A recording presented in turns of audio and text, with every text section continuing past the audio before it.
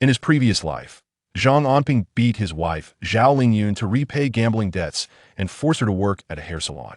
Desperate and heartbroken, Zhao Lingyun drowned herself together with their young son, Xiao Bao.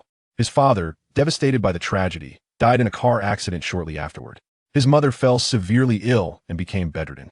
His younger sister dropped out of school to care for their mother and later vanished without a trace.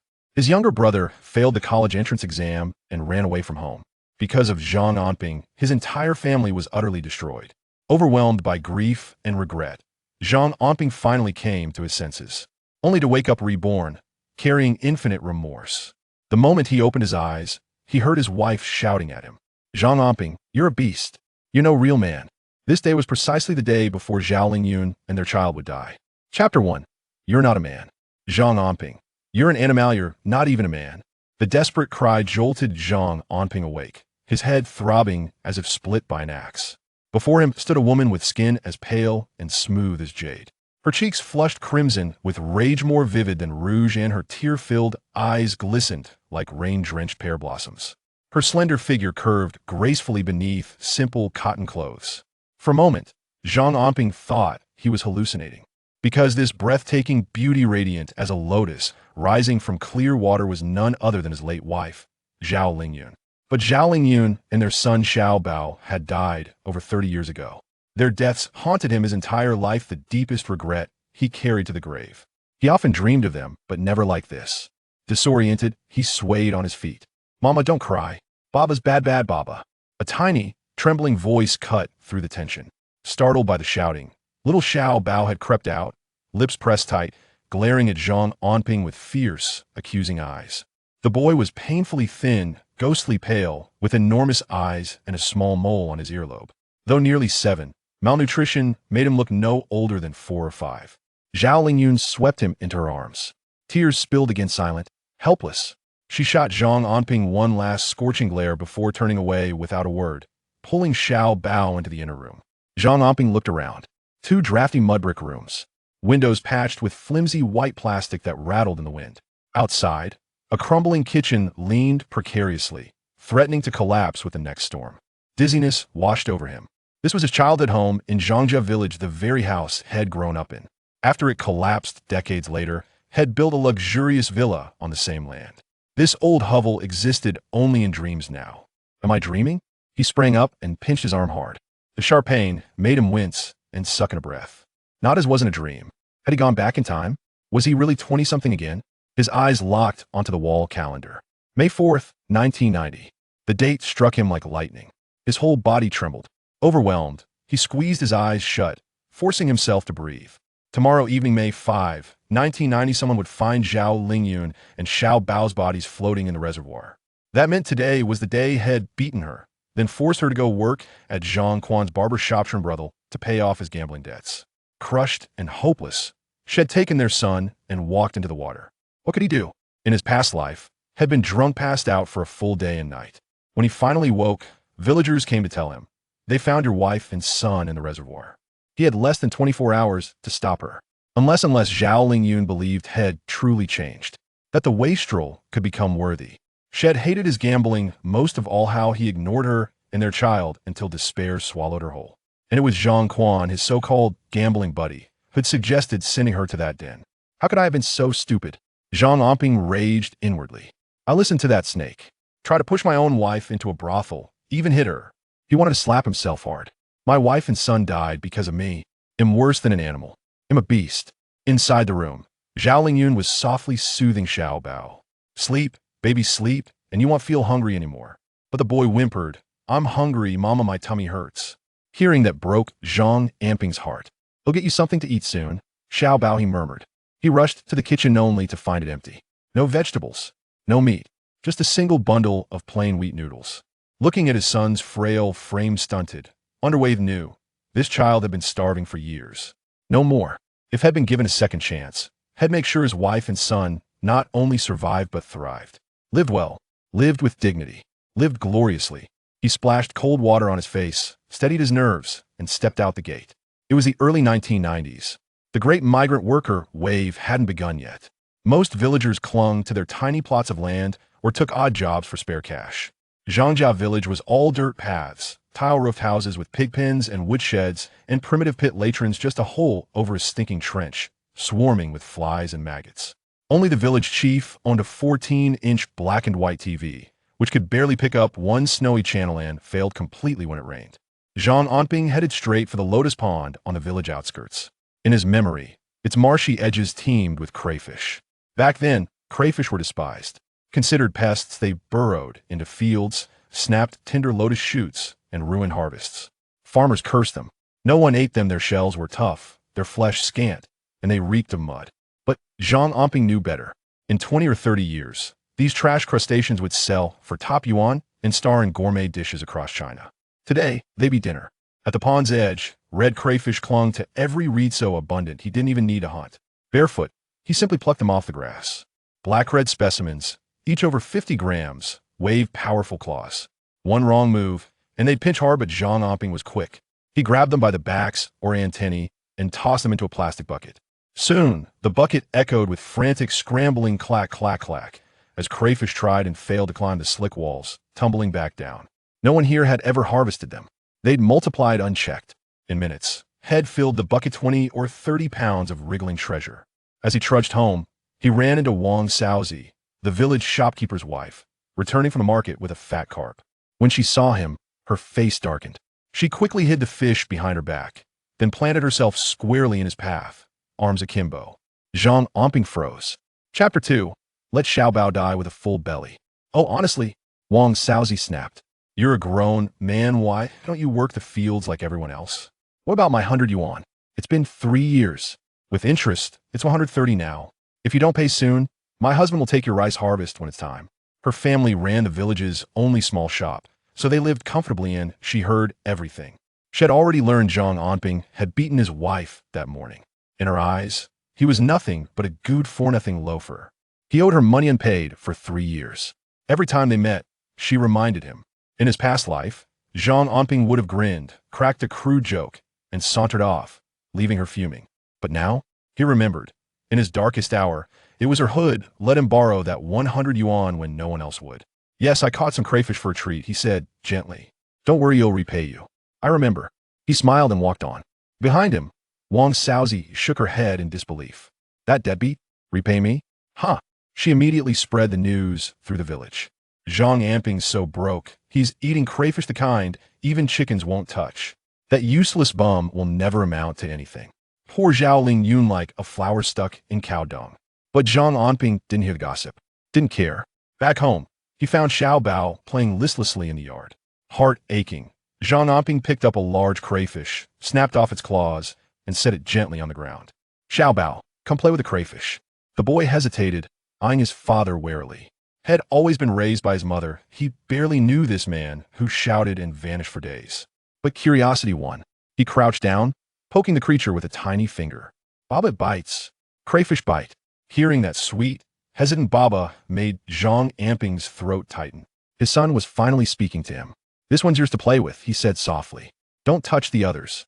Baba's making noodles for you. He ruffled the boy's hair, noting his stick-thin arms and legs. Born premature and chronically underfed, Xiaobao was half a head shorter than other kids his age. In his past life, Zhang Anping had only ever yelled at the boy so Xiaobao feared him, avoided him, watched him with wide, frightened eyes. That fear was why Zhao Lingyun had taken Xiaobao with her into death. If left with him, the boy would suffer. But this time, Zhang Anping didn't snap. Instead, he fetched a stool for Xiaobao and began cleaning the crayfish. He scrubbed the big black-red ones meticulously, then soaked them in clean water. These would become braised spicy crayfish. The smaller ones, he shelled in a plump, white morsels pure tail, meat filling a whole bowl. After marinating the shrimp with ginger, garlic, and scallions, he stir-fried them quickly. A rich, savory aroma bloomed instantly. Drawn by the scent, Xiaobao scampered into the kitchen, eyes fixed on the glistening white shrimp. He sniffed deeply, then cried out, Baba, I'm so hungry, it smells so good. Zhang Anping's heart swelled. He knelt, picked up a piece with chopsticks, and placed it in Xiaobao's mouth. The boy slurped it down in one gulp, then beamed. Delicious, Baba. So yummy. Hey, eat plenty. Zhang Anping laughed, relief washing over him. Of course kids love shrimp even if there's not much meat. He turned to the big crayfish, poured in a bottle of beer, and began braising them just as he remembered from the Futuria sizzling, fragrant masterpiece. The aroma drifted through the yard and beyond. Next door, his uncle's wife, Huang Jiuhua, poked her head out, nostrils flaring. What's that smell? Coming from their house. That good thing actually cooking something decent? She scoffed. His kid's getting skinnier by the day, looks half dead. Though Huang Jiuhua was his aunt by marriage, she had always looked down on him. Her son, Zhang Anping, Zhang Anping's younger cousin, was the village's only college student, studying in the provincial capital. Graduation was a year away. With a scholar son, Huang Jiuhua strutted with pride. Compared to her brilliant boy, Zhang Anping was trasha drunken gambler with no future. So when she smelled cooking, her first thought, did he steal my chicken? She hurriedly scattered grain, called her hens back, and counted them anxiously, never imagining the heavenly scent came from lowly crayfish. Meanwhile, Zhang Anping served noodles piled high with snow-white shrimp. Xiao Bao drooled, bouncing impatiently on his stool. Go call Mama to eat, Zhang Anping urged. He called Zhao Lingyun several times, but she stayed silent in the inner room, numb with despair. Panicked, he sent Xiao Bao instead. Mama, come eat. It's so yummy. Baba made shrimp big ones, this big. The boy stretched his arms wide to show. But Zhao Lingyun didn't believe him. Zhang Anping never cooked. There's no food in this house. She had already decided. She had traded her jade bracelet for rice. If we must die, let Xiao Bao die, with a full belly. Chapter 3. Can your father cook? Foolish child, how could your father possibly cook? Zhao Lingyun let out a bitter laugh, holding little treasure close. Knowing the child had to endure the same plight. Suddenly, a strange and enticing aroma wafted in from the open door, a scent Zhao Lingyun had never encountered before. Leaving her somewhat bewildered, glancing down at little treasure, she felt a twinge of disbelief. Father can cook shrimp, such big shrimp. Just wait, Mom. I'll bring it to you. Little treasure pouted, expressing his dissatisfaction as he dashed off to present the oil-braised shrimp to his mother. Following closely behind, Zhao Lingyun's eyes fell upon a large basin filled with vibrant red lobsters on the table. The extraordinary fragrance emanated from that very dish. Why do the lobsters smell so divine? Did Zhang Anping really make this? Zhao Lingyun found it hard to believe that such aromatic lobsters, with their shells intact, could be crafted by him. Mom, look at the lobsters that Daddy made. I told you I wasn't lying. They're all made by him. Little treasure exclaimed joyfully as he hopped onto a stool, a bowl of noodles before him piled high with pristine shrimp, more than the noodles themselves. Lingyun, please do not be upset. Have a bite to fill your belly. Rest assured, I will never let little treasure or you go hungry again, nor will I allow you to suffer. Come, sit down and try my culinary skills. Zhang Anping wore a broad smile, appearing genuinely remorseful and eager to reform. However, Zhao Lingyun remained unmoved. She said nothing, avoiding his gaze, and simply lowered her head to retrieve a bowl of noodles, taking a seat beside little treasure. Zhang Anping diligently peeled the lobster shells and placed them into Zhao Lingyun's bowl, yet she felt conflicted, wanting to discard the peeled lobsters, but recognizing that it was all meat. Their family was impoverished, and such a rare opportunity to eat meat made it impossible for Zhao Lingyun to waste food. Finally, she steeled herself and took a bite, her eyes widening in surprise. The flavor of the lobster was indeed exquisite, its flesh both tender and fragrant, leaving her somewhat dazed. Having never tasted lobster before, Zhang Anping's lobster was unexpectedly delicious. Another peeled lobster was placed in a Zhao Lingyun's bowl, and this time she did not hesitate. Such delectable food deserved to be savored, ensuring that if she were to leave, she would do so without regrets. With a sense of resignation, she accepted the shrimp he offered. Zhang Anping continued to peel shrimp, the basin containing several pounds of them, the flavor enhanced by beer, offering a remarkable taste that lingered in Zhao Lingyun's mouth. Though the two remained silent, they were at least not quarreling as they had earlier. Little treasure, with noodles falling onto the table, promptly picked them up with his chopsticks, wasting nothing, and each time he took a large bite of shrimp, he would glance at Zhang Anping, inquiring, is Daddy good? Behave, and next time Daddy will make you lobster again, and I'll even buy you candy. Candy? Daddy, I want candy. I want candy. The one who buys me candy is the best daddy. Little treasure's eyes sparkled at the mention of sweets. Growing up, he had only ever seen others enjoy candy, often finding joy merely in licking discarded wrappers, but the thought of candy made his words clearer and more animated. His urgent and agitated demeanor brought tears to Zhao Lingyun's eyes. Little Bao truly suffered. Not only was he deprived of sweets, but even a modest serving of fish or meat was a luxury, leaving him in such a state. Thus, she resolved to depart from this world, undoubtedly taking little Bao with her, for he was also a child destined for hardship. All right, this afternoon I will earn some money to buy you sweets. and tonight we shall dine on meat. I promise, from now on, I will ensure you are well fed and warmly clothed." The fervent voice of little Bao softened Zhang Anping's heart. In his previous life, he amassed considerable wealth, yet in the end, the ones he cherished most were no longer present, rendering his riches meaningless. Now that he had been reborn, he could not allow Zhao Lingyun to harbor thoughts of death, nor could he permit her to take little Bao with her into the abyss. However, after their meager meal, there was no leftover rice. He needed to devise a plan to earn money swiftly, to buy sweets for little Bao and improve their living conditions. He aimed to convince Zhao Lingyun that he had turned over a new leaf, dispelling her suicidal inclinations and fostering a willingness to raise little Bao together. At that moment, though, no matter what Zhang Anping said, Zhao Lingyun would not believe him. After tidying up the dishes, he informed Zhao Lingyun that he would take little Bao to the city that afternoon to sell the remaining lobsters in hopes of exchanging them for some money. They had about 20 pounds of glossy black lobsters left. Zhang Anping recalled that during his past life, at this time, a certain eatery in the city had begun offering a new dish of oil-braised lobsters. Despite its novelty and limited audience, the restaurant flourished due to the owner's exceptional culinary skills.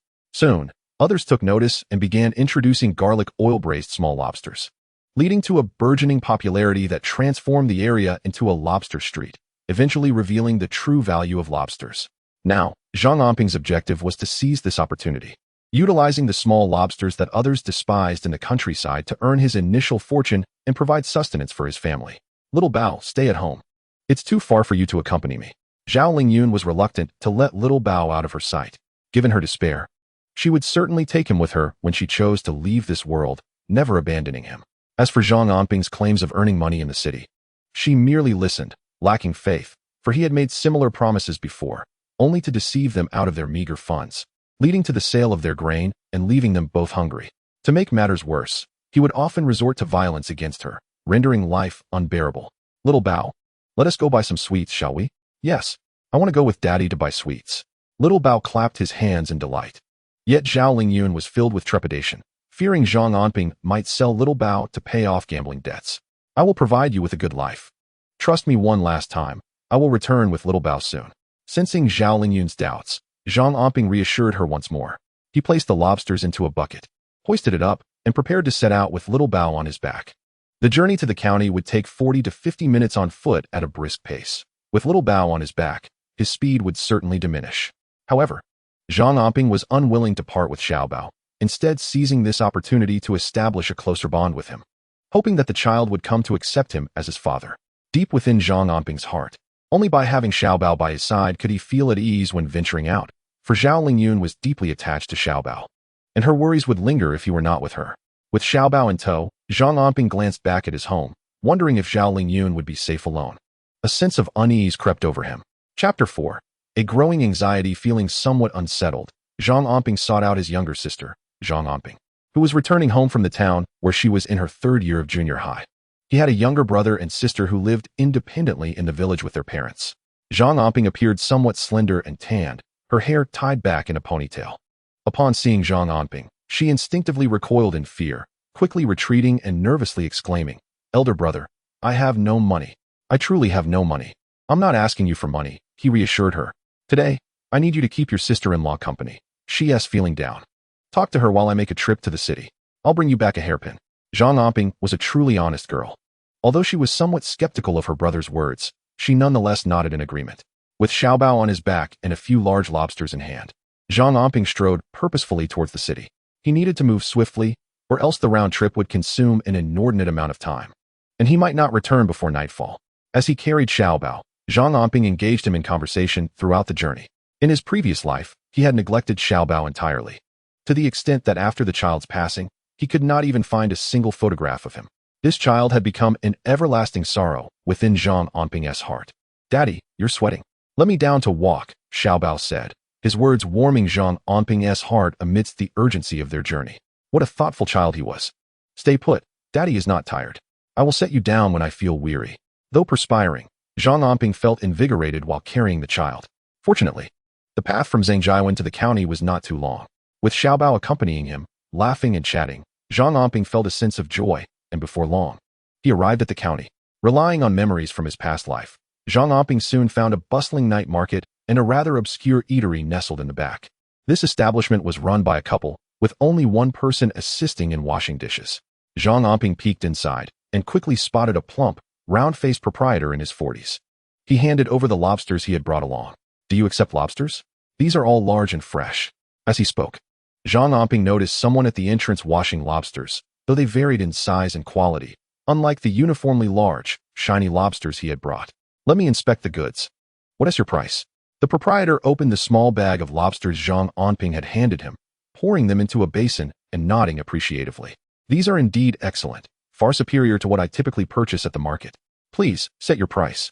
If you find it satisfactory, I can deliver it to you tomorrow, ensuring freshness and that there are no deceased shrimp." At this moment, Zhang Anping, holding his child Xiaobao, exuded a sense of sincerity. The proprietor surveyed the goods, pondered for a moment, and remarked, 90 cents. Then, "If the quality is this excellent, I can certainly arrange for delivery tomorrow." "Very well, 90 cents it shall be. Please select and remove any that are dead. If there are none, we can proceed to weigh them. It should be over 20 pounds. Zhang Anping readily agreed. For there were plenty of shrimp in Zhangjiawen, although not many were aware of the lucrative market for these lobsters. This would allow him to earn a bit of money. But once everyone became aware, he would have to seek alternative means. The owner promptly weighed the shrimp, concluding it to be just over 20 pounds, and settled on a price of 18 yuan, issuing small notes of 1 and 2 yuan each. 18 yuan was a considerable sum for Zhang Anping at that time, as money held substantial value. 10 yuan could procure meat, fish, and a large basket of vegetables. Thus, his trip to the city proved worthwhile. Clutching the money, Zhang Anping purchased 10 buns for 1 yuan, handing them to Xiaobao, and also bought a handful of candies for 50 cents, amounting to over a dozen. Delighted, Xiaobao eagerly tore open a candy wrapper. "Daddy, let me give you a lick. Just one lick, it's so sweet." Xiaobao joyfully held his lollipop, reluctant to share it with Zhang Anping, his little face scrunching in concern that his father might consume the entire treat. This expression elicited hearty laughter from Zhang Anping. "What a charming little fellow. Why didn't I notice this in my previous life? This child is quite perceptive." Not rushing home, Zhang Anping sought out several owners of street food stalls to promote his small lobsters. For those uninterested in lobsters, he offered rural eels and loaches. Having engaged in business in his previous life, his eloquence and ability to gauge people's thoughts were remarkably astute, allowing him to quickly secure several deals for supplying lobsters or eels, along with agreed prices. After finalizing these arrangements, Zhang Anping was on his way home when he passed a jewelry store. He paused, entered, and first purchased a beautiful red hairpin for his sister, Zhang Anping. After some deliberation, he carefully selected a light blue, butterfly-shaped hairpin for Zhao Lingyun, adorned with a few acrylic stones that sparkled like diamonds. In this era, such accessories were quite fashionable and beautiful, costing just over 2 yuan in total. With a little money left, Zhang Anping bought a pound of meat and a pound of pig liver, as well as 10 pounds of rice. When he had 8 yuan remaining, he finally headed home with Xiaobao on his back. Meanwhile, at home, Zhang Anping's sister, Zhang Anping, felt restless. She frequently cast covert glances at her sister-in-law, Zhao Lingyun, noticing something awry in her demeanor, which seemed lost in thought. She even retrieved a piece of hemp rope, her gaze wandering around the house as if searching for a suitable place to use it. This notion filled Zhang Anping with unease, prompting her to engage Zhao Lingyun in conversation about how clever Xiaobao was, sharing how she was teaching him to recognize words, and how quickly he learned. "Sister-in-law, Xiaobao is remarkably intelligent.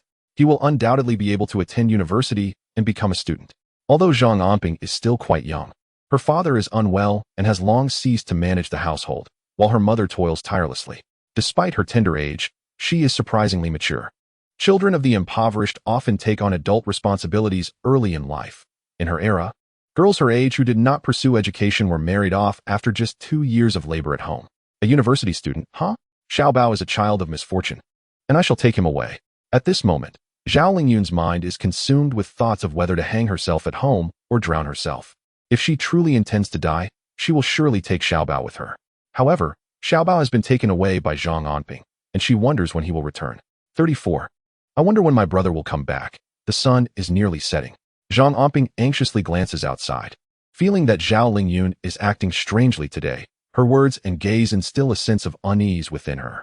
If her brother does not return soon, she fears that something terrible may befall her sister-in-law, and Zhang Anping's heart is filled with dread. Chapter 5. "Mother, this candy is so sweet." As darkness approaches, Zhang Anping finally arrives home, carrying Xiaobao on his back. Zhang Anping, who has been anxiously watching for his return, breathes a sigh of relief upon seeing her brother and rushes to greet him, immediately chattering away. Her words send a chill through Zhang Anping's heart. Oh no! Could Zhao Lingyun be contemplating suicide in the house? Is her resolve to end her life truly that firm? It is no wonder, in her previous life, their bodies had floated to the surface of the reservoir the very next afternoon. Perhaps in her past, Zhao Lingyun had originally intended to hang herself in the house. But upon finding Zhang Anping asleep, she changed her mind and led Xiaobao to the reservoir instead. This evening, he must devise a way to dissuade Zhao Lingyun from her dark thoughts, to illuminate a glimmer of hope in her eyes. For only then will she possess the will to live. Here, I bought you a hairpin, and I also have 2 yuan for you to take to school tomorrow. Zhang Anping pulls 2 yuan from his pocket and hands it to his sister, leaving her utterly astonished, stepping back in disbelief. Since she can remember, this mischievous brother has tricked her countless times. He has swindled her out of money far too many times to count. And this is the first time he has ever gifted her something, along with 2 yuan. It feels surreal, as if she is in a dream. Brother, it's getting late, so I should head back. I need to go to the town tomorrow morning. Thank you, brother. Zhang Anping clutches the red hairpin tightly, her face beaming with joy, utterly exhilarated. In truth, Zhang Anping's brother had been quite the scoundrel, having driven out their parents and siblings from their home to claim it for himself. Fortunately, their mother had saved a bit of money and built 3 earthen rooms in the village, providing them with a semblance of shelter. Yet, in the entirety of Zhangjiawan, only their 2 families resided in earthen houses, while others at least had homes made of blue or red bricks with tiled roofs. In her previous life, Zhang Anping had little contact with her brother and parents, and after Xiaobao's death, her sister had dropped out of school and vanished without a trace. This time, Zhang Anping's initiative to seek her sister's assistance is also a chance to alter her sister's tragic fate. Lingyun, come quickly and help me light the fire for cooking. Xiaobao must be starving. As Zhang Anping entered, he called out to Zhao Lingyun as if nothing were amiss. Sometimes, interpersonal relationships require effort, communication, and collaboration to nurture affection, rather than simply neglecting one another. Indeed, Zhao Lingyun hesitated for a moment before following him into the kitchen. It was not that she was unwilling to prepare a meal in advance. Rather, the pantry was bare, with only a few greens and peppers from the small vegetable garden outside, and no staple foods like rice or flour. At this moment, Xiaobao was playing in the kitchen, shoving pieces of candy that Zhang Anping had bought into Zhao Lingyun's mouth. Mama, candy. Daddy bought it. And there's meat too. Daddy bought meat. As Xiaobao pressed the candy into her mouth, Zhao Lingyun felt her eyes moisten, and she suddenly embraced Xiaobao, nearly shedding tears. What a wonderful child. So aware of his mother's feelings, yet she longed to take him away from this world. Zhang Anping had been keenly observing Zhao Lingyun's expressions and emotions. Fully aware of her thoughts, while chopping vegetables, he engaged her in conversation. I drank too much today. It was my fault, and I should not have hit you. It will never happen again. I discovered a place selling crayfish for just 90 cents a pound. There are plenty of crayfish in the marshes near the lotus pond in the village. Tomorrow, if you're free, let us go catch some to sell in the city. I promise I'll stop gambling and focus on living well. We can earn some money and prepare delicious meals for Xiaobao. I've heard that children should eat plenty of bone broth and meat to grow tall. As he spoke, Zhang Anping had already prepared the pork and pig liver. He intended to make pig liver soup, setting aside a generous portion of the rendered lard in a jar, while the remaining meat was reserved for stir-frying with peppers. He also boiled a large pot of fragrant white rice. When the steaming rice was brought to the table, Zhao Lingyun felt a pang in her nose, and her eyes reddened further. Since being with Zhang Anping, she had never properly enjoyed a meal of white rice. Most of the time, they subsisted on cornbread, sweet potatoes, and other coarse grains, including the meager supply of white noodles she had saved for a long time. Having consumed white noodles for breakfast and now white rice for dinner, Zhao Lingyun felt as if she were savoring a final feast. It seemed worth it. However, upon hearing Zhang Anping mention that crayfish were only 90 cents a pound, she was momentarily taken aback, biting her lip as she glanced at Xiaobao, who was devouring his food with gusto. Unable to contain herself, she finally asked, "The crayfish you brought back at noon, were they really 90 cents a pound? Does anyone actually want those?" "Yes, crayfish are quite delicious. The issue is that many people are unaware of the cooking methods. Moreover, once city dwellers gradually accept them, their market will flourish. If you have nothing to do tomorrow, let us catch some crayfish together, but be quick and don't let anyone see us." Zhang Anping suddenly remembered something and smacked his forehead. "I also brought back some buns for you." He hurried to retrieve the buns, having bought 10 in total. Fearful that Xiaobao might go hungry on the way, he hadn't eaten a single one, bringing them all home to steam on top of the rice. He handed one to Zhao Lingyun. "Try it. It's filled with chives and eggs." Zhao Lingyun did not take the bun, but instead lowered her head to eat. While Xiaobao looked up curiously. Mother, that bun was left for you by Dad. He didn't eat any, saying he brought them back for you. Little Bao was devouring pig liver with great enthusiasm. It was a rare treat for him, as he seldom encountered meat. After being marinated by Zhang Anping, the liver was particularly tender, devoid of any unpleasant odor, and instead, it was exceptionally fragrant. In his memory, Little Bao had never tasted such delectable meat. In fact, this was his first encounter with pig liver. Little Bao, you should have a bun too. Zhao Lingyun's tears silently streamed down her cheeks. She covered her eyes with her hands, discreetly wiped her tears away, and managed to smile at Little Bao as she placed a bun into his bowl. This meal brought Little Bao immense joy. He chattered away, seemingly brimming with excitement. Although Zhao Lingyun remained silent, her tears had ceased, and she was reluctant to speak with Zhang Anping, harboring a lingering resentment in her heart. Zhang Anping was acutely aware of this. It was his own past misdeeds that had caused her pain. He understood all too well that her feelings of animosity towards him were justified. Tomorrow marked the anniversary of Zhao Lingyun's death in his previous life.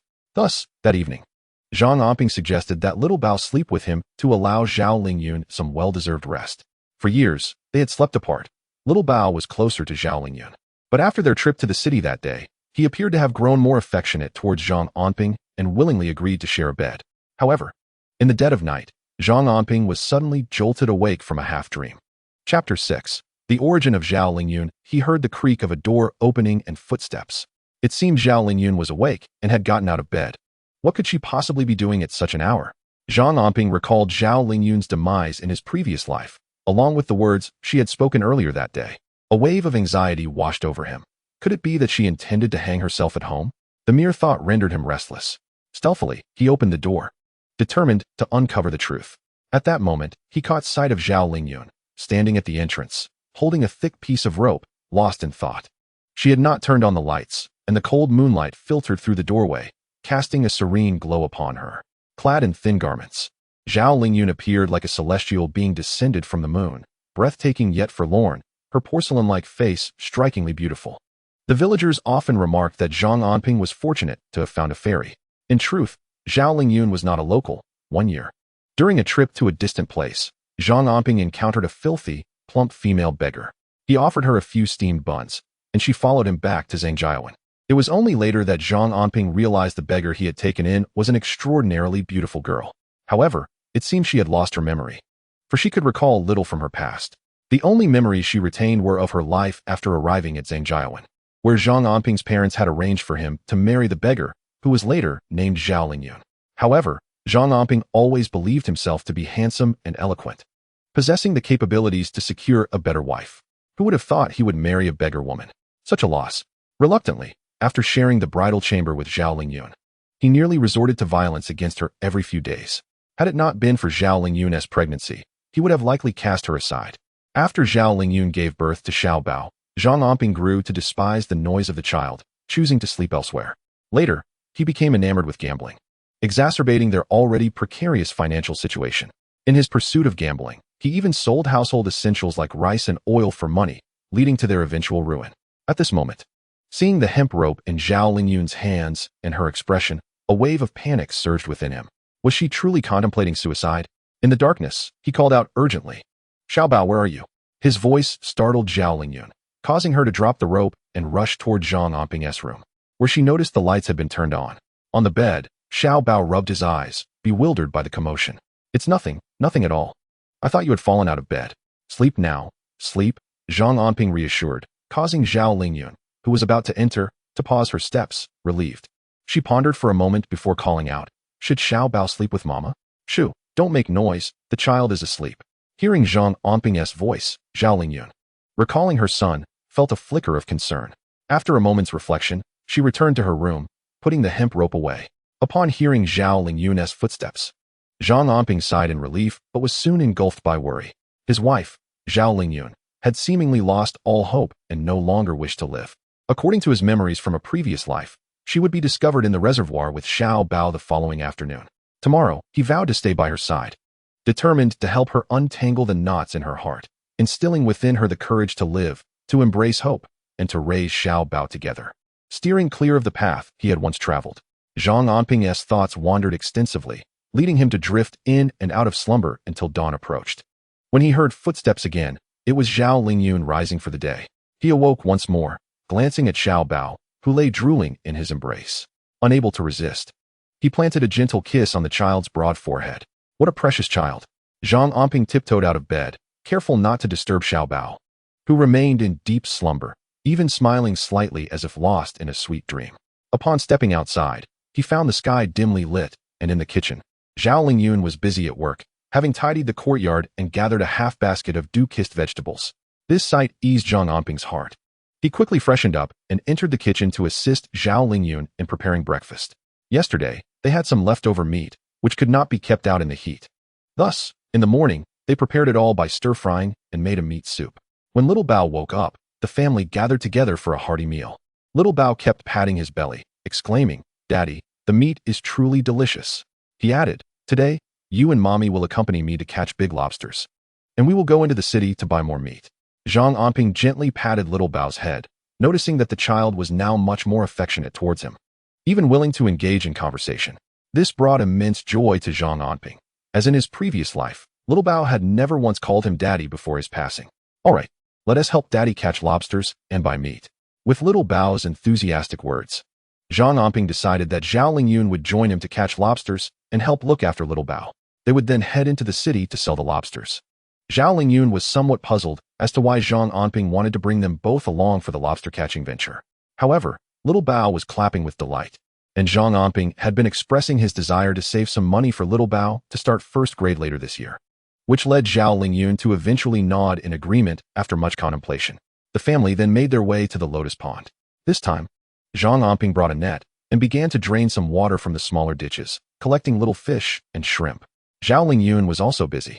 She carried 2 buckets and a burlap sack to the shore. Quietly, she assisted Zhang Anping in scooping up lobsters with the net and tossing them into the buckets. Meanwhile, little Bao stood guard beside the 2 buckets, but his curiosity got the better of him. When he reached out to touch a lobster, he let out a loud cry as its claw pinched his hand. "Children should not touch these lobsters. You can only look, not touch." Zhang Anping quickly exclaimed upon hearing little Bao's cries. He swiftly placed the child's hand back into the pond, and the lobster released its grip upon contact with the water, leaving little Bao's fingers slightly reddened. With tear-filled eyes, little Bao attempted to hold back his sobs, prompting Zhao Lingyun to comfort him with a hug. "How about I take the child for a stroll by the reservoir? There's sand there that he loves to play with," she suggested. Chapter 7. An uneasy mind today. Zhao Lingyun contemplated taking little Bao to the reservoir. Zhang Anping felt a jolt of alarm. He recalled that in his previous life, it was on this very afternoon, just a few hours later, that someone discovered Zhao Lingyun and little Bao, who had drowned in the reservoir. "No, the reservoir is unsafe since there are few people around. Little Bao, you are a brave young man. Here, have some candy and sit in the shade while we finish our tasks. Once we're done, we will take you into the city, all right? Don't cry." Zhang Anping hurriedly unwrapped the candy, cautious not to dirty it with mud. With red-rimmed eyes, little Bao had a piece of orange-flavored candy placed in his mouth by Zhang Anping. Although he wanted to cry, the sweetness overwhelmed him, and despite the tear streaks on his face, he managed to smile and nodded vigorously. "Yes, Daddy, I want more candy. I want meat too. I want tea." Cry. "I want tea." Little Bao's brave demeanor, blending tears with laughter, brought a sigh of relief to Zhao Lingyun, who chose not to mention the excursion to the reservoir again. As Zhang Anping and Zhao Lingyun continued to catch shrimp, they soon filled the 2 buckets they had brought, estimating their haul to be around 40 to 50 pounds. Zhang Anping, unable to carry it all, suggested they first return home to prepare a meal before heading to the city in the afternoon. "I will take Xiaobao back first. You can join us for dinner later," Zhao Lingyun said, holding Xiaobao's hand. Zhang Anping initially nodded but then hesitated, glancing at the sky before shaking his head. "I will return home with you. I happen to be hungry as well." Today, Zhang Anping resolved to remain with Zhao Lingyun and Xiaobao, unwilling to part from them. Driven by an unsettling awareness of the past, today marked the anniversary of Zhao Lingyun and Xiaobao's departure from this world. Zhao Lingyun cast a glance at Zhang Anping, but chose not to speak further as the family hurried home. It was now May, and the midday sun had begun to warm the air. Upon arriving home, Zhang Anping took the initiative to cook, frying the small fish in yesterday's pork fat until they were fragrant, followed by a stir-fry of greens, and then preparing rice. After a morning spent diligently catching crayfish, both Zhang Anping and Zhao Lingyun were famished, and when the steaming white rice was served, the family enjoyed their meal heartily. After dining, Zhang Anping decided to borrow a cart from Sister Wang to transport the crayfish to sell and purchase some items in return. Noting that Xiao Bao could take a nap on the cart. Today's catch was substantial, weighing between 50 to 60 pounds. And it was imperative to get it to the city quickly, or the shrimp would perish.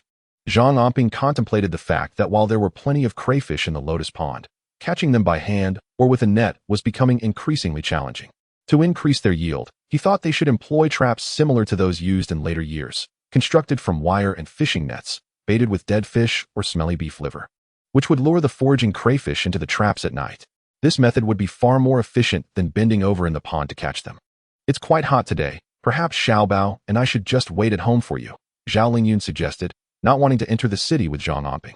She felt a lingering frustration and found it difficult to feign nonchalance while engaging in light-hearted banter with him. Not a chance. You two should take a nap while the sun is less intense, and then we'll head to the city, Zhang Anping stated firmly, resolute in his decision not to leave Zhao Lingyun and Xiao Bao behind. After all, once he entered the city, he would have no knowledge of what might befall them in the village. The thought of a repeat of past tragedies, such as drowning, filled him with dread, leaving him without the courage to endure another loss. Seeing Zhang Anping's determination, Zhao Lingyun acquiesced, agreeing to rest with Xiao Bao while he went to borrow the cart from Sister Wang. In those times, carts were not commonly used, as three-wheeled vehicles had begun to dominate the roads into the city, costing 50 cents per trip, a sum Zhang Anping hesitated to part with due to financial constraints. Thus, he opted to use the cart for transporting goods to the city. When Zhang Anping approached Sister Wang to borrow the cart, she appeared somewhat reluctant, grumbling. You still owe me 100 yuan. When will you repay me? This cart is not cheap, and what if you damage it? Sister Wang, it's not urgent. I just need it for a trip to the city. I want to use it for free. I'll pay you 50 cents for the trip. Is that agreeable? As soon as he had some money, he promised to repay his debts. Zhang Anping, with his sweet tongue, made promises to Sister Wang, vowing to bring back 50 cents and to repay his debts when he was financially able. After much persuasion, he finally managed to borrow the cart. When Zhang Anping, with a bold demeanor, returned to his doorstep with the cart, his previously displeased expression instantly transformed into a cheerful smile. He was determined not to carry any negative emotions back home. Inside, Zhao Lingyun and Little Bao were napping. Upon seeing this, Zhang Anping quietly stepped outside, noticing the heat of the day, and decided to gather some iron wires to craft a trap for catching crayfish. In his past life, he had seen such traps, measuring about 1 to 2 meters in length, intricately bound with iron wire, fishing line, and nets, designed with holes that mimicked the habits of crayfish, easy to enter but difficult to escape. Seated in the courtyard, he diligently worked, occasionally glancing towards the house. He remained vigilant, convinced that with Zhao Lingyun and Little Bao inside, nothing untoward could happen. However, Zhao Lingyun was restless in her sleep, plagued by nightmares that left her in a daze. When Zhang Anping called for her and Little Bao to wake up, her complexion was notably poor. I feel dizzy. Perhaps Little Bao and I should stay home while you go to the city? Just before leaving, Zhao Lingyun attempted once more to communicate her desire to stay with Little Bao, but Zhang Anping adamantly refused, even casting a stern glare at her. This sent a shiver down Zhao Lingyun's spine, reminding her of the previous day when Zhang Anping had struck her. Fortunately, she remained silent and followed him. The 2 large buckets of crayfish were placed on the cart, along with a tattered quilt, on which Little Bao sat, visibly excited, as he had never ridden on a cart before and found it to be quite delightful. Upon exiting the village, Zhang Anping halted the cart at a threshing ground to gather some straw, placing it beneath the cart to ensure Little Bao's comfort. Furthermore, he gestured for Zhao Lingyun to join him on the cart, startling her. She flatly refused to get on. Hurry up and sit down. You're taking too long. If we delay, we'll have to return in the dark tonight. Move quickly. Zhang Anping observed a notable characteristic of Zhao Lingyun, though somewhat stubborn. She possessed a gentle temperament and often complied with his requests. In his past life, despite frequently striking her, she had mostly endured in silence. He couldn't fathom why she had chosen to take Little Bao and end their lives by drowning. As Zhang Anping pondered this matter, he was interrupted by a shout from someone in the village, announcing that Zhang Quan had caught a massive fish weighing over 20 pounds at the reservoir. Hearing this, Zhang Anping felt a jolt of alarm. Zhang Quan was fishing at the reservoir? In his previous life, he had been oblivious to this event, having been asleep from drunkenness. And it seemed no one had informed him about Zhang Quan's fishing exploits at noon, after Zhao Lingyun and the corpse of Xiao Bao were retrieved. Zhang Anping noticed that Zhang Quan was nowhere to be seen. If he had indeed been fishing at the reservoir during the afternoon, he would have undoubtedly witnessed Zhao Lingyun's tragic act of self-destruction. This led to a rather audacious conjecture that darkened Zhang Anping's countenance. It appeared that Zhang Quan, in his previous life, had succumbed to folly, associating with him, and still owed him 3,000 yuan in gambling debts. Were it not for his incitement, he would not have even contemplated sending Zhao Lingyun to work at a salon to repay the debt. Indeed, Zhang Quan was not a commendable individual. Why are you still walking? Hurry and sit down. Zhang Anping, lost in thought, spoke with a stern tone upon noticing Zhao Lingyun still on her feet. With her head bowed, she climbed onto the cart, tightly embracing Xiao Bao. The cart strap dug painfully into Zhang Anping's shoulder. In his previous life, he had never endured such hardship. Yet, his thoughts were solely focused on sparing his wife and son from suffering. Thus, despite the fatigue, he moved swiftly. For the weather was hot, and he needed to deliver the crayfish promptly. Otherwise, they would lose their value. Zhao Lingyun observed beads of sweat on Zhang Anping's forehead. His clothes soaked and clinging to his body, yet he remained cheerful and full of vigor. At this moment, Zhang Anping felt elated. Zhao Lingyun and Xiao Bao were safely seated on his cart, and with every step he took, he felt a sense of reassurance. Throughout the journey, Zhao Lingyun attempted to dismount several times, but Zhang Anping insisted she remain seated while he pulled the cart. Only in this way did he find a sense of comfort and contentment. In his previous life, Zhao Lingyun and Xiao Bao would likely have perished by now. Yet in this life, they were still alive and well, sitting on the cart, which invigorated Zhang Anping immensely. Typically, a journey that would take 50 minutes was completed in just over half an hour as Zhang Anping hurried along, pulling the cart. Following the leads he had secured the day before, he delivered the crayfish to several local shops. Zhao Lingyun, along with Xiao Bao, looked on in astonishment as Zhang Anping, seemingly transformed, engaged in lively conversation with the shop owners, establishing connections and exchanging pleasantries. When weighing the crayfish, he would often add a few smaller ones as a complimentary gesture. Though the gifts were modest, they left a favorable impression on the shop owners, who were quite generous when it came time to settle the bill. He sold 20 pounds at the first shop, 30 pounds at the second, and 10 pounds at the third. By the time he finished delivering, Zhang Anping found himself with over 50 yuan in hand, an impressive sum for a family as impoverished as his. After all, many workers earned only 30 or 40 yuan a month. The purchasing power of the renminbi in the 1990s was formidable. Many items cost just a few dimes.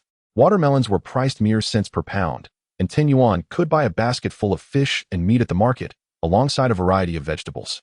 Today, Zhang Anping brought a cart with the intention of purchasing a substantial amount of rice, flour, and meat. Observing the frail figure of Xiao Bao, he felt a pang of sympathy, realizing the necessity to nourish him adequately. After spending over 50 yuan, Zhang Anping handed 20 yuan to Zhao Lingyun, leaving her utterly astonished and momentarily speechless. "No, I cannot accept this money. It is yours, earned by your labor. It is only natural for a husband to provide for his wife. With money in hand, you should prepare better meals for Xiao Bao," she protested. However, Zhang Anping, with a generous spirit, insisted on placing the money firmly into her hands. In his previous life, he had possessed an abundance of wealth. Yet those surrounding him were always scheming to exploit it. Unlike Zhao Lingyun, who, despite her own poverty, was willing to offer him her last penny. With the money clutched in her hand, Zhao Lingyun's expression was one of complexity. This 20 yuan, along with the 5 yuan from yesterday, marked the first time since being with Zhang Anping that he had willingly given her money. In the past, he had even sold the grains from their home and had deceived her out of funds meant for Xiao Bao's medical care. But now, he seemed to have undergone a transformation. Zhang Anping then led them to the butcher's shop, where, in this era, everyone struggled financially, and the better cuts of fatty meat had long been sold out. The shop was left with only pig liver, kidneys, some offal, and lean meat, alongside bones carelessly tossed aside. "How much for these 2 marrow bones? And what about the pig liver and heart?" he inquired. "Each marrow bone is 3 jiao per jin. These 2 weigh 4 jin and 2 liang, so 1 yuan and 2 jiao will suffice.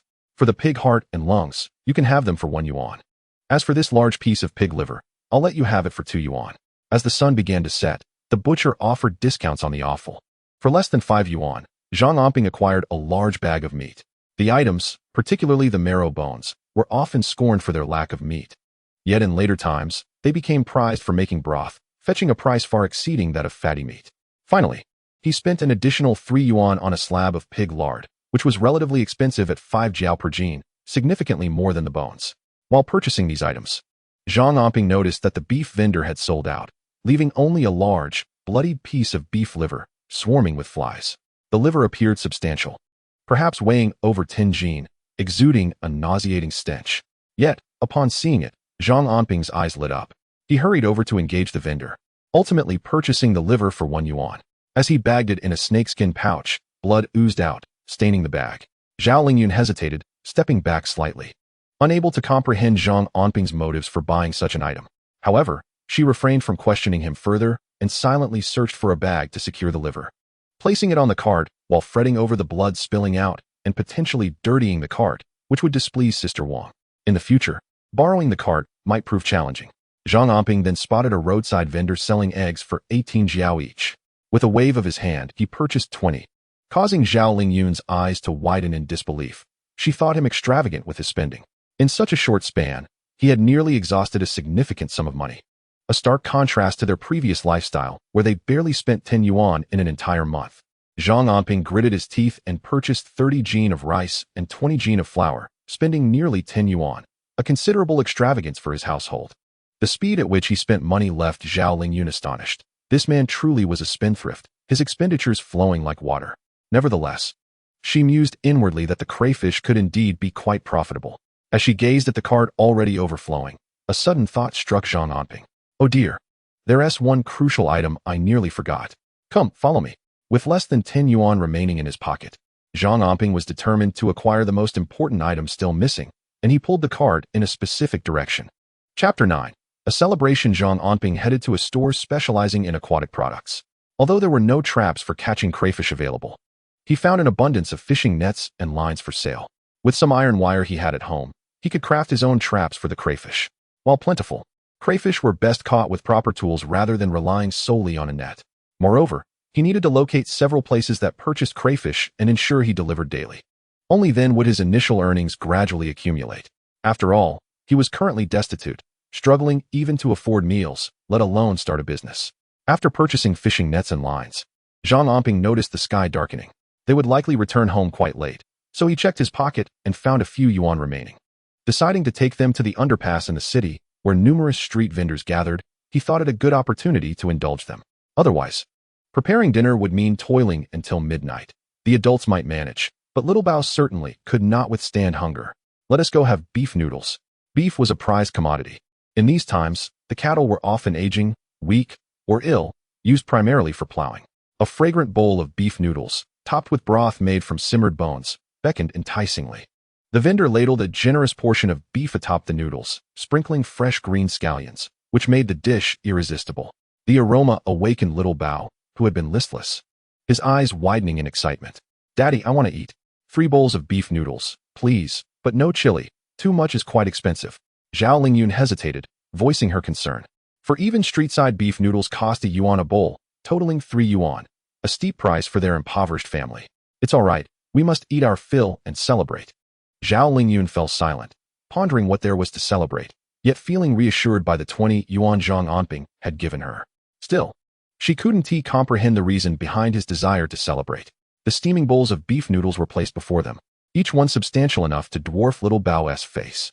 Go ahead, eat up. Zhang Anping picked up beef from his bowl and piled it into little Bao's. Then transferred some of the noodles from his own bowl to Bao's, as the broth threatened to overflow. In this day and age, beef is inexpensive, and the proprietor generously serves a plentiful portion. Zhang Anping, after serving several pieces to Xiaobao, placed the remaining beef into Zhao Lingyun's bowl, leaving only a bowl of plain noodles for himself. He dedicated all the beef to his wife and child. Despite this, a joyful smile graced Zhang Anping's face as he savored the steaming noodles, glancing at Xiaobao and Zhao Lingyun beside him, causing his eyes to glisten with unshed tears. Suddenly, Xiaobao looked up and asked, Daddy, is the beef noodle not delicious? Why are you crying? Here, eat the beef. It's so fragrant.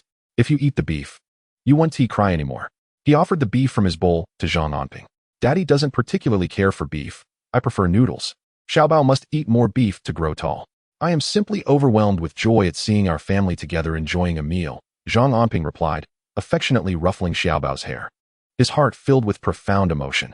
In a previous life, at this very moment, Xiaobao and Zhao Lingyun had already become cold corpses, lifeless in their home. That night was the coldest and saddest of his existence, as if the entire world had abandoned him. The sorrowful loneliness and heart-wrenching pain were memories Zhang Anping could never erase. Yet now, the grim scenes of his past had vanished.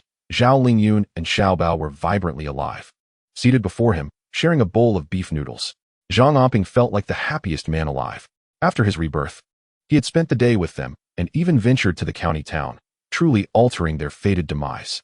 Could it be that he could ensure a better life for his wife and son in the future? Xiao Bao relished the meal, his satisfaction evident as he wiped grease from his mouth, finding the beef in his bowl utterly irresistible, feeling as though he could never eat enough. The beef from 3 bowls had all found its way into his stomach alone. By the time they returned home, night had fallen. Zhang Anping placed Xiao Bao on the cart, which swayed rhythmically, lulling the well-fed child into a gentle slumber. Zhao Lingyun, filled with affection, carefully laid him down to sleep and quietly dismounted the cart to assist Zhang Anping in pushing it from behind. Though the cart was worn and old, it bore the hopes and happiness of their family. The steady sound of Xiao Bao's breathing brought Zhang Anping a deep sense of peace. Lingyun, in the coming days, I will be transporting crayfish to the county town. Please do not share this with outsiders. Prepare some good food for the child at home. In 2 months, let us enroll Xiao Bao in the village primary school so he can learn from a teacher, which is far better than what we can teach him. Yes, I will save the 20 yuan you gave me for Xiao Bao's schooling. It was rare for Zhao Lingyun to speak calmly with Zhang Anping. Although she felt a twinge of resentment toward him, the presence of Xiao Bao seemed to bind them together. Moreover, Zhang Anping had truly been kind to Xiao Bao these past few days. At dinner, he had refrained from eating even a single piece of beef, giving it all to Xiao Bao, a stark contrast to the past, when he would always eat first.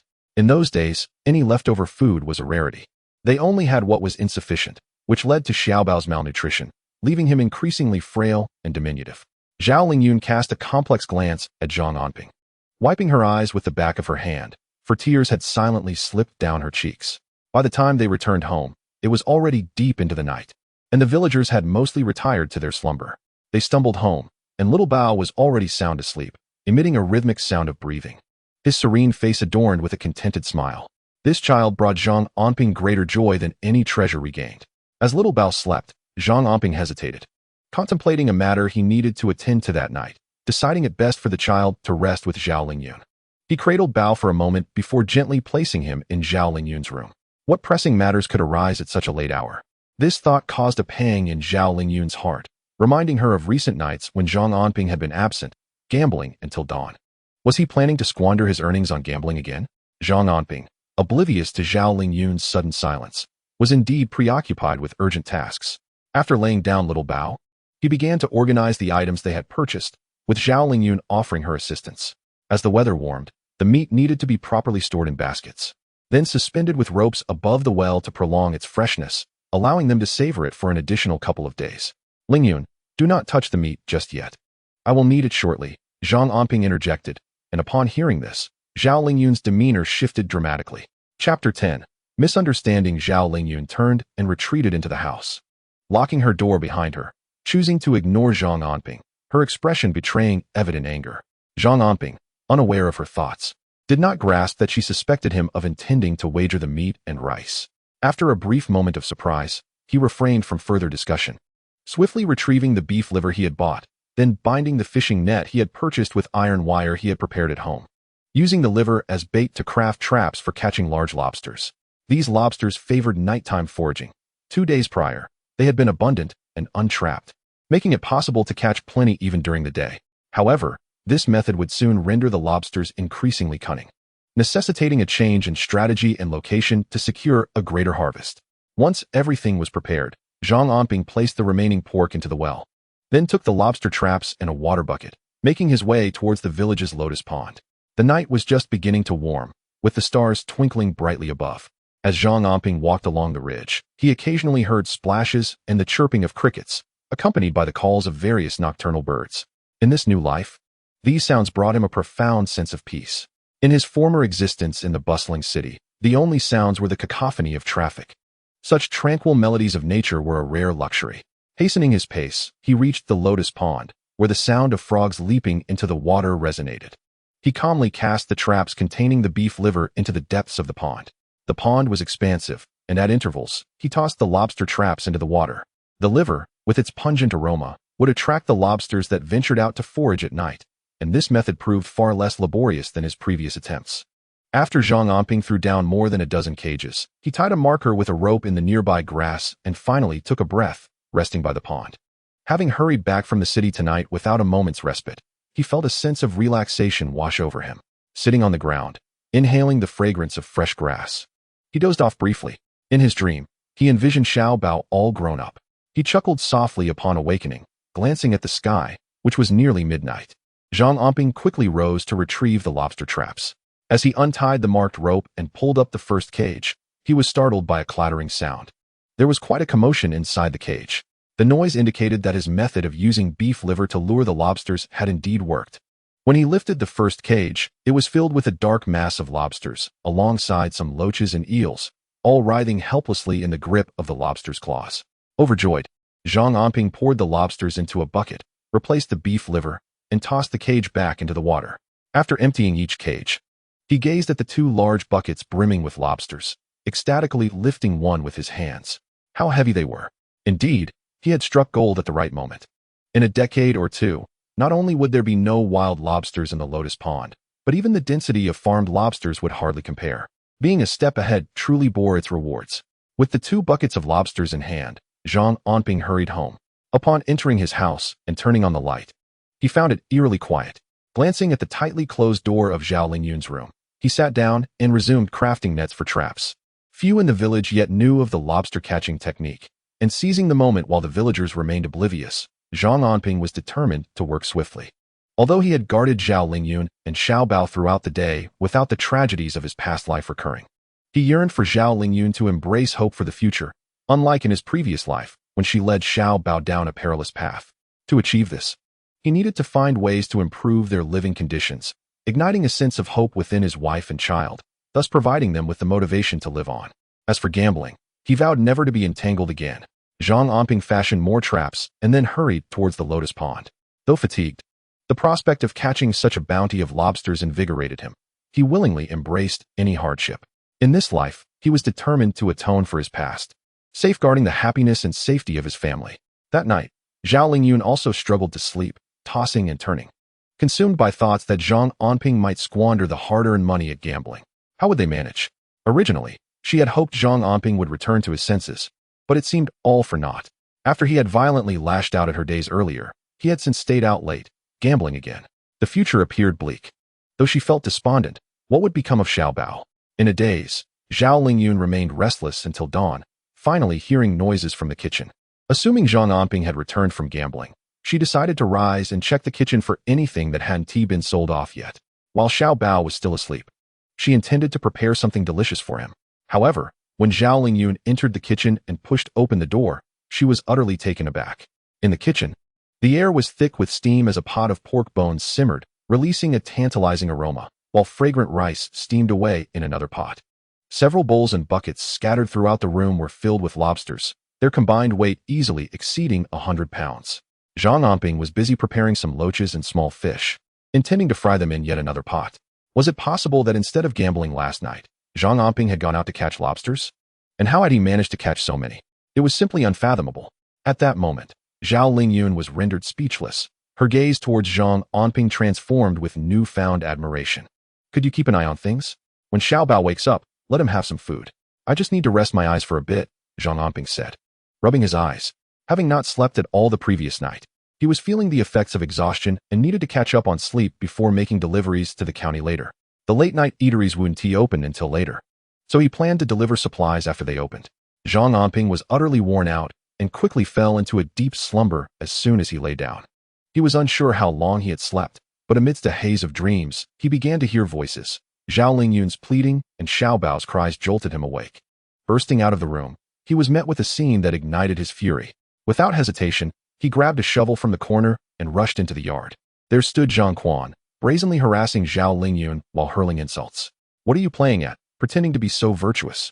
Your husband owes me 3,000. I've already bought you. Do you believe I could just take you right here? Zhang Anping's eyes blazed with rage as he took in the sight of Zhang Quan, whose beady eyes and slouched shoulders gave him an unsettling appearance, puffing on a cigarette and leering at Zhao Lingyun. Meanwhile, Xiao Bao clung tightly to his mother, wailing inconsolably. Zhang Quan, you scoundrel! Who do you think you can lay your hands on? Do you believe I want to deal with you first? Zhang Anping's voice boomed like thunder, drawing the attention of Huang Juhua from next door, who couldn't resist peeking over the wall to witness the commotion. Hearing Zhang Quan's words sent a chill down her spine. Yet she felt an illicit thrill. Zhao Lingyun was the most beautiful woman in Zhangjiawen. It was no secret that every man in the village, including Zhang Quan, coveted her. Only Zhang Anping, that rogue, would dare to strike her. If Zhang Quan were to have his way, Zhao Lingyun would become the laughingstock of the village. Regardless of her beauty, she would be branded a tarnished woman. Yet, Huang Juhua was caught off guard by Zhang Anping's thunderous shout, which nearly knocked her off her perch on the stone wall. Zhang Quan, upon seeing the shovel in Zhang Anping's hands, erupted in anger. You, Zhang Anping, you wretched brat. So what if you owe money?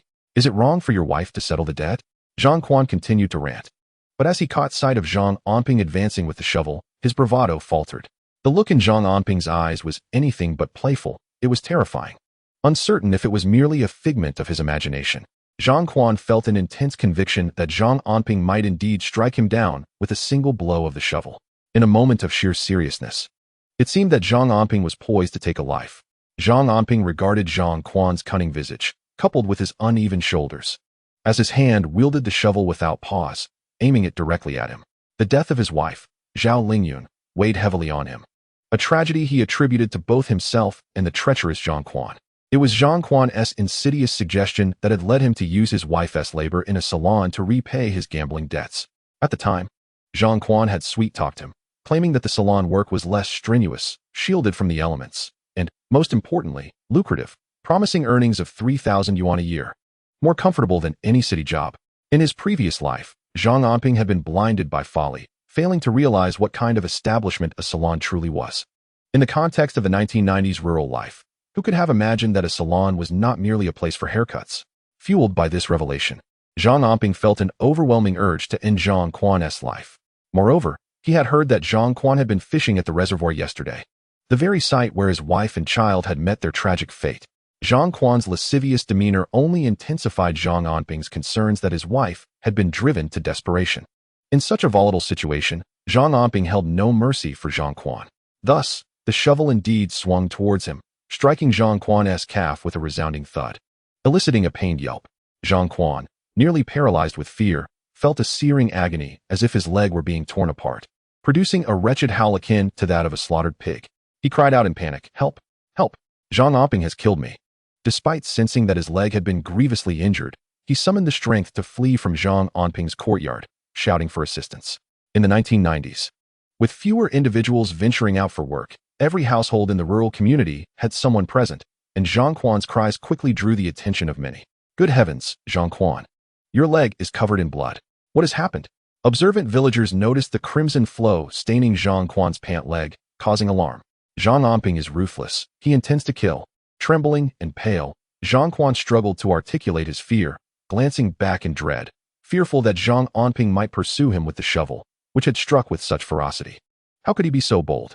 Murmured the villagers, some turning pale at the sight of Zhang Quan's injury.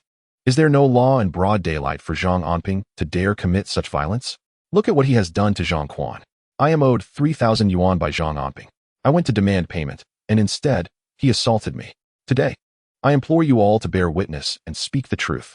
Seeing that Zhang Anping had not followed him out of the courtyard, Zhang Quan, deflated, sank onto a stone by the roadside, his face a mask of despair as he spun his narrative for the villagers.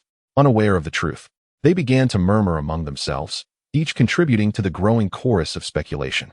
Sister Wang also chimed in, remarking that Zhang Anping still owed her family 100 yuan.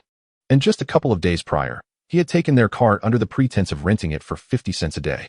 Observing Zhang Quan's demeanor while listening to the villagers berate Zhang Anping as a scoundrel, Sister Wang could not help but feel a twinge of regret. Alas, such a perceptive woman like Sister Wang, how could she find herself in a foolish situation? Surely, that 100 yuan would never be returned. And lending the cart to that scoundrel was akin to throwing meat buns to a dog, futile and unrewarding. It is only natural to repay debts. Yet have you ever seen someone beaten to such a degree? Zhang Quan and Sister Wang resolved to seek counsel from the village chief, certain that he would take action. Zhang Anping had become a malignant presence in their village. If this ailment went untreated, who would be able to withstand his future acts of violence? Zhang Quan's injury had successfully ignited the villagers' fury. Together, Zhang Quan, Sister Wang, and others from the village set out to confront the chief, demanding justice and a fitting punishment for Zhang Anping, or else they would insist on his detention at the police station for a few days of reform. If Zhang Anping's violent tendencies were not curbed, who could predict whether he might strike Zhang Quan again or even target Sister Wang or other villagers? Zhang Jiawen could not tolerate such unruly behavior. Amidst the commotion, Zhang Anping remained unperturbed, his focus solely on Zhao Lingyun and Little Bao. He comforted Little Bao, assuring him that the bad man had been driven away by his father and that no one would dare bully them again. Daddy is so powerful. He chased away the bad man. Daddy is a great hero, Little Bao exclaimed, his eyes filled with admiration for Zhang Anping, convinced that his father was the best in the world. Meanwhile, Zhao Lingyun had dried her tears and was furtively observing Zhang Anping. Noticing his broad chest and towering stature of nearly 1.78 meters, a flicker of warmth bloomed in her heart. This man had indeed rushed to their defense in their time of need. His earlier movements with the shovel had been quite impressive. Dinner is ready. Let us eat something before Little Bao gets hungry, Zhao Lingyun called, her head bowed. Although she did not mention Zhang Anping's name, it filled him with joy, for this was the first time in his new life that Zhao Lingyun had spoken to him voluntarily. Just as Zhang Anping basked in this happiness, he heard a loud crash as someone rudely pushed open his front door. Chapter 12. Who will ultimately face jail?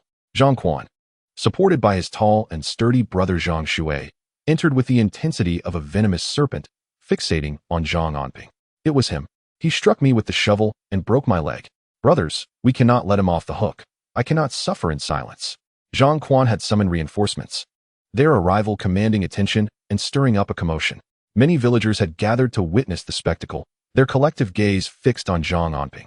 Zhang Anping merely snorted disdainfully. Without a word, he reached for the shovel resting against the wall. The mere sight of him grasping the shovel sent shivers down Zhang Quan's spine. Had it not been for his brother's steadying hand, he would have collapsed to the ground. The sight of Zhang Anping wielding that shovel instilled genuine fear in Zhang Quan's heart. Zhang Anping, do you wish to find yourself behind bars? How dare you assault my brother? Do you believe the authorities will remain indifferent? Has the law ceased to exist? Do you not realize that we, your brothers, can easily leave you severely beaten? Zhang Shui supported his brother, Zhang Quan, and cast a knowing glance at their cousins behind them. With so many witnesses today, if they failed to restore Zhang Quan's honor, who in the village would hesitate to strike him again? Life would become unbearable. If you are unafraid of death, come and brawl at my home. Let's see who is truly at fault. Have you even considered why your brother was struck? He ventured into someone else's home to harass another's wife. Such behavior deserves severe punishment. Zhang Anping gripped the shovel tightly, his gaze cold as he regarded Zhang Quan and his brothers, his expression impassive. These individuals, he thought with a smirk, had once followed Zhang Quan and met unfortunate fates. With memories of past lives, Zhang Anping exuded an extraordinary calmness, and his words momentarily stunned Zhang Shui, who shot a guilty glance at his brother. Nonsense. Zhang Anping, you are the one who misbehaves, refusing to settle your debts while resorting to violence. Individuals like you are destined for imprisonment. Imprisonment? Let us see who truly ends up there. Zhang Anping coldly laughed at their rebuttals, clutching the shovel while ensuring that Zhao Lingyun and Xiao Bao were shielded behind him, urging them to enter the house. With so many people present, he feared losing focus and failing to protect them, especially if Xiao Bao were to be frightened.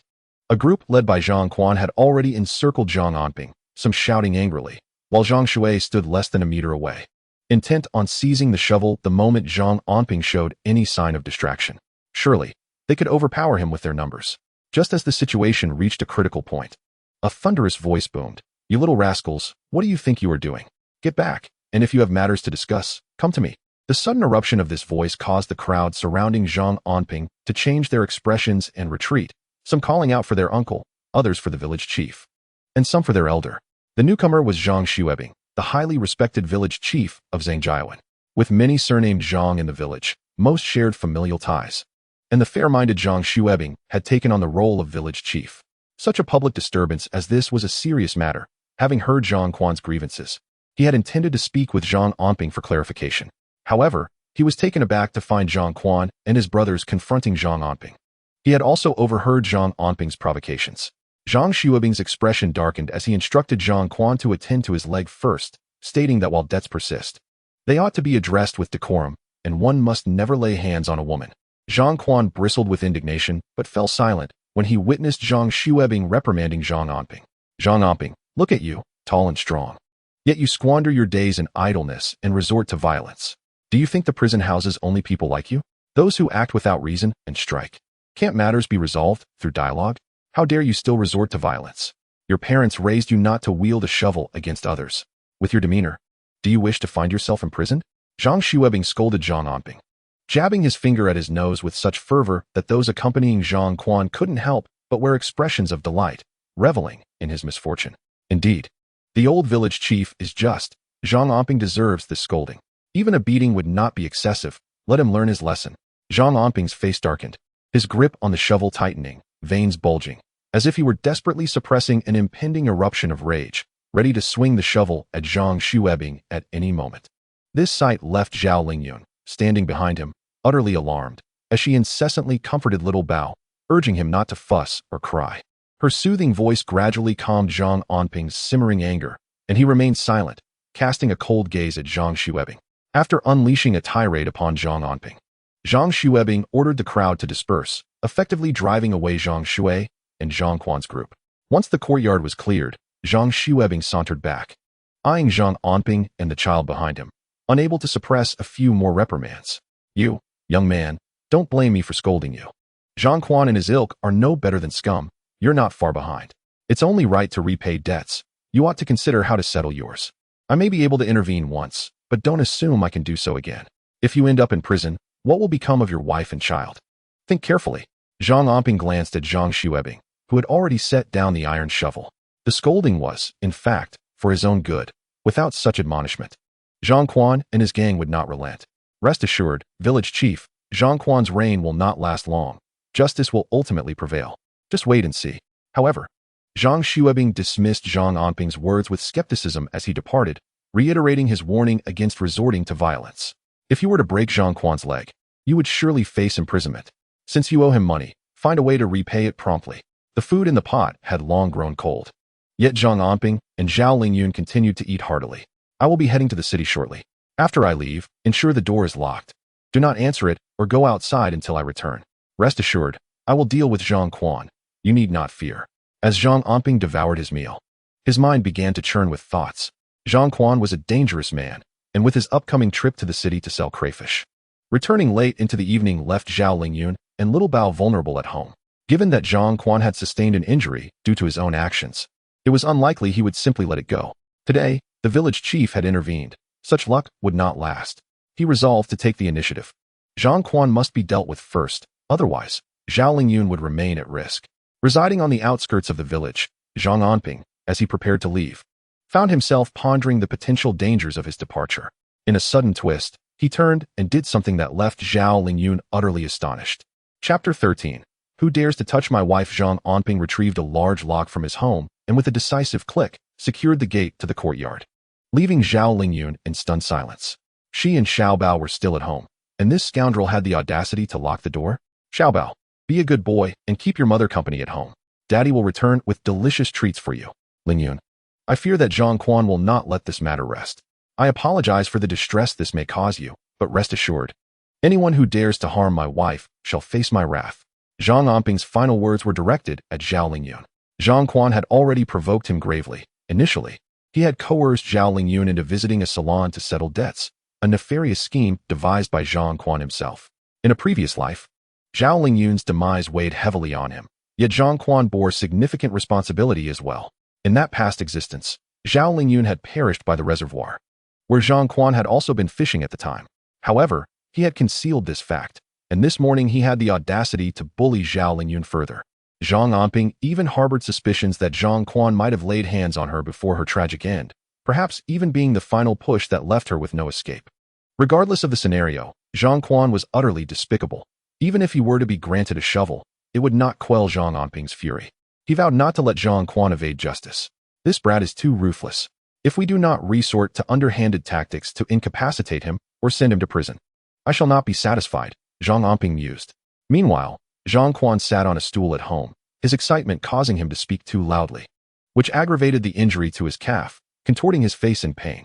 Although his leg was bandaged, the white gauze was speckled with blood, a sight that induced a visceral reaction.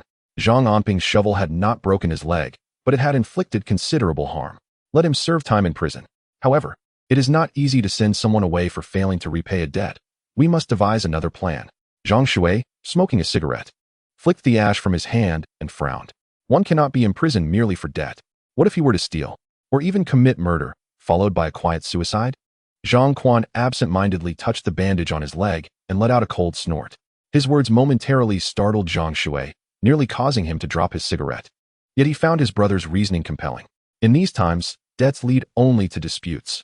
Even if Zhang Anping harmed his brother, the worst outcome would be detention or compensation. To imprison him for decades, the quickest and most effective means would be theft or murder. Alternatively, staging a suicide might be the simplest approach. Brother, if he won't steal, should we not encourage him to do so? Or better yet, come closer, let me share my thoughts with you. Zhang Quan was brimming with malice. Plotting revenge against Zhang Anping. A mere beating would not suffice. He envisioned sending him to the police station for a few days, and when he emerged, he would surely expose Zhang Anping's misdeeds towards Zhao Lingyun. Thus, if one is to act, it must be with fervor. Either take Zhang Anping's life or confine him to a prison for a decade or two. A beautiful yet destitute rural woman, burdened with a small child and living in abject poverty. Moreover, with Zhao Lingyun's exquisite beauty, once he has her in his grasp, he can ultimately send her to a salon for exploitation. This is Zhang Quan's true intention. Consequently, Zhang Quan murmured to Zhang Shui, who nodded in agreement, indicating he would promptly attend to this matter. If all goes swiftly, within a few days, Zhang Quan could exact his revenge. How dare Zhang Anping bully their brothers? He can only await their thorough reprisal.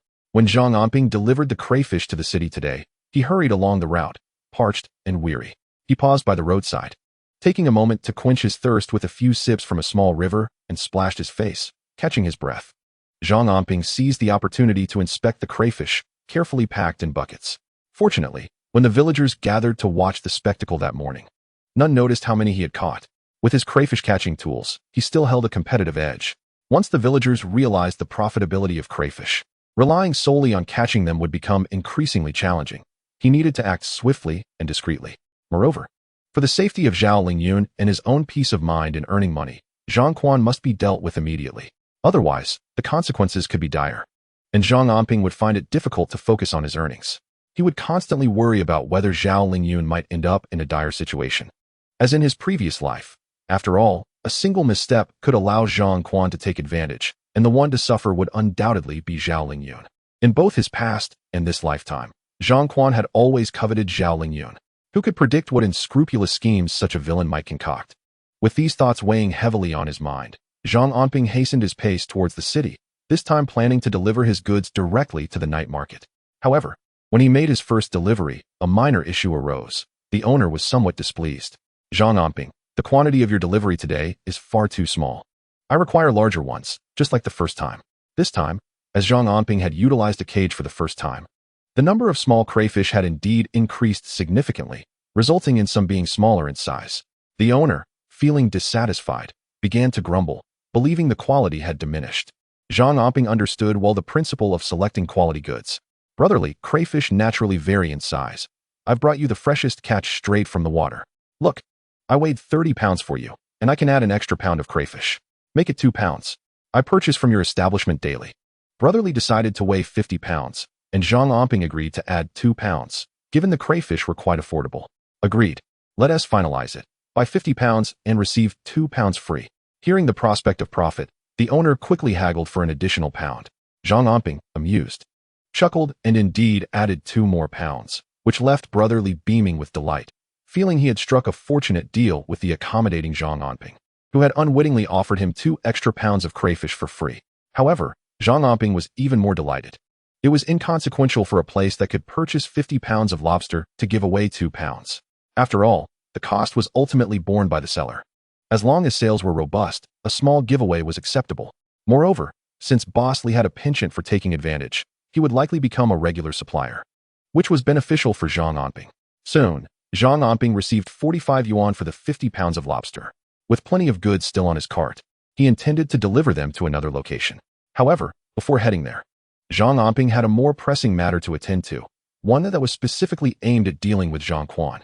Chapter 14. A Surprising Revelation. 118, Fakian Street. This was the place. Zhang Anping glanced at the plaque of the Suiqing City Public Security Bureau hanging at the entrance and walked straight in. He recalled from his past life that a year later, Suiqing City would uncover a shocking national criminal case involving a human trafficking ring that forced women into servitude. Among the perpetrators was Zhang Quan, who had concealed his misdeeds so well that even the residents of Zhang were oblivious. This scoundrel had committed numerous heinous acts. In his previous life, including Zhang Anping himself, no one had imagined that Zhang Quan had set his sights on Zhao Lingyun, not merely because of her extraordinary beauty, but also because this was not the first or second time Zhang Quan had engaged in such actions. His conscience had long since decayed from the ill-gotten gains he had amassed. That morning, Zhang Anping had given Zhang Quan a shovel, primarily out of concern for retaliation, never considering that one of the reasons Zhang Quan wouldn't report him to the police was due to the enormity of his own case, which entangled many issues and required substantial cunning to navigate. Without clear evidence, who would think to report Zhang Quan to the police? Even the village chief, Zhang Xuebing, could hardly fathom that Zhang Quan was involved in such vile activities. Relying on fragments of memory from his past life, Zhang Anping reported Zhang Quan. The police at the Public Security Bureau received him, taking his claims seriously enough to document them, even causing a stir among some of the Bureau's leadership. No one could believe that such a deranged individual was hiding in a small village in Suiqing. However, the police were not quick to accept Zhang Anping's allegations. They simply instructed him to leave his contact information and address, assuring him they would conduct a thorough investigation and monitor Zhang Quan to verify the authenticity of his claims. After all, Zhang Anping had only spoken without any concrete evidence. I visit the city every day. If I uncover any new information, I shall report it. I hope the police can eliminate this menace to society, Zhang Anping expressed. He sensed that his outlandish claims, coupled with the lack of substantial witnesses or evidence, led the police to harbor doubts about his credibility. Although slightly disappointed, he remained undeterred. In his past life, Zhang Quan had ultimately been exposed when he attempted to deceive two girls into working for him, imprisoning one when his ruse was discovered. It was only through the intervention of a good Samaritan that the matter came to light. In the previous life, at this time, Zhang Quan was still adeptly masquerading as an ordinary villager from Zhang. Although he indulged in gambling and idleness, no one could have anticipated his descent into madness. He even went so far as to kill one unfortunate girl who had not managed to escape. He buried her in secret, and later, at that very site, the police unearthed 3 corpses. The case had witnesses who had escaped, the remains that were exhumed, and individuals implicated by Zhang Quan's actions. Such a significant case quickly pinpointed Zhang Quan as the perpetrator, and under the cover of night, his brothers were taken away, ultimately facing execution. In those times, a handful of lies were enough to warrant multiple death sentences. However, in this life, Zhang Quan's deceit towards those 2 young women remains undiscovered. And even Zhang Anping is oblivious to whether Zhang Quan has begun to associate with them. Therefore, in order to apprehend Zhang Quan this time, concrete evidence is essential to prove that he has indeed committed murder or engaged in the coercion and trafficking of women. At present, Zhang Anping lacks such evidence, yet he remains unperturbed. Given the magnitude of the situation, it is certain that the police will investigate, and once they do, Zhang Quan will inevitably reveal his true colors. After all, in his previous life, Zhang Quan had genuinely committed those acts. Zhang Anping emerged from the Public Security Bureau, pushing a cart. Behind a window, several police officers were engaged in conversation. The whistleblower had surprisingly entered with a cart. The cart even contained lobsters. This individual seemed rather intriguing. The officers, too, felt a sense of curiosity, even disbelief. This person appeared remarkably calm and nonchalant, yet the matters discussed were of grave importance. No one dared to take them lightly. Not far from the Public Security Bureau, Zhang Anping found 2 establishments purchasing lobsters, selling 40 pounds at 90 cents per pound. He delivered the remaining stock to several places that had bought lobsters yesterday. One establishment used around 20 to 30 pounds. By afternoon, nearly 200 pounds of lobsters had dwindled to less than 20. Observing the dwindling supply, Zhang Anping decided to stroll around the riverside park. He scanned the streets and soon set his sights on a bustling eatery named Wang's Diner. In 20 years, this diner would transform into Wang's Shrimp City, the largest shrimp establishment in the area, stretching along the riverside road with over 100 tables, renowned and frequented by locals and visitors alike. However, in the 1990s, it consisted of merely 2 small storefronts, serving local delicacies like 3-flavor vermicelli pots or stir-fried rice, operated by a couple in a rather quiet setting. The owner was a slender man in his 20s, and had it not been for the mole at the right corner of his mouth, Zhang Anping might not have recognized him as the future proprietor of the illustrious Wang's Shrimp City. Why are you preparing so much vermicelli again? You haven't even finished the batch from yesterday. It's hot, and any leftover vermicelli will spoil. That's money wasted. If business is slow, can't you be more prudent? The owner, Wang Daji, lamented about his wife's extravagant ways, unaware of the necessity to economize in such challenging times. Boss, can the dishes be processed? Of course yes. The processing fee is 1 yuan per dish. As Wang Daji noticed the arrival of guests, he hurriedly stood to greet them. Local eateries often accept food preparation, and the processing fee is quite reasonable, prompting many patrons to bring their own ingredients. This makes for a more economical choice. Please help me wash and prepare these crayfish. I have no idea how to stir-fry them, Wang Daji exclaimed, his expression fraught with difficulty. Who would have imagined that 20 years later, he would become the king of crayfish in the city, yet at this moment, he couldn't even prepare them? Who would believe such a tale? However, Zhang Anping believed it, for in a previous life, Wang Daji's business had always struggled. Eventually, he introduced the specialty dish of crayfish at his eatery, capitalizing on his advantageous location. In summer, the place is cool, and patrons enjoy beer and crayfish, gradually increasing his clientele and popularity. Initially, his crayfish were sold at an incredibly low price, and coupled with their delightful flavor, the number of customers grew exponentially. His business flourished, and he eventually acquired a row of shops on Binhe Road, establishing the Wang as Crayfish City. How about I prepare them myself, and you charge me 50 cents? Fine. 50 cents it is. Wang Daji readily agreed, but what followed was beyond his wildest dreams. In Chapter 15, Who Truly Bore the Loss? Zhang Anping utilized 2 bottles of beer, half a pound of garlic cloves, ginger, and several chili peppers, and the calculations seemed to suggest a loss on this transaction. The 50 cents for seasonings hardly seemed sufficient, yet when the enticing aroma wafted through the air, Wang Daji's eyes widened in astonishment. Why do these crayfish smell so delectable? He mused. How about you join me for a taste, Boss Wang? Zhang Anping's suggestion struck a chord with Wang Daji. He quickly brought out a plate of peanuts and sliced up some marinated beef and pig ears, serving 2 large platters. His wife shot him several incredulous glares. Just moments ago, she had urged him to conserve and limit the rice noodles. Now he was cutting beef and pig ears to share with a guest? Did he not realize that beef and pig ears were significantly more expensive than rice noodles? Boss Wang is exceedingly gracious, providing both dishes and drinks, Zhang Anping remarked with a smile, casting a knowing glance at Wang Daji. No wonder he achieved such immense success in the future. It was his generosity and perceptiveness that set him apart. It's only natural. My horizons are limited, although I've heard of crayfish. I'm tasting them for the first time.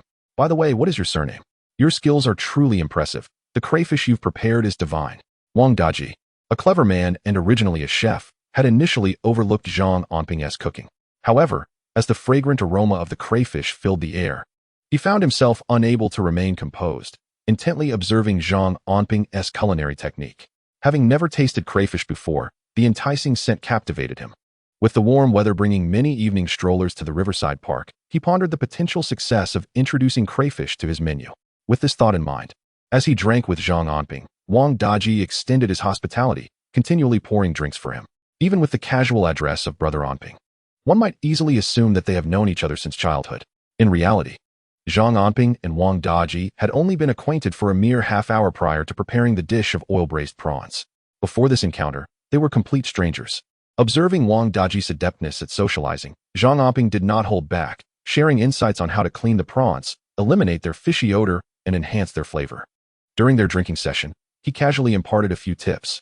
The prawns carry a distinct muddy taste, necessitating the use of robust seasonings. Employing beer for cooking effectively masks the fishiness. Moreover, heavier flavors tend to pair well with alcoholic beverages, ensuring that even if the prawns do not yield profit, the sale of beer would undoubtedly be lucrative. Zhang Anping's few remarks resonated deeply with Wang Daji, who began to regard him as a benefactor. Feeling that every word spoken was spot on, such a person, he mused, would be ashamed not to engage in business. Brother Zhang, I see there are still quite a few prawns left. Why not sell them to me? I would like to try preparing a few plates myself, after all. These small prawns are truly delightful, Wang Daji insisted once he learned that Zhang Anping's specialty was delivering prawns. He left the pricing entirely up to Zhang Anping. For Wang Daji, the method of cooking prawns was still a skill he needed to master, having been guided by Zhang Anping himself. As for monetary concerns, Wang Daji was generous, suggesting that if Zhang Anping had no use for the remaining prawns, he could take them, with the understanding that should business flourish in the future, he would remember to procure prawns from his brother. Such a notion is out of the question. These prawns weigh over 10 jin. Brother Zhang, let me give you 20 yuan. Rest assured, once I establish a market for these prawns, I won't accept deliveries from anyone else. Only yours, Wang Daji insisted. After a few drinks, Their camaraderie appeared to flourish. Zhang Anping adamantly refused to accept Wang Daji's money, which made Wang Daji, who had initially intended to glean some culinary skills, feel even more awkward. As Zhang Anping prepared to leave, Wang Daji discreetly tossed a package of pre-cut beef and a sizable chunk of braised pork belly onto his cart. An ample assortment indeed. After some light-hearted banter, Zhang Anping, slightly tipsy, ultimately accepted the gesture. As he departed, Zhang Anping felt a surge of joy, his steps noticeably lighter. On his way home, he was reminded of his young son and wife. Spotting a fruit vendor on the street, he purchased 3 gean of apples, a treat uncommon in their city, as they were transported from afar. In his memory, these apples were among the most common fruits in later times, yet his son had never tasted them in his short life. On his return, Zhang Anping also procured a considerable amount of wire and fishing nets, intending to craft more traps for catching prawns during his spare time, as they proved to be remarkably effective. Additionally, he bought a large piece of beef liver. Having completed these errands, he quickened his pace, mindful that Zhao Lingyun and their child were still locked in the house. After Zhang Anping left, Zhao Lingyun initially felt somewhat disoriented. However, she soon noticed that Xiao Bao was playing happily in the yard. She began tidying up the house, preparing some of the vegetables Zhang Anping had bought for their son. She also fried some of the loaches he had caught until they turned a golden brown. This dish is quite delightful. Once prepared, it can last for 2 days, alleviating the embarrassment of lacking meat at home. Over these past 2 days, Zhang Anping has seemingly transformed, showing exceptional kindness towards Xiao Bao and demonstrating a genuine concern for their well-being. This sudden change made Zhao Lingyun, who often found herself alone, reconsider her previous judgments. Perhaps Zhang Anping was not as terrible as she once believed. As long as Xiao Bao had something to eat and would soon be starting elementary school in the coming semester, it appeared that life could indeed continue on this path. However, as this thought flickered through Zhao Lingyun's mind, she wanted to slap herself, feeling utterly shameless. Just a couple of days ago, Zhang Anping had physically assaulted her, forcing her to visit the salon to settle debts. Such a person, one whose nature is difficult to change, had shown a brief moment of kindness, and yet here she was, acting so naive. Was she truly about to be deceived again? Zhao Lingyun chastised herself for being so weak-willed. Had she not been duped enough in the past? A dog cannot change its nature, she mused with a dry laugh. With this realization, Zhao Lingyun's heart grew cold once more. She was curious to see how long Zhang Anping could maintain this facade, and when he might strike her again. After tidying up the courtyard, she retreated indoors, intending to mend Xiao Bao's tattered clothing. The child loved to play on the ground, which wore out his clothes at an alarming rate. His knees and the elbows of his sleeves were perpetually riddled with holes. Zhao Lingyun would sew several layers onto his garments, hoping to extend their lifespan by a year or more, especially since their family was impoverished. Recently, merely having enough to eat was a luxury, leaving no spare change for new clothes. With her head bowed, she meticulously stitched Xiao Bao's clothing while glancing occasionally at the darkening sky outside. As dusk settled, she realized it was time to prepare dinner. However, just as she stood up, a piercing scream from the courtyard startled her, causing the garment in her hands to slip from her grasp and fall to the ground. Chapter 16. The Faceless Ghost? As night deepened, Zhang Anping hurried his steps, increasingly anxious for Xiao Bao and Zhao Lingyun's safety. Although he understood that the previous incarnation of Zhang Quan was a nefarious character responsible for many misdeeds, he was aware that his current activities of trafficking women had not yet come to light, nor had he imprisoned or harmed any young women. Lacking concrete evidence meant that the police would likely refrain from acting against Zhang Quan for the time being. What should he do? He needed to gather evidence to expose Zhang Quan's crimes, compelling the authorities to bring him to justice. Only then would Zhao Lingyun and Xiao Bao be somewhat safer. Additionally, he needed to earn money. His financial foundation was precarious. Beyond the 70 yuan he had recently given Zhao Lingyun, he was left with nearly 200 yuan in his pocket, not to mention the debts owed to Zhang Quan, Sister Wang, and even his parents. Moreover, the venture of selling crayfish, while profitable, could not be concealed for long, even with utmost caution.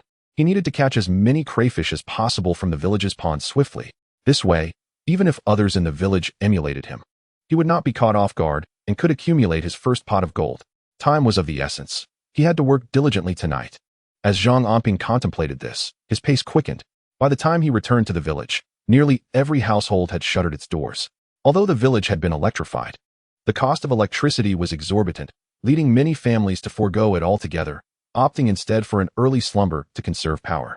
Thus, when Zhang Anping arrived home, his own abode was shrouded in darkness, save for the soft glow emanating from Zhao Lingyun's room. This sight instilled a sense of calm within him, making all the day's toil seem particularly worthwhile. Producing his key, Zhang Anping unlocked the front door and called out, "Xiao Bao." He then wheeled in the cart before securing the yard gate, the noise resounding through the stillness. Yet, to his surprise, an eerie silence enveloped the house. "Xiao Bao, Daddy-us back. Wifey, are you all asleep?" Zhang Anping pondered the unusual quiet. Despite the clamor of his entrance, there was not a single sound from within. Had they drifted off to sleep? It was not particularly late, and given Xiao Bao's disposition, he would typically wait for his father to return before settling down for the night. Feeling a twinge of unease, Zhang Anping raised his voice a few decibels, prompting the yard light to flicker on. A whimpering voice soon followed. Baba has finally returned. "Xiao Bao, my good boy, look what Daddy has brought for you. A true little man like you shouldn't be crying." Zhang Anping crouched down to embrace his son, noticing the redness around his eyes. He playfully teased the boy and retrieved a bag filled with apples. Upon seeing the vibrant red fruit, Xiao Bao's expression transformed, his tears forgotten. With a cheer, he seized a large apple and took a hearty bite, the sweet and tangy juice eliciting a radiant smile. "Delicious. Daddy is wonderful. What is this? So tasty." The sight of Xiao Bao's beaming face tugged at Zhang Anping's heartstrings. It was bittersweet to realize that his poor child, at the age of 6, still did not know what an apple was. "This is an apple. Remember to wash it before eating next time. If you like it, Daddy will bring you more in the future." Zhang Anping cherished the angelic satisfaction on Xiao Bao's face, for nothing could surpass the joy of his wife and child. As he conversed with Xiao Bao, he casually handed Zhao Lingyun a freshly washed apple. This fruit, transported from afar, was a luxury they had once deemed unaffordable. Zhao Lingyun gazed at the crimson apple in Zhang Anping's hand, astonished. In recent days, he seemed a transformed man, returning with such delightful gifts for her and Xiao Bao, an unthinkable act in times past. Yet, this had become his routine. "Thank goodness you locked the door. It seems someone was outside today, and Xiao Bao and I were frightened, so we didn't dare to go out." Zhao Lingyun's expression grew complex as she recounted the incident of the shadow that had frightened Xiao Bao into tears. At that moment, the little boy, who had been joyfully munching on his apple, suddenly reacted, gesturing animatedly toward Zhang Anping. As Bao Bao recounted the chilling tale of the faceless ghost, his lips quivered, and tears threatened to spill anew, only to be caught in the embrace of Zhang Anping. "Fear not, my dear, there are no ghosts in this world. Even if such entities existed, they would surely fear their fathers." Zhang Anping smiled, though a chill lingered in his gaze. Unbeknownst to him, the shadow that haunted their home was undoubtedly a harbinger of ill intentions from someone lurking in the dark. It became clear that he must exercise caution.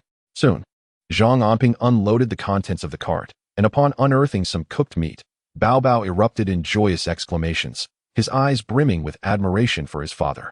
How remarkable it was that his father could procure such delectable treats. Earning a living was no simple task, and this meat must have been quite costly. He resolved that they should refrain from purchasing it in the future. Zhao Lingyun inhaled the enticing aroma of the marinated meat and, after a moment's contemplation, felt compelled to advise Zhang Anping to be frugal, as their household was burdened with poverty and expenses were numerous. "This meat was a gift from a friend," he replied with a chuckle. "By the way, I wish to discuss something with you."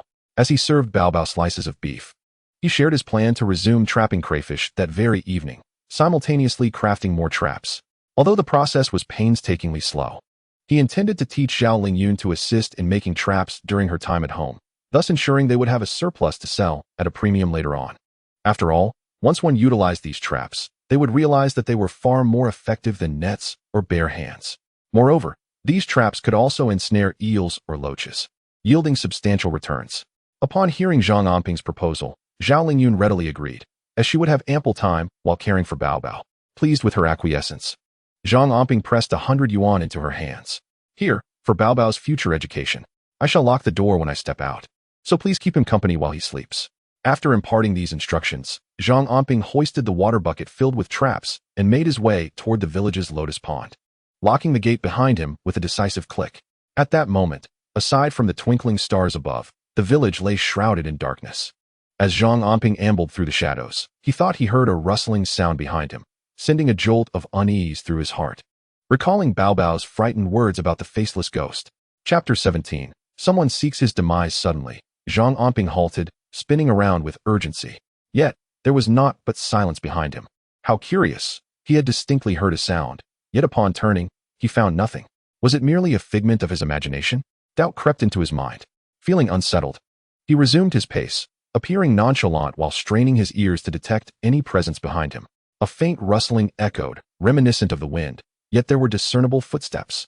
A weight settled in Zhang Anping's heart as he proceeded towards the pond with calculated composure, gripping the yoke tightly. Should anyone harbor malicious intent, he would be prepared to defend himself swiftly. The ponds in Zhangjiawen are numerous, predominantly belonging to the village collective, and during the busy farming season, they serve the purpose of irrigating the rice fields. As he strolled along the water's edge, Zhang Anping deliberately cast his gaze into the depths of the pond. And in an instant, a chilling sensation washed over him. To his dismay, he spotted an individual stealthily trailing him from 5 or 6 meters behind. In the dead of night, by the pond, if someone were to push him into the water, it would be easy for anyone nearby to assume he met his demise by accident. Who would ever suspect that someone harbored intentions to kill him? With remarkable swiftness, Zhang Anping pivoted, seizing the shoulder pole resting on the water bucket. Startled, the shadowy figure faltered momentarily before hastily retreating. In that fleeting second, Zhang Anping discerned that the figure bore no discernible face.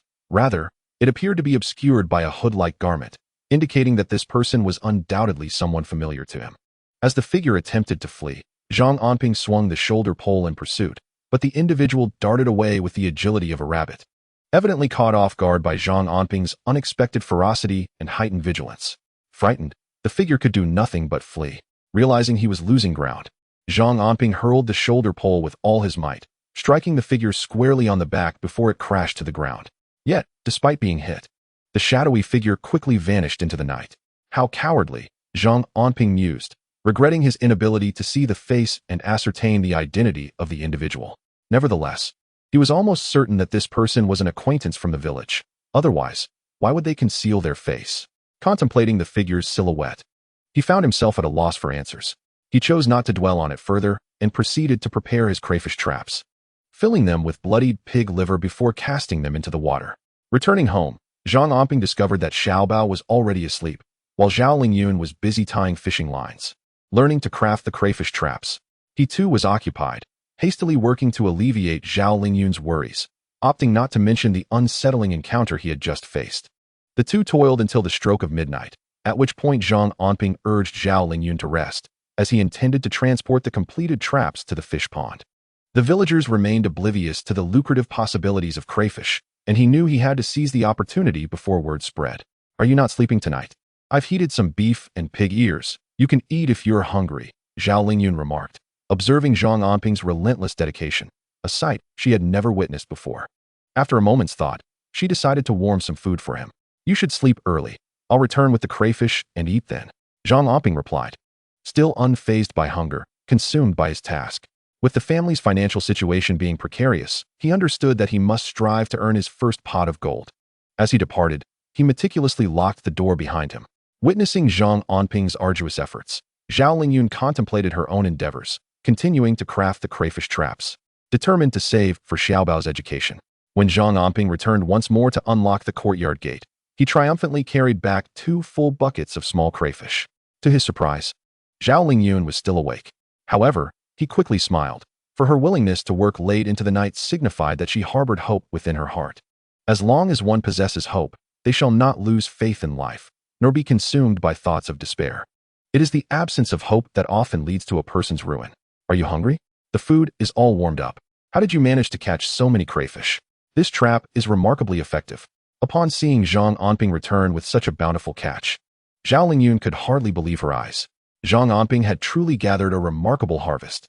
For years, the village had been plagued by an overabundance of crayfish. Once they caught a whiff of the blood of beef liver, they could not resist. However, after a while, their numbers would dwindle. "Having set traps in the lotus pond for several consecutive days, I noticed a significant reduction in their presence." As Zhang Anping chatted with Zhao Lingyun, he served up the steaming dishes from the pot, the enticing aroma of braised beef and pig's ears wafting through the air. The two, in perfect harmony, each filled a bowl with rice and savored the delicious braised beef with great delight. Since marrying Zhang Anping, Zhao Lingyun had never indulged in a midnight meal, making this a remarkable first, so delectable. "Hey, do you smell that? The aroma of beef is divine. And there's the scent of pig's ears too. Next door." Huang Juhua nudged her husband with her elbow, greedily inhaling the savory air. "You must be dreaming. Who eats beef and pig's ears at this hour?" What kind of wealth allows for such a feast at night? Hurry up and sleep. In dreams, anything is possible, Huang Juhua's husband muttered in dissatisfaction, turning over and falling back asleep. Huang Juhua too felt as if she were in a dream. Indeed, at this hour, who would dare to prepare such a meal? Yet, the aroma was irresistible. Huang Juhua inhaled deeply once more, realizing that she had not tasted beef or pig's ears in over a year, her cravings stirring such hallucinations. Yes, that must be it. When the new year arrives, she must purchase a pound of beef and pig's ears to satiate her longing. Having enjoyed a hearty meal, Zhang Anping felt invigorated. He urged Zhao Lingyun to retire early, then swiftly gathered the extra traps and filled them with beef liver, sending them off to the fish pond. In the early hours of the morning, he made several trips back home with crates of crayfish. Whenever fatigue struck, he would rest briefly by the pond before resuming his frenetic activities. Zhang Anping understood that no one in the village yet realized the profitability of crayfish. Once everyone began to catch them, his opportunities would vanish. At that point, even the hardest work would yield little reward. Thus, Zhang Anping barely rested throughout the night. But as dawn broke, he left all the traps in the pond and returned home, collapsing into bed from sheer exhaustion. Before long, an uproar of shouting jolted him awake, igniting a spark of irritation within the sleep-deprived Zhang Anping. Who could be making such a ruckus at this hour? With a surge of morning grumpiness, he rushed to the courtyard, only to be taken aback upon seeing the source of the commotion. Ah, Sister Wang, a rare visitor. What brings you here so early with such a loud voice? It turned out to be Sister Wang. Zhang Anping borrowed a cart from Sister Wang and has owed her 100 yuan for 3 years, which made him feel rather embarrassed to scold her upon seeing her. However, Sister Wang was furious upon encountering him. With a dark expression, she placed her hands on her hips and scolded Zhang Anping. How did you promise me when you borrowed the cart a few days ago? I must have been blind to trust someone like you. And what about my 100 yuan? If you don't give me an explanation, I'm not leaving. Sister Wang's anger stemmed from the fact that in the village, Zhang Quan had been beaten when he asked Zhang Anping for money. While some claimed that Zhang Quan was asking for trouble by teasing Zhao Lingyun, others believed that Zhang Anping resorted to violence to avoid repaying his debts. This gossip kept Sister Wang awake all night, prompting her to seek out Zhang Anping to demand repayment and reclaim her cart. As Sister Wang, still seething with anger, began to speak, she was startled to see a crisp 10 yuan bill waving before her eyes, which filled her with excitement. 10 yuan? My heavens, Zhang Anping actually has a 10 yuan note. She recalled that it was worth 5 jiao a day, and she quickly added, this is 10 yuan for you. By the way, I remember you have a donkey at home. I'd like to borrow it for a bit, and I have something to discuss with you about it. Using the donkey will cost extra, no less than 2 yuan a day, and we'll need to feed it well. Sister Wang's eyes were fixed on the 10 yuan note, as 10 yuan was a considerable amount capable of purchasing several jin of pork these days. Fine, 2 yuan it is. However, I have a task I want your husband to help with, and I will pay. Zhang Anping soon produced some thick iron wire, requesting Sister Wang's husband to fashion it into a 25-centimeter square grid. He would provide the materials, but the junctions of the wire needed to be welded securely with fire. Sister Wang's husband owned a blacksmith shop and, during the off-season, would help others by crafting sickles. Welding the wire would be an easy task for him. How much? You need to pay first before I start working. He insisted. 5 jiao each, but you can pay half up front and collect the remaining half upon completion. Zhang Anping's proposal of 5 jiao per grid delighted Sister Wang, as she felt this was an easy way to earn money. She returned home, brimming with pride, waving the 20 yuan that Zhang Anping had given her in front of her husband. Look, this is the money for renting the donkey and the 10 yuan for labor. Hurry up and make those grids. But what does Zhang Anping intend to do with them? Who cares, as long as there is money to be made. Both Sister Wang and her husband shared the same sentiment. 5 jiao for each iron wire grid was indeed a bargain, and they could easily produce 1 or 200 in a day, amounting to nearly 10 yuan, a significant sum. Thus, Sister Wang's husband chuckled, praising his wife's capability in securing such business, especially since they had received the payment in advance. It seemed that their 100 yuan was soon to be within reach. Zhang Anping smiled upon seeing the donkey that Sister Wang had sent to his home. Last night, he toiled tirelessly, utilizing nearly 100 cages to catch lobsters, yielding a bountiful harvest. A brief weighing revealed an impressive 300 to 400 pounds. With the addition of the donkey cart, transporting the haul became significantly more comfortable. Moreover, the donkey was swift. As for enlisting Wang's husband to create those grid-like structures, he had other plans in mind. His immediate focus was on finding a market for the lobsters, scouring the entire county for potential buyers. Unlike others who would approach seafood companies or sell at the market, He opted to deliver directly to bustling eateries and taverns, thereby circumventing middlemen and maximizing profits. In addition to targeting these dining establishments, Zhang Anping also intended to inquire at seafood companies about potential buyers and prevailing prices. Understanding these dynamics was crucial for his future endeavors. After all, his current lobster-catching ventures at night and daytime deliveries relied on specialized traps he had seen in his previous life, alongside the fact that the value of lobsters had yet to be fully recognized. Once others in the village became aware of the lucrative nature of lobster catching and began utilizing traps extensively, his prosperous days would be numbered. A shift in strategy would be essential. The little donkey, accustomed to the route to the county town, arrived in under half an hour, lifting Zhang Anping's spirits. He tossed it some fresh grass before embarking on his deliveries. When he reached Wang Daji's eatery near Bent Park, he was met with a request for 50 pounds of lobsters, as the stock Zhang Anping had left the previous day had sold out overnight. Not only were the lobsters highly profitable, but they had also significantly boosted the sales of beer. Additionally, the novelty of fresh lobsters attracted many eager customers, prompting Wang Daji to make inquiries at the market, where he learned that the best lobsters were selling for $1 each, with a bulk purchase costing only $1 a pound. Zhang Anping, however, was pricing his at 90 cents per pound and even included an extra pound for free. Much to Wang Daji's delight, he enthusiastically encouraged Zhang Anping to deliver more lobsters the following day. Zhang Anping readily agreed and took the opportunity to ask Wang Daji to keep an eye out for affordable rental properties, as he wished to lease one for a month. He also sought assistance in finding some industrious women who could lend a hand. Wang Daji assured him that he would take care of it, inquired if Zhang Anping had eaten, and offered to prepare a plate of lobsters for him to sample in exchange for guidance. With eager eyes, Wang Daji looked at Zhang Anping, recalling that he had sold several pots of lobsters the previous day, and those who tasted them praised their exquisite flavor, indicating Zhang Anping's exceptional culinary skills. Wang Daji was filled with anticipation, hoping that Zhang Anping might be willing to share his secret recipe. "All right, but you must take charge of my meals when I come to town in the future," said Zhang Anping. "Ah, my good brother, that is a given. How could I ever repay you?" Wang Daji replied enthusiastically. The more Zhang Anping insisted that Wang Daji should handle the meal, the more delighted Wang Daji became. This indicated that Zhang Anping genuinely intended to impart his expertise in preparing crayfish to him, which felt akin to being struck by a windfall from the heavens, an overwhelming joy. Presently, Wang Daji prepared oil-braised crayfish under Zhang Anping's guidance, meticulously controlling the heat, selecting ingredients, adding beer, and eliminating any unpleasant odors. Soon, a large basin of oil-braised crayfish was presented. Zhang Anping merely nodded in approval, and it was no wonder that decades later, Wang Daji opened a restaurant specializing in crayfish. His aptitude for mastering the craft of crayfish cooking was indeed remarkable. As the two savored their meal and engaged in conversation, after indulging in food and drink, Zhang Anping took his leave. Despite Wang Daji's repeated attempts to persuade him to stay, Zhang Anping discreetly stuffed some items into his cart. Unperturbed, he settled into his cart, not hastening to return home, but instead heading to another location, for he had a particularly significant matter to attend to. Chapter 19. What is the purpose of earning money? Today, Zhang Anping's destination was once again the municipal police station. Upon his arrival, he was greeted by the same officer, Li Jun, who had previously attended to him. Noticing Zhang Anping's arrival, Li Jun cast a glance into the courtyard. He observed that this time, a small donkey had been added to the front of Zhang Anping's cart. "Officer, I believe I am being followed by someone from the village, their face concealed. I suspect it might relate to my report against Zhang Quan." Zhang Anping recounted the events of the previous evening to Li Jun in detail. He urged them to expedite their investigation, fearing that someone might fall victim to Zhang Quan's machinations.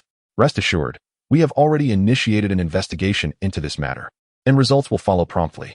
Currently, there is no evidence to substantiate claims that Zhang Quan is involved in trafficking women," Li Jun assured him. However, he scrutinized Zhang Anping. For the police were not only investigating Zhang Quan, but also Zhang Anping himself. They were even aware of the animosity between the two, including the fact that Zhang Anping had injured Zhang Quan. What struck them as peculiar was that despite Zhang Quan's severe injuries, he had not filed a report. Yet, here was Zhang Anping, coming forth to accuse Zhang Quan of trafficking and murder, albeit without evidence. "Ah, my dear officer, I would never wrongfully accuse an innocent person. I shall endeavor to gather evidence, and should I receive any information, I will inform you. I sincerely hope for good news from your end soon." Though in his past life Zhang Quan ultimately met his demise by execution, in this life, he had yet to reveal any incriminating evidence.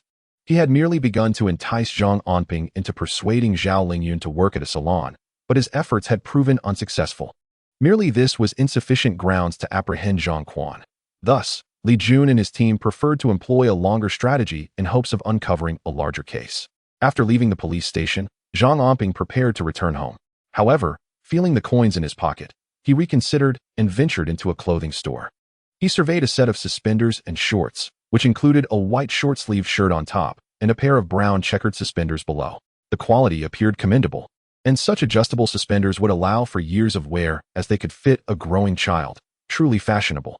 Upon inquiring about the price, he learned that the entire outfit cost 15 yuan.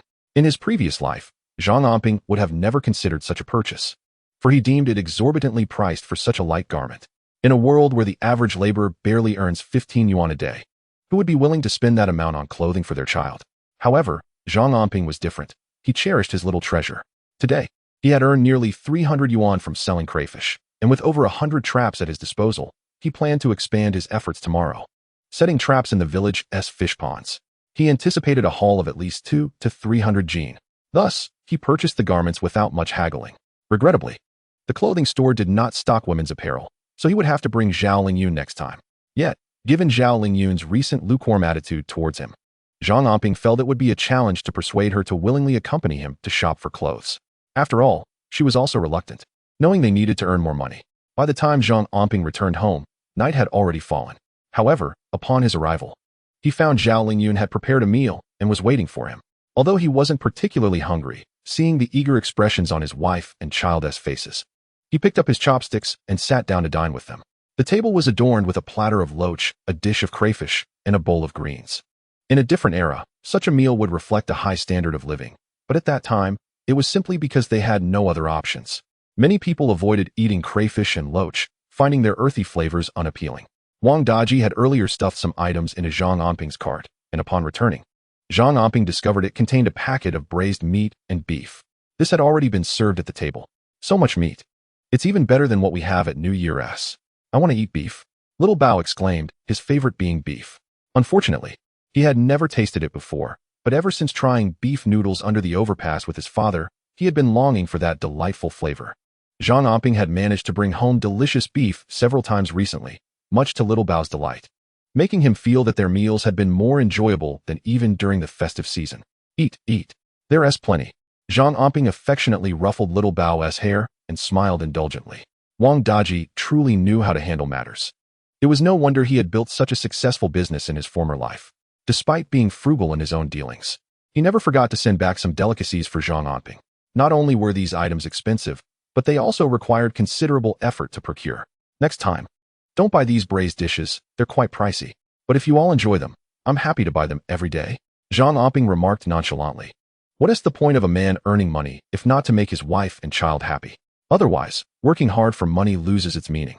The family joyfully finished their meal, while next door, the Huang family was having a simple dinner of stir-fried greens. How fragrant!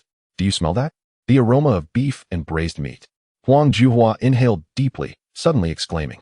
However, her husband, Zhang Yongjun, chastised her. Are you being greedy? What is wrong with eating some greens? Just think about it. We have a college-educated son. Who in this village can compare to our fortune? Look at Zhang Anping next door. He is just a lowlife. How can he compete with our son? I can't help but feel that the delicious aroma is wafting from next door, she mused. However, how could there be any delicacies at their home? They are truly so impoverished that they barely manage to scrape by. By the way, tomorrow, do buy some meat. Lately, I've been dreaming of its savory aroma. Huang Juhua lamented. Zhang Yongjun, bowing his head, replied, Where's the money? Meat is so expensive. Why don't you go to the old man and ask for some? Tell him it's for Anjuan's living expenses. Huang Juhua shot him a glare, causing Zhang Yongjun to fall silent. He merely hastily devoured a mouthful of greens and mumbled. The sky is already dark. If we go, it can only be tomorrow. Upon hearing this, Huang Juhua chuckled. After dinner, Zhang Anping took out the new clothes he had bought for Xiaobao. Xiaobao was overjoyed and insisted on trying them on, while Zhao Lingyun worried he might dirty them and insisted he take a bath. Ultimately, Zhang Anping ended up bathing Xiaobao in the yard. Sitting in the basin, Xiaobao giggled, droplets of water adorning his face and body, occasionally splashing some on Zhang Anping. Seeing his father feign anger, he burst into uncontrollable laughter. Zhang Anping watched Xiao Bao playing in the water and noticed Zhao Lingyun busy washing dishes in the kitchen. He felt a profound sense of the essence of life. This was what living was all about. Just as he stood up to close the yard gate, he suddenly noticed headlights approaching in the distance. Who could be driving at this hour? Could it be? Chapter 20. An unexpected harvest in Zhang Anping's memory. There were very few cars in Zhangjiawan. Only Zhang Quan and his brothers, who were often idle, had friends who occasionally drove in. In his previous life, Zhang Anping later learned that those arriving by car were engaged in the same nefarious activities as Zhang Quan. They would forcibly pull many women and girls into their vehicles. Once the doors were shut, who would suspect that someone inside was being held captive? Thus, when Zhang Anping saw headlights at this late hour, his instincts kicked in. It must be Zhang Quan's friends arriving. He remained discreet, observing the vehicle as it seemed to enter the village, heading towards Zhang Quan's home. At that moment, the lights in Zhang Quan's yard were ablaze, indicating a gathering of many people. Zhang Anping decided to wait a moment and took a leisurely stroll around some ponds in the village. He had left over 100 traps for crayfish in the water during the day, hidden amongst the aquatic plants, making them nearly undetectable to passers-by. At night, Zhang Anping simply needed to retrieve the traps and add some decaying fish or beef liver as bait. After collecting all the traps, he carried back 2 buckets of crayfish. As midnight approached, he crept back towards Zhang Quan's house. The vehicle had yet to leave, but the yard was dark, though the lights in the house still shone brightly. The Zhang brothers had built a remarkably beautiful home in the village, each with 4 brand new bungalows topped with insulated roofs, exuding an impressive grandeur. The entrance gate of his yard is a meticulously crafted iron door, a unique feature in Zhangjiawan, far superior to the rickety wooden door of Zhang Anping's home. Zhang Anping is aware that there exists a vantage point at Zhang Quan's residence, from which one can observe the entire interior without stepping into the yard. Thanks to a grove of bamboo that provides ample concealment in the dark, under the silvery glow of the moon, Zhang Quan stealthily made his way to the bamboo thicket, taking refuge beneath a window outside his own house.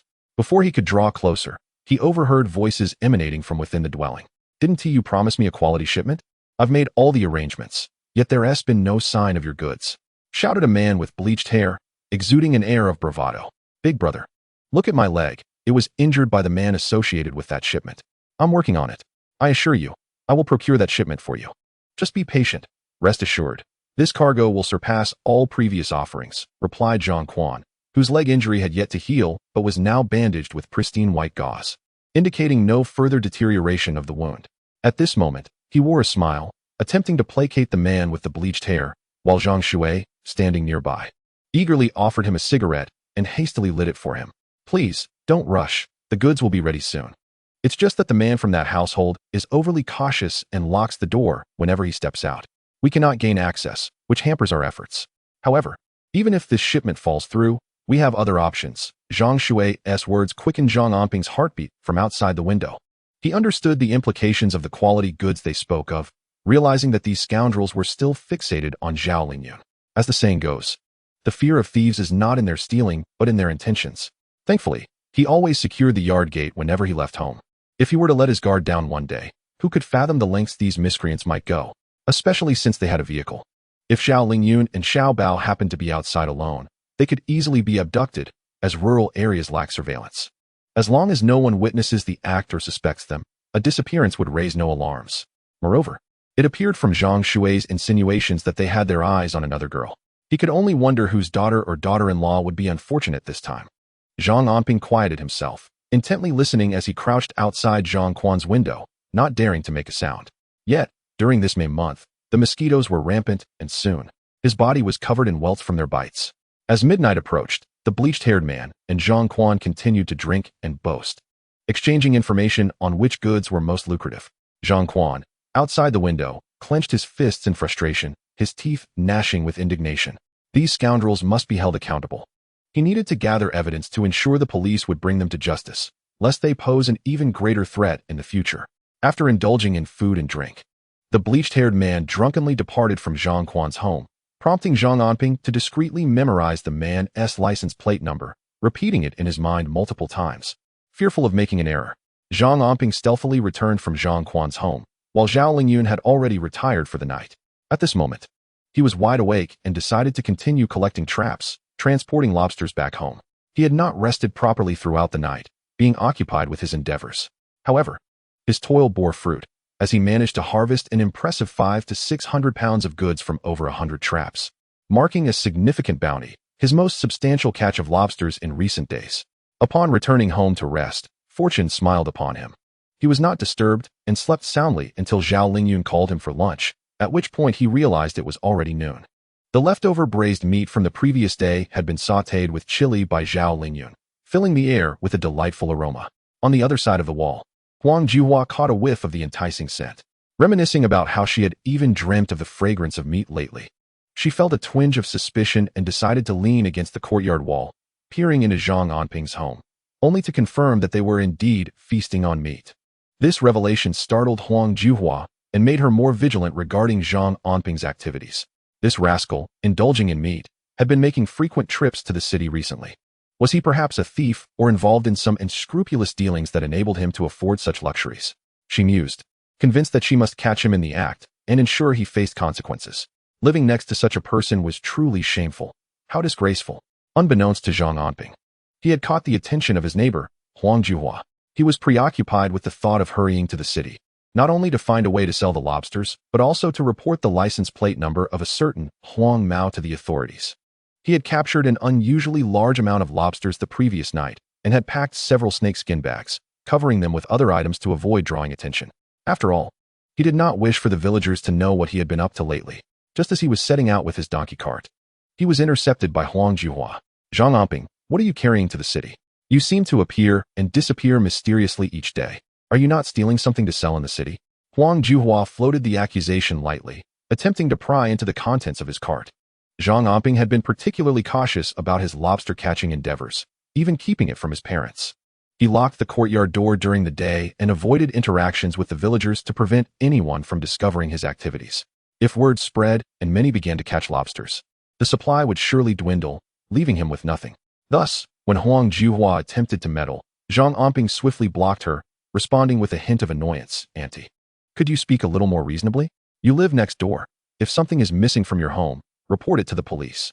If not, please step aside. I have matters to attend to. Zhang Anping was well aware of Huang Juhua's nature. She was indolent and prone to meddling in others' affairs. If she discovered his secret of catching lobsters to sell in the city, word would spread throughout the village in no time. Therefore, he knew he had to remain even more cautious. This lucrative venture could not be revealed to her, lest it jeopardize his livelihood. Thus, Zhang Anping, disregarding Huang Juhua's suspicions, retorted with a sharp remark and hastily made his way towards Suicheng in his donkey cart. Huang Juhua, having been met with a cold shoulder from Zhang Anping, found herself at a loss for words. Yet, she remained undeterred, her curiosity piqued by the sight of the heavily laden cart, its wheels flattened under the weight, and the persistent dripping of water beneath it. What secrets could Zhang Anping be concealing within that cart? The more she pondered, the more intrigued she became. Resolute, she leaned against the wall of her courtyard, repeatedly calling out into Zhang Anping's yard, "Is my niece-in-law home?" Unable to extract any information from Zhang Anping, Huang Juhua resolved to inquire with Zhao Lingyun. Even if Zhao Lingyun proved reticent, there was still the opportunity to extract information from Xiaobao. She could not fathom how Zhang Anping could keep secrets from her family, separated only by a mere courtyard wall. This time, Zhang Anping arrived in Suicheng earlier than usual. Instead of delivering goods immediately, he directed his steps to the Suicheng Public Security Bureau. Upon locating Li Jun, he recounted everything he had witnessed the previous night, offering two critical pieces of information: the license plate number of the car driven by the blonde-haired man, and the mention of another shipment by his brother, Zhang Quan.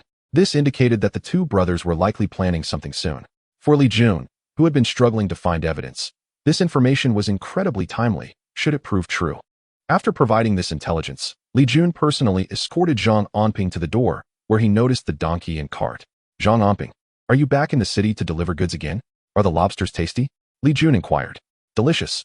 If you get a chance, do visit Wang Ji's seafood stall at Binhai Park. The goods I deliver are from there, Zhang Anping replied with a hearty smile.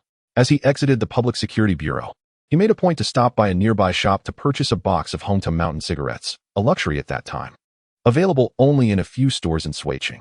With the cigarettes tucked away in his pocket, he proceeded towards the southern gate and the grassy street. In a previous life, this area would eventually evolve into the largest lobster trading market in Suicheng, facilitating the distribution of local lobsters across the nation.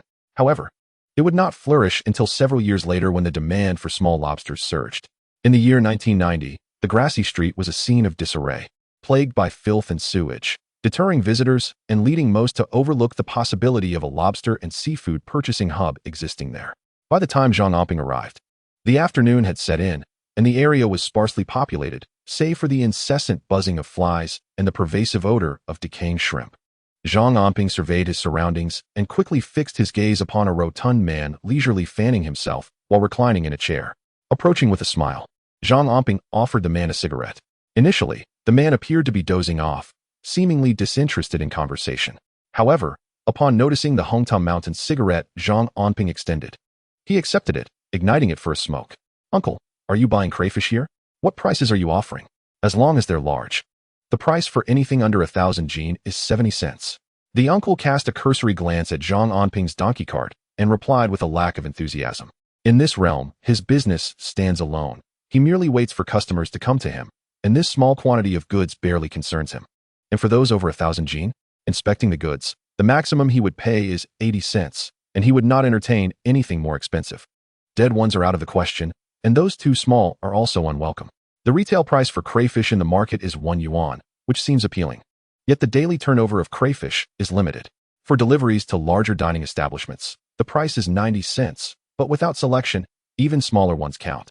Although they cannot match the market retail price, they still exceed what is offered here. Though the prices here are low, if the quantity becomes exceedingly large, those big eateries cannot consume them all and must be sent here, even at 70 cents, to find a market for the small crayfish.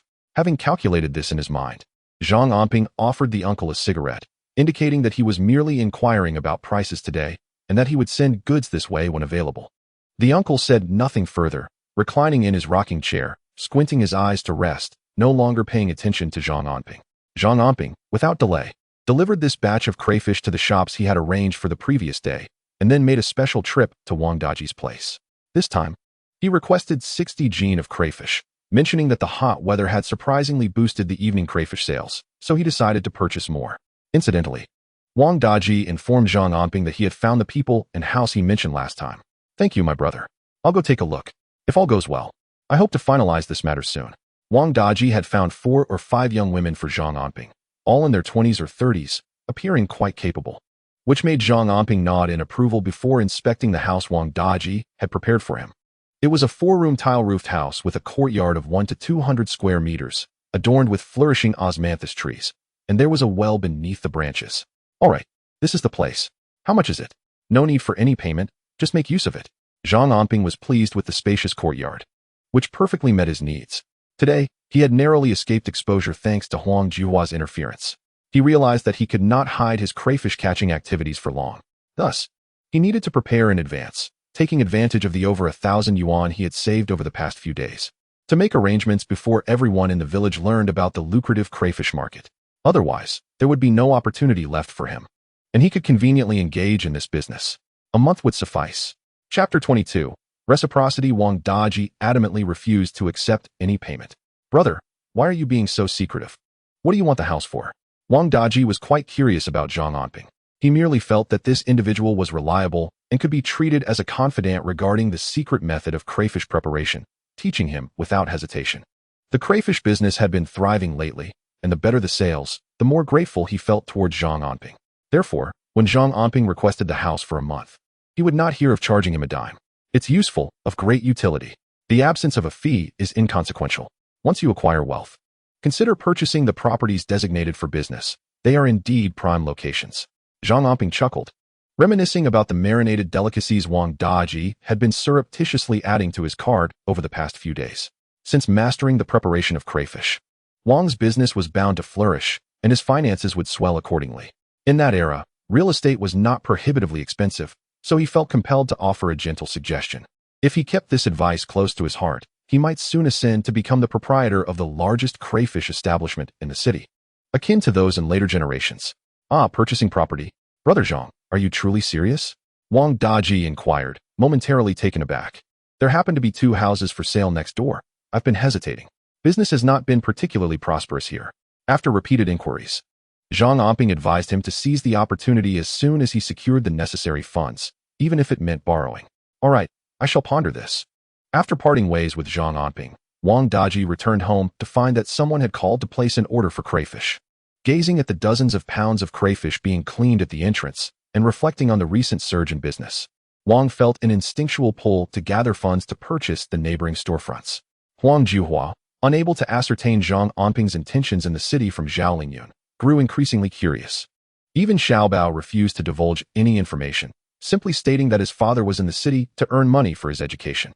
This left Huang Juhua disheartened, yet more inquisitive.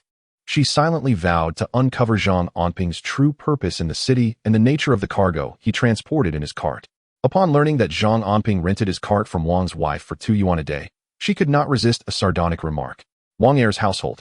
Do not be tempted by those 2 yuan, lest the police come to our village and seize your donkey and cart as stolen property. Wang's wife, not one to be trifled with, retorted sharply. Oh, I recall that Zhang Anping is your nephew. How can you, as an aunt, speak so disparagingly of your own kin?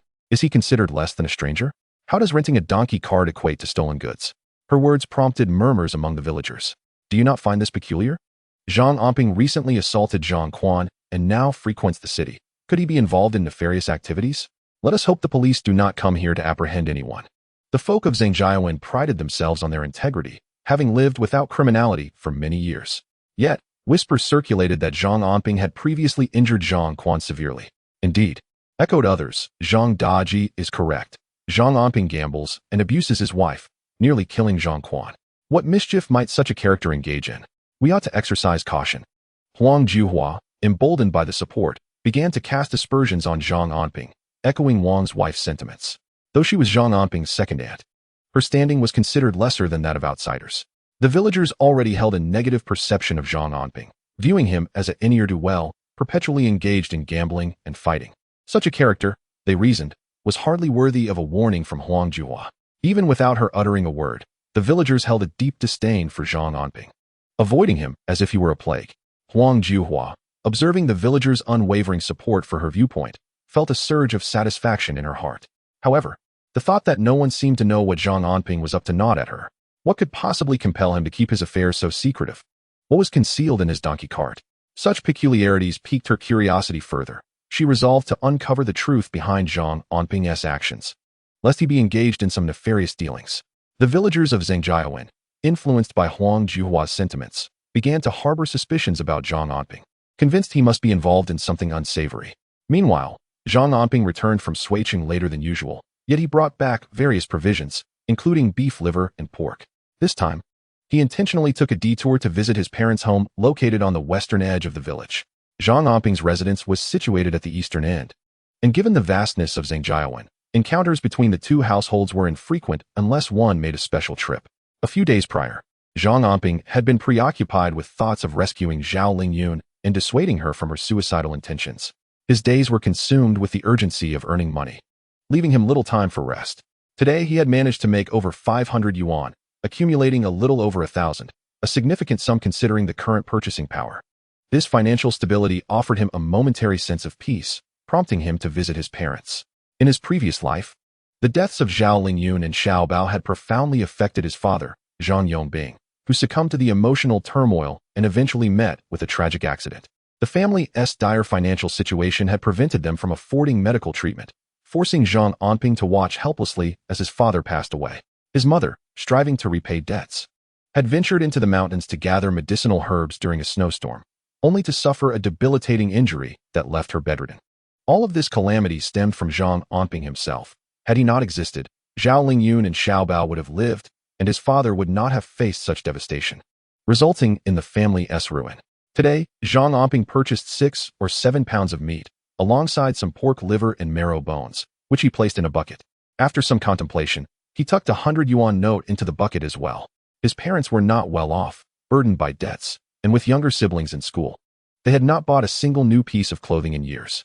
Last year, despite raising pigs, they could not afford to save any pork for the New Year festivities.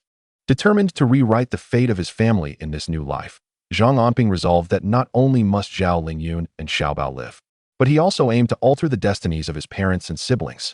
As night fell, a dim light flickered in Zhang Yongbing's home, and Zhang Anping felt a wave of anxiousness wash over him. It had been many years since he had seen his parents, and now he hesitated at the threshold. Suddenly, He heard a series of thuds followed by hurried footsteps, leaving him momentarily stunned. What on earth was happening in the house? Chapter 23. The closest family. Before Zhang Anping could step through the door, a figure suddenly dashed out from the house and collided with him, nearly knocking him off his feet. "Brother, why are you here?" exclaimed Zhang Anping, his younger brother. In a past life, after their father had passed away and their mother had become incapacitated, Zhang Anping had ventured out to earn a living, only to mysteriously disappear. It wasn't until Zhang Anping became successful and began searching for him that he found his brother, who had changed drastically and appeared a decade older than his years. Zhang Anping soon learned that his brother's life had been fraught with hardship. He had been deceived, forced into illegal coal mining, and had even been married once. However, after his wife left him following the birth of a daughter, he fell into illness and never remarried. Zhang Anping had once wished to assist his brother, but Zhang Anping had rebuffed him, saying, "I have no brother like you. You ruined our family. Just seeing your face makes me sick." After that, Zhang Anping vanished without a trace. "That little rascal. He ranked last in his class this time. Just wait until I get my hands on him," shouted the tall but slender Zhang Yongbing, brandishing a rural sorghum broom, ready to unleash his wrath on Zhang Anping. The hurried footsteps that Zhang Anping had heard earlier belonged to their father, who was chastising his younger brother. Recalling his own childhood, Zhang Anping remembered how their father adhered to the belief that filial piety emerged from discipline, often resorting to physical punishment for both him and his brother. Despite this, Zhang Anping's rebellious spirit only intensified. He would rather endure severe beatings than submit to authority. Their father, unable to control him, eventually allowed him to act out. However, after living a second life, Zhang Anping began to comprehend that his father's lack of education and communication skills hindered his ability to nurture his children. The love their father harbored for them was buried deep within, but the inability to express it ultimately led to the tragic loss of their younger sibling, which shattered his father's sanity. "Enough, father. Let's discuss this inside. Zhang Anping is old enough to understand. He is in his senior year now. Please refrain from resorting to violence," Zhang Anping interjected, blocking his father's path. This sudden display of concern from his usually stubborn and hot-tempered elder brother caught Zhang Anping by surprise. When had this brash sibling started advocating for him? In the past, whenever their father lashed out, their eldest brother would join in the punishment. In this household, the philosophy was that discipline bred obedience, and the eldest son maintained a similar ethos. If one did not comply, they would face further consequences. When had there ever been a moment for gentle discourse? Indeed, Zhang Yongbing paused, bewildered. When had his eldest son become so accommodating? Was he here to ask for money again? Otherwise, such behavior was uncharacteristic. Typically, he would chase after Zhang Anping to administer a beating. "Our family is out of money, and with the second son about to take the college entrance examination, we can't even afford the exam fees." Zhang Yongbing's voice was hoarse. He struggled with communication and was aware that his eldest son was lacking in ambition. Yet, the bond of kinship tugged at him. Every time Zhang Anping came asking for money, despite his anger, he would discreetly hand over a little. But the reality was disheartening. The family was impoverished, and none of them seemed to amount to anything. The eldest brother is now married, yet he neglects his responsibilities, while the second brother approaches his studies with a lackadaisical attitude. How is it that they cannot compare to the child of the eldest brother's family, who has successfully gained admission to university? Even if they only have one son and one daughter, they bring pride to their parents and evoke envy in others. Zhang Anping chose not to respond to his father's remarks. Instead, he entered the house and surveyed the emptiness within. He retrieved the meat and money from the bucket. This money was meant for Anning's tuition, alleviating any psychological burden on him so that he could focus on his studies. Even if he does not gain admission, he has the support of his elder brother. In his previous life, Zhang Anping failed to enter university. He had endured relentless beatings from both his father and himself, fostering a reluctance to communicate about his inner turmoil. Following his failure, compounded by a family crisis, he left home. Zhang Anping's past existence was fraught with hardship. In this life, Zhang Anping fervently hopes for a change in the destinies of his brother and parents. Where did you acquire this money? Have you been gambling again or engaging in petty theft? Such ill-gotten gains are truly unworthy. At that moment, their mother, Jin Xiaofeng, who was busy in the kitchen, widened her eyes in astonishment as she beheld the meat and money in Zhang Anping's hands. Her immediate reaction was suspicion regarding the origins of these items. Jin Xiaofeng, of modest stature and slightly plump, bore a dark complexion. In her 50s, with half of her hair already turned white, she wore a floral apron and was unconsciously wiping her hands on it, likely due to the moisture. In her previous life, to earn a little extra money, she had ventured into the mountains on a snowy day to gather herbs. only to fall and become paralyzed from the waist down. Although her younger daughter attended to her, life was agonizing. Eventually, feeling like a burden to her children, Jin Xiaofang secretly hoarded a poisonous herb and took her own life. This pain lingered in Zhang Anping's heart throughout his life. In the stillness of midnight, whenever thoughts of his mother surfaced, tears would flow. Yet, this sorrow remained unspoken. For the tragic fate of his family, whether directly or indirectly, was tied to his own actions. Mom and Dad, I happen to have something to discuss with you regarding the origins of this money. Although Zhang Anping understood that his parents had never been exposed to the wider world and were not discreet, he was aware that if he revealed the truth about the money earned from catching crayfish, they would inevitably disclose it. However, with a plan already in place, he decided not to conceal anything further from them. He proceeded to explain the lucrative opportunity of catching crayfish, omitting details about where the crayfish were sold and their specific market value. He merely informed them that what was once considered a nuisance in the village, the crayfish, was, in fact, a treasure that could be exchanged for money. The meat and money he possessed were the fruits of this endeavor. Upon hearing this, Zhang Yongbing and Jin Xiaofang were filled with astonishment and delight. After exchanging glances, Jin Xiaofang let out a sigh of relief, almost uttering a prayer of gratitude. May the Bodhisattva bless us. Her catchphrase was always a plea for divine intervention, as she believed that all things were predestined. There are no one in our village or the neighboring ones catching crayfish. If we work diligently at night, while this opportunity remains unknown to others, we can gather a substantial quantity. This way, we need not worry about the tuition for our younger siblings. And we can repay our debts while saving a little as well. Finally, Zhang Anping disclosed to his parents the profitable venture of catching crayfish. However, he repeatedly cautioned, the human heart is the hardest to fathom. In this village, no one catches crayfish, which are plentiful. If everyone were to know, no matter how swiftly they grow, they would never outpace human greed. Keeping a low profile is essential for profit. Zhang Anping reiterated his father's advice, and upon hearing their assurances that they would not divulge anything, he finally departed from his parents' home, steering the donkey cart back. Yet, as he passed through the center of the village, an unexpected discovery caused Zhang Anping to abruptly halt the cart, his body bristling with unease. Chapter 24. The unusual stranger. In these times, the village lacked streetlights. Some households were reluctant to use electricity, relying on dim bulbs within their homes, while the courtyards remained in darkness. Consequently, Zhang Jiawan was engulfed in shadows by night. At that moment, Zhang Anping traversed this pitch-black road and spotted an individual, tall yet as agile as a specter, with a bulging waist and an inexplicable aura of menace surrounding him. This person appeared unsettling, possibly even having taken a life or witnessed bloodshed. Zhang Anping found himself in a precarious position, unable to advance or retreat. He feigned ignorance, avoiding eye contact with the hurried passerby and lowering his gaze to urge the donkey onward. Yet, the more he worried, the more the situation escalated. The stubborn donkey refused to budge. Frustrated, Zhang Anping wanted to curse. Could this obstinate creature also be fearful? When had such a person begun to roam this remote rural area of Zhangjiawan? Was it Zhang Quan, or was the village unsafe? How had he overlooked such a figure in his previous life? As the stranger brushed past him, he even turned to cast a penetrating glance, his eyes sharp as an eagle's in the night, distinctly different from an ordinary person's. Zhang Anping pressed his lips tightly together, saying nothing, avoiding the stranger's gaze, and simply dismounted the cart to soothe the donkey with a gentle pat on its head. Once the figure had departed, the obstinate donkey finally acquiesced and followed Zhang Anping to Wang Er's home. Zhang Anping went to inform Wang Er that he should deliver the completed iron cages to the city the following day, providing the address of the small courtyard where he could directly find Wang Daji. Moving forward, all goods made should be sent to the city. Wang Er was delighted, sharing that he had produced 300 or 400 cages in recent days, but upon calculation, the funds were insufficient. Zhang Anping said little, handing Wang Er 50 yuan, which delighted him immensely.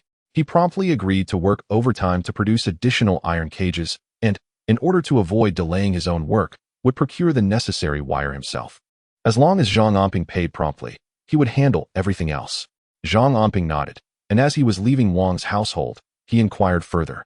Wang Er, have you noticed any unusual strangers in the village recently? Unusual strangers?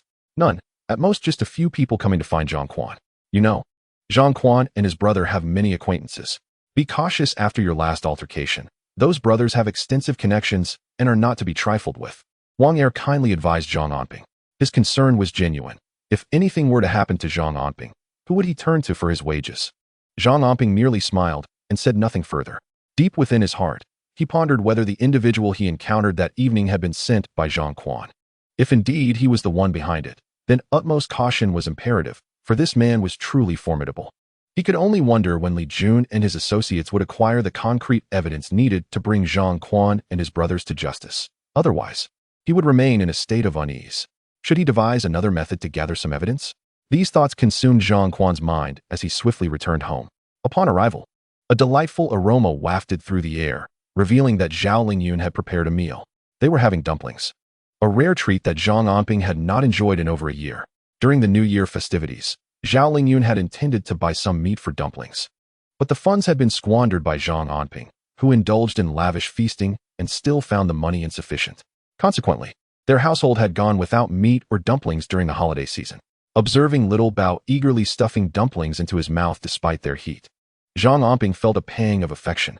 Today I bought plenty of meat.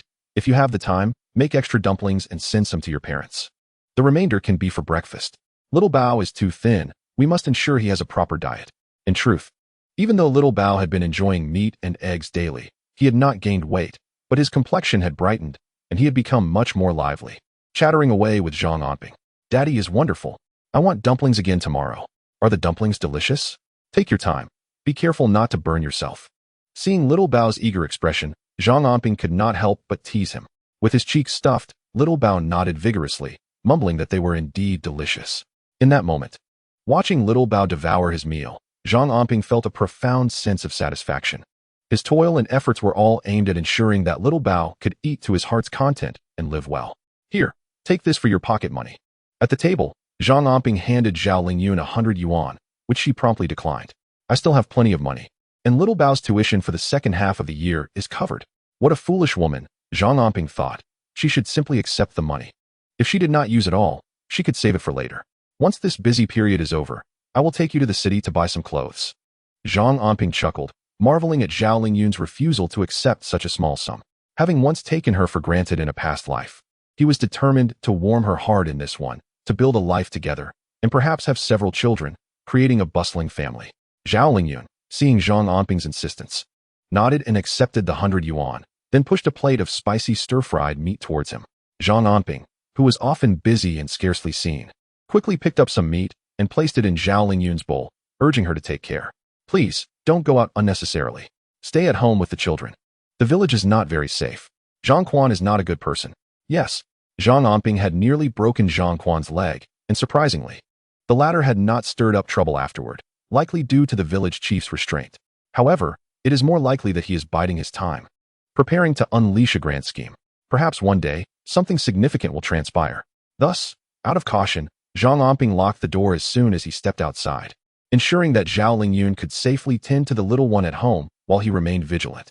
He could only hope for the day when Zhang Quan would be brought to justice, which would grant him complete peace of mind. After finishing dinner, Zhang Anping noticed that it was getting late. He tidied up the crayfish traps that Zhao Lingyun had prepared earlier in the day, placing some beef liver inside. He then picked up 2 buckets, ready to seek out his parents. His intention was to take his father and younger brother with him that night to catch crayfish in the village, while the venture remained undiscovered. Under the cover of night, he anticipated a substantial profit.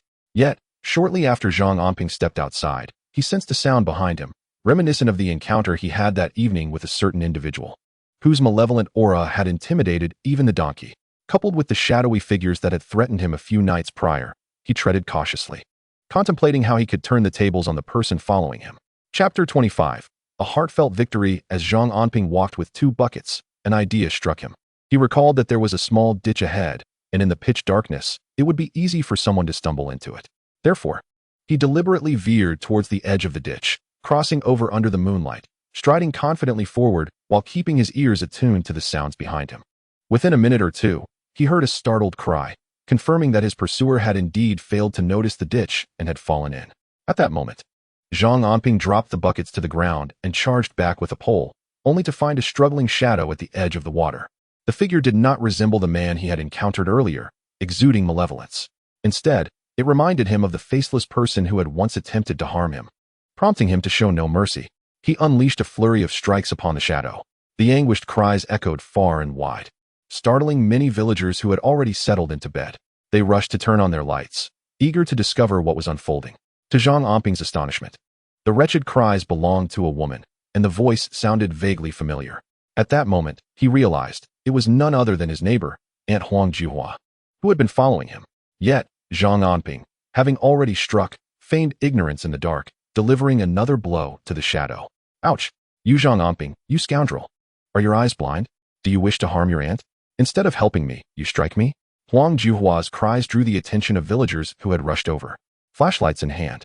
When they saw the disheveled Huang Juhua sitting in the ditch, covered in mud from head to toe, they were left in stunned disbelief. What chaos was this in the dead of night? I once thought a thief lurked nearby. Who would have imagined it was you, my dear aunt? You remained silent, following me in the dead of night. Your eerie presence intended to frighten me into relinquishing my home. The villagers, drawn to the spectacle, erupted in laughter at Zhang Anping's remark, while Huang Juhua, sitting by the ditch, seethed with indignation. She pointed at Zhang Anping, cursing him incessantly. You wretched scoundrel, mind your own business. Who is following you or trying to scare you? Though she wept and wailed, she found herself powerless. She attempted to charge at Zhang Anping, hoping to leave her mark upon his face, but the pain from the blows she had received hindered her. Moreover, Zhang Anping was quick on his feet whenever she approached. He retreated, maintaining a distance that kept her from retaliating. Thus, Huang Juhua was left in a state of silent agony, unable to voice her grievances. Her original intent was to observe Zhang Anping's midnight escapades, stealthily trailing behind him. Little did she know, her misfortune would lead her to be muddied and even struck. Oh, Aunt Huang, what are you doing out at this hour? Wouldn't it be better to stay at home? Are you wandering about at night without caution, only to fall into a ditch? Huang, the neighbor, chimed in with a mocking tone, which further infuriated Huang Juhua. With a fierce glare, she retorted, Zhang Anping, just wait. I will not let this go unpunished. As she glanced at her soiled attire, exasperated, she pointed an accusatory finger at Zhang Anping while making her way back home. With her clothes in such disarray, she needed to hurry and wash up. She would surely recount Zhang Anping's assault to her husband. She could not allow herself to suffer in silence. The onlookers, witnessing Huang Juhua's departure alongside Zhang Anping, gradually dispersed. This incident left the villagers with a newfound respect for Zhang Anping. They realized he was not to be trifled with. Meanwhile, Zhang Anping had called for his father and brother, who appeared excited, each carrying buckets and nets, ready to embark on their own quest to catch crayfish. While this method was feasible, it yielded far less than the traps. Zhang Anping advised his father to follow his lead, suggesting they use a trap baited with beef liver to lure the small crayfish, which would be far more comfortable than wading into the water themselves. Is that really possible? I've never seen such a contraption before, Zhang Yongbing expressed his skepticism. In their village, catching crayfish typically involved nets or simply using hands, which, under normal circumstances, could yield a small bucketful, as the crayfish population was indeed abundant. Follow me, and you shall discern the efficacy of our endeavor. Bring along additional buckets, as I will soon instruct you on the method of cleaning the cages. In the village's fish pond, there are over 100 cages belonging to Zhang Anping. When he pulled one from the water, Zhang Yongbing gasped in astonishment, his mouth agape, while Zhang Anping clapped his hands in excitement. Goodness, brother, how did you conceive of such a method? This is remarkably effective. Each cage must weigh several pounds. Zhang Anping hurried to assist. The cages were teeming with small crayfish, and the joy of their harvest made their eyes gleam with delight. This method is truly ingenious. As long as these crayfish can be sold, we stand to earn a substantial amount tonight. Even if it's merely a dime or two per pound, we could make hundreds by morning. Zhang Anping calculated in his mind, unaware that the crayfish were fetching around 80 to 90 cents per pound, leading Zhang Anping to a daily profit exceeding 500. Such a figure was beyond his wildest imagination. The technique of setting the traps was not overly complex. The challenge lay in the quantity of traps for catching the crayfish. Thus, Zhang Anping swiftly taught his father and brother how to set the traps. The trio busied themselves, tirelessly moving from one pond to another, continuously retrieving the traps, cleaning out the crayfish, refilling them with beef liver, and casting the traps back into the water. Once they had filled 2 buckets with crayfish, Zhang Anping carried them home. That night, the 3 of them hardly slept, yet their bounty was exceedingly gratifying. By dawn, they weighed nearly 1,000 pounds, a quantity that defied belief. As Zhang Anping prepared to deliver the catch, he called his father aside to discuss a few matters. Anticipating that his prank on Huang Juhua from the previous night would soon be uncovered, he realized it was time to devise his next steps. Thus, he needed to free himself to attend to other affairs, gradually entrusting the crayfish operation to his father, for he had more pressing matters to attend to. Chapter 26. Time waits for no one. With the break of dawn, Zhang Anping seized the opportunity to catch a brief respite, having been extraordinarily busy in recent days. Scarcely finding time for rest. Exhausted, he fell into a deep slumber the moment he touched the edge of the bed, his snores echoing through the room. Zhao Lingyun felt a mix of emotions as she beheld the 1,000 pounds of crayfish in the courtyard and the soundly sleeping Zhang Anping. He must be utterly worn out. Xiao Bao, play quietly in the yard. Your father is asleep and very tired. Please refrain from making noise that might disturb him, Zhao Lingyun instructed. Then proceeded to boil eggs for Xiao Bao while clearing away the dead crayfish, which were still fresh enough to be made into shrimp balls for lunch. The remaining live ones were placed in a room, covered with a perforated bamboo basket. Subsequently, Zhao Lingyun began to make dumplings with the meat Zhang Anping had brought home, chopping it into small pieces with a knife to avoid disturbing his slumber. Soon, the kitchen was filled with the delightful aroma of cooking. Meanwhile, Huang Juhua had spent the entire night awake, partly out of anger and partly due to the pain from Zhang Anping's earlier blows. She had been grumbling and muttering all night, disturbing her husband's sleep. Early the next morning, she insisted that he confront Zhang Anping. If that failed, he should lodge a complaint with her in-laws. Alternatively, he could speak to Zhang Yongbing, urging both sets of parents to reprimand Zhang Anping for his audacity in assaulting an elder. Such behavior was utterly unacceptable. If they refused to discipline him and ensure he came to apologize on his knees, she would sever ties with Zhang Yongbing's family. Furthermore, once her son achieved prominence, he would no longer offer assistance to Zhang Yongbing's clan.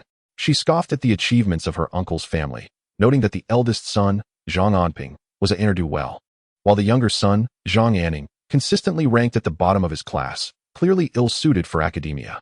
As for their daughter, Zhang Anping, she was merely a child. What use was there in her pursuing an education?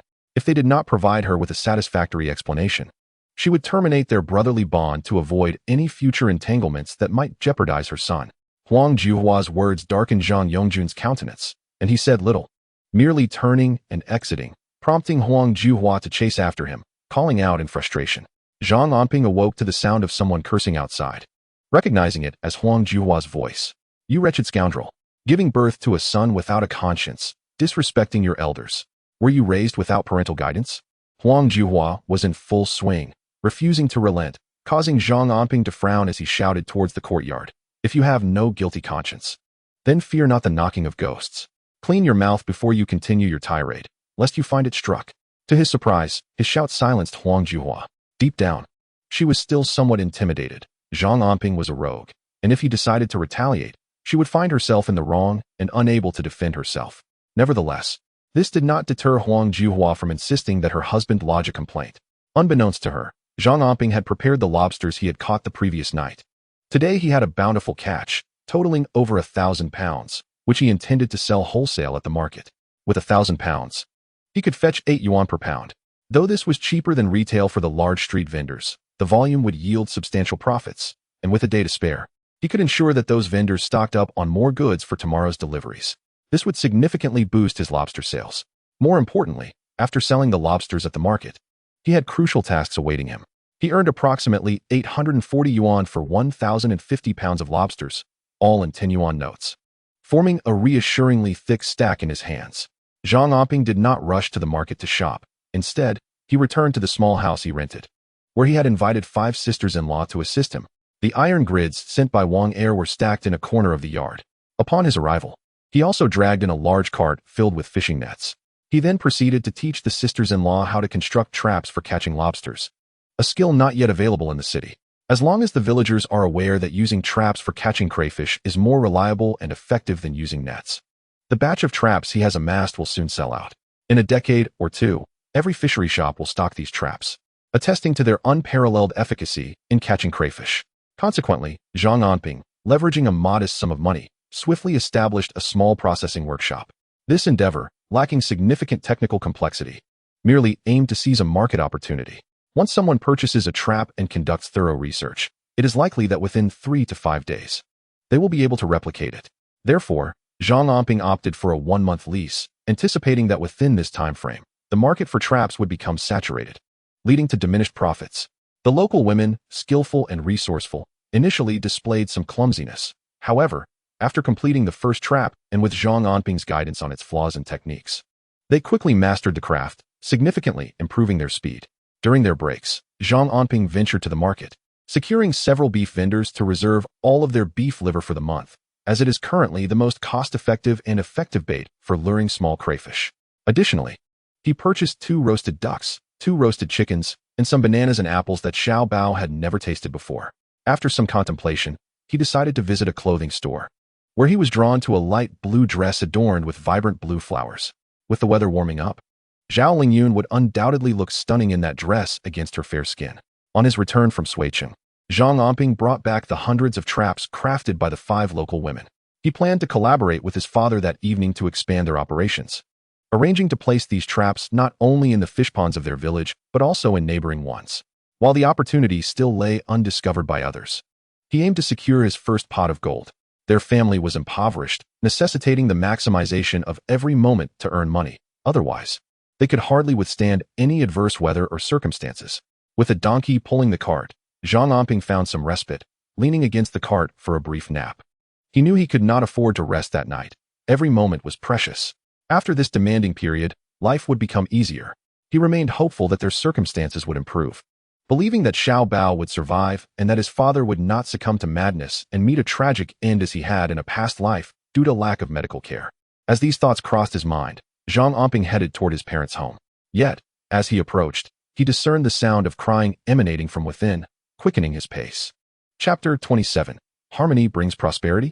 The sobbing seemed to belong to his mother, igniting a surge of anger within Zhang Anping. Who could have caused his gentle mother such distress? Upon pushing the door open, he beheld his grandfather seated with a stern expression, his uncle Zhang Yongjun standing nearby, and his father, flushed with rage, berating his mother. Tears flowed freely as the child wept, a reflection of despair that seemed to befall him without respite. The father's reprimand stung, leaving the mother's eyes reddened with sorrow. Just as she contemplated a retort, Zhang Anping entered, prompting her to hastily wipe her tears and stand beside her son. With a calm demeanor, Zhang Anping subtly directed his mother to position herself behind him, casting a glance at his father before greeting his grandfather and second uncle. His voice tinged with dissatisfaction. He remarked, "Father, regardless of the child's shortcomings, he is still your own flesh and blood. Should anything arise, my mother will undoubtedly care for you. Perhaps you could temper your words a bit. Are grandfather and the others here for some particular reason?"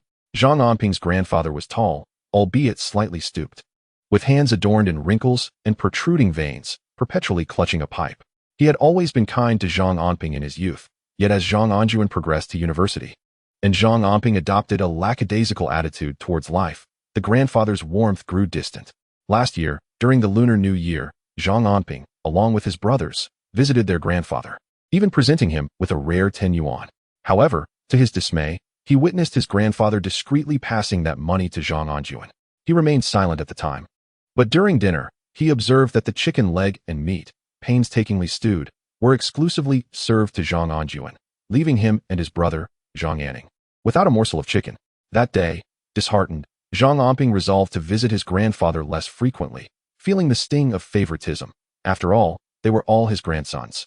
Yet it seemed as if the grandfather's affection was reserved solely for Zhang Anjuan. You, of all people, how could you raise your hand against your second aunt? She is, after all, your own aunt, the mother of Anjuan. Our family has but one pride, and that is Anjuan's academic achievement. You, however, are a disgrace. Zhang Anping refrained from mentioning this incident, but once the topic arose, Zhang Yongbing trembled with rage, instinctively reaching for the broom in the corner. He believed in strict discipline, where disobedience warranted punishment. However, as he grasped the broom, he found himself cornered by his son, who towered over him, eliciting a sense of trepidation within Zhang Yongbing. Zhang Anping was not like Zhang Anning. This son was fiercely stubborn, and retaliation was a possible consequence of his father's wrath. Yet today's events were particularly infuriating. The eldest even threatened to sever ties with Zhang Anping if he remained uncorrected, hinting that their brotherhood might be jeopardized. In their family, none seemed capable or competent. All hopes rested on Zhang Anjuan, the university student. Contemplating this, despite his love for Zhang Anping, the broom fell heavily upon him, causing his expression to shift dramatically. The father remained unchanged, inept at communication, resorting to violence when faced with challenges. It was no wonder that in a previous life, he had bottled up his emotions, leading to a breakdown following the death of his only grandson, Xiao Bao. During that tumultuous period, it was the mother who steadfastly stood by him, along with his siblings. Yet, Both his second uncle Zhang Yongjun and grandfather remained indifferent to his plight. If Huang Juhua had not stealthily followed me in the dead of night, would such an incident have occurred? Would I have been compelled to strike her? Anyone who has been stalked multiple times would undoubtedly exercise extra caution. Retaliating when faced with danger is only natural. As for Zhang Anping's pretense of ignorance upon hearing Huang Juhua's voice later, it stemmed from her sheer detestability. Father, grandfather, uncle, may I have a word? Zhang Anping, a tall and strong figure, could withstand the broomstick that fell upon him, yet his heart ached for his father.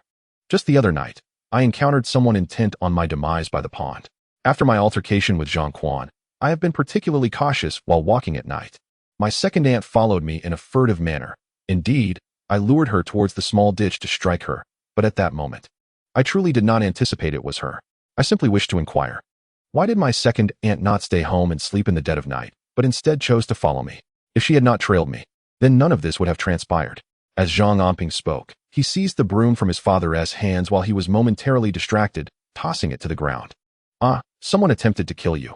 Anping, is that true? Jin Xiaofang exclaimed in astonishment, urgently pulling at Zhang Anping, her complexion changing. In this world, who cares for him the most? Naturally, it is Jin Xiaofang. Indeed, that person sought to drown me in the darkness, unseen by anyone. Even if I were to perish, others would merely assume it was an accident. Hence, I mistook my second aunt for that assailant and struck her with a pole. Zhang Anping withheld certain truths. Although Huang Juhua was his second aunt, over the years, she had not only bullied his mother, but frequently berated them. She had never regarded them as family, not even equating them with outsiders in the village. This is a misunderstanding, his uncle would say. I will explain to my wife. It is a misunderstanding, a misunderstanding. The child's father has already punished Anping. It will not happen again. Jin Xiaofang wished to shield her son, hoping that an apology would suffice to put the matter to rest. However, Zhang Yongjun, contemplating his wife's relentless complaints at home, believed that this matter could not simply be overlooked. After a moment of thought, he remarked, Sister-in-law, although it is a misunderstanding, it is inappropriate for my nephew to have resorted to violence. Compensation is warranted. Let us provide 100 yuan for medical expenses and ensure it does not occur again, along with a bow of apology to your second aunt.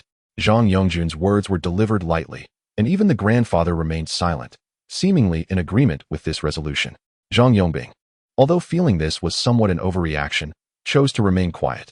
It was only Jin Xiaofang who, in astonishment, interjected, Child, uncle, didn't we say it was a misunderstanding? Must we involve money? 100 yuan is excessive. And a bow of apology? You are well aware of our family's circumstances. This is simply too much. Jin Xiaofang's heart ached for her son, who had nearly faced death. Even if he had reacted impulsively and struck Huang Juhua, she was not without fault. To immediately demand 100 yuan? That amount could cover half a semester's tuition for Zhang Anping, and they were well aware of their impoverished situation. When an elder speaks, there is no room for your interjections. My dear friend, this time I shall heed your counsel. A harmonious family fosters prosperity.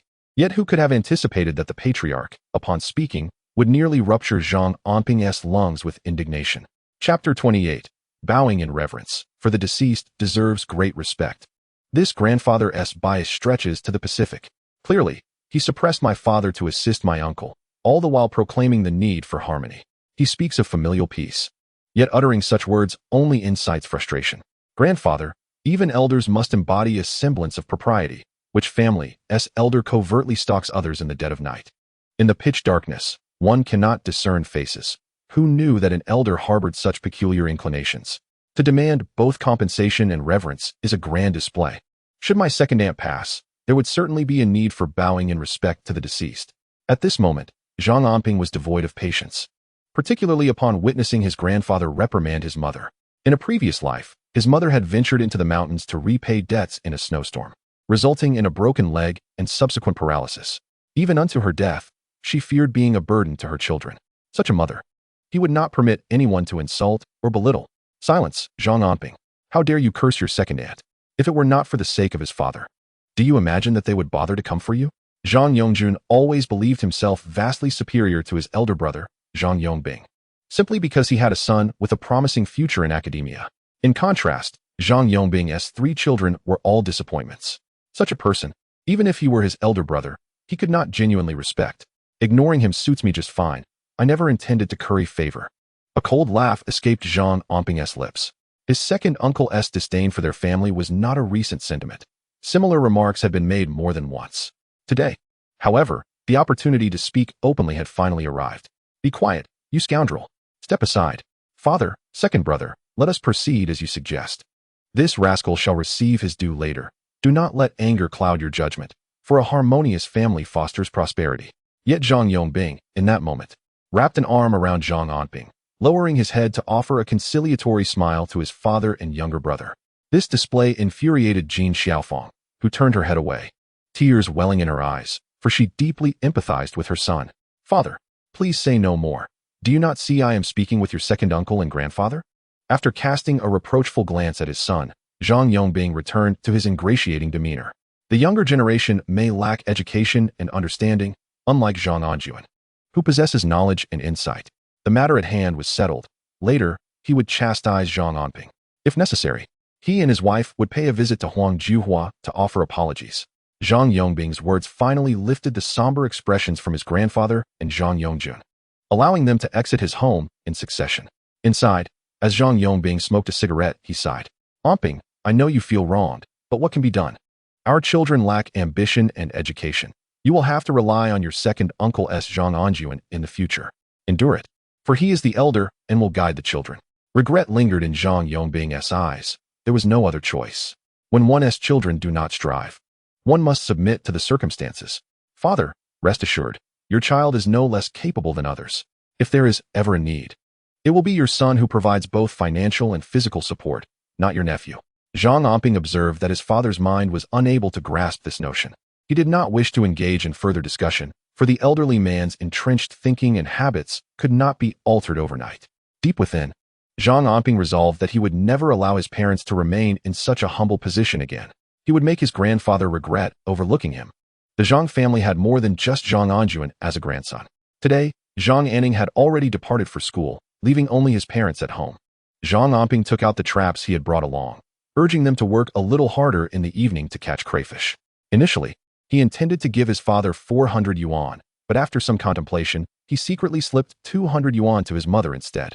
The remaining 200 he planned to save for a future opportunity. After all, when he handed his mother the 200 yuan, it startled Jin Xiaofang, who exclaimed that such an amount was excessive. Did they truly earn 200 yuan among the three of them last night? The speed at which money came was astonishing. Zhang Anping remained silent, choosing not to disclose to his mother that they had actually earned 800 yuan the previous night. He feared it would frighten her. "Anping, why not take 100 yuan back for Lingyun's living expenses? Little Bao will be starting school in the second half of the year. Mother, please don't worry about this. I have prepared more traps tonight. We will catch plenty of crayfish, and there will be money tomorrow." Zhang Anping smiled at his mother's expression. After offering a few more reassurances, he then urged the donkey cart to return home. However, on his way back, Zhang Anping noticed what seemed to be a vehicle approaching from the distance, which reminded him of the peculiar strangers he had encountered recently, those who came looking for Zhang Quan. Recalling the last time he overheard a conversation between Zhang Quan and Zhang Shui, he feared that another innocent girl might be in danger. Thus, Zhang Anping resolved to return home first, have a light meal, and later sneak over to Zhang Quan's residence to eavesdrop, hoping to uncover any significant information. If fortune favored him, perhaps he could save an innocent girl. With this thought in mind, he hastened his donkey's pace, eager to reach home. From afar, he spotted a light still glowing in the courtyard, likely Zhao Lingyun waiting for him to return for dinner. The sight of that warm, yellow light made all his hardships worthwhile. Upon opening the courtyard door, he heard little Bao's jubilant voice, "Daddy's back. Time to eat. Time to eat." Then, like a bird taking flight, little Bao leaped into Zhang Anping's arms, disregarding his dirt and odor, and affectionately planted a kiss on his cheek. This spontaneous display of affection brought a radiant smile to Zhang Anping's weary face. It was the first time in his life that little Bao had so eagerly embraced him. A wave of satisfaction and happiness surged from within him, prompting him to lift little Bao and twirl around the courtyard several times. "Little Bao, stop fooling around. It's time to eat. I've made bone stew and braised pork." Under the soft glow of the light, Zhao Lingyun wore a gentle smile, radiating a serene beauty that Zhang Anping had never witnessed before on her face. This compelled him to take out the dress he had purchased earlier that day and present it to Zhao Lingyun. Although she verbally expressed disapproval, a flicker of surprise danced in her eyes, revealing her delight. It appeared that Zhao Lingyun indeed cherished the gift. During dinner, buoyed by his good spirits. Zhang Anping indulged in an abundance of food. As he observed Zhao Lingyun tidying up the dishes, he took it upon himself to wash Zhao Bao and place him gently in bed. After offering Zhao Lingyun a few words of caution, he vanished into the night. This time, he did not seek out crayfish but instead positioned himself outside the window of Zhang Quan's residence, eager to ascertain if anyone would come looking for Zhang Quan that evening. However, just as he crouched down, an icy chill enveloped him. As a rigid object pressed firmly against his back, "Don't move," came a harsh voice, and the sensation of something hard at his waist rendered the seasoned Zhang Anping momentarily silent, prompting him to raise his hands in a gesture of compliance. His mind raced, pondering the identity of this individual, wondering if it was the peculiar stranger he had encountered that fateful night. Noticing Zhang Anping's cooperation, the person behind him seemed to lower their guard. Soon, a rustling sound approached, followed by a familiar voice calling out to him, "Brother Zhang Shu." Upon realizing that it was the well-known officer Li Jun, a wave of relief washed over Zhang Anping. He observed that Li Jun was accompanied by the very individual who had apprehended him, and Li Jun, in a hushed tone, reassured the other, "Don't misunderstand. It was this brother Zhang who reported the incident." It turned out that the special stranger Zhang Anping had seen that night was actually a member of the special police, who had been discreetly monitoring Zhang Quan and his associates. Both groups had chosen the bamboo grove outside Zhang Quan's window as their surveillance point. At that moment, a smile finally graced Zhang Anping's face. He had long harbored concerns that Zhang Quan might retaliate against his family or cause harm to others, as he had not witnessed any action from Li Jun's team. Now, he realized they had been lurking in the shadows all along. With this knowledge, he could focus solely on earning money without significant worries. As he departed from Zhang Quan's vicinity, Zhang Anping felt as if he were gliding on air. He wandered by the village pond, simultaneously retrieving crayfish from the water. By now, he possessed over 200 traps, strategically placed along the riverbanks and ponds throughout the village. Even in some ditches, the effectiveness of these traps in capturing crayfish had not diminished despite their proliferation. Indeed, the small crayfish of Zhangjiawan had become a veritable plague, easily ensnared by the traps, with each trap yielding several pounds, even exceeding 10 pounds at times. Jin Xiaofang and Zhang Yongbing were filled with enthusiasm, sharing quiet laughter. Actually, Anping is quite capable, having discovered a market for selling crayfish. He can earn 200 yuan in a single night, which far surpasses what we make in a month. Shu, Anping has cautioned us, we must not disclose this to outsiders. We must earn quietly. Their voices hushed. Jin Xiaofang and Zhang Yongbing brimmed with aspirations for a brighter future. When Zhang Anping arrived, he discovered that they had already gathered several bags of crayfish. Feeling youthful and vigorous, he decided to transport the crayfish home. After finishing his busy work and sitting down to rest, Zhang Anping lit a red pagoda cigarette for his father. The two sat by the pond, engaged in conversation. "Dad, please refrain from hitting me and Anning with a broom at every opportunity. I have a son now, and Anning is a young man too. He understands things. You might scare them away." Zhang Anping recalled how, in his previous life, his brother Zhang Anning had been subjected to frequent beatings by their father, which cultivated a deep-seated inferiority complex within him. This led to a life fraught with disappointments and ultimately resulted in him being deceived and forced to labor in a coal mine. The root of his brother's tragic existence lay heavily in their father's inability to communicate, mistakenly believing that discipline through violence would yield filial obedience. Their father had never considered that by now he was married, and his children were of a considerable age, with Anning preparing for his final year of high school. The pressure of such treatment was immense for Anning. It was no wonder he failed to gain admission to any university in his previous life. "It's not that I wish to punish you both, but your brother truly drives me to despair. Our family is burdened with debt, and I work so hard to support his education. I lend him money for school, yet he consistently ranks at the bottom of his class. Alas, he simply isn't cut out for academics." Zhang Yongbing sighed deeply as he glanced at his son, taking a drag from his cigarette. If only he possessed even half of Anjuan's capabilities. Just passing any university entrance exam would bring me some solace. But look at him. He shook his head in dismay at the thought of Zhang Anning. Despite the family's financial struggles, almost penny-pinching, how could Zhang Anning's academic performance be so poor? And his English, truly abysmal, consistently coming in last place among all schools. One could hardly blame him. Anning faced tremendous pressure and lacked a solid foundation, being a rural child with limited exposure to English. Even if he were to fail his university entrance exams this time, there was no need for further punishment. Years of hitting had proven ineffective. Zhang Anping too lit a cigarette, unable to shake off the memory of his brother Zhang Anping's eyes, filled with animosity. Once, they had shared a close bond, but in his previous life, they had become adversaries, with Anping sinking into despair, refusing even the slightest assistance from him. It was evident that both their father and he had failed in their treatment of Zhang Anping. With so many regrets from his past life, Zhang Anping resolved to adopt a different approach in this one. Let us not discuss your brother. If catching crayfish proves profitable, he could lend a hand at home after his college entrance exams, which could earn quite a bit. Zhang Anping suddenly remarked with enthusiasm. It's futile. The crayfish harvest won't last long, at most a week. Ah, surely not. Zhang Anping expressed disbelief. We managed to catch so many crayfish in one night, we could earn hundreds. What could possibly limit this venture? Zhang Anping merely smiled, choosing not to respond. That night, they had a bountiful harvest, and Zhang Anping busied himself with delivering their goods to the city, opting this time to supply several large eateries and night market restaurants instead of heading towards the grass street. In the end, there remained 100 pounds unsold, which Wang Daji purchased entirely, asserting that as the weather grew warmer, business improved day by day, and he could certainly handle this quantity.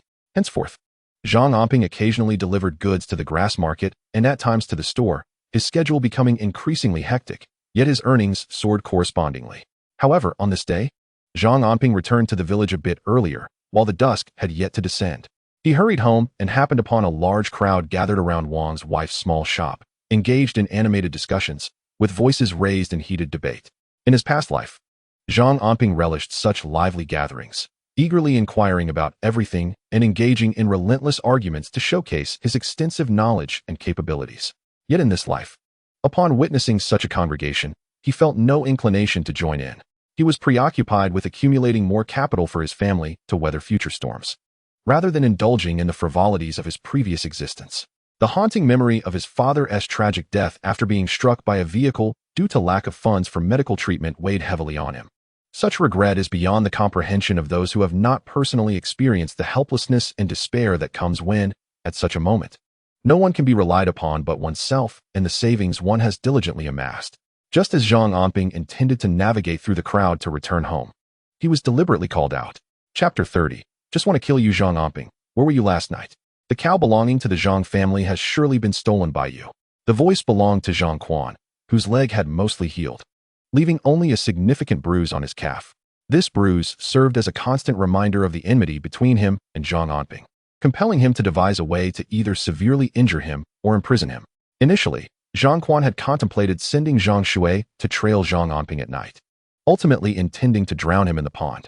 However, Zhang Anping proved to be remarkably vigilant. During the pursuit, Zhang Shui not only gained nothing, but almost faced another beating. Following the incident where Huang Juhua was also beaten after trailing Zhang Anping, Zhang Shui resolutely refused to follow him again, deeming it far too perilous. With Zhang Anping's volatile temper, it was uncertain who would drown whom when it was just the two of them. Thus, Zhang Quan had to extinguish the thought of drowning Zhang Anping, instead shifting his focus to finding a way to imprison him. Last night, the Zhang family's plowing oxen had gone missing, and they had searched all day without success. As a crowd gathered, offering various suggestions to Zhang Si, Zhang Quan seized the opportunity to confront Zhang Anping. He inquired about where Zhang Anping had been the previous night, implying quite clearly that Zhang Anping was the thief. After all, in rural areas, stealing a cow is a grave offense, often resulting in sentences of 10 to 20 years. As a plow ox is considered a farmer's livelihood, when a family's ox is lost, it equates to a calamity for them. Zhang Anping fixed his gaze on Zhang Quan, noting how casually he accused him of being a cattle thief. His tone is relaxed as if he had just enjoyed a hearty meal of dumplings. Suddenly, Zhang Anping smiled. I stole a cow. What evidence do you have? If one were to speak indiscriminately, then it is undoubtedly you who has absconded with the cow, for your history of misdeeds is quite extensive. Zhang Anping initially intended to return home, but upon encountering Zhang Quan, who was deliberately seeking trouble and slandering him, he decided to halt his donkey cart. He casually rested one leg on the cart while the other dangled over the side, exuding an air of utter relaxation. Evidence? Do we really need evidence? Just look at what you have on your cart. My goodness, an abundance of meat, roasted chicken, and, astonishingly, fruit. This must have cost a pretty penny. Where did you procure such funds? Could it be the ill-gotten gains from selling a stolen cow? As Zhang Quan spoke, he brazenly began to rummage through the items on Zhang Anping's cart, drawing the attention of the villagers who had gathered to witness the spectacle. Recently, Zhang Anping had taken to purchasing various items on his way home, such as pork, roasted chicken, or fruit that little Bao adored. To him, these were merely ordinary expenditures. However, in the eyes of the villagers of Zhangjiabao, his shopping habits resembled preparations for a festival. Who among them would indulge in such purchases on an ordinary day? Unless one had unexpectedly come into a fortune, it was unlikely anyone could afford such lavish spending, especially during times when resources were scarce. It is worth noting that these fruits were not locally sourced. They were more expensive than grain. Generally, only those visiting relatives would splurge on such luxuries. Yet here was Zhang Anping, acquiring an entire bounty. Thus, when Zhang Quan pointed at the cart's contents and made his accusations, the villagers' gazes toward Zhang Anping shifted, tinged with suspicion. Particularly, Zhang Xi's eyes reddened as he rushed toward Zhang Anping and hoarsely declared, "Zhang Anping, we harbor no enmity. Return my family's cow, and we shall consider this matter as though it never transpired." Zhang Xi had been swayed by Zhang Quan's words. This provoked a roll of the eyes from Zhang Anping, who could not contain his irritation. "What is wrong with my purchasing some meat and fruit? This is hard-earned money, unlike your ill-gotten gains, which are derived from the suffering of others. How dare you tarnish my reputation? Zhang Xi, you are being foolish. Can Zhang Quan's words truly be trusted?" Zhang Anping was taken aback by Zhang Xi's naivety. He furrowed his brow and leaped down from the cart, confronting the crowd. Unexpectedly, Huang Juhua interjected with a derisive laugh. "Stealing a cow will land you in jail. You ought to confess. Zhang Quan is only looking out for your best interests, yet you unjustly accuse him." Huang Juhua's remarks made Zhang Anping acutely aware of the inversion of truth. Meanwhile, Sister Wang felt a growing urgency and attempted to mediate. "Oh, we are all from the same village. We see each other daily. Zhang Anping has recently engaged in some business. It is not unreasonable for him to buy a few treats for his children. Accusations of cow theft should not be made lightly." Sister Wang was concerned about the work she had arranged for her husband, which allowed them to earn some income. She certainly did not wish for Zhang Anping to encounter troubles. Who is being unjust, and who is wrongfully accusing whom? Upon hearing Huang Juhua's words, Zhang Anping felt a surge of discontent and turned to retort, only to find Huang Juhua leaning in, insisting that Zhang Quan was a good person and claiming that Zhang Anping must be sneaking out at night to steal cows. In that moment, Zhang Quan was exuberantly supporting Huang Juhua, his laughter stretching from ear to ear. He even encouraged Zhang Xi to report the alleged theft, asserting that stealing cattle was a grave matter, and Zhang Anping deserved imprisonment for his actions. Our village's reputation must not be tarnished by such individuals. He insisted that the police ought to intervene and apprehend him. Huang Juhua chimed in, further inciting Zhang Xi, prompting him to declare in front of everyone, "Zhang Anping, if you do not return my cow, I shall report you to the police. You speak nonsense, wrongfully accusing an innocent man without discernment. Matters must be substantiated with evidence. I shall not engage further. I am off to have dinner." Zhang Anping observed the crowd, noting how many had rallied behind Zhang Quan, their demeanor confrontational. Some appeared skeptical, yet remained silent, and he felt no inclination to argue. He was hungry. Mealtime was of utmost importance. A bright light illuminated his home, and the enticing aroma of meat wafted through the air, intensifying Zhang Anping's hunger after a long day. As he opened the gate and saw Xiaobao rushing towards him, all fatigue was instantly dispelled, and any lingering displeasure evaporated. Today, Zhao Lingyun was adorning the blue dress he had gifted her, a perfectly tailored garment that accentuated her exquisite curves, her long legs, and slender waist. Zhang Anping could hardly tear his gaze away. "Wife, you are truly stunning. I have not encountered a woman more beautiful than you in Suiqing." The fact that she chose to wear the dress he bought her made Zhang Anping's heart race. Did this signify that she had forgiven him deep down? Was there a possibility for them to return to the normalcy of a married couple? His heart swelled with hope. During dinner, he couldn't help but smile at Zhao Lingyun. The atmosphere at the table was delightful. But this serene moment was abruptly shattered when someone frantically pushed open the door to Zhang Anping's home. "Zhang Anping, there has been a crisis." Rushing towards Zhang Anping was Wang Er, drenched in sweat, his chest heaving as he struggled to catch his breath. "You must quickly clarify matters at home. Settle your accounts. Zhang Xi has gone to report you. The police are coming to arrest you." Wang Er's concern was not for any other reason. He was primarily worried about receiving his wages for the work he had done for Zhang Anping. The thought of Zhang Anping being imprisoned meant that his efforts over the past few days would be in vain. "Arrest me? But I have not stolen any cattle. Here, take this 300 yuan for the goods you've delivered. Just send them to the city as usual. I am not worried." Zhang Anping remained unfazed, for he had nothing to hide and feared no consequences. The police were not like Zhang Quan, who acted unreasonably. They adhered to the principles of evidence and would not apprehend someone without just cause. Even if there were doubts, the most they would do is detain him for questioning. They would never simply throw a person into jail without reason. Wang Er rushed over to inform Zhang Anping, driven by the fear of losing his money. Upon seeing Zhang Anping hand him 300 yuan, he patted his chest, assuring Zhang Anping not to worry. Even if Zhang Anping were apprehended, he would complete the task for that sum. Clutching the thick stack of cash, Wang Er felt an immense sense of relief for having come to deliver the news early. Outside, a commotion erupted, with the blaring sirens of vehicles piercing the air. Zhao Lingyun stood up in surprise, while Xiao Bao, frightened, could barely eat and was on the verge of tears, pitifully calling out, "Daddy, I'm scared."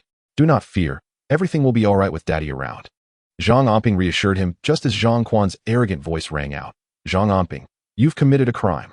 You should come along with the police right now."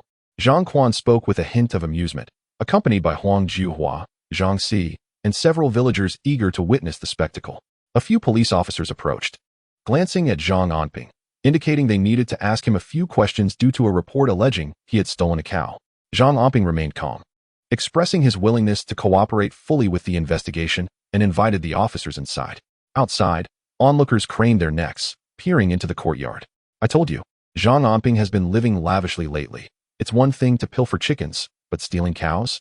I must have been cursed to have such a neighbor." Huang Jiuhua's words were harsh, and Zhang Yongjun wore a grim expression. "I knew Zhang Anping was up to no good. If he isn't caught for this cow theft, he will surely be apprehended for fighting next time. Did you see how brutal he is? Last time, he almost beat me to death. Such a person is a locust, a scourge. The police will not spare him. He should be imprisoned and executed." When Zhang Quan uttered the word execute, Xiao Bao burst into tears, and Zhao Lingyun trembled with rage, instantly cradling Xiao Bao in her arms. "Zhang Quan, do not speak recklessly. The police have yet to determine guilt. Perhaps Zhang Xi's cow was not stolen by Zhang Anping. Moreover, even if he did steal a cow, the worst he would face is a prison sentence. How could he be executed?" Wang's wife interjected, unable to hold her tongue. "If Zhang Anping were truly executed, he still owes my family 100 yuan. If he is killed, that money would be lost forever." Amidst the chatter, Zhang Anping emerged with the police, who bore serious expressions. "You should limit your outings and cooperate with the summons outside. If evidence arises, we will have no choice but to take you in." "Certainly, I will cooperate." It turned out that after the police had called Zhang Anping aside to ascertain the situation, they discovered that matters were not as Zhang Si and Zhang Quan had depicted. Zhang Anping was not the thief they claimed. Their assertions were mere conjecture, lacking tangible proof. Consequently, the police would not apprehend Zhang Anping, much to Zhang Quan's disappointment, who even approached the officers to inquire why no arrest had been made. "Without witnesses or physical evidence, we cannot make an arrest," the police patiently explained before departing. This left Zhang Quan seething with anger, his face darkening as he fumed, having previously mocked Zhang Anping's supposed fate of execution for cow theft. As the police departed, bidding farewell with a wave, the scene appeared remarkably lighthearted, with Wang's sister-in-law engaged in cheerful banter. This nonchalance drove Zhang Quan to the brink of madness. Beside him, Huang Jiuhua, bewildered, rubbed her eyes vigorously, feeling a weight in her chest that almost compelled her to spit blood from her frustration. Why had the police not apprehended Zhang Anping? Such a scoundrel deserved to be locked away, if not executed outright. "Ah, so that's why my eggs have been disappearing. A thief lives next door. Perhaps the police will catch you one day." Upon uttering this, Zhang Anping scoffed coldly. "Huang Jiuhua, do not slander me. Your chickens laid 29 eggs last month, and yet you believe one was stolen? Huh. Given your words, I suspect I was too lenient during our last encounter." Zhang Anping found himself increasingly irritated by Huang Jiuhua, who was more vexatious than any outsider. "Zhang Anping, you uncouth wretch, is this how you speak to your elders? Oh, but when Huang Jiuhua wronged me, where was your sense of justice then?" Zhang Anping retorted, confronting Zhang Yongjun, who sought to impose his seniority. "Who are you addressing? Do not claim me as your nephew. I would never have a dishonest relative like you. Likewise, I refuse to acknowledge you as an elder when you so shamelessly distort the truth." A quarrel erupted between Zhang Anping and Zhang Yongjun, while Zhang Quan, with a smirk, observed the spectacle, occasionally fanning the flames. "Ah, Uncle Zhang, a man of principle, should act with righteousness, condemning such vile individuals. They will inevitably face retribution, possibly meeting their end at the hands of the police. Mark my words, the truth will soon be revealed." Zhang Quan's confidence in Zhang Anping's fate elicited an unexpected laugh from him. "Executed by the police? Since you've uttered such a prediction, Let us wager on who shall meet that fate. Zhang Anping's anger was fully ignited by Huang Juhua and Zhang Quan. While others may be oblivious, he was keenly aware of Zhang Quan's clandestine dealings, which would undoubtedly lead to his own downfall, though many were blinded by his facade. Let us compete. I fear no one. Does Zhang Quan fear a petty thief? Zhang Quan feigned calmness, but his demeanor shifted abruptly as he pointed in a particular direction. Excitement swelling in his voice. Zhang Anping. The net of justice is vast and inescapable. Prepare to be apprehended. Chapter 32. Who will face execution? For Zhang Quan had indeed spotted the police returning. Leading the charge was the same officer who had just left Zhang Anping, but this time, a greater number accompanied him. This indicated that the police must have gathered sufficient evidence to warrant Zhang Anping's renewed arrest. Huang Juhua, on tiptoe to peer outside, exclaimed, "Indeed, the police have returned. Engaging in such unscrupulous acts will surely bring about retribution." As Huang Juhua spoke, numerous villagers nodded in agreement, casting looks of disdain toward Zhang Anping. At that moment, nearly everyone believed that the police officers who had returned were there to apprehend Zhang Anping. Zhang Quan, brimming with joy and pride, was beyond description. His eyes sparkled with the conviction that his scheme was on the verge of success. The notion of Zhang Xi's lost cattle had originally been his brainchild. However, during the process of gathering evidence, he had distanced himself from it, implicating another individual who would claim to have purchased the cattle from Zhang Anping. Even though the cow belonged to Zhang Xi's family, this created both testimonial and physical evidence against Zhang Anping for the alleged theft.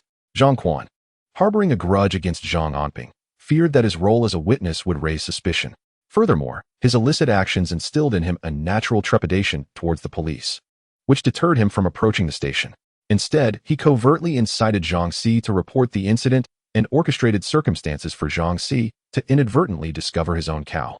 The police would then assist in locating the purchaser, who would subsequently testify against Zhang Anping.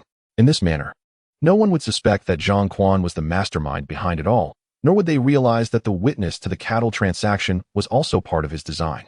Otherwise, the coincidences would be too remarkable. Of course, these machinations lay hidden within Zhang Quan's heart, and the villagers, eager for entertainment, could not fathom the truth. Thus, when Zhang Quan observed the police's return, a knowing smile crept across his face. This time, they would undoubtedly take Zhang Anping away for good. According to his plan, the buyer should have already declared that Zhang Anping sold him the cow the previous night, and that the thief was none other than Zhang Anping himself. In rural areas, cattle are exceedingly valuable, and the crime of theft carries severe penalties, often exceeding 10 years of imprisonment. Once Zhang Anping was incarcerated, a decade would pass, during which Zhao Lingyun would likely have been thoroughly worn out by his manipulations, perhaps even forgotten, her grave overgrown with grass.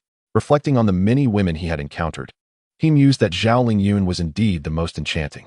A rural beauty with skin like cream and a graceful figure. How had Zhang Anping stumbled upon such fortune in marrying someone so exquisite? Who was Zhang Anping? Who was Zhang Quan? A throng of police officers arrived, accompanied by the village chief, Zhang Xuebing. As one officer called out names, the chief pointed in the direction of Zhang Anping. "I am Zhang Anping, Officer Li." Only Zhang Anping remained unflustered, a smile gracing his face as he greeted the approaching officers, led by Li Jun. Yet Zhang Quan sensed something was amiss. Just as he acknowledged the situation, he found two tall officers flanking him, and with a click, handcuffs encircled his wrists. The cold metal sent a jolt of panic through him, and with a hint of desperation, he called out, "Comrades, you must be mistaken. The thief is Zhang Anping. He is Zhang Anping. I am Zhang Quan, Zhang Quan." Zhang Quan, now wearing a forced smile, bowed and nodded to the leading officer, Li Jun. "Yes, we are indeed apprehending you, without a doubt. We have been monitoring you for days. How could we be mistaken?" Li Jun replied with a sardonic smile directed at Zhang Quan.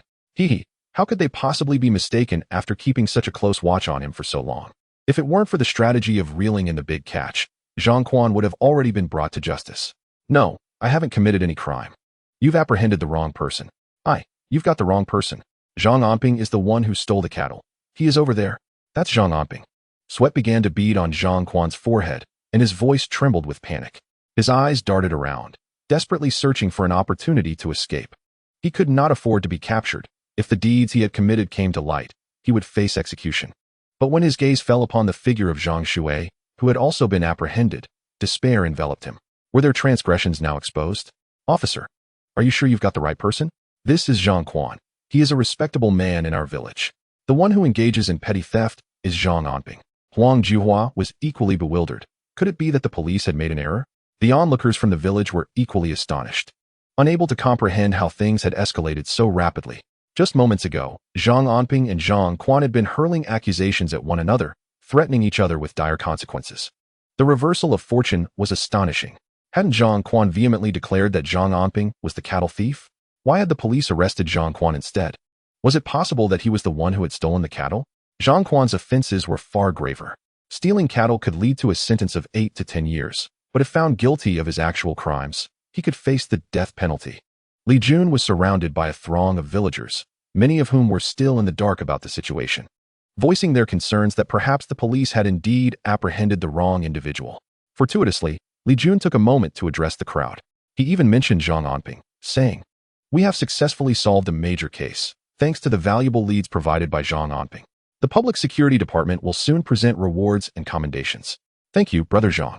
He specifically expressed his gratitude to Zhang Anping, leaving Huang Juhua utterly astonished, her mouth agape in disbelief. After the police departed, the villagers remained in a daze, unable to fathom the unfolding events. Only the village chief, Zhang Xuebing, urged everyone to disperse, stating that both brothers, Zhang Quan and Zhang Anping, had brought this upon themselves. With the chief present, the villagers gradually began to leave. However, as they departed, many cast wary glances at Zhang Anping, with some even offering him cigarettes and lighting them for him. Huang Juhua, her eyes vacant and her steps unsteady, nearly stumbled but was steadied by Zhang Yongjun as they made their way home. Ashamed, she shut the door tightly, unable to face the world, fearing that she might be mistaken for one of Zhang Quan's accomplices and dragged to the police station. Zhang Anping, however, was in high spirits, joyfully watching the villagers depart. Even Wang Saizi and her husband squeezed their way to him, exclaiming, "Zhang Anping, we always knew you were a good person." "Hee." "Continue on," Wang urged. "We'll resume work tomorrow. In a couple of days, I'll repay what I owe you," Zhang Anping said, causing Wang Er to nod enthusiastically, overwhelmed with joy. After everyone had departed, Zhang Anping caught sight of Zhao Lingyun, who was clad in a blue dress, coyly leaning against the door, peeking at him with a playful demeanor. Chapter 33. There is no wall that does not let the wind through. Under the glow of the lights, Zhao Lingyun's long, fair thighs dazzled Zhang Anping's eyes, causing him discomfort. Her delicate visage, resembling a fragile eggshell, was tinged with a soft blush, and her eyes, brimming with flirtation, compelled the elated Zhang Anping to approach her. He gently grasped Zhao Lingyun's palm, his fingers caressing her hand, and noticed a faint flush creeping from behind her earlobe, cascading down to her cheeks and neck. "Well, now that Zhang Quan has been apprehended, I won't need to lock the front door when I go out anymore," Zhang Anping thought, squeezing Zhao Lingyun's hand firmly. Noticing her lack of resistance, he contemplated drawing her into his embrace. After all, this was their first moment of intimacy since their last quarrel, stirring a longing within him. However, just as he was about to make a move, he heard Zhao Lingyun, her cheeks still flushed, softly utter, "Xiao Bao is a bit scared. I must go comfort him." She withdrew her hand and hurried back to her room, head bowed. Although Zhang Anping had merely touched her hand, his spirits soared, for she had not rebuffed him this time. It was worth noting that they had been living separately for several years now. Later that night, when tranquility enveloped the surroundings, Zhang Anping ventured to the pond with a flashlight.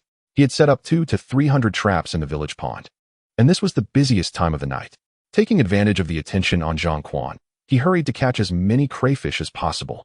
After all, the daily haul reached up to 1,000 pounds, and with just his parents and himself laboring tirelessly throughout the night, there was no time for rest. Yet, despite the busyness, hope for a better life filled his heart.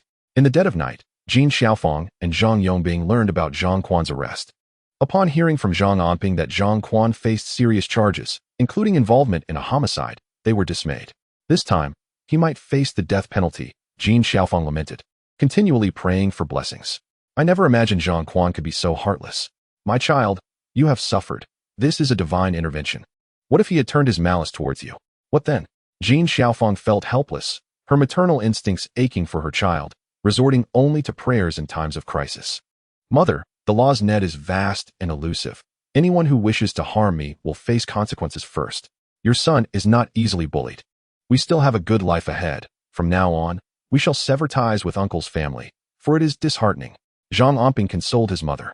With his father present, he voiced his opinions and recounted the words spoken by Huang Juhua during Zhang Quan's arrest, asserting that such relatives should be avoided. Jin Xiaofeng readily agreed.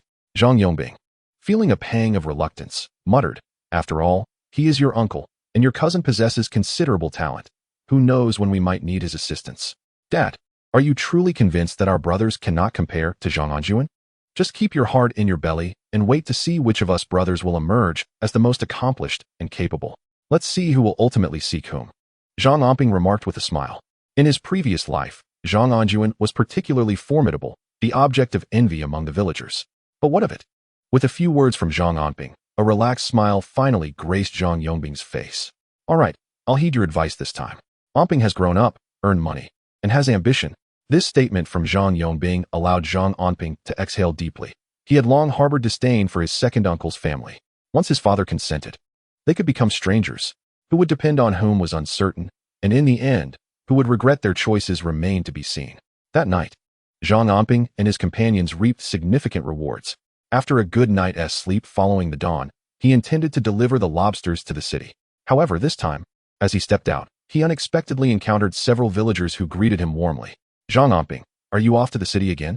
"I apologize for the incident with the lost cattle. It was all Zhang Quan's doing," greeted Zhang Si, filled with remorse. Yet, his gaze fell upon the laden donkey cart. "Brother Anping, what treasures are you hiding here?" "Just some trinkets, nothing of value," Zhang Anping replied with a smile, not revealing the truth. Nonetheless, he was aware that he could not conceal matters from the observant villagers. Even Zhang Si was paying attention, and those with sharp wits in the village would undoubtedly notice this as well. After all, many villagers had seen the cart piled high with goods that day. He transported large loads to the city daily. Although he concealed them well, there is no wall that does not let the wind through. Upon returning from the city, Zhang Anping found a crowd gathered at Sister Wang's doorstep, discussing Zhang Quan's predicament. Soon, news of Zhang Quan's arrest spread like wildfire through the village. Some even claimed that the police had uncovered human remains in a certain location. My goodness, Zhang Quan actually committed murder. It is too shocking to contemplate. Zhang Quan was truly ruthless, but our village's Zhang Anping is even more formidable. He nearly broke Zhang Quan's leg. After suffering such a major loss, Zhang Quan seems to have emerged unscathed. Goodness, it's hard to fathom. Zhang Quan dares to commit murder, but it's Zhang Anping who has the audacity to confront him. Do you think Zhang Quan ever laid a hand on Zhang Anping? Yet he emerged unscathed. In the end, Zhang Quan's deeds were revealed, and he faces execution. Whenever villagers mentioned Zhang Quan, they inevitably spoke of Zhang Anping. Zhang Quan, whose hands were stained with blood, had suffered greatly at the hands of Zhang Anping and now faced the death penalty. Zhang Anping's influence was undeniably significant. He was far from just a petty thief or a lowly ruffian. He was a remarkable figure in their village, someone who should not be trifled with, lest one end up with a fate similar to that of Zhang Quan. However, when it comes to Zhang Anping, people often mention how he has been delivering goods to the city daily. It has come to light that he is transporting crayfish, which seemed to be quite lucrative. Once the prospect of profit emerged, the villagers became remarkably astute. Some began to venture out during the day with nets and buckets to catch these crustaceans. In their memories, crayfish had once thrived abundantly, to the extent that even chickens turned their beaks away from them. It was believed that one could easily fill a bucket with a mere dip of the net. Yet, it didn't take long for the villagers to realize something was amiss, as the once plentiful crayfish had seemingly vanished. Catching them with nets became increasingly challenging. At this juncture, explosive news broke out that invigorated the somewhat dispirited villagers of Zhangjiawan. Crayfish were indeed marketable, and Zhang Anping was buying them at 6 dimes per pound. 6 dimes. If one could catch 20 or 30 pounds in a day, it would surely surpass any other endeavor. Surely, catching 20 or 30 pounds of crayfish daily was not an impossible feat. Soon, the idle villagers sprang into action, employing nets and various tools as entire families mobilized to catch crayfish. However, they quickly discovered that their daytime efforts paled in comparison to the harvest at night, and often, the quantity caught by the entire village could not rival that of Zhang Anping's traps. They would toil all day, barely managing to net 10 or 20 pounds, while a single trap cast into the pond effortlessly yielded several pounds. The disparity was disheartening, prompting some enterprising villagers to inquire about where Zhang Anping procured his traps. Some even made the journey to Suiqing, hoping to locate a vendor for such items. Unfortunately, they found none. No one in Suiqing sold them. Fortunately, Zhang Anping announced that he had traps available. 15 pounds of crayfish could be exchanged for 1 trap, but due to the limited supply at the moment, he only accepted trades and would not extend credit. Such a wonderful opportunity sent the villagers of Zhangjiawan into a frenzy. as they rushed to Zhang Anping to barter their crayfish for traps. Some even noted that the crayfish population in Zhangjiawen was dwindling. However, the neighboring village still boasted an abundance. A single trap cast into their waters could yield a fortunate catch of over 10 pounds overnight, easily enough to trade for a new trap. The advantages of using traps for crayfish were monumental, rendering netting virtually obsolete. As this news spread, it reached countless ears. Many villagers hopped onto bicycles, heading to the nearby ponds to set traps, then returning with crayfish to exchange for more traps, which would in turn allow them to catch even greater quantities. The daily yield of crayfish soared. Zhang Anping was in high spirits. The traps that had once accumulated dust were now in full demand, as every day Zhao Lingyun traded either traps or cash for crayfish. Zhang Anping and his wife diligently tended to the over 200 traps in the village, knowing that even if a single trap yielded only 2 or 3 pounds, it was far superior to venturing to the neighboring village, as they had plenty of traps and could deliver the caught crayfish directly to Zhang Anping without any expense. Zhang Anping remained industrious, tirelessly transporting goods into the city using his donkey cart. He preferred to endure the hardships himself, unwilling to disclose the locations of his deliveries to anyone. He foresaw that, in due time, the lucrative business of harvesting crayfish would attract competitors, much like the initial days when he employed traps to catch them. For now, however, the profits were still promising. In the early stages, he had contracted Wang Air to craft the traps for a mere 5 cents each, while compensating the women assisting him with a modest daily wage of 7 to 8 yuan. Thus, the cost of one trap amounted to just over a yuan. Yet, in Zhang Anping's capable hands, 15 kilograms of crayfish fetched a remarkable price of 8 jiao per kilogram at the Caijia seafood wholesale market, totaling around 12 to 13 yuan. This represented an astonishing tenfold profit, resulting in an impressive speed of income. Each day, Zhang Anping utilized a green canvas shoulder bag filled with thick stacks of money, often handing Zhao Lingyun several thousand yuan for crayfish purchases. Fortuitously, not long ago, Zhang Anping had managed to imprison Zhang Quan, a notorious figure known for his violence, rendering him a feared presence in both their village and neighboring ones. Although Zhang Anping had gained wealth, no one dared to challenge him, for they knew well the repercussions of crossing someone who had previously harmed others. Who would dare to confront Zhang Quan or engage in a fierce rivalry with Zhang Anping? Such actions would be inviting trouble. Consequently, Zhang Anping's crayfish collection proceeded remarkably smoothly, with minimal disruptions. Villagers greeted him with warm smiles, respectfully offering him cigarettes and addressing him as Boss Zhang, while lighting his smoke. However, Zhang Anping preferred to be called simply by his name or Anping, finding the title Boss Zhang somewhat unfamiliar. He remained humble, devoid of arrogance or self-satisfaction from his newfound wealth, maintaining a serene demeanor. In stark contrast, his neighbor, Huang Juhua, was anything but calm. She noticed that many villagers were catching crayfish and exchanging them for traps, spending no money but merely investing time, resulting in a steady rise in income. Each kilogram of crayfish could yield several jiao, and during the off-season, this income was considerable. Although her family received some financial support, they still faced monetary challenges. Consequently, Zhang Yongjun, unusually proactive, sought out his brother Zhang Yongbing to discuss acquiring some traps for crayfish catching, given that Zhang Anping's school expenses were substantial. Upon hearing this, Zhang Yongbing nearly forgot the warnings from his son, Zhang Anping, until Jin Xiaofang nudged him, reminding him of his son's repeated cautions. Feeling somewhat embarrassed, he scratched his head and replied, "Brother, I don't have any traps here. They're all with Anping. Why not go ask him directly?" In response, Zhang Yongjun smiled at his brother, displaying an uncommon warmth, devoid of the usual pride and disdain he typically exhibited. "Brother, could you help me ask him? There seems to be a misunderstanding with Anping. As children grow, they no longer heed their parents. This child is beyond my control. The broom can no longer sway him." Initially, his second aunt spoke rather harshly. "Perhaps you could let her have a word with him. After all, you live so close to one another. What is there that cannot be discussed?"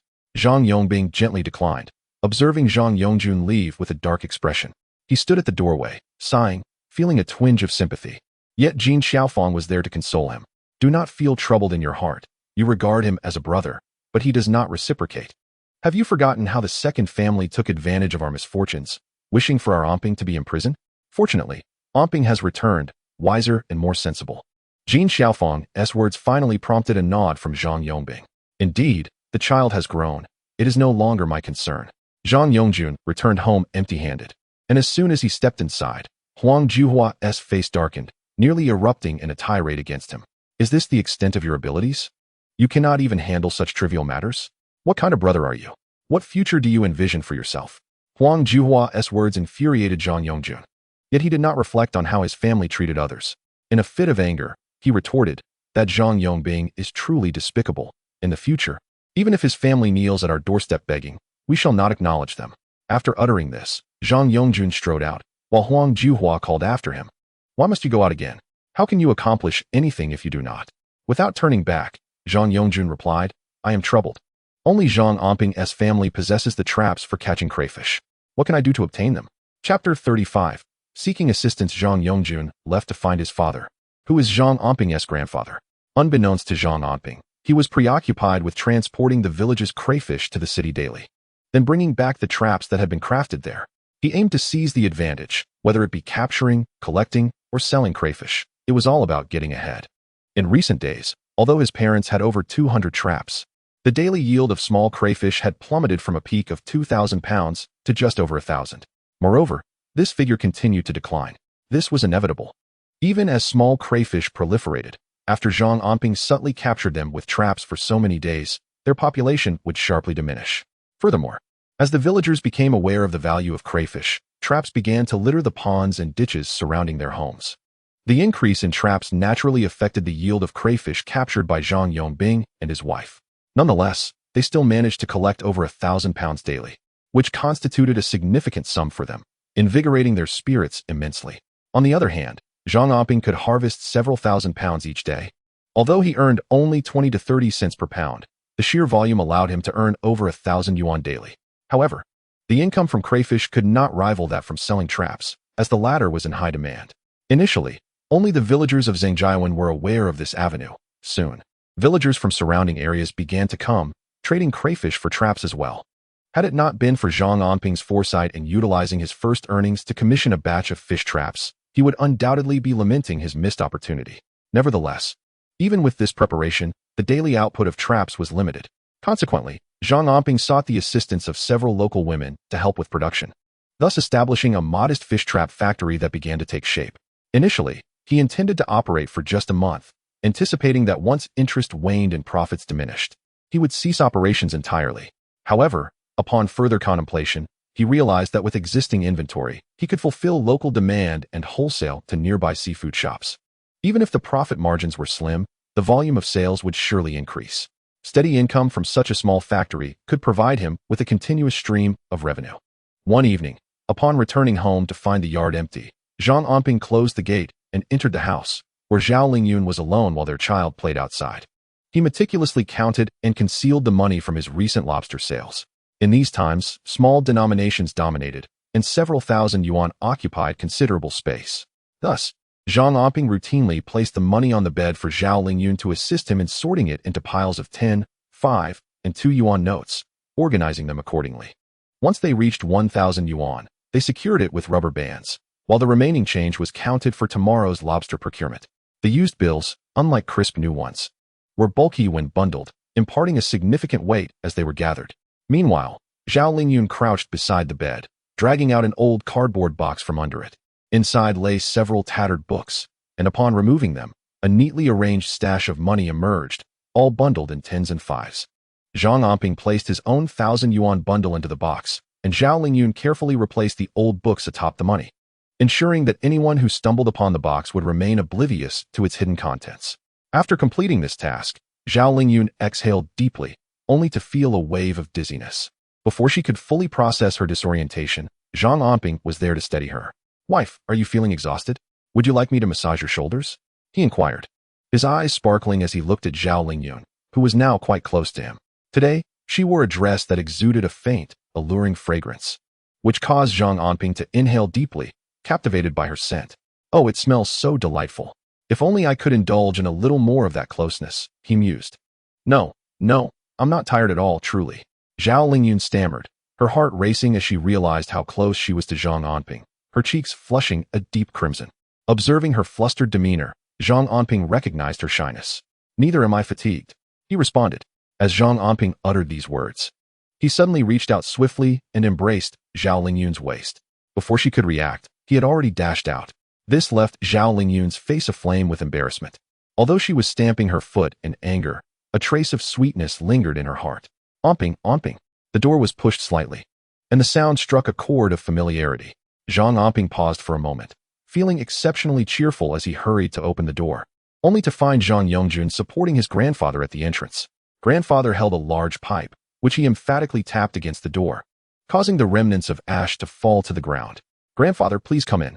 Although this grandfather showed favoritism at his advanced age, it was unthinkable to leave him standing outside. Zhang Anping quickly ushered him inside, neglecting to acknowledge Zhang Yongjun. Given the words and actions of Huang Juhua and Zhang Yongjun, Zhang Anping had long ceased to regard him as an uncle, since he was not truly an uncle. Merely allowing him to enter without being turned away was a considerable feat. As for earning respect, that was an impossibility. "Grandfather, you look well. Since you're here today, please stay for dinner. I'll prepare dumplings for you." Grandfather, being of advanced years, could only enjoy dumplings during the new year. Although Zhang Anping felt some dissatisfaction towards his grandfather, he recognized the importance of honoring the elderly, especially when he was capable of doing so. However, he also possessed a sense of balance, ensuring that his filial piety was neither foolish nor excessive, but rather focused on meeting the elders' basic needs. "Dumplings, splendid. What a good child you are. Finally, you've come to your senses and shown understanding. Well done." Noticing his grandfather's good spirits, Zhang Anping called for Zhao Lingyun to summon his parents as he intended to prepare the dough and dumplings, offering the elder a delightful meal as a gesture of filial respect. Zhang Yongbing and Jin Xiaofang soon arrived. Having been busy and unable to share a meal together for quite some time, the family began to bustle about in preparation. When the first bowl of dumplings was placed before grandfather, he set down his pipe, raised his head, and called out to Zhang Yongjun, "Go, fetch your wife." In Chapter 36, the challenge of writing the character Zhang arises. While grandfather was at Zhang Anping's home, Zhang Yongjun remained present as well. However, Zhang Anping deliberately chose to ignore him, neither inviting him to stay for dinner nor asking him to leave. But now, with grandfather speaking, Zhang Yongjun promptly complied and went to summon his wife. Grandfather set his pipe beside the chair, took a sip of dumpling broth, and nodded appreciatively. "Anping, I am aware of your grievances concerning your second uncle and aunt. However, harmony within the family fosters prosperity. We are kin, and as such, we ought to refrain from speaking as if we were strangers. Today, with grandfather present, I implore you to treat your second uncle and aunt to a meal of dumplings, fostering a spirit of camaraderie between our families." As grandfather spoke, he cast a glance at Zhang Yongbing, subtly urging him to persuade Zhang Anping as well. Yet, this time, although Zhang Yongbing wished to evade the situation, he could not disregard the pleading gaze of his father. "Indeed, Anping, grandfather speaks wisely. Harmony within the family leads to prosperity. Do not be obstinate. Your second uncle and aunt may speak harshly, yet their hearts are not malicious." Zhang Yongbing attempted to counsel Zhang Anping, while at the same moment, the yard door swung open, revealing Huang Juhua. She endeavored to muster a smile, yet it appeared stiff and somewhat ludicrous. Her gaze fell upon a heap of fishing nets in the corner of Zhang Anping's yard, an impressive collection, seemingly numbering in the hundreds. Such treasures should rightfully belong to them. If they were truly a family, there would be no need to barter lobsters for them. With this thought, Huang Juhua began to calculate in her heart. "Ah, dear nephew, I am simply forthright, yet I harbor no ill intentions. After all, we are family. Look at how many in the village profit from fishing nets. Consider how much your brother Anjuan needs for school." Huang Juhua's words were driven by her desire for Zhang Anping's free fishing nets. She hoped that by uttering a few flattering remarks, she could secure the nets for herself. Zhang Anping, however, was acutely aware of her motives. His mind as clear as a mirror. Despite Huang Juhua's effusive flattery, it was as though she were trying to coax a bloom from an iron tree. Zhang Anping remained unmoved, serving dumplings to his parents and deliberately ignoring her presence.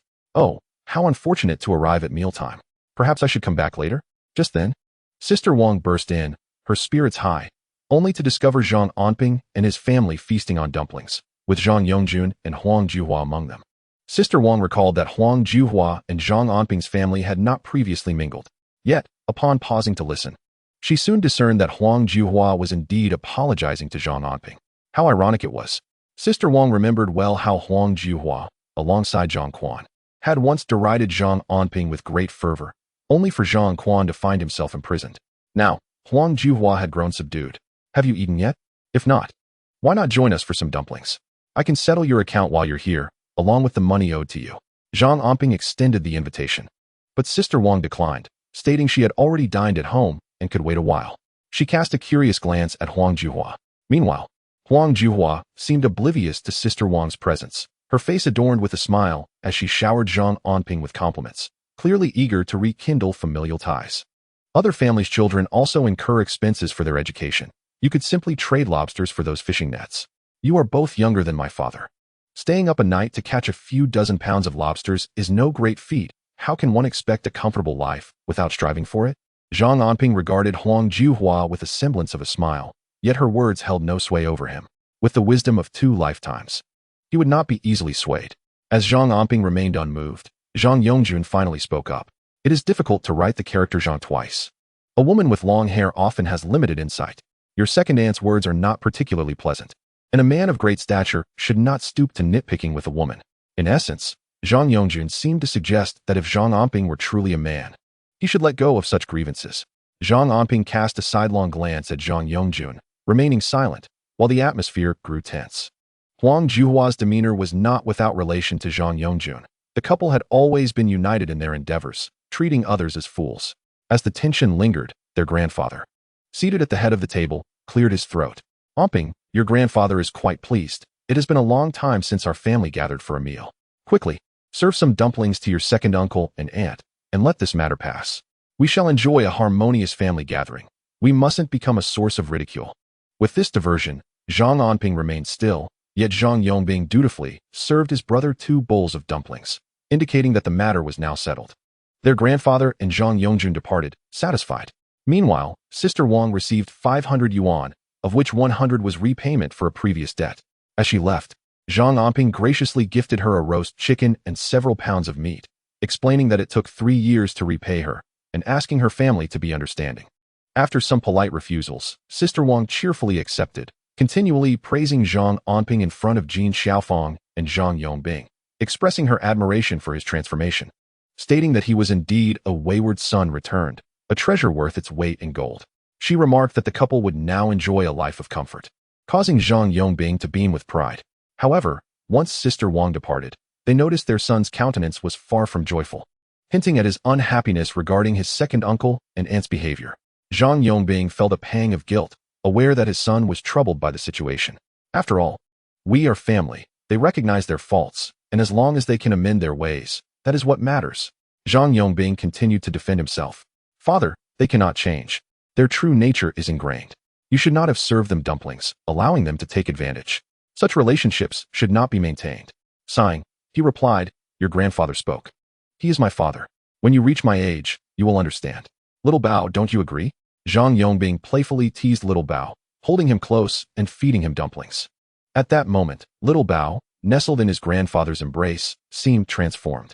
He was entirely dependent on his grandfather for food and water, and Zhang Yongbing relished this experience, as if it underscored his significance as a grandfather. Yet, he completely overlooked the fact that Little Bao was already 6 years old and capable of feeding himself. Zhang Anping reflected on his past when Little Bao was absent, recalling how his father, unable to cope with the heartbreak, descended into madness and was later struck by a vehicle, ultimately ending up in the hospital. The responsible party was never identified, and due to their impoverished circumstances, his father returned home and succumbed to his injuries, leaving Zhang Anping with profound regret. He felt he owed so much to a father who had often wielded a broom against him. Since his father cherished such moments, Zhang Anping resolved to indulge him this time, fervently wishing for his father to live a life of peace and health, free from misfortune. Chapter 37. A thunderbolt in the evening. Zhang Yongjun sought out Zhang Yongbing, offering him a cigarette while exclaiming, brother. Zhang Yongbing's heart softened. After a moment's contemplation, he agreed to let him assist with the task at hand. When it came time to gather the nets, he generously gifted Zhang Yongjun 20 traps and repeatedly cautioned him. Work a little harder tonight. If you find it too taxing, venture to the neighboring village to set your nets. You could catch dozens, even hundreds of pounds of crayfish in a single night, which would amount to a considerable sum. Zhang Yongbing held his brother in high regard.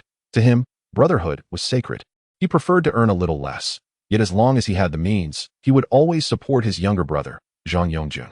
However, Zhang Yongjun was less than pleased, his avarice surfacing. Brother, how far is the neighboring village? It would be far simpler to place my traps in the 2 ponds nearby. They are much closer to home. Zhang Yongbing paused at this suggestion, taken aback, but ultimately acquiesced despite feeling a twinge of discomfort. Nonetheless, the reduced number of traps, coupled with a diminished catch, did not escape Zhang Anping's notice. When he learned from Zhang Yongbing that their father had previously provided him with 30 to 40 traps, he was momentarily stunned. "Father, you are being foolish. The villagers have always set their traps in our vicinity, exchanging crayfish for traps at our home. And now they are taking their traps to other villages. Only Zhang Yongjun brazenly occupies the traps that belong to Zhang Yongbing, even claiming several pawns for himself. This is utterly shameless. Father, you will come to regret this. At your age, how can you not discern the true nature of some people? Now, it is not as dire as you suggest. Brothers are brothers. Your uncle is not the man you presume him to be." Regardless of Zhang Anping's protests, Zhang Yongbing remained convinced of his righteousness. After all, that was his brother. He refused to believe he could be anything but good. Now, their relationship seemed to flourish. With affectionate greetings and shared cigarettes, a marked improvement from before. Zhang Anping, in turn, felt proud of his son, seeing that his father would not heed his counsel. Zhang Anping refrained from further discussion and turned to head into the city to deliver the crayfish. He planned to conclude his tasks today so that he could take Xiao Bao and Zhao Lingyun into town the following day to purchase them some new clothing. After all, earning money was ultimately for the purpose of providing a better life for his family. Zhang Anping arrived at the small workshop he had established in Suiqing, where over a dozen workers were diligently engaged in their tasks. Fortunately, while the building itself was modest, the yard was spacious enough to accommodate the operations. The workshop produced a substantial output daily, generating more profit than his crayfish trade. However, the local practice of exchanging crayfish for traps was gradually reaching saturation. Zhang Anping intended to visit the local shops that sold fishing nets to market his traps. This would provide yet another opportunity for profit. The shopkeepers, if they were prudent, would surely agree to his proposal. It is indeed a win-win situation, especially given the recent surge in the sales of crayfish, which has become widely recognized among rural residents. They have come to realize that crayfish can be quite profitable, with prices that are rather appealing. Consequently, during this period, whether in neighboring villages or in Zhangjiawan, the evenings are bustling with individuals utilizing traps to catch crayfish. Many are likely inquiring at fishing net shops about these traps. Hence, Zhang Anping is confident in his ability to sell these traps. Just as he was about to step out with the traps in hand, a sudden, frantic knocking at the door interrupted him. Upon opening it, he was met with the anxious face of Wang Er. Wang Er's expression transformed into one of sheer joy upon seeing Zhang Anping, as he grasped his arm and urged him outside. "I finally found you. I was frantic. Hurry. Your father has been hit by a car and is already at the town hospital. You must go see him." Wang Er's words struck Zhang Anping like a bolt from the blue, leaving him utterly stunned. His mind was in turmoil, recalling the tragic fate of his father in his previous life, where the elder succumbed to madness after the death of Xiao Bao, ultimately leading him to the road where he was struck by a vehicle that fled the scene. It was only the passing villagers who discovered him and rushed him to the town hospital, but due to a lack of funds for treatment, he was soon sent home, where he later perished. At that time, Zhang Anping was overwhelmed with despair, desperately seeking loans to cover his father's medical expenses, but to no avail. They could not locate the vehicle responsible for the accident, and he could only watch helplessly as his father died. Initially, after believing that Zhao Lingyun and Xiao Bao had survived, he thought his father would not suffer the same fate again. Yet here he was, faced with the grim reality that his father, Zhang Yongbing, had once more been struck by a vehicle, once again delivered to the town hospital by villagers. Everything seemed to mirror his past life almost perfectly, the only distinction being that Zhang Anping had experienced the despair of financial ruin before and had finally managed to save some money in this life. "Let us go? Brother Wang Er, you can drive your donkey cart. We need to return swiftly." The donkey cart awaited just outside, far more convenient than waiting for public transportation, which was infrequent and only departed when full. Wang Er skillfully maneuvered the donkey cart, swiftly transporting Zhang Anping to the town hospital. Upon arrival, he entered the hospital to find his mother, Jin Xiaofeng, sitting in the lobby, tears streaming down her face. Beside her was Zhao Lingyun, who cradled Xiao Bao, anxiously speaking to her. "Mother, please don't worry. Anping will return shortly. Let us keep this from the girl for now. She's about to take her exams, and we shouldn't distract her." Zhao Lingyun attempted to comfort her, but her efforts fell flat. Jin Xiaofeng was inconsolable, her tears flowing freely. For the doctor had warned that without surgery, Zhang Yongbing's life was in jeopardy. However, upon discreetly inquiring, she learned that the cost of the operation would be at least 10,000 yuan, and the hospital lacked the necessary surgical expertise. It would be advisable to transfer him to the county hospital, or for a safer option, the provincial hospital, though the cost there would undoubtedly be significantly higher. 10,000 yuan, and this is merely at the county hospital, Yet it leaves Jin Xiaofang utterly distraught. Although her family has just cleared their debts, they are still impoverished. Even if they were to sell their most valuable asset, their rural home, they would only garner a few thousand yuan. A fee of 10,000 yuan is an insurmountable burden for them, akin to selling everything they possess. Moreover, they have 2 children in school, one in senior high and the other in junior high, both at critical junctures in their education. The emergence of such a calamity seems to be a cruel twist of fate, as if heaven itself seeks to drive her family to despair. Is her only destiny to endure suffering? Chapter 38. A choice mother. Do not worry. I will handle everything. Upon seeing his mother, Zhang Anping's words provided a much-needed anchor for the nearly overwhelmed Jin Xiaofang. Though not one to express herself easily, she could not help but grasp Zhang Anping's hand, her eyes brimming with tears. Anping, the divine is no longer watching over us. Your father has sustained internal injuries, and the doctor says that a surgery in the county will require at least 10,000 yuan. 10,000 yuan. Jin Xiaofang, a devout believer, had always felt that the divine would safeguard their family. However, this sudden misfortune felt more unbearable than death itself. Mother, please do not fret. Recently, I caught and sold some crayfish, and I still have a bit of money. Father cannot be allowed to suffer. I must save him. Otherwise, what is the purpose of raising a son?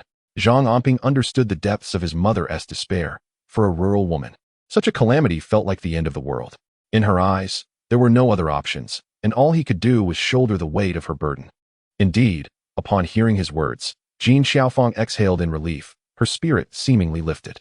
It was then that she realized her legs had grown weak, and she could barely stand. The town hospital lacks the necessary medical expertise. Let us have father transferred. Zhang Anping assisted his mother to sit down and quickly made a decision. The local hospital could only address minor ailments like colds and fevers. For a serious internal condition like his father's, any delay would exacerbate his health.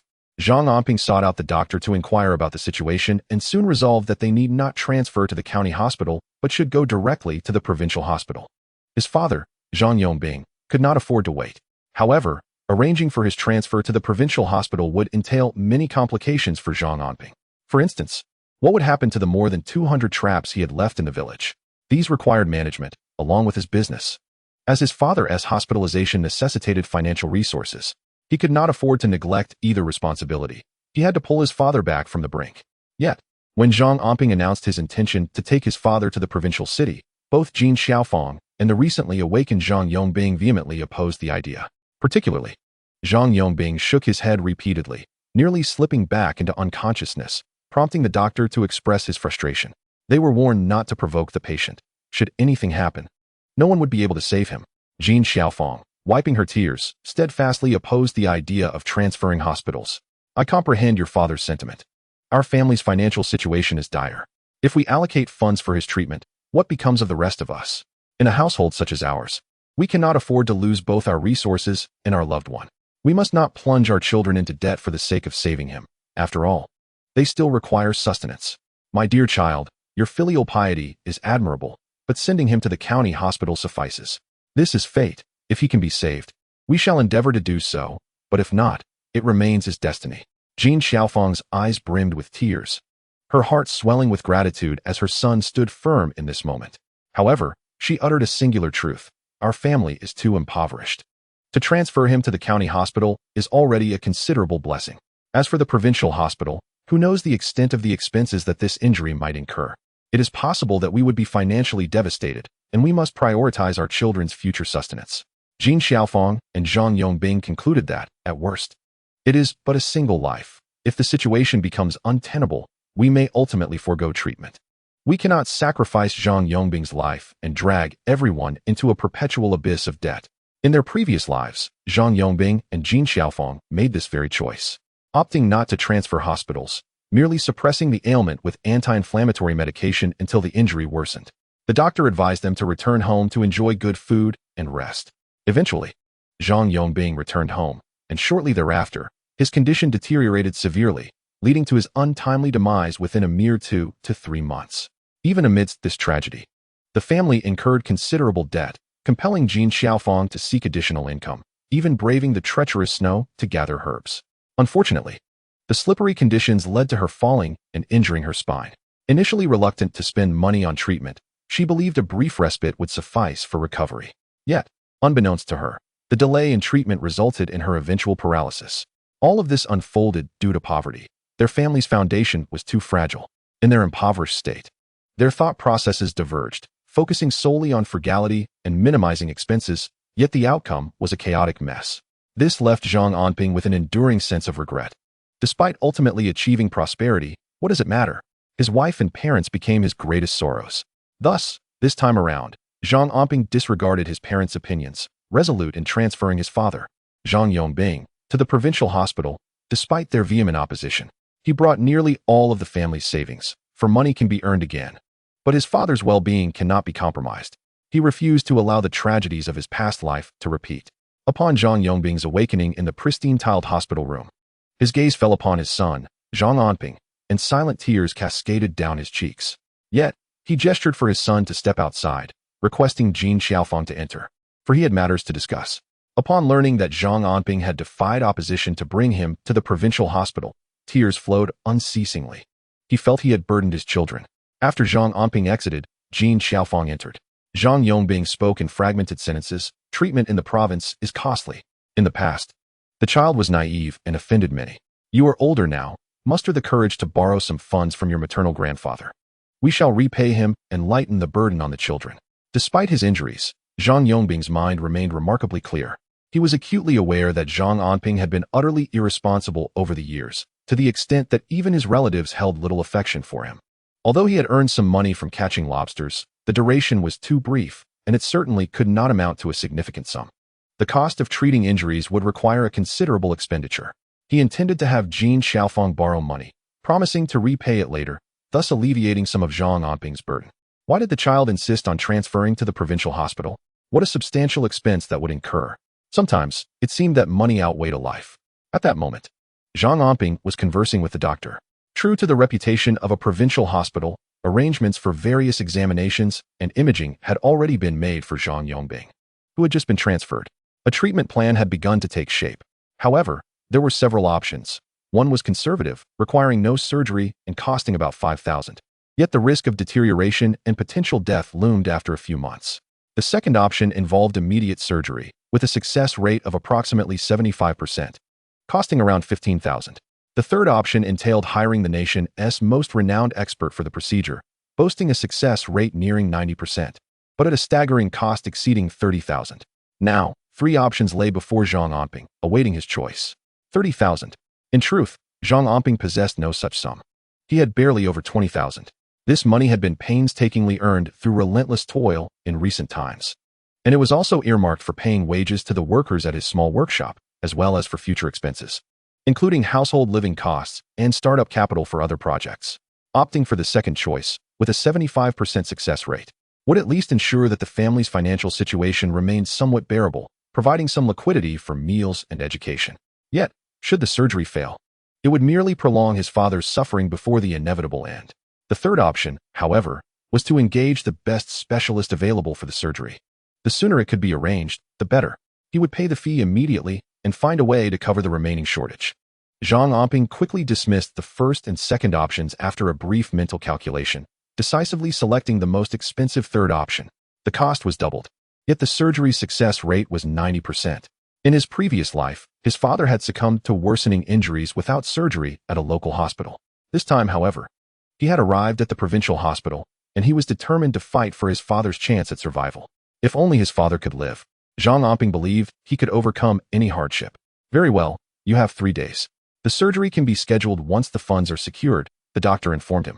After swiftly concluding discussions with the physician, Zhang Anping prepared to return home to gather the necessary funds. However, his mother, Jin Xiaofang, expressed her desire to go back as well. With her returning home, it was inappropriate for Zhang Anping to leave. Yet he quickly arranged for a male nurse to assist in caring for his father. The 30,000 treatment fee still had a shortfall. The lobster collection at home could not cease. He had to gather the remaining 8,000 within these 3 days.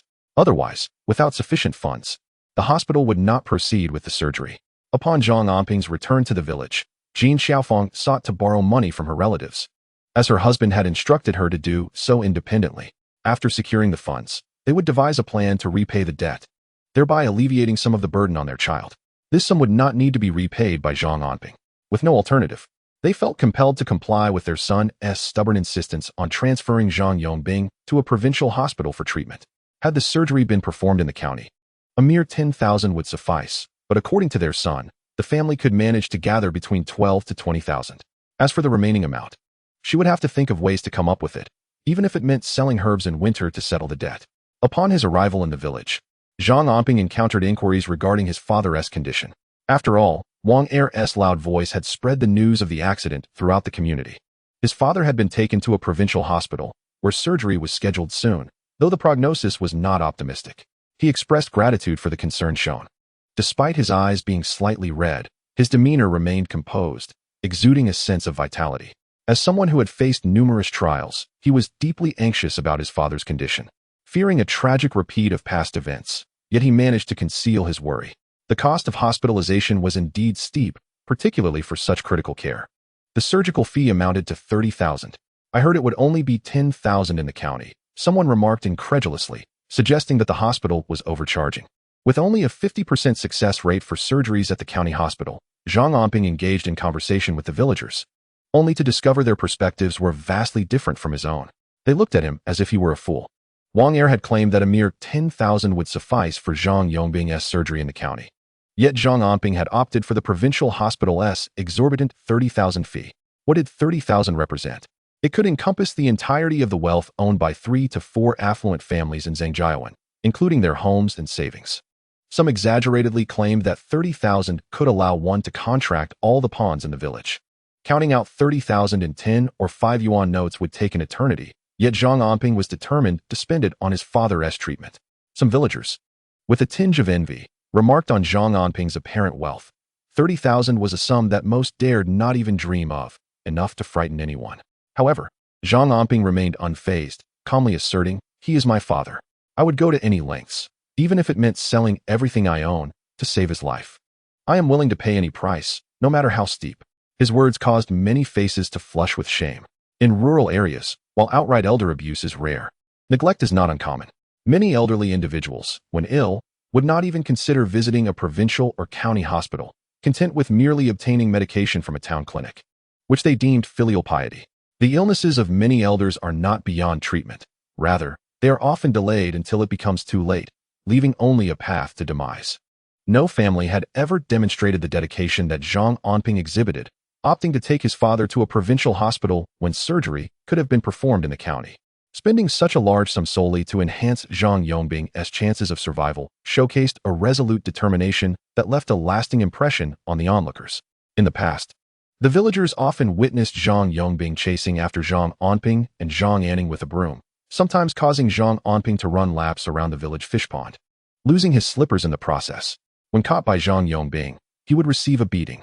Who would have thought that the once most bullied and seemingly unpromising Zhang Anping possessed such filial piety? Upon returning to the village, he sent the crayfish he had gathered to the city and then proceeded to the police station to file a report. His father had been struck by a vehicle that fled the scene, a serious matter indeed. At that time, there were no surveillance cameras at the village entrance, but several main intersections were monitored. Though the chances of finding the culprit seemed slim, Zhang Anping was determined not to give up. In his previous life, his father's death left the case unresolved. However, this time, not only did Zhang Anping report the incident, but he also sought out Officer Li Jun at the police station. After all, Li Jun had played a significant role in apprehending Zhang Quan previously, and this case was of considerable importance to the Suiqing Public Security Bureau, even earning national recognition. Li Jun, who had been promoted due to his exemplary performance on the case, greeted Zhang Anping warmly when he arrived at his dedicated office, even preparing a cup of tea for him. "My father was struck by a vehicle, and he is currently at the provincial hospital. The offending vehicle has yet to be located," Zhang Anping stated succinctly. He understood that incidents involving hit-and-run accidents occurred frequently each year. In his previous life, his father had even lost his life due to such an incident, so Zhang Anping was unwilling to let this matter go unresolved.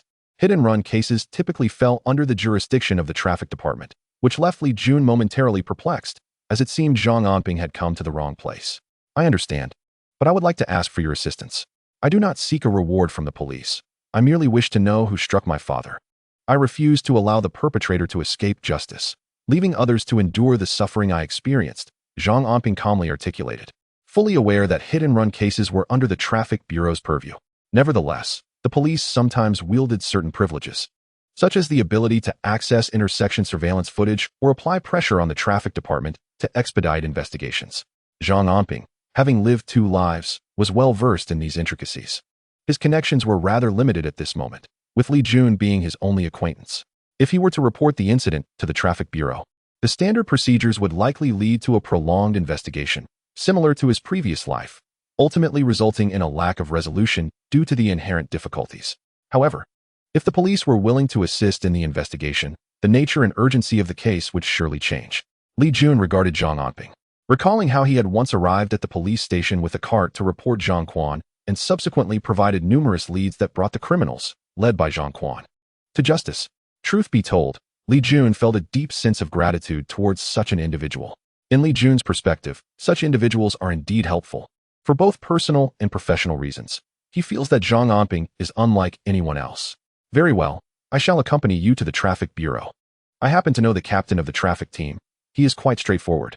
After a moment's contemplation, Li Jun readily agreed, ensuring that no time was wasted on trivial matters, as it was the traffic bureau that assisted in tracing the license plate number provided by Zhang Anping, a friend of Zhang Quan. This time, he intended to deliver a banner and some materials to the bureau as well.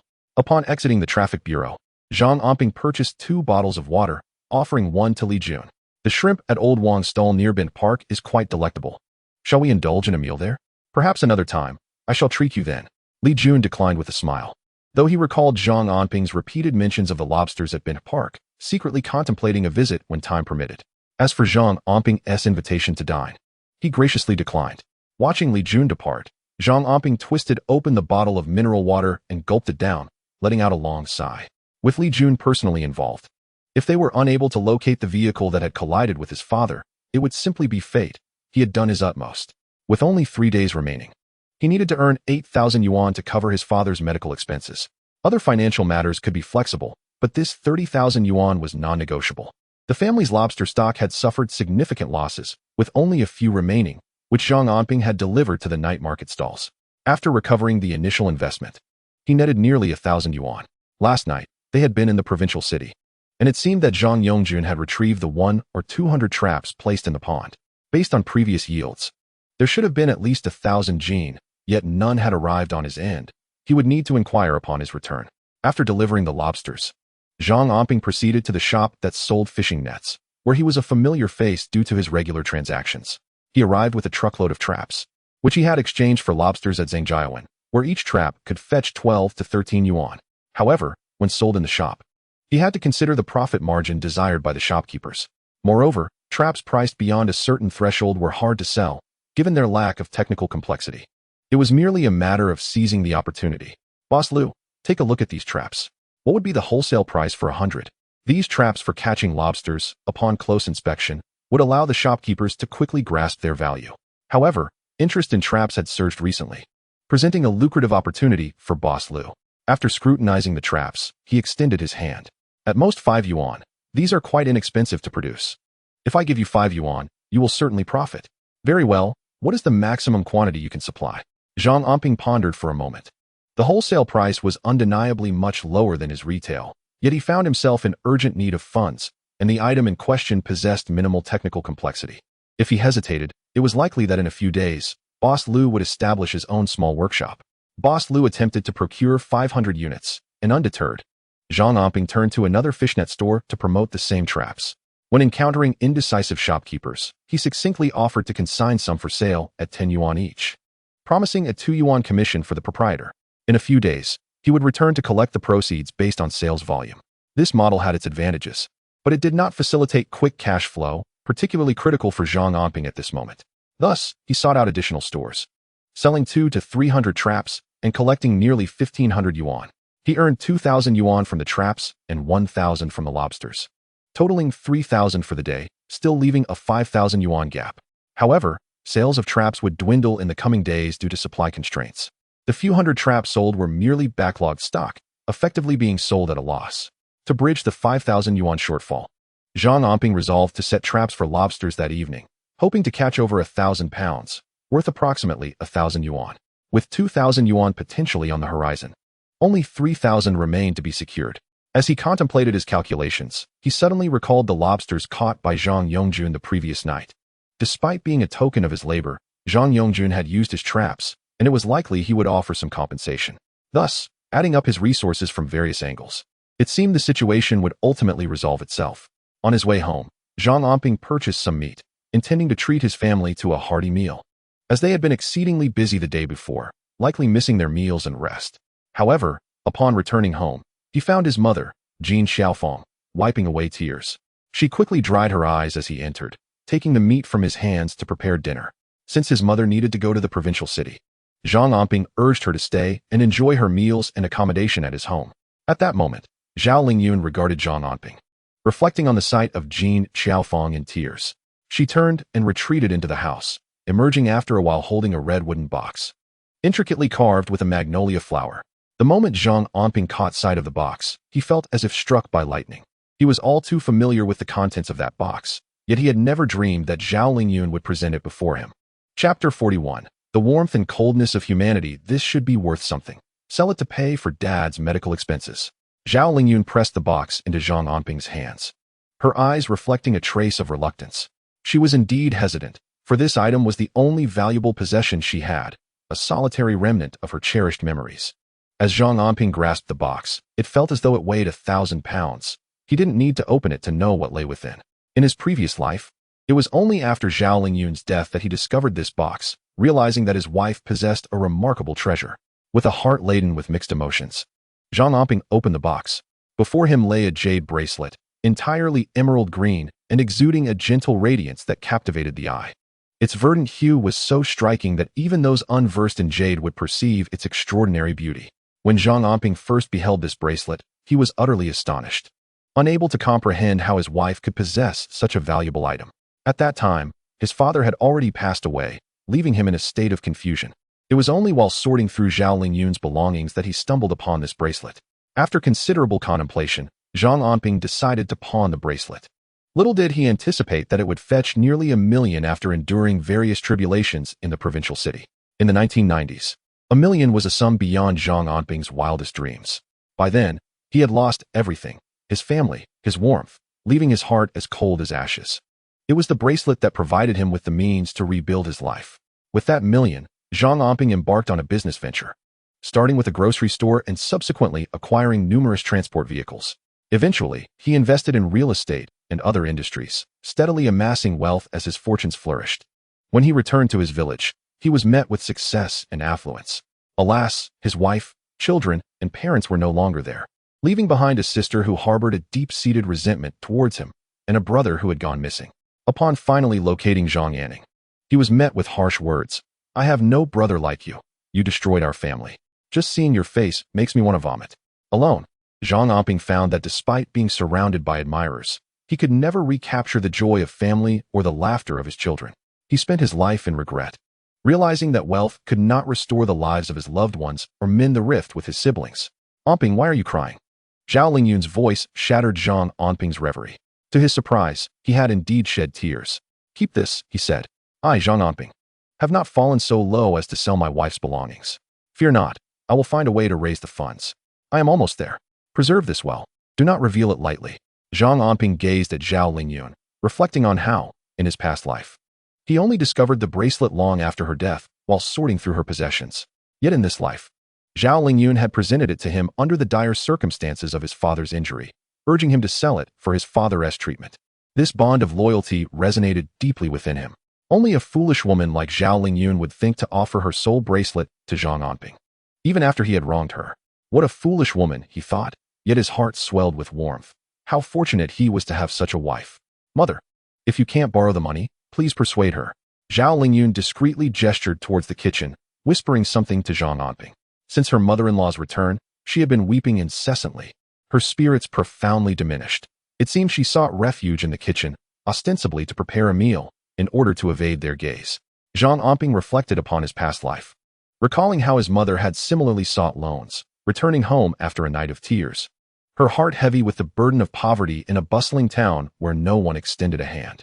Despite her kindness to relatives, when genuine need arose, those so-called kin would turn a blind eye, often adding insult to injury with their callous remarks. This relentless disdain compelled his otherwise gentle mother to endure any hardship, striving to earn a meager living. It was in the depths of despair that one truly comprehends the warmth or chill of the world, realizing that self-reliance outweighs dependence on others.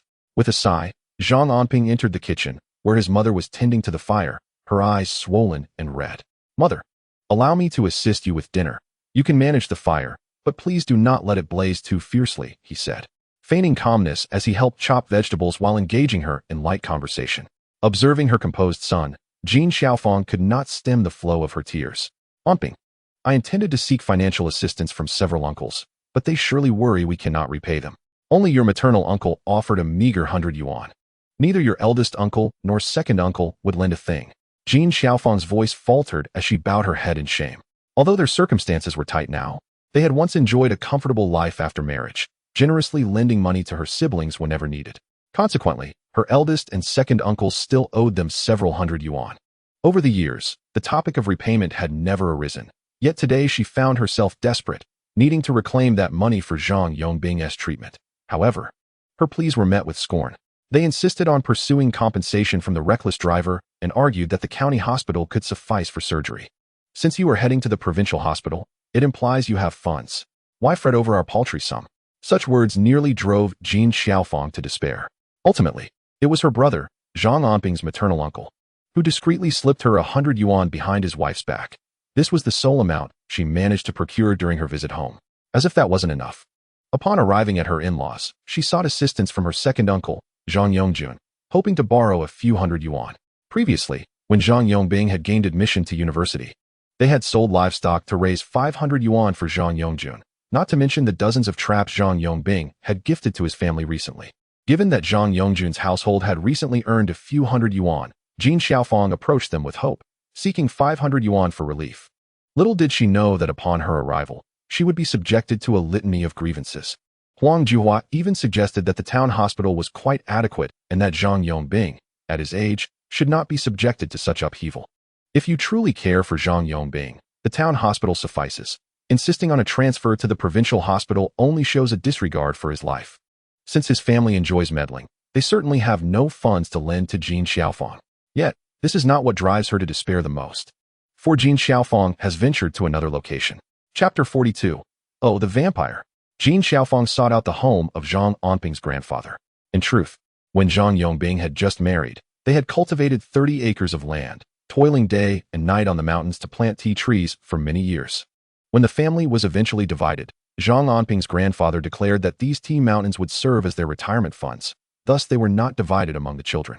Jin Xiaofang was quite dissatisfied at the time, but Zhang Yongbing insisted that it was the right thing to do. They had not honored the elders adequately, so leaving some tea mountains for them was sufficient. After all, the elder had asserted that these tea mountains would not be shared with anyone. They were for their old age. Later, when they divided the family, it was because Jin Xiaofang and Zhang Yongbing were diligent, and their lives were not particularly hard. However, it was Zhang Anping's lack of ambition that compelled them to separate once more. They moved to a side with their 2 unmarried children and rebuilt their home, leading to a rather strained existence. The 30 acres of tea garden were tended by hired hands each year, and your grandfather sold the tea leaves, earning a considerable income. Far better than the villagers. Those tea trees were planted one by me and your father, and now, as your father is in dire need, I thought of borrowing some money from your grandfather. As Jin Xiaofang spoke these words, she could no longer contain her emotions, tears streaming down her face. It is worth noting that the 30 acres of tea saplings were painstakingly planted by her and Zhang Yongbing, a process that spans several years. And these tea leaves have yielded abundantly in recent years. Each season's harvest could easily sustain not only the grandparents, but even the entire family. Why is it that the Huang Juhua family has thrived despite doing little substantial work over the years? Do they truly know nothing? It is precisely because the grandfather has favored them, allocating most of the tea garden's profits to the Huang Juhua family. Jin Xiaofang was not unaware of this. But whenever she complained to Zhang Yongbing, he silenced her, claiming that what was given to the elders was rightfully theirs, and that the elder had not allocated the tea garden to the second brother, merely providing a little support on the side since they had a college student. However, when the time came for Zhang Yongbing's rescue, Jin Xiaofang held on to the hope of borrowing some money from Zhang Anping's grandfather to cover the surgery costs. Once they had the funds, she would certainly repay it. Your grandfather insists there is no money. Claiming your father's injury is trivial and can be treated at the town hospital, yet he insists on transferring him to the provincial hospital, seemingly eager to expedite your father's departure, asserting that our family lacks experience, and he never consulted us during the transfer. As Jin Xiaofang recounted this, her pent-up grievances overwhelmed her, and tears flowed freely before her son. She wished to maintain her composure, suppressing her sobs, yet the tears continued to cascade, causing Zhang Anping immense heartache. His mother, always resilient, like his father, had constantly prioritized others, consistently yielding in the Zhang family. In the face of adversity, one often finds oneself yielding repeatedly until all avenues are exhausted, yet they remain oblivious to the truth.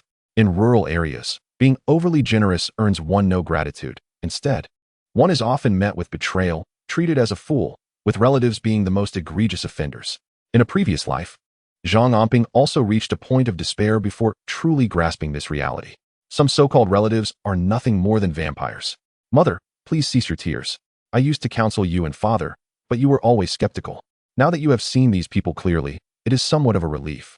Though I pity myself for having been struck by his broom countless times in my attempts to persuade father. To divert his mother's attention, Zhang Anping intentionally uttered this line, which indeed caused Jin Xiaofang to pause momentarily before breaking into a bitter smile. Alas, you see further than we do. Your father truly cannot bring himself to strike you. Otherwise, why would he always wield a sorghum broom instead of a sturdy stick? He possesses a sharp tongue but a tender heart. What parent doesn't feel pain for their child? Jin Xiaofang sighed, her heart growing cold. She realized that her kindness towards these relatives over the decades had been squandered, akin to feeding dogs, who at least wag their tails in response. But what have they gained? In the past, Zhang Anping sometimes felt his father was excessively kind to his uncle and maternal uncles, as even a mere interjection would provoke Zhang Yongbing to chase him with a broom. Enough, mother, do not dwell in sorrow. If we change our perspective, this small amount of money has unveiled their true colors, which is a blessing in disguise. If I were to become wealthy in the future, and they came seeking your favor, you would no longer be so soft-hearted. Everyone pulls at each other. Yet you will find solace in knowing we have become your burden, thwarting any chance of your prosperity. Jin Xiaofang wiped her tears, bitterly smiling. She had initially hoped that by borrowing a little from so many relatives, they could weather this storm. Who would have thought that after such efforts? She was met only with blame and had borrowed a mere 100 yuan, a far cry from the 30,000 required for the surgery. What could be done? I will become prosperous, mother. You must focus on your health and care for father tomorrow. I shall resolve the financial issues, so do not worry. It was perhaps for the best that his mother faced disappointment, allowing her to recognize the true nature of these relatives, preventing her from continuing to protect them and mistakenly believing them to be better than her own children. With Zhang Anping's comforting words, Jin Xiaofang, though still saddened, managed to regain some composure, at least refraining from tears. That evening, little Bao appeared exceptionally well-behaved, insisting on sleeping beside her grandmother, which brought the first smile to Jin Xiaofang's face. Unable to resist, she affectionately kissed little Bao, calling him her treasure. This child truly knows how to care. After dinner, Zhang Anping began to strategize on how to gather 5,000 yuan in the next 2 days. As of now, he had already secured 3,000, thus, he needed to raise the remaining 5,000 within that short span. Originally, Zhao Lingyun could earn over 1,000 yuan in a day by assisting with the collection of crayfish. With the village's 100 or 200 traps, it was possible to earn more than 1,000 yuan in a single night. However, after careful calculation, they still found themselves short by about 1,000 yuan. Moreover, their absence yesterday had reduced the number of villagers delivering crayfish, and it was uncertain whether they could earn 2,000 yuan in the coming days. The prospect of acquiring 5,000 yuan was daunting, causing Zhang Anping considerable distress as he racked his brain for ways to raise additional funds. As Zhang Anping scanned his surroundings, a sudden knocking at the door startled him. It was already dark outside, and he wondered who could be visiting at such a late hour. To his astonishment, upon opening the door, he was greeted by none other than Zhang Si, the very person who had once been incited by Zhang Quan to falsely accuse him of stealing cattle. Zhang Si was not particularly prominent in the village. He was known for his honest demeanor. Yet today, he surprised Zhang Anping by producing 500 yuan from his pocket and handing it over. Brother Anping, he said, I heard your uncle is hospitalized and in need of funds. My family isn't affluent either, but this money comes from my earnings selling crayfish. Thanks to your family's traps, I've been able to catch a good number of crayfish each night in another village. Jin Xiaofang, hearing the commotion, looked at Zhang Si in astonishment. Though they shared the same surname, Zhang Si was distantly related. Their great-grandfathers had been brothers. Zhang Si's family was not well off, and his generous offer of 500 yuan was unexpected. This amount was significant, enough to cover a year's tuition for a child. Zhang Anping felt a wave of gratitude, while Jin Xiaofang expressed her thanks profusely, acknowledging Zhang Xi's sincerity. "Thank you, brother Zhang Xi. I will surely repay you as soon as I can," Zhang Anping assured him. "There's no rush. I don't need the money right now. I used to be misled by Zhang Quan, and I'm sorry for any misunderstanding," Zhang Xi explained as he left, his words a culmination of his courage to clarify the past. After Zhang Xi departed, the couple from Wang Er's family arrived, also bearing 500 yuan. They explained that they had earned some money while working alongside Zhang Anping and had come to help, knowing that Zhang Yongbing required funds for his surgery. Wishing for his swift recovery, Zhang Anping was deeply moved and joked with Wang Er's wife, sister-in-law, "If I fail to repay you, please don't come looking for me. That simply won't do. If one has money, they must repay me. If not, every meeting shall involve settling the account." Wang Er's sister-in-law laughed heartily, for she had engaged in such dealings numerous times before. Yet, Zhang Anping's reputation remained untarnished. The last debt of 100 yuan was not only repaid, but accompanied by gifts of chicken and meat. Her husband even lent a hand with the work, and she too joined in the evening's crayfish catching. To her delight, these days spent with Zhang Anping had indeed earned her some money. One must not forget their roots. The 1,000 yuan brought by Zhang Xi and Wang Er's sister-in-law, while not immediately alleviating his urgent financial predicament, stirred within him a sense of gratitude and bolstered his confidence. In just 2 days, with 4,000 yuan at stake, barring any unforeseen calamities, he should be able to gather the necessary funds swiftly. After bidding farewell to the couple, Zhang Anping tidied up and made his way to the fish pond, carrying a load of water buckets. The traps were mostly submerged in the pond, requiring only a bit of bait to be added, after which he could retrieve some crayfish in a few hours. Zhang Anping planned to endure a couple of nights, as he anticipated that the crayfish haul would yield at least 2,000 jin, a significant sum in his current financial crisis. However, upon arriving at the pond and casually lifting a trap, he discovered it contained very few crayfish, merely a handful, clearly indicating it had been raided. "Who has meddled with my traps?"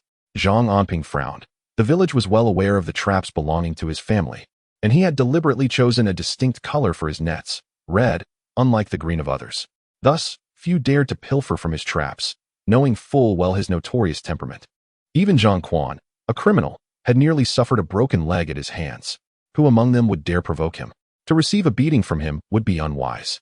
Therefore, only a handful of villagers would dare tamper with his traps. Although they knew his father was hospitalized in the provincial city, many villagers were out at night catching crayfish. Anyone who dared disturb his traps would surely be caught, unless it was Zhang Yongjun, who, in name, was his uncle and regarded as family by the villagers. Indeed, when Zhang Anping visited another pond, he soon spotted Zhang Yongjun merrily returning with 2 full buckets of crayfish. He intercepted him. "Uncle, those are my family's crayfish, aren't they? By the way, thank you for helping to catch them over the past 2 days. Once my father is discharged, I shall have him invite you for a meal." While Zhang Anping addressed him as uncle, his expression bore no trace of warmth. He understood that Zhang Yongjun was not acting out of kindness. Instead, he was seizing the opportunity to exploit the situation. Otherwise, why had he not informed his mother when she borrowed money that the traps in the village were his? Those over 200 traps could yield thousands of jin of crayfish in a single night. "What nonsense are you spouting? Who has taken your crayfish? I set those traps myself, so step aside and don't block my path." Zhang Yongjun's expression shifted repeatedly, yet he quickly regained his composure, refusing to acknowledge that the crayfish he had caught were from Zhang Anping's traps. Regardless, those lobsters now belonged to him. His denial leaves Zhang Anping with no recourse. "Where did you acquire your traps? I distinctly saw you extract those lobsters from my traps. Are you not the one who incessantly proclaims harmony and prosperity? Did you not say that it's difficult to write 2 characters in one stroke? My father is hospitalized. What gives you the right to seize our belongings?" Zhang Anping held Zhang Yongjun's opportunistic demeanor in utter disdain. Had it not been for Zhang Yongbing's continuous oppression, he would have long since resorted to violence. "Who has stolen from your family? Do not slander recklessly. As a younger generation, you have learned nothing but to fabricate nonsense. It is evident that your father lacks education and fails to instill values in you. My son Anjuan would never behave as you do." Zhang Yongjun's words were like pouring gasoline on a fire, igniting Zhang Anping's fury. In a past life, it was these very individuals who had kicked him when he was down. Had they extended even a modicum of financial assistance for his father's surgery in the county, his father would not have succumbed to his illness. That was a precious life, and the earnings from his father's tea garden over the years far exceeded 10,000 yuan. all of which had found their way into Zhang Yongjun's pockets. The accumulation of old grievances and new animosities finally pushed Zhang Anping over the edge as he seized Zhang Yongjun by the collar and lifted him off the ground. Terrified, Zhang Yongjun screamed, "Help! Zhang Anping is going to kill me." Chapter 44. A robbery in progress in the stillness of the night. Zhang Yongjun's cries were chilling, sending shivers down one's spine. Yet, Zhang Anping merely snorted disdainfully, his grip unwavering. The collar's tightness rendered Zhang Yongjun's face crimson, forcing him to cough incessantly. A wave of terror washed over him. Zhang Anping was indeed ruthless. Did he genuinely intend to take his life? The thought unsettled him, shattering his initial bravado. As he realized that, being his uncle, Zhang Anping would not dare to harm him. "Hey Anping, please, I am your second uncle." Zhang Yongjun's voice trembled, particularly as he noted that despite his loud cries for help, no one came to his aid. Were they all so afraid of Zhang Anping? "Yes, second uncle. I am merely expressing my gratitude for helping my family catch lobsters over these past 2 days. By the way, how much did we earn from the lobsters?" Zhang Anping spoke with a casual demeanor, yet his grip tightened as he hoisted Zhang Yongjun higher, making him feel like a chick in the clutches of a hawk. His feet dangled above the ground, a realization dawning upon Zhang Yongjun. This was why Zhang Quan refrained from provoking Zhang Anping. The man was a towering figure, and any desire to confront him would be akin to a hawk seizing a chick. In his presence, Zhang Yongjun realized he was utterly powerless. "Yesterday, we caught 1,000 jin, just 1,000 jin. Today, this bucket hasn't even been lifted yet, so return it." At that moment, genuine fear gripped Zhang Yongjun. For when one's feet are off the ground and breathing becomes labored, an overwhelming dread takes hold, just as it did with him now. "Hand over the lobsters. Sell them and give me the money." In the neighboring village, they offered 650 yuan for the crayfish. Indeed, 650 yuan. You may inquire if you wish. There is a place over there that has also begun purchasing crayfish.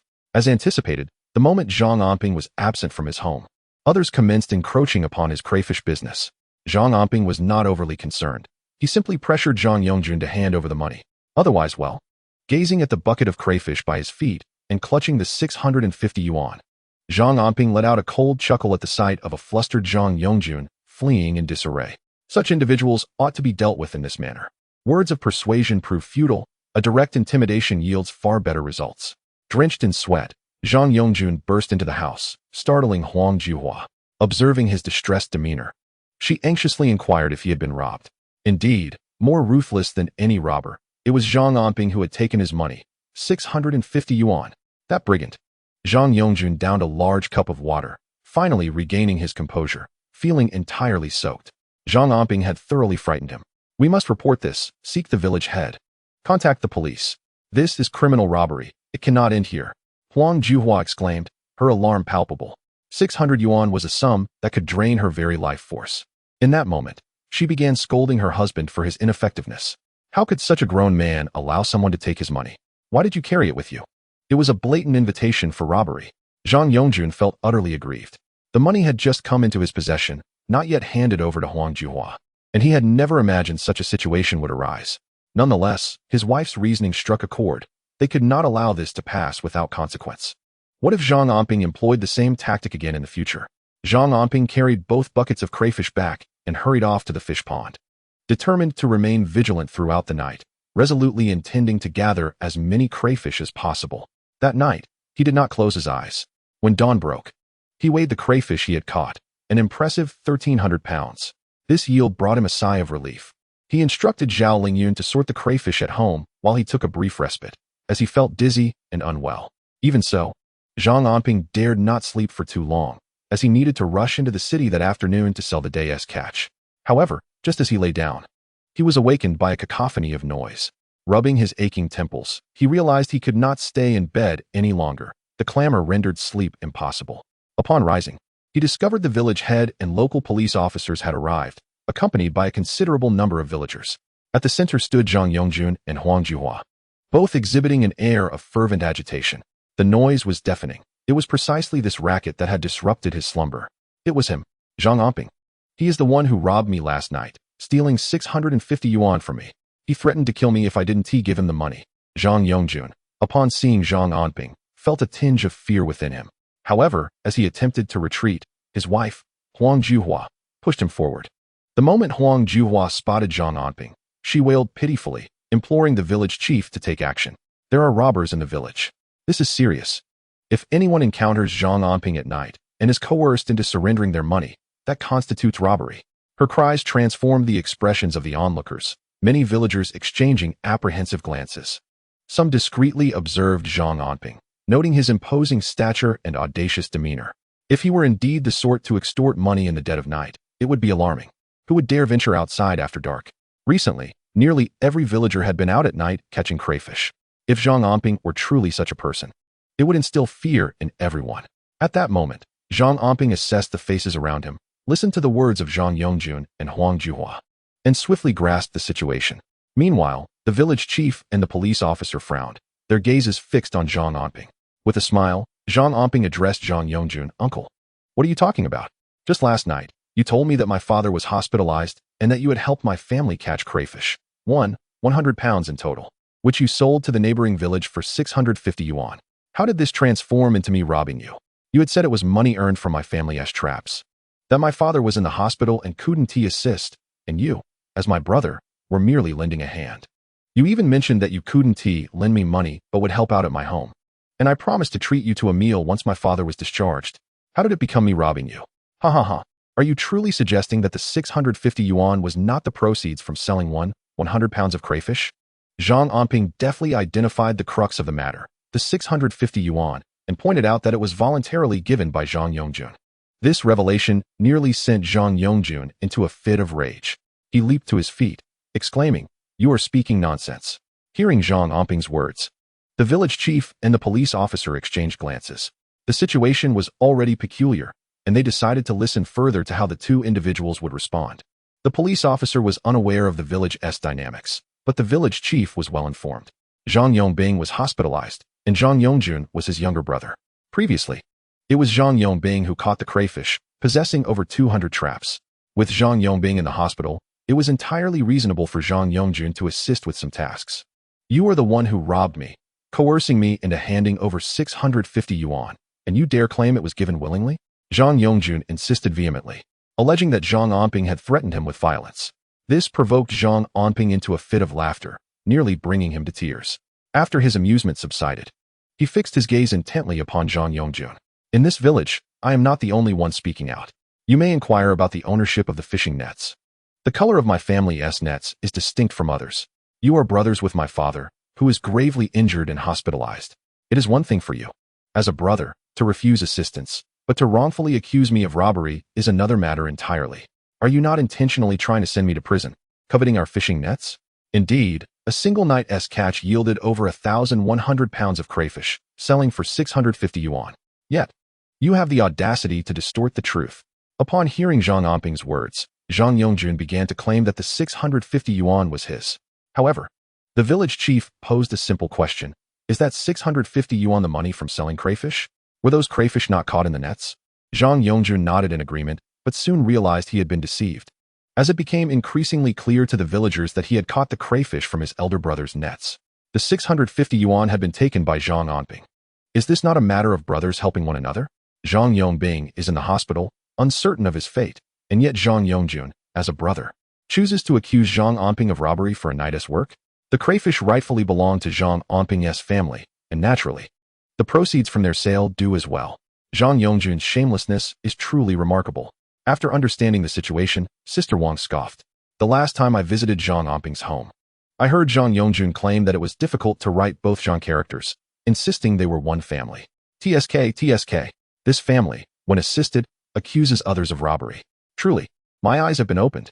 Zhang Yongjun, your brother is in the hospital and in need of funds. All those nets belong to him, at several yuan each. Without those 200 nets, how could you have sold crayfish for 650 yuan? What a world we live in." Many villagers, having grasped the situation, shook their heads in disbelief at Zhang Yongjun's utter shamelessness. How could he resort to such actions, with his brother's life hanging by a thread? Instead of seeking ways to help, he plots against his brother's fishing nets and even seeks to imprison his nephew. Such malice. The village chief's countenance darkened as he conferred with the police officer, explaining the situation regarding Zhang Anping's family and clarifying the ownership of the nets. He emphasized that the nets were originally managed by Zhang Yongbing, who is now hospitalized, while Zhang Yongjun is his brother and Zhang Anping is his nephew. The village chief even took Zhang Anping aside to inquire about his father's health, asking if they were in need of money, and discreetly handed him 200 yuan as a gesture of goodwill, suggesting it be regarded as a loan to his family. This gesture left Zhang Anping momentarily stunned, yet somewhat touched. He has never been one to flatter others, often indifferent even to the village chief, but in this critical moment, it was the so-called family who showed their true colors, while an outsider was willing to offer assistance.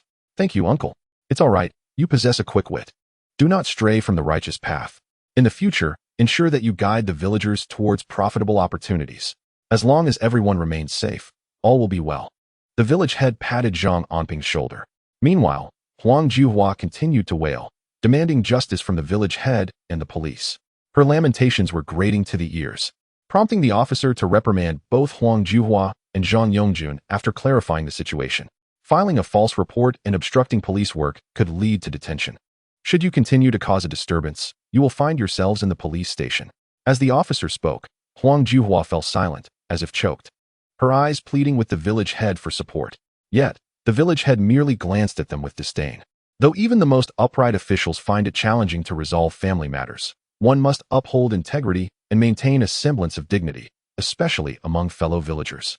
His words resonated with the onlookers, who nodded in agreement, for they had never encountered anyone as shameless and devoid of conscience as Zhang Yongjun. Originally, Zhang Yongjun had intended to teach Zhang Anping a harsh lesson. If the police took him to the station at this crucial moment, with Zhang Anping's family absent, he could seize the opportunity to claim over 200 traps, thus compensating for the 600 yuan Zhang Anping had taken from him. With 1,000 kilograms of lobsters in one night, that would be a fortune. However, his meticulous schemes led to an unforeseen outcome, one he could never have anticipated. After being chastised by the village head and the police, and overhearing the villagers' discussions, Zhang Yongjun was about to leave Zhang Anping's courtyard when he unexpectedly collided with someone. Looking up, he realized it was Zhang Anping. Zhang Anping addressed the village head and all present, "Ladies and gentlemen, my uncle Zhang Yongjun has unjustly accused me of robbery and sullied my reputation with such baseless allegations. I no longer acknowledge him as family, nor do I wish to associate with such a relative. Furthermore, my family possesses red traps. Should Zhang Yongjun dare to touch them again, he shall be deemed a thief. If caught, he must not blame others for the consequences." Zhang Anping boldly declared his stance before everyone. Relatives like Zhang Yongjun were utterly repugnant. They were quick to seize opportunities for their own gain, yet when trouble arose, they were the first to strike. Previously, his father had often emphasized familial bonds, recalling his grandfather's words about being one family. But when adversity struck, where was this family? They were seizing the chance to take advantage. Zhang Anping's words were piercing, inciting Zhang Yongjun's furious response as he pointed a finger at him, shouting, "You little brat. As a junior, do you think you have any say in this matter? Can you even manage the household? This is between me and your father. It has nothing to do with you." Zhang Yongjun believed that by invoking their familial hierarchy, he could intimidate Zhang Anping into submission. However, unexpectedly, someone else interjected. "If your words carry no weight, then what of mine?" Suddenly, Jin Xiaofang stood before Zhang Yongjun. "I am your sister-in-law. When you married, I borrowed 200 yuan from my family to help you wed Huang Juhua. You have often remarked that an elder sister-in-law is akin to a mother and have never mentioned repaying that sum. Your children are now attending university, and I do not wish to reclaim that money. What I want to convey is that henceforth, our families shall sever all ties. We cannot aspire to such relatives as you. While your son pursues his education, we sold our sheep and gathered 500 yuan to support your family. Last year, when you fell ill and required hospitalization, we offered 300 yuan, yet when my husband was hospitalized, you contributed not a single cent and even slandered my son as a thief, attempting to seize our possessions. How vile." Jin Xiaofang, who has always been timid, felt utterly despondent after borrowing money from relatives yesterday. With the recent incident involving Zhang Yongjun, she believes they have become a burden to their children. What kind of relatives are these? Thus, she mustered her courage to speak out, recounting what she knows to everyone. And she too intends to sever ties with Zhang Yongjun's family.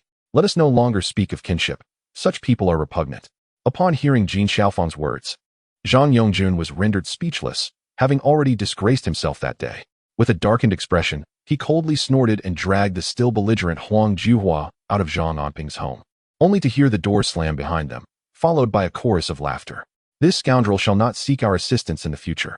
When Zhang Anjuan becomes wealthy or holds a prominent position, it will be futile for the Zhang Anping family to kneel in supplication. Zhang Anping offered cigarettes and tea to the villagers, some of whom inquired about Zhang Yongbing's health.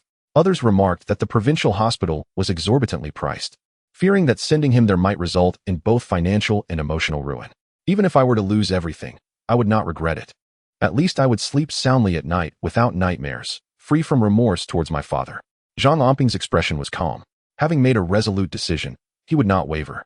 He understood that even at the provincial hospital, there was no guarantee of 100% success. A 10% margin for error still existed. In his previous life, his father ultimately passed away. Deep down, Zhang Anping harbored doubts. Even if he reached the provincial hospital, he could not assure himself of his father's survival. Yet, to live without regret and to act in accordance with his conscience, he resolved to exert every effort to save his father's life. What a good child! The village chief, witnessing Zhang Anping's determination, felt unexpectedly moved. After all, 30,000 yuan was a considerable sum. Even for their family, it would be a tremendous strain. Moreover, Zhang Anping's family was truly destitute. Even with some recent earnings, it was still an arduous achievement. Those who honor their parents and treat the elderly with kindness truly deserve prosperity. The village chief's words prompted many villagers who remained to nod in agreement, believing that Zhang Anping was indeed commendable, and if they had a son like him, they would surely wake from dreams laughing. However, this also illustrates that catching crayfish is indeed profitable. Using traps for crayfish truly yields substantial returns. At present, villagers are once again exchanging crayfish for fishing nets with Zhang Anping, who has reduced the price this time, allowing for a purchase of 8 yuan per net. This price, once announced, sent many villagers into a flurry, as it was significantly cheaper than the initial exchange rate of 15 jin of crayfish for a single net. Moreover, these nets could yield a profit, as they could be sold elsewhere for a commendable 10 yuan each, creating a demand that far exceeded supply. Some astute villagers quickly bought 10 or 20 nets, but Zhang Anping informed them that orders could only be placed with supplies available 2 days later. As his stock had been entirely sold out, he could only accept deposits for collection the following day. Nevertheless, the sudden drop in price did not deter villagers from continuously placing orders for the nets. Prepayment was acceptable, requiring only a simple registration and receipt. Zhang Anping had not anticipated this development, wherein he unexpectedly received payments for over 100 pre-ordered nets. Even at a mere 8 yuan each, the total amounted to over 1,000 yuan. This unexpected windfall allowed Zhang Anping to exhale with relief, a smile gracing his face. After sending the villagers on their way, he did not rest. He quickly gathered the crayfish he had collected, along with the catch from the previous night, to deliver to the city.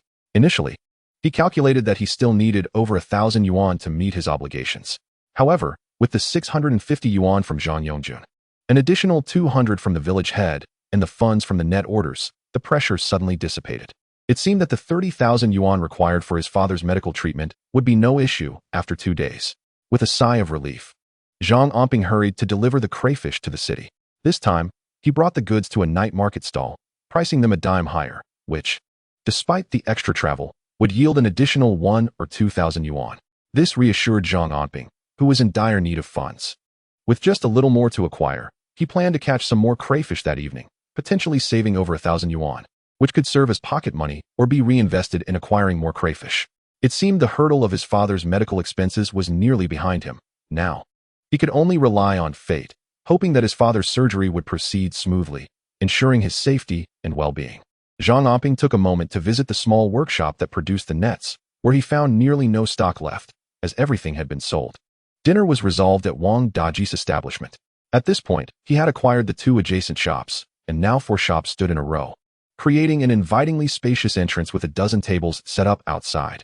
Upon his arrival, he noticed many tables were occupied, indicating a thriving business. Wang Daji was busily stir-frying crayfish, with several large pots of glistening red crayfish displayed enticingly at the entrance, attracting passers-by. When Zhang Anping arrived, Wang Daji had just finished cooking a large batch of crayfish and quickly came over to greet him. "Ah, brother, what a rare visit. I haven't seen you for 2 days. Please, come inside." Wang Daji's enthusiasm for Zhang Anping was palpable. It was hard to believe that not long ago, his own business had been struggling, with customers few and far between, to the point where he could scarcely afford to be generous with his rice noodles. However, it has only been a short while, and already, the establishment has attracted numerous patrons thanks to the delectable crayfish. Moreover, the owner has expanded the premises, resulting in a remarkable surge in business, a stark contrast to previous times. The benefactor behind all this is none other than Zhang Anping. Thus, Wang Daji invited Zhang Anping into a private room within the restaurant. Just as Zhang Anping was explaining a situation at home, he suddenly heard someone exclaim his name in delight. "Oh my, what a coincidence! Zhang Anping, what brings you here?" Chapter 47. The compatibility of these individuals. Zhang Anping turned around to find Li Jun. "What a coincidence! Li Jun, are you here for the crayfish as well? Come, join us." Zhang Anping exclaimed joyfully, and Li Jun, equally surprised, was accompanied by several others, one of whom was a special police officer that Zhang Anping recognized. This was the man he had encountered one night, who exuded an air of danger, named Sun Yi. Li Jun had not anticipated running into Zhang Anping here and grinned as he introduced him to his friends, stating, "He asked the one who recommended this eatery, claiming the food is exceptional. If it turns out to be unsatisfactory, you can blame Zhang Anping, not me." His words elicited a wave of laughter. Meanwhile, Wang Daji hurriedly brought out the crayfish, not hesitating to present 2 large basins, each containing over 10 pounds, the aroma wafting enticingly. This prompted Li Jun and his friends to cheerfully give Zhang Anping a thumbs up. "Impressive, Brother Zhang. This crayfish is so delicious. Had you not mentioned it, we would have never tasted it. The flavor is extraordinary. I must recommend it to my friends, all of whom are food enthusiasts. I didn't expect the crayfish to be this delightful. It is my first time tasting it. I shall buy some to take home for my parents. This place is fantastic. I will return next time." Wang Daji beamed as he overheard the group praising the taste of the crayfish, his smile broadening. Seizing a moment, he pulled Zhang Anping aside to inquire discreetly, "I heard there has been an incident at your home. My father was struck by a vehicle, and we have yet to locate the driver. He is currently at the provincial hospital awaiting surgery, so I have been quite busy these past few days." Zhang Anping candidly shared with Wang Daji. As they conversed, Sun Yi leaned in, interjecting, "The vehicle involved hasn't he been found? When did this happen? Tell me more. I have experience in criminal investigations." Sun Yi appeared cold and serious, yet his willingness to assist warmed Zhang Anping's heart. He quickly recounted all he knew about the incident, and Sun Yi thoughtfully took notes. "If I receive any news, shall I come to your home directly? You can inform Wang Daji too, as I visit here every other day." Zhang Anping agreed, instructing Sun Yi to either inform Wang Daji or have Wang Daji relay the message to Wang Er, who delivers goods to the city daily. Sun Yi nodded and returned to the private room, while Zhang Anping sought the bill, intending to settle the account. Just then, Li Jun emerged and called for Wang Daji to settle the payment. Zhang Anping grew anxious, asserting that he would cover the bill, having previously promised Li Jun a meal of crayfish, but Li Jun was reluctant to accept. "Today, I happen to bring along numerous friends, and it would be remiss of you to treat us. This time, it is my turn to host. I have yet to properly express my gratitude to you for the matter concerning Zhang Quan." Li Jun, with his warm-hearted nature, remarked, prompting a chuckle from Wang Daji nearby. "None of you shall pay today. This table is on the house. My flourishing business owes much to Zhang Anping. Without him, where would I be today?" With Wang Daji's raucous antics, Li Jun and Zhang Anping could hardly contest, and they enjoyed a lively meal together. However, as Wang Daji began to clear the table, he discovered an unexpected fortune concealed beneath. Wang Daji was utterly flabbergasted. In this day and age, how could such generosity still exist? "Brother Zhang, your friend this?" he exclaimed, giving Zhang Anping a thumbs up in sheer admiration. When Zhang Anping took his leave, Wang Daji tossed him a bag filled with cured meats, asking him to take it home for his family as a token of appreciation for facilitating the purchase of the 2 adjacent storefronts. These combined establishments have proven to be immensely successful. "Please, do not send me anything next time. I might get upset." Zhang Anping chuckled, finding Wang Daji to be quite a commendable individual, as were Li Jun and Sun Yi. On his way home, rain began to fall from the sky, signaling the impending arrival of the yearly plum rain season. Due to the rain, using traps to catch crayfish would be ineffective, and it was likely that the business of harvesting them would suffer considerably. He needed to contemplate his next venture. Regrettably, the funds he had hoped to save for future investments would likely be consumed by his father's hospital stay, leaving him financially barren and in need of a new path. Money. His household was still in dire need of it. The rain persisted, leaving Zhang Anping soaked upon his arrival home. Upon entering, he learned that his mother had gone to the provincial capital, concerned about caring for his father. Thankfully, she had left for the city. The heavy rain would have made traveling treacherous. "I will take a shower. Please handle that bag of meat that Boss Wang sent." He called to Zhao Lingyun as he hurried to cleanse himself, drenched as he was, fearing a cold if he did not. However, as he prepared to shower, he noticed a significant leak in the house, exacerbated by the downpour. With no choice, He placed a basin to catch the water, planning to replace the roof tiles once the weather cleared. Zhang Anping was swift in his ablutions, but just as he had shed his clothing, he heard Zhao Lingyun urgently calling for him. Anping, Anping. Her tone was filled with urgency, indicating an important matter at hand. Zhang Anping hastily dried himself, donned his trousers, and rushed out with wet hair. Look, here is money, Zhao Lingyun exclaimed, revealing a heap of cured meats, within which lay a small bag containing a stack of bills, each 10 yuan, totaling 1,000 yuan. This money had been placed there by Wang Daji. Zhang Anping fell silent for a moment, reflecting on the fact that he had not significantly aided Wang Daji, merely instructing him on crayfish preparation. In this era, many relish crayfish, and the method for making oil-braised prawns is widely available online. His contribution was merely a slight refinement of widely shared techniques, based on his own experiences. However, it was a mere act of kindness. I did not expect Wang Daji to repay it time and again. The facade of Binhai Park was merely a result of my uttering a few words, yet it seemed to have been etched in his heart. This is from Wang Daji, he said, having heard that my father required surgery and was in need of funds. Take it. I shall rest for a while, and once the rain subsides, I will go catch some crayfish. Zhang Anping sighed deeply, instructing Zhao Lingyun to keep the money as he wished to take a moment to recuperate. The rain had left him feeling a bit dizzy. Just as he prepared to return to his room, he noticed a flush spreading across Zhao Lingyun's cheeks and even her ears. This startled Zhang Anping momentarily. Following her gaze, he suddenly realized it was due to his bare torso. In his haste to come out, his trousers hung loosely, and his belt was not fastened properly. He had been preoccupied with catching and selling crayfish these days, a labor-intensive endeavor, and his abdominal muscles had become quite defined. Coupled with his recent shower, droplets of water were still cascading down his abdomen. Upon this realization, a warmth surged within Zhang Anping, compelling him to embrace Zhao Lingyun. Chapter 48. What is this man thinking? The moment his hand touched Zhao Lingyun, she shivered, her face flushing deeper. Zhao Lingyun possessed exquisite skin, seemingly untouched by cosmetics. Yet it resembled a freshly peeled egg, pale with a rosy hue, complemented by a pair of glistening eyes. The sight stirred something deep within Zhang Anping. Without a second thought, he pulled her into his arms. Lowering his head, he inhaled her delightful fragrance, and at that moment, he could hear her heart racing. She was utterly flustered. Although they had a child together, they had been living apart for quite some time. Indeed, many years had passed without intimacy. Zhang Anping had been preoccupied with work, tirelessly laboring without a proper night's sleep for days on end. Fortunately, his youth and vitality allowed him to withstand such strenuous exertion. One could only wonder if another person could endure such a workload. Wait, little Bao is still awake in the room. You should rest early. I'll call for you when the rain eases, he said. Zhao Lingyun, enveloped in Zhang Anping's embrace, was overwhelmed by his strong masculine scent, which made her cheeks flush and her entire being feel as if it were on fire. Not only her face, but her entire body radiated heat. Shyly, she dared not raise her head. Her hands felt weak, yet she still attempted to push him away.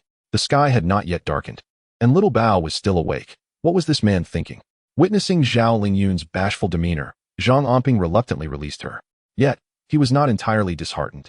He gently wrapped his arm around her slender waist through her clothing, his heart brimming with joy, believing that life was indeed beginning to look more hopeful. Zhao Lingyun was finally willing to allow him to touch her. Might it be that in due time, they could share a room once more? Perhaps, in the future, they might even welcome another little sister or brother for little Bao. With such thoughts, Zhang Anping felt that no matter how arduous or exhausting life became, it was all sweetened by hope.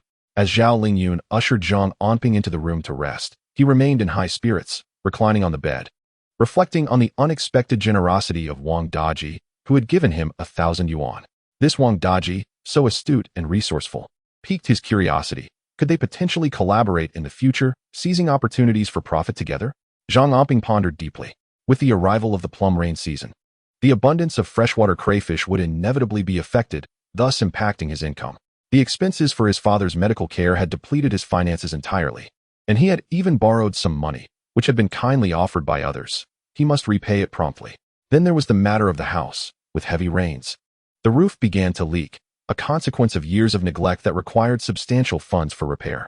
In the upcoming semester, his younger sister would graduate from junior high. Unlike in his past life, this time, he was determined to see her continue her education. His younger brother, having faltered in his college entrance exams, would need to repeat his final year of high school. Zhang Anping resolved to find ways to enhance his brother's academic performance, securing reputable tutors for extra lessons. And then there was their mother, who had suffered an injury from harvesting herbs in a snowstorm in her previous life. This time, he must ensure she lives free from financial worries, so she would no longer risk her health by foraging in treacherous conditions, thereby avoiding the fate of paralysis and despair that had led her to take her own life to spare them. The thought of it pierced Zhang Anping's heart with anguish. All these concerns weighed heavily on him, and the only solution lay in earning more money. With sufficient funds, he could transfer his father to a provincial hospital, offering him far more hope than in his previous existence. He fervently wished for his father's surgery to go smoothly in the coming days. As he prepared for sleep, Zhang Anping silently prayed. Exhausted, he finally succumbed to slumber. However, in a hazy dream, he found himself once again in the hospital. The acrid scent of disinfectant made his throat constrict painfully. A doctor clad in a white coat was conversing with him and his mother. The patient's internal organs were injured, and surgery was deemed the best course of action, though the doctor could not guarantee a 100% success rate, only suggesting a significant chance of recovery. Yet the cost of treatment was steep, 10,000 yuan. Upon hearing this figure, both he and his mother were taken aback. His mother trembled as she spoke. "Doctor, if we don't proceed with the surgery, is death inevitable? Are there no alternative options?" The doctor replied, "Not necessarily. It depends on the circumstances. If the patient maintains a robust constitution and adheres to a regimen of medication and injections, there exists a possibility of recovery, but the medication must not be interrupted." The doctor's words echoed in Zhang Anping's mind. His father, Zhang Yongbing, was in a fit of anger. "I want to be discharged. I feel perfectly fine. I won't even sneeze. A little medication will suffice for my recovery. I wish to leave this hospital. Staying here is making me ill." Zhang Anping gazed at his father, acutely aware that his father's desire to leave was not born from impatience, but from their dire financial situation. They could not afford even the most basic treatments. Medications and injections were beyond their means. The hospital's greatest fear was the poverty of their patients. Poverty. Upon returning home, Zhang Yongbing noticed that during that period, Zhang Anping seemed to have matured. Every couple of days, he would rush to the hospital to procure medication. In a bid to save expenses, he even learned how to administer injections to his father himself. During that time, their father could occasionally sit in the yard basking in the sun and share a few words with them, seemingly affirming his claim of possessing a robust constitution. The family held on to a glimmer of hope, believing that with injections and medication at home, recovery was imminent. Even though Zhao Lingyun and Xiao Bao were no longer present, it was still a comfort to have their father alive and by their side. However, one day, when their mother went out to borrow money and did not return, Zhang Anping grew increasingly anxious. He searched everywhere, suspecting that she might have gone to his grandfather's place. Thus, he followed her there. Upon arriving at his grandfather's home, he witnessed a heart-wrenching scene. His mother kneeling and pleading with his grandfather, tears streaming down her face. Grandfather's expression was grim. He stood, then sat again, sighed heavily, and retreated into his room. Zhang Anping was eager to see how much money his grandfather would offer to save his father. He stealthily pried open a crack in the window, but the view was limited, obscuring the identity of the person within. He did, however, overhear a chilling remark. "It's a bottomless pit. No amount of money will suffice. It's a terminal illness. There's no saving him. So do not squander your money." These words sent a chill through Zhang Anping's body, causing him to tremble with rage. He contemplated bursting through the window, but caught sight of his mother on her knees, who, upon noticing him, gestured for him to remain still. Just then, grandfather emerged from the room, stating, "There is truly no money left. This is all I have for burial expenses. Take this 10 yuan. 10 yuan? Not only was Jin Xiaofang's face flushed, but so was Zhang Anping's, as he forcefully pulled his pleading mother away, urging her to leave and avoid further humiliation. Yet, his mother continued to weep, and eventually, the 10 yuan vanished without a trace. They returned home empty-handed, devoid of any money. Zhang Anping even went to his uncle Zhao Yongjun's home to beg, but emerged with nothing. That night, their father writhed in pain on the bed, yet emitted no sound. It was not until dawn the following day that their mother, with swollen eyes and a visage akin to a walking corpse, emerged from the house to inform them, "Your father has passed away." Rushing into the room, Zhang Anping found his father in unbearable agony, the bed sheets torn to shreds. He collapsed to the ground, weeping inconsolably. It was the darkest and most helpless moment of his life, a heart-wrenching regret that would haunt him eternally. "Dad! Dad!"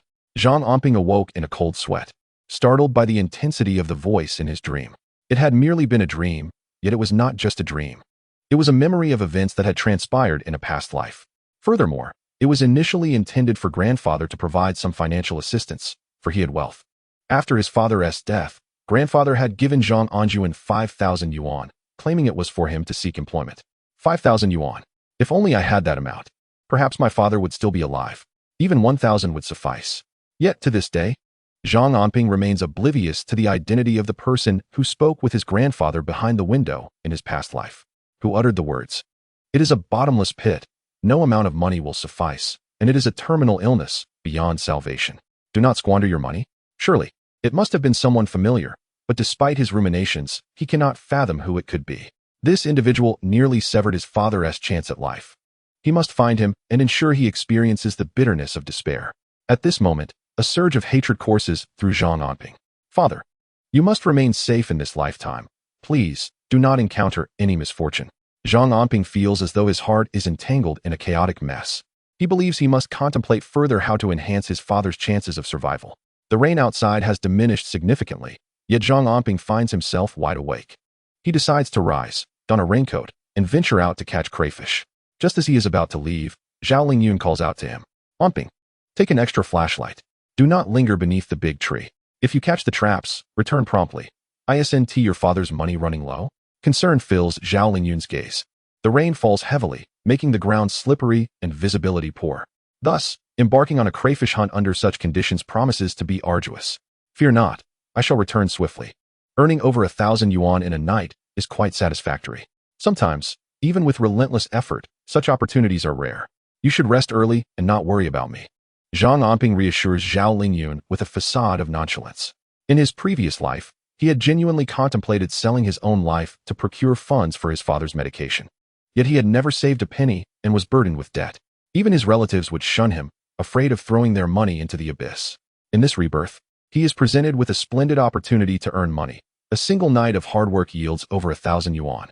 Where else could one find such fortune? It must be cherished. With this thought, Zhang Anping grabs his flashlight, balances 2 water buckets, and steps out into the gentle rain, placing some beef liver bait inside the buckets. Fortunately, he had previously provided a deposit to the beef vendor, thus ensuring that during the crayfish boom, he remained unaffected by the bait scarcity. His crayfish yield has remained remarkably stable. In the 1990s, earning over 1,000 yuan in a single night was a windfall, and Zhang Anping felt a deep sense of contentment, even as he trudged through the rain-soaked ground. This joy stemmed from having experienced poverty and despair in the absence of money. That evening, the crayfish catch was abundant.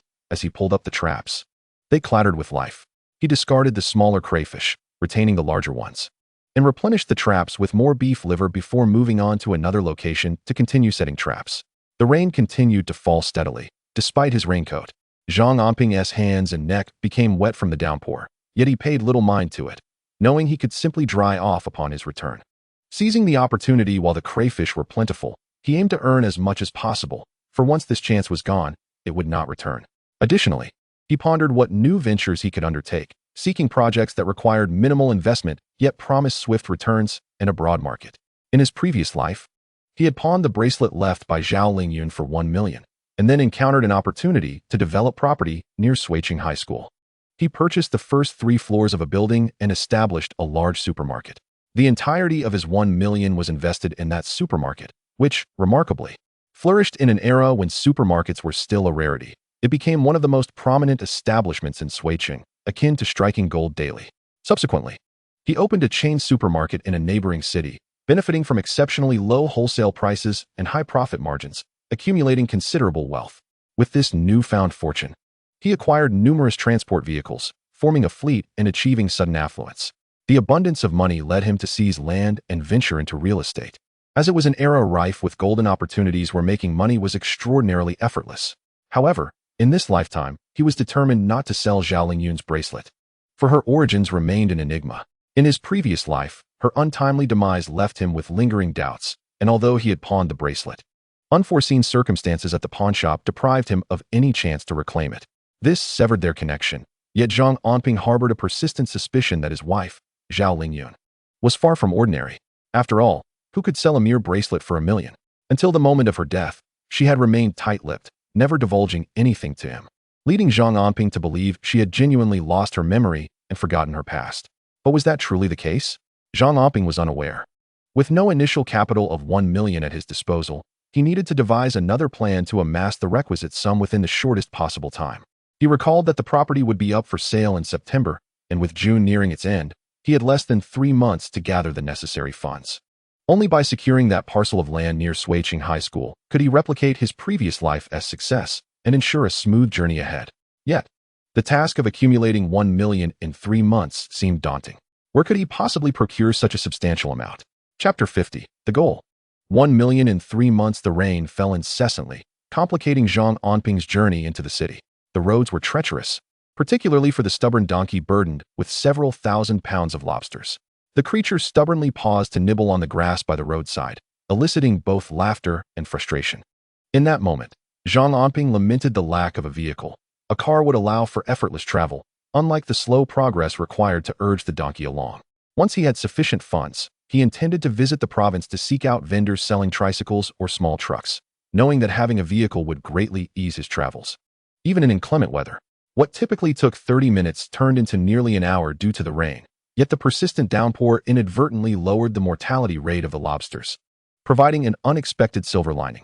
Zhang Anping, after delivering the lobsters to several bustling eateries, disposed of the remainder at Saojia Market, where they sold for a mere 8 jiao per jin. After covering the cost of the lobsters and adding the ones he caught the previous night, he found himself with a profit of nearly 2,000 yuan. With a deep sigh of relief, Zhang Anping felt invigorated, clutching the money in his hand. A sense of lightness enveloped him, as he had finally gathered enough for his father's medical expenses. Seizing the moment, he ventured to a small workshop that crafted fish traps. And subsequently, he wandered through the local market in search of laborers. There, he recruited over 10 dependable women in their 30s and 40s, whose life experiences made them both diligent and resilient. With responsibilities towards their families, these women were less likely to switch jobs as long as there was a profit to be made. Moreover, their wages were the lowest, costing 1 or 2 yuan less per day than adult males. With the ambition of amassing 1 million yuan within 3 months to purchase a storefront adjacent to Shuiqing No. 1 middle school, every opportunity to earn must be seized. Otherwise, failing to gather the required funds would mean losing the chance to secure such a prime location for a supermarket, a prospect that would be nearly impossible to replicate. This was a golden opportunity that must not be overlooked. However, relying solely on the sale of fish traps, even with a daily income of 2,000 to 3,000 yuan, would only yield around 60,000 to 70,000 yuan monthly, falling significantly short of the 1 million target. Moreover, as production of the traps increased, profits would inevitably decline. Thus, he needed to explore other avenues, industries that required minimal investment but promised rapid and substantial returns. In this day and age, what could offer greater profit than food? A sudden inspiration struck Zhang Anping, prompting him to seek out Wang Daji for a discussion. After all, Wang was a reliable partner, and he would not shy away from opportunities for profit. Arriving at Wang Daji's establishment around 3 in the afternoon, he found it relatively empty, with only Wang and his wife attending to the shop, as the hired help had already clocked out. The rain continued to pour, heralding the onset of the plum rain season. If the downpour persisted, the business, which had just started to improve, would surely suffer. Wang Daji sat at the shop entrance, engaging in casual conversation with his wife, his expression tinged with worry. Business had been flourishing lately, with tables filled to capacity every day. They had even set up tables outside, perfectly situated near Bent Park. The enticing aroma wafted into the park, drawing in customers eager to sample the specialty dish of spicy crayfish, which many had yet to experience. With excellent service and generous portions, the taste was exceptional, leading to a steady influx of patrons. Every evening, the couple found themselves counting money for what felt like an eternity. Yet, should the rain persist, they would incur substantial losses. After all, having painstakingly learned the secret recipe for cooking crayfish from Zhang Anping, was it too much to hope for a little financial gain? Just as Wang Daji was lost in his thoughts, he spotted Zhang Anping, which instantly lifted his spirits. He quickly approached with a warm smile. "Zhang, have you eaten? Let me prepare some appetizers for you." "Sure, I've eaten, but I need to discuss something with you." Zhang Anping, without a hint of pretentiousness, acknowledged with a simple reply. Wang Daji's wife appeared somewhat displeased, as her husband had seemingly slipped 1,000 yuan to Zhang Anping the previous day. Each time Zhang Anping visited, not only did he indulge in food and drink without charge, but even when he brought along friends, her husband refused to accept any payment. How foolish. Ironically, Wang Daji treated Zhang Anping with an extraordinary level of courtesy and respect, surpassing even that afforded to his own father-in-law. Having prepared an array of cold dishes in advance, Wang Daji sliced several plates and then brought forth a large basin of lobsters. The two men settled at a table by the entrance, enjoying beer together. Wang Daji's wife glanced at the dishes: cooked beef, salt-baked delicacies, and marinated duck, all of which were not inexpensive, being the restaurant's signature offerings. This foolish man seemed oblivious to the need for frugality. "Brother Zhang, will you have baijiu or beer, or shall I fetch you some beverages to cleanse your palate?" Wang Daji asked with great attentiveness, standing to serve Zhang Anping. With a staff member now employed at his establishment, it seemed that only in the presence of Zhang Anping would he personally attend to the guests. "Let us have beer. Let us sit and converse. You keep the money. I still have some on hand," Zhang Anping remarked, as he retrieved 1,000 yuan from his pocket and pushed it toward Wang Daji. "Oh, brother Zhang, do you find it lacking, or are you trying to humiliate me? There is no reason to give and then take back." Wang Daji exclaimed, "I should have given you more, but I just acquired 2 storefronts and borrowed some money, so I'm currently repaying debts. Please don't take offense." Wang Daji's face flushed crimson. He felt Zhang Anping must have been displeased with the meager sum. After all, given the significant assistance Zhang Anping had provided during his family's crisis, offering only 1,000 yuan seemed insufficient. "No, you often gift me meat and other items, which are certainly not cheap. I didn't hold it against you. I accepted everything. I understand you've purchased storefronts and are not in a position to be extravagant. I was merely considering the impending rainy season, which will surely affect the lobster business," Zhang Anping explained, prompting Wang Daji to nod in agreement. Yes. I'm worried about that. If it continues to rain like this every day, how will we have any business?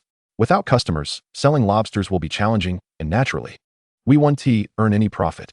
Wang Daji lamented the weather, as the region typically experienced about a month of gloomy, rainy days each year. During such times, the frequent downpours discouraged people from venturing out, and he could not operate his stall like he would on sunny days. Consequently, business would inevitably suffer. "I was just about to suggest that running a stall is quite simple. Allow me to offer you a few tips. If you implement them, I assure you that your business won't be adversely affected by the rain," Zhang Anping whispered to Wang Daji, who listened intently, his eyes brightening with enthusiasm.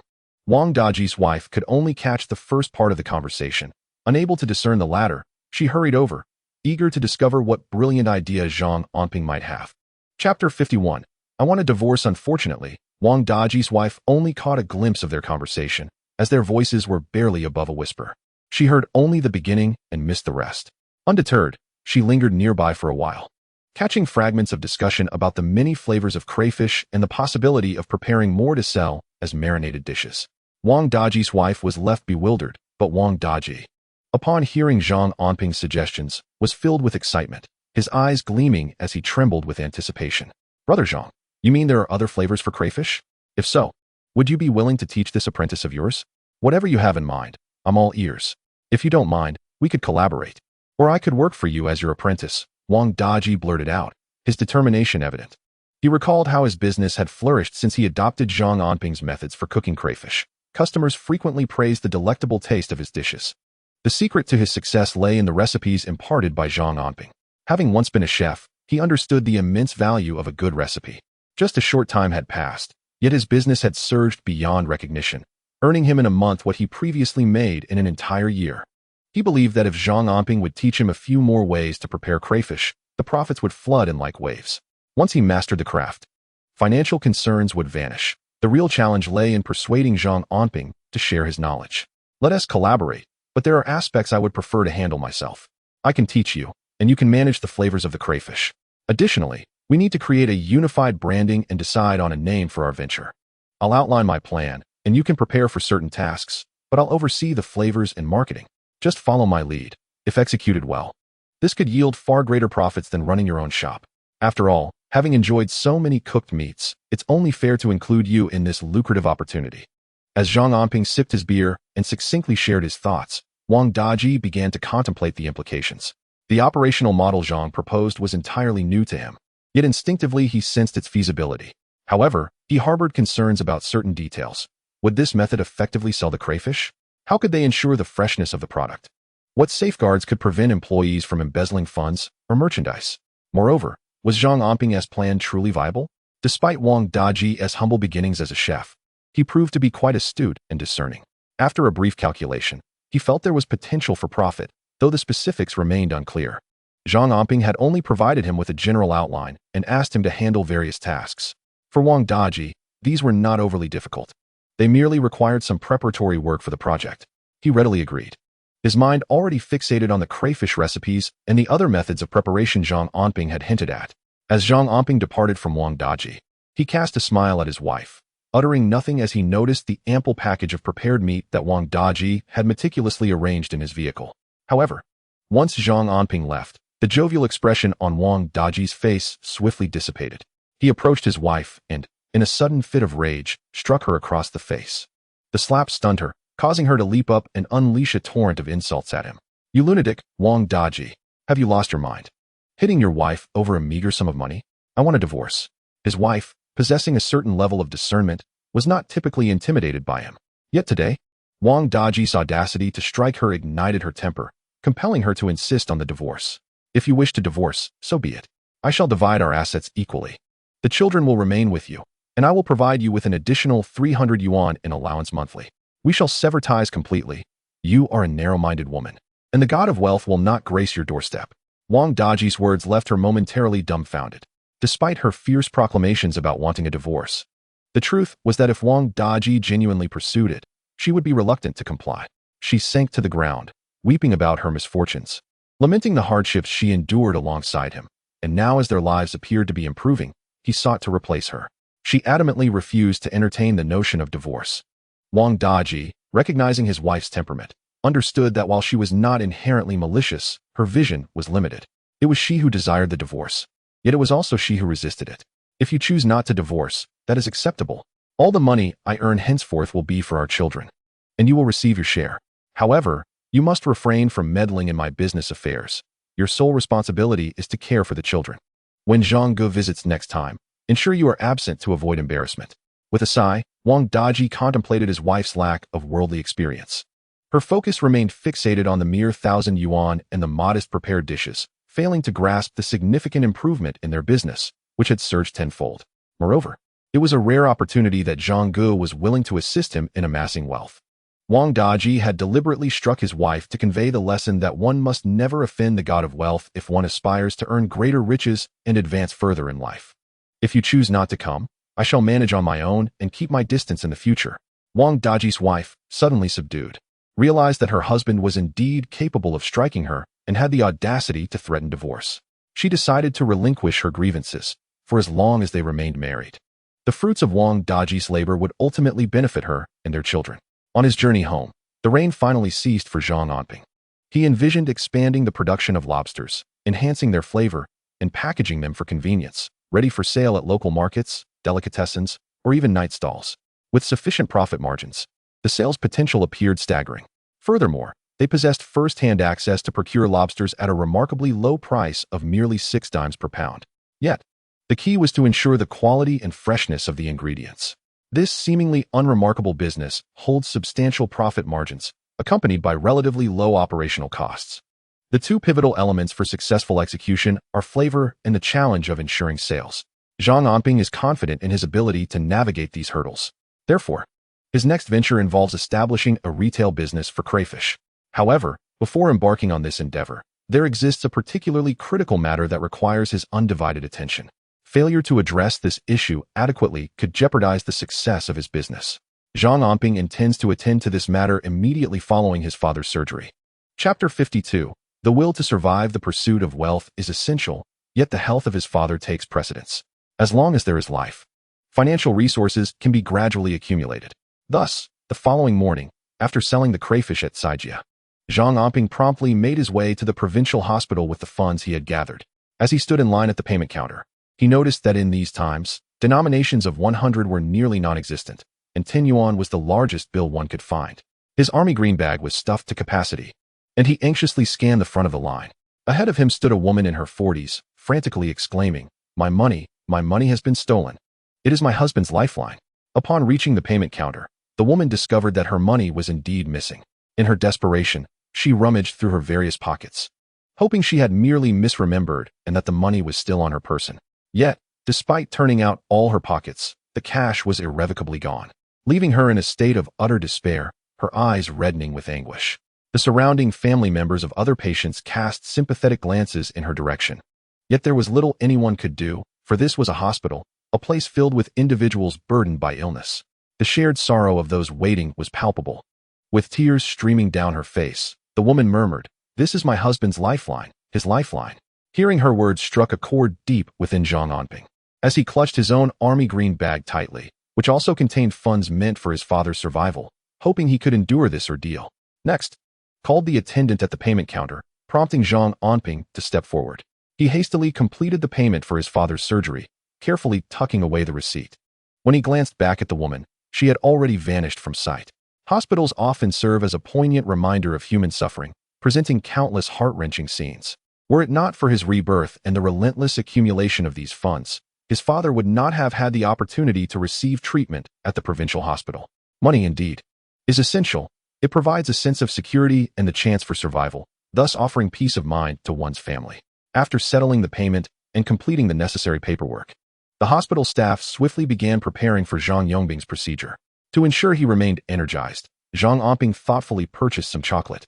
As the doctor had advised against eating prior to surgery, but permitted small amounts of high-calorie snacks to boost one's spirits.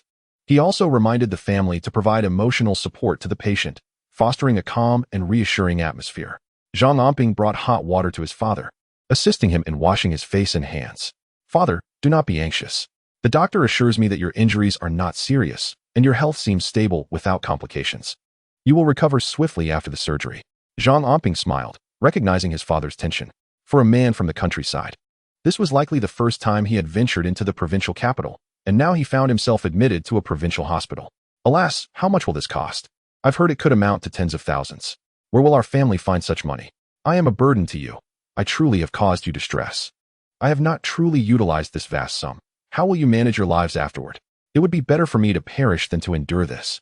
Zhang Yongbing lamented, his thoughts not on the success of the surgery, but rather on the financial toll it would take. He pondered how, even if he were to recover, his children would be encumbered with debt for a lifetime. How difficult it was, he thought, to impose such a burden on his children when he himself was already aging. Zhang Anping was momentarily taken aback by his father's words. Others may not understand, but he recognized these sentiments as his father's genuine feelings. For those of his father's generation from rural backgrounds, money was often regarded as more precious than life itself. "Father, I forgot to mention, do you remember Officer Lee? He is assisting me in locating the vehicle that struck you and mentioned that you would need to serve as a witness. The hospital expenses will be covered by others. If we cannot identify the vehicle responsible for your accident, then this substantial medical bill will indeed be in vain." Zhang Anping understood his father's financial anxieties. If he could awaken his father's will to live from this perspective, perhaps he would become more determined to survive. If his father realized that as long as he remained alive, there was hope of identifying the offending vehicle and subsequently having the medical expenses reimbursed, would he not be wholly focused on living, rather than lamenting the cost of treatment? Indeed, Zhang Anping grasped his father's feelings well. Upon hearing this, Zhang Yongbing's previously dim expression brightened with surprise and curiosity. "Really? Is what you say true? Will my surgical and hospital fees truly be reimbursed?" "Certainly, it is true. You were struck by another vehicle, not merely suffering from an illness. Thus, these expenses will indeed be reimbursed. The only condition is that you must survive to identify the vehicle involved. Officer Lee has repeatedly emphasized the importance of your survival, as you are the key witness." Zhang Anping patiently explained to his father, even invoking Officer Lee's authority to bolster his father's belief in his words. After all, in his father's eyes, a police officer would not deceive. Ultimately, Zhang Anping succeeded in convincing Zhang Yongbing. "Yes, I must survive. Only by living can I ensure that this substantial amount is reimbursed. Otherwise, who will compensate you if I am no longer here?" Zhang Yongbing finally nodded, even managing to affirmatively signal to Zhang Anping as he was wheeled into the operating room. Zhang Anping perceived a glimmer of hope in his father's eyes, which allowed him to exhale a sigh of relief from the depths of his heart. Regardless of the means employed, it was paramount that his father harbored a belief in the will to live. As for matters concerning reimbursement or financial aid, he would merely need to pacify his father with comforting words.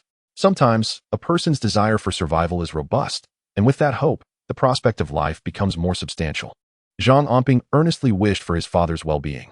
Jin Xiaofeng and Zhang Anping sat in the corridor outside the operating room, gazing at the light above the door, which had remained illuminated for several hours.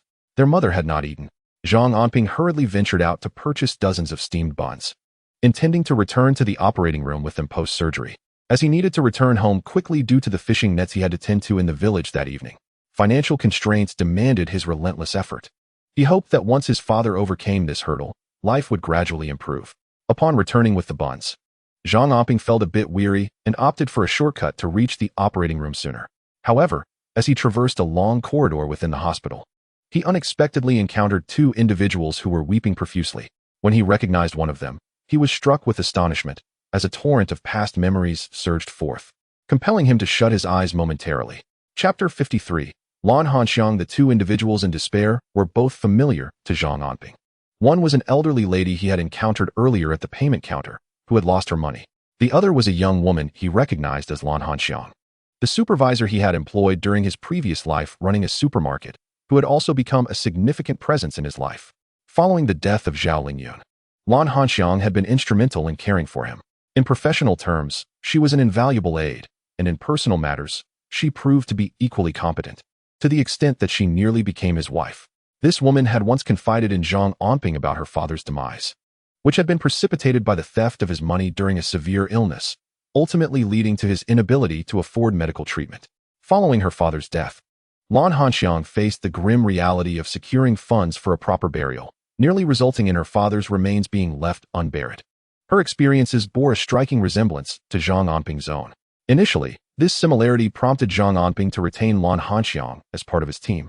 Yet their relationship had become entangled in unexpected complexities, which Zhang Anping had never anticipated. In this lifetime, with Zhao Lingyun still alive and Xiao Bao by his side, his feelings towards Lan Hanxiang were decidedly intricate. After contemplating, he placed a bag of buns beside the elderly lady. Recognizing that they had lost their money and he was unable to provide substantial assistance, he could only offer them these buns, discreetly placing approximately 100 yuan beneath them. "Young man, I recognize you." "Thank you," the elderly lady exclaimed, as she noticed Zhang Anping silently leaving a generous pile of buns at her side. Meanwhile, her daughter, Lan Hanxiang, rose to her feet.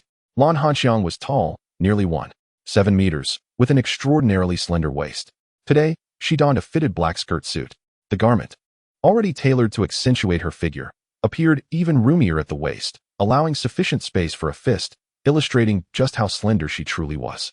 "I am unable to provide significant assistance. My father is also undergoing surgery today, costing 30,000 yuan, and my family is heavily in debt.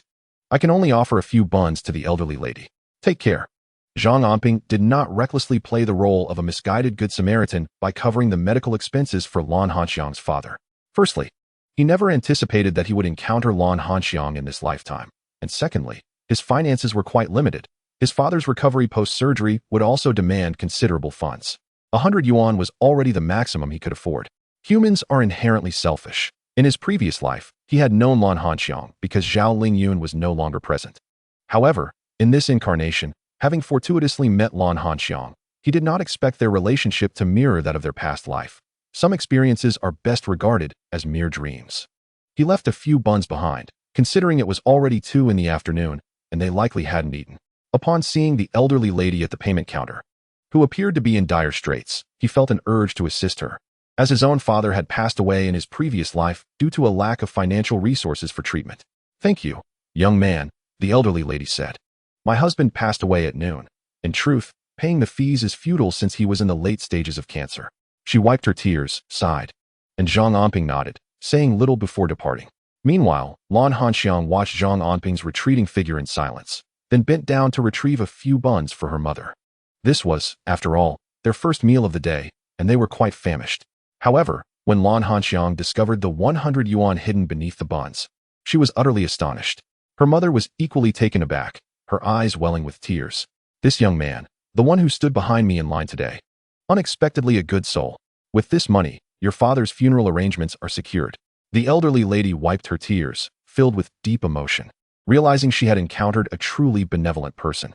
Yet, she lamented not knowing which ward this young man was in, nor how she might repay him later. Zhang Anping delivered the buns to Jin Xiaofang and then saw his father emerge from the operating room. A familiar doctor approached and nodded at Zhang Anping. The surgery was highly successful. There was a moment when the patient faced respiratory difficulties, and the situation appeared dire. Yet the patient exhibited a strong will to survive and remarkably pulled through.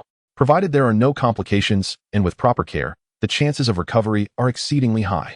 The doctor expressed admiration, noting that although Zhang Anping was of advanced age, his will to live was robust. The surgery was quite successful, but it was imperative to ensure that the patient experienced no undue stress, and medication must not be interrupted. With attentive care for 6 months, recovery was highly probable. Upon hearing the doctor's words, Zhang Anping exhaled deeply, a smile spreading across his face, and he felt an immense sense of relief.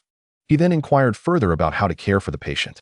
When he returned to the ward, his father, Zhang Anping, was still unconscious from the anesthesia. Zhang Anping realized he could not linger for long and needed to hurry back home. Nevertheless, with the success of his father's surgery, he felt reassured.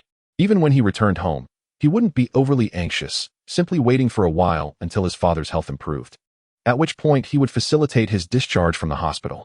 When the time comes, I will care for my mother alongside my father. As long as we ensure he continues his medication and avoid any stimuli, he will develop a desire to live. Thus, nurturing him for half a year will alleviate my father's condition significantly. Understanding this, Zhang Anping discreetly handed some money to his mother, intended for her personal expenses, fearing that she might need funds in his absence. After attending to these matters, he swiftly boarded a vehicle to return home. The journey from the provincial city to Suiqing takes approximately 3 hours. Zhang Anping chose a seat by the window towards the back and began to doze off, utterly exhausted. He had not enjoyed a proper rest in days, and with more tasks awaiting him that evening, he seized the opportunity to nap during the ride. Feeling a great weight lifted from his heart, Zhang Anping slept soundly, much to the wonder of the fellow passengers who marveled at how he could slumber amidst the clamor. Seemingly lost in a pleasant dream, as evidenced by the smile curling at the corners of his mouth. Upon his return home, darkness had enveloped the village. The rain had rendered the roads treacherous, and as he navigated his way back, he stumbled slightly, nearly losing his balance. He instinctively braced himself with his hands, narrowly avoiding a fall, yet his trousers were now caked in mud, leaving him in a rather disheveled state. Nonetheless, Zhang Anping paid little heed to his appearance. The successful surgery on his father was enough to fill him with contentment. As he approached his home, he noticed the warm glow of lights illuminating his family's yard amidst the surrounding darkness, bringing a surge of warmth to his heart. He quickened his pace, feeling an overwhelming joy. No matter the hardships faced outside, the light of home always shone brightly for him, making all his struggles worthwhile. Just as he was about to push the door open, a man's voice suddenly echoed from within the house, causing Zhang Anping to freeze in his tracks. It was late, and today, as he hurried to the provincial city, many assumed he would remain there, especially with the knowledge that Zhang Anping was undergoing surgery. However, the successful operation had led him to return home without waiting for his father to regain consciousness, a choice that surprised everyone, including Zhao Lingyun. In previous outings, concerned for Zhao Lingyun's safety due to Zhang Quan's reputation, he would always lock the yard gate. Zhao Lingyun was timid, and now, at such a late hour, he was bewildered to hear a man's voice in his home. Zhang Anping hesitated at the threshold, his expression shadowed in the darkness. Yet, he soon pushed open the yard door, reflecting on the essence of trust in a marriage. Although Zhao Lingyun attracted many admirers due to her beauty, and there had been countless jokes at his expense, he knew they were merely jest. He resolved to trust Zhao Lingyun and to believe in his own significance in her heart. Standing in the courtyard, Zhang Anping, having pondered these matters, suddenly heard Zhao Lingyun exclaim with delight, "Little Bao, look, Daddy is back." Yet, the man speaking inside the house was Wang Er. "Ah, Brother Zhao, you have finally returned. I was worried you might not make it back. I even told your sister-in-law to expect you. Just a little while ago, Wang Daji informed me that there are some leads regarding the vehicle that collided with your father. This is significant news, and I was concerned it might be delayed. Even in your absence, I felt it necessary to convey this to your sister-in-law."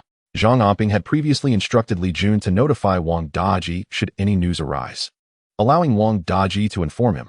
Presumably, since he was in the provincial city, Wang Daji could not reach him and thus conveyed the message to Wang Er. The fact that there were indeed leads on the vehicle involved in the accident filled Zhang Anping with unbridled joy. This was an unexpected boon. In his previous life, his father had passed without ever discovering the identity of the offending vehicle. "Thank you, Brother Wang, for making the trip. I shall inquire about the matter tomorrow to ascertain the details." Yes, Wang Daji said. "He mentioned you should seek out Sun Yi, as he was the one who uncovered this information. He has experience in criminal investigations." Wang Er also kindly reminded Zhang Anping to consult with Sun Yi. Zhang Anping expressed his gratitude profusely. Wang Er then added, Brother Zhang, if your family is busy lately and you find yourself occupied with catching crayfish in the evenings, do not hesitate to call on me to fill in for a night or two. We are not strangers. Every family faces challenges. Zhang Anping, moved by these words, clasped Wang Er's shoulder with both hands and nodded in appreciation. By the way, Brother Wang, could you please ask Zhang Si if he has time to assist you? Teach him how to make iron grids. It would lighten your load and help me manage the workshop as I wish to expand the business. I shall inquire with him tomorrow morning. With the approaching plum rain season bringing ample rainfall, Zhang Si would likely be eager to find some work. And it wouldn't interfere with the crayfish catching at night. He would surely be delighted. Wang Er agreed, and soon took his leave with a cheerful farewell. Meanwhile, Zhao Lingyun had brought out steaming rice, a large platter of beef, and another of succulent crayfish, all freshly cooked. Zhang Anping, having gone without food since consuming a few buns that afternoon, felt ravenous at the sight of the meal. How did you know I would return and prepare my favorite dishes? I simply warmed the food in the pot, fearing you might return hungry. I know your impatient nature. And with the family finances tight, you would surely want to skip resting in the evening to catch crayfish. But how can your body withstand such fatigue? Under the warm glow of the lights, Zhao Lingyun helped him serve the rice. Her hair was elegantly styled, accentuating her features beautifully in profile. The soft halo of light around her face provided Zhang Anping with an inexplicable sense of comfort. After the arduous journey back, having a meal awaiting him felt like a true blessing. Daddy, I missed you so much. Mommy said Grandpa is in the hospital, and you went to visit him. Little Bao is so scared and wants Daddy. Little Bao squeezed into Zhang Anping's embrace, displaying overwhelming affection. The busyness of recent days had left Zhang Anping with little time to play with Little Bao, which filled him with a sense of guilt. He hurriedly picked up some lobsters and peeled them for Xiaobao, though the lobsters were somewhat spicy, causing Xiaobao to drool as he ate. His mouth turned red from the heat, and he gasped for air. Daddy, it's delicious. I want more. Xiaobao squirmed in Zhang Anping's arms, filling the weary man with joy as he patiently peeled one lobster after another, occasionally glancing at Zhao Lingyun. Under the soft glow of the lights, Zhao Lingyun was meticulously calculating the day's lobster intake. Anping, we've collected so few lobsters today. I heard that the neighboring village is also harvesting lobsters, and they've increased their prices by a dime, especially for the larger ones. In the past, lobsters went unharvested and were virtually worthless. But once people realized they could be crafted into delicacies, the prices naturally soared. Zhang Anping had mentally prepared for this, so he didn't mind. He told Zhao Lingyun that they could raise the prices and that he would inquire about the current rates to negotiate a better deal. I plan to venture into the mountains in the next few days to seek out some quality goods. I want to partner with Wang Daji in the lobster processing business. No one is doing it yet, and the barriers to entry are slightly higher, but the profits are greater and more sustainable than merely harvesting and collecting lobsters. Zhang Anping shared his plans with Zhao Lingyun, who listened quietly, her long eyelashes fluttering as her almond-shaped eyes sparkled with beauty. In a past life, after Zhao Lingyun had departed, Zhang Anping had encountered a woman with a gaze reminiscent of hers, who followed him closely. Do you need financial investment? The family must be running low on funds. You can sell this, she said, handing him a bracelet she quickly retrieved from her room. You've been so exhausted these days. It pains me. This object is merely a material thing, and selling it to assist you brings me joy. Zhao Lingyun produced the bracelet, her demeanor indicating she knew its true value. In her past life, possessing such a bracelet should have ensured her financial security. Why then had she met her demise? Why had she perished alongside Xiaobao? Zhang Anping pondered, unable to comprehend why, despite her departure, she had left the bracelet to the one she despised the most. Rubbing his temples, he realized there were too many mysteries surrounding Zhao Lingyun. In a couple of days, I will attend to some matters. If it goes well, our family will have a much easier life, he said, reaching across the table to grasp Zhao Lingyun's hand. Chapter 55. A needle in the haystack. You're so mysterious. Is there a child involved? Zhao Lingyun's face flushed as Zhang Anping held her hand, and she pouted at Xiaobao, signaling that he was still present and that Zhang Anping should refrain from such gestures. Yet, Zhang Anping secretly delighted in it. He enjoyed teasing Zhao Lingyun, relishing the flustered and bashful expression that danced upon her features. Engaging in the business of crayfish, I find myself in need of a vital item, one that I must seek out. There should be no issue with this endeavor. Tomorrow, after inquiring with Sun E about matters concerning my father, I shall venture into the mountains. Once I have arranged everything, I promise to spend quality time with you. As Zhang Anping uttered these words, he gently squeezed Zhao Lingyun's hand, causing her delicate skin to flush ever so slightly. His grip prompted Zhao Lingyun to swiftly retract her hand, cradling Xiao Bao instead, proclaiming her intention to wash his hands, forbidding him from eating spicy food, and urging him to retire early for the night. Observing Zhao Lingyun's demeanor, Zhang Anping could not suppress a chuckle. She was indeed shy. His beloved wife was more bashful than a young maiden. Yet, he found it endearing, and he laughed heartily. While Zhao Lingyun attended to the child, Zhang Anping retrieved a bottle of beer and savored a delightful meal of crayfish paired with the brew, relishing every bite until he had indulged to the point of satisfaction, letting out several contented belches. How delightful it was to be at home. Zhang Anping stretched lazily and then rose. He did not linger, hastening to the fish pond where he busied himself until the clock struck 1 in the morning. After amassing several hundred pounds of crayfish, he exhaled deeply, feeling a profound ache throughout his body. Resolutely, he found a spot by the pond to catch a brief nap. And upon the break of dawn, he collected an ample supply of crayfish before hurrying home to rest. Once Zhang Anping had settled into sleep, Zhao Lingyun moved with utmost delicacy, ensuring that all doors and windows in the house were securely closed, fearful of disturbing Zhang Anping's slumber. During this period, they had earned a considerable sum, yet Zhang Anping was truly laboring with all his might. The toil was relentless and exhausting. Alas, it was getting late. Zhang Anping sprang into action, realizing that midday was fast approaching. He dared not delay, forsaking even a meal, and hurriedly set off in the donkey cart toward the city. As he departed, Zhao Lingyun hurriedly tucked a sweet potato into his pocket. This sweet potato had been roasted over coals in the stove, warm and fragrant. Upon peeling it, Zhang Anping discovered its golden, soft, and delectable flesh, and with a single bite, the sweetness enveloped him. Having been somewhat hungry, he swiftly devoured the entire sweet potato. How delightful and sweet it was, especially when one is famished. This time, Zhang Anping departed with exceptional urgency, rushing to the Shuiqing Public Security Bureau to find Sun Yi without having dealt with the crayfish. Fortune smiled upon him, as Sun Yi was specifically waiting for his arrival.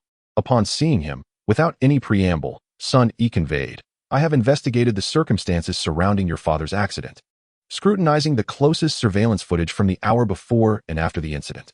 I have examined nearly all the vehicles during that time frame. Thankfully, there were not many cars, and I have already gathered some leads. It was indeed fortunate that during the 1990s, vehicles were scarce. Moreover, the road adjacent to Zhangjiawan was not particularly bustling. Otherwise, the sheer number of vehicles during that time frame would have overwhelmed Zhang Yi. However, this needle-in-a-haystack investigation method was only possible due to Sun Yi's diligence. Had it been entrusted to another, they would have undoubtedly lacked such patience." Understanding the gravity of this situation, Zhang Anping said nothing but firmly grasped Sun Yi's hand, feeling a pang of emotion in his nose. "My father underwent surgery yesterday. Before the operation, he repeatedly lamented the expenses, claiming it was a waste of money and even expressed concern about being a burden to me. In an effort to instill in him a desire to survive, I informed him that Officer Li was assisting in locating the vehicle responsible for the incident and that the surgical costs could be reimbursed. In the future, I shall tell him that Officer Sun is meticulously investigating each vehicle to identify the perpetrator. I am profoundly touched by this. In my past life, my father never discovered the identity of the person who struck him, and despite my later financial success, I sought to use my connections to unearth that culprit. However, the vastness of humanity often renders such pursuits futile. Some matters cannot be resolved merely through wealth. Moreover, the passage of time has erased any clues, leaving me with no choice but to accept this bitter reality, albeit with great reluctance. The resentment towards that hit-and-run driver persists. Had they been willing to bear the consequences, my father could have lived, such a precious life lost. This hatred is a lifelong burden, an irreplaceable regret that no amount of money can amend. I never anticipated that in this lifetime, both Li Jun and Sun Yi would extend their assistance to him. I am grateful. After all, incidents like this occur countless times across the nation every year, yet how many individuals possess the fortune of my father? Having benefactors like Sun Yi and Li Jun ready to aid them in such a daunting search for a needle in a haystack, finding a fleeing driver? No worries. Let my father take care of his health. Good deeds will eventually be rewarded. By the way, Zhang Quan is nearing his sentencing, likely facing the death penalty. At this point, Sun Yi chuckled, recalling how he, a special police officer, had staked out in Zhangjiabuan at night, only to be nearly mistaken for a wrongdoer by Zhang Anping. It is indeed fate. Fortunately, they managed to apprehend Zhang Quan, marking the largest case in the past decade in Shuiqing, saving many lives, which brings us joy. After all, who would suspect that two inconspicuous brothers from a small village like Zhangjiabuan could be steeped in such bloodshed? When the time comes for Zhang Quan's trial, I shall attend as an observer. If there are any updates regarding the vehicle involved in the incident, please reach out to me or inform Wang Daji. In this day and age, I have yet to consider purchasing one of those brick-like mobile phones. After all, I currently have no immediate need for it. And my business has yet to flourish. Financial constraints persist. Upon exiting the police station, Zhang Anping set the lobsters aside in a designated spot, then purchased a pack of cigarettes and discreetly made his way to Caojia, where he observed the proprietor's receiving of goods. Soon enough, he noticed that the prices had indeed risen by 20 cents. When he approached with a smile, offering a cigarette and inquiring about the price, the portly owner glanced behind him, noting he was alone, and frowned. Boss Zhang, coming empty-handed, won't make the 20-cent increase in lobster prices any more beneficial. It seems your stock has dwindled. I haven't seen any goods for a day or two. Are you still in business? Of course. My father has been hospitalized, causing a delay of a day, but the goods will arrive shortly. Zhang Anping smiled contentedly, seemingly oblivious to the fact that the shopkeeper was clandestinely undercutting his prices. After all, the last time he sold his goods, they were priced 20 cents lower than his competitors. Thus, he ventured alone this time. Should the prices be further slashed, this delectable lobster would be sold elsewhere. Fortunately, the shopkeeper was astute. With the wholesale price of goods on the rise, it was likely that the retail price of lobsters would also increase, thereby elevating their worth. Zhang Anping realized he needed to act swiftly. After selling the lobsters, he casually purchased a few buns to take with him and set off into the mountains that afternoon, for he had an exceptionally important matter to attend to. Chapter 56. The mysterious recipe. In his past life, he had befriended a lobster magnate with whom he shared a pleasant rapport. On one occasion, while inebriated, the Lobster King boasted that all the lobsters in his chain of restaurants were uniformly sourced and that the final seasoning was personally crafted by him, rendering his flavor unparalleled and imitable by none. At that time, Zhang Anping was skeptical, jokingly wagering with him and secretly paying attention to his claims. Their businesses were not in the same realm, and Zhang Anping's status far exceeded that of the Lobster King. Eventually, Zhang Anping uncovered some clues. Contrary to the Lobster King's grandiose assertions, the truth was more mundane. While preparing the lobsters, he indeed used several basic ingredients, but he also incorporated some unconventional seasonings that others would not think to use. Among these, Zhang Anping later stumbled upon one particular spice. Having sampled the lobsters gifted by the Lobster King numerous times, he recognized a distinctive aroma that he could not identify at the time. When he inquired about it, the Lobster King naturally remained tight-lipped. Although Zhang Anping employed a few tactics to glean information, he could only ascertain that the Lobster King utilized some special spices. Yet, he could never discern precisely what those spices were. He merely noted that the flavor was exceptional, eliminating any muddy taste, and instead rendering the lobster remarkably fresh. It was not until one fateful day, while lost during a mountain hike, parched and famished, that he encountered a local family. After sharing a meal with them, he was astonished to discover that the flavor of the fish they prepared bore a striking resemblance to that of the lobsters from the Lobster King. This revelation prompted an enlightening conversation with the household's head, during which Zhang Anping learned that their preference for fish led them to use a locally sourced spice, known as dahuai, to eliminate any fishy taste. Upon further exploration, guided by the household head, he discovered that this dahuai was a leafy plant renowned for its ability to enhance freshness and mitigate unpleasant odors. However, he had never encountered this particular seasoning in the lobsters he had consumed. Nevertheless, he quickly discerned that this plant was not dahuai. It was neither the wild variety, as described by the household head. In truth, this plant was known as shanwixiang, or patchouli, a spice that few recognized beyond its association with a popular medicinal concoction. Little did they know, this ingredient had the capacity to neutralize the fishy taste and enhance the freshness of seafood. At that moment, Zhang Anping reflected on the profound truth that experience in the world far surpasses mere bookish knowledge. The renowned herb, huixiang, transforms into a delightful ingredient in the hands of local farmers, while the secret spice mix of the Lobster King is notably enhanced by this very herb, imbuing it with a distinctive fragrance. Its uniqueness, shrouded in an air of intentional mystique, adds to its allure.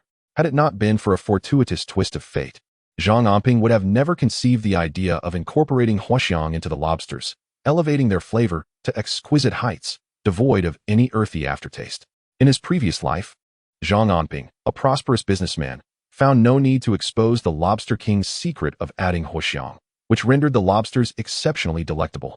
However, during one occasion of dining on fish and shrimp, when huixiang was added, the Lobster King was visibly unsettled, while Zhang Anping chuckled heartily, finding the situation amusing. In front of Zhang Anping, the Lobster King dared not flaunt his prowess any longer. In this life, lacking the means to sell Zhao Lingyun's bracelet, and without a substantial startup capital, Zhang Anping was compelled to devise business ventures that were low-cost yet high in sustainable profit.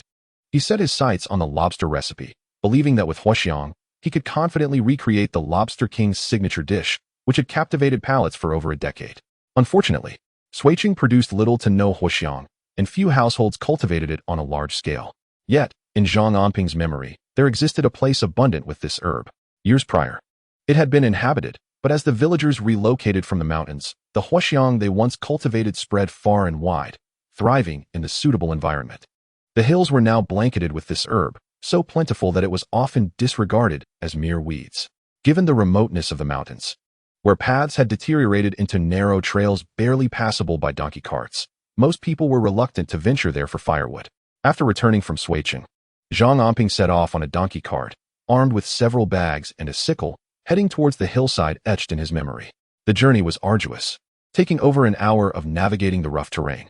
Upon arrival, he tethered the donkey to let it graze and began his search with the sickle in hand. In truth, there was no need for a search. Huaxiang thrived abundantly beneath trees and along the roadside, blending seamlessly with the surrounding weeds in a sea of verdant green. Fortunately, Zhang Anping recognized Huaxiang. Otherwise, he might have unknowingly trampled upon the very herb he sought. Huaxiang is a perennial plant, reaching heights of half a meter to over a meter, adorned with numerous branches and leaves, each leaf serving as the finest material. At that moment, Zhang Anping had no time to meticulously select each leaf. He wielded the sickle with agility, hacking away at the branches of Huaxiang while ensuring he did not uproot them entirely. His movements were swift and efficient, and soon enough, he had filled the cart to the brim. Noticing the time, he realized there was still plenty of Huaxiang left on the mountain, promising to return for the remainder.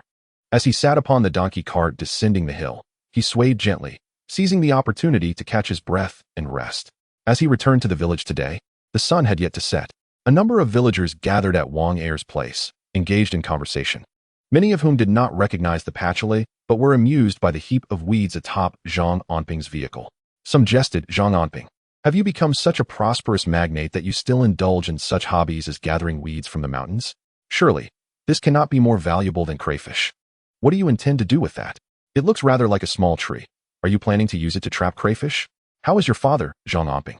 Instead of visiting him, you're wandering the mountains again? Is his old ailment acting up?"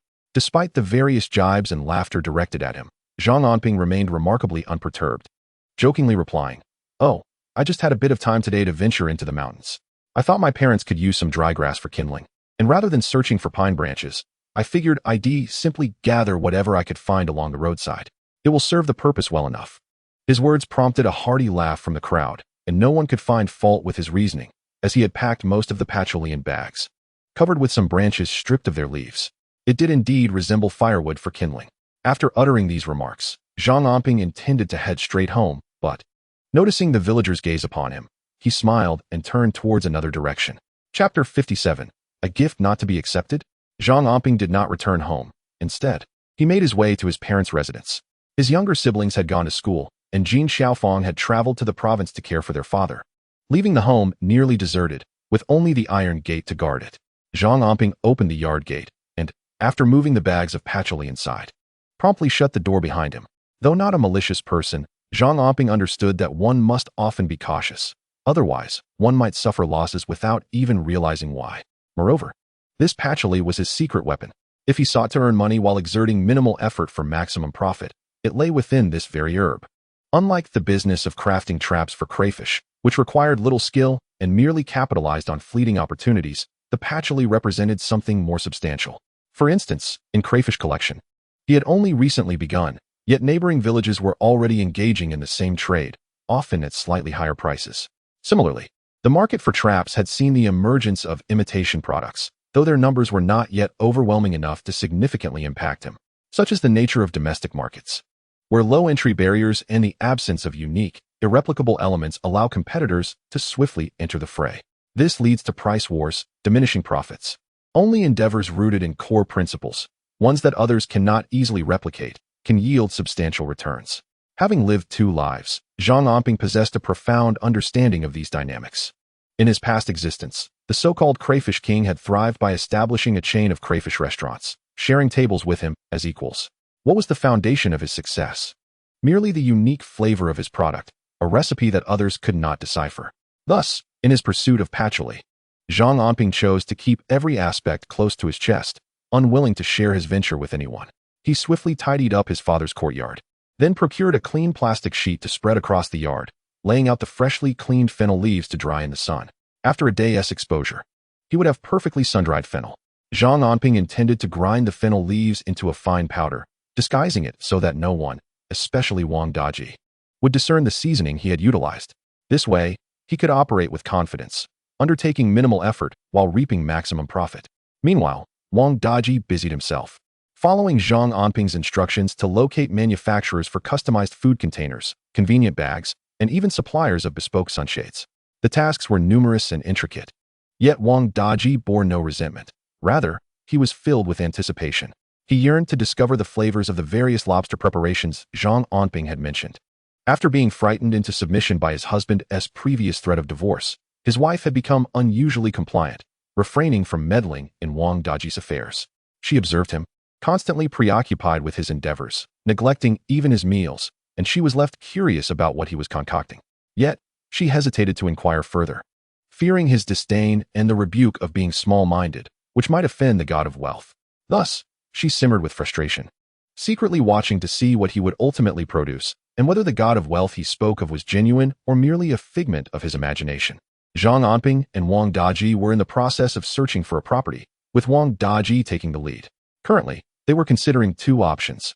One was situated near the city center, small in size yet exorbitant in cost, making it somewhat impractical despite its excellent transport links. The rent for several rooms amounted to over 30,000 a year, which was steep. Wang Daji guided Zhang Anping to inspect the properties, knowing that if they were to embark on their venture, finding a suitable location was paramount. He believed that proximity to the city center would facilitate deliveries. Despite the high rental fees, they arrived at a compound comprising over a dozen rooms, formerly a small distillery with several staff dormitories, making it ideal for a small-scale processing factory. The location was advantageous, yet with the annual rent exceeding 30,000. It was quite expensive given the current low cost of living. Zhang Anping surveyed the courtyard, even kneeling to examine a corner of the wall, remaining mostly silent. Meanwhile, the landlord enthusiastically extolled the virtues of the property, highlighting its safety due to the enclosed yard, ease of worker management, and the availability of ready-made rooms for lodging and dining. Everything is prepared. You can commence operations immediately. Time saved equates to money. Indeed, they felt a sense of urgency. For June had arrived, and with the onset of colder weather, business would likely dwindle. Their enterprise was seasonal, and they needed to act swiftly. Wang Daji favored this property, appreciating its existing infrastructure and prime location. Though the rent was high, he reasoned that delaying further would mean a decrease in lobster yields by September, jeopardizing their business prospects. Zhang Anping examined the exterior of the house, particularly scrutinizing the nooks and crannies, bending down to observe with great care. His actions inevitably aroused the curiosity of the landlord, as well as Wang Daji, who was equally perplexed. In fact, he even squatted beside Zhang Anping, endeavoring to comprehend the situation, yet after inspecting thoroughly, he found nothing of significance. Turning his attention to another property, Zhang Anping quickly dismissed it, which left the landlord, who had assumed Wang Daji was the decision-maker, feeling somewhat anxious. After all the effort spent in persuading Wang Daji, it was surprising that this seemingly quiet young man was, in fact, the true proprietor. "Oh, my dear fellow, I could certainly reduce the price by 2,000 or 3,000. The landlord exclaimed. "This property is exceptionally suitable for your business. The sooner you commence operations, the more profit you can accrue. What does a little rent matter?" As Zhang Anping expressed his disinterest in the property, the landlord proactively lowered his price, secretly hoping that Zhang Anping would negotiate for an even lower rate. After all, the annual rent amounted to several tens of thousands. Wang Daji had always felt that the property was quite satisfactory, albeit a bit costly. Initially, the landlord was unwilling to budge on the price. But after Zhang Anping circled the house a few times and examined its corners, he ultimately deemed it unsuitable, proving far more effective than Wang Daji's attempts at negotiation. Suddenly, the price had dropped by several thousand. Consequently, Wang Daji discreetly tugged at Zhang Anping's sleeve, signaling him to speak privately. Once they had distanced themselves from the landlord, Wang Daji remarked that if the rent were 25,000, The cost-performance ratio would be excellent, and they could rent it immediately to start operations. However, as soon as he finished speaking, he noticed Zhang Anping frowning at him. No, not even at 25,000. I wouldn't accept this house even if it were offered for free. How can I trust you to handle matters in this way? Wang Daji was momentarily taken aback. This was a property he had painstakingly selected, and he couldn't fathom why it would be unacceptable even if it were free. Chapter 58. Why is it so difficult to understand? At this moment, Wang Daji felt a twinge of indignation. They had agreed to cooperate to avoid being underestimated.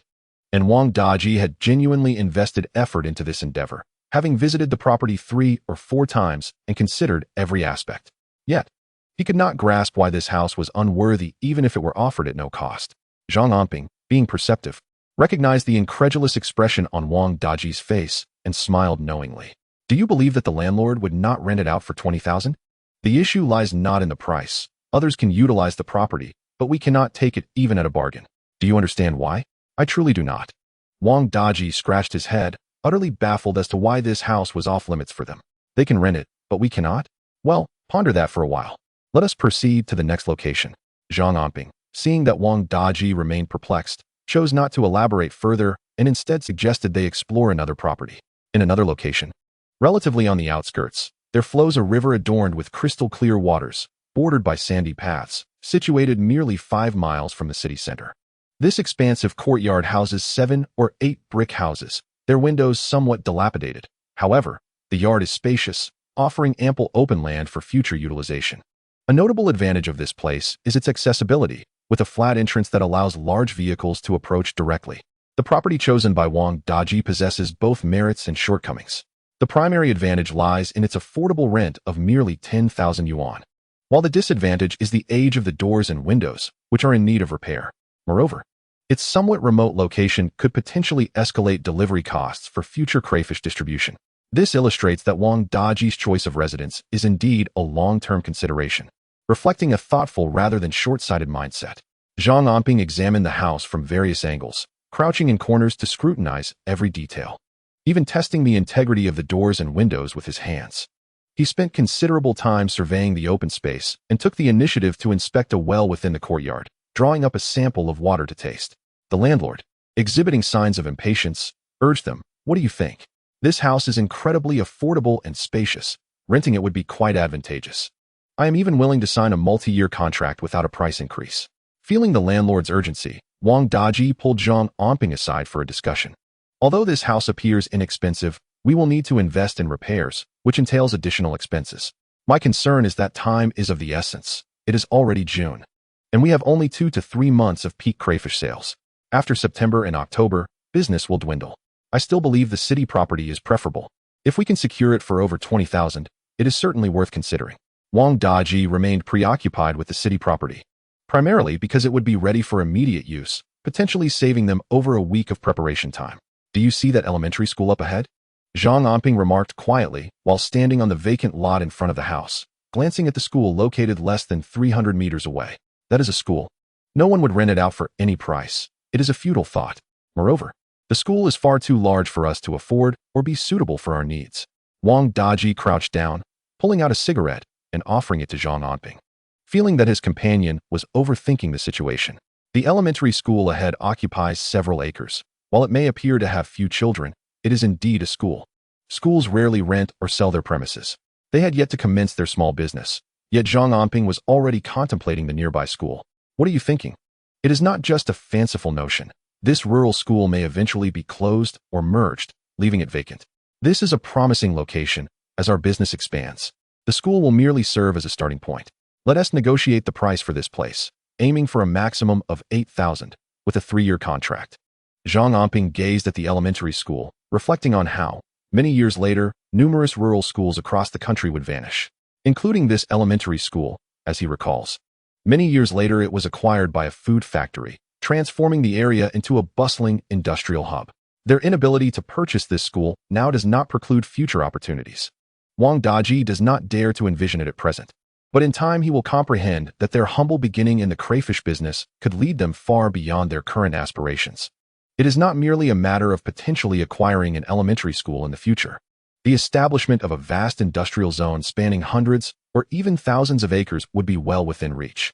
However, Zhang Anping refrained from sharing these thoughts with Wang Daji, fearing it might overwhelm him. Moreover, just as water deteriorates over time, so too can human intentions. While Wang Daji presently appears satisfactory, further observation is warranted. Wang Daji harbored reservations about this property, yet he could not resist Zhang Anping's enthusiasm. Thus, when negotiating with the property owner, he exhibited some reluctance. He boldly slashed the rent to 7,000 per year and insisted on a 3-year rent freeze, threatening to withdraw if not accommodated. To his surprise, the landlord acquiesced, leaving Wang Daji with a lingering sense of loss for the urban property. In fact, at the contract signing, he felt compelled to inquire with Zhang Anping, "Brother Zhang, the urban property could likely be secured for 20,000. We could even reduce the number of delivery personnel and cut maintenance costs, quickly offsetting the rent difference." Wang Daji was making his final plea. He still valued the urban property. Despite Zhang Anping's stern warnings, he pondered what could possibly be wrong with it. If they intended to operate long-term, the advantageous location would facilitate swift deliveries of crayfish to the city, conserving time and labor, which are crucial for maintaining freshness and managing labor costs. In the grand scheme, any rent disparity would be negligible. After signing the contract, thus securing the property, Zhang Anping noted Wang Daji's initial question and took the opportunity to clarify. "In the future, I hope you refrain from posing such naive inquiries." Zhang Anping scrutinized Wang Daji for a moment, realizing that beneath his seemingly astute exterior lay vulnerabilities. Indeed, no one is without flaws. To ensure Wang Daji remains steadfastly devoted to their venture, it is imperative to win his complete confidence.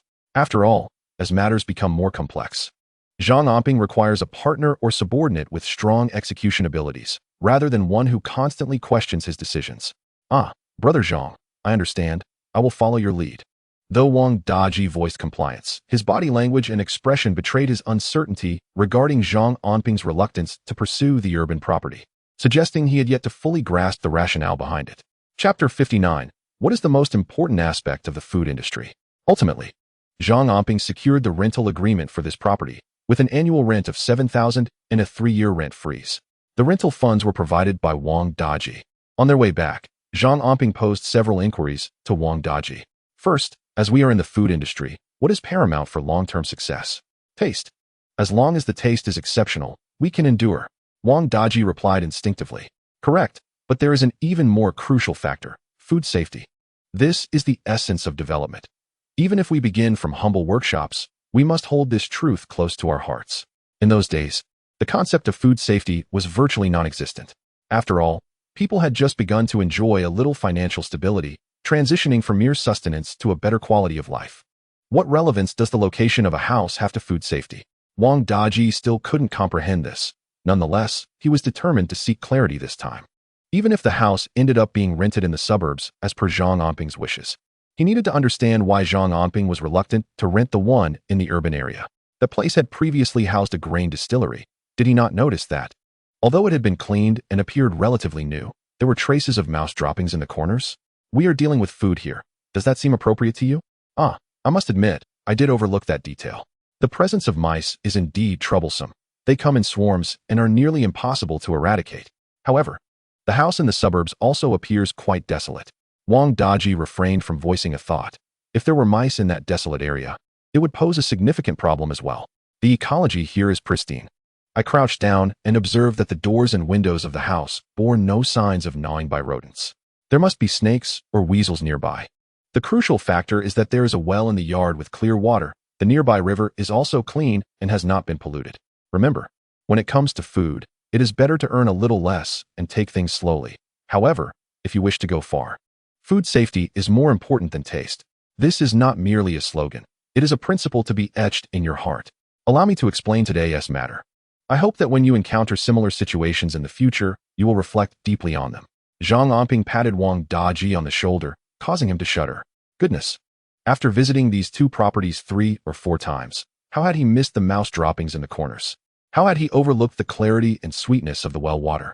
Zhang Anping was indeed no ordinary person. His discerning eye was exceptional, noticing things that others would not even consider, truly enlightening Wang Daji. To think about it is not merely to express admiration. Zhang Anping left him with a peculiar impression. This man appeared younger than him, yet possessed remarkable strength. Prodigy. A word suddenly sprang to Wang Daji's mind, but he quickly dismissed it. How could that be? Perhaps he was simply less astute, and there were others whose intellect surpassed his own. It couldn't be that exaggerated, yet Zhang Anping was someone worth aligning with. He had potential and wealth to offer. Having come to this realization, Wang Daji became busily engaged, arranging for repairs on the property and attending to the matters Zhang Anping had advised. He was incessantly occupied, returning home only past midnight, utterly exhausted and unwilling to move. His wife regarded him with some disdain. "You're so busy every day that your shadow doesn't even appear. Our food stall business is thriving. Don't let go of the watermelon to pick up sesame seeds, lest your fortune be deceived by your wealth." Wang Daji's wife spoke with a tinge of bitterness, feeling upset that he was sending money and gifts to Zhang Anping, which led her to contemplate divorce after he had struck her for the first time. Outsiders hold greater value in his eyes than his own wife, which truly unsettles him. What nonsense is this? You claim ignorance and lack of vision, yet remain oblivious to the potential earnings of this bustling eatery. If we align ourselves with Brother Zhang and succeed, it will mark our complete turnaround. A turnaround? Dream on. It's not merely about cooking shrimp. Have you mastered the recipe? If the two of you truly collaborate, what share of the profits will you secure? Hurry and learn the recipe. That is of utmost importance. Wang Daji's wife cast a disapproving glance at him, muttering under her breath, prompting Wang Daji to light a cigarette and take a deep drag. As for the lobster recipe, Zhang Yongbing, having just regained consciousness in the provincial city, began insisting on being discharged. Each day spent in the hospital pained him greatly. The costs are exorbitant, especially in the countryside where no one reimburses these expenses. This is all his child's hard-earned money. After 2 days of persistent complaints, he was finally discharged. However, under Zhang Anping's insistence, the hospital arranged a special vehicle to take Zhang Yongbing home, a cost that weighed heavily on him for a long time. Such extravagance. In just 2 or 3 hours, a hefty sum had vanished. Had he not just undergone surgery and lacked strength, he would have been tempted to grab a broom and give Zhang Anping a good thrashing. Such wastefulness. Even if there were a chance to earn some money, how could one endure such extravagance? The youth simply does not understand how hard it is to earn money. Zhang Anping, observing his father's vexed expression, couldn't help but smile. His father, irritated, pointed a finger at him. "You little rascal, once I'm healed, I will smack you with a broom for your reckless spending. Do you think money grows on trees? Is this how one should squander money?" Despite his father's ire, Zhang Anping felt a sense of joy. Scolding is good, and caring about money is even better. The more his father reacted this way, the more it indicated a good recovery. Heaven was merciful. In his previous life, whenever he dreamt of his father wielding a broom against him, he never wished to wake, fearing that upon waking, he would find his pillow soaked. All right, Dad. Don't rush. Take your time to recuperate. Once you're better, you can strike me then. Xiaobao, quickly bring Grandpa some pig liver porridge. Zhang Anping called out, urging Xiaobao to deliver the porridge to Zhang Yongbing. His father particularly adored Xiaobao, his eldest grandson. When it came to Zhang Anping and his younger brother, Zhang Anning, he was strict and often resorted to punishment, believing in discipline to raise filial children. Yet, with Xiaobao, he displayed an entirely different demeanor, lavishing him with affection. The roles of grandfather and grandson seemed entirely reversed. Xiaobao was the true elder, while Zhang Yongbing had become the grandson. Watching Xiaobao bring a bowl of pig liver soup, a radiant smile spread across Zhang Yongbing's face. Even while lying in bed, he carefully fished out the liver bits, feeding them to Xiaobao. Xiaobao, usually well-behaved at meals, transformed before his grandfather. He refused to eat the scallions, insisted on avoiding garlic, and wouldn't touch ginger. Yet, here was Zhang Yongbing, a patient, happily attending to his grandson. Anyone who dared to comment would find him infuriated. Zhang Anping could only shake his head in disbelief. But to ensure his father could focus on healing, he turned a blind eye. Just as Zhang Yongbing settled at home, an unexpected visitor arrived. Chapter 60. A sense of guilt. It was Zhang Yongjun who knocked on the door, entering unannounced, with a casual demeanor, asking in the courtyard if little Bao's grandfather had returned. "Indeed, my father was back, resting by the bedside. Is there something you need?" Zhang Anping, having heard the commotion, stepped outside and cast a cold glance at Zhang Yongjun. "I will go check on my brother and remind him that the traps he gave me were taken by you. How shall we address that? My father is unwell. The doctor advised against any distress. If you have no urgent matters, it would be best for you to wait until he recovers before visiting." Zhang Anping positioned himself firmly in front of Zhang Yongjun. In front of all those witnesses, the two families had declared an irrevocable separation, yet only Zhang Yongjun could be so shameless. He lacked even the most basic courtesy of inquiring after a patient's well-being. Thus, Zhang Anping obstructed his entrance, primarily out of concern that Zhang Yongjun might agitate his father. Should his father become overly excited, any unfortunate incident would lead to irrevocable regret. After all, in his previous life, his father had also passed away shortly after returning from the hospital, and Zhang Anping wished to avoid a tragic repetition of that fate. My father and I are brothers. What is your intention? Let us allow my father to regain some strength before you come to discuss brotherhood. Zhang Anping remained unmoved, standing resolutely before Zhang Yongjun. His tall stature, coupled with the physical labor of catching and transporting crayfish daily, rendered him quite formidable, instilling a sense of pressure in Zhang Yongjun. Moreover, Zhang Yongjun felt a twinge of guilt in Zhang Anping's presence, as he had intended to report grievances to Zhang Yongbing, seeking his intervention to discipline Zhang Anping. However, with Zhang Anping blocking his way, he found himself in a precarious position, while others pretended not to notice him, leaving him without an avenue for retreat. Defeated, he could only call out half-heartedly to the house, "Brother, I have come to see you, but your son won't let me in. I shall take my leave." Since entering, he had only managed to shout a single word, "Brother." Inside, Zhang Yongbing acknowledged him, intending to invite Zhang Yongjun in, but then noticed the dimming light in the room. At the doorway stood Zhang Anping. "Father, you have just been discharged from the hospital. I fear that my presence may hinder your recovery. There are matters I shall handle on your behalf." In truth, despite his daily scolding of Zhang Anping during his hospital stay, Zhang Yongbing understood deep down that he must rely on his son. In critical moments, particularly when life was at stake, it was this son, once deemed unworthy, who would prove indispensable. Consequently, Zhang Yongbing merely responded with a grunt and continued to dote on his beloved grandson, Little Bao, leaving Zhang Anping uncertain as to who the true patient in need of care was. "Mother, please prepare some fish soup for father. We must not allow him to become agitated. Let him recuperate well." In his hands, Zhang Anping held a 2 to 3 pound black fish. He had purchased it earlier that day upon seeing villagers catching black fish, intending it as nourishment for his father after surgery. He even informed the villagers that anyone who caught black fish or quality yellow catfish in the future could bring them to his home. "You possess a sharp tongue, yet a tender heart. Since childhood, you have been quite stubborn, even when your father was angry enough to strike you. You never thought to evade, enduring countless silent grievances. However, by the grace of the Buddha, you remain a dutiful child." Jin Xiaofang observed her son bringing home a black fish and sighed. Glancing at Zhao Lingyun, who was quietly assisting with the chores in the yard, she lowered her voice and remarked, "Your wife is a good woman. Do not be fickle-minded, contemplating this and that. Cherish your life together with her, lest your father recover and once again wield the broom against you." "Cough, cough, Mom, what are you saying? I am not fickle-minded at all," Zhang Anping replied, somewhat awkwardly, attempting to shift the topic. Yet Jin Xiaofang, dissatisfied, continued, "Do not think we are unaware of your thoughts. Cast aside such notions and focus on living well. Observe how obedient Xiao Bao is." Upon hearing these words, Zhang Anping fell silent, for he had no retort. The truth was that in his previous life, he had been quite the scoundrel, marrying Zhao Lingyun with reluctance, even after the birth of Xiao Bao, harboring thoughts of another woman in his heart. Whenever that woman returned to the village, Zhang Anping would find fault with Zhao Lingyun, a rift that led to their separate rooms. While he could conceal this from others, he could not deceive Jin Xiaofang. It is no wonder that the former Zhang Anping deserved his fate.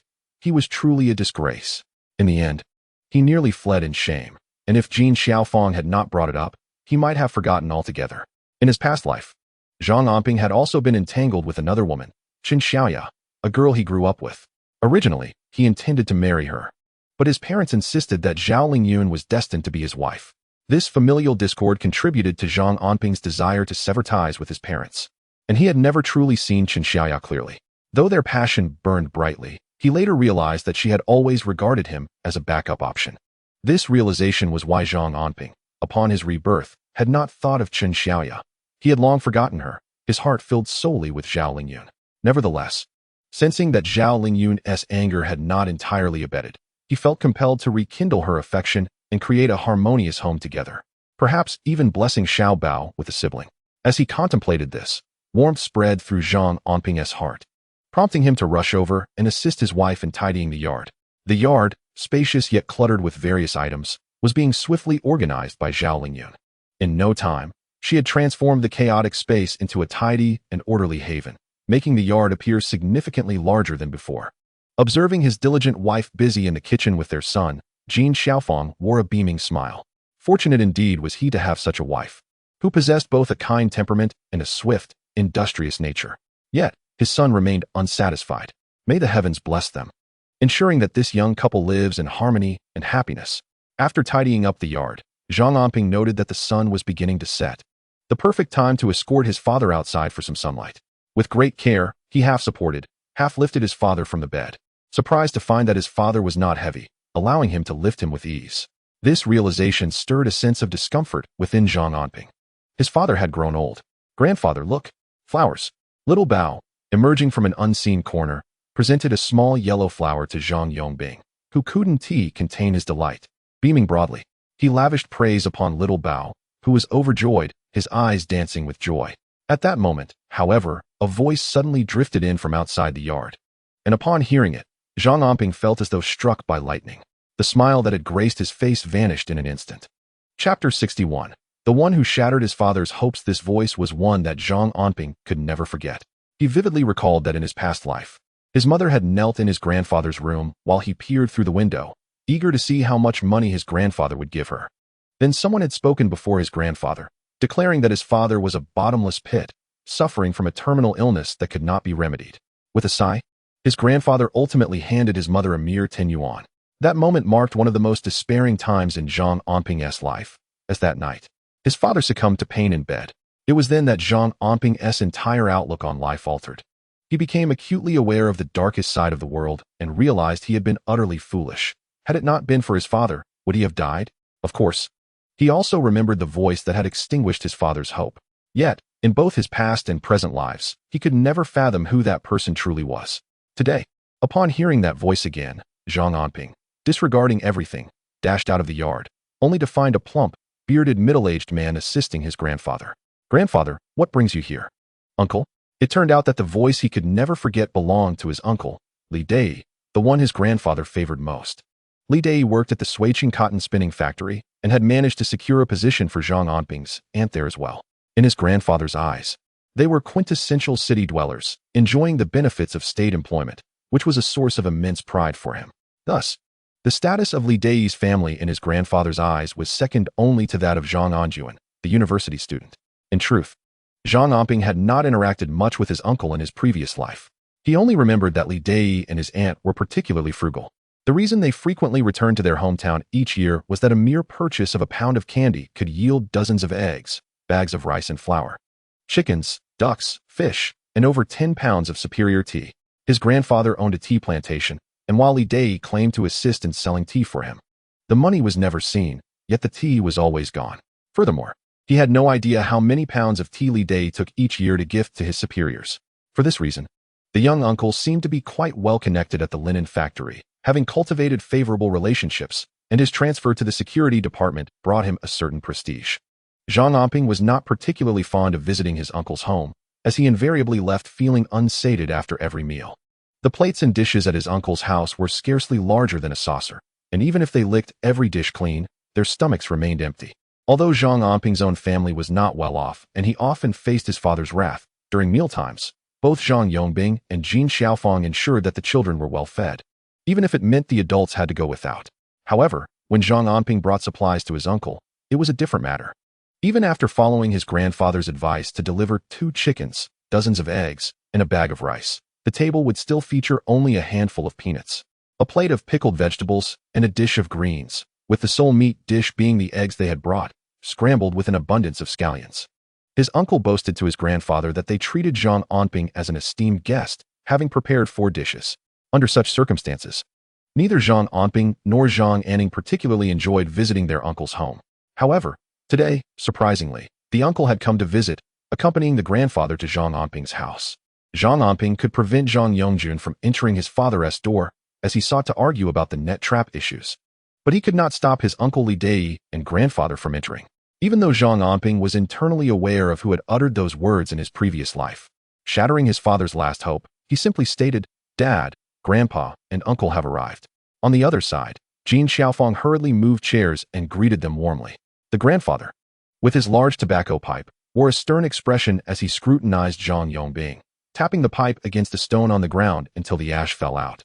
Before he quietly inquired, "Eldest son, has the surgery been performed? Is everything all right?" "It's fine now. I'm recovering well." The operation was conducted by an expert. Anping mentioned that the surgical expenses would be reimbursed later, replied Zhang Anping, feeling somewhat guilty in front of his father, hastily lifting Zhang Anping's spirits. In his view, his life was hardly worth 30,000 yuan. 30,000 yuan.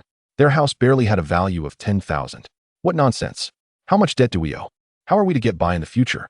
The grandfather's face turned serious, leaving Jin Xiaofang hesitant to speak. I borrowed a little from a friend. I'm trying to find a way to repay it, so you needn't worry about that, Grandpa?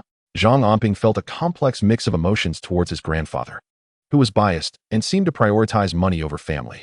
Yet, he was still his grandfather, an elderly man deserving of respect. Anping, one must follow the right path. It would be best to find a job. Prepare some supplies at home. I'll see what I can do to help you secure a temporary position, said the uncle. Upon hearing this, the grandfather perked up and conveyed to Zhang Anping. The purpose of today's visit is twofold: to check on his injury, and also because your uncle mentioned that the linen factory is looking to hire temporary workers. He thought it prudent to inform the Zhang family to make preparations. If we could secure a temporary position, whether for Zhang Anping or for Zhang Anning, who is about to graduate, it would indeed be a tremendous opportunity. Thus, he has secured a position within the public sector, stepping beyond the confines of agrarian life. Although it may not equate to Zhang Anjuan's attainment of a university education, it certainly surpasses the average individual's achievements. Little uncle, did you not mention previously that the factory's performance was subpar? Are they still hiring? Isn't cousin still unemployed? Zhang Anping observed the jubilant expression on his father's face, while his mother cautiously served tea to the somewhat reserved little uncle, adopting a humble demeanor. He narrowed his eyes slightly. Others may be oblivious, but he is acutely aware that little uncle's son, Li Junming, ultimately secured a position at the flax mill, albeit not without the expenditure of family funds that were never intended for them. This was all part of little uncle's premeditated scheme. The Zhang family provided the funds for Li Junming's employment at the flax mill. At that time, obtaining a position in the factory was highly coveted. However, Zhang Anping's perspective had evolved, and he could not fathom aspiring to work at a mill that would soon face closure.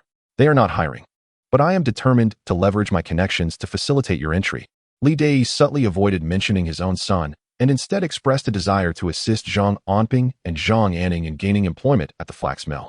This statement elicited a broad grin from Zhang Anping, who rubbed his hands together, his eyes glistening with emotion. Brother-in-law, you truly care. Come now, Xiaobao. Pay your respects to your uncle.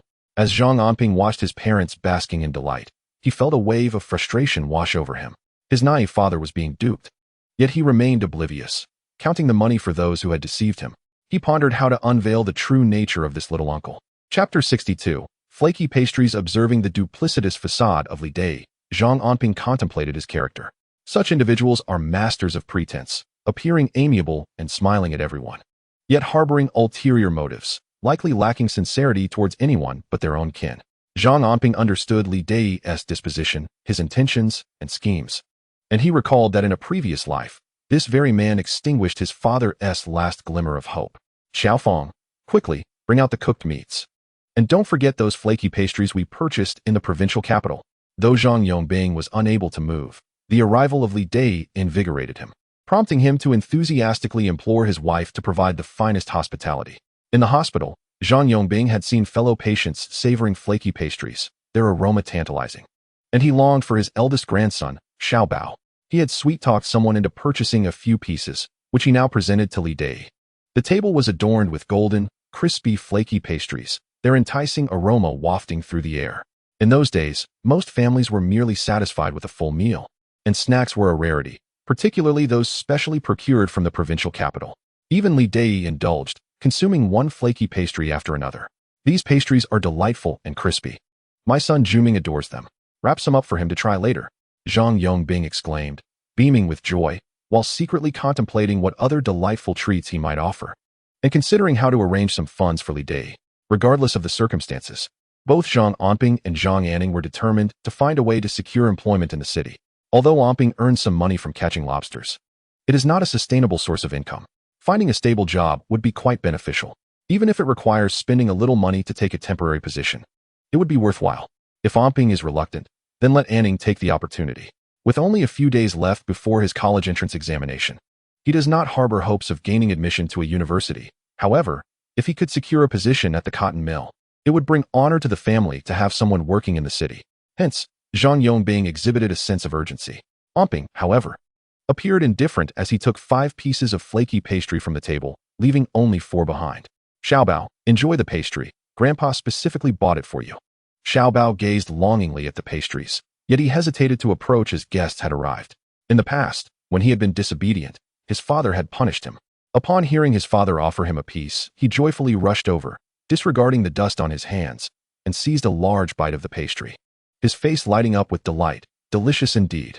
He then scampered over to his mother, stuffing a half-eaten piece into Zhao Lingyun's mouth, while exclaiming how tasty it was. Xiaobao's antics warmed Zhao Lingyun's heart, despite her fatigue. She immediately scooped him up and affectionately touched her cheek against his, a tender and joyous expression illuminating her face, which caught Anping's attention. He was no longer concerned with Li Dai's idle chatter. His focus was solely on his wife and child.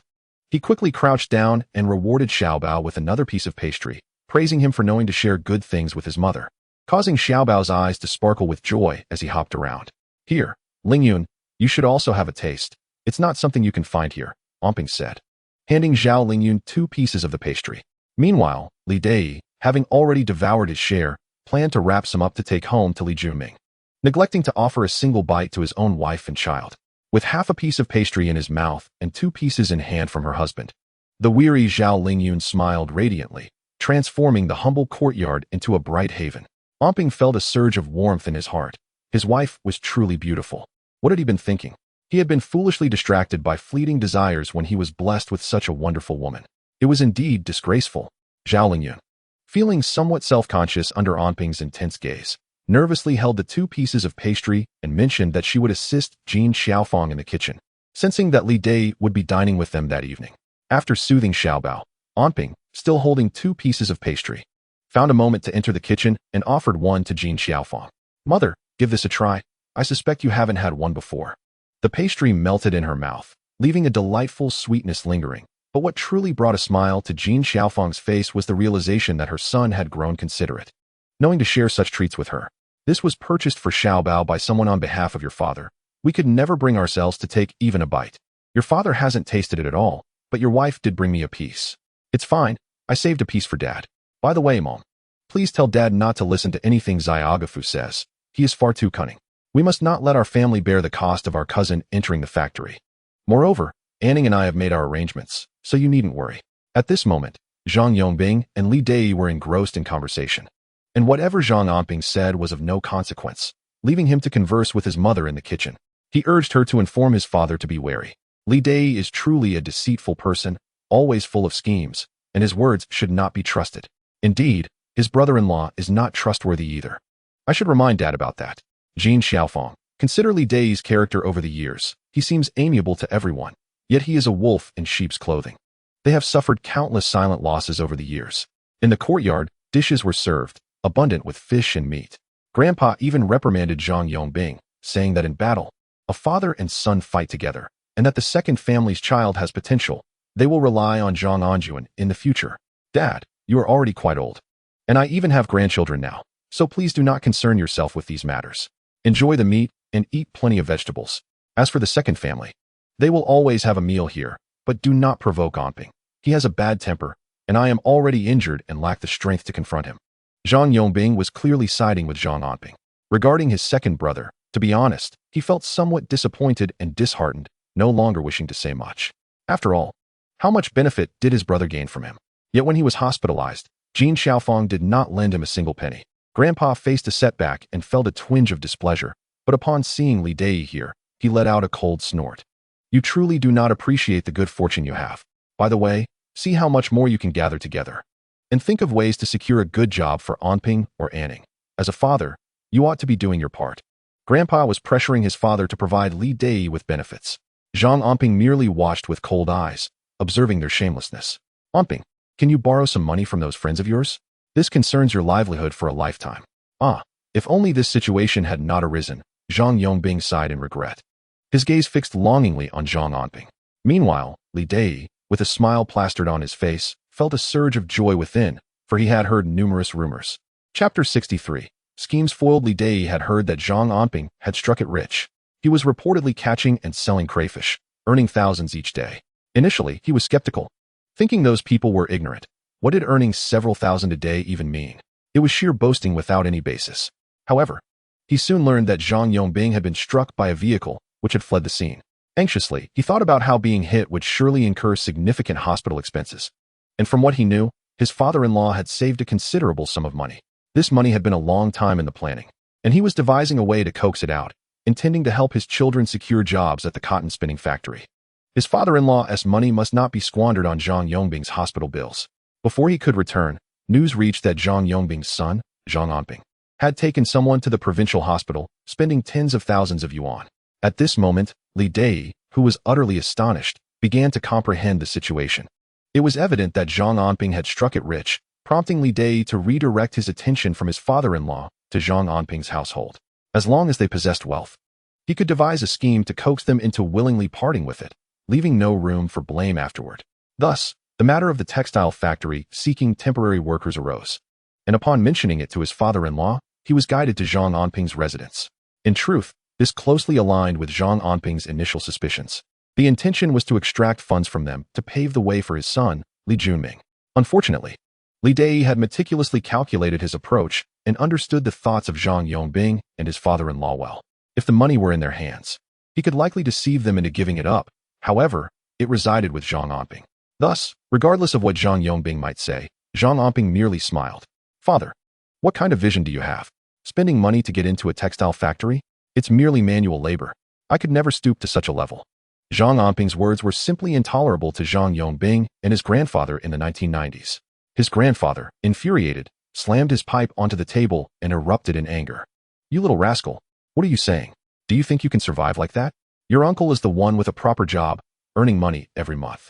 How wonderful." Meanwhile, Li Dai fanned the flames, urging the grandfather to calm down, all while casting a glance at Zhang Anping, harboring a deep-seated resentment towards him.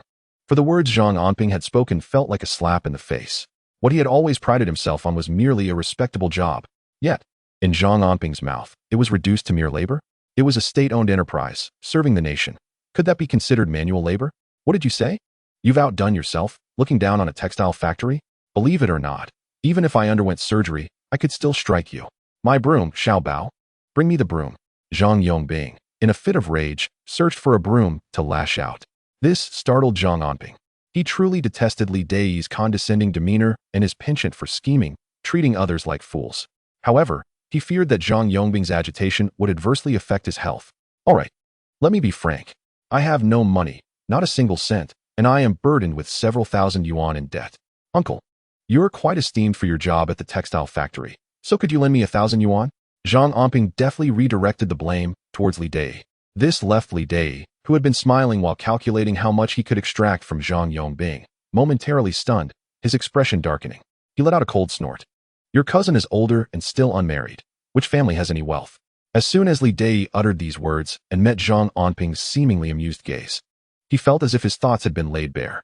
An uncomfortable sensation washed over him as he realized Zhang Yongbing truly lacked money. And Zhang Anping resolutely refused to take the bait. In utter despair, he could only leave, defeated, with no benefits to be gained. Zhang Anping watched them depart before returning home with a cheerful heart. As he arrived, having just washed his face, he noticed his little treasure, Xiao Bao, clutching a flaky pastry. "Daddy, you didn't eat the pastry today? I saw it. We all had it, but you missed out." Zhao Lingyun laughed behind Xiao Bao, revealing that she had likely hidden the pastry for him to be delivered by their son. This made Zhang Anping chuckle, his eyes crinkling with mirth as he gazed at Zhao Lingyun. He even contemplated whether he should sneak into her room later, but saw her busily washing Xiao Bao's clothes, her feet barely touching the ground. "My dear wife, you've worked hard today. The lobsters have been scarce lately. Once we finish, I'll take you all to the city." Zhang Anping whispered softly in her ear, leaning closer. The warmth of his breath brushed against her earlobe, causing her face to flush a deep crimson, her eyes shimmering with a veil of mist. "Daddy, I want to go to the city to eat beef noodles, beef noodles." Suddenly, Xiao Bao sprang forth, tugging at Zhang Anping, prompting him to affectionately ruffle the boy's hair. "Xiao Bao, you little rascal, your ears are quite sharp to catch that. I'm a little rascal. A little rascal. Daddy, I want to raise a dog. They are so adorable." Xiao Bao, blissfully unaware of his mother's blushing, continued to pull Zhang Anping, eager to venture into the city and adopt a puppy. "You child, always full of ideas. All right, we'll head to the city tomorrow. Make sure to sleep early," Zhang Anping promised, coaxing Xiao Bao to bed. He still needed to check the fish pond's traps, as he had instructed Zhang Si to haul them twice each night. The recent catches had dwindled, with the lobsters no longer abundant as before. Each trap yielded a maximum of 7 or 8 pounds overnight. With over 100 traps, the haul barely reached 1,000 pounds, yet it represented a significant cash flow. Zhang Anping was particularly attentive, ensuring he harvested the traps daily. However, he had more pressing matters to attend to the following day, so he unusually retired early that night. The next morning, after breakfast, villagers began arriving in succession, delivering lobsters, mostly from their own homes, and the quantities were not substantial. Many complained that they had to travel farther to find lobsters, and now that everyone was aware of their monetary value, they seemed to have suddenly diminished, including his own catch. Zhang Anping had only about 1 or 2,000 pounds, a modest amount. He tidied up and, before noon, called Zhao Lingyun and Xiao Bao to accompany him into the city. "Today, I will take you to a wonderful place that I am sure you will both adore," Zhang Anping urged as he urged the donkey onward, allowing Xiao Bao to ride atop. As they departed, Zhao Lingyun noticed Zhang Anping's chest was bulging oddly, filled with some unknown item, piquing her curiosity. Chapter 64. Everything is prepared, only awaiting the wind today. Zhang Anping delivered all the lobsters to the bustling food stalls and night market. The last few hundred pounds were sent to Wang Daji. Upon arrival, he saw that Wang Daji had constructed a rain shelter at his entrance.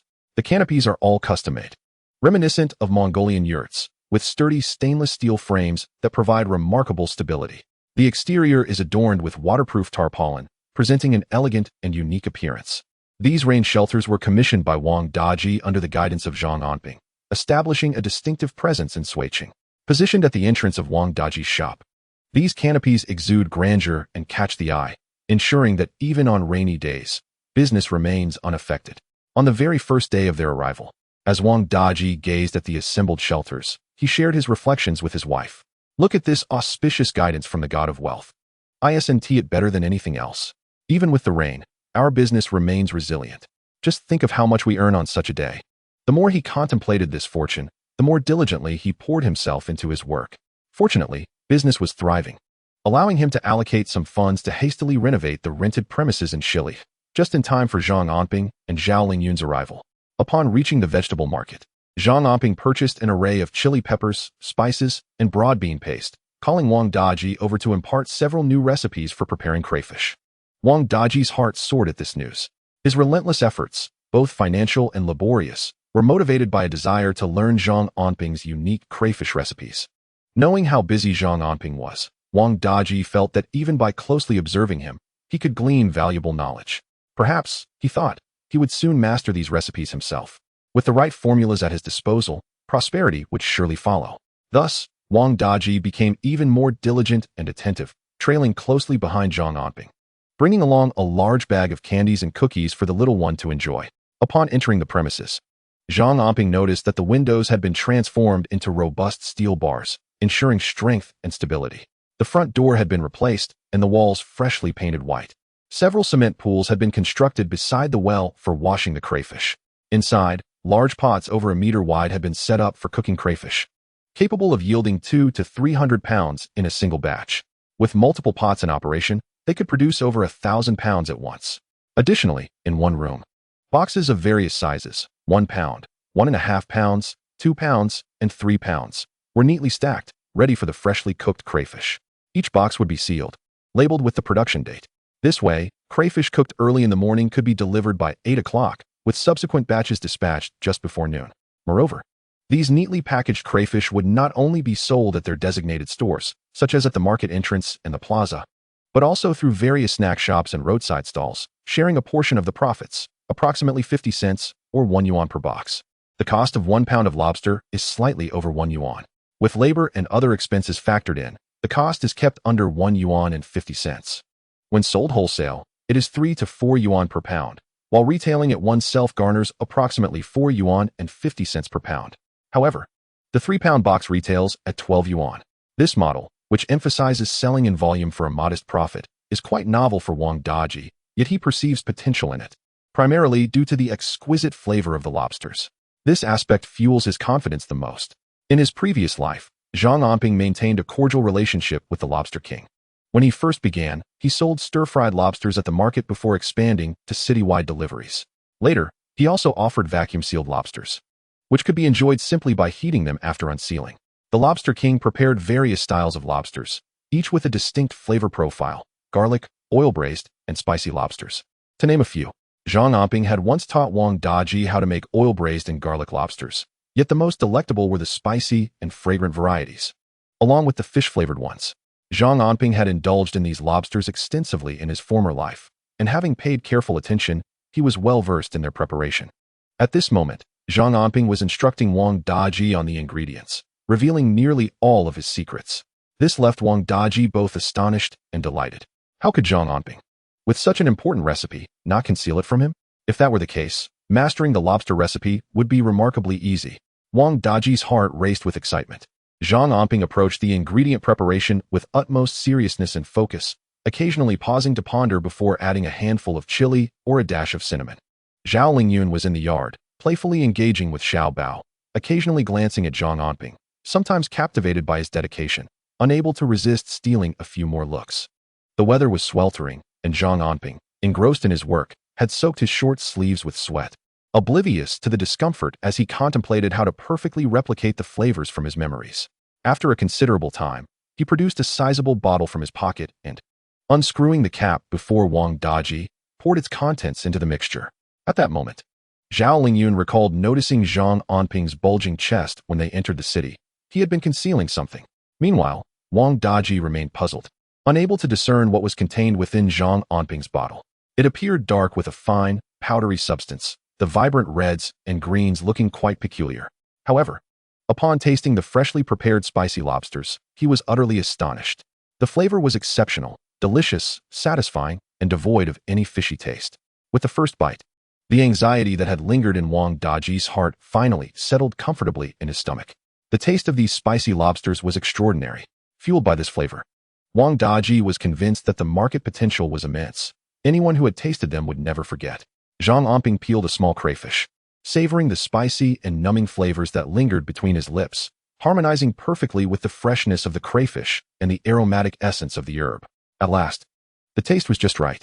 Soon, I shall prepare the seasoning mix for this spicy crayfish. The essentials have been set in place. And now it is time to attend to another crucial matter. Wang Daji, let us have a conversation. Zhang Anping exhaled deeply, relieved that the spicy crayfish had finally come to fruition. There was another issue that needed to be addressed. Chapter 65.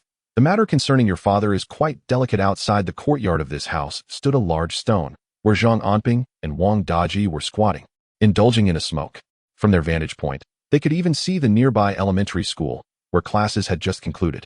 Several girls were skipping rope, while a few boys lay on the ground, flicking marbles. From a distance, Zhang Anping could sense the carefree joy of the children. I have 5,000 yuan here for you to use. Keep it for now, and I will send more in a few days. Just keep a record of the expenses. We need to hire staff, chefs to prepare the crayfish, women to wash them, and delivery personnel, all of which require funding. Let us name our venture Epine Fresh Shrimp, and then we can discuss the profit distribution. I would like to hear your thoughts. Zhang Anping turned his gaze toward Wang Daji. In recent days, Zhang Anping had been largely uninvolved in the crayfish processing workshop, merely guiding Wang Daji on how to proceed. All the mundane tasks had been managed by Wang Daji, who even covered many of the expenses himself, demonstrating unwavering dedication. Zhang Anping pondered, encouraging Wang Daji to share his perspective. Originally, Zhang Anping was not particularly fond of partnerships. However, with his father's serious illness and his own dwindling finances, he felt compelled to accumulate 1 million yuan within 3 months, a staggering sum. Relying solely on catching and selling crayfish or setting traps would not suffice. Earning 100,000 yuan in 3 months would already be a remarkable feat. For the average person, 100,000 yuan is an elusive figure. Yet for Zhang Anping, it was insufficient. In his previous life, he had sold Zhao Lingyun's bracelet for 1 million yuan, which enabled him to purchase a multi-story storefront next to Shuiqing No. 1 Middle School. This venture blossomed into the largest supermarket in Shuiqing. Subsequently, Zhang Anping's endeavors flourished, as if he had stepped onto a fast track, and his business expanded exponentially. Zhang Anping was unwilling to sell Zhao Lingyun's bracelet again. Thus, he must earn 1 million yuan within 3 months. And this small workshop represents the hopeful beginning of that journey. Epine Fresh Shrimp is a splendid name. To be honest, I have been losing sleep over what to call it for the past few nights, and any names I thought of pale in comparison to this one. Wang Daji chuckled heartily, his face reflecting deep admiration for Zhang Anping. How could Zhang Anping's mind be so astute? A casual name, not only easy to pronounce, but also encapsulating the essence of shrimp. With such a name, along with the delectable flavor of the lobster, Wang Daji contemplated that this small workshop would soon become a veritable treasure trove. His heart surged with excitement. Brother Zhang, my contributions are merely trivial tasks that anyone could undertake. You believe in me and are willing to guide me. How could one not feel grateful? I would even be content to work for you. Why discuss profit distribution? Although Wang Daji uttered these words, the fervor in his eyes betrayed his true feelings. Zhang Anping discerned the glimmer of hope in Wang Daji's heart. I have a request. 3 months from now, whatever profits we earn, I would like to take my share in cash. We can either offset it against future profits, or I could transfer the workshop to you. For now, let us agree on a 60-40 split, you receiving the larger share. What do you think? Zhang Anping aimed to earn $1 million within 3 months, intending to establish a supermarket much like in his previous life, gradually expanding. He held little attachment to the workshop itself. No, Brother Zhang, that is not feasible. This workshop relies on your recipe. How about a more equitable 70-30 split? Wang Daji swallowed hard, pondering a particular question. What exactly was in that bottle Zhang Anping had pulled from his possession? He realized that even the slightest suggestions from Zhang had led to his thriving food stall business. Not to mention Zhang's insistence on securing a storefront was indeed astute. Let us settle on a 70-30 split. 3 months from now, I will take my share in cash. Rest assured, I will not shortchange you.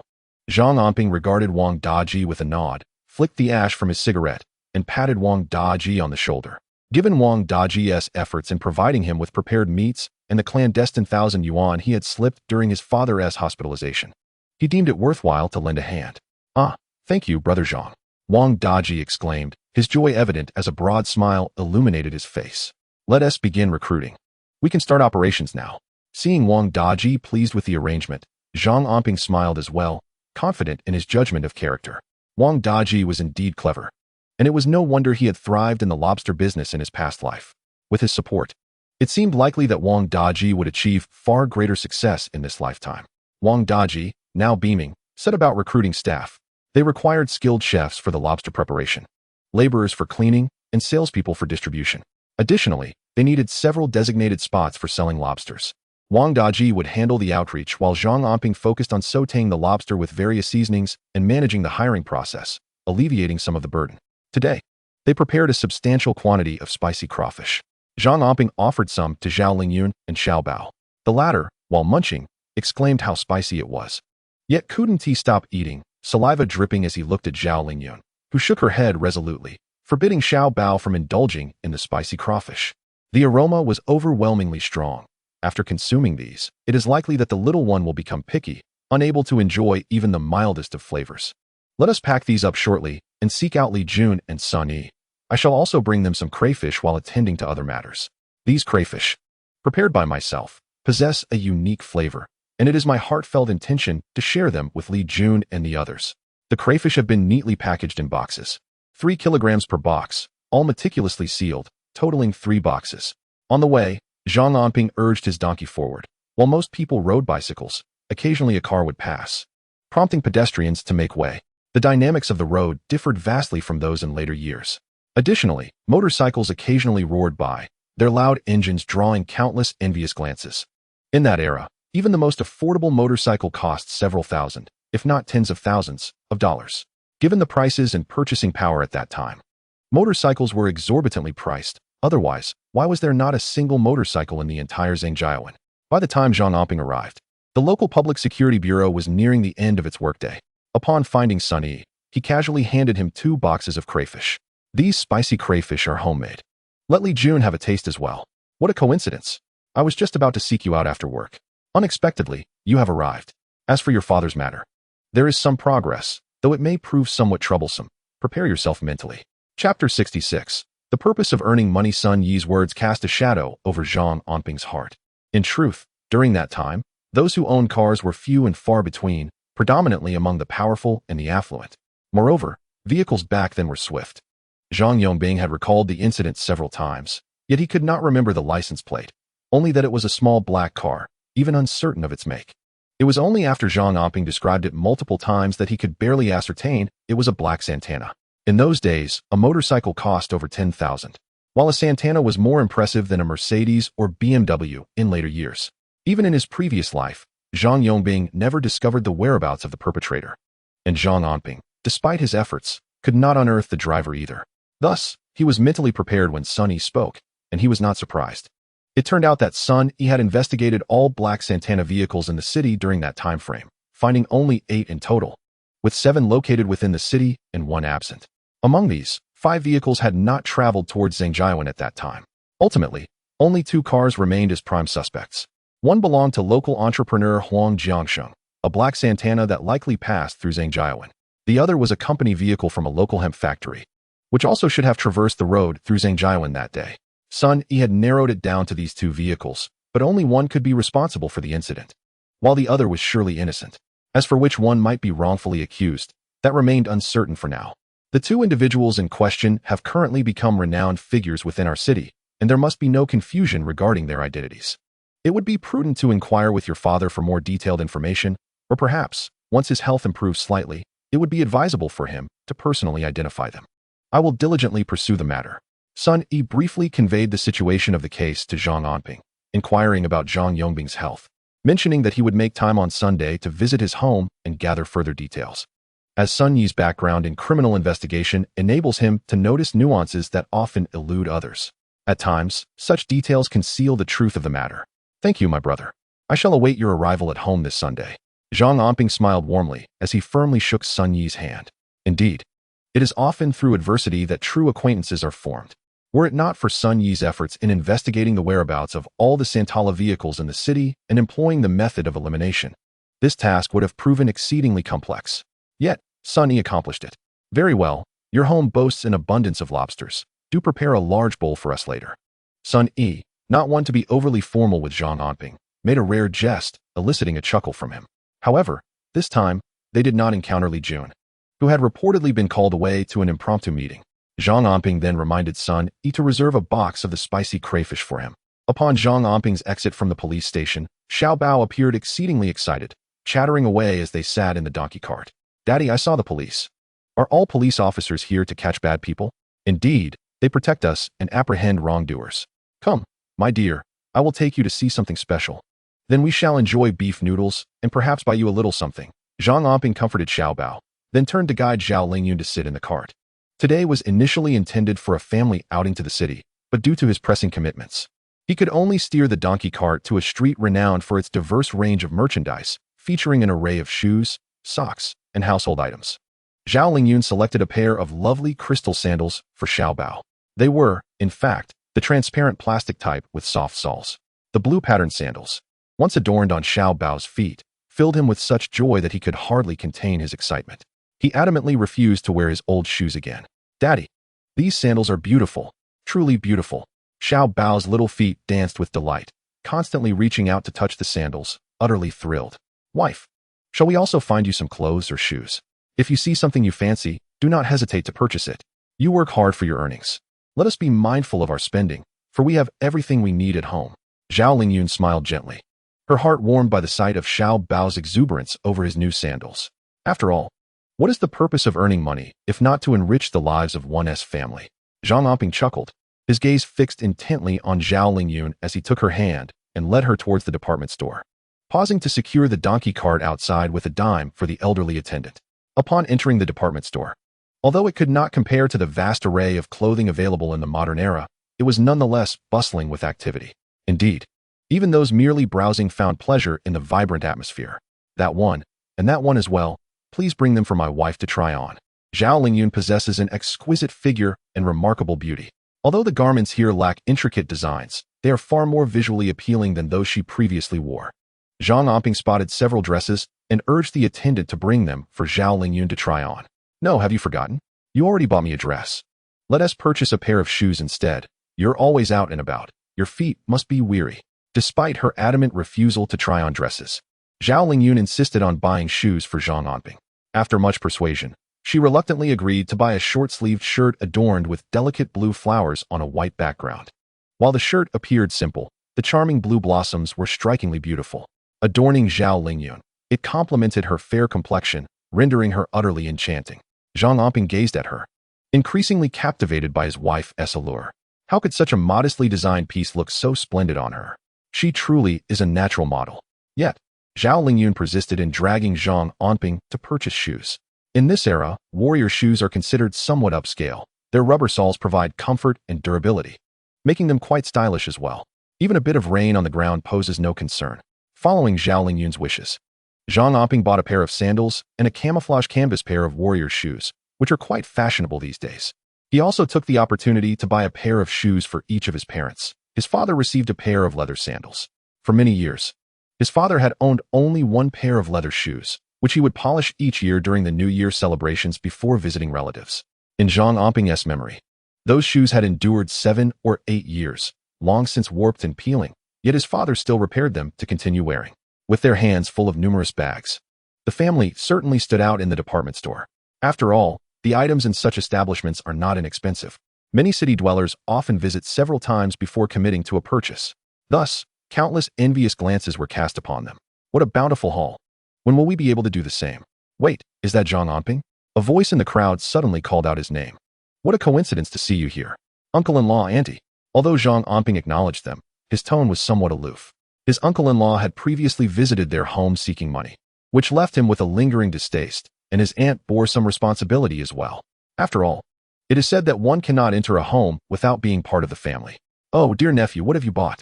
Show your aunt. What size are the shoes? I bought a pair of sandals for my parents. Size 43 and size 37. Zhang Anping glanced at his uncle-in-law's feet, which appeared rather small, likely size 42 or 41. Ah, your uncle-in-law can just fit into size 43.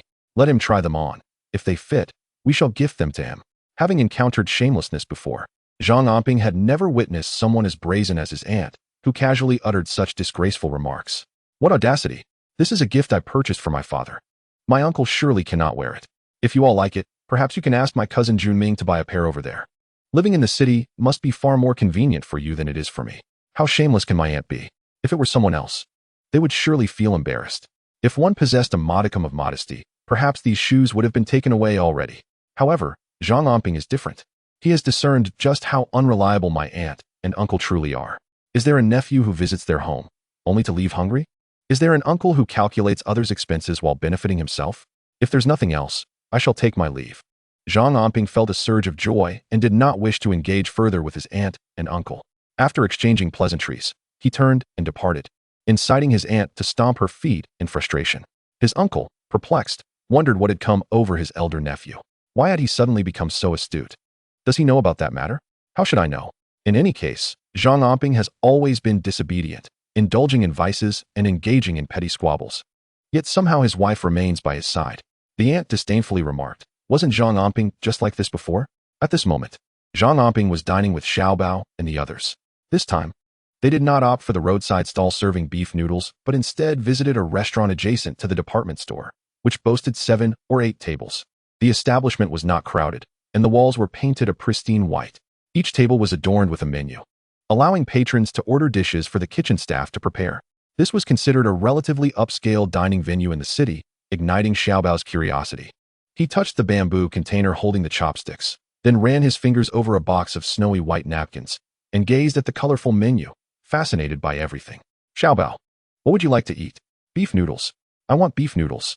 In Xiaobao's memory, beef noodles represented the epitome of deliciousness, especially the last time when the bowl was filled to the brim with succulent beef. All right, let us order 3 bowls of beef noodles, a plate of pork belly, and a stir-fried dish of greens. This marked Zhang Anping's inaugural outing to dine with his wife and child.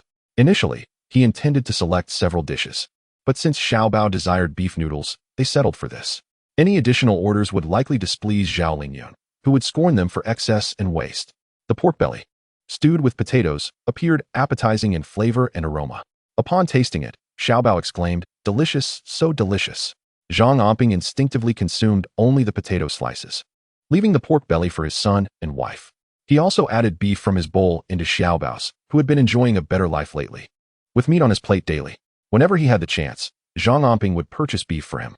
Xiaobao's face began to fill out, no longer looking gaunt, but instead rosy and fair, a trait he inherited from Zhao Lingyun. Unlike his own slightly darker complexion, Daddy eat meat. It's so good. Truly delicious. Xiao Bao offered Zhang Anping a piece of meat, momentarily catching him off guard, yet he was overjoyed. Even when the piece slipped from Xiao Bao's grasp and fell onto the table, Zhang Anping paid it no mind. He quickly picked it up with a smile and placed it back into his bowl. It is noteworthy that in the past, when Xiao Bao saw him, he would scurry away, casting furtive glances filled with fear and trepidation, even refraining from calling out to his father. It is inconceivable that now he knows to offer him a piece of meat. Dear child, it is essential to foster closeness. Even if the child is young, he comprehends your kindness deep within his heart. Lingyun, do indulge yourself. Zhang Anping served Zhao Lingyun with an abundance of dishes, whether greens or succulent pork belly. He piled them generously into her bowl. I can't possibly finish this. It's too much. I'm truly not hungry today. You and Xiao Bao should eat. Zhao Lingyun lowered her head, savoring a mouthful of noodles steeped in rich beef broth. Followed by a piece of pork belly, a wave of satisfaction washing over her, uplifting her spirits immensely. She glanced at her son, who was devouring beef with zeal, and then at Zhang Anping, who was smiling at Xiao Bao. In that moment, Zhao Lingyun felt an overwhelming sense of happiness as their family shared a meal together. As they prepared to leave, remnants of dishes lingered on the table, and Zhao Lingyun, unwilling to waste even a morsel, requested the proprietor to pack the leftovers carefully. Such rich dishes, brimming with flavor, would be a shame to discard. When it came time to settle the bill, Zhang Anping deliberately shielded his wife and child from view, fearing that Zhao Lingyun might feel burdened and hesitate to dine out with him again. Before departing from Suiqing, Zhang Anping busied himself with a trip to the market, procuring some tubular bones, pork, and beef liver. Meanwhile, Zhao Lingyun bought a clutch of chicks by the roadside, eliciting joyful exclamations from Xiao Bao. Daddy, mommy bought chicks. They'll lay eggs for me to eat. Very well, nurture them patiently until they lay eggs for you. Zhang Anping couldn't help but chuckle at his silly child, unaware of how long it would take for the chicks to mature. Moreover, Zhao Lingyun had chosen those particular chicks, known for their rapid growth.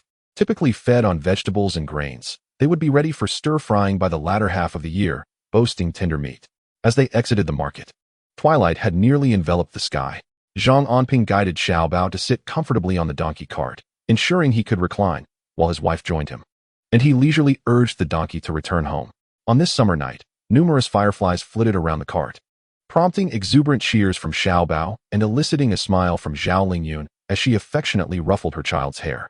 In this era, streetlights were scarce, particularly from Suiqing to Zhangjiawan, where only a few dim lights punctuated the darkness. More often, they relied on the glow of the stars to navigate their way. With visibility diminished, Zhang Anping proceeded cautiously. However, the donkey, occasionally startled by speeding bicycles, would bray indignantly and even halt to stamp its hooves, earning its reputation as a stubborn creature. In good spirits, Zhang Anping did not rush the donkey, but suddenly, blinding lights flared ahead, rendering him nearly sightless, and he could see nothing. A wave of panic surged within him. He could not afford any misfortune, as his wife and child were with him in the cart. Chapter 68. To treat people as people. Have you gone blind? Are you not watching the road while driving? You nearly crashed into my vehicle. Do you have any idea how much this cart is worth? You could be sold to cover the damages. A portly man in a suit stormed up to Zhang Anping, unleashing a torrent of furious insults. Once the jovial Xiao Bao wore a pallid expression, his small lips quivering as tears threatened to spill forth. Zhao Lingyun hastily reached out to pat the child's head. Zhang Anping, ignoring the portly man, lowered his head to inquire about his wife and child, checking if they had sustained any injuries. Zhao Lingyun glanced at the children and shook her head in response. Seeing his family unharmed, Zhang Anping leapt from the vehicle, addressing the corpulent man with a cold remark. Can you not distinguish between high beam and low beam while driving? Do you believe yourself to be impressive? Your vehicle is worth no more than 200,000. Yet you dare to gamble with lives. Who do you think you are, to act so arrogantly? Zhang Anping's words rendered the man, clad in a suit and in his 30s, momentarily speechless. How does he know about high beams and low beams? Moreover, he is aware that the Santana is valued under 200,000. Indeed, the car was priced at just over 190,000. But this was the 1990s, when even employees of state-owned enterprises earned less than 5,000 a year. That amount equated to nearly 40 years of a civil servant's salary without any expenses. This man speaks with more bravado than I, the portly man thought. Can a life truly be valued at such an amount? Who is the arrogant one here? You nearly collided with my Santana, you peasant. Zhang Anping's face darkened at the man's words, and he seized the collar of the portly man, nearly lifting him off the ground, leaving him utterly bewildered. The man's complexion shifted, and his tone softened immediately as he began to plead, "Brother, it's all a misunderstanding. Who are you calling a peasant? Which organization do you belong to? How dare you speak in such a manner? Apologize." Zhang Anping was not intimidated by wealth or power. No one had the right to disregard the rules of the road, and drivers must regard human life as precious, for everyone has families to care for. His authoritative shout, combined with his assertive demeanor, rendered the portly man trembling, his expression shifting as he repeatedly apologized. "It's truly a misunderstanding. Brother, which organization are you with? Where do you hold office?" The portly man scrutinized Zhang Anping, noting his imposing stature and striking appearance, yet his audacity was remarkable, and his rough manner made it difficult to ascertain his occupation. As the pleas for mercy continued, Zhang Anping, relieved that his family was unharmed, released his grip and admonished him. Those in positions of authority must treat others as human beings, and drivers must treat lives as lives. We all have families. Do not let regret come too late. Now be gone. With that, the portly man scrambled back to the driver's seat. As Zhang Anping made his way back, he noticed that the vehicle contained more than one occupant. The portly man was likely just the driver, and there appeared to be another individual in the rear seat. However, due to the lighting, he could not discern the figure's features, only sensing it was a man. The man in the vehicle was also observing Zhang Anping. To regard people as people? Quite intriguing. This individual possesses a depth that is not to be underestimated. Do not contemplate revenge. Simply drive more cautiously in the future. After uttering this remark, the man leaned back into his seat. After a moment of contemplation, he turned his body and caught sight of Zhang Anping driving a donkey cart, his wife and child accompanying him.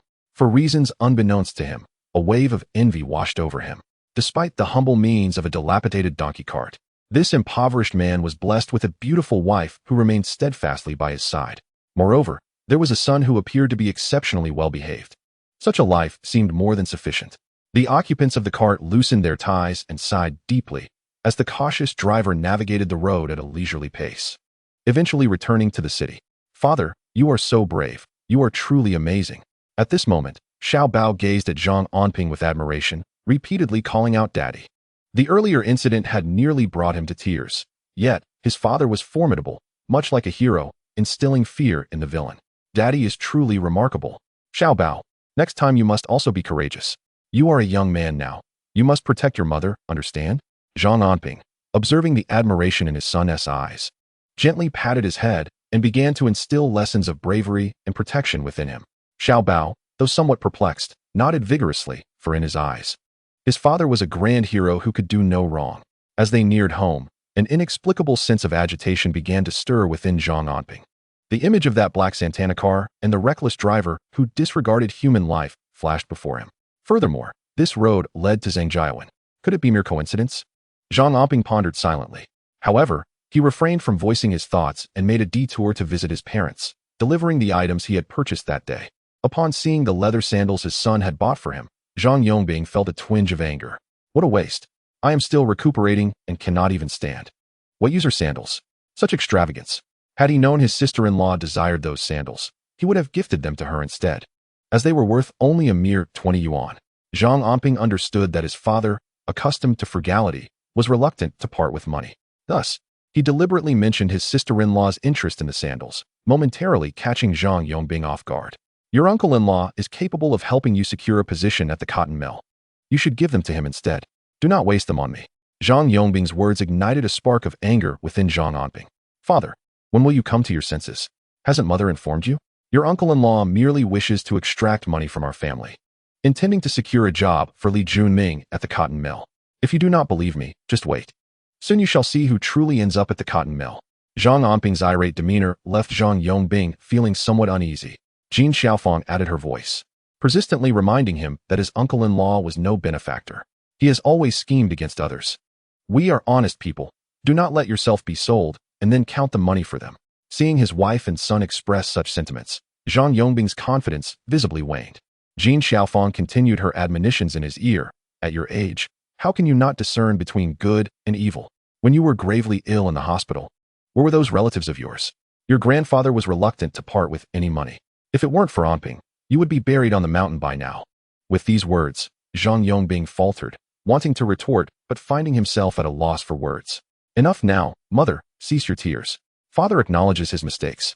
By the way, father, Sun Yi mentioned that he has already obtained some clues. Do you recall the appearance of the person who struck you? At this moment, Zhang Anping's gaze remained fixed on Zhang Yongbing, his ears keenly attuned. Chapter 69. I have no desire to sleep alone. I didn't clearly see the license plate. I only remember it was a black car. After it hit me, it drove off for over 100 meters.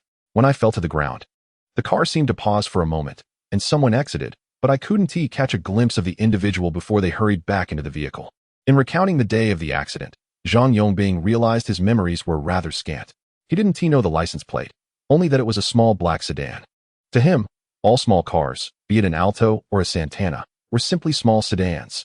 It was only after Zhang Anping had educated him on various car models that he learned the vehicle that had collided with him was a black Santana. Was there one person in the car or two? Do you remember? I can't recall. I think I saw a hint of red. Perhaps my eyes were deceiving me. No, I truly don't know. I can't remember clearly. As Zhang Yongbing spoke, he felt a headache coming on. After being struck, he had lost consciousness, and it seemed he had seen something red before fainting, perhaps blood or something else. Regardless, according to his account, he had seen red. This could serve as a lead, though its usefulness remained uncertain. On Sunday, Sun Yi will come over. He has a background in criminal investigation. Let him inquire further, father. Focus on recuperating, and disregard the words of your brother-in-law and grandfather. It is paramount to restore your health and uncover the identity of the perpetrator. Indeed, my hospitalization has cost several tens of thousands. That is truly the hard-earned money of my children. The mention of money caused Zhang Yongbing's heart to bleed. A sum of tens of thousands. He had never earned such an amount in his lifetime. The culprit must be found.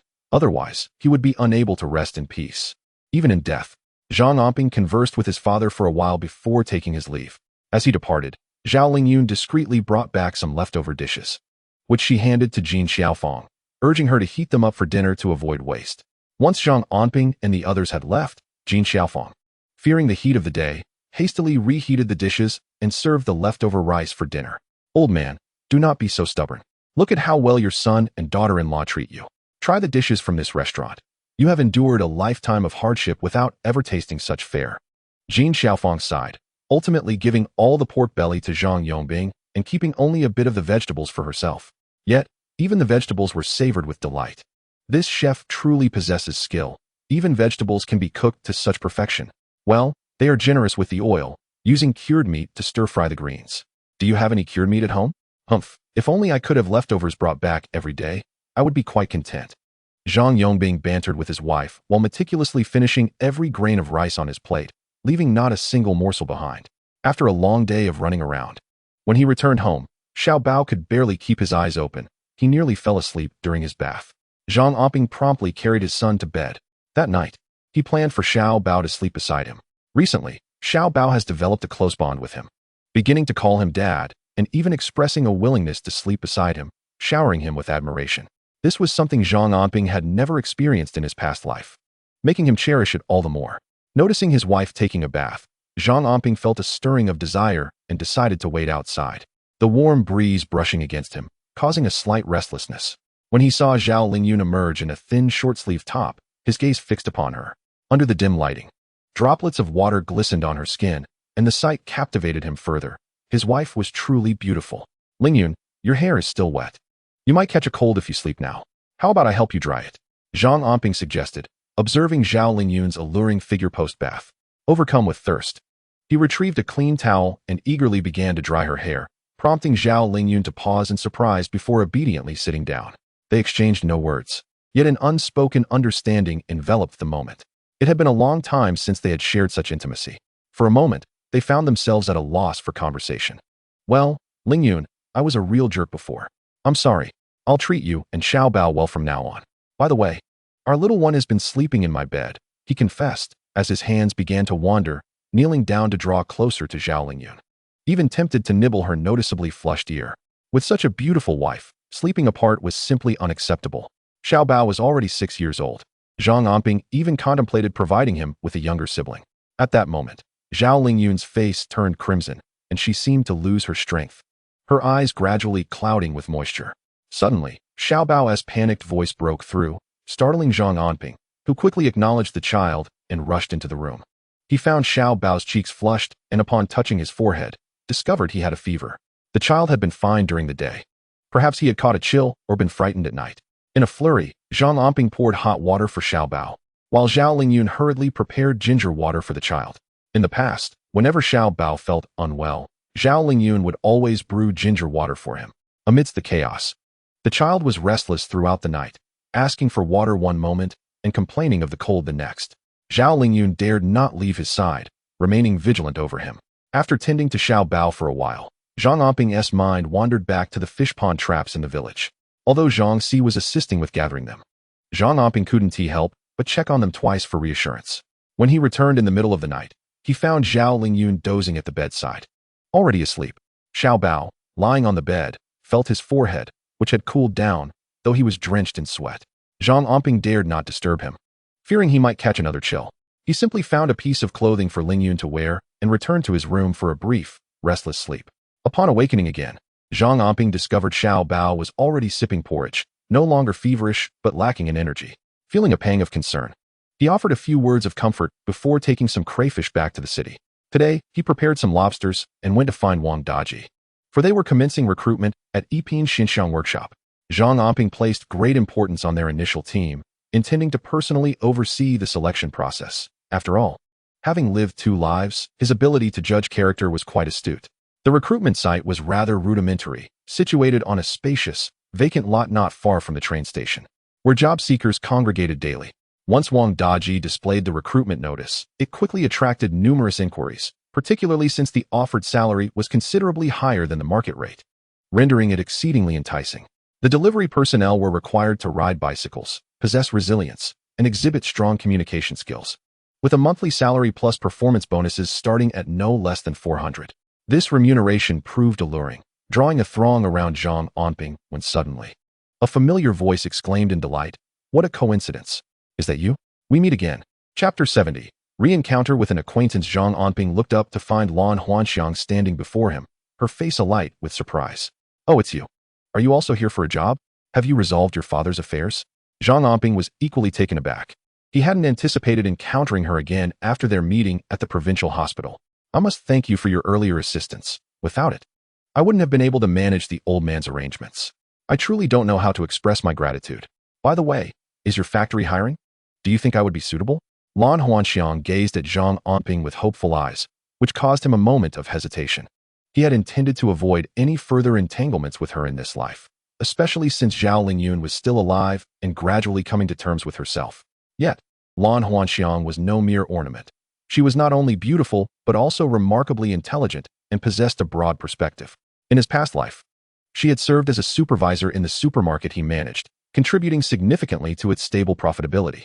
She was indeed a valuable asset. "You can assist with deliveries. Though it may be quite laborious, the salary is decent. The delivery personnel we are recruiting not only handle the logistics of shrimp, but also engage in marketing, which entails substantial effort, but offers considerable rewards." "All right, I am willing. Here are my identification and diploma," Lan Huanxiang said, handing over her documents. Wang Daji, curious, picked up her diploma and exclaimed, "You graduated from Jiang University?" "Yes, I am from Suicheng. My father has recently passed, and my mother is in poor health.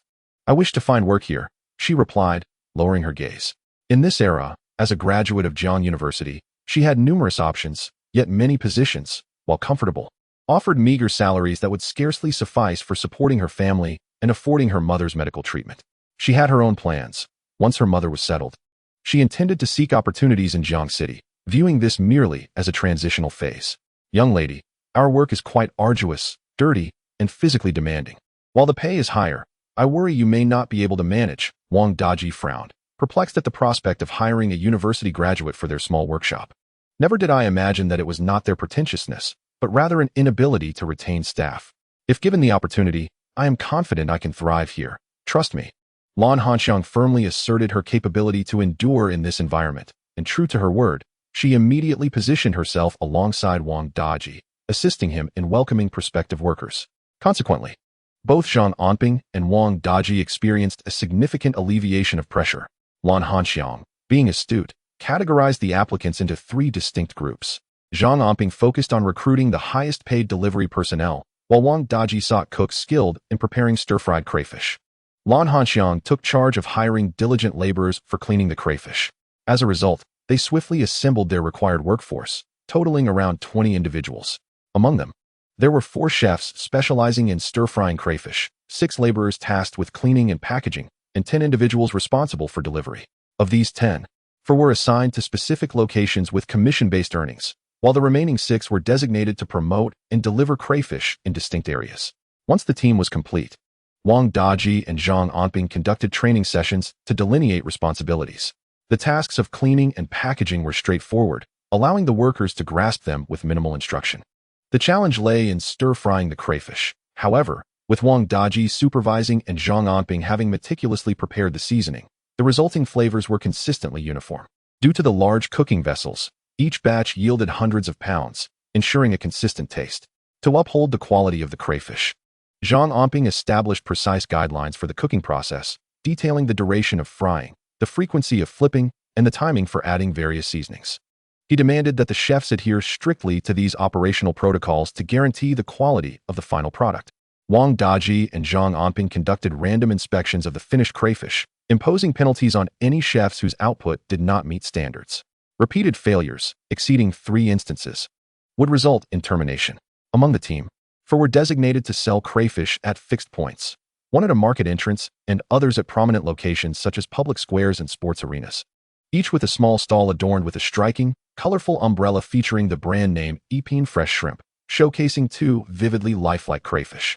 The remaining 6 delivery personnel were assigned to 6 distinct regions, each responsible for the distribution and promotion of crayfish within their area, earning a base salary supplemented by commissions. The 6 selected delivery staff were chosen for their amiable demeanor, comprising friendly young women or young wives, known for their sincere smiles and effective communication skills. Initially, Lan Hanxiang had been assigned to the southern region, but after some consideration, Zhang Anping decided to reassign her to the eastern part of the city, as it was closer to her residence. Moreover, the land associated with the first middle school of the city is indeed encompassed within the eastern district. Lan Hanxiang is quite familiar with this area. Should she decide to establish a supermarket in the future, she could bring Lan Hanxiang along, thereby saving considerable time. Wang Daji, upon observing Zhang Anping's alteration of Lan Hanxiang's work position, remained silent, yet he etched this detail into his memory. After all, she was the only individual Zhang Anping had personally recruited, and she had taken the initiative to change her work area, signifying her importance in Zhang Anping's eyes.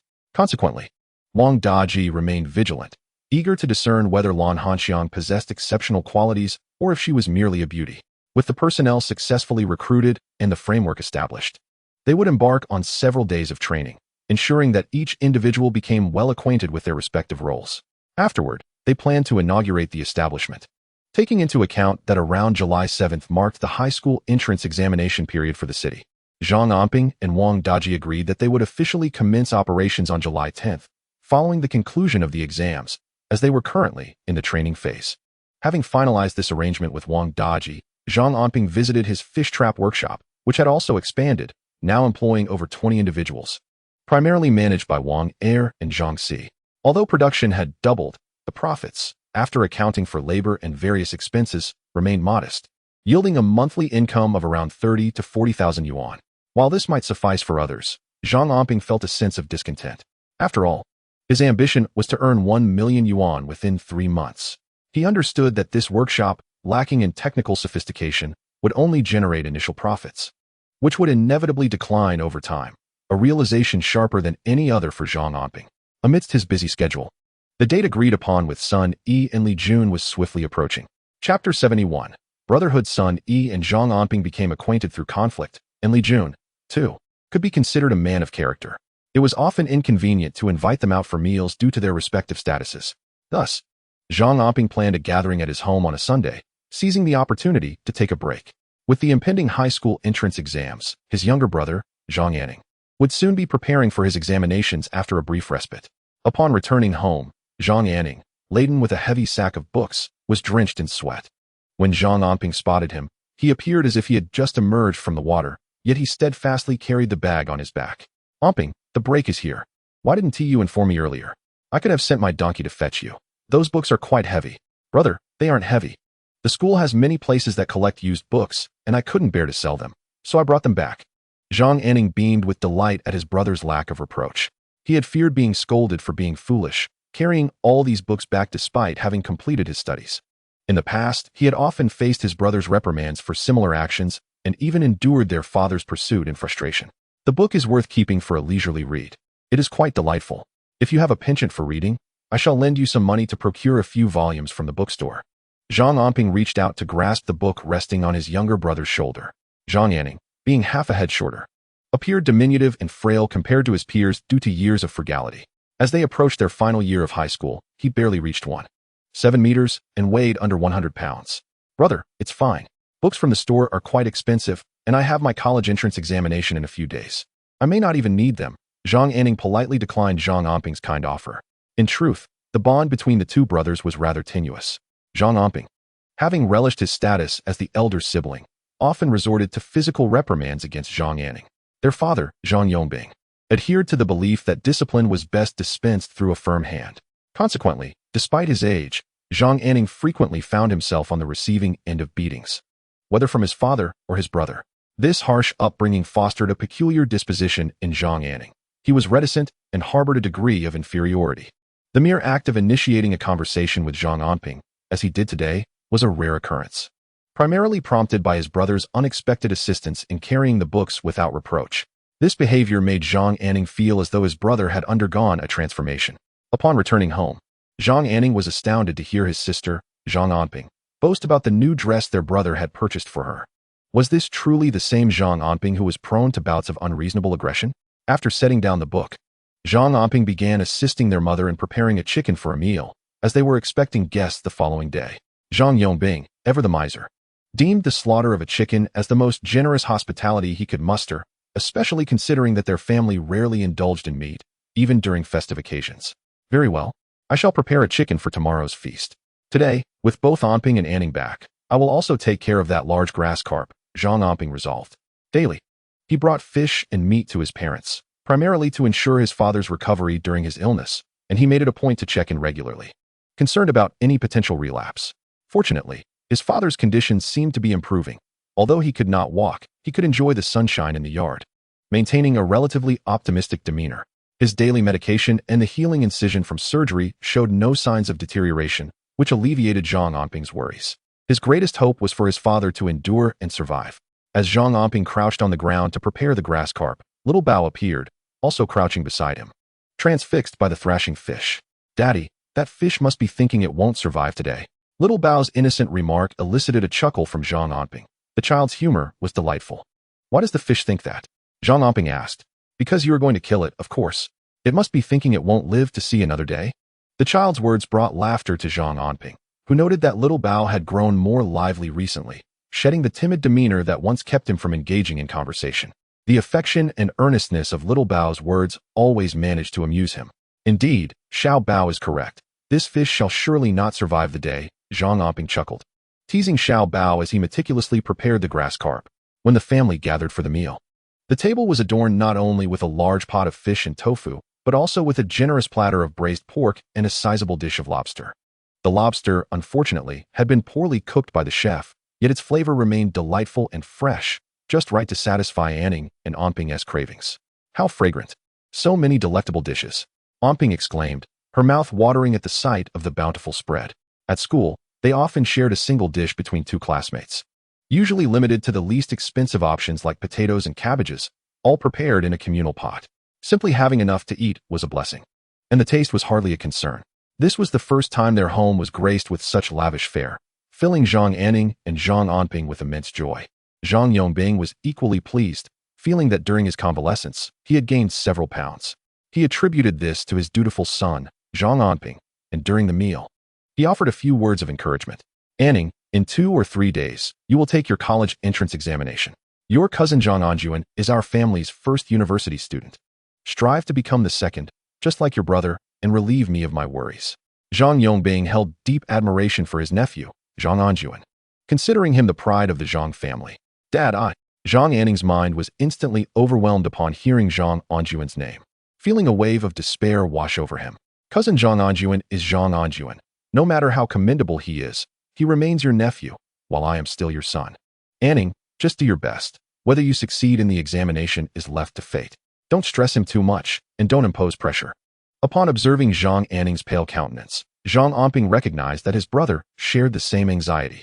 The mere mention of Zhang Anjun had become a source of trepidation for them both, a haunting comparison they had endured from their elders since childhood, inevitably leading to their feelings of inadequacy. Zhang Anping cast a grateful glance at his elder brother for defending him. It is my failure as a guardian. Look at you two, unable to measure up to Zhang Anjun.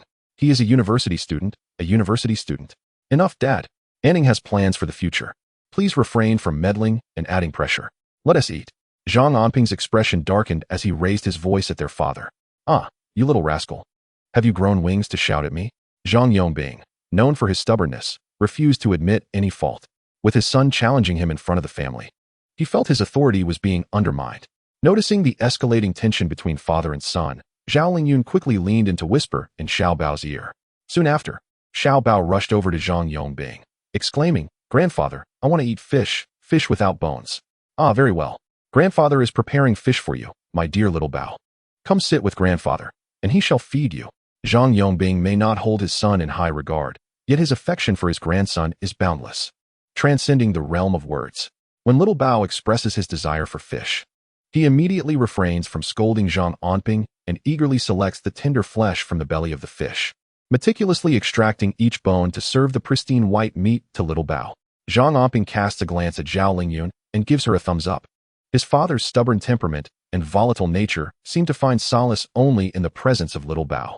Indeed, as Zhang Yongbing busies himself with feeding the child, he pays no mind to Zhang Anping and Zhang Anning, allowing Zhang Anning to breathe a sigh of relief as he hastily devours his meal, eager to leave the table and avoid further reprimand from his father. After the meal, Zhang Anping makes his way to his brother's modest room, which is cluttered with books, to the extent that even the bed is strewn with them. This sight evokes a sense of nostalgia within Zhang Anping. In his previous life, Zhang Anning had a profound love for reading, but due to the family's limited means, he struggled with English, ultimately failing to gain admission to university. Zhang Anping recalls that in his past life, Zhang Anning missed the cutoff by a mere 2 points, having scored only 23 in English. Despite excelling in other subjects, most notably mathematics, where he achieved an impressive 148, nearly perfect. While his proficiency in physics and chemistry was commendable, it was his English that barred him from higher education. Growing up in a rural setting, where educational quality was subpar and even the English teacher's pronunciation was flawed, Zhang Anning's performance deteriorated further in high school, consistently landing him among the lowest in his class. At that time, they were unaware and lacked the foresight to seek tutoring for Zhang Anning. Instead, their father simply urged him to strive harder. Zhang Yongbing never considered how to assist Zhang Anning with his pronounced academic difficulties. The lack of understanding from the older generation meant that Zhang Anning could have repeated a year. Even a modest improvement in his English score could have opened the doors to a respectable university. In the 1990s, being a university student was highly regarded, often leading to guaranteed job placements, a concept unfathomable today. This is why Zhang Yongbing harbored envy towards Zhang Anjun, who was a university student, as he enjoyed the benefits of state-sponsored job placement, ensuring a stable future. In his past life, due to their father's influence, Zhang Anning, after failing the college entrance examination, resorted to manual labor. His inherently introverted nature made social interactions challenging, leading to a life fraught with difficulty. He even found himself working in a coal mine, ultimately losing his wife and left with a daughter. When Zhang Anping later sought to extend a helping hand to his brother, he was met with vehement indignation. I do not need a brother like you. I despise you, Zhang Anning exclaimed. He would rather endure a life of hardship than maintain any connection with Zhang Anping, harboring a deep-seated resentment towards him. Though they are brothers, their relationship resembles that of strangers or even adversaries. Originally bound by blood, in the absence of their parents, they ought to have been each other's closest kin. Yet, Zhang Anning harbors resentment towards him. The chill of their estrangement did not form overnight. Zhang Anping is acutely aware of his past shortcomings, which have led Zhang Anning to loathe him. In this lifetime, he aspires to be a good husband, a devoted son, and a caring brother. As the door swung open, Zhang Anning entered, offering a brief smile to Zhang Anping without uttering another word. Anning, in just 2 days, you have an exam. Relax a bit. If there's anything you crave, just let me know, and I shall venture into the city to procure it for you. Here, take this as pocket money, Zhang Anping insisted, thrusting a thick bundle of cash, amounting to several hundred yuan, into his brother's hands, causing Zhang Anning to hastily wave his hands in refusal. Throughout his life, he had never possessed such a substantial sum of pocket money. Take it. As a young man, You should have some money in your hands. After school, you might want to treat your classmates to some ice cream or drinks, Zhang Anping suggested, prompting Zhang Anping to hesitate. Indeed, after 3 years of high school, his financial constraints and poor English pronunciation had left him feeling profoundly inferior, resulting in minimal social interaction with his peers. Moreover, he had never once purchased a drink or ice cream at school. If he had money, could he perhaps invite the classmates who had shown him kindness to enjoy an ice cream together? Thank you, brother, but this amount is too much. I only need 10 yuan, Zhang Anping pondered, wishing to keep a mere 10 yuan and return the rest to Zhang Anping, only to have it firmly pushed back towards him. I am your brother, take it. When I say it's pocket money, it is indeed meant for that. You wouldn't want to treat your classmates or teachers to a meal or buy a few books you fancy, would you? As he spoke, Zhang Anping gently patted his brother's shoulder, understanding his reticence and self-consciousness. Without saying much more, he departed. Once Zhang Anping had left, Zhang Anping retrieved the thick stack of money, counting it in disbelief. 500 yuan. How could this be? He had never encountered such a sum in his life. How on earth could he spend it? His heart raced, and beads of sweat formed on his brow as anxiety washed over him. After dinner, Zhang Anping assisted Zhao Lingyun with washing the dishes and clearing the table, affectionately addressing her as sister-in-law, which brought a nod of approval from Jin Xiaofang, who felt a deep sense of satisfaction. Their entire family adored Zhao Lingyun as their daughter-in-law. However, today, whispers around the village suggested that Xiaoya, a figure from the past who had once captivated their son, might be returning soon. The thought filled Jin Xiaofang with worry. She fervently hoped her son would mend his ways and cherish his wife, leading a harmonious life. As night fell, Jin Xiaofang urged Zhang Anping and Zhao Lingyun to return home, noting that they needed to tend to the chicks. After leaving their parents' home, Xiaobao dashed ahead. Zhang Anping trailed behind, casting furtive glances at his wife, and when she was momentarily distracted, he seized the opportunity to grasp her hand firmly. Holding her hand brought a smile to Zhang Anping's face. Chapter 73. A great incident at your home at this moment. Zhang Anping was in high spirits, softly humming an old tune. As the melodious notes reached Zhao Lingyun's ears, she was taken aback, her face aglow with delight. She had heard Zhang Anping sing before, usually when he was either overjoyed or slightly intoxicated, and his voice, despite occasionally straying off-key, possessed a certain charm. When he sang earnestly, his confidence and focus were utterly captivating. Zhao Lingyun slowed her pace, a smile gracing her lips, her eyes filled with rapt attention as she held Zhang Anping's hand, listening intently to his humming. The song he was singing was a popular tune from the past 2 years, a hit from the Hong Kong and Taiwan music scene. Being able to hum a few lines was quite a badge of honor.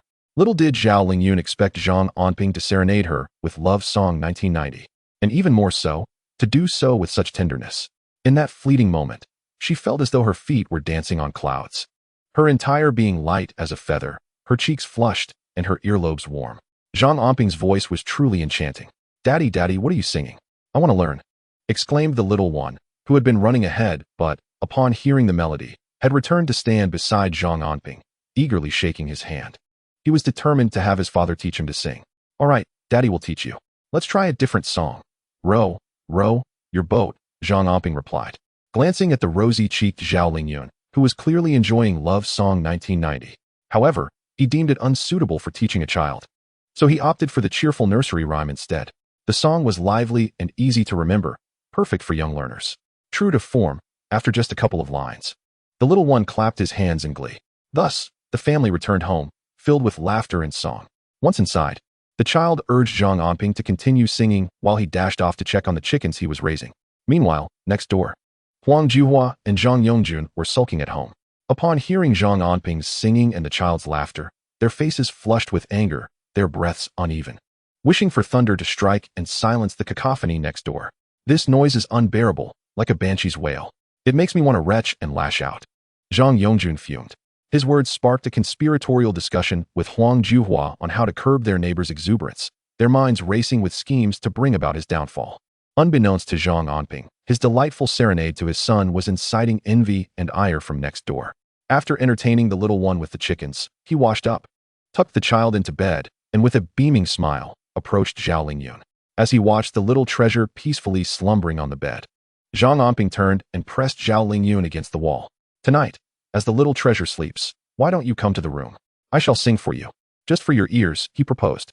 The proximity of their bodies stirred a tumult of emotions within Zhao Lingyun, her breath becoming increasingly labored. "I cannot," she exclaimed. lowering her gaze, causing Zhang Anping's heart to sink. Have you not yet forgiven me? I am truly sorry.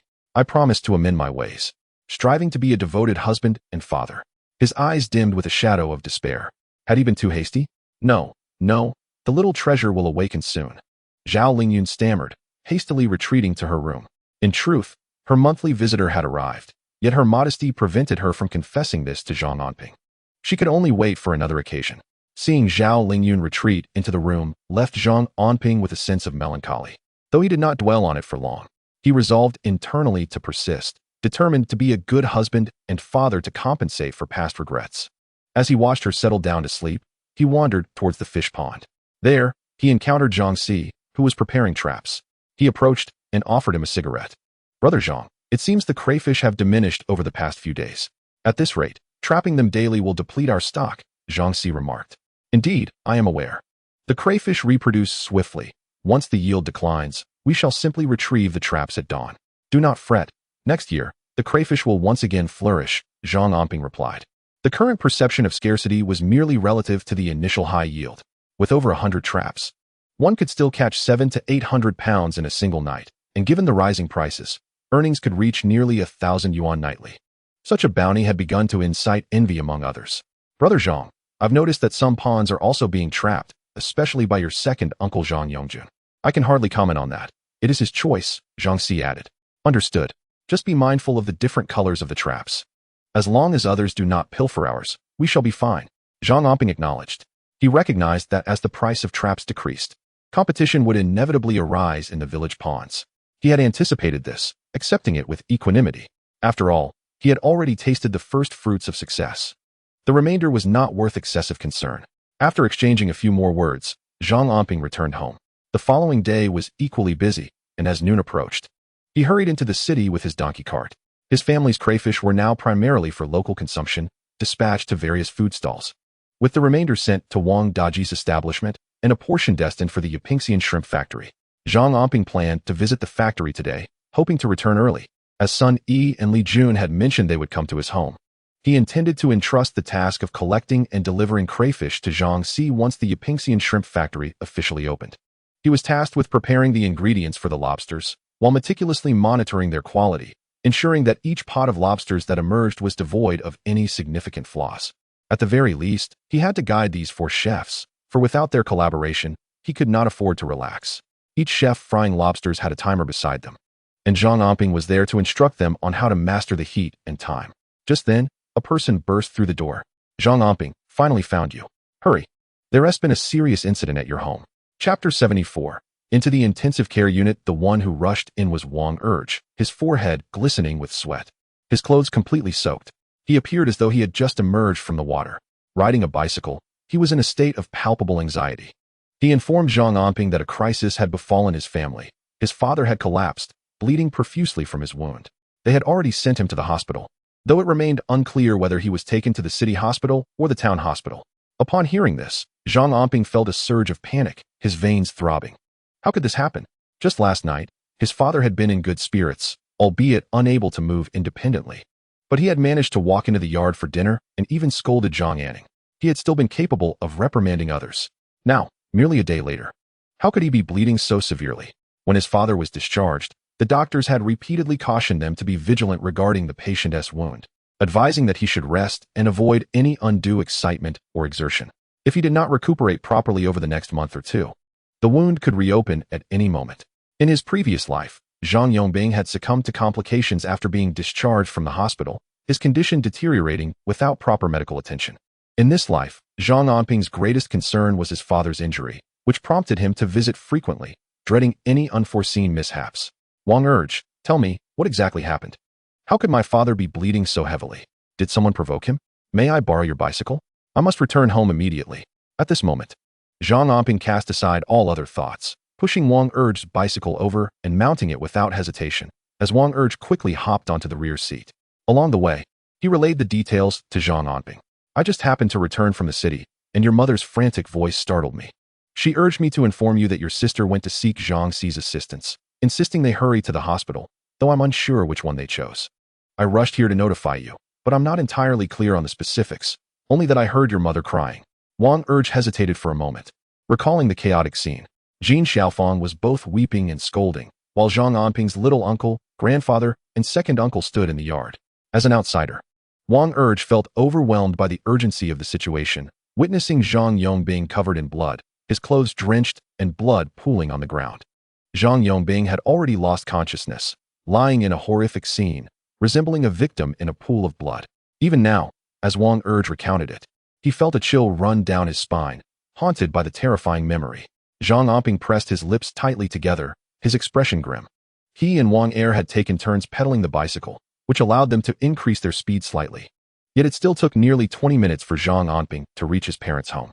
Upon entering, he found the house deserted, but the courtyard was marked by conspicuous stains of bright red blood, which darkened Zhang Anping's face with dread. What kind of grievous injury had his father suffered? The wound was so severe that it appeared life-threatening. At that moment, Wang Er hurried back to seek his wife's counsel, only to learn that Zhang Si had assisted in taking Zhang Yongbing directly to the municipal hospital, urging them to rush there without delay. Both men were utterly exhausted, yet dared not relax, immediately mounting their bicycles and pedaling toward the hospital. Zhang Anping mused about the conveniences of modern life. With mobile phones and vehicles at one's disposal, he resolved that even if he didn't purchase a car, acquiring a motorcycle would be essential. Should such an incident arise again, they would not have to endure the exhausting ordeal of cycling. Upon their arrival at the municipal hospital, Zhang Anping felt a surreal sensation as his feet touched the ground, overwhelmed by fatigue. He approached the emergency room nurse for information and quickly discovered that his father had already been admitted. He also spotted his mother and younger siblings anxiously waiting outside the emergency room, all of them appearing helpless. When they noticed Zhang Anping approaching, a collective sigh of relief washed over them, as if he were their anchor. "Brother, thankfully the money you gave me is still intact. Mother and I pooled our resources to admit father, but the doctor insists on an additional 5,000 yuan, Zhang Anping stated, his demeanor faltering under the weight of the day's events. Panic gripped him. Had his elder brother not provided him with 500 yuan yesterday? And if their mother hadn't held on to her allowances, they would have barely gathered 1,500 yuan, rendering their father unable to enter the hospital. Yet, the doctor insisted they still required 5,000 more for continued treatment. The mention of such a sum sent chills through Zhang Anping. Where could they possibly procure that much money? Please wait a moment. I will speak with the doctor to ascertain the situation. Do not worry, I still have some funds. Zhang Anping reassured his mother and brother, gesturing for them to remain calm. He turned to seek out the doctor, though he was acutely aware of his own financial constraints. With the impending opening of his seafood restaurant, his funds were tight. However, no matter how strained his finances were, Zhang Anping firmly believed that money could be earned over time, but saving his father was paramount. Even if his father had a tendency to chastise him and could be obstinate, he could not bear to lose him. He was his closest kin. In his previous life, he often awoke from dreams where his father pursued him wielding a broom, his pillow drenched with tears. In this life, he was determined to prevent such a tragedy from recurring. How do your family members care for the patient? With such severe injuries, he should be hospitalized. The fact that he is being cared for at home, leading to the wound reopening, necessitating a second stitching, is alarming. Are you aware that this could endanger his life? Given his advanced age, this situation is especially perilous. I have never encountered such negligence from a family. The patient is currently in surgery in the intensive care unit. Prepare for the expenses, as we will do our utmost to save him. A doctor reprimanded Zhang Anping upon seeing him. The usually irritable Zhang Anping, however, was unusually compliant this time, listening attentively to everything the doctor said, for he felt a deep sorrow within. The doctor's words were entirely accurate. His father had passed away during a period of home recuperation in his previous life, and Zhang Anping regretted his earlier carelessness. He should have ensured his father remained in the hospital for a month or two. Money can be earned, but his father's life must be preserved. Zhang Anping felt that even if he couldn't earn 1 million in 3 months or establish a grocery store, as in his previous life, he would never relinquish his father's life. "Doctor, should we transfer my father to the provincial hospital?" The doctor replied, "The surgery has already commenced. At this moment, it is inadvisable to transfer the patient, especially considering his age. He must be instilled with a will to survive. Otherwise, you must prepare yourself psychologically for any outcome." Listening to the doctor's words, Zhang Anping nodded solemnly. He resolved to heed the doctor's advice. His father remained in a coma, and it was crucial not to disturb him. They must wait in the intensive care unit until he awakens. What if he never wakes up? Suppressing his inner fury, Zhang Anping approached his mother and younger brother, striving to maintain a calm demeanor. "Can you explain what happened? Father seemed well yesterday." Chapter 75. Was it fate? Bloodshot eyes reflected Zhang Anping's turmoil, yet he remained composed, urging his mother to recount the events. Wasn't today the day that Officer Sun and Officer Li visited? Your father was in high spirits, even asking me to prepare chicken, and he went out to buy meat and fish. He even asked me to get a pack of good cigarettes from Wang Air to entertain them. Then your uncle and your second uncle, along with grandfather, came over. Your father, elated, invited them to dine together, thinking it would be an opportunity to host esteemed guests. Who could have foreseen? At this point, Jin Xiaofeng burst into tears, her sobs flowing like pearls from a broken string. Her heart was heavy with sorrow. I told your father to listen to you, to avoid associating with his second uncle and uncle-in-law. Didn't you say they were scheming against honest people like us? Reflecting on that moment filled her with regret. She struck her chest repeatedly, her eyes swollen and red. She felt a profound hatred. If her husband were to die like this, she would carry an eternal burden of regret, feeling she had failed her children and her husband by not taking better care of him. Mother, please remain calm. Father is stubborn and temperamental. This is not your fault, but mine for not being resolute enough. Upon hearing his mother's words, Zhang Anping had already grasped the essence of the situation. In a previous life, my father indirectly met his demise at the hands of my uncle and grandfather. Upon his rebirth, he repeatedly cautioned and advised my father. However, my father was not a paragon of virtue. He was not the type to heed counsel. He could not fathom that he would ultimately perish at the hands of those he considered kin. He had not endured the excruciating, soul-crushing anguish he once faced. Is it not often said that while one can change their circumstances, their nature remains steadfast? Transforming the deeply ingrained beliefs of a rural man in his 60s is a Herculean task. Could it be that my father was destined for death? Brother, I have seen it. The grandfather and uncle spoke of your wealth, claiming that your family's traps earned you thousands overnight. They insisted that you should not allow your own uncle to assist you with the traps, and my uncle accused you of being ruthless and uncaring, preventing him from entering the textile factory. Their words are mere fabrications. I know, dear brother, you are truly a good person. As Zhang Anping spoke, his eyes reddened and his voice trembled. Father was furious, asserting that their accusations were nonsensical, lamenting how he had borrowed over 10,000 yuan to fund his treatment, only for the argument to escalate. My second uncle struck my father, deriding him as having sons who were ultimately worthless, stating that he might as well be dead. Zhang Anping repeated his brother's name with each breath, feeling that only he could offer him hope in his perceived inadequacy. He felt overshadowed by Zhang Anping, having never measured up throughout his life, viewing himself as a failure. Brother, even my aunt scolds us, calling me a fool, saying that 3 of us are no match for even one of my uncle's capable children. Brother, I am useless, my academic performance falters. At this moment, Zhang Anping also wept. She was in her 3rd year of junior high with just over a month until the entrance exams. Her grades were dismal, while her brother Zhang Anping had at least achieved a place in the top city school, despite his struggles with English. However, she feared she might not even qualify for an ordinary high school, let alone attain the status of a university student like their cousin Zhang Anjuan. The shadow of his success loomed over them like a sword. Why cry? Others may say what they wish. It is their affair. What matters is living with integrity. I know my siblings are the most dutiful and understanding, so let us cease our tears and focus on my father's surgery. I will not forget this debt. I shall hold them accountable. Zhang Anping reached out to comfort her sister Zhang Anping. In a past life, their mother had been bedridden, cared for solely by her sister. Although she had only completed junior high and her education was limited, she was the most devoted among them. One's potential does not solely hinge upon attending university. Countless individuals nationwide have not pursued higher education. Does that render them devoid of worth? Reading enriches one's choices, yet those devoid of books need not succumb to despair.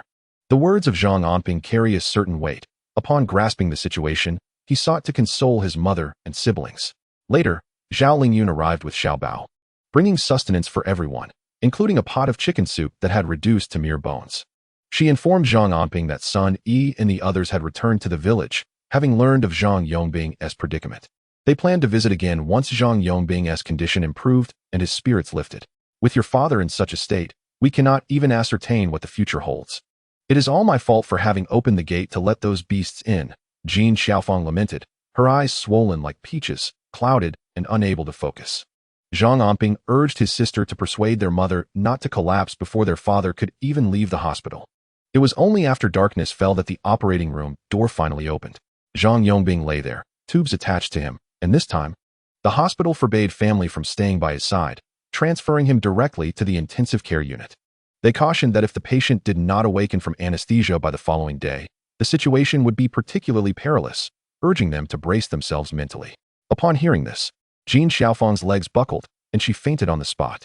Consequently, Zhang Anping had to arrange for his mother to be hospitalized. Fortunately, her fainting spell was merely due to anxiety coupled with low blood pressure and blood sugar. After some rest, she would be fine, though her guilt persisted.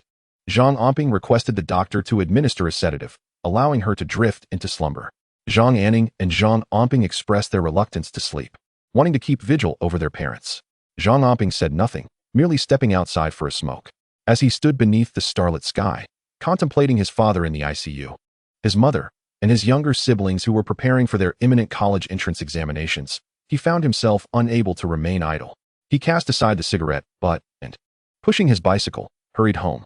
Throughout the journey, he remained unnaturally composed, not uttering a word, his eyes fixed ahead, his mind racing with countless thoughts. He reflected on his father's stubbornness, folly, and unique expressions of love, as well as his indulgence toward Xiaobao. He understood that he could not allow his father to perish. As long as his father lived, there remained a purpose in his life.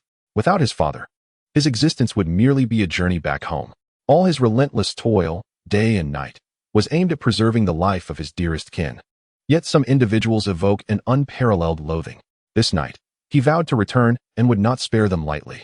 Chapter 76. A Life Taken Help. Second brother, you have been too hasty today, reckless. In Zhang Anping's grandfather's house, a room full of people had just finished their dinner, the air still redolent with the aroma of meat and wine. Zhang Anping's grandfather, owning a tea mountain, regularly employed workers, placing his family among the more fortunate in Zhangjiawan. After satisfying their hunger and thirst, the family gathered, and the old man began to lament about Zhang Yongjun.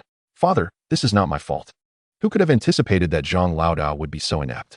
I merely stated the facts, mentioning that his family member Zhang Anping had turned his elbow outward, and he fainted, bleeding from the mouth. Who was there to witness this? In my household, Jun would never be like Zhang Anping, assisting outsiders while neglecting his own family. After all, the eldest family has 3 children, none of whom are truly capable. All 3 combined cannot match the worth of my Jun. Zhang Anping's grandfather initially intended to admonish the second son further, but upon hearing Zhang Yongjun mention his grandson Jun, he swiftly fell silent. Indeed, what use is it to have numerous children in the elder branch if not one of them can compare to the accomplishments of the second family's lone grandson? Father, let us refrain from speaking of my second brother. To be fair, none of us anticipated that the eldest would collapse in such a manner. Who could foresee such an event? We certainly did not wish for it. The younger aunt chimed in supportively. They had come seeking some funds to facilitate their son's entry into the cotton spinning factory. After all, during the last discussion, Zhang Yongbing had shown considerable interest. Little did anyone know he was utterly ineffectual, reduced to a crumpled heap by mere words. As the family engaged in idle chatter, the front door was suddenly kicked open with a resounding crash, startling everyone present. When Zhang Yongjun noticed, it was merely Zhang Anping. His face darkened as he entered, and upon seeing several others gathered, he found a surge of courage, boldly exclaiming, "What's the matter with you? Don't you know to knock before entering? How has your father raised you?" Typically, Zhang Yongjun would not dare confront Zhang Anping directly, but today was different. With his uncle and grandfather present, along with several relatives, he felt emboldened. How could he fear a mere junior in such company? Zhang Anping, scrutinizing Zhang Yongjun, took note of the small gathering in the yard, his uncle sipping tea, his grandfather, and a distant cousin, all present in substantial numbers. Ignoring Zhang Yongjun, he spotted a dung shovel leaning against the wall and seized it with a swift motion. Without hesitation, he swung the shovel towards Zhang Yongjun, the whoosh of the tool alarming the grandfather into an exclamation of shock. "You scoundrel! That's your second uncle." The uncle, caught off guard, spluttered his tea, retreating behind Zhang Anping's grandfather in fear. Good heavens, why is Zhang Anping so ferocious? He's ready to strike without a second thought, wielding a shovel as if to take a life. Seeing the shovel hurtling towards him, Zhang Yongjun trembled and rolled away, narrowly avoiding the blow as it swept just above his head, striking the table instead. The cups that had adorned the table shattered into pieces, the cacophony inciting Zhang Anping's grandfather to yell, "Zhang Anping, what are you doing? You ungrateful wretch!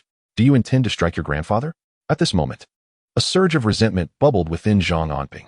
He cast a cold glance at his grandfather. A chilling emptiness gripped his heart. He regarded him as a grandfather, yet he felt he was not acknowledged as a grandson. Choosing silence, he continued to swing the shovel towards Zhang Yongjun, who, witnessing his father's failure to intervene, was rendered speechless, scrambling frantically behind his father for protection. However, his uncle had long been hiding behind the old man, leaving no room for Zhang Yongjun. At this moment, he could not afford to hesitate. He directly pushed Li Dei out. A dead comrade is better than a living monk. Zhang Anping appeared frantic, believing that a wise man does not suffer immediate losses, and hiding behind his grandfather felt relatively safer. Li Dei was pushed out by Zhang Yongjun, his face drained of color. He wanted to retreat further, but Zhang Anping had already raised the carrying pole towards him, causing him to panic and quickly replace his expression with a forced smile. Nephew, your uncle has never wronged you. I dared not offend your father, truly. I am not deceiving you. It was your second uncle who enraged your father. I can testify to that. He argued with your father, claiming that the three of you cannot compare to a single child from his family. Li Dei, being cunning, understood the reason behind Zhang Anping's sudden aggression upon entering. It was indeed due to Zhang Yongbing being enraged to the point of hospitalization today. Yet, he refused to shoulder that blame and instead pushed Zhang Yongjun out.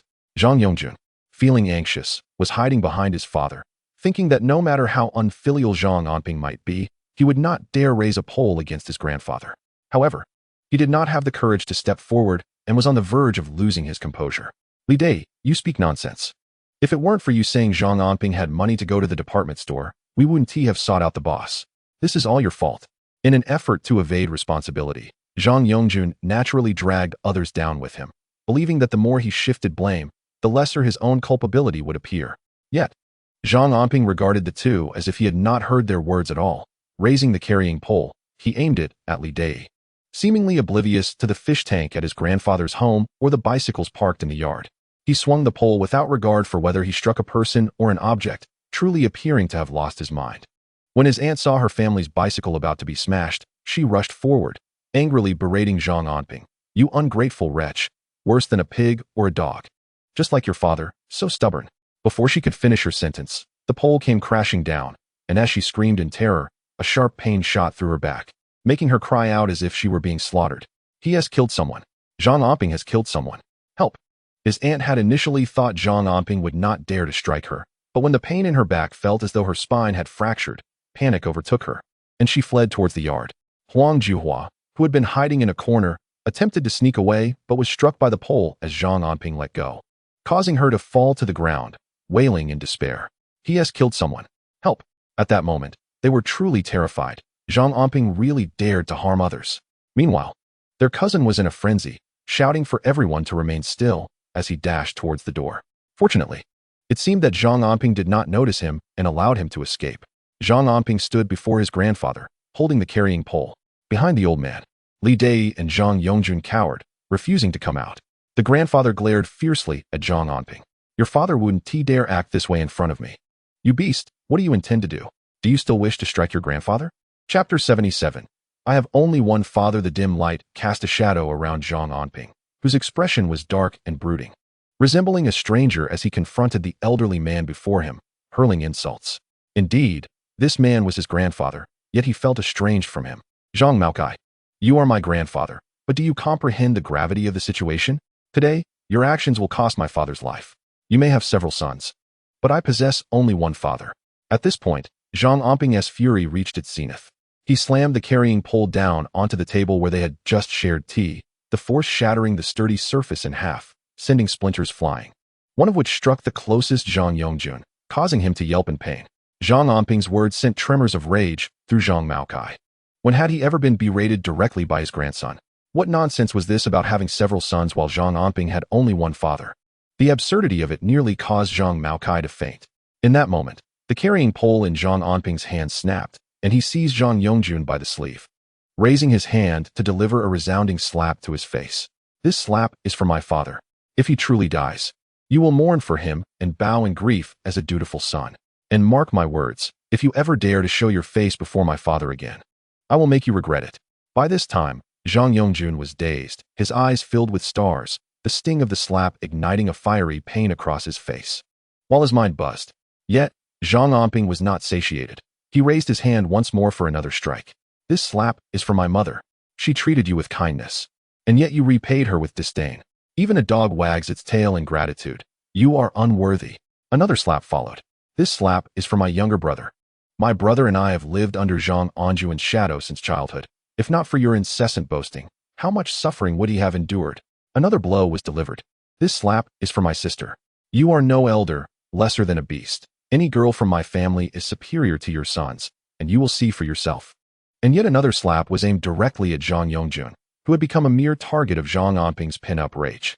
These strikes are deserved.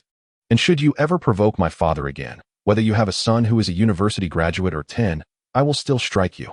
You are nothing but a despicable coward. With each strike, Zhang Anping expressed the fury that churned within him. The thought of losing his father driving him to the brink of violence against Zhang Lingyun. By now, Zhang Lingyun's face was bruised and swollen, resembling that of a pig. Initially, he had cried out in pain, but as he recognized the murderous intent in Zhang Anping's eyes, he fell silent. Fearing that provoking him further could lead to his demise, Zhang Maokai trembled in rage, but the sight of Zhang Anping's reddened eyes made him hesitate to approach. What if, in a fit of anger, Zhang Anping decided to unleash his wrath upon him as well? The frail old man feared that he might not survive such an encounter. Realizing that this impudent youth was not to be trifled with, Li Dai observed Zhang Anping delivering slaps to Zhang Lingyun, trembling at the brutality of the scene before him. The proximity was unbearable. He yearned to flee, recognizing Zhang Anping as a ruthless individual. He resolved to distance himself, seizing the moment while Zhang Anping was preoccupied. However, his plan was thwarted as he barely slipped out from behind Zhang Maokai when Zhang Anping blocked his path. Stunned, Li Dai contemplated escape and attempted a feint towards Zhang Anping, drawing upon his training as a security guard at the textile factory, but it was futile against Zhang Anping, who had once been a local thug, unafraid of confrontation. In an instant, Zhang Anping seized Li Dai by the collar and delivered a heavy slap to his face. This slap is for my father, not you. If he weren't in a coma in the emergency room, you would be kneeling in mourning right now. My father is dead, and your grief would mirror my mother's loneliness. Have you ever considered how heart-wrenching it is for a woman to lose her husband? Zhang Anping glared at Li Dai, recalling how he had once prevented Zhang Maokai from borrowing money, leading to his father's untimely demise. In this life, fate had brought him back to confront Li Dai, with his father's life hanging in the balance. New and old grievances intertwined. This slap is for me, my father is gone. Have you ever felt the helplessness of losing your dearest loved one? I assure you, Li Dai, even if I strike you a few times, you shall remember this. I will make you experience the excruciating pain of losing someone you cherish. Zhang Anping spoke through gritted teeth, sending an involuntary chill down Li Dai's spine, who was already disoriented from the blows. Zhang Anping was indeed a madman, and dealing with such a person was fraught with peril. There would be no advantage to be gained. He resolved to keep his distance in the future. Zhang Anping continued to strike Li Dai, before turning to Huang Juhua, who, terrified, shielded her face and recoiled. The ferocity of Zhang Anping's previous assault had left them all resembling battered swine. She feared that if struck, she would fare even worse. Huang Juhua, stay far away from my family. If you dare stir up trouble again or devise any schemes, I will not spare you. Zhang Anping refrained from striking her, but kicked her disdainfully before preparing to leave. Meanwhile, Zhang Maokai, trembling with rage, felt as though he might explode. He grasped a broom from the corner and, shaking, charged at Zhang Anping, swinging it wildly. You wretched creature, if you have the guts, kill me. Let us see if you can actually do it. Zhang Anping stood his ground, not flinching or dodging as the broom descended upon him, even receiving a few scratches on his neck that drew blood. Yet he did not evade. Silent tears began to fall. His grandfather had many children, but he had only one father. If only my father could rise and chase him with a broom, he would willingly sacrifice 10 or 20 years of his life, just to ensure the well-being of his parents and the safety of his wife and children. Uncle, please stop. At your age, take care of your health. The village chief, accompanied by a group of people, rushed in and was met with the sight of chaos in the house, with Zhang Maokai pursuing Zhang Anping and continuously lamenting. What a misfortune for our family. A wretched son. You should call the police and have this violent rascal thrown into prison. I can no longer acknowledge this grandson. Yes. Call the police and have Zhang Anping arrested and sent to prison. Zhang Lingyun, whose face was already disfigured from the blows, mumbled. Meanwhile, Li Dai, touching his own distorted face, looked at Zhang Anping with trepidation, hesitant to voice his thoughts. Zhang Anping was ruthless, daring to strike them. One could only wonder if he had any backup. Zhang Lingyun, you've sent my father to the hospital, and he is now in intensive care, unconscious. Our family has already paid 500 in medical fees, with more to come. You must settle this amount before we discuss your assault on me. And you, Li Dai, I've struck you as well. You incited them to cause trouble at my home, so you share the blame. If imprisonment is the outcome, no one will escape. Especially you, Zhang Yongjun. Zhang Anping brushed off the dust from his hands. He was known for his volatile temper and occasional recklessness, but he was far from foolish. He had contemplated this confrontation beforehand. Both Zhang Yongjun and Li Dai were penny-pinching misers, always scheming against others. They would rather endure beatings than part with their money. Should you find yourself imprisoned, you'll have a criminal record. I wonder, with a father in jail, where do you think your son, who is on the cusp of job placement, will end up? Zhang Anping strolled leisurely to stand before Zhang Yongjun, lowering his voice to deliver this message. The transformation in Zhang Yongjun's expression was palpable. How could he have overlooked this? Father, let us not speak of imprisonment. Zhang Anping is your grandson, and I am his second uncle. Family squabbles are merely domestic affairs. There is no need to involve the police. Let us just drop it. What is the point of being angry over a broken table caused by my own grandson? Zhang Yongjun leaned closer to Zhang Maokai, quietly relaying Zhang Anping's words. This revelation jolted Zhang Maokai awake. Indeed, how could he have forgotten? His beloved grandson, the only college student in the Zhang family, was due for job placement this year. If Zhang Yongjun were to be imprisoned now, heaven forbid, what hope would there be for his child to secure a good job? It was unfathomable. One must not sacrifice the greater good for the sake of a moment's anger. The repercussions of Zhang Anping's beating could ruin the brightest future of Zhang Anjun. And regret would come too late. Yes, Zhang Anping is my grandson. He is a bit hot-headed, but we're family. There is no need to involve the police. It's all just a misunderstanding. Let us not make a fuss. Zhang Maokai, being the uncle of Zhang Xuebing, knew that nearly everyone in Zhang Zhuan was related. Zhang Xuebing was roused by the sounds of weeping, accompanied by several villagers, many of whom were already aware of the events that had transpired that afternoon. After all, this hamlet is quite small, and with Wang Erseo's quick tongue, news travels fast. Her husband had gone to seek out Zhang Anping, and many knew that Zhang Yongbing was hospitalized and currently in critical condition. The reason for Zhang Yongbing's hospitalization was also common knowledge among the villagers. Thus, when Zhang Maokai spoke, many overlooked the bruised visage of Zhang Yongjun, who bore the marks of a fierce altercation. Indeed, anyone would be provoked to violence if their father were wronged in such a manner. Yet, it was evident that Zhang Anping possessed remarkable prowess. Not only had he delivered a blow, but he had also instilled a fear in Zhang Yongjun that rendered him silent. Has the surgery been completed, uncle? Is the situation grave? Wang Er proactively approached Zhang Anping, recalling that when he accompanied him to the hospital, Zhang Yongbing had not yet emerged from the operating room. The surgery had concluded, yet Zhang Yongbing remained in the intensive care unit, still unconscious. The doctors had warned that if he did not awaken by the following day, the prognosis would be dire. At this point, Zhang Anping turned his gaze away, his eyes already reddened. The fury he had felt earlier had subsided, yet now he was engulfed in a profound weariness, compounded by the uncertainty surrounding his father's condition, which weighed heavily on his heart. Do not fret, uncle. He is a good man. Those blessed by fate will endure. He will pull through, so do not worry. Wang Er attempted to console Zhang Anping, while Zhang Xuebing sighed deeply. He urged Zhang Anping to remain calm and cautioned against acting impulsively, as his father's fate remained uncertain and there were younger siblings who depended on him. Zhang Anping understood the underlying message in the village chief's words, but felt no desire to articulate his thoughts. He simply expressed that after he returned home to bathe, he would head to the hospital to be by his father's side, thanking everyone for their concern. He then strode confidently away from Zhang Maocai's home and returned to his own, where Zhao Lingyun had locked the yard early, keeping little Bao safe. Upon bathing, Zhang Anping noticed that his hands were swollen and reddened, likely from the force of his earlier actions, yet he felt a strange satisfaction in reflecting on it. Once he emerged from the bath, he informed Zhao Lingyun, I will be heading to the hospital to keep watch over my father. You should rest at home and not open the door. Tomorrow morning, let Wang Er take you and little Bao to the hospital. Remember, little Bao must wear clean clothes. My father is not well, and should the worst happen, I want him to call out to his grandfather. Zhang Yongbing cherished little Bao, and should he awaken, Zhang Anping planned for the child to be there to rouse him. I understand, Zhao Lingyun replied, her heart aching as she comforted him. I will bring you food tomorrow. Do not worry, our father will recover.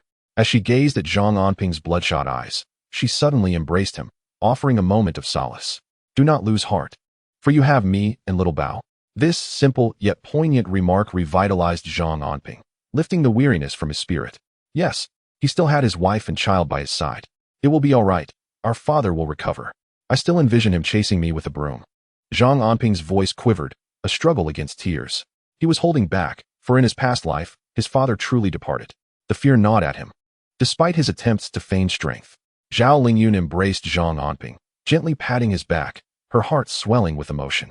This man, who appeared so robust, harbored a vulnerable core. He too felt sorrow, fear, and sadness, yet he chose to reveal this only to her. As Zhang Anping departed, he did not disturb Xiao Bao.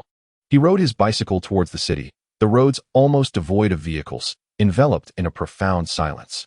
Suddenly, a beam of light flashed past. A vehicle approached from the direction of Zhangjiawen, heading towards the city. Habitually, Zhang Anping edged his bicycle to the side, allowing the thoroughfare for the oncoming vehicle. Soon, the car sped past him, stirring up a cloud of dust. As he watched the vehicle fade into the distance, Zhang Anping was struck by a sudden thought and pedaled faster, catching a glimpse of the license plate. It was a black Santana sedan. What a coincidence! Chapter 79. The knot in one's heart. He recognized that car. It was the same reckless driver he encountered while transporting his wife and child home with a donkey cart. The one who hurled insults without regard for others. At the time, he had remarked that those in positions of privilege should treat others with dignity. He wondered if that driver had comprehended his words. Given the man's demeanor, it seemed unlikely. What a small world, to encounter this Santana again so soon. This vehicle had been frequenting this area. He had noticed that its license plate ended with 3/8. In this day and age, owning a Santana was indicative of an extraordinary individual. It was not unusual for someone to possess such a fortuitous license plate. He would inquire with Sun E to see if this vehicle was among those he had investigated, considering his recent encounters with it. What if? Zhang Anping's heart raced. Yet, he dismissed the notion. After all, there were numerous black Santanas throughout the city, and it was unreasonable to assume each one was the vehicle involved in the accident that injured his father. He had merely encountered this car a few nights prior and felt an odd curiosity due to its presence on the route from the city to Zhangjiawen. By the time Zhang Anping arrived at the hospital, it was nearing midnight. He did not see Zhang Anning, only Zhang Anping keeping vigil by their mother's side. Anping, where is your second brother? I'll ride my bicycle to take him back to school to rest. He has the college entrance examination tomorrow and cannot stay up late. His younger brother, Zhang Anning, was supposed to return home for a couple of days of rest, yet an unforeseen calamity had intervened. With the examination approaching, Zhang Anping found himself questioning whether Zhang Yongjun and his associates had ulterior motives, perhaps fearful of Zhang Anning's potential success. A doctor called for family members. The second brother had been gone for quite some time, leaving uncertainty in his wake. Zhang Anping, still young, appeared dazed, struggling to keep his eyes open, yet forcing himself to speak. You should rest for a moment on that chair. I will stay awake tonight. Zhang Anping, after uttering those words, sought out his younger brother Zhang Anning, only to find him engaged in the extraction of blood. He halted his steps, standing outside the collection room, where he could hear Zhang Anning conversing. Doctor, when my brother arrives, please do not inform him that I have donated blood. I possess little knowledge and cannot be of assistance. My father requires blood, so I am merely a source, being young and having an abundance of it. Despite the pallor of his face, Zhang Anning was forcing a smile, oblivious to how grave his condition truly was. You need to replenish your nutrients. It is inadvisable to draw blood from you if the patient is still in need. No, it's just my blood they're taking, and I am of little use. This is the only way I can help. Zhang Anning insisted, just as the door swung open, revealing Zhang Anping, who calmly addressed the doctor. Doctor, my brother is unwell. He has his college entrance examination tomorrow. My father requires blood. Please take mine instead, as we share the same blood type. Upon hearing this, the doctor was momentarily taken aback, glancing at Zhang Anning with a hint of disapproval. How could you be so careless? With the college entrance examination approaching, you should not be donating blood. The patient does not require it at this time. I will notify you when it is necessary. Once Zhang Anping and Zhang Anning exited the collection room, Zhang Anping intended to escort Zhang Anning back to school, for the hospital offered no accommodations for rest. How could he endure another night after this blood draw, especially with the examination looming? No, I must stay with our father. The doctor mentioned that if he does not awaken tomorrow, there could be dire consequences. Return to your examination. Focus and do not give up. Just refrain from overthinking in the exam hall. Come, I shall accompany you. Dare you defy me? Do you believe I want to reprimand you? Zhang Anping's eyes widened, though he did not wish to be harsh with his younger brother. Yet, tomorrow was the crucial examination day. However, as they made their way back to school, Zhang Anping led him to a bridge where a vendor sold beef noodles, ordering 3 bowls. They each relished a bowl, intending to bring one back for Zhang Anping. I will return and ensure they are dealt with. Rest assured, our father is in good health. Tomorrow, I will have Xiao Bao come over. He cares for him deeply. I will also invite Officer San. Last time at the provincial hospital, our father was worried about expenses, believing that surviving might lead to finding the culprit and securing compensation. With your brother here, you need not worry about anything. Focus on your examination and strive for your own success. Among us 3 siblings, none can falter. Take this money. Zhang Anping handed Zhang Anping a stack of cash. Zhang Anping hesitated, about to protest, but was silenced by a glare from Zhang Anping. Recalling that had he not had money in the past, they would have struggled to bring their father to the hospital in his absence. From now on, eat and drink as needed. Do not fret about money. In truth, Zhang Yongjun's assertions are accurate. Your brother earns quite well from catching and selling crayfish, raking in thousands daily. Giving you some money is negligible, and it is nothing compared to the expenses for our father's treatment. To reassure his brother, Zhang Anping calmly disclosed his income, leaving Zhang Anping aghast, momentarily speechless. This is astonishing. How does my brother earn so much? In truth, Zhang Anping intentionally spoke in such a manner, understanding the weight of responsibility on his brother's shoulders. Having grown accustomed to poverty, Zhang Anping felt inferior.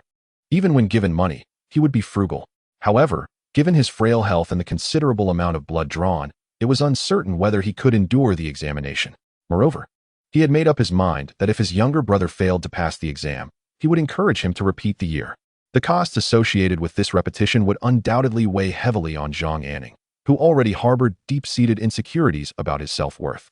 And revealing his income would surely bring him some solace.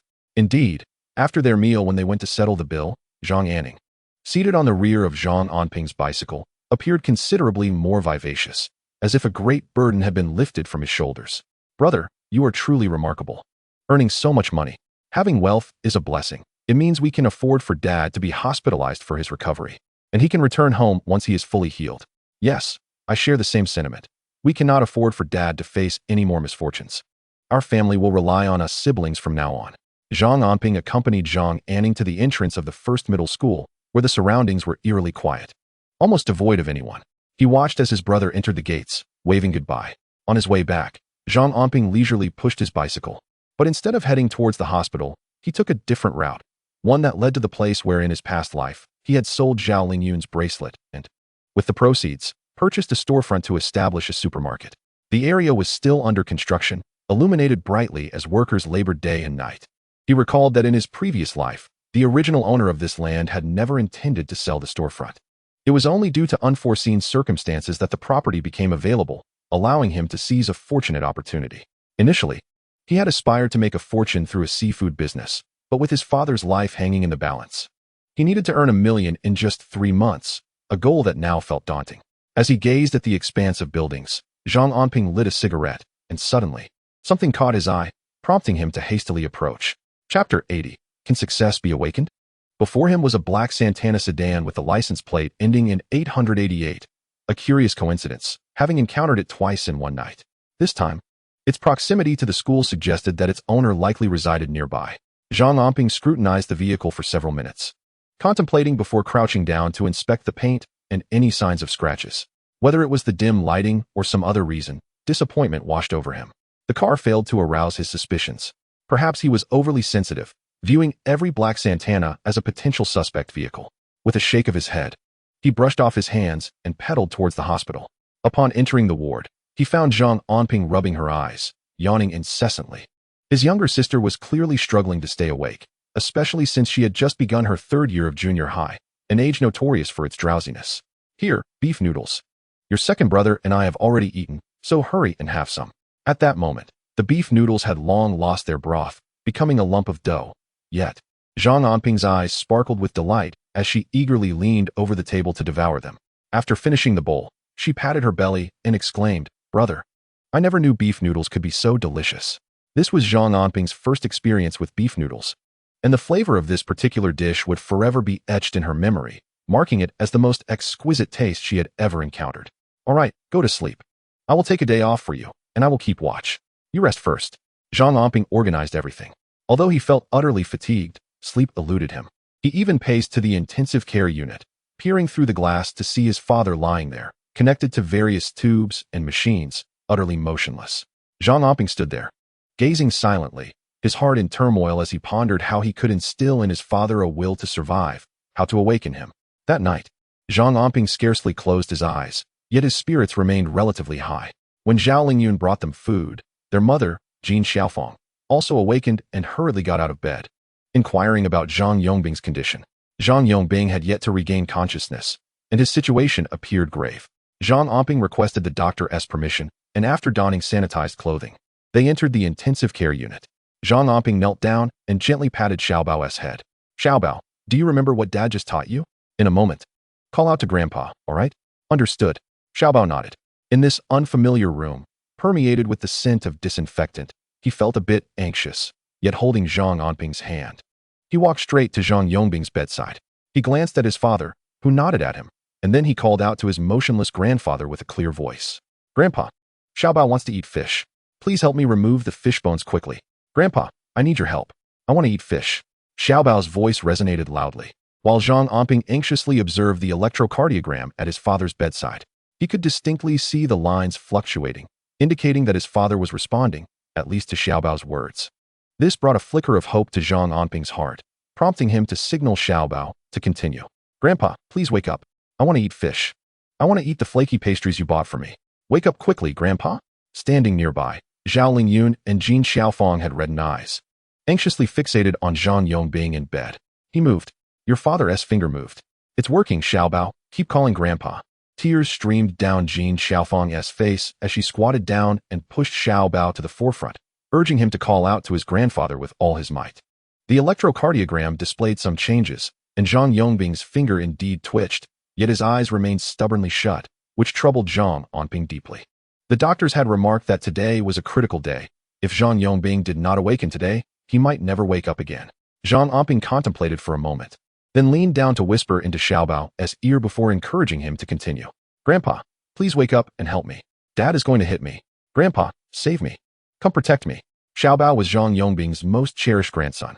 Even in his gravely injured state, he would struggle to peel fish bones for Xiaobao, indulging him to an extraordinary degree. As long as he was present, whenever Xiaobao opened his mouth, food would find its way into it. Zhang Anping's treatment of his grandson contrasted sharply with his approach towards his son. Initially, Zhang Anping believed that the mere call of Xiaobao would ignite a will to live within his father, that instinctively, he would awaken, for deep within, his most cherished thought was of his grandson. Yet this time, despite fluctuations in the electrocardiogram and the faint movement of his father's hand, it proved futile. The hand quivered slightly, yet the eyes remained stubbornly shut, and no sound could escape his lips. The situation was dire. Even Xiaobao sensed the gravity of it, and in a fit of despair, he cried out, bereft of words, merely calling for his grandfather. Even at such a tender age, he felt the encroaching fear. Grandpa, is it really over? Meanwhile, Jin Xiaofeng was also in tears, her lips muttering fervent prayers. Oh, Bodhisattva, please open your eyes. Take my life if you must, for I have devoted my life to worshipping and doing good. To Jin Xiaofeng, the death of her husband would signify the collapse of her world. Mom, please don't cry. Step back a moment. Let me speak with Dad. His hand is moving. He must still be able to feel. Zhang Anping felt a pang of anguish in his heart. Yet, at this moment, he had to be the pillar of strength. He could not succumb to panic. His son, siblings, and even his mother were relying on him. He had to devise a way to pull his father back from the brink of death, no matter how arduous the path ahead. Thus, Zhang Anping crouched down once more, whispering urgently into Zhang Yongbing's ear. Dad, Son Yi and Officer Li Jun are here. They say that the perpetrator has been apprehended and is now in custody. You are needed as a witness. Just awaken and identify them. And your hospital expenses and nutritional support from your last stay in the provincial city will be covered, amounting to tens of thousands. Previously, Zhang Anping had capitalized on his father's sensitivity to money, guiding him before surgery to instill a desire to survive, leading to an exceedingly successful operation. This time, he intended to employ the same tactic to rouse his father. Indeed, the electrocardiogram fluctuated once more. Zhang Anping could even perceive movement in his father's eyes and hands, which seemed to lift slightly. He grasped his father's hand tightly, his eyes reddening, his voice trembling yet composed as he urged, Please, awaken. If you do, the perpetrator will face justice, and your medical expenses will be reimbursed. However, to Zhang Anping's horror, he realized that his father's hand was growing increasingly feeble. Chapter 81. Do you wish for our father to live or to die? The family rushed out, as the patient's condition had deteriorated, requiring immediate intervention. A nearby doctor decisively called for Zhang Anping and the others, signaling them to leave at once. This attempt to awaken the patient had ended in failure. Whether it was bringing Xiao Bao in or urging his father to serve as a witness against the culprit, all efforts had proved futile. Unable to rouse his father from his slumber, Zhang Anping and his companions were expelled from the ward by the doctors. Subsequently, a physician approached with a thick stack of documents requiring signatures from the family. Zhang Anping casually perused a few pages, only to have his countenance darken significantly.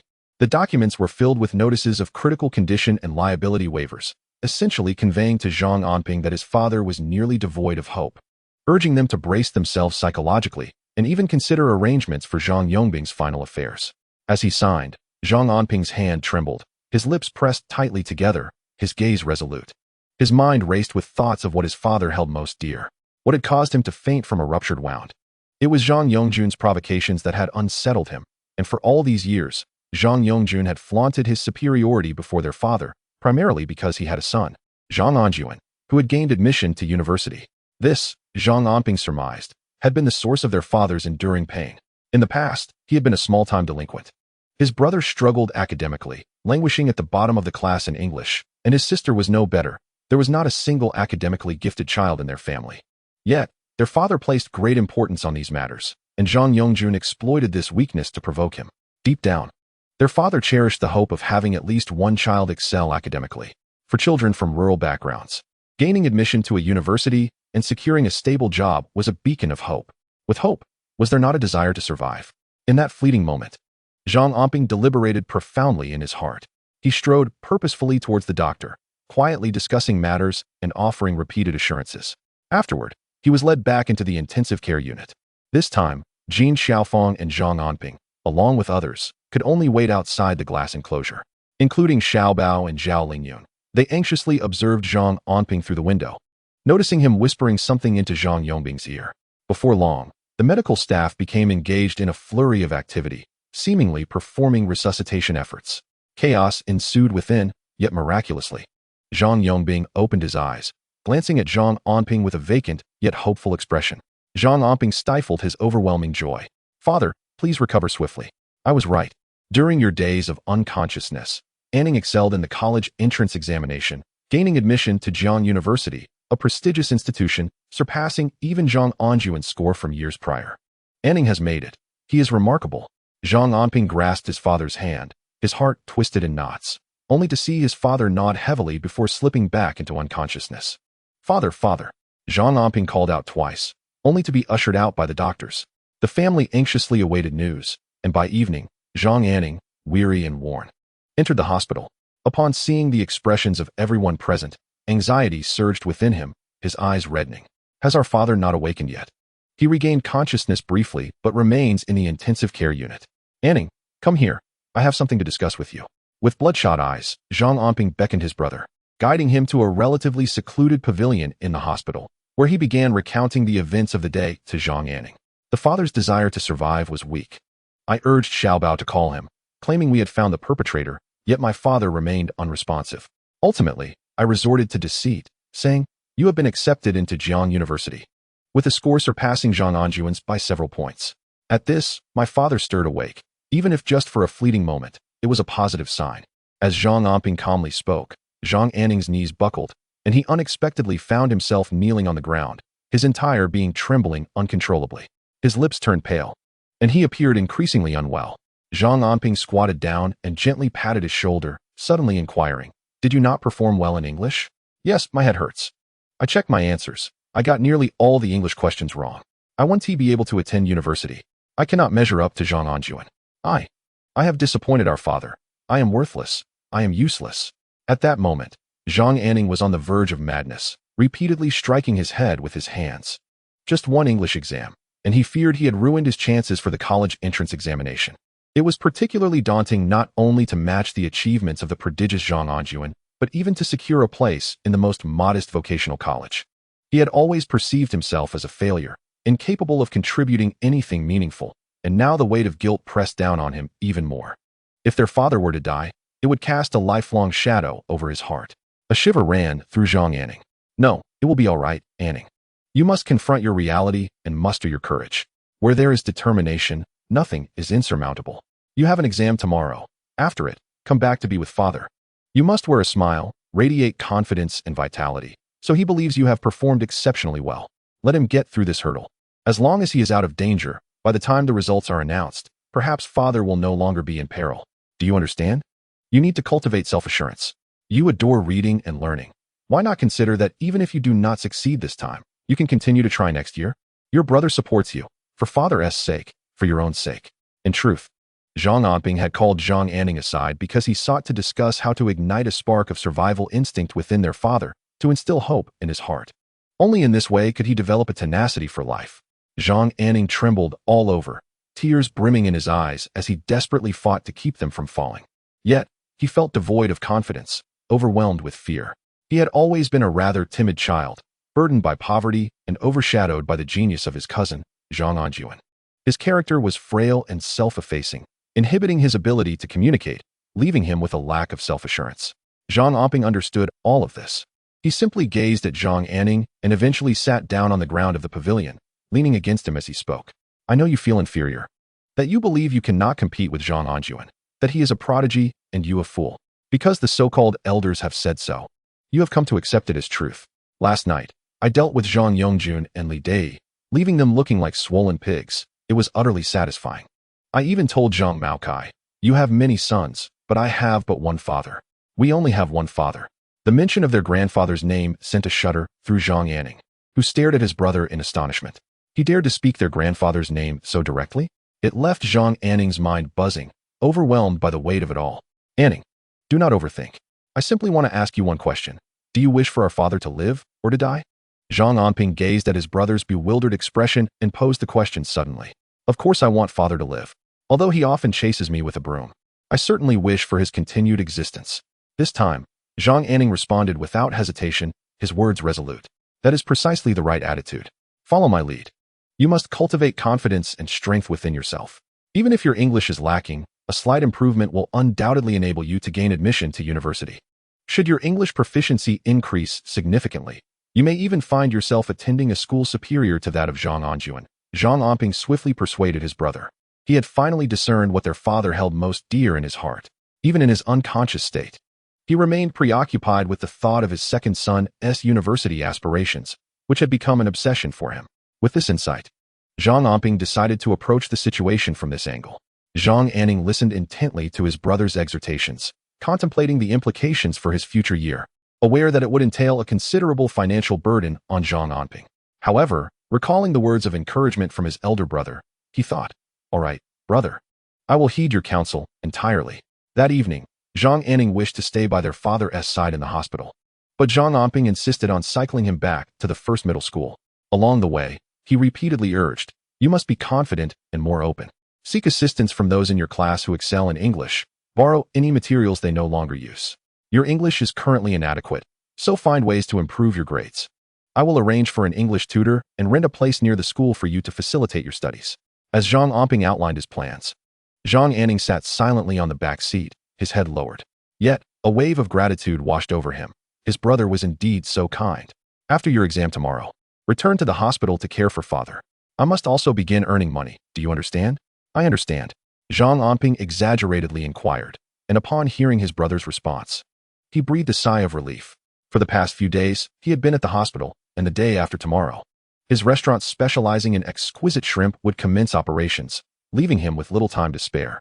Thus, the responsibility of attending to their father would fall upon his younger brother, especially knowing that their father's deepest concern was Zhang Anping's education.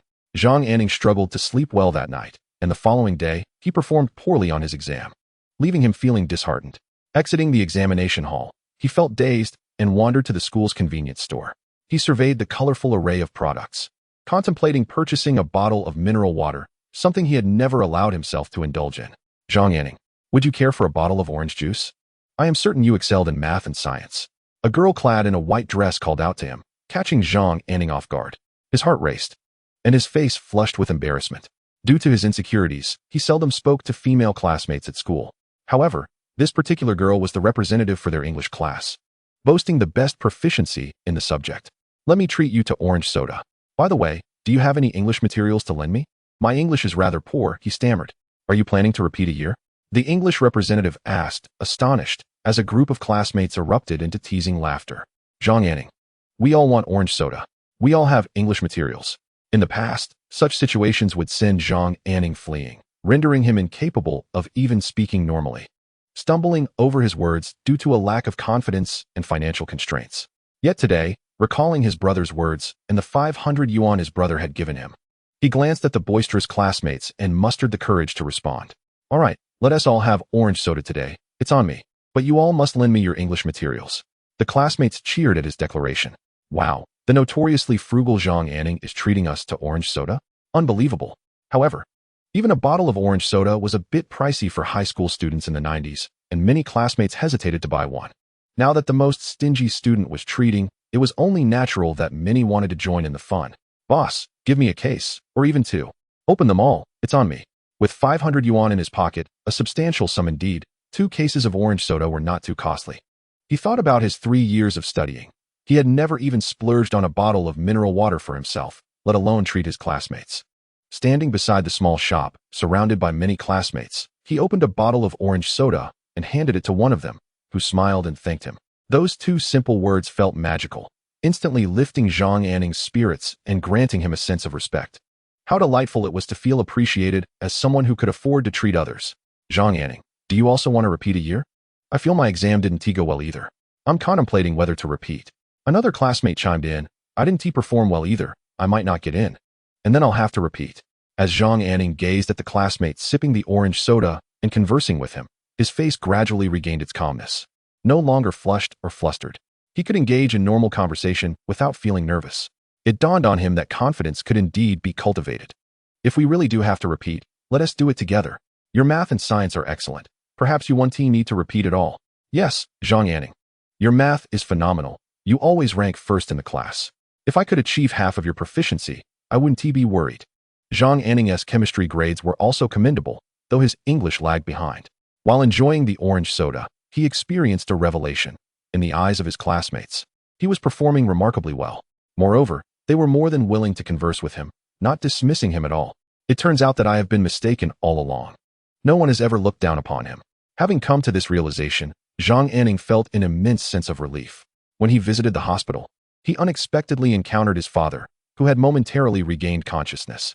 His brother beckoned him inside, and as he held his father's hand, he was filled with joy. Zhang Anping stood by, playing the role of commentator. Dad, look at how delighted our second brother is. I didn't deceive you. He has secured a spot at Jiang University. You should recover soon and be discharged, so the driver who caused the accident can compensate you. That money will be just enough to help our second brother attend college. Wouldn't you agree? Attending university requires substantial funds. Zhang Anping astutely gauged Zhang Yongbing's sentiments. Upon hearing this, Zhang Anping was elated to notice his father's grip tightening around his hand. However, suddenly, Zhang Yongbing began to make incoherent sounds, his hands flailing about, which frightened Zhang Anping into calling for a doctor. Doctor, please come quickly. I think something is wrong with my father. Zhang Anping crouched down, pressing his ear close to Zhang Yongbing's lips, seemingly deciphering some words. I understand now. I will remind our second brother to attend university. Zhang Anping repeated the phrase, attend university thrice, as he had caught a vague mention of the word university in his father's garbled speech. He surmised that their father was concerned about Zhang Anping's college aspirations. Just then, the doctor arrived. Zhang Anping and Zhang Anping retreated to a small pavilion within the hospital grounds. They sat down on the steps of the pavilion. You have completed your exams. Tomorrow, the new store will open, and I expect it to be quite busy. You must exercise patience in caring for our father and find ways to help him navigate through this critical phase. Once he is moved to a general ward, we can breathe easier. Zhang Anping had spent several days at the hospital, and with business matters awaiting him. He had to entrust the care of their father to Zhang Anping, as their mother was also unwell and their sister needed to attend school. Only Zhang Anping could remain at the hospital. Don't worry, brother. By the way, I treated my classmates to orange soda today, and they all thanked me, calling me generous. Some even brought out the class yearbook for me to leave a message. During these days, as Zhang Anping spent time with Zhang Anping, he gradually opened up, even sharing his experiences at school with his brother. This would have been unimaginable in the past, given Zhang Anping's self-esteem issues and their strained relationship, where the two brothers seldom engaged in heartfelt conversation. That's wonderful. One must be confident and generous, and believe in oneself. Zhang Anping smiled. recognizing that his younger brother was indeed quite intelligent. However, in the past, Zhang Maokai had always compared him unfavorably to Zhang Anping, leading to incessant reprimands and disdain directed at him. This had fostered a sense of inferiority and timidness in his character. Altering such traits could only be achieved gradually, starting from small matters. After exchanging some casual remarks, the brothers parted ways. With Zhang Anping present, Zhang Anping decided to ride his bicycle back home for the night. Over the past few days, he had hardly slept and felt utterly exhausted. As he pedaled, his legs felt weak. A journey that normally took less than 20 minutes stretched into half an hour. By the time he arrived home, darkness had fallen. Yet the lights in the courtyard still shone brightly. Zhao Lingyun was bathing Xiao Bao, speaking softly and gently to him. "Mom, has Grandpa turned into a mummy? Do you think mummies never die?" "What mummies? Nonsense. Where did you hear that? Who told you?" Zhao Lingyun found herself both amused and exasperated. She had never heard of such a thing. "What is that?" "It's in my aunt's book. There's a tower in it, and the mummies look like Grandpa. If Grandpa becomes a mummy, will he never die?" At that moment, Zhang Anping entered the courtyard and, overhearing Xiao Bao's peculiar question, couldn't help but chuckle despite his exhaustion. "You mean a mummy, right? It must be from Zhang Anping's history book about ancient Egypt, where the tightly wrapped mummies caught Xiao Bao's attention. And then he saw Zhang Yong being all wrapped up as well. Doesn't it look just like a mummy?" However, since Xiao Bao was not very familiar with characters, he mistakenly called it mummy, which was quite amusing. "Grandpa won't die and won't turn into a mummy. Xiao Bao, behave at home. In a few months, I can send you to first grade." Zhang Anping's voice suddenly chimed in, eliciting a joyful cheer from Xiao Bao as he affectionately called out, "Daddy." Zhao Lingyun also stood up, looking at him with a smile, and asked with a hint of concern, "Haven't you eaten yet?" "There are some noodles at home. Let me prepare something for you." Zhang Anping replied, quickly lifting the bathing Xiao Bao, drying him off. The child's skin was exquisite, akin to fine white jade, making one unable to resist the urge to kiss him. This child still thought of his grandfather at home. No wonder Zhang Yongbing adored him so much. After chatting with Xiao Bao for a while, the little one, feeling drowsy, soon fell into a deep slumber. On the table, Zhao Lingyun served a bowl of clear scallion noodles, the snowy white noodles complemented by vibrant green scallions, topped with 2 golden eggs, the fragrant steam wafting enticingly. Zhang Anping sat comfortably at the table, devouring the noodles heartily. Home is indeed the most comforting. The noodles were delicious, and his heart felt at ease. All the while glancing at his wife, Zhao Lingyun. "I've been busy these past few days. Thank you for taking care of the household," he remarked. "Is there more noodles in the pot?" "Yes, I'll serve you another bowl." Seeing Zhang Anping eat so quickly, Zhao Lingyun assumed he was starving. Little did she know. He entered the kitchen and brought her a bowl of noodles as well, hiding the 2 eggs from the bottom of the bowl into hers, insisting they share a meal. This surprised Zhao Lingyun, but a smile unconsciously crept onto her lips as she nodded, and they sat together at the table. "I need to deliver shrimp to the city before dawn tomorrow, and I'll be busy over the next few days. Take good care of yourself and Xiao Bao at home. If you need help, just call Wang Er or Zhang Si," Zhang Anping said apologetically to Zhao Lingyun. Having spent the past few days at the hospital, he hadn't been able to tend to the household or Xiao Bao. As he spoke, he noticed the bangs on Zhao Lingyun's forehead had fallen, and he gently tucked them behind her ear. This intimate gesture made Zhao Lingyun's heart race and her ears flush. Yet she did not shy away. Zhang Anping, upon witnessing her demeanor, could not resist the urge to caress her smooth cheek. This softness stirred a tenderness deep within his heart. He instinctively rose and leaned his head against Zhao Lingyun's back, closing his eyes and allowing himself to drift into a state of complete relaxation, free from thoughts. Zhao Lingyun, too, dared not move, permitting Zhang Anping to lean against her. Fully aware of the exhaustion he had endured over the past few days, having not slept for 2 nights. After a brief moment of repose against Zhao Lingyun's back, Zhang Anping regained his composure and made his way to the fish pond. There, he encountered Zhang Si, who informed him that previously, there had been individuals in the village competing to set traps in the pond. However, after Zhang Anping returned and decisively dealt with Zhang Yongjun and Li Dai, those who had once contested with him for the fishing grounds had departed to neighboring villages, presumably out of fear. After all, Zhang Anping had earned a notorious reputation. The recent incident involving Zhang Quan and his altercation with Zhang Yongjun had made the villagers regard him as a formidable figure. Who would dare to provoke such a man? Zhang Anping had not anticipated that his confrontation with Zhang Yongjun would yield such unexpected advantages, a delightful surprise indeed. Upon hearing Zhang Si's account, he felt a surge of happiness and casually handed him a packet of Hongtam Mountain cigarettes. Upon seeing the fine quality of the cigarettes, Zhang Si quickly wiped his hands and accepted them. The two leaned in together to light a cigarette, when suddenly, Zhang Si hesitated. Brother Zhang, there is something I'm uncertain whether I should disclose. It concerns Zhang Anjuan, he began. Zhang Anjuan? Has he returned to the village? Zhang Anping was taken aback, for he held vivid memories of this cousin. The pride of the Zhang family, at this time in his past life, should have been in the provincial capital awaiting job placement. It seemed he had remained there and was doing quite well. Zhang Anping and Zhang Anning had often been compared to him, enduring the sting of such comparisons. I encountered your grandfather today while heading into the city. Since we hail from the same village, I offered him a ride and took him to the post office. Your grandfather isn't very literate and requested my assistance. Zhang Si continued, momentarily faltering. He recalled Zhang Maokai's stern warning not to divulge the details of that time. Yet, he felt it unjust that Zhang Maokai had displayed such blatant favoritism, and he sympathized with Zhang Anping and his family. It turned out that Zhang Yongjun had been severely beaten by Zhang Anping, leaving his face swollen like that of a pig. And he had gone to the town hospital for medication and treatment. Only Zhang Maokai had ventured into the city, ostensibly to send money to Zhang Anjuan. Your grandfather is sending money to Zhang Anjuan. I assisted in filling out the remittance form. Can you guess how much it was? Zhang Si exclaimed, taking a deep drag from his cigarette, his voice trembling with astonishment. After all, he had been taken aback by the amount. 5,000. He exclaimed. Goodness. Your grandfather's tea plantation must be quite profitable. I remember that plantation was established by your father and mother.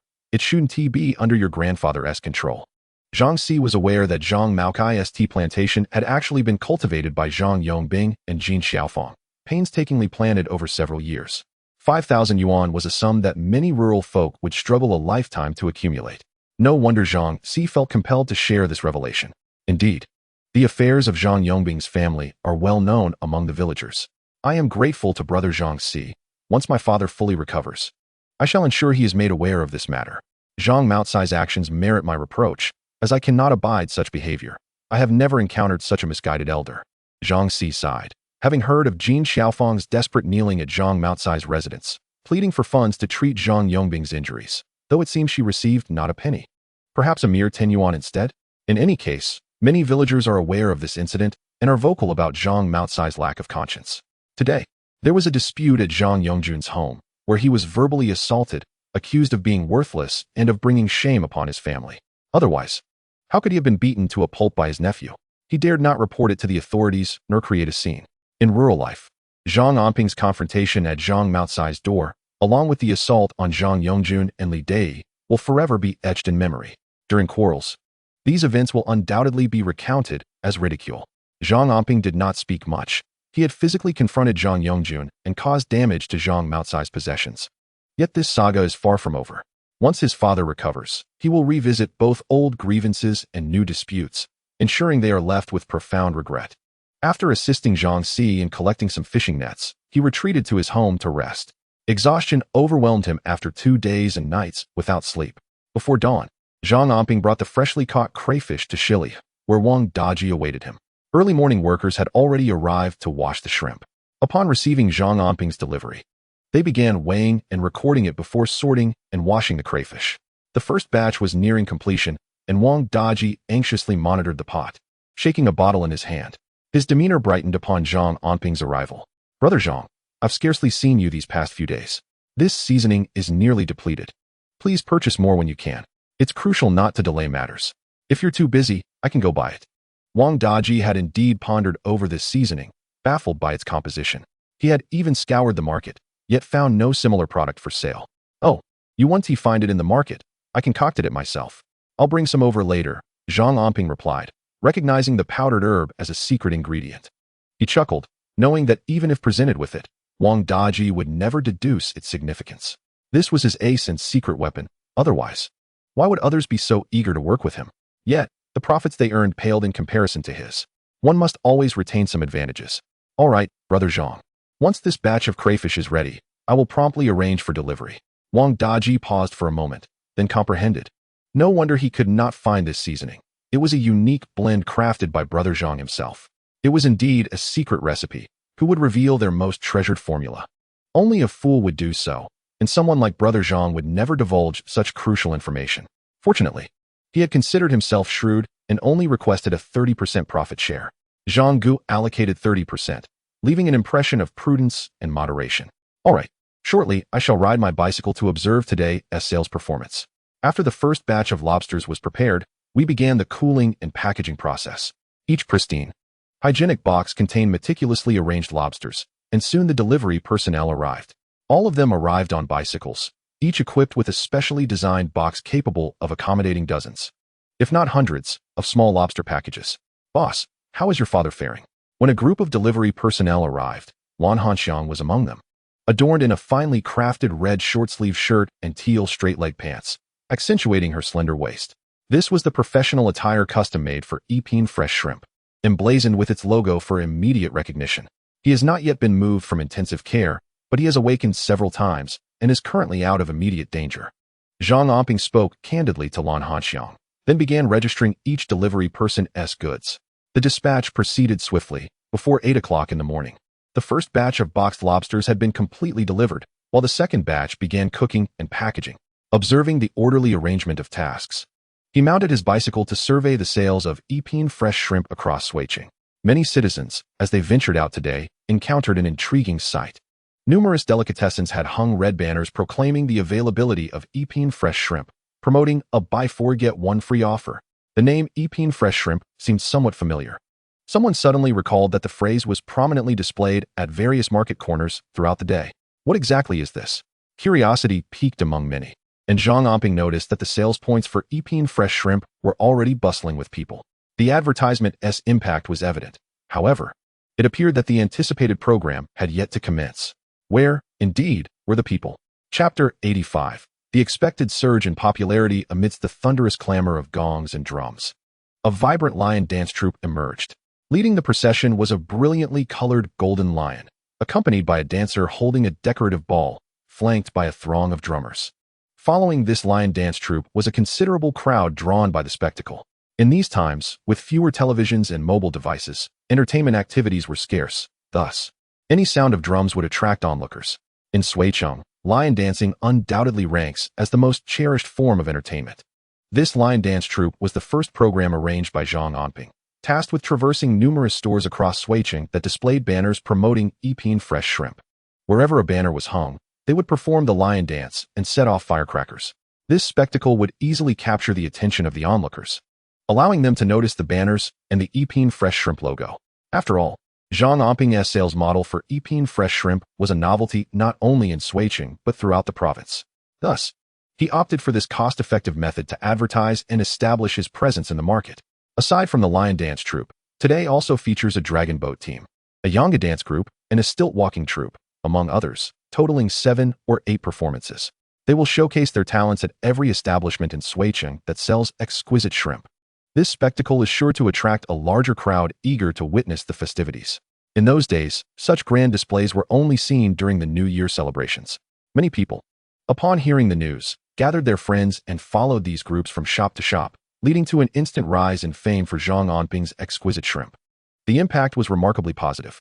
Observing the audience, Zhang noted their curiosity as they peeked into the shops during the performances, driven by the human instinct to seek bargains. When they saw the promotion of 4 portions of exquisite shrimp with 1 complimentary, some were tempted. However, as they gazed at the shrimp, which they had never tasted before, they hesitated, pondering its perceived expense. Yet, the allure of trying something new was irresistible, prompting some to purchase 4 portions and claim the 5th for free, presenting a luxurious sight in their specially designed bags, igniting envy among onlookers. Others, reluctant to spend alone, conspired with familiar neighbors, pooling their resources to buy 4 boxes and thus securing a complimentary one. Their intention was merely to taste this delicacy. As the awareness of exquisite shrimp in Suiqing was still relatively low, many had only heard whispers of it without ever having savored it. Zhang Anping rode his bicycle, observing the throngs around the shrimp vendors, scrutinizing the staff's adherence to protocols, whether they wore gloves, and if the refrigeration units were adequately maintained. He assessed the overall hygiene standards. Boss, a busy staff member suddenly looked up at Zhang, startled and a bit anxious, for they had been trained for some time, and today marked their official debut. Curious eyes fell upon Zhang, filled with intrigue. They had just been pondering who was clever enough to devise such an innovative method for selling shrimp, and it seemed as if, overnight, every establishment in Suiqing had adopted the banner of exquisite shrimp, a truly impressive scale that left them astounded. They were taken aback by how youthful the proprietor appeared. Such vigor and capability at a young age was indeed admirable. As for jealousy, it only arose among those of similar standing. Clearly, Zhang Anping surpassed them significantly.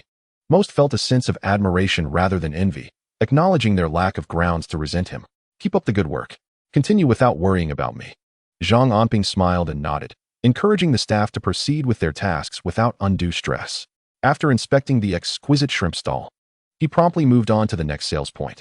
Not having traveled 200 meters, he encountered another establishment, a marinated food shop, adorned with a red banner proclaiming exquisite shrimp. Customers entering would glance curiously at the neatly arranged boxes of shrimp, with some occasionally purchasing one or two to take home.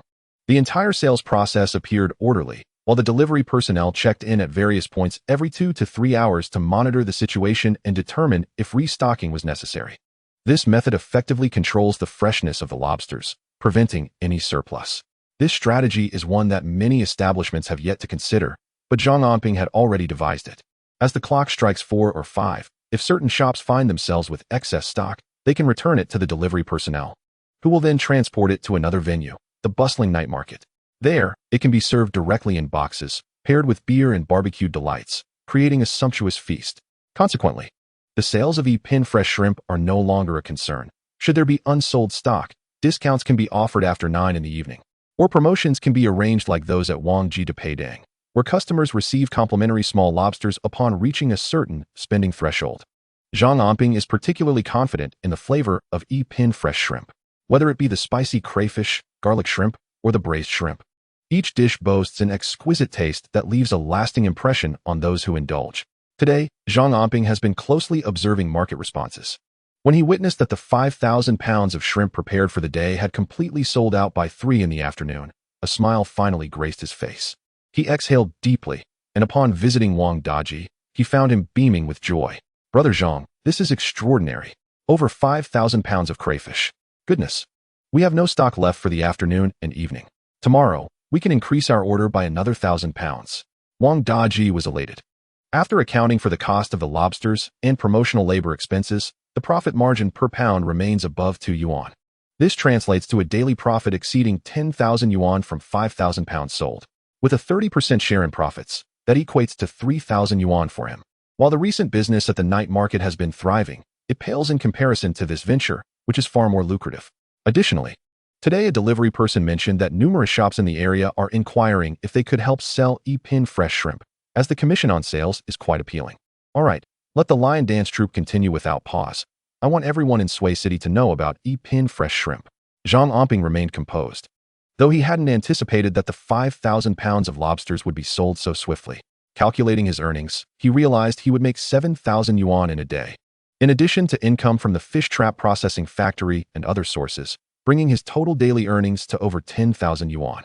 However, he still appeared to be 100,000 yuan short of his ambitious goal of 1 million in 3 months. Fortunately, he believed the business would only improve as it gained traction. By the way, Brother Zhang, I almost forgot to mention, Officer Li visited my shop today and asked you to come by his office tomorrow. He said it concerns a very important matter.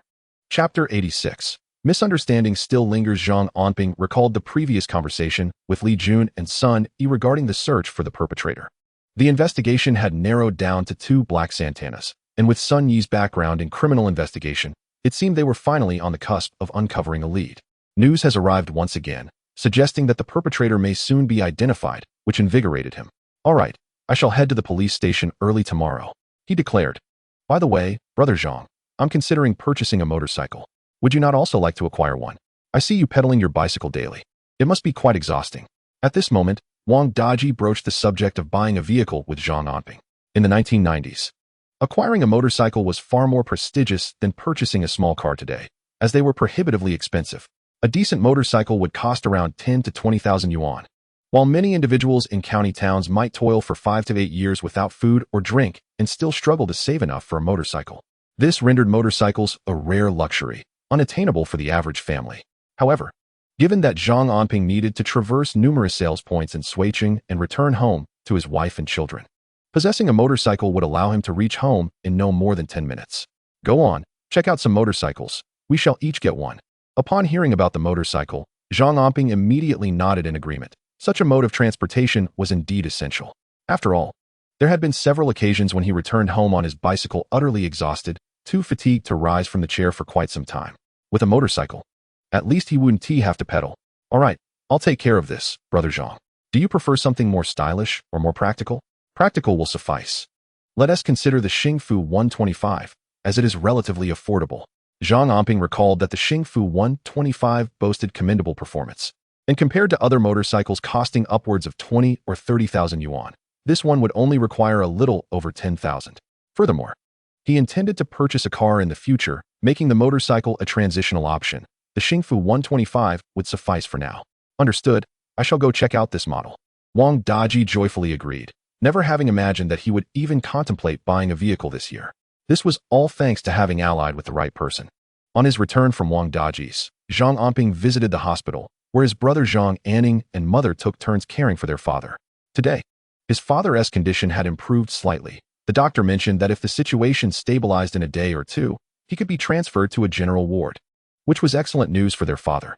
That evening, observing his mother's weary appearance, Zhang Anping insisted on escorting her home to bathe and rest, as the hospital environment was inconvenient and she had not had a good night's sleep in several days. Zhang Anping worried that if his father remained hospitalized, his mother might fall ill first. Thus, on the way home, he had her sit on the back of his bicycle, pedaling slowly. Having run around all day, he felt particularly fatigued that evening. Jin Xiaofeng, noticing his exhaustion, would dismount during uphill stretches and even lend a hand to push, leaving Zhang Anping somewhat helpless. He could only inform his mother of his plans to purchase a motorcycle in a few days. Zhang Anping's words left Jin Xiaofeng utterly astonished. A motorcycle? The car is quite expensive. How could you possibly afford it? It's a heavy burden. No worries, money can be earned gradually. The shrimp business is doing reasonably well. Don't fret, mother. If you truly care for me, just sit still on the back of the bicycle while I pedal us home swiftly to avoid returning at midnight. Zhang Anping felt a sense of helplessness. Otherwise, his mother would always jump on the bicycle. At her age, a careless fall could be disastrous. Oh, my child. Your father and I have burdened you. We have caused you distress, Jin Xiaofeng said, gazing at her son's weary countenance, her heart aching. This child endures more hardship than she does. Buy a motorcycle, it will ease your load. We cannot have you wear yourself out, especially since the family relies on you. Though Jin Xiaofeng was also concerned about finances, her concern for her son outweighed all else. They returned to the village around midnight. After seeing his mother home, Zhang Anping returned alone, surprised to find the lights still on in his house at this hour. An inexplicable emotion welled up in him, a twinge of sadness. His wife must be waiting for him. In the entire Zhangjiawen, nearly every household had extinguished their lights. All were deep in slumber, except for Zhao Lingyun, who kept a single lamp lit in anticipation of his return. The feeling of being cared for, of being missed, was truly wonderful. As Zhang Anping inserted his key into the door, the sound startled Zhao Lingyun, who emerged, her face lighting up with a gentle smile upon seeing him. You must be hungry. The food is in the pot. I'll serve it for you. At this hour, it was nearly midnight. Zhang Anping's stomach had long been growling with hunger, and upon seeing the plate of stir-fried small catfish his wife had prepared, his eyes glistened with emotion. His wife was so thoughtful. Returning home late to a warm meal felt like a blessing. There were also a few roasted sweet potatoes in the stove. Zhang Anping recalled the busiest days of catching lobsters, when he would rush to the city on his donkey without a moment to spare for a meal, subsisting on those roasted sweet potatoes that were simply delectable, their sweetness lingering in his heart forever. The shrimp business opened today and is doing quite well. Don't worry about me. I estimate I won't be so fatigued once father is transferred to a regular ward, Zhang Anping reassured Zhao Lingyun, both explaining and comforting her. He cherished the moments spent with family, yet the demands of starting a business required his attention. Whenever they had time together, he enjoyed conversing with Zhao Lingyun, as it brought them closer. Next time, don't wait up for me. It's too late, and you must be tired. Be a dear and rest early.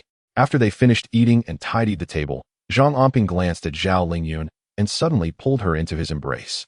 At that moment, Zhao Lingyun felt flustered, her cheeks flushed crimson. She wanted to resist, but lacked the strength. Her face was warm, and she could only lower her head, feeling as though she were intoxicated and utterly weak. Zhang Anping merely pressed a gentle kiss on her forehead, hesitating slightly, remembering how his previous hopeful advance had been met with rejection by Zhao Lingyun. On this occasion, he felt a twinge of fear. However, he reminded himself that there was no need to rush.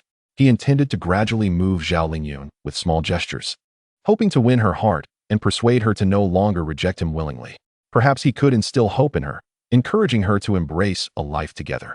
The thought of adding a brother or sister for little Bao filled Zhang Anping with joy. Ultimately, he released his grip and returned to his room, unaware of the hint of disappointment in Zhao Lingyun's eyes. The following morning, Zhang Anping stealthily departed his home before dawn. He first went to Shili to oversee the packaging and distribution of the first batch of crayfish. When the clock struck 8 or 9 and the pace slowed, he ventured to the police station to seek out Lingyun. To his surprise, Zhang Anping heard another piece of exhilarating news. Chapter 87. The small man Zhang Quan's case was set for verdict, scheduled for 2 days hence. I have secured a spot for you to witness the proceedings firsthand.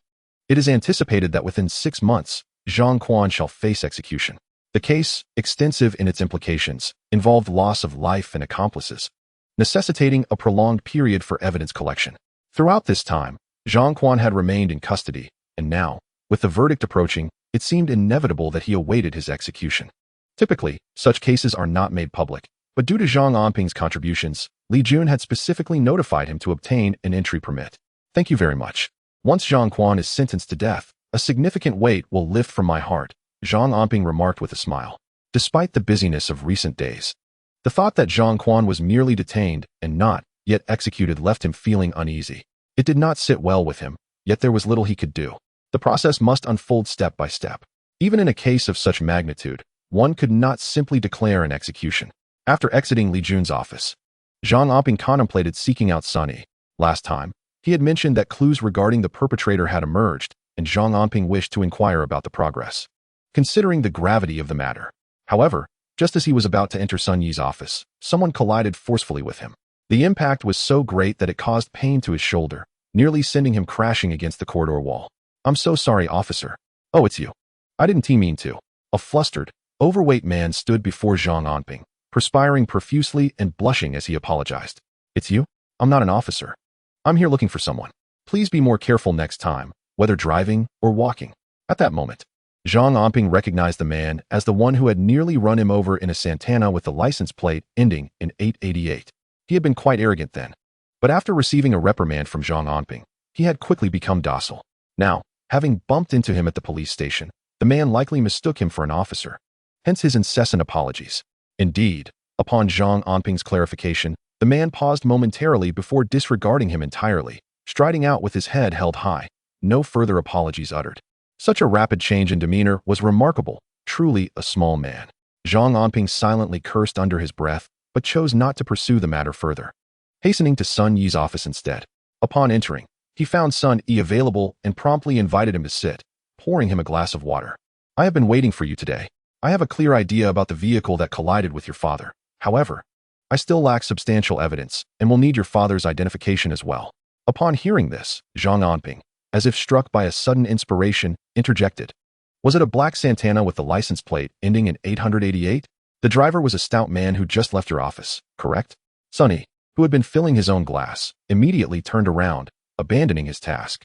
His eyes gleamed with curiosity as he regarded Zhang Anping, exclaiming in astonishment, "Ah, I almost suspect you have military training or experience in criminal investigation.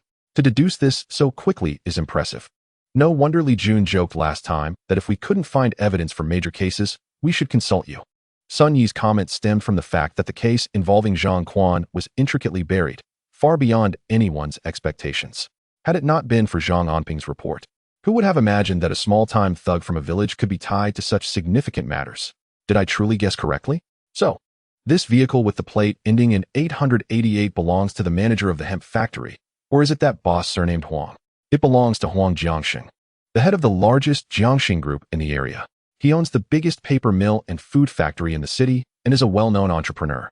I have already spoken with his driver, Huang Yukai, who seemed evasive, suggesting there might be something amiss. With this revelation, Zhang Anping quickly realized that the stout man he had encountered was indeed Huang Yukai, the driver for Huang Jiangxing. However, he lamented the lack of concrete evidence. Merely employing psychological tactics without solid proof would prevent any decisive actions against Huang Yukai. Thus, he resolved to further investigate, seeking any individuals who might have repaired the vehicle ending in 888 or any potential eyewitnesses. When your father recovers, we should have him identify the person or the car, Sun Yi suggested, believing that Zhang Yongbing should confirm the details while he continued his search for evidence, witnesses, and surveillance footage. Only with sufficient proof could they proceed with any action. Furthermore, Sun E inquired about their preferred course of action should they locate the responsible party. Would they opt for mediation, pursue criminal liability, or consider another approach? It was crucial for Zhang Anping to have a clear understanding, ensuring they would not find themselves in a reactive position when confronting the situation. Sun E and Zhang Anping discussed the particulars of the case. Given the severity of the incident, the perpetrator would face revocation of their driving license, with a lifetime ban on reapplying, and sentencing would depend on the gravity of the circumstances. Of course, if the perpetrator showed genuine remorse and offered compensation to the victim, there might be opportunities for reduced sentences or even avoidance of liability entirely. Zhang Anping was not fully aware of these nuances, but Sun E was well informed, which is why he sought to gauge Zhang Anping's perspective in advance. Ultimately, Zhang Anping contemplated the callousness of Huang Yukai, who seemed indifferent to the value of human life. In his previous life, his father was unable to apprehend the perpetrator until his dying breath. Such individuals, once they manage to evade justice, tend to become increasingly indifferent to human life. This time it was his father. Next time, who could say who the victim might be? What if, like in their past, they found themselves powerless, without connections or influence, leading to the destruction of another family? Fine, I understand your intentions. Since you have come to visit today, let us have a thorough discussion. How did you deduce that the vehicle involved was a Santana with the license plate ending in 888? Sunny, curious at this moment, engaged in conversation with Zhang Anping in the office. The atmosphere today was vibrant, reminiscent of a festive celebration, as the sound of drums and gongs filled the air. Outside the detention center by the western gate of Sui City, there was also a shop selling marinated delicacies, offering the same shrimp dish, which made the firecracker sounds of the lion dance audible even within the detention center. Many inmates craned their necks, peering curiously towards the outside world. Alas, the towering iron bars and gates obstructed their view of the sky. Zhang Quan, having lost considerable weight, stared blankly at a newspaper. The article detailed the police's breakthrough in a major case, and he fixated on a few words, his expression darkening. Chapter 88. Who is impersonating this deceased relative? The Zhang villager, it turned out, was Zhang Anping. Zhang Quan felt a sudden clarity wash over him. After his arrest, he had been perplexed, unable to comprehend where he had slipped up so badly that the police had discovered him. He had speculated that perhaps he was reported by someone or caught in the act. But who could the informant be? Who had witnessed his misdeeds? Zhang Quan considered many individuals, even pondering whether it could be Zhang Anping, yet he dismissed the thought. After all, this young man had been involved in his schemes for quite some time. He was a scoundrel, willing to send Zhao Lingyun to a salon to settle gambling debts. And he was exceedingly selfish, preoccupied with his own pleasures, indifferent to the fates of his kin. Such a person would hardly report him, although it seemed he had changed. One's nature is hard to alter, and Zhang Anping remained oblivious to the illegal activities Zhang Quan had concealed from him. Thus, Zhang Quan concluded that it was unlikely Zhang Anping had betrayed him. He even speculated whether it could be Huang Mao or someone from their circle who harbored resentment against him, leading to his exposure. Yet, no matter how hard he pondered, he could not fathom who among his own would dig their own grave by reporting him. With these doubts lingering, Zhang Quan appeared compliant and cooperative in the detention center, which led the guards to relax their vigilance toward him somewhat. However, deep within, he was consumed by thoughts of vengeance, questioning who had wronged him. This was not entirely his fault. After all, when Li Jun and his associates apprehended him, they were publicly praising and thanking Zhang Anping, while Zhang Quan himself was already confined in the police vehicle, unaware of the unfolding events outside and still in a state of bewilderment. Suddenly apprehended and confined to a detention center, he found himself isolated from the outside world until just 2 days prior when someone delivered a newspaper and books, claiming they were sent by a relative. These items had been thoroughly inspected. The guards deemed them harmless before handing them over to Zhang Quan. However, Zhang Quan was perplexed, for this so-called relative had long since passed away, no longer existing in this realm. How could they possibly send him anything? Was he losing his mind? Yet, as he perused the contents of the books, he stumbled upon the newspaper, and after several readings, he reached a definitive conclusion. It was Zhang Anping who had orchestrated his imprisonment. Regardless of his disbelief or confusion, he was certain it was Zhang Anping, without a doubt. Who could possibly hide more deeply than Zhang Anping?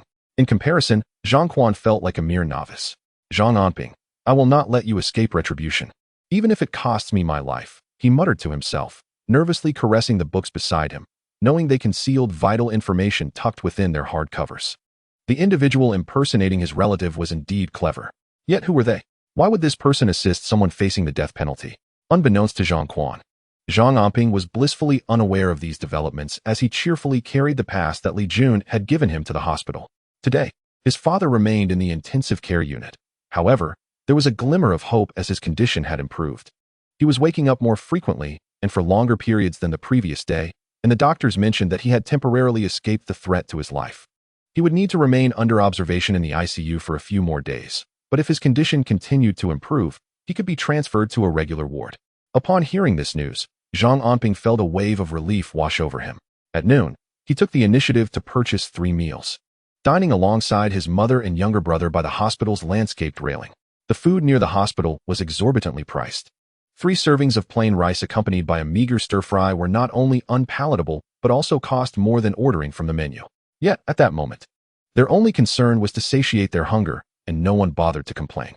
During the meal, Zhang Anping noticed his mother, Jin Xiaofang, appeared distracted, often hesitating to speak and sighing heavily. "Mother, is something troubling you? The doctor said father is improving. He should be out of danger now, so please do not worry." After taking a bite of rice, Zhang Anping transferred the few pieces of meat from his plate to Zhang Anning's bowl, indicating that he found the meat unappetizing due to its gamey flavor. Zhang Anning paused, momentarily taken aback, but remained silent, focusing on his meal.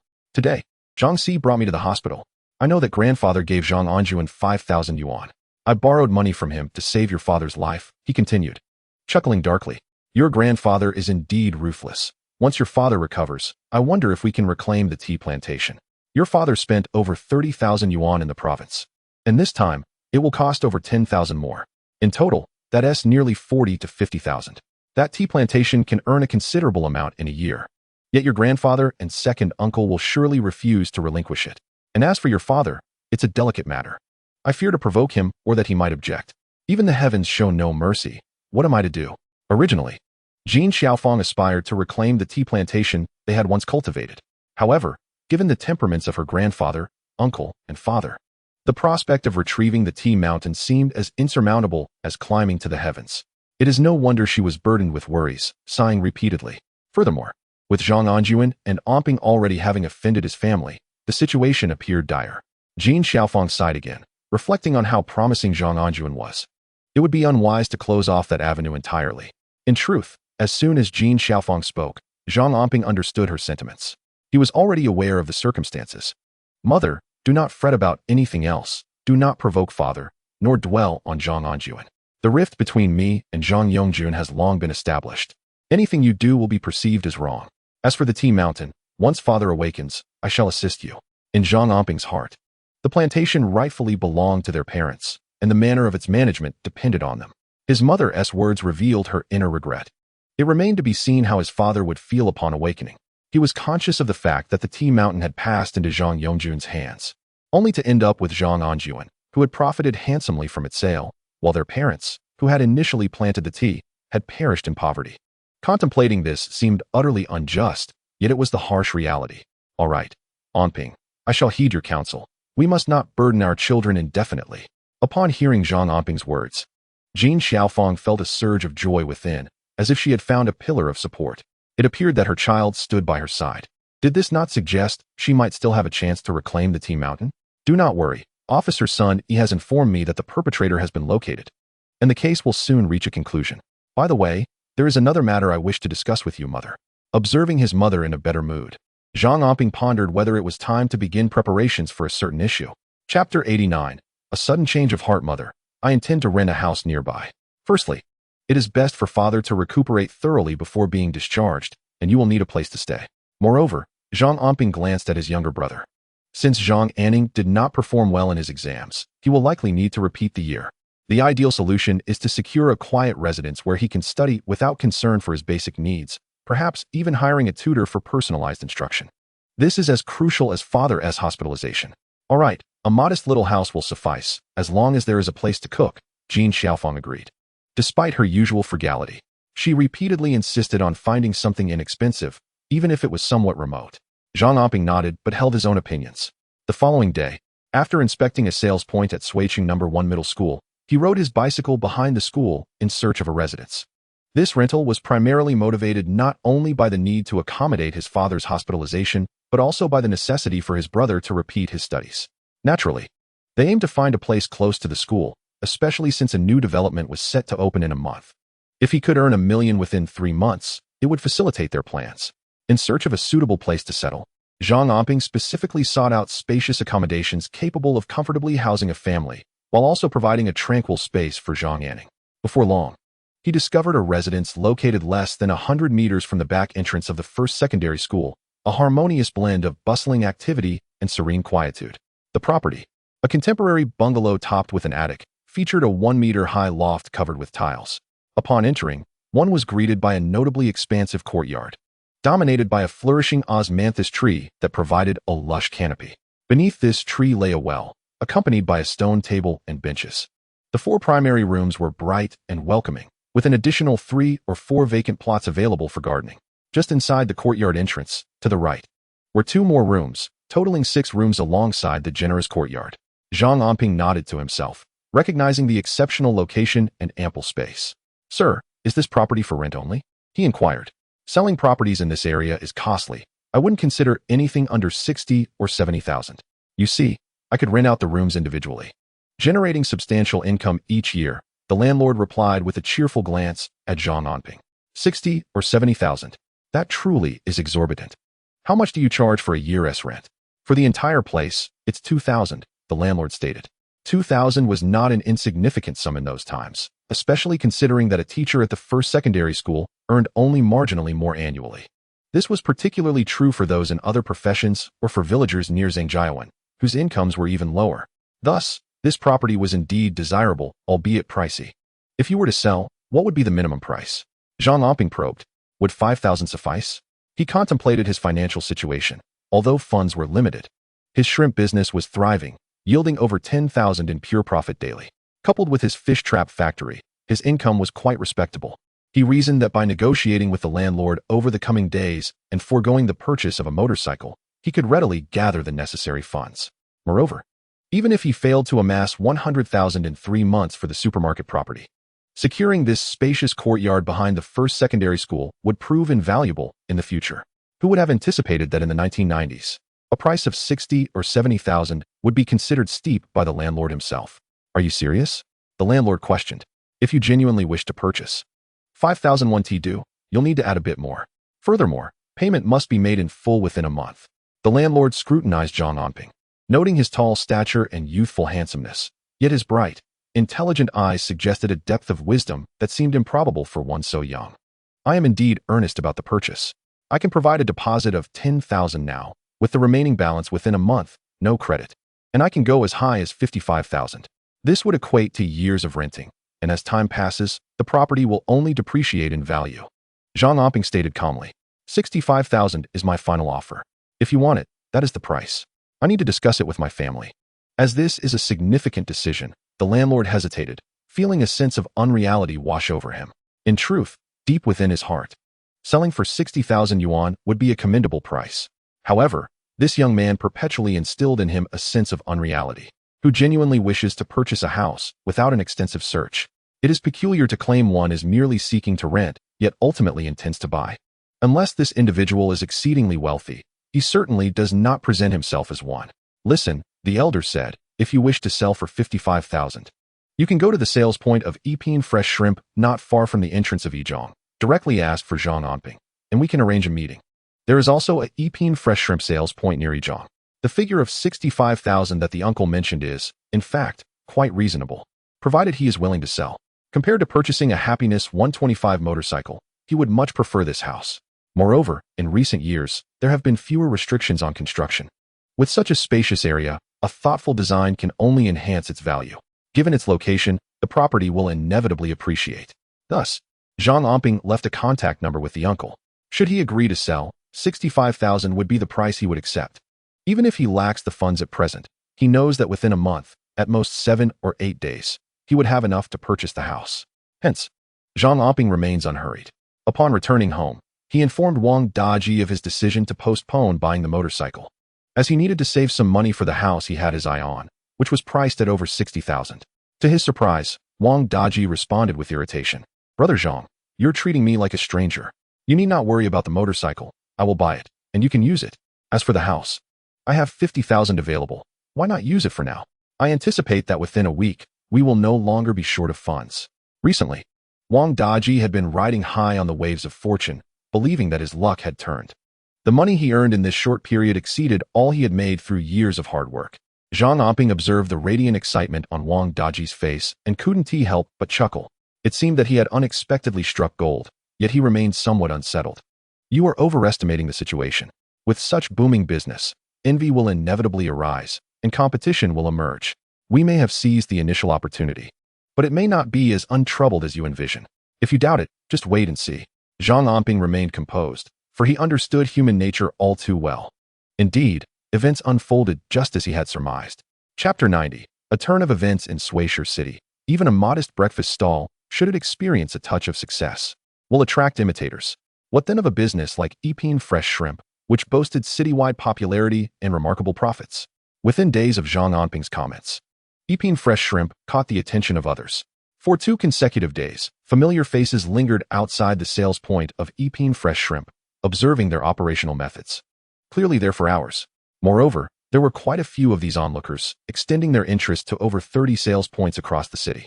Initially, several ongoing negotiations with other sales points became hesitant, as they reported that competitors were contacting them, offering a commission 5 percentage points higher than theirs. In order to negotiate a reduction in the price of the exquisite shrimp, one hopes to allocate a portion of the profits to the consignment shops. Otherwise, the proprietors are reluctant to sell the exquisite shrimp due to the meager profit margins, deeming it unworthy of their efforts.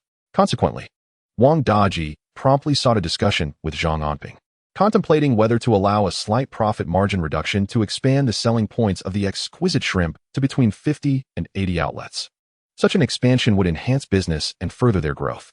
However, Zhang Anping asserted that they should focus initially on flavor and reputation, solidifying their customer base with high-quality shrimp. He emphasized the need for stringent selection criteria to ensure only the finest shrimp are offered, and that they should not engage in price wars. Zhang Anping decisively declared that while the profit margin for consignment shops would remain unchanged, the quality of the lobsters must be elevated, along with meticulous control over flavor.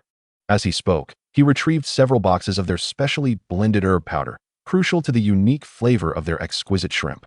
This distinctive taste is what sets them apart, allowing a seller to attain the esteemed title of Lobster King and to dine at the same table as him, a testament to its wide appeal. Thus, Zhang Anping harbored no concerns about competing with others, confident in the superiority of their flavor. All right, Brother Zhang, I shall heed your advice. Our current business is thriving. Wang Daji readily agreed, trusting Zhang Anping's vision, which had already proven successful in recent days. The daily profits left Wang Daji grinning from ear to ear. Now, go ahead and register the trademark for the exquisite shrimp. Do not fear the complexities, Zhang Anping advised Wang Daji once more.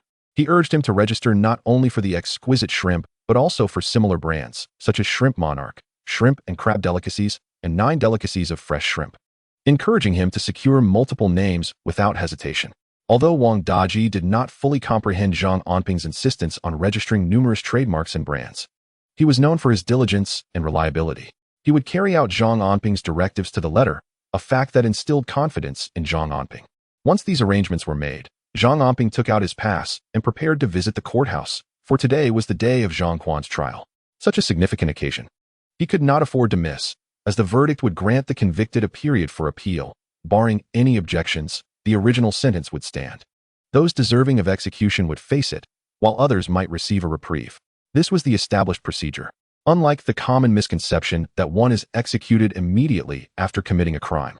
Upon entering courtroom number 1, Zhang Anping noticed that there were police officers stationed at the entrance to inspect passes, denying entry to anyone without proper authorization. Due to the unique and serious nature of Zhang Quan's case, and in consideration of public safety, the proceedings are to be conducted in secrecy. Fortunately, upon entering the courtroom, Zhang Anping spotted Li Jun and Sun Yi, who were already present. The group exchanged pleasantries and shared laughter, exhibiting no signs of restraint. Sun Yi then imparted an unexpected revelation to Zhang Anping. The Santana with the license plate ending in 888 had a maintenance record dated the day after Zhang Yongbing's incident, and it was not serviced in Suicheng, but rather in a neighboring city.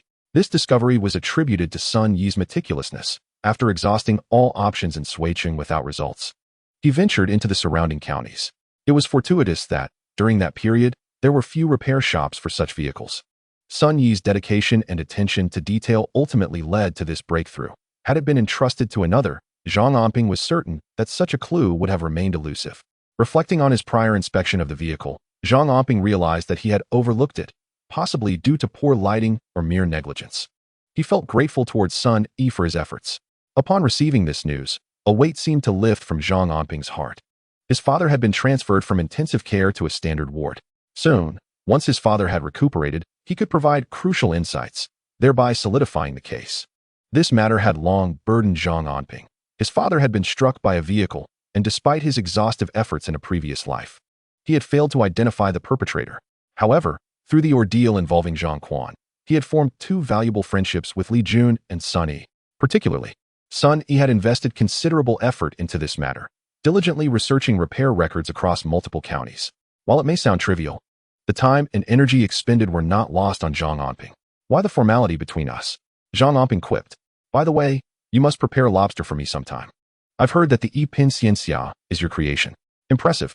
The scale is remarkable. Sun Yi chuckled, though he was generally a serious individual, seldom indulging in jest. However, having spent time with Zhang Anping, he found himself moved by Zhang Anping's unwavering dedication to his father. He recognized that Zhang Anping was a person of integrity, respectful towards his parents, and sincere with his friends. Moreover, Sun Yi admired how Zhang Anping, through quiet diligence, had built a successful venture around the small lobster business, transforming it into Yipin Xianxia, an impressive establishment that showcased Zhang Anping's potential beyond ordinary limits. All right, it's settled then. We shall all gather for a feast at my place. Zhang Anping replied with a smile, feeling a sense of relaxation. Yet, before his smile could fade, an unsettling sensation akin to being washed by a venomous serpent seized him. Turning abruptly, he noticed several vehicles from the detention center approaching.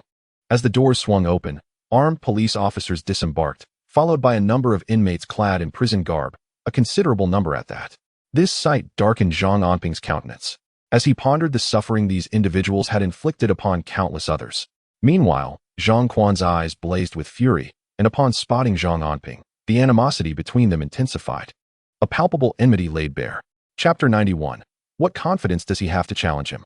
A venomous hatred glistened in Zhang Quan's eyes, fixating on Zhang Anping like a serpent poised to strike. This unsettling gaze did not intimidate Zhang Anping, who met it with unwavering resolve, his own eyes shining with determination. Zhang Quan, now a prisoner, was merely an audience to the proceedings of justice. There was little cause for concern. What could he possibly wield against him? He was already shackled in chains. Move swiftly, enter now, commanded a police officer, his hand resting on his weapon. Alert to Zhang Quan's unsettling demeanor as he loomed in silence, reeking of malice. Zhang Quan, whose hands were stained with blood, stood defiantly, prompting the officer to shout a warning and direct him into the courtroom, fearing for the safety of those nearby. Zhang Quan resisted, but the officers advanced, encircling him and urging compliance, their hands poised on their firearms. In such circumstances, even the most reluctant Zhang Quan had no choice but to begrudgingly step into the courtroom. Let us proceed. The court convenes at 10 o'clock, called out Li Jun to Zhang Anping, whose steps were light, spirits high. Today marked a moment of joy for them, a culmination of their efforts bearing fruit, as they anticipated the judgment of Zhang Quan and his accomplices. As Zhang Anping entered, he chose a seat at the edge, settling in just as Li Jun and Sun Yi, accompanied by a group of colleagues clad in police uniforms, approached him. Only Zhang Anping was in plain clothes. Yet he felt no anxiety, only an indescribable sense of elation. In his previous life, he had succumbed to Zhang Quan's manipulations, leading his wife to work in a salon, ultimately resulting in the tragic demise of his family. Now, in this rebirth, he had orchestrated Zhang Quan's arrest, and with the impending trial, justice was within reach. Soon, Zhang Quan would face execution, step by step. Vengeance was his at last. Those who had wronged him would finally be held accountable. A surge of exhilaration coursed through Zhang Anping as he surveyed the figures on the judgment platform, quickly identifying familiar faces: Zhang Quan, Zhang Shui, the yellow-haired accomplice, and several others who had once encouraged his gambling pursuits, even feigning brotherhood at the table. They stood on the platform, while he sat comfortably below, even crossing his legs in ease. Fortuitously, he had been reborn. All was not lost. Had he strayed, even slightly, he might have found himself shackled like those now standing trial, guns aimed at his back. Court officials began to file in, followed by the presiding judge and other personnel. Soon, attorneys entered as well. Though Zhang Anping was not well versed in their roles, He observed as the court was called to order and the charges against Zhang Quan and his associates were proclaimed one by one. The first to be summoned was Zhang Quan. As he ascended the solitary judgment stand, his gaze remained fixated on Zhang Anping. A look of malice that sent shivers down one's spine. His eyes bore into Zhang Anping, and if a mere glance could kill, Zhang Anping would have perished countless times over. The police swiftly turned Zhang Quan's back toward the audience, allowing his face to face the presiding judge. At that moment, Zhang Anping could only glimpse the hunched back of Zhang Quan. Someone began reciting Zhang Quan's offenses, coercing women against their will, even resorting to violence and persecution that restricted personal freedom. Upon hearing the charges, Zhang Quan understood. These were akin to the crimes he had committed in his past life. Only this time, due to his own actions, the matter had been exposed prematurely. Moreover, the young woman from the Zhangjiawan area, whom Zhang Quan had targeted, was fortunate to have escaped his clutches, thanks to Zhang Anping's timely report. At this moment, several witnesses were brought forth, each appearing haggard, yet possessing a striking beauty. Their expressions revealed the torment and suffering they had endured. Zhang Anping felt an overwhelming sense of relief. He was grateful for his rebirth, which had allowed him to rescue his wife, Zhao Lingyun. Had he not done so, the consequences would have been unimaginable. Zhang Quan's verdict was swiftly delivered, death penalty. Upon hearing this, Zhang Anping felt a rush of blood surge to his head, and in a moment of spontaneous elation, he rose to applaud. Encouraged by his fervor, Li Jun and Zhang Yi hesitated for a brief moment before also standing and joining in the applause. The moment was exhilarating for Zhang Anping. Even though he had long anticipated that a man as heinous as Zhang Quan would ultimately receive a death sentence, hearing it confirmed in person was an entirely different sensation. The experience of witnessing this moment firsthand was utterly magnificent.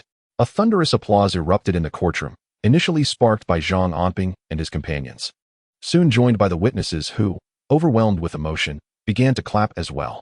Eventually, even the court officials stood up, caught up in the fervor of the moment. The sound of their applause resonated far and wide, reaching even those outside the courtroom, where passers-by paused in curiosity to listen to the source of the commotion. They glanced at the scales of justice erected at the courthouse entrance. After a considerable time, the courtroom finally quieted down, and the proceedings resumed. Besides Zhang Quan and his associates, including the yellow-haired individual, many others were also pronounced guilty, with several receiving death sentences. Among these individuals, the lightest sentence was still over 20 years of imprisonment. It was evident that these individuals were receiving their just desserts. The young women who had come to testify were often seen weeping, some with tears that never dried, their eyes swollen and red. They felt fortunate to stand there, a privilege compared to their sisters who would never see justice served. As Zhang Anping exited the courtroom, he coincidentally encountered police escorting the convicted criminals outside. Zhang Quan had been watching Zhang Anping all along. At an opportune moment, he deliberately edged closer, and as he approached, he uttered a remark directed at him. The sound was faint, and as Zhang Anping finally comprehended the situation, he witnessed Zhang Quan being forcibly taken away. His footsteps halted abruptly, his gaze fixated on Zhang Quan as he was escorted into the police vehicle. After a considerable time, Zhang Anping gradually exited the courthouse. However, Zhang Quan's seemingly warning yet provocative words stirred a sense of unease within him. He harbored no fear of that scoundrel, yet he had a family to consider. Fortunately, Zhang Quan had already been incarcerated. In prison, after being confined for 6 months, he would face execution, alleviating Zhang Anping's concerns. Yet, the audacity of Zhang Quan, having been condemned, still daring to confront him with such words, did he truly believe there was a chance for him to escape and survive? Zhang Anping let out a cold laugh. Chapter 92. Truly unlike a biological relation upon leaving the courthouse, Zhang Anping felt a lightness in his stride. Just as he intended to visit his father in the hospital, he heard someone calling his name. Turning around, he found himself face to face with Li Junming, a lanky young man standing at 6 feet tall, who happened to be his cousin from his aunt's side.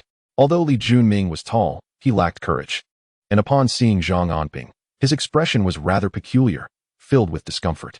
His parents had been incessantly cursing Zhang Anping at home, labeling him a harbinger of misfortune. Particularly after that night, when Zhang Anping had dealt a severe blow to Li Dai, even smashing their bicycle. The memory of Li Dai laboring over repairs was still fresh, causing him considerable distress. Nevertheless, after several visits to Zhangjiawan, Li Dai managed to secure a job for his son. Somehow, he had convinced Zhang Maokai to part with a sum of money, which Li Dai used to place his son in the linen factory. Moreover, Li Junming now had the privilege of choosing from the 2 best positions available, one in the warehouse and the other as a security guard. both far superior to that of a factory worker. When Li Junming overheard his parents discussing the matter, his father expressed gratitude towards the Zhang family, remarking that without their assistance, they would never have been able to arrange such a job for their son. The details were somewhat muddled for Li Junming, but he understood that while his father had been assaulted by Zhang Anping, he had nonetheless secured a job. Thus, when he spotted Zhang Anping on the street, he was taken aback and called out, but found himself at a loss for words. "Ah, is that you, Junming? Have you started at the linen factory yet?" Zhang Anping inquired, observing the awkward expression on Li Junming's face. He sensed that, akin to his previous life, Li Junming had indeed entered the factory, and perhaps, as in the past, there was some connection to the Zhang family, with the funds for the job being provided by them. Although Zhang Maokai was his grandfather, Zhang Anping pondered the apparent favoritism displayed towards Zhang Anjuan and his nephew Li Junming, who seemed to be treated 100 times better than himself and Zhang Anning. "Is my uncle feeling any better?" Li Junming asked, and upon uttering those words, he felt a sense of relief. His father, Li Dai, was known to be miserly and calculating, yet at his core, he was not a bad person. Realizing that his job likely stemmed from the Zhang family's influence, he found it difficult to harbor resentment towards Zhang Anping. Moreover, the actions of one's own father are hardly commendable. After all, Zhang Yongbing had nearly perished in the hospital. Placing oneself in another's shoes, one might be inclined to resort to violence as well.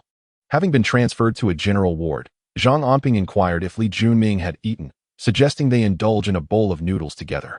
Gazing at Li Junming, he recalled the unfortunate circumstances of his previous life. Indeed, he had found employment in a hemp textile factory, even securing a position in a favorable department, the warehouse.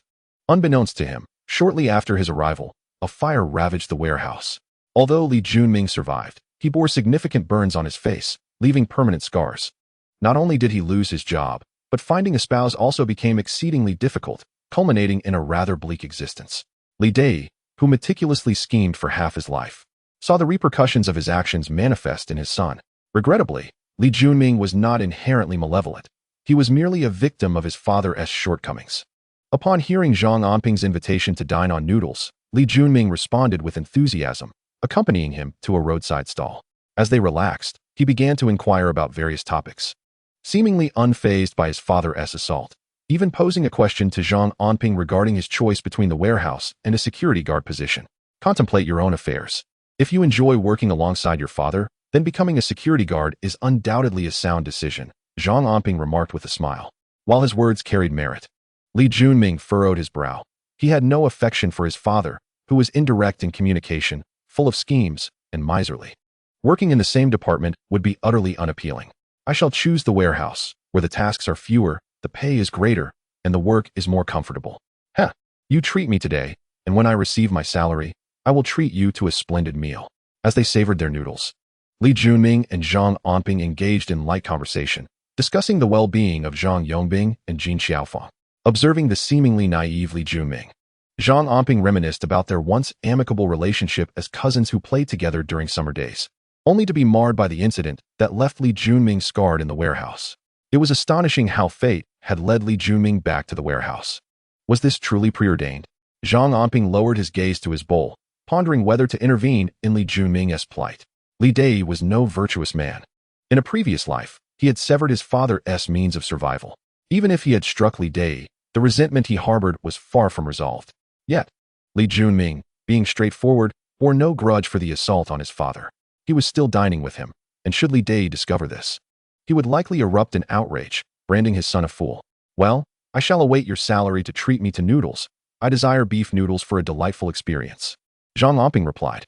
Li Junming, with his head bowed, readily assented and ordered another bowl of noodles, his face beaming with joy.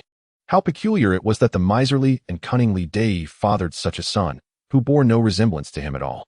After finishing their meal, Li Junming, patting his belly with a beaming smile, expressed appreciation for his cousin, who was generous and always provided him with good food and drink. After bidding farewell to Li Junming, Zhang Anping proceeded to the hospital. Father has been transferred to a general ward, where mother is taking care of him. He appears to be in fair spirits. Although he is still unable to get out of bed, yet, he has begun to insist on being discharged. This time, Zhang Anping is quite displeased. "You need to rest here and recover.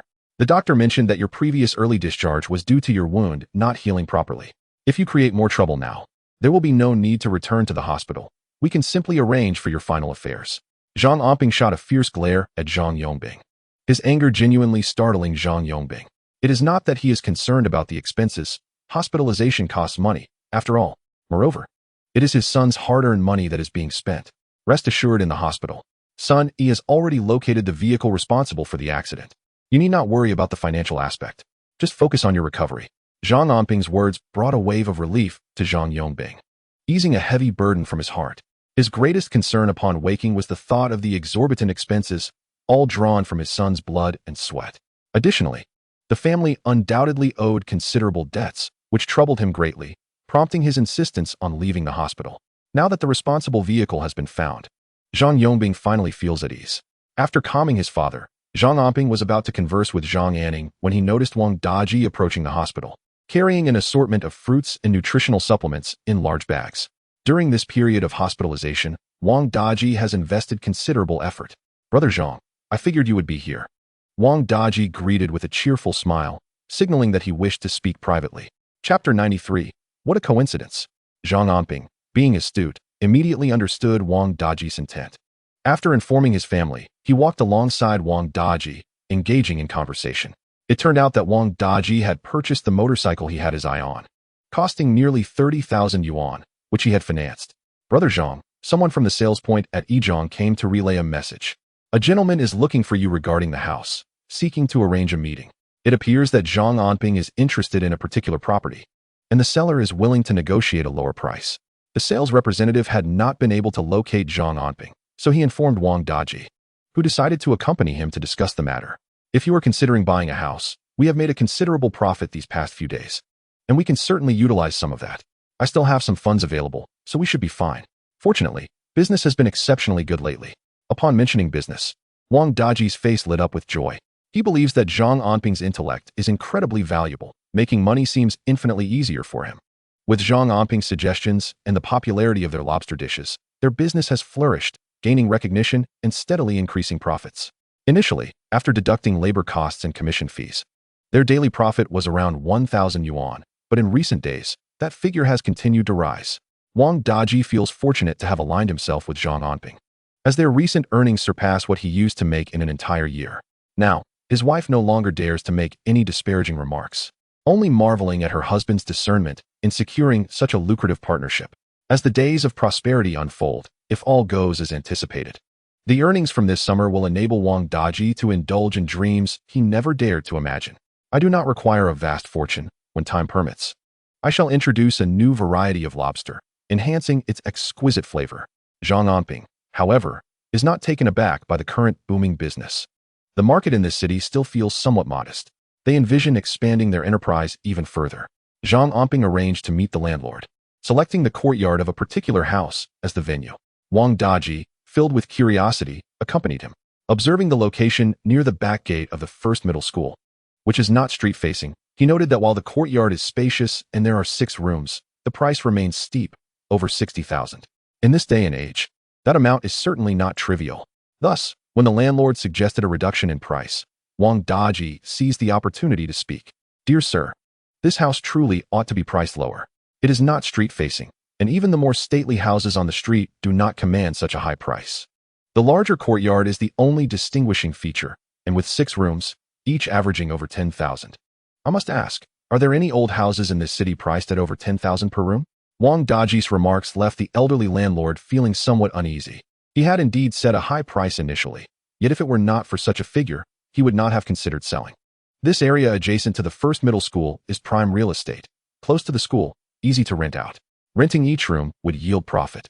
It is only natural for good properties to be priced higher.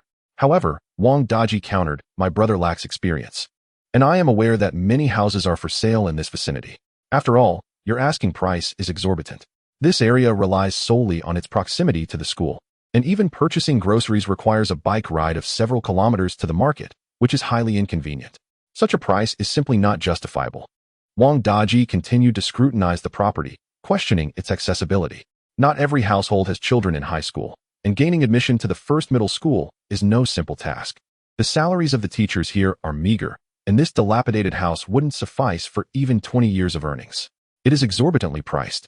Ultimately, Wang Daji's words prompted the landlord to concede. After a round of negotiation, The landlord reduced the price to 57,000, but would not entertain further reductions. Zhang Anping had remained relatively silent throughout the debate. As Wang Daji and the landlord grew increasingly animated, he nodded in agreement. Very well, 57,000 it is.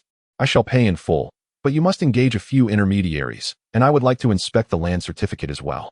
In these times, properties in this city often lack proper ownership certificates, typically only possessing a land certificate. When Zhang Anping had inquired about purchasing the house, he had already confirmed that it bore a land certificate. The landlord, caught off guard by Zhang Anping's acceptance of the 57,000 in full, was elated and readily agreed, promising to involve intermediaries to draft the necessary documents and assist with the transfer of the land certificate, ensuring the transaction is conducted seamlessly. 57,000. Paid in full, this sale was indeed worthwhile. In an instant, he secured nearly 20 to 30 years' worth of rental income, an opportunity too advantageous to overlook.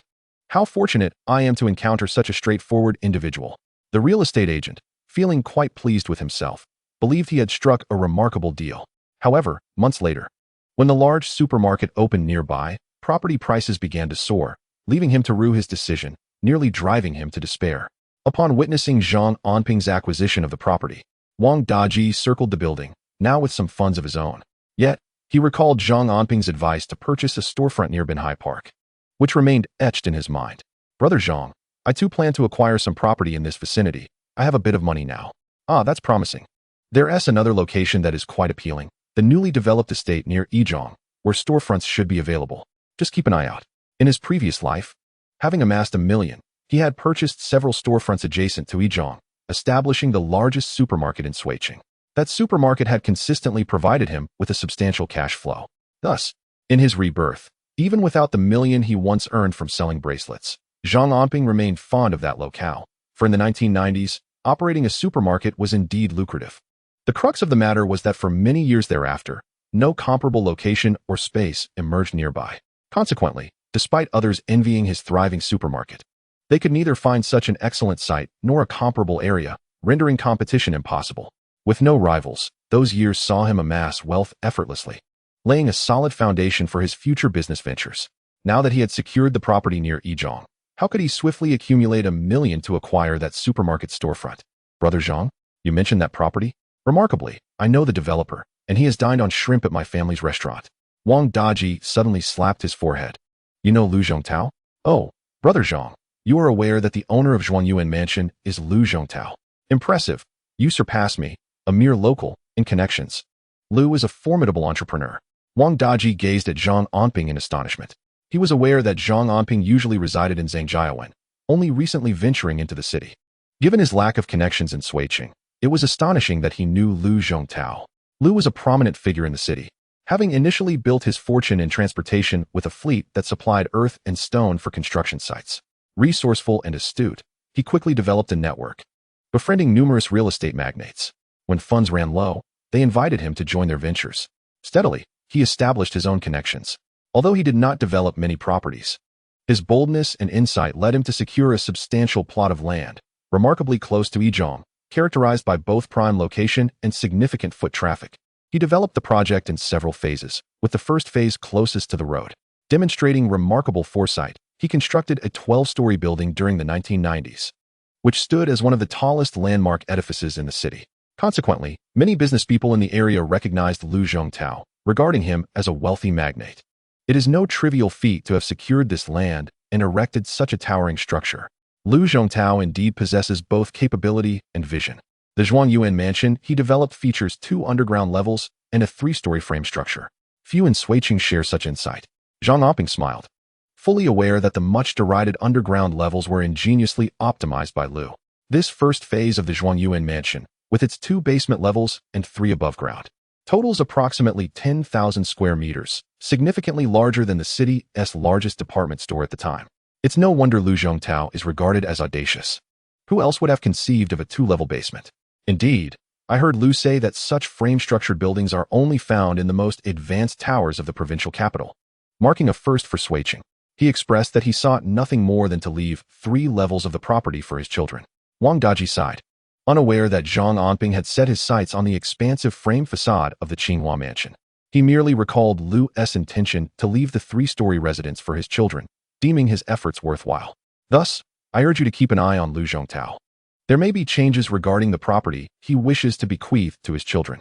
Zhang Anping chose to say no more. Wang Daji readily agreed, though he etched Zhang Anping's words into his memory. Pay attention to the storefronts adjacent to Zhuangyuan Mansion. The closer they are, the better, Zhang Anping suggested. Understood.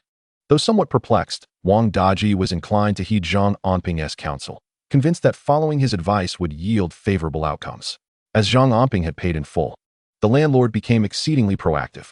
Within just a few days, the contract was signed, accompanied by several intermediaries as witnesses, and even some of the original furnishings were left behind.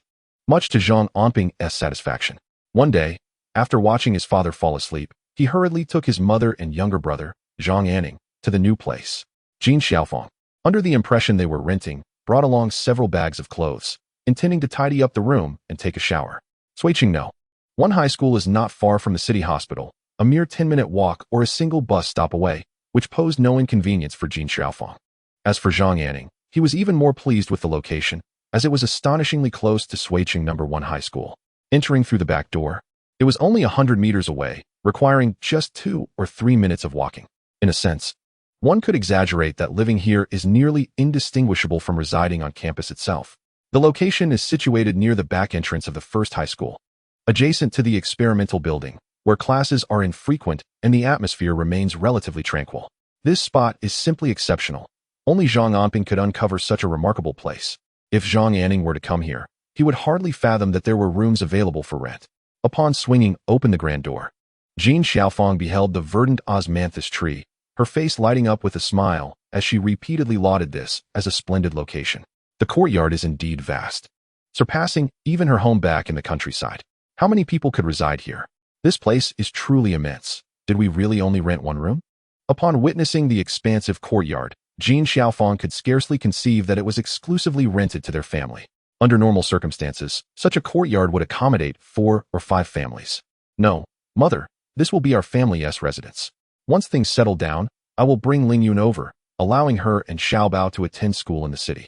Xiaobao is set to enter elementary school in the 2nd semester, and initially, Zhao Lingyun intended to enroll him in the village school. However, Zhang Anping preferred the town's elementary school. Now, with the purchase of this house, Xiaobao will attend school directly in Suiqing. Moreover, due to its prime location, there is indeed an elementary school next to the first high school, primarily attended by the children of its teachers. In contemporary terms, one might refer to this as a coveted school district property. Although such a concept did not exist at the time for Zhang Anping, it is quite advantageous for Xiaobao to study here. Jin Xiaofeng was momentarily taken aback by Zhang Anping's statement as she gazed at the now open door. The 4 spacious rooms appeared grand and bright, complemented by designated facilities for bathing and sanitation. Mother, you will reside in this large room, while my second brother will occupy the room at the far end. My younger sister will stay over there, and Lingyun and I will take the 2 rooms adjacent to this one. Zhang Anping had already meticulously arranged the accommodations. Zhang Anping's room, situated near the vegetable garden, is peaceful and conducive to study. Their younger sister also has her own room in the middle, with their parents and the kitchen on the opposite side.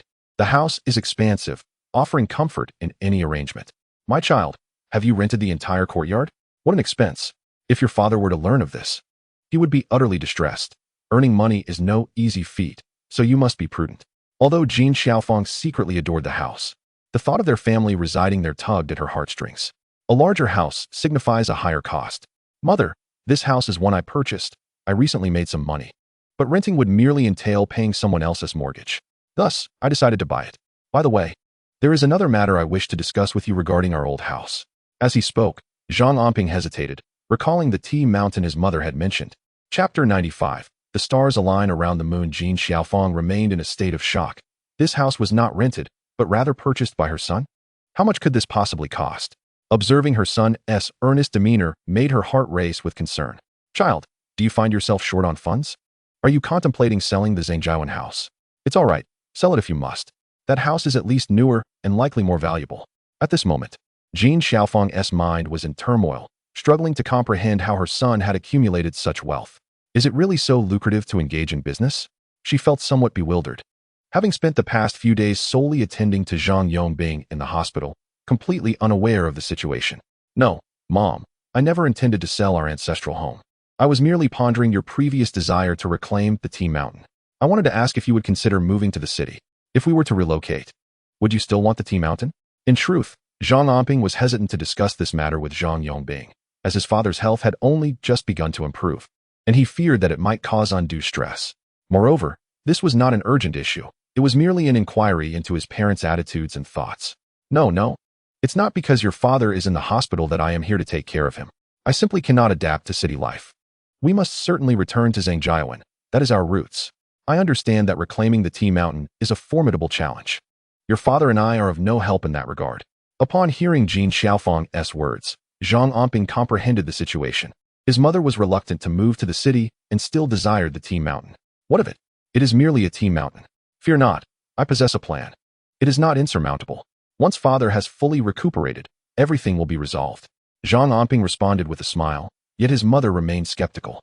Who better than his grandfather and second uncle understood the nature of such people? Even if they knew that the Tea Mountain had been cultivated by her and Zhang Yongbing, they would still seize it without remorse. What could one do? For Jin Xiaofang, the notion that Zhang Anping claimed reclaiming the Tea Mountain would be easy was unfathomable. Anping, can you truly manage it? There must be no more violence. I fear for both your safety and my heart. Rest assured, Mom. Zhang Anping offered a comforting word to Jin Xiaofang before suggesting she inspect her room. Meanwhile, Zhang Anning was overjoyed, at a loss for words. Brother, was this house specifically purchased for him? You bought a house just for his convenience. Truly, you are the best brother. With eyes glistening, Zhang Anning felt an overwhelming sense of gratitude for his brother's kindness. As he observed his mother and siblings cheerfully tidying the house, Zhang Anping decided to return to the village to fetch Zhao Lingyun and bring her to see the house. On his way back, he made a point to ride out the motorcycle that Wang Daji had procured and registered. In this era, possessing a motorcycle was akin to owning a luxury car, if not more conspicuous. After all, Zhangjiawan had not seen another motorcycle like the one Zhang Anping rode. As he traveled, he was met with envious glances from passers-by. Many stood by the roadside, children in tow, admiring the sight of Zhang Anping's motorcycle speeding past. Fortunately, his previous life had acquainted him with motorcycles, enabling him to navigate the road with ease. The motorcycle's speed was incomparable to that of a bicycle. The Happiness 125 was powerful and of good quality, ideal for the mountain roads, nearly breezing through the journey. What typically took over 30 minutes on a bicycle was reduced to a mere 10 on the motorcycle. Today, Zhang Anping returned to the village earlier than usual, with daylight still lingering. A gathering of villagers was engaged in casual conversation outside Wang's home. As the sound of Zhang Anping's motorcycle echoed, nearly everyone turned to behold the sight, including Zhang Yongjun. The scars on Zhang Yongjun's face had nearly healed, yet the memory of his last confrontation with Zhang Anping lingered, instilling fear that it kept him indoors for a considerable period. Even accompanying his father to the post office was a daunting task, as his face resembled that of a swollen pig. The thought of losing face was unbearable. Standing amidst the crowd, upon hearing the motorcycle's roar, he cautiously stepped forward, but upon recognizing Zhang Anping atop the bike, his mouth fell agape in shock. Instinctively, he retreated to the back of the gathering, anxious that Zhang Anping might catch sight of him. The warning words from their last encounter echoed in his mind. Zhang Anping had threatened to settle the score with him before his son, Zhang Anjuan, returned. Fortunately, Zhang Anjuan would soon be back. Once he arrived, he would certainly take care of Zhang Anping, for that fool was unworthy even to carry Zhang Anjuan's shoes. Zhang Anjuan's admission to university was largely attributed to his sharp intellect. When he decided to act, Zhang Anping was of no consequence. Ah, Zhang Anping, you've bought a motorcycle? It's splendid. Come, stop and let us have a look. Wang Erseo exclaimed upon noticing Zhang Anping's motorcycle. Given the cordiality between their families, she was well aware that Zhang Anping was not a miser, fearing that they might damage his prized possession. Haha, feel free to touch it, you can't break it. Zhang Anping replied, initially intending to head straight home. However, Wang Erseo's invitation made him hesitant to drive away, so he parked the motorcycle at her doorstep. The bike was remarkably sturdy. A mere fall would only result in minor cosmetic blemishes, a trivial matter indeed. Anping truly possesses a generous spirit. Well done, someone remarked, giving Zhang Anping a thumbs up. Who wouldn't he treasure a motorcycle? Yet, unlike others, Zhang Anping was magnanimous enough to stop and allow everyone to examine it freely. He had undergone a significant transformation from his former reckless self, appearing as a different person altogether. The brand new Happiness 125 motorcycle, with its gleaming exhaust pipe and reflective mirrors, captivated the curiosity of the onlookers. Some ventured closer to touch it, while others, more timid, circled around, wary of causing any damage. After all, such a sight was a rarity in Zhangjiawan.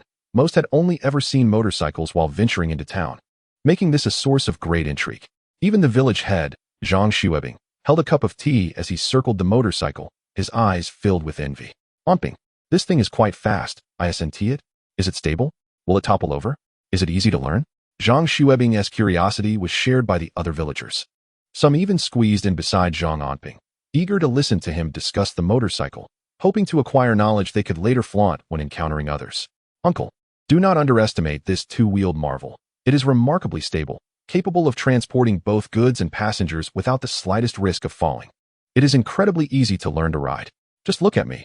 As soon as I acquired this motorcycle, I was on the road. Zhang Anping replied with a cheerful smile. However, amidst the crowd, a jarring voice suddenly pierced the air, causing him to frown. Chapter 96. How beautiful. Zhang Anping has struck it rich with the small crayfish from our village's pond. He now has the means to purchase a motorcycle. He has taken advantage of our village's resources. The speaker was a local villager, their tone dripping with envy. Many in the crowd exchanged subtle glances, reflecting their mixed feelings. Indeed, the village's ponds were predominantly filled with Zhang Anping's traps, while he profited immensely from the crayfish harvest.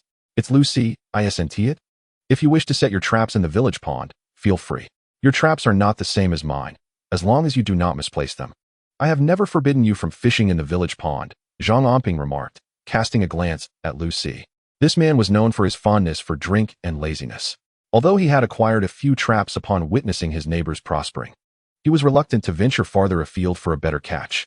Instead, he fished right by his doorstep, yielding meager results. Today, upon seeing Zhang Anping's brand new motorcycle, he felt a twinge of discomfort and began to speak sarcastically.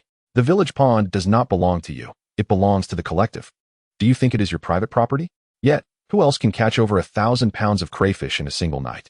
The pond has been nearly emptied of crayfish, all profits funneled to you. You could do the same as I do, setting 200 or 300 traps. Your yield would surely increase. Fewer traps will not suffice. By the way, village chief, would you care to give this motorcycle a try? Zhang Anping shot Lucy a brief glance, exchanged a few words, and then lost interest in the conversation. His family's substantial crayfish profits were due to the sheer number of traps they owned, now numbering over 200 to 300. Wang Er and Zhang Si assisted him in managing the traps at night, earning more than if they spent their time wandering about. As for Zhang Anping, under the current circumstances, there was no need to argue with Lucy. Once his business was fully operational, he would simply have his parents oversee the traps. Earning enough for household expenses was his priority, and his focus was already shifting elsewhere. No, I cannot ride a motorcycle. Merely observing is delightful, Zhang Xuebing said with a bright smile, ignoring Lucy's remarks as if he had not heard them. Zhang Anping did not say that no one else could fish for crayfish, but who else possessed his determination to manage hundreds of traps with several people monitoring them? Even if someone caught just a few pounds per trap each day, with hundreds of them, the harvest would be substantial. Others, however, struggled. In this village, a single trap might yield only 2 or 3 pounds overnight, making it more worthwhile to travel farther for a catch that could double that amount. Lucy's laziness in not wanting to walk a few extra steps was not anyone else's fault. Zhang Anping then stood at the doorway of Wang Er's sister-in-law's house, responding to the curious villagers' inquiries about the motorcycle. He even encouraged Wang Er to take it for a spin. However, Wang Er, feeling quite nervous, inadvertently pressed both the brake and throttle at the same time, causing the front of the motorcycle to lurch upwards, startling him considerably. The gathering villagers erupted in laughter. Zhang Anping glanced at the sky, realizing it was getting late, and mounted his motorcycle to head home. However, before he could step into the yard, he was spotted by little Bao, who was playing outside. The child leaped with joy, clapping his hands and rushing towards Zhang Anping, startling him into halting the motorcycle. Daddy's back, little Bao exclaimed, throwing himself into Zhang Anping's embrace, tightly wrapping his arms around his father's legs. The sheer delight and radiant smile of the child stirred something deep within Zhang Anping's heart. No matter how arduous the outside world may be, nothing could compare to the warmth of his son's smile. He crouched down to lift little Bao high into the air, pretending to toss him, which elicited peals of laughter from the child, who joyfully shouted, "Daddy, higher. I want more." Once, little Bao would shy away from Zhang Anping, his fearful and timid gaze lingering in his father's memory. Now, however, he soared towards him like a little bird, radiating affection. And each utterance of "Daddy" melted Zhang Anping's heart. With a resounding smack, he planted a kiss on little Bao's flushed cheeks, which were rosy with excitement. Unable to resist, he continued to hoist the child upwards again and again, their playful exchange filling the yard with the sound of little Bao's joyous laughter. "Daddy, what's that? I want to ride high." Little Bao's bright, sparkling eyes were fixed on the motorcycle, brimming with curiosity. What adults found curious about the motorcycle was even more enchanting to little Bao. When Zhang Anping placed him at the front, leaning against the fuel tank, the child began to mimic the sound of a motorcycle, having heard it before during their visit to the city. Perched atop the high motorcycle, little Bao felt as though he were soaring, joyfully shouting with glee.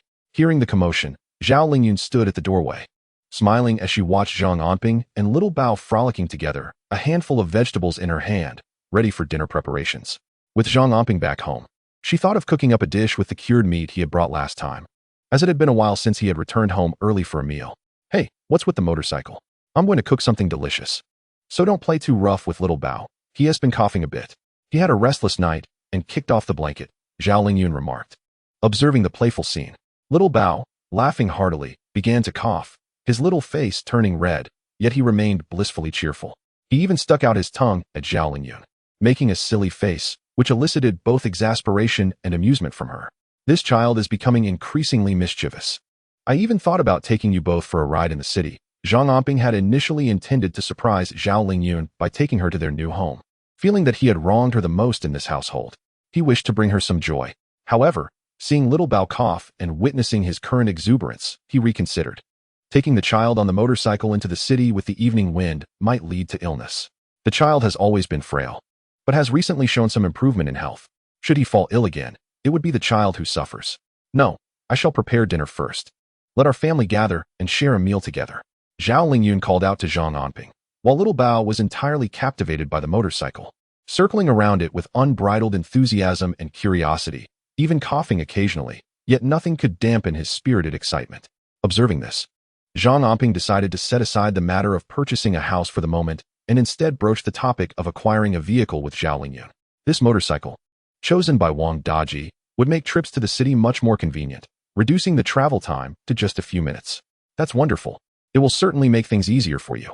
I will feel more at ease when you return home in the evening," Zhao Lingyun remarked, flashing a radiant smile at Zhang Anping, her eyes sparkling with charm. "How beautiful." Chapter 97. An incident occurs. Zhang Anping, taken by her youthful beauty, felt a light-hearted joy and refrained from saying more. In a couple of days, once little Bao's cough subsides a bit, "I will take you both into the city on the motorcycle." He resolved not to disclose the house purchase to Zhao Lingyun just yet, wishing to surprise her. Zhao Lingyun prepared a dish of stir-fried smoked pork with potatoes, a vegetable dish, and a loofah soup enriched with eggs and minced meat. Such a meal would have been unimaginable before. Their family was fortunate to have enough to eat, let alone enjoy meat at every meal. This was largely thanks to Zhang Anping's insistence that Zhang Si buy 10 yuan worth of vegetables daily after moving to the city, ensuring the inclusion of fish and eggs, as he was particularly concerned about little Bao's nutrition. Indeed, after this period of ample nourishment, little Bao's complexion had brightened considerably. His youthful vitality was evident as he playfully surrounded Zhang Anping. The more animated he became, the more it indicated his improving health, which delighted Zhang Anping, especially as he noticed the resemblance in little Bao's nose and eyes to his own. Thus, he served several pieces of smoked pork into little Bao's bowl, followed by some vegetables. Little Bao, observing Zhang Anping, stood up to mimic him, serving vegetables to Zhao Lingyun and, after a moment's thought, also to Zhang Anping, showcasing his impressive ability to imitate. It is no wonder they say parents are a child's best teachers, and Zhang Anping wholeheartedly agreed, affectionately ruffling little Bao's hair. This meal was a joyful occasion for the family. After bathing little Bao and tucking him into bed, Zhang Anping took a stroll around the village pond and returned home, noticing the lights still aglow within the house, which quickened his step. The most blissful moments in life are those spent completing one's tasks, knowing that a beloved person awaits. "Lingyun, is little Bao asleep?" Zhang Anping called softly into the house, only to hear little Bao chattering in response. "Daddy, come sleep with me. I want to sleep with Daddy." It turned out this mischievous little one was still awake, and upon hearing his father's voice, he called out for him. Upon entering the room, Zhang Anping found his wife sitting by the bed, soothing little Bao to sleep, while the child, perched at the foot of the bed with his legs crossed, held a red-covered Xinhua dictionary in his hands. Upon seeing Zhang Anping enter, he eagerly rushed behind him. Dictionary in hand, seeking his father's guidance in recognizing characters. Zhang Anping settled down, and as Zhao Lingyun was about to adjust his position, his hand unexpectedly pressed down upon hers. They sat side by side on the edge of the bed, while the little one nestled in Zhang Anping's embrace. This character is pronounced Zhang, like in the phrase the long bow of Zhang, and it is also your surname. Your grandfather, father, and you all share the surname Zhang. Make sure to cherish it, he explained. Holding the little one close, Zhang Anping caught a whiff of a gentle fragrance. Although Zhao Lingyun's room was quite modest, it was impeccably tidy and filled with a pleasant aroma. This evoked a sense of nostalgia in Zhang Anping. It had been ages since he last visited this room. After a rift had developed between them, their relationship had soured, leading to separate rooms and beds. Only recently had Zhang Anping seemingly transformed, resulting in a cessation of their quarrels. He had refrained from physically harming Zhao Lingyun. Previously, Zhao Lingyun felt secure only when sleeping in another room, locking the door to ensure a peaceful slumber, fearing that if she angered Zhang Anping in the dead of night, he might resort to violence. Lately, she felt as though she was living in a dream, as if Zhang Anping had become an entirely different person. Yet, there lingered a fear within her. She dreaded waking up to find Zhang Anping reverting to his former self, quick to strike or scold her.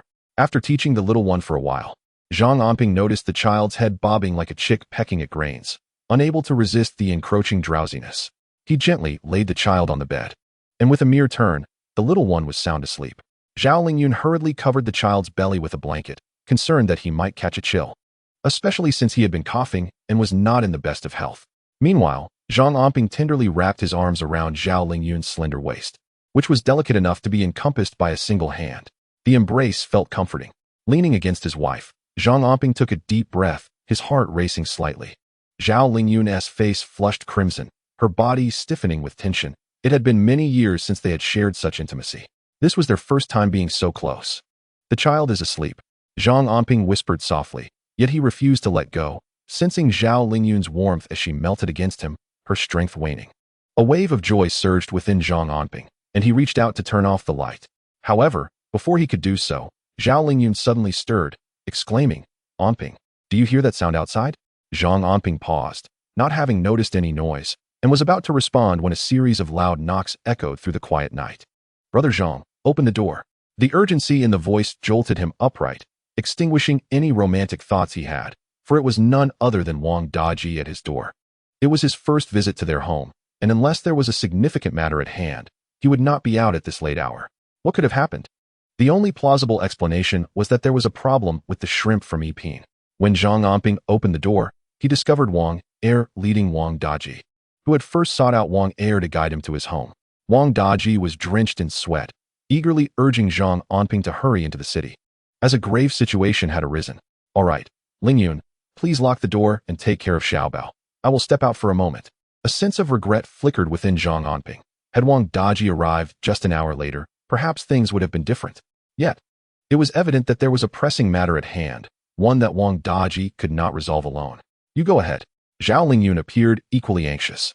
As Zhang Anping exited, it marked the first time Wang Daji laid eyes on Zhao Lingyun. He had heard countless mentions of his brother's wife, but upon seeing her, he was taken aback. His sister-in-law was truly stunning. However, he dared not gaze a second time, merely marveling at the thought that Zhang Ge must be quite a figure. What kind of woman could possibly hold his attention? This glimpse revealed that his sister-in-law resembled a celestial being descended to earth. Having encountered numerous women, he had never seen anyone as beautiful as Zhao Lingyun. Zhang Anping concealed his anxiety well. He awaited Zhao Lingyun to secure the door before turning to Wang Daji. "Speak. What calamity has befallen Yiping Xianxia? Come, I will show you. The situation is dire." Chapter 98. Targeted by others, both Zhang Anping and Wang Daji rode their motorcycles, racing back to the city. With Wang Daji leading the way, they sped through the nearly deserted streets close to 11 at night. As Zhang Anping navigated familiar roads, he sensed something was amiss. The streets, which once boasted several establishments selling Yiping Xianxia, were now devoid of the vibrant red banners that once adorned their entrances, attracting lion dance troupes to enliven the atmosphere. Shocked, he realized that the eye-catching banners had vanished entirely. What on earth is happening? Finally, Wang Daji's motorcycle came to a halt at the market entrance where Yiping Xianxia had a sales point. This particular stall, resembling others in the vicinity, had been utterly demolished, reduced to ruins. Even the most valuable refrigerator within was conspicuously absent. Observing the chaotic scene, Zhang Anping dismounted. He spoke little, entering the stall to survey the damage. All the signs and identifiers that once marked the establishment had disappeared. Had they not known this was the Yipin Xianxia sales point, they might have thought they had gone astray. Beside the stall stood a young lady scanning the surroundings. Upon hearing the commotion, she rushed over, and to Zhang Anping's astonishment, it was Lan Hanxiang. Zhang Gu. I discovered that the shed had been vandalized and immediately sought out Wang Gu. Lan Hanxiang promptly mentioned her prior engagement for the evening. Passing by the market, she sensed something amiss. The sales point for Yipin fresh shrimp had been attacked, and that was merely the beginning. Numerous establishments along this street that sold Yipin fresh shrimp had lost their signage. Initially, they acted swiftly, erecting red banners that were conspicuously affixed to several storefronts, both eye-catching and economical. However, to their surprise, these banners had vanished overnight. While the disappearance of the banners was manageable, the pivotal concern lay with their sales points, which seemed to have suffered damage. Although some experienced lesser losses, with certain refrigerators remaining untouched, Wang Daji finally caught his breath and relayed all the information he had to Zhang Anping. He particularly commended Lan Hanxiang, asserting that had she not been vigilant, they would have remained oblivious to the vandalism of their sales point. What if they had waited until tomorrow to deliver? The lobsters were contingent upon daily production. If they overproduced and had no refrigeration, they might incur significant losses. Thus, Lan Hanxiang's contribution was indeed substantial. Zhang Anping glanced at Lan Hanxiang, nodded in acknowledgement, and then turned to Wang Daji, saying, "First, let's report this to the police. This appears to be an attack specifically targeting Yipin fresh shrimp. However, we cannot ascertain whether it stems from mere jealousy or something more." He continued, "Moreover, keep an eye out for any new establishments opening in the next few days that might be engaging in similar business." Having weathered numerous storms in previous lives, Zhang Anping could easily discern the underlying issues of such trivial matters, swiftly piecing everything together. This alleviated Wang Daji's concerns, who gave him a thumbs up, exclaiming, "Zhang Gu, I knew you would have a solution. This is no challenge for you. Enough boasting. Tonight, quickly find a few usable refrigerators to make do. Otherwise, tomorrow's shrimp production will dwindle and our profits will shrink. Also, regarding the banners from our last opening, I recall there are still some left. Before dawn, see how many we can hang up. In the future, let's keep a surplus of banners. They are inexpensive and can handle unexpected situations." Zhang Anping instructed them to split into different groups. Wang Daji went off in search of refrigerators for the shrimp, ensuring that before dawn, they would replace the stolen ones at several sales points. Zhang Anping proceeded to the police station to file a report, while Lan Hanxiang sought out the shop that had previously customized their banners to order more, and she also needed to check their warehouse for any remaining banners. Wang Daji remarked, "Brother Zhang, it's quite late. After you report this, take Xiao Lan to inventory the banners. It's rather unsafe for a young lady to walk alone at night." He glanced at the dimly lit street, contemplating his suggestion. After all, if Lan Hanxiang were to discover the situation only after the lobsters were cooked tomorrow, it would be disastrous. "Well, let us split into two groups. The motorcycle is relatively swift," Zhang Anping replied, surveying the nearly deserted street without hesitation. He directed Lan Hanxiang to get on, taking her on the motorcycle towards the police station. As she settled behind him, her legs pressed together nervously upon hearing the roar of the motorcycle's engine. She instinctively wrapped her arms around Zhang Anping's waist, embracing tightly, fearing a fall. It was likely her first experience riding pillion on a motorcycle. "Do not be afraid. Just sit steady." Zhang Anping felt the softness behind him, his body momentarily tensing, yet he quickly regained composure and offered a word of comfort to Lan Hanxiang. However, Lan Hanxiang remained apprehensive, her body pressed closely against him, afraid to move, only daring to cling to him tightly. This made Zhang Anping somewhat regretful for acquiescing to Wang Daji's suggestion. Leaving Lan Hanxiang on the street at such a late hour was undeniably unsafe. Fortunately, with the motorcycle, they swiftly arrived at the police station. Even though it was nearly midnight, there were still officers on duty. Zhang Anping promptly entered to register a report, recounting the incident involving the shrimp vendor and specifying the location. Soon, officers arrived to address the matter. Yet, in these times, with dim streetlights and few surveillance cameras, the vandalized stall could only be logged for record-keeping, and when they might uncover further details remained uncertain. Observing the officers' meticulous inquiries, Lan Hanxiang contributed her thoughts, and by the time they finished the registration, it was already 1 or 2 in the morning. "Comrade, shall we grab a late-night snack? Is it that late?" "Thank you, but we must remain on duty." The two officers chuckled as they politely declined and departed. Zhang Anping turned to Lan Hanxiang, noticing her cold and hungry demeanor. Her face pale, After a moment's contemplation, he asked, "Do you know of any places to eat at this hour?" "I do, though it's a bit secluded." "I can take you. The food is exquisite." A glimmer of joy appeared on Lan Hanxiang's pallid face, clearly taken aback that Zhang Anping would treat her to a meal. Indeed, she was quite famished, nearly on the verge of fainting. "All right, let us go. Get on the bike." Zhang Anping nodded, and as he mounted the vehicle, he sensed Lan Hanxiang adjusting her position behind him. Her legs no longer sat sideways, but straddled the motorcycle as if she were riding it herself, bringing them uncomfortably close together. Chapter 99. Some things cannot be stopped by midnight. A chill had set in, and with the brisk wind on the motorcycle, Lan Hanxiang was unsure if it was fear or cold that prompted her to press herself against Zhang Anping's back, clutching him tightly, as if fearing a fall. Only those who have ridden motorcycles can comprehend Zhang Anping's sensations, dressed lightly for summer, were it not for his composure. He might have blushed intensely or found his thoughts wandering. Nevertheless, he remained calm, steering the motorcycle into an alley guided by Lan Hanxiang. And they soon discovered a bustling eatery emitting steam. Once they dismounted, the enticing aroma enveloped them. Glancing around, Zhang Anping ordered a clay pot rice, while Lan Hanxiang opted for a bowl of 3-flavor rice noodles. They settled at a table, gradually feeling warmth return to their bodies. When the steaming dishes were served, Lan Hanxiang leaned down to inhale the fragrance and could not help but exclaim, "How delightful. It still has that familiar taste." At this moment, Zhang Anping felt hunger creeping in, and faced with the enticing clay pot rice, he could not resist but devoured it with fervor. After a few mouthfuls, he felt a sense of comfort wash over him. "Brother Zhang, I truly appreciate your help during the incident at the hospital. Once I start earning, I will repay you. Without your assistance, my father might not have found peace in the earth." "Thank you," Lan Hanxiang expressed, reminiscing about their first encounter at the hospital, where Zhang Anping had come to her aid. "It's nothing. I was merely moved by the sight of your mother crying so sorrowfully. Just focus on your work." "You need not repay me," Zhang Anping replied, choosing not to elaborate further. He had never expected repayment when he offered that money. In a previous life, he had shared a complicated history with Lan Hanxiang, but in this life, he sought to avoid entanglements. "How can that be? I will carry that incident in my heart forever. My mother always said you are a truly good person. Do you know why I believe this restaurant serves delicious food?" Lan Hanxiang suddenly inquired, gazing at Zhang Anping. I do not know," he responded, intrigued. "When I studied here, I would pass by this place every evening after class, often feeling famished. Yet, I hesitated to indulge because it was too expensive. My family had some savings, but my younger brother, who lacked ambition, often got into fights and caused trouble. Naturally, when he injured someone, we had to compensate, and over time, our finances dwindled. Moreover, with my parents aging and frequently falling ill, our situation worsened." It seemed that Lan Hanxiang had opened up a floodgate of conversation, sharing her family's struggles with Zhang Anping.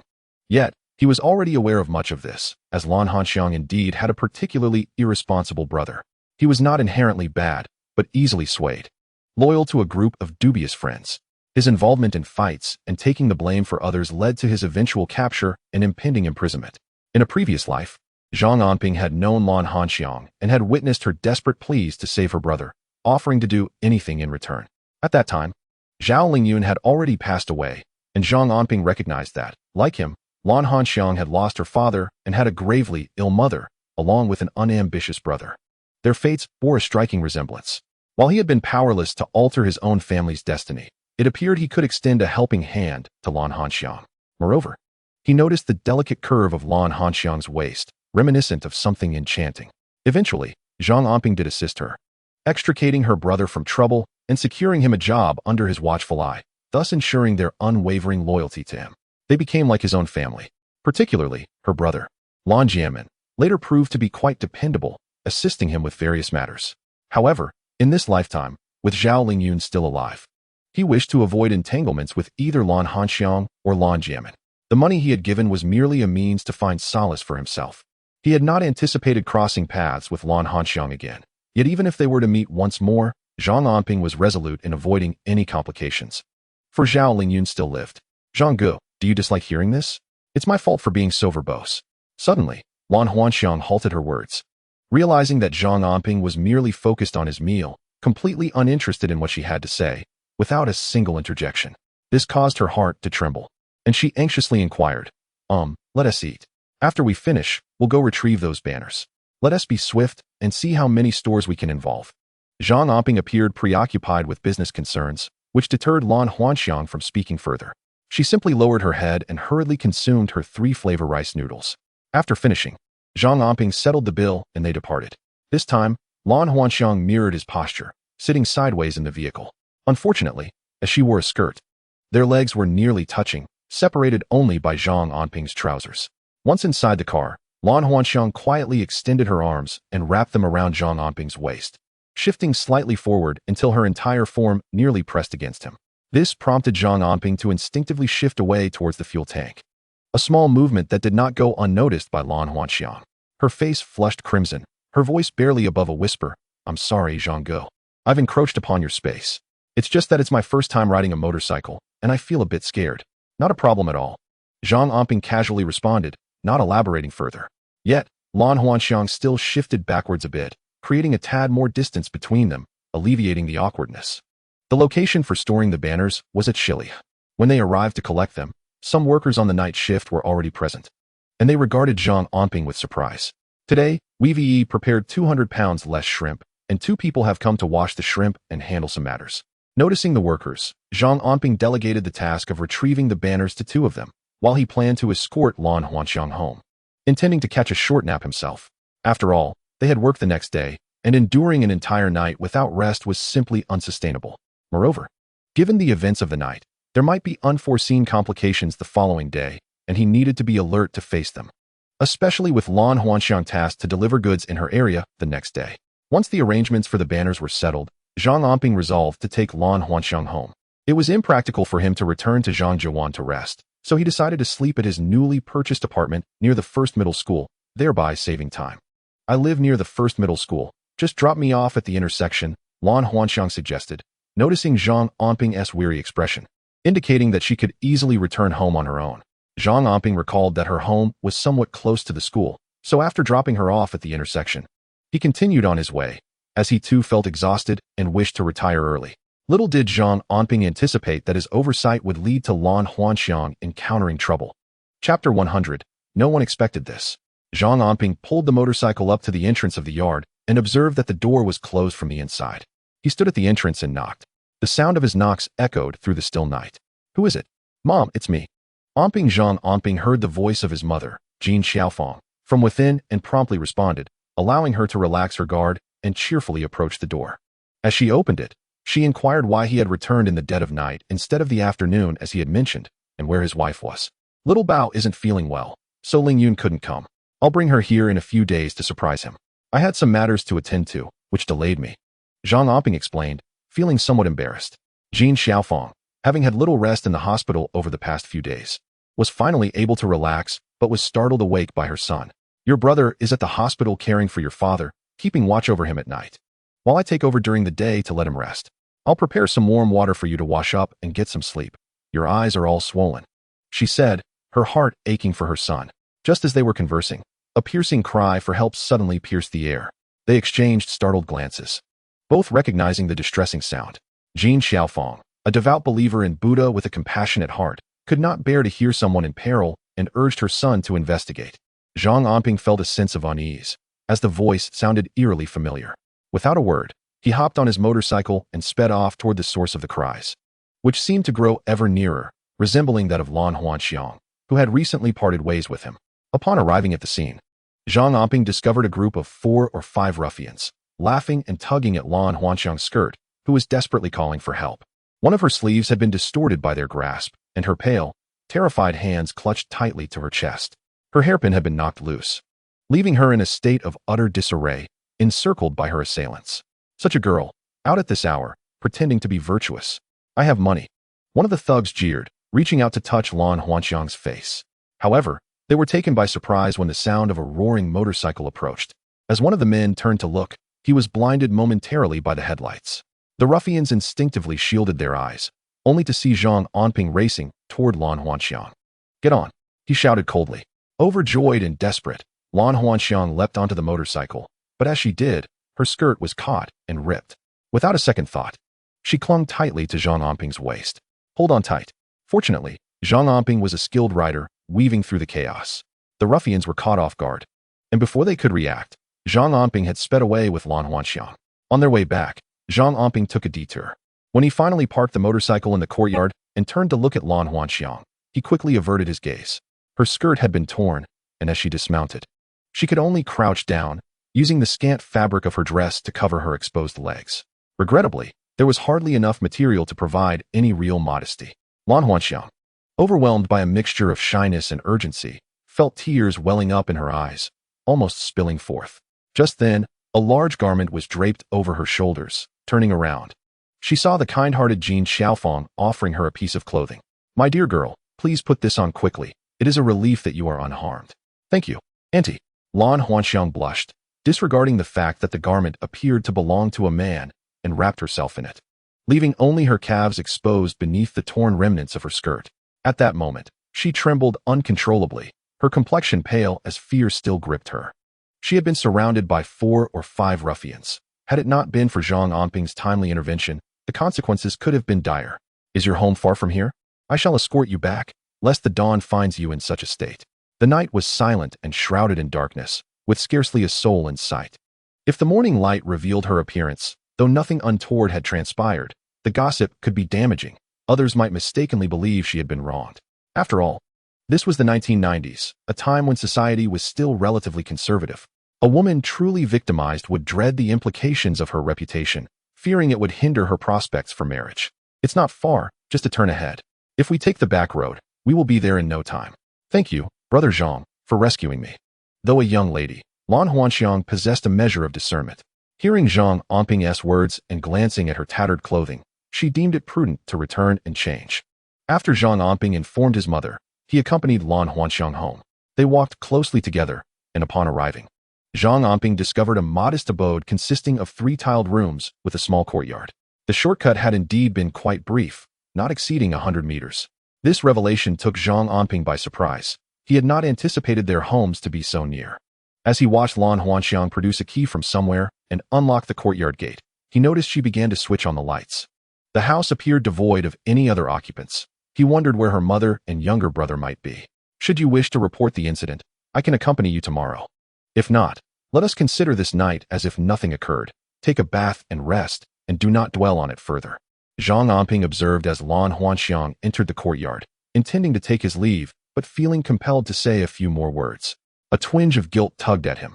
Had he been more proactive in escorting her home, perhaps the evening's turmoil could have been avoided. Lan Huanxiang was clearly shaken.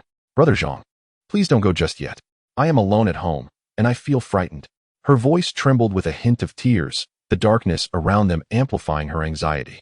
Having narrowly escaped danger, she could not afford to let him leave. She blocked his path resolutely. "Then, wash up and lock the door before you retire. If anything arises, you can run to my house, or simply call out loudly. I am certain I would hear you." Zhang Anping stifled a yawn. He too was weary and not made of iron. He longed for sleep after such a tumultuous night. "Zhanggu, please just sit in my yard for a while. I beg of you. I took my mother to my aunt's house this evening, and my brother has disappeared who knows where." As Lan Huanxiang spoke, tears began to cascade down her cheeks.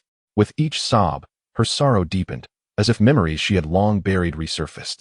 In this moment, Zhang Anping hesitated, expressing that he would only stay to smoke a cigarette in the yard before taking his leave. However, as he finished his smoke and turned to depart, Lan Huanxiang found an unexpected courage and rushed forward, embracing him from behind. "Anping Gu, please don't go. Stay with me." Lan Huanxiang held him tightly, as if trying to meld him into her very being. This moment cast Zhang Anping into a brief reverie, reminiscent of a scene from long ago. "I have a wife, and a 6-year-old son who is utterly adorable and calls me daddy every day. I should have been with my wife and son tonight, but Wang Daji had summoned me from my bed." Zhang Anping clutched his cigarette, taking a final, deep drag before speaking slowly about his son, Xiaobao, and how charming he was. He sensed Lan Huanxiang's grip loosening behind him, followed by her muffled sobs. "You are a good girl. Tonight, after escorting your mother home, you'll forget everything after a good sleep. I will consider that nothing happened tonight."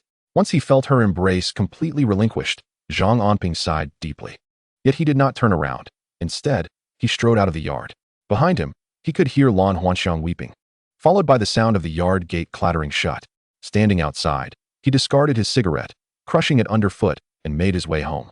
His mother awaited him, and upon his return, she smiled as she closed the door, inquiring about the girl. Zhang Anping offered little in response, merely stating that he was quite tired. Once in his room, he lay down, yet sleep eluded him. He recalled the myriad encounters with Lan Huanxiang from his past. Many had claimed she was after his wealth. Given her beauty and capability, she managed the supermarket with finesse, ensuring Zhang Anping reaped substantial profits without worry. But he knew Lan Huanxiang genuinely loved him. The question lingered. Did he love her in return? Perhaps he did, or perhaps he did not. It was a mystery long lost to him. Regardless, he had never married Lan Huanxiang. Since Zhao Lingyun's passing, he had remained single, although there had been other women. Yet in the quiet of night, thoughts of his late wife haunted him. What am I daydreaming about? Sleep. With a wife and children to warm my bed, what more could I desire? Zhang Anping chided himself, determined to clear his mind and succumb to slumber. He slept soundly until dawn, waking to the sun's rays streaming in. A glance at the clock revealed it was already past 9. Zhang Anping hastily attended to his morning routine and, upon stepping into the courtyard, beheld his younger brother Zhang Anping taking a shower. On the table lay several steamed buns and a bowl of congee, presumably prepared for himself. After casually consuming a few bites, Zhang Anping greeted his brother and hurried off to several sales points. Before long, he encountered Wang Daji at one of the locations. Wang's expression was far from pleasant. The sales point had been vandalized. Despite their vigorous efforts to salvage and tidy up the place, remnants of the chaos remained. Fortunately, the freezer for the lobsters had been delivered without major mishap. The two conferred and noted that 4 of their sales points had been attacked the previous day. As of now, they had not identified any suspects, as no other businesses in the vicinity engaged in similar trade. The police had sent more personnel, indicating a serious approach. Yet their efforts were hampered by the late hour of the incident, which had precluded the identification of eyewitnesses, thus necessitating a slow investigation process. This, naturally, impeded the speed of resolution significantly. What shall we do, Brother Zhang? Should we have someone guard the sales points overnight, or perhaps lay in wait for the culprits? Suggested Wang. These sales points are rather small. Can they accommodate overnight guards? Please see if there are any storefronts for rent nearby. If not, we may need to consider relocating these makeshift sales points to new premises, Zhang Anping remarked, surveying the somewhat disheveled state of the vandalized locations with a sense of regret. Though these sales points were hastily assembled, they were strategically located and cost-effective. In the early days of their business, such economical setups offered significant advantages. Transitioning to permanent storefronts would drastically increase operational costs, thereby squeezing the profit margins of their exquisite shrimp offerings. However, if they did not relocate, the expensive freezers posed a risk. Should the thieves return unscathed, the losses could be substantial.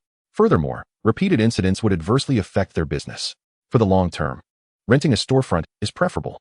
It offers increased security, reducing the likelihood of theft, while ensuring a stable customer base, he concluded. I will keep an eye out for nearby rental opportunities. If I catch those scoundrels, they shall face dire consequences. Zhang Anping assessed the impact of the vandalism on their business. Fortunately, their swift response in procuring new freezers had mitigated the losses, and business remained relatively stable. Meanwhile, the stores that had lost their banners were in the process of rehanging them. By the time they closed up in the afternoon, a fresh batch of lobsters had arrived at the night market. Thankfully, Zhang Anping had advised a reduced order of 200 pounds for the day. Otherwise, they would have faced an even greater surplus that evening. Nevertheless, when Zhang Anping and Wang Daji tallied their earnings that night, they discovered a shortfall of 1,500 yuan compared to a typical day, amounting to nearly 10% of their profits. May business improve tomorrow? I must finalize the storefront arrangements in the coming days. At this rate, saving money will become increasingly challenging. Brother Zhang, if we secure a storefront, and, in 2 months, the lobster market declines, what will become of the shop? Wang Daji pondered aloud as he calculated their finances, reflecting on their recent acquisitions, including a motorcycle and Zhang Anping's new home. After calculating the expenses of renting a property and hiring help, it appears that while profits have been made, there remains a scant amount of cash in the accounts. Moreover, Wang Daji harbors concerns regarding the rental of a storefront. They specialize in selling lobsters. Although the profit margins are commendable, the onset of October heralds the off-season, bringing with it challenges in sourcing supplies. However, once the storefront is leased for a year, the upfront deposit and rent would render any wasted time a financial loss. No worries, go ahead and rent it. I have it all figured out. Zhang Anping is unconcerned about the seasonal downturn, but rather anxious about the substantial expenses associated with leasing the storefront, coupled with the potential decline in business. With just over 2 months remaining until the sale of the mansion at Zhongguanfu, he realizes that failing to gather the requisite 1 million could lead to irreparable regret. Having observed Wang Daji searching for a storefront, someone quickly entered a nearby house and relayed the news to its occupants, provoking a chorus of laughter. Ha ha ha. I thought they were clever, but they are merely following my suspicions, ultimately opting to rent a storefront for business. If you dare to rent it, I will surely disrupt your enterprise. Unfortunately, Zhang Anping and Wang Daji remain oblivious to these machinations. Chapter 102. The predicament of the trap processing factory in recent days. Wang Daji has been preoccupied with finding a storefront, while Zhang Anping has begun to contemplate his own affairs. Despite increasing the number of traps to 300 at Zhangjiawan for lobster fishing, the daily catch has dwindled from over 1,000 pounds to less than 800. Although the price of lobsters has risen, after compensating Zhang Si and others, the daily earnings hover around 700 yuan. The profit from Epine fresh shrimp, which initially reached 10,000 yuan daily, has diminished to approximately 9,000 due to reduced sales at their outlets. As costs continue to rise, if they secure the storefront, expenses will escalate, and without an improvement in business, the profit from Epine fresh shrimp is estimated to stabilize around 8,000 yuan per day, with a 70% stake. This translates to a personal profit of 5,600. As for the trap processing factory, he had not invested much effort.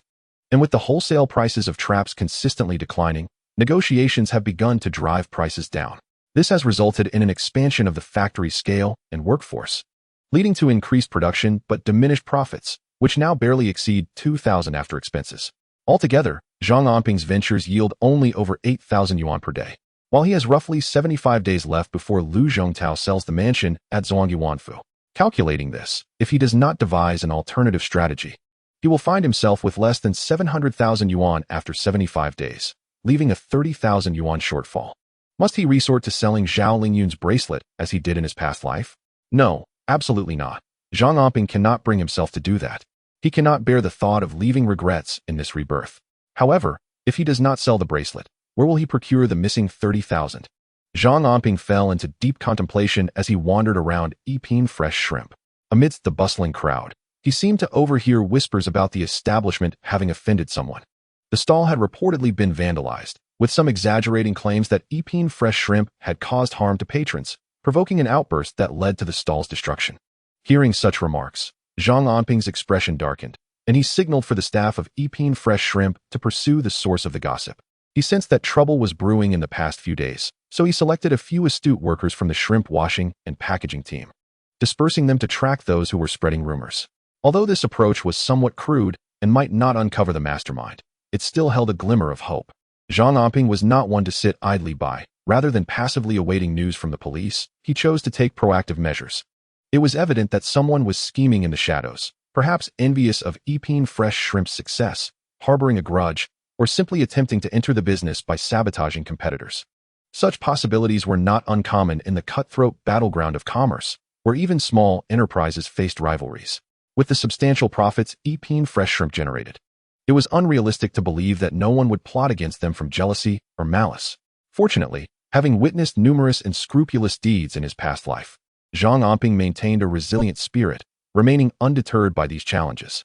While the instigator behind the turmoil at Epine fresh shrimp remained elusive, Wang Er was the first to approach Zhang Anping, urging him to visit the trap processing factory promptly.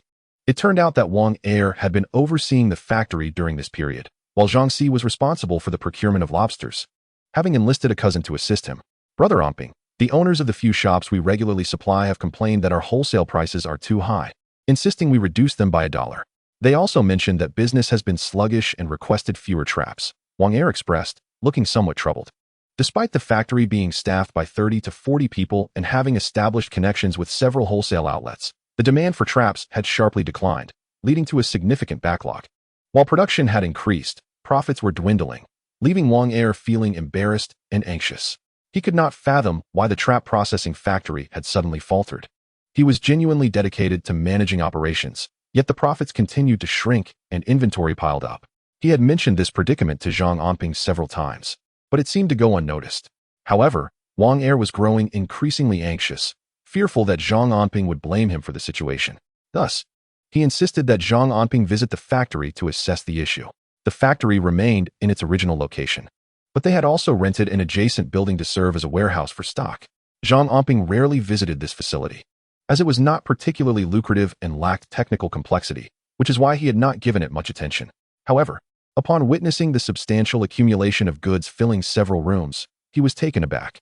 His father's recent hospitalization had kept him away, and while he was aware of the backlog, he had not anticipated it to be so extensive. This is quite excessive. Why was this not mentioned earlier? When it was brought up, you dismissed it, saying it was of no concern. Wang Er, feeling wronged, remarked that he had indeed raised the issue several times, but Zhang Anping always took it lightly, merely responding with vague acknowledgments. Witnessing the overwhelming backlog of fishing nets, he was determined to find a way for Zhang Anping to see the situation firsthand today. This way, even if the subsequent knowledge of the severe backlog surfaced, Zhang Anping would not bear the blame, for Wang Er had already informed him. If it couldn't be resolved, there was little he could do.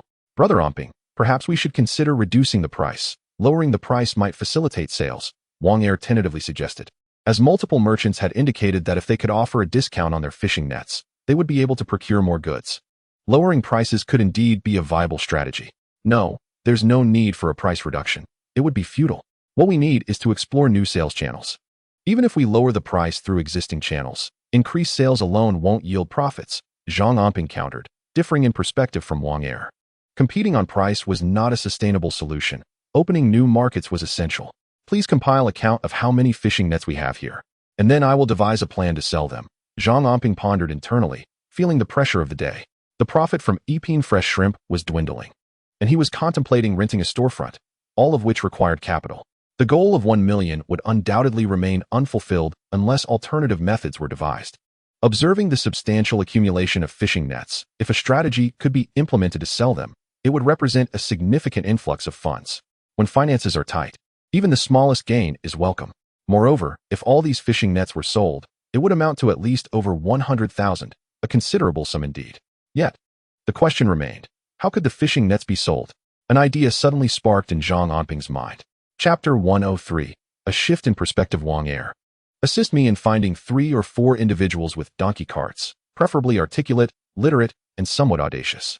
It would be ideal if they were well acquainted with the area, and I can offer 15 yuan a day.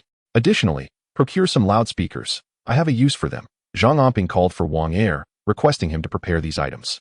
In these times, motorcycles were scarce, and the primary means of transportation in rural areas were donkey-drawn carts. 15 yuan a day was a reasonable wage, and Wang Er readily agreed, heading towards the intersection at the north gate in search of donkey cart drivers. That area was known for such labor, allowing for a selection of more articulate individuals. Wang Er worked efficiently, quickly locating 4 drivers. However, acquiring loudspeakers proved challenging. Ultimately, Zhang Anping resorted to purchasing 4 or 5, placing one on each donkey cart. Brother Anping, I have brought the Huang brothers. They are from the north gate of the city, locals through and through. Huang Laoda's wife is from our village. Wang Er introduced the Huang brothers, who all made their living driving donkey carts. Huang Laoda's wife happened to be the daughter of Wang Er's neighbor, making them familiar faces. Thus, Wang Er went directly to the market to find the Huang brothers. Huang Laoda, in his 40s, already bore the marks of gray at his temples.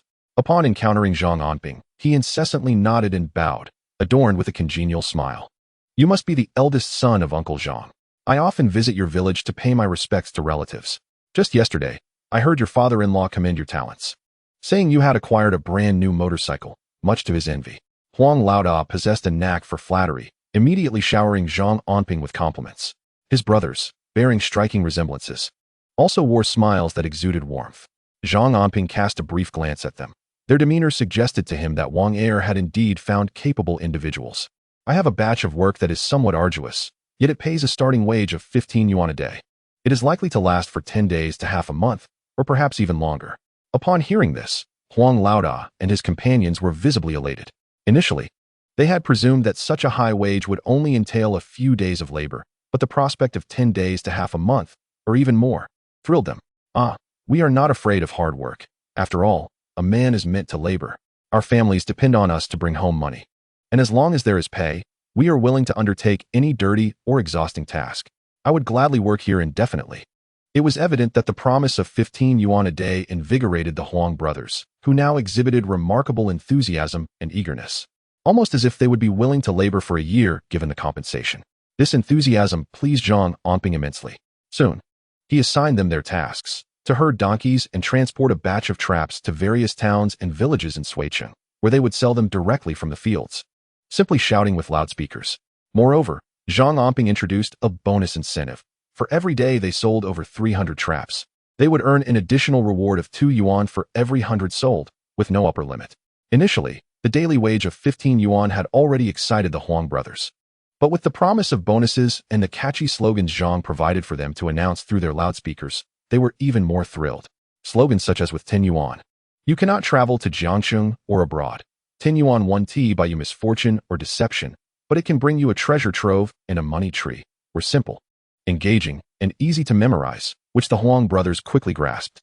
Zhang Anping set the price for the traps at 10 yuan each, which was indeed higher than wholesale prices, but remained cheaper than the 11 or 12 yuan charged in shops within Suiqing. The key advantage was the direct delivery to the fields, saving others considerable time, a novel concept in an era when home delivery was not yet a norm. Before long, they began loading their carts, each man carrying several hundred traps, and started selling them from the outskirts of Suiqing to various rural villages. Once these arrangements were made, Zhang Anping exhaled deeply, only to see Wang Er scurrying over to brew him tea. Brother Anping, no, I mean boss, I have some exquisite tea for you. This is this year's Maojian, harvested before the Qingming festival. Please, have a taste. A cup of vibrant green Maojian was presented to Zhang Anping in a glass cup. The Maojian tea, comprised of the freshly sprouted buds from the tea tree, is typically harvested when only 1 or 2 tender leaves have unfurled. When steeped in water heated to 70 or 80 degrees Celsius, the vibrant green buds dance gracefully in the cup, presenting a delightful visual treat. The flavor of the tea is rich and sweet, offering an exquisite taste, as it is renowned as a local specialty. Indeed, the flavor is remarkable. It is truly delightful. How fortunate you are to appreciate it. I shall bring you some later. This tea, by the way, was procured from your grandfather's estate. I feel somewhat presumptuous sharing it with you, as your family must frequently indulge in such fine tea, remarked Zhang Anping. Wang Er scratched his head, surprised by Zhang Anping's fondness. No, this is my first encounter with it. Fine tea is usually sold at a premium, and it is not my privilege to enjoy it. Zhang Anping replied nonchalantly, fully aware of Wang Er's implications. In truth, the tea harvested from Zhang Moutsai's tea plantation during the Qingming festival is indeed sold at a high price, and though he shares the Zhang surname, he has never tasted such exquisite tea. Furthermore, their grandfather has never gifted them tea leaves. However, it matters not. Once my father's injury has healed, I shall find a way to reclaim the tea plantation. That which belongs to the Zhang family shall be returned without hesitation. Having organized matters on this front, Zhang Anping departed swiftly, but not before reminding Wang Er to keep a vigilant eye on the accounts of the Huang brothers. He instructed him to ensure daily calculations were clear, to appoint someone to create a chart detailing the factory's daily production of traps, sales figures, and inventory levels. It is crucial for him to maintain awareness of these details, for as the factory expands, there are instances when he may be absent, making it essential to uphold order to ensure longevity. After leaving the trap processing factory, Zhang Anping visited Yupingxian Shrimp. Meanwhile, the individuals he had dispatched to monitor those spreading rumors soon reported back with findings. They had been tracking several individuals and discovered that 2 or 3 of them were actively disseminating rumors and appeared to be part of a coordinated effort. Although they had crossed paths, the watchers could not discern the specifics of their discussions due to their cautious distance. However, they had pinpointed a location, a building with the address 818 near the first middle school. Upon hearing this address, Zhang Anping's expression shifted to one of intrigue, for it was all too familiar to him. Chapter 104. What I have given away, I shall reclaim. The number 818 held particular significance for Zhang Anping, as it was the very site Lu Zhongtao had acquired as an office prior to commencing work on his prestigious estate. In his previous life, Zhang Anping had frequented this location almost daily in pursuit of securing the facade of the estate. How could he not be familiar with it? This was Lu Zhongtao's property, situated less than 50 meters across from the prestigious estate where he maintained an office. Zhang Anping spoke slowly, recounting these details. Lu Zhong, we have not offended him. We are merely purveyors of lobsters, while he is involved in real estate, a realm so distinct from ours. I am at a loss regarding the situation. Yet this address is indeed the location of Lu Zhongtao's company. If you doubt it, feel free to inquire further. Zhang Anping was somewhat taken aback. In his previous life, he had a familiarity with Lu Zhongtao, perceiving him as a rather intricate individual, one who valued integrity, albeit with certain flaws, particularly concerning his indulgence in women. Nonetheless, he possessed a commendable vision in business. It was unexpected for one of his associates to engage in such despicable acts concerning Epine fresh shrimp. Zhang Anping found himself perplexed and instructed his team to continue monitoring the situation while asking Wang Daji to investigate if there had been any grievances against Lu Zhongtao. He wished to ascertain Lu's intentions. If clarity emerged, Zhang Anping planned to meet Lu Zhongtao in person. Wang Daji, burdened with thoughts, agreed and informed Zhang Anping that he had selected several storefronts for Zhang to review at his convenience, so they could finalize which ones to lease. After all, if they were indeed to change locations, the ensuing procedures would incur significant expenses and entail considerable risk. Wang Daji was uncertain and required Zhang Anping's approval. Moreover, in the event of critical decisions for Epine fresh shrimp, Zhang Anping would invariably have the final say. Both men understood that should their opinions diverge, Zhang Anping's would prevail. Very well, I shall investigate. If all else fails, I will invite Lu Zhongtao to my home for dinner and inquire directly, Wang Daji resolved, determined to take action. For he was the visible proprietor of Epine fresh shrimp, known only to a select few within their circle. Zhang Anping was the one truly in charge. Zhang Anping nodded, bidding farewell to Wang Daji before making his way to the hospital.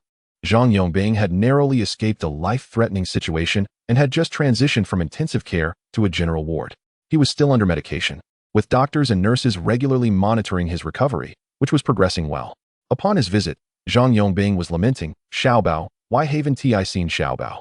Xiaobao has caught a cold and has been coughing these past couple of days. As it is a hospital, they do not allow children to visit. He will come to see you once he recovers.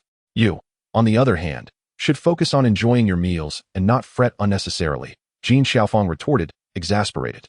For the family had been tirelessly attending to him, and he still fretted about this and that. "I am merely concerned about Xiaobao's cough. Please do not bring him to the hospital," Zhang Yongbing insisted. Upon noticing Zhang Anping's arrival, he turned and began discussing his recovery, expressing hopes to soon identify the perpetrator responsible for his ordeal so that Li Jun could expedite the case resolution and settle his hospital expenses, which had accumulated to a considerable sum. Over these days, Zhang Yongbing's spirits had lifted significantly upon hearing that someone would reimburse his hospital bill, allowing him to remain calm and focused on recuperating rather than incessantly yearning to return home. "It's all right," Li Jun reassured, urging you to focus on your recovery. "The perpetrator shall not evade justice." As Zhang Anping spoke, he noticed the water in his father's cup had run dry, and he promptly filled it anew, inquiring about the doctor's examination results for the day. Upon learning that everything was normal and that his father was gradually improving, a great weight lifted from Zhang Anping's heart, and a smile broke upon his face. This was indeed joyous news.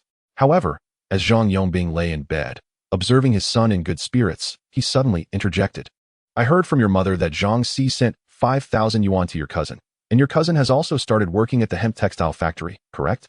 You should focus on your recovery and not concern yourself with these trivial matters. Don't forget how you ended up in the hospital." Zhang Anping frowned. Why was his father bringing this up again? "I am aware," he continued. "Your mother mentioned you wished to reclaim Chashan. Is that so? What plan do you have?" Zhang Yongbing, speaking to his son, felt an uncomfortable tension. Being of the older generation, he struggled to express his underlying affection for his children and grandchildren, often resorting to bluntness that sounded harsh to the ears.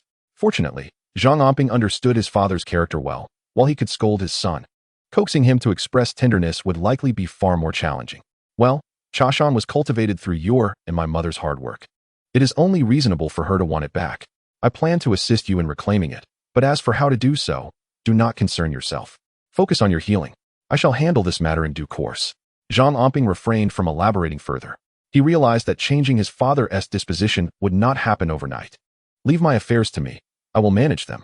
The tea garden was entrusted to someone, and I will take care of it. We had a contract and engaged a mediator. Chashan was meant to provide for your grandfather's old age." When Zhang Yongbing uttered this, a deep anguish resonated within him, and his tone grew severe.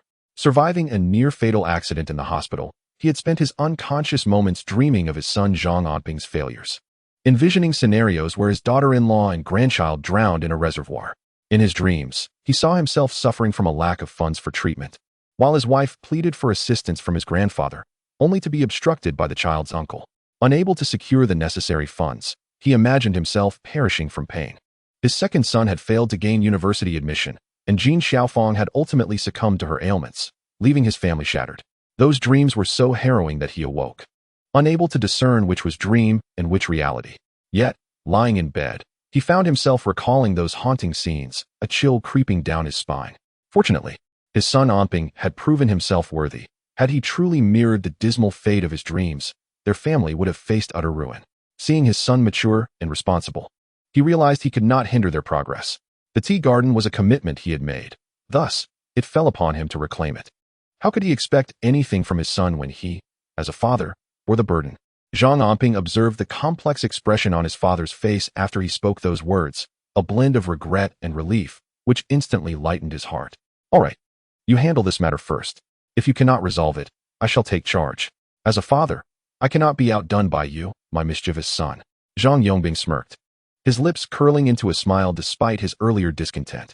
Chapter 105. Who doesn't wish to procure something exquisite for their wedding? Observing the playful banter between the father and son, Jin Xiaofang felt a wave of emotion wash over her, prompting her to turn her face away to conceal her tears. Silently, she expressed her gratitude to the divine for the unexpected transformation in her husband since his hospitalization. He had ceased to speak of Zhang Anping's university achievements and, astonishingly, had even supported their decision to return to the Tea Mountain. It appeared that enlightenment had graced more than just Zhang Anping and their family. There was a promising future ahead for them, indeed. Thank you, benevolent deity. Upon exiting the hospital, Zhang Anping could not resist gazing up at the sky. The scorching sun was somewhat uncomfortable, yet his buoyant mood rendered him oblivious to the heat. Noticing that the day was still young, he hurried to the department store. Having recently relocated, he lacked any bedding and had spent the previous night on a wooden plank bed. As a grown man, he could endure such discomfort. But once Zhao Lingyun and Little Bao moved in, their delicate skin could not withstand such hardships. Thus, Zhang Anping resolved to purchase several sets of bedding. The department store was the finest market in this era. In the 1990s, as people began to acquire wealth and satisfy their basic needs, they started to pursue more refined tastes. The transition from merely staying warm to dressing well was evident, and urban dwellers began to pay attention to their clothing, food, and living arrangements. During weddings, it was customary to visit department stores to acquire beautiful bedding, with the current trend featuring pure cotton sheets adorned with blue backgrounds and yellow peonies. Additionally, many brides opted for satin-like duvet covers. Standing there, Zhang Anping observed and noticed a sales assistant attending to a stylishly dressed mother and daughter selecting wedding bedding. In those times, being able to purchase 2 brand new duvet covers and sheets from the department store was a significant mark of prestige, as such items were not inexpensive. The mother and daughter were deliberating over whether to choose the blue or yellow cotton peony duvet cover when Zhang Anping could no longer contain himself and called out to the sales assistant.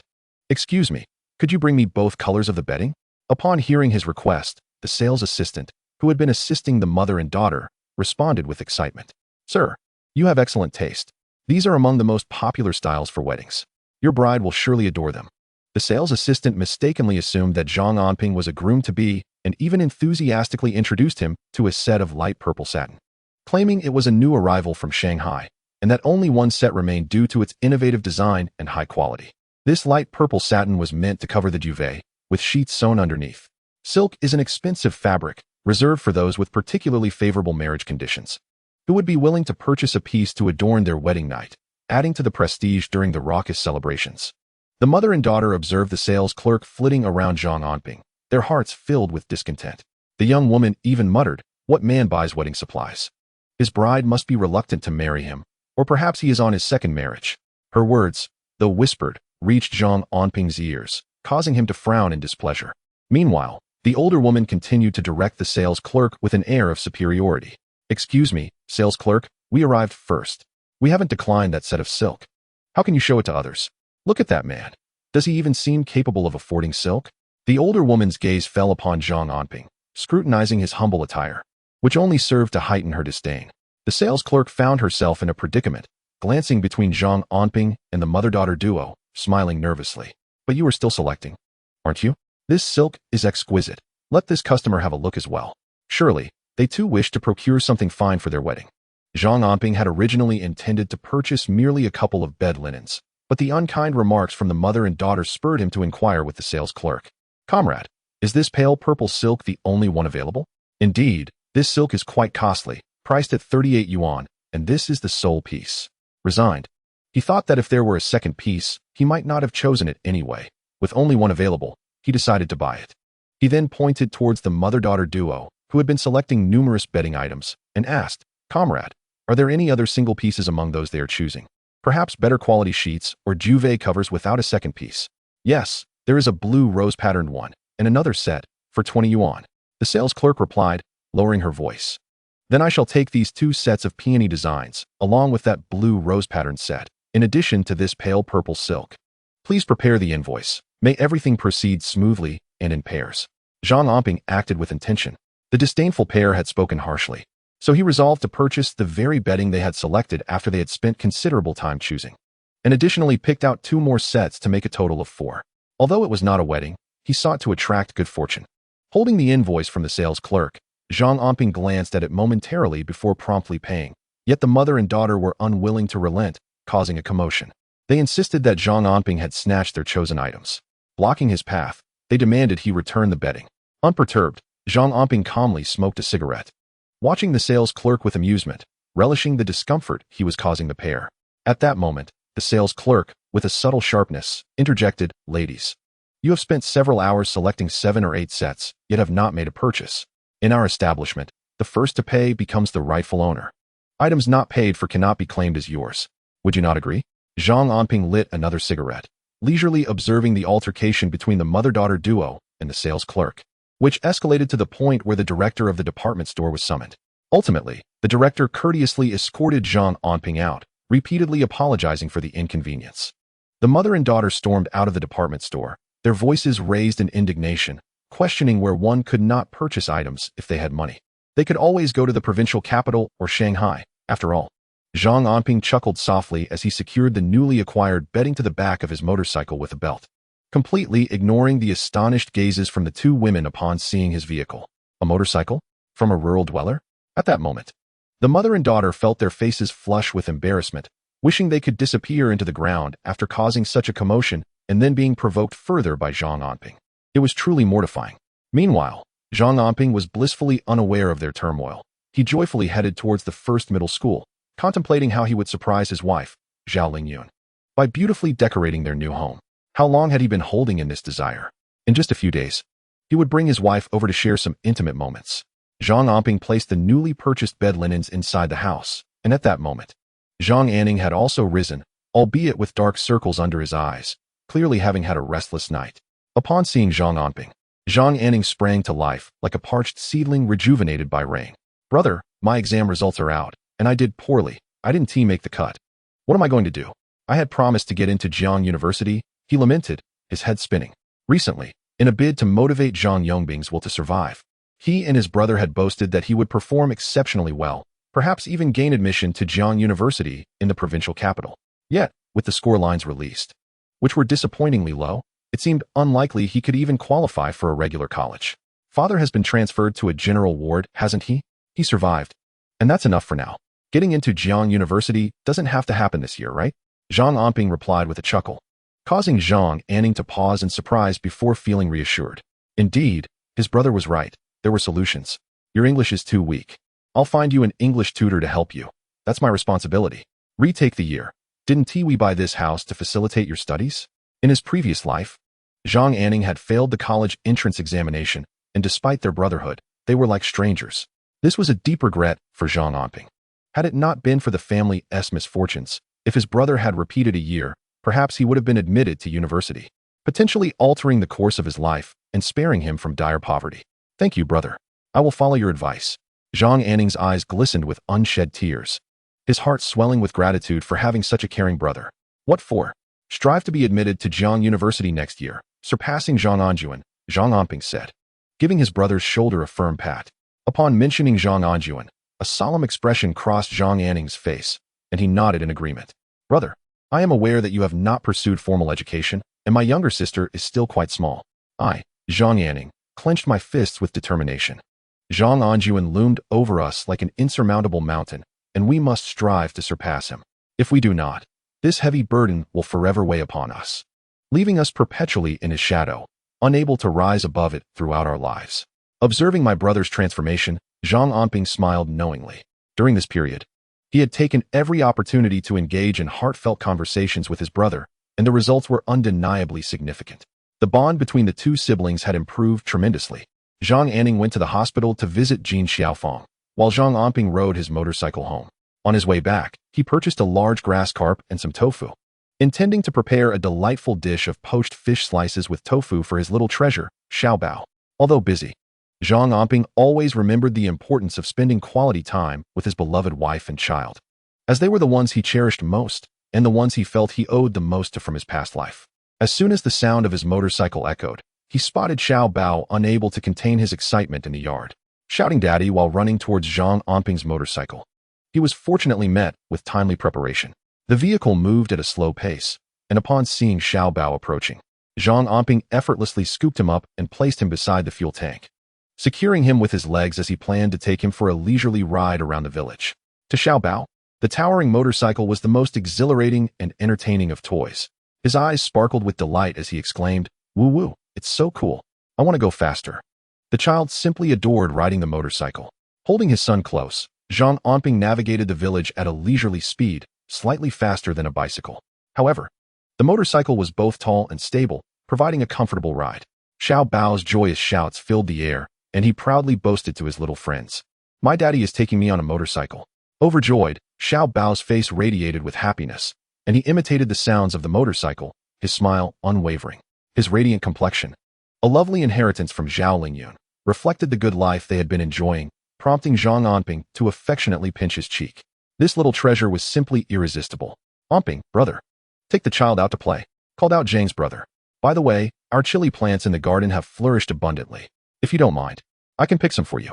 As Zhang Anping strolled with the child, he encountered numerous villagers who greeted him with warm smiles.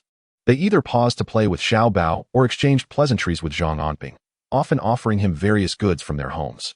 Recently, many had joined Zhang Anping in catching crayfish, which had proven to be quite profitable. Consequently, many villagers harbored gratitude in their hearts towards him and would eagerly engage in casual conversation whenever they met. Some even slipped candies and biscuits into Xiao Bao's hands. The polite little boy would respond with a sweet smile and a heartfelt thank you, endearing himself to the villagers, who praised his understanding and good manners, inviting him to their homes to play. It was fortunate that they were riding the motorcycle, as Zhang Anping's vehicle now sported a basket attached to the back. In a basket lay a collection of vibrant chili peppers and fresh greens, accompanied by a heap of plums, tomatoes, and cucumbers, all freshly harvested, with the tiny thorns still clinging to the cucumbers. The tomatoes exuded a tantalizing aroma, and in this day and age, these vegetables and fruits possessed an exceptional flavor. Upon returning home, Zhang Anping found his wife hurriedly bathing their little treasure, washing his hands and face, for he had been playing excitedly and was now sweating profusely. "Lingyun, have you had any free time these past few days? Shall I take you into the city? There's a delightful place I want to show you," Zhang Anping said with a cheerful smile as he entered the kitchen to prepare a grass carp. He sliced the fish fillets, simmered the bones to create a broth with a touch of tofu, and then added the fish fillets, seasoned with eggs to thicken the sauce. Once the broth turned a milky white, he added the fillets and brought it to a vigorous boil. An enticing aroma of fish wafted through the air, and as he finished, he sprinkled a handful of green onions over the pot. The contrast of the emerald green onions against the creamy broth and the snowy white fish was mouth-watering. Zhang Anping also prepared a dish of scrambled eggs with tomatoes and a refreshing cucumber salad, filling 3 plates with food, much to Zhao Lingyun's delight. The family gathered together for a hearty meal. Meanwhile, at the West City prison, as inmates queued for their meals, a few of them inexplicably spilled their food, sparking a heated argument. Onlookers gathered, some cheering, creating a moment of chaos. Guards rushed to intervene, but amidst the disorder, it appeared that a few had kicked out inadvertently. More guards were summoned, and Zhang Quan, lurking at the edge of the crowd, sensed that his long-awaited opportunity had finally arrived. Chapter 107. A challenge ahead. Zhang Anping was unaware of Zhang Quan's situation. After tidying up the dishes, he entertained his little treasure in the yard while engaging in light conversation with Zhao Lingyun. "Lingyun, collecting crayfish is too laborious. I'll arrange for someone to do it in the countryside. You should come to the city for a couple of months. I suspect little treasure will soon be ready for school, and I wish to send him to study in Suiqing." Zhang Anping intended to share the news about the house he had bought in the first high school with Zhao Lingyun, but thought it best to take her to see it in person for a grand surprise. September 1st marked the beginning of enrollment for the child, and attending school in Suiqing certainly seemed advantageous. However, they lacked even a place to stay there, and it seemed unlikely any school would accept little treasure, which posed a significant challenge. Zhao Lingyun merely acknowledged the difficulty, recognizing that studying in Suiqing would undoubtedly benefit little treasure. Yet, the need for housing and a school willing to accept him made the situation seem overwhelmingly complicated. "Ha. No worries, little treasure. Do you want to study in the city?" "Daddy, I want to go. There are so many delicious foods there. I can eat beef noodles. I want beef noodles. Upon hearing about the trip to the city, Little Treasure's eyes sparkled with excitement. In the heart of the child, he remembered the delectable beef noodles from Suiqing, a bowl filled with beef that he could never finish. Good, we have beef noodles to eat. And Dad will take you to that place for beef noodles. Zhang Anping affectionately patted Xiaobao's head, his face glowing with indulgent laughter as the family sat together in the courtyard, enjoying the cool breeze. Zhao Lingyun fished out a watermelon from the well.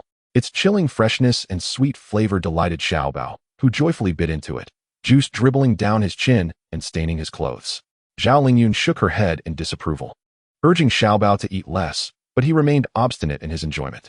When Dad returned, Xiaobao was overjoyed, playing energetically until nearly 11 o'clock.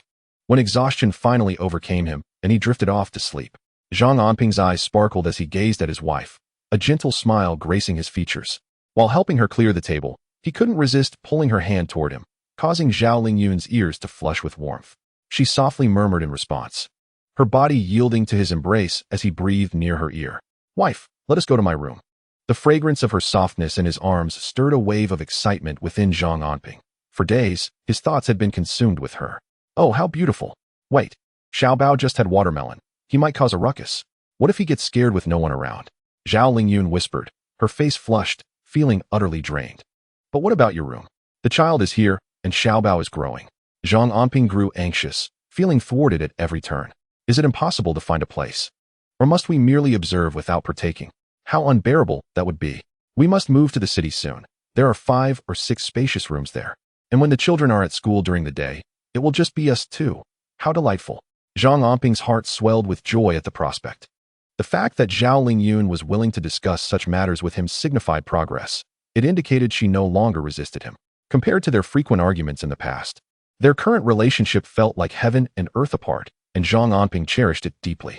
All right, then let us embrace. He held his wife close, filled with happiness. However, mere moments into their embrace, Xiaobao called for his mother. The child had overindulged in watermelon and suffered from an upset stomach, leaving the couple restless throughout the night. The next day, Zhang Anping, sporting dark circles under his eyes, headed to the city. He first checked on the sales of the exquisite shrimp. Since the sales point had been vandalized, the daily sales had been declining. Wang Daji was somewhat troubled, already scouting several new locations and planning to consult Zhang Anping. Brother Zhang, I also went to investigate number 818. It truly belongs to Lu Zhongtao's real estate company. However, I haven't seen Lu Zhongtao come to our home for a meal these past few days. Perhaps we should inquire if we offended him, or simply confront him directly. What do you think? In Wang Daji's eyes, Lu Zhongtao was a powerful figure, wealthy and influential. They were just beginning to make small profits.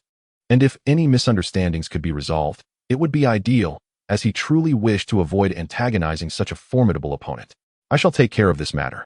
Indeed, as the saying goes, when the soldiers come, we shall meet them. When the water rises, we shall build a dam. Some situations cannot be resolved merely by yielding. One must not underestimate the complexity of certain affairs. I shall continue to assign personnel to monitor the situation, and once we obtain irrefutable evidence, we shall take decisive action.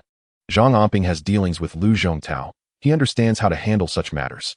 Regardless of the adversary, he remains undaunted. Presently, Lu Zhongtao may appear as a formidable giant before him, but in his past life, he was merely a beggar, tailing for scraps. There is naught to fear. Wang Daji was elated upon hearing Zhang Anping's words, responding with an enthusiastic ah. He then requested Zhang Anping's assistance in scouting several storefronts, insisting on selecting at least 4 this time. Zhang Anping did not decline.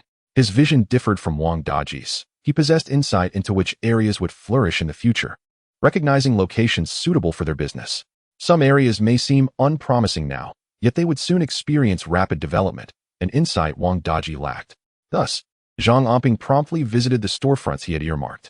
At that time, most available storefronts belonged to factories or institutions, with few private options. After all, prime locations within cities were predominantly occupied by various entities. However, this scenario would not persist for long. Many factories and institutions would soon sell their assets at a loss or undergo restructuring and liquidation. By a decade hence, the storefronts in the city would primarily belong to private owners. As Zhang Anping stood at the entrance of the hemp factory, he smiled, surprised to find Wang Daji had identified a storefront nearby, boasting a favorable location frequented by nearly all the factory workers on their way to work. This spot was advantageous. and due to its modest size, the rent was not exorbitant. Zhang Anping nodded to himself, recalling that not long after, the hemp factory would declare bankruptcy, and this row of storefronts would be sold to private individuals. This storefront was indeed available for rent, and the location was promising. Zhang Anping swiftly finalized his decision on this storefront and was about to proceed to the next location when he suddenly spotted someone approaching. He smiled, wondering if it was fate that brought him to a familiar face. Chapter 108. Hypocrisy. Anping, what brings you here? Are you looking for me? It was Li Junming, who appeared delighted to see Zhang Anping and insisted on taking him inside the factory for a visit. Zhang Anping glanced at Wang Daji, signaling for him to wait. Meanwhile, Li Junming eagerly pulled Zhang Anping through an alley and into the back entrance of the hemp factory, greeting the guard with a friendly uncle and offering a cigarette. He beamed as he led Zhang Anping inside. The warehouse of the hemp factory was merely 100 meters from the back door. Anping, my uncle has always wanted you to come to the factory. I brought you in to have some fun, Li Junming exclaimed, pride resonating in his voice as he mentioned his job at the warehouse. For him, working at the hemp factory was a source of immense joy. He was now a legitimate employee earning a salary. Indeed, there are already inquiries regarding whether he has a girlfriend, with plans to introduce a relative's daughter to him. This is the advantage and benefit of working in a factory. With stable employment and good benefits, young women are naturally inclined to seek out such young men. Zhang Anping glanced at Li Junming's proud demeanor and smiled slightly, choosing not to elaborate further. Little did Li Junming realize that this flax spinning factory would not thrive for long.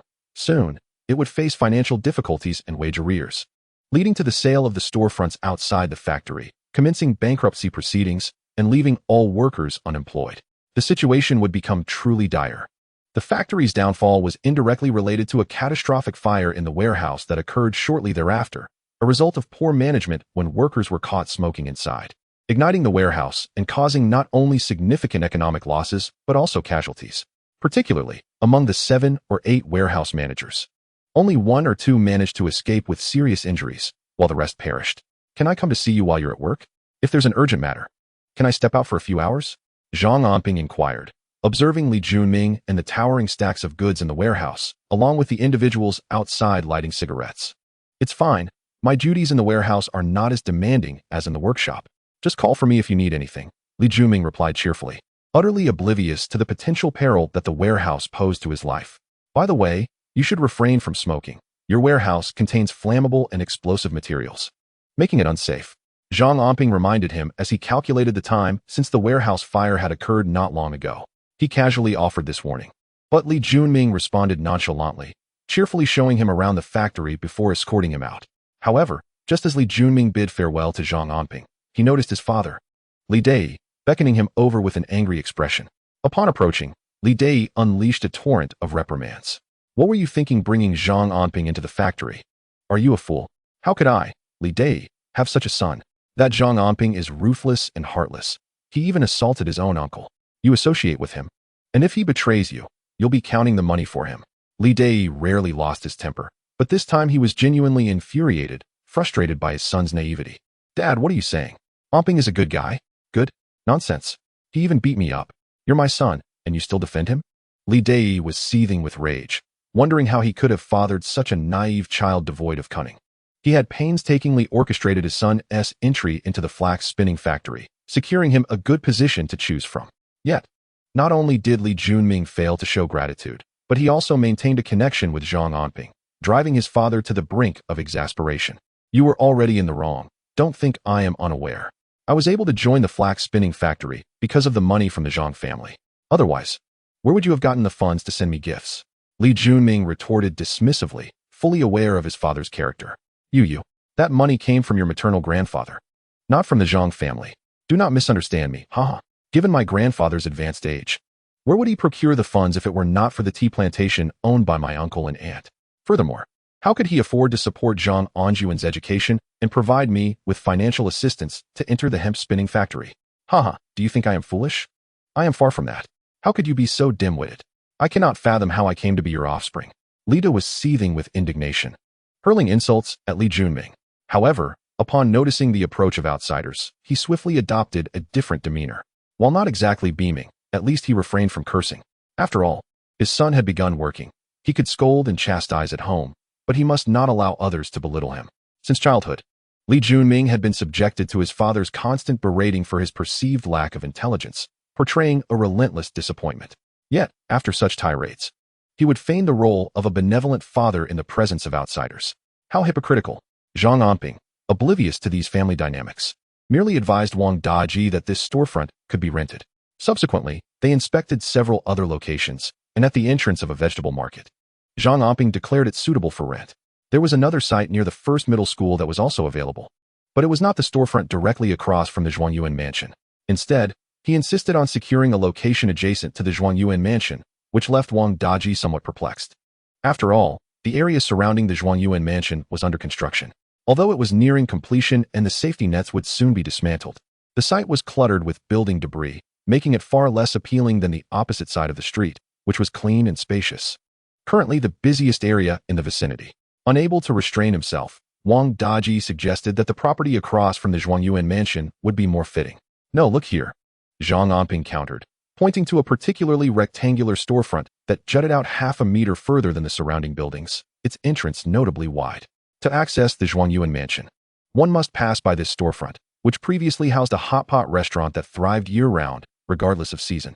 Once the Zhuangyuan mansion opens, the demand for shops in this row will surge, making them highly sought after. Although the opposite side appears to be flourishing now, once the Zhuangyuan mansion is completed, the distance across the road will deter patrons, leading to a decline in business over there. These insights were lost on Wang Daji. Even those with a modicum of vision and audacity cannot foresee the future. Observing Zhang Anping's steadfastness, he reluctantly acquiesced, nodding in agreement to proceed with the arrangements. As the two conversed, they noticed a commotion at number 818, where a crowd of excited individuals was rushing towards the scene as if a significant event had transpired. Chapter 109. The principal wife confronts the mistress. Two women vying for one man. Hurry to see. Oh my, this is unprecedented. The principal wife has caught the mistress. As someone passed by Zhang Anping, they animatedly discussed the unfolding drama, which seemed to be quite sensational. Wang Daji, accompanying him, could not resist craning his neck to gaze towards number 818. Let us go see. The individuals stirring trouble behind our beloved Yi Pin Xianxia are none other than those from number 818, right?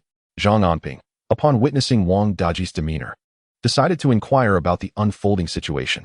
The residence at number 818 exuded an impressive aura, featuring a grand entrance with towering glass doors that instilled a sense of comfort even before one stepped inside. The interior was vast, spanning several hundred square meters, with various offices meticulously arranged within. Outside, a confrontation was taking place between a few individuals. Among them stood a woman with a beauty mark between her brows. Her permed hair gave her a youthful appearance, although the creases around her eyes betrayed her true age. However, her polished and tidy appearance made her seem only in her mid-30s. Opposite her was a woman appearing to be in her early 20s, exuding an alluring charm. Though she may not have been conventionally beautiful, she resembled a rose in full bloom. Dressed in a fashionable ultra-short skirt that showcased her long legs, complemented by 7-centimeter high heels, she radiated an irresistible allure. Such women invariably draw the attention of men, captivating onlookers wherever they go. A group nearby was busily whispering and observing the spectacle. Zhang Anping cast a glance at the two women. Furrowing his brow, he recognized both.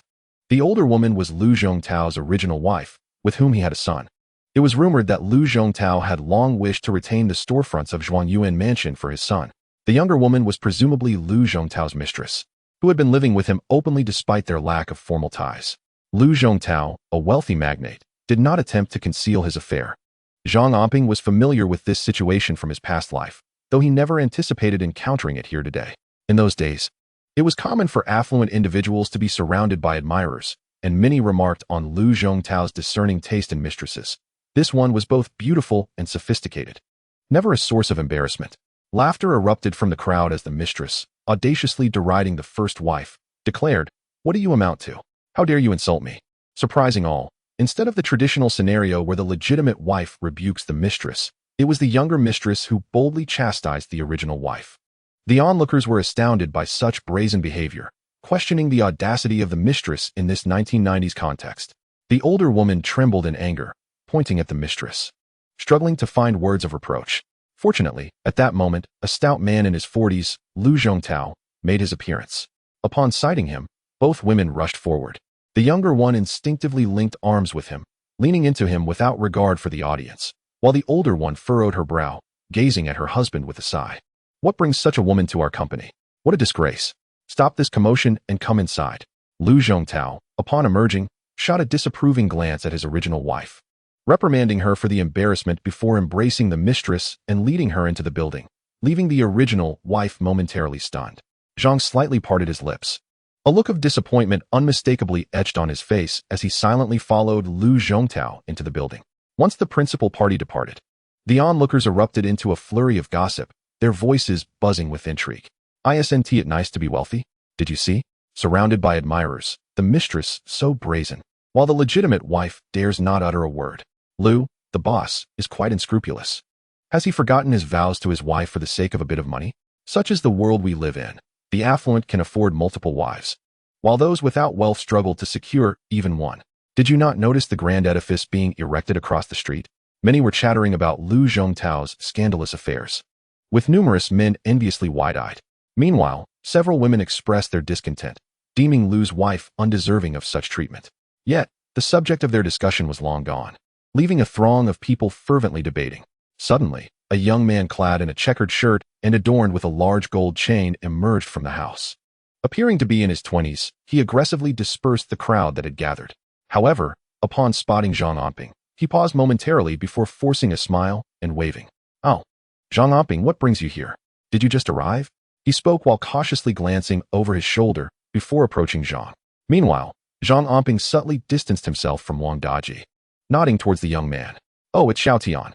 What are you doing here? Aren't you with your sister? Where's she?"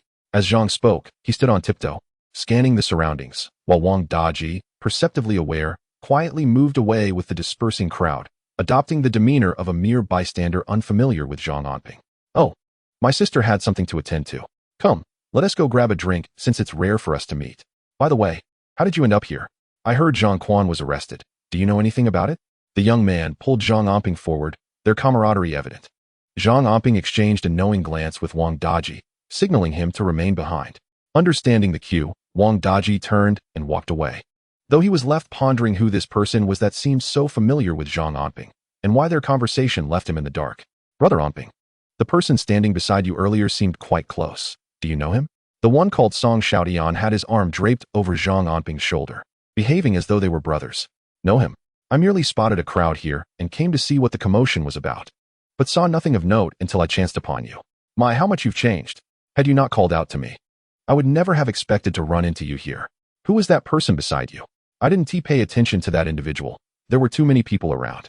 "Who are you referring to?" Zhang Anping spoke with naught but fabrications. Yet, upon hearing his words, Song Xiaotian laughed heartily, seemingly convinced. Chapter 110. Illusions of Affection. I surmise you are unfamiliar with the individual beside you. His name is Wang Daji, the proprietor of Epine Fresh Shrimp. Are you acquainted with it? There are numerous outlets scattered throughout the city. I am astounded that Song Xiaotian possesses such an intimate understanding of Wang Daji's background. Yet, he remains oblivious to the fact that he himself is the owner of Epine Fresh Shrimp. Ha ha ha, with Wang Daji holding a minor stake. He must heed his directives. "Oh, Epine Fresh Shrimp? That name sounds rather familiar. I must admit, I overlooked it earlier. The man appears rather unremarkable, which is quite unexpected. Xiaotian, how do you know him?" Zhang Anping's smile exudes an air of sincerity. Song Xiaotian had no inkling that Zhang Anping was the owner of Epine Fresh Shrimp. At this moment, he proudly ushered him into a restaurant, suggesting they discuss matters over a meal. It turns out that Song Xiaotian and Zhang Anping hail from the same village, with Xiaotian being slightly younger. Initially, he had envisioned striking it rich. Yet here he was in Suicheng, and by a twist of fate, they encountered one another. Zhang Anping had already harbored suspicions upon seeing the young woman, for she was Song Xiaoya, the elder sister of Song Xiaotian. What a coincidence! Song Xiaoya is from Zhangjiawan, and she and Zhang Anping have been childhood friends. However, she has always regarded him as a backup option, as her family and younger brother seldom return to the village, seemingly always by her side. Rumors have circulated in the village that Song Xiaoya had prospered and married a wealthy individual from the south. Each time she returned to the village, she would visit Zhang Anping, which diverted his affections from Zhao Lingyun. Song Xiaoya's demeanor towards Zhang Anping was subtly flirtatious, and whenever she returned home, it coincided with Zhang Anping's moments of courting. Due to Song Xiaoya's influence, the bond between Song Xiaotian and Zhang Anping was akin to that of brothers. In a previous life, Zhang Anping had purchased the former residence of the top scholar and opened a supermarket. Song Xiaoya had sought him out then, their interactions laden with ambiguous undertones. However, at that time, Zhao Lingyun had already passed, and Lan Hanxiang was by his side, all while Song Xiaoya persistently pursued him, dreaming of becoming his wife. During that period, Song Xiaoyan had affectionately referred to him as brother-in-law, a stark contrast to the present, where he simply addresses him by name. Yet, Zhang Anping had long since moved past those memories. In this life, he has Zhao Lingyun and his son, Xiaobao. Their presence suffices for him. As for others, he could only lament his past indiscretions. However, Song Xiaoyan remained unaware of these matters and continued to boast to Zhang Anping. My sister has a boyfriend, and my brother-in-law is quite fond of her. He suggested I seek out some ventures, promising to provide funding and even open several stores for me. I've set my sights on Epine fresh shrimp, which I hear is quite lucrative, capable of earning several thousand to tens of thousands in a single day. The two had now settled into a private room within the restaurant, and as Song Xiaoyan lowered his voice to discuss the matter with Zhang Anping, he noticed a sudden change in Zhang Anping's expression, exclaiming, "Impossible. Thousands. Impossible, isn't it? How could a lobster seller make such a fortune? Xiaotian, don't be deceived." Zhang Anping's expression, half smiling yet skeptical, led Song Xiaoyan to believe he was jesting. He swore to the heavens, "I assure you, my associates have been monitoring this closely, calculating the profits involved. When I mentioned it to my brother-in-law, he praised my insight, saying I possess the acumen to identify lucrative projects. He is very supportive of this venture." Song Xiaoyan beamed with pride, recalling how Lu Zhongtao had indicated the substantial profits to be gained and even assisted him in gathering information. The owner of Epine Fresh Shrimp was none other than Wang Daji, who sold lobsters near the Riverside Park. "Who is your brother-in-law? Didn't your sister mention she wasn't married?" Zhang Anping suddenly interjected, a hint of displeasure in his tone. This remark fit well with the image he held in Song Xiaoyan's mind, that of his sister's backup suitor. "My sister is indeed unmarried, but my brother-in-law is quite fond of her. There's little she can do about it. You know my sister's personality. She has always been the one in charge. However, my brother-in-law's parents are a bit reluctant about the situation, but I couldn't care less. It's my brother-in-law who is willing to invest in me. Isn't that the essence of it?" Song Xiaoyan wore a knowing expression, eager to enlighten Zhang Anping. "If you have the capability, why not invest in him and ensure his family lives well? He would then call you brother-in-law too. After all, he wouldn't be at a loss, would he?" Upon hearing this, Zhang Anping quickly grasped the situation. Song Xiaoya had entangled herself with the married Lu Zhongtao, and now Song Xiaoyan eagerly awaited Lu Zhongtao's investment. However, such an investment required a project that could captivate Lu Zhongtao's interest, and he had set his sights on the business model of Epine Fresh Shrimp. Coincidentally, Lu Zhongtao found it appealing and continually encouraged him. Meanwhile, Song Xiaoyan plotted to bring Epine Fresh Shrimp to its knees, resorting to unscrupulous tactics like vandalizing their sales points and employing petty thugs to steal refrigerators. Such nefarious deeds were indeed within the realm of someone like Song Xiaoyan. "Oh, I see Epine Fresh Shrimp is thriving. If you wish to encroach upon their business, you must possess the right strategies," Zhang Anping remarked casually. Song Xiaoyan posed no threat and was easily manageable, yet Lu Zhongtao was a clever individual, albeit lacking in matters of romance. Reflecting on his past self, he realized he was even less adept in that regard. "This isn't a concern for you. Did you know that someone vandalized Epine Fresh Shrimp sales point? Now they are renting a storefront to conduct business. As long as they secure a location, I have ways to deal with them," Song Xiaoyan declared, brimming with confidence. However, he refrained from divulging further, sensing he had revealed too much today. Lu Zhongtao had once analyzed that the proprietor of Epine Fresh Shrimp was a formidable individual, possessing both intellect and a viable business model.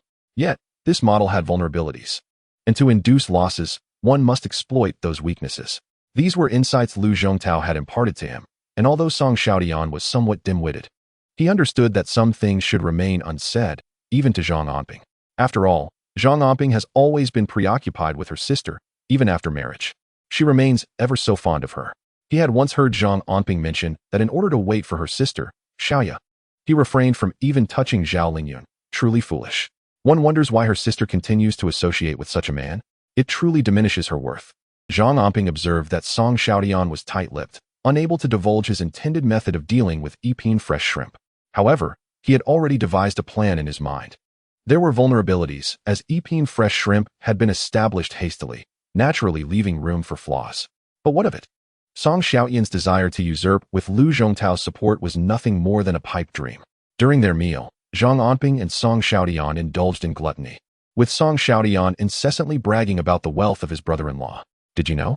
The mansion over there, built by my brother-in-law, is the tallest building in the entire city. P.S. Quite generous too. He bought a house nearby for his family, spacious and grand, a stark contrast to the humble abode in Zhangjiawan. Had this been the former Zhang Anping, he might have felt a bittersweet pang, considering the ambiguous flirtations from Song Xiaoya. But now he merely chuckled, not taking it to heart. Zhang Anping, come to my house later. You'll see the grandeur for yourself. The pristine white walls surpass anything in the countryside. And I've heard my sister say it cost a fortune. Song Xiaodian exhibited no sense of shame, instead reveling in his pride, oblivious to the fact that this was indeed his sister's selling price. Song Xiaoya was nothing more than a mistress. What of the brother-in-law? The man already had a wife and children, and they were not ignorant of this. However, wealth overshadowed all else. It mattered not if one was a mistress or a legitimate partner, or even the sanctity of marriage. None of it seemed to hold significance. Such people are indeed quite repugnant. Thus, when Song Xiaodian insisted on taking Zhang Anping to his home, Zhang Anping declined, making an excuse to leave, without even settling the bill for the food and drinks. Song Xiaodian believed that he was merely embarrassed and angry, thinking it absurd that someone so lacking in means would dare pursue his sister. Truly a delusion, akin to a toad yearning for swan meat. After parting ways with Song Xiaodian, Zhang Anping sought out Wang Daji, who had not wandered far, having been discreetly following them. Upon seeing Zhang Anping emerge, the two quickly reunited and departed on a motorcycle.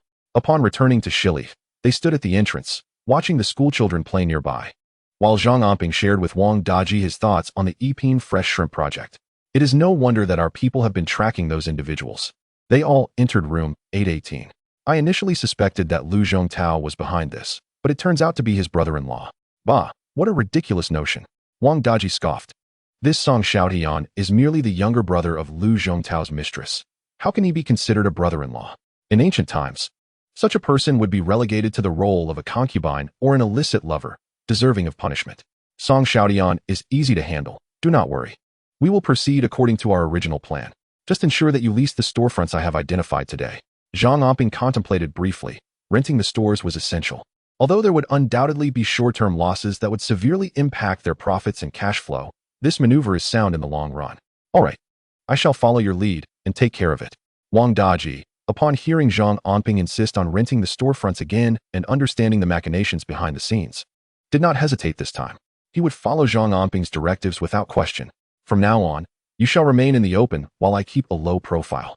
If anyone inquires, simply state that Epine fresh shrimp is your business. Zhang Anping instructed Wang Daji. Once the business finds its footing, he could step back into the shadows, delegating tasks to Wang Daji without undue concern. Wang Daji nodded eagerly at this, feeling a surge of excitement. Had he not been working alongside Zhang Anping, he would never have dreamt that selling crayfish could yield profits exceeding 10,000 in a single day. It was beyond imagination. Yet, it was a tangible reality that Epine fresh shrimp had achieved. In Wang Daji's eyes, Zhang Anping was akin to a golden opportunity, one he must cling to tightly. After conveying these matters, Zhang Anping considered visiting the net trap processing factory. Yesterday, he had instructed the Huang brothers to deliver goods to the countryside, and they should have results by today. 20 years later, delivering goods to rural areas became commonplace, whether for daily necessities or seeds and raw materials. City dwellers would send truckloads of goods. However, in the 1990s, delivering goods directly to fields was an innovation, quite rare. This approach bypassed distributors, selling the net traps directly to consumers. If this method proved successful, the business would undoubtedly flourish. Initially, they sought to recruit just 4 individuals as trial salespeople. If these 4 performed well, they could continue hiring until the net trap business entered a virtuous cycle, eliminating the need to supply wholesalers at exploitative low prices. After all, the price offered to wholesalers differed significantly from what the Huang brothers could sell them for, even after accounting for wages and bonuses. The retail price for home delivery far exceeded the profit margins from wholesale. Having a motorcycle made things convenient. The ride from Shili to the net trap wholesale factory took only a few minutes. Upon arrival, he happened upon the warehouse replenishing stock for the Huang brothers. It turned out they had successfully sold the net traps at the fields yesterday, achieving impressive sales, and they were willing to work hard. Reluctant to return early that very night, they continued selling until after dark. This morning, before dawn, they set out, even bringing along a searchlight, so they could sell their goods at the village entrance by evening. At that time, Nearly every household in the countryside would be home, making it the most opportune moment for business. The Huang brothers were driven by the fact that Zhang Anping not only offered a generous wage, but also provided them with bonuses. Consequently, Huang Laoda had managed to sell 700 traps in a single day, yielding over 20 yuan in profit, a figure that brought them immense satisfaction. If this continued, their monthly earnings would far exceed their regular salaries. The Huang brothers, with responsibilities for both elders and children, were the most industrious as long as the pay was right. Thus, if their cart could not carry all their goods in one trip, they would make two, hoping to earn a little more. When they spotted Zhang Anping approaching, they eagerly surrounded him, brimming with joy, for in their eyes, he was their benefactor. "Boss, are you hiring? My brother-in-law is looking for work. Can he help sell traps?" Huang Laoda tentatively inquired, glancing at the room filled with traps. "Yes, just like you. The pay is the same. Anyone capable is welcome," Zhang Anping replied with a smile. As they conversed, a familiar voice called from outside. "Zhang Anping, is Zhang Anping here?" Taken aback, Zhang Anping rushed out to see who it was. To his astonishment, it was Sun Yi. "I have an urgent matter. I searched several places, and others suggested you might be here," Sun Yi said, a hint of anxiety in his voice. Zhang Anping offered him a cup of tea, which Sun Yi gulped down before it had a chance to cool. "Zhang Quan has escaped from prison. I received a notification and came to warn you. You should be cautious during this time. Avoid being alone and stay close to others. If you notice anything suspicious, contact us immediately." Sun Yi's concern was palpable. The case of Zhang Quan was under their jurisdiction, and the fact that he had escaped after being sentenced was a serious issue. The prison would undoubtedly bear responsibility. The prisoner needed to be recaptured swiftly, and it was imperative to keep this incident under wraps to prevent public panic, especially since Zhang Quan was a death row inmate. If he were to wreak havoc upon his release, who knew how many lives could be at risk? Individuals like Zhang Anping, who had a hand in Zhang Quan's incarceration, needed to be particularly vigilant for their safety. "Since Zhang Quan has escaped, Sun Yi, could you allocate some personnel to safeguard us, especially my wife and children?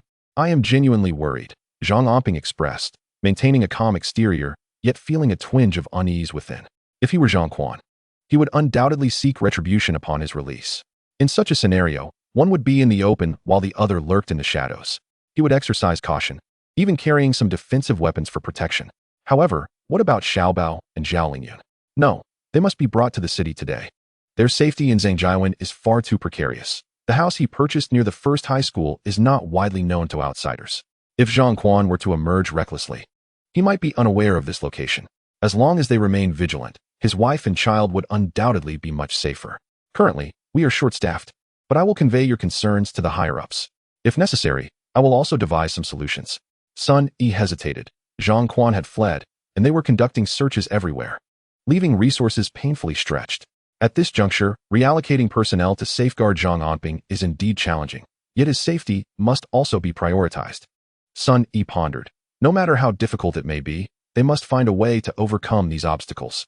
At worst, he could spend more time near Zhang Anping over the next few days or enlist some retired comrades, some unfamiliar faces to protect him. Soon, Sun Yi communicated his thoughts to Zhang Anping, who nodded in agreement. "All right, I happen to have recently purchased a new house with 6 rooms, which will be more than sufficient for your personnel. They can pose as my co-tenants, making it less conspicuous." Zhang Anping understood the necessity of maintaining a low profile to avoid attracting Zhang Quan's attention. Moreover, it was crucial to keep his residence discreet. Flaunting a newly acquired property in the city paled in comparison to the safety of his wife and child. After discussing with Zhang Anping, Sun Yi promptly departed, overwhelmed with the urgency of recapturing Zhang Quan. Zhang Anping, too, had no time to review the performance reports of the trap manufacturing factory. He was only vaguely aware that the Huang brothers had sold over 2,000 traps the previous day, generating more than 20,000 yuan. This provided a much-needed boost to the cash trap factory. Wang Er was particularly pleased, exclaiming that Zhang Anping's strategy was exceedingly effective. He had been anxious but couldn't devise a good plan. This approach effortlessly alleviated the product backlog at the trap factory and significantly increased profits. Previously, the daily profit was only 2,000 to 3,000 after expenses, but now they had sold over 20,000 in a single day. The disparity was astounding. Wang Er even contemplated hiring additional staff to continue delivering goods to the countryside, as these sales were all in cash, which was truly delightful. However, Zhang Anping was heavy-hearted. After instructing Wang Er briefly, he left the factory in haste, eager to return home.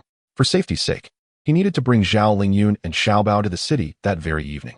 The area around the first high school was bustling, unlike the quiet of Zhangjiawan at night, where outside help would be non-existent in the event of an emergency.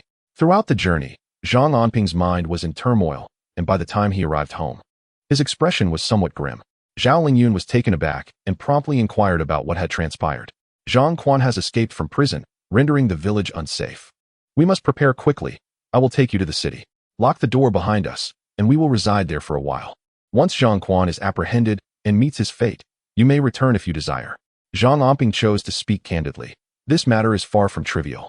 Zhang Quan harbored deep resentment, and during his previous life, Zhao Lingyun's demise weighed heavily on him, as he believed it was intertwined with Zhang Quan's actions. Thus, in this life, he feared the recurrence of such tragedy. Ah, very well. I will pack a few things, Zhao Lingyun acknowledged, understanding that safety was paramount. Especially for little Bao. Zhang Quan had blood on his hands. Who could predict whether he might turn violent towards little Bao in a fit of rage? Consequently, Zhao Lingyun hastily gathered a few articles of clothing and, cradling little Bao, accompanied Zhang Anping into the city. To prevent little Bao from catching a chill from the wind, Zhang Anping rode his motorcycle at a notably slow pace, ensuring that little Bao was securely nestled between him and Zhao Lingyun. Little Bao, experiencing his first motorcycle ride into the city, was filled with exhilaration, chattering excitedly, "Daddy, I'm flying. I'm flying so fast, oh my." His voice was imbued with joy, which momentarily lightened Zhao Lingyun's worries. This child was a true source of happiness. His spirited demeanor transformed a potentially distressing situation into something far more bearable. As they entered the city, Zhang Anping noted the waning daylight and sought a place for them to dine. This time, he led them to a barbecue restaurant. It was little Bao's first experience with barbecue, and his eyes widened in delight, saliva pooling as he eagerly anticipated the feast. When the skewers of lamb, chives, and grilled eggplant arrived, he reached out to grab them, only to have Zhang Anping chuckle and gently pull them away. Instead, he placed a bowl of pork liver and lean meat noodles in front of little Bao. "The barbecue is spicy, meant for adults, my dear. You cannot have it," Zhang Anping said with a smile, playfully distracting his son while offering the barbecue to Zhao Lingyun, urging her to savor the flavors. However, not far away, a pair of malicious eyes observed the family's happiness with disdain. Chapter 113. Are you here to sell yourself? The owner of those venomous eyes was Song Xiaoya, a woman of undeniable allure, capable of captivating men with her mere presence. At that moment, she chanced upon the sight of Zhang Anping enjoying a meal with Zhao Lingyun and their child, which filled her with discomfort. She believed that even though she had become someone else's mistress, Zhang Anping should still harbor feelings for her and detest Zhao Lingyun. With a scowl, Song Xiaoya approached and sat down beside Zhang Anping, leaning flirtatiously against him. "Oh, Anping, didn't we agree to catch up in the city? Why bring this jinx along?" What a dampener. Her practiced demeanor could easily mislead one into thinking she was Zhang Anping's wife, relegating Zhao Lingyun to the status of an outsider. Little Bao, initially eager for barbecue, was startled by Song Xiaoya's presence, causing him to tremble and nearly drop his chopsticks. He quickly sought refuge in his mother's arms, his eyes wide with fear as he gazed at Song Xiaoya. In the depths of Xiao Bao's memory, the sight of this woman invariably triggered his father's violent outbursts. Each time, he would either strike him or his mother, leaving Xiao Bao with no choice but to seek refuge in his mother's embrace, the only sanctuary he could find. Zhao Lingyun also caught sight of Song Xiaoya, her previously joyful expression morphing into one of astonishment. She cast a bewildered glance at Zhang Anping, utterly shocked to discover that he had once again entangled himself with Song Xiaoya. It was precisely because of Song Xiaoya that Zhang Anping had chosen to separate from her, often seizing any minor infraction to unleash his wrath upon her. Not only did he target her, but Xiao Bao also became a mere outlet for Zhang Anping's frustrations. Whenever he lashed out at the two of them, he would berate them, accusing them of obstructing his happiness with Song Xiaoya, placing all the blame squarely upon them. In those moments, Zhao Lingyun, trembling and instinctively shielding her son, felt a numbing despair wash over her. She had believed that Zhang Anping had transformed into a different person in recent days, having not mentioned Song Xiaoya at all, only to realize that the two had already rekindled their relationship. She and Xiao Bao had become the superfluous ones. Trembling uncontrollably, Zhao Lingyun cradled her son, her face ashen, resembling a flower scalded by boiling water, instantly drained of vitality, bereft of its former freshness. "Who are you? Are you here to sell yourself? How dare you lean on a man so casually?" Song Xiaoya regarded Zhao Lingyun with an air of arrogance, akin to a peacock displaying its plumage, reveling in the attention of men. She delighted in the animosity of women towards her, finding pleasure in their inability to do anything about it. It was exhilarating. However, Zhang Anping's subsequent remark rendered her utterly speechless. Zhang Anping, I am Song Xiaoya. Are your eyes blind? I am not blind. I am dining with my wife and child. What gives you the right to lean on me? I do not know you. Either you leave, or I will call the police and claim you are soliciting. He retorted loudly. If you do not depart, I shall slap you. Zhang Anping's voice rang out clearly, drawing the attention of patrons in the restaurant, who turned to look at Song Xiaoya with curiosity. A few guests audibly speculated about her worth, pondering how much she might charge. Their voices were not subtle, and Song Xiaoya's eyes blazed with fury as she glared at Zhang Anping, wishing she could deliver a slap in return. Little did she know that previously, when Zhang Anping had encountered her, he had showered her with countless vows, declaring his undying love for her, promising to heed her every command. Oh, this girl is rather enticing. How much does she cost? Why not join us at our table for dinner, and later, you could entertain us? One patron mused. The audacity of it all. The guests, accompanied by their wives and children, had the gall to approach her, as if they were oblivious to the consequences of their actions. It was indeed a reckless gamble. Now, all the male patrons in the restaurant had begun to perceive Song Xiaoya as a mere commodity. Although her situation and theirs shared a certain similarity, selling themselves to survive, she felt utterly insulted by the implication. Zhang Anping, just you wait, you will see. At that moment, Song Xiaoya felt as though she had been slapped across the face, having once believed that upon seeing her, Zhang Anping would still treat her as a treasured possession, obedient to her every whim. Who would have thought that, right in front of Zhao Lingyun, Zhang Anping would audaciously label her as a sellout? This is utterly incomprehensible. Humiliated, Song Xiaoya hurriedly made her exit, nearly stumbling as she crossed the threshold of the restaurant. It was only her quick reflexes that saved her from a most embarrassing fall. However, she twisted her ankle in the process, wincing in pain with each step she took. In her heart, Song Xiaoya was perplexed. Why had Zhang Anping treated her so coldly? It was as if he had transformed into an entirely different person. Had someone whispered something to him? She recalled how deeply enamored he had once been with her. In fact, due to her displeasure, Zhang Anping had once sworn that as long as Song Xiaoya did not consent, he would never share a bed with Zhao Lingyun. Such absurdity had been within his willingness. How could things have changed so drastically in such a short time? She could not fathom why Zhang Anping had suddenly grown so callous. No, she had always been the one to end relationships, and never had anyone dared to discard her. This matter with Zhang Anping was far from over. As she entered the vehicle, she cast a glance filled with resentment over her shoulder. Unbeknownst to Zhang Anping, he was very much on Song Xiaoya's mind as he busied himself coaxing his child to eat, softly apologizing to Zhao Lingyun. I was quite foolish in the past. I shall no longer associate with her. That woman is not virtuous. She serves as a mistress to the wealthy and deliberately enticed me. She is nothing but a wretched soul, so let us not speak of her or acknowledge her. Zhao Lingyun fell silent at his words. She remembered well that Zhang Anping held Song Xiaoya in the highest regard. During moments of anger, he had once claimed that he was unworthy even of a single toe of hers. If it weren't for her relentless pursuit, he would have surely married Song Xiaoya. Little Bao, witnessing his father refraining from violence this time, finally shed his fear and finished his bowl of noodles. When they settled the bill and prepared to head to their new home, Zhang Anping noticed Zhao Lingyun quietly carrying Little Bao and moving forward without a hint of intention to ride the motorcycle. This behavior sent a pang of anxiety through Zhang Anping. Was his wife upset? He hurried after her, wearing a playful grin as he attempted to placate Zhao Lingyun. Dear wife, I wish to take you to a wonderful place. I have purchased a new home nearby, and tonight I shall show it to you. No, let's return to the village. You can stay in the city with Song Xiaoya, Zhao Lingyun replied coolly, her words causing Zhang Anping to feel a rush of unease. Chapter 114. Set sights on her. Zhang Anping understood Zhao Lingyun's temperament well. The more upset and heartbroken she was, the more composed and indifferent she appeared, making it challenging for others to discern her feelings. Just like now, she must have misunderstood his intentions, believing he had bought a new home to hide his mistress. How else could it be that after encountering Song Xiaoya today, he would suddenly mention his new purchase? Purchasing a home is no trivial matter. Lingyun, allow me to explain. I had already acquired my house earlier.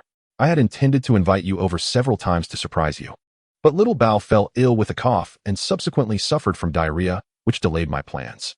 As for Song Xiaoya, who has become Lu Zhongtao's mistress and is being kept by him, I have seen through her nature. We need not waste our emotions on her.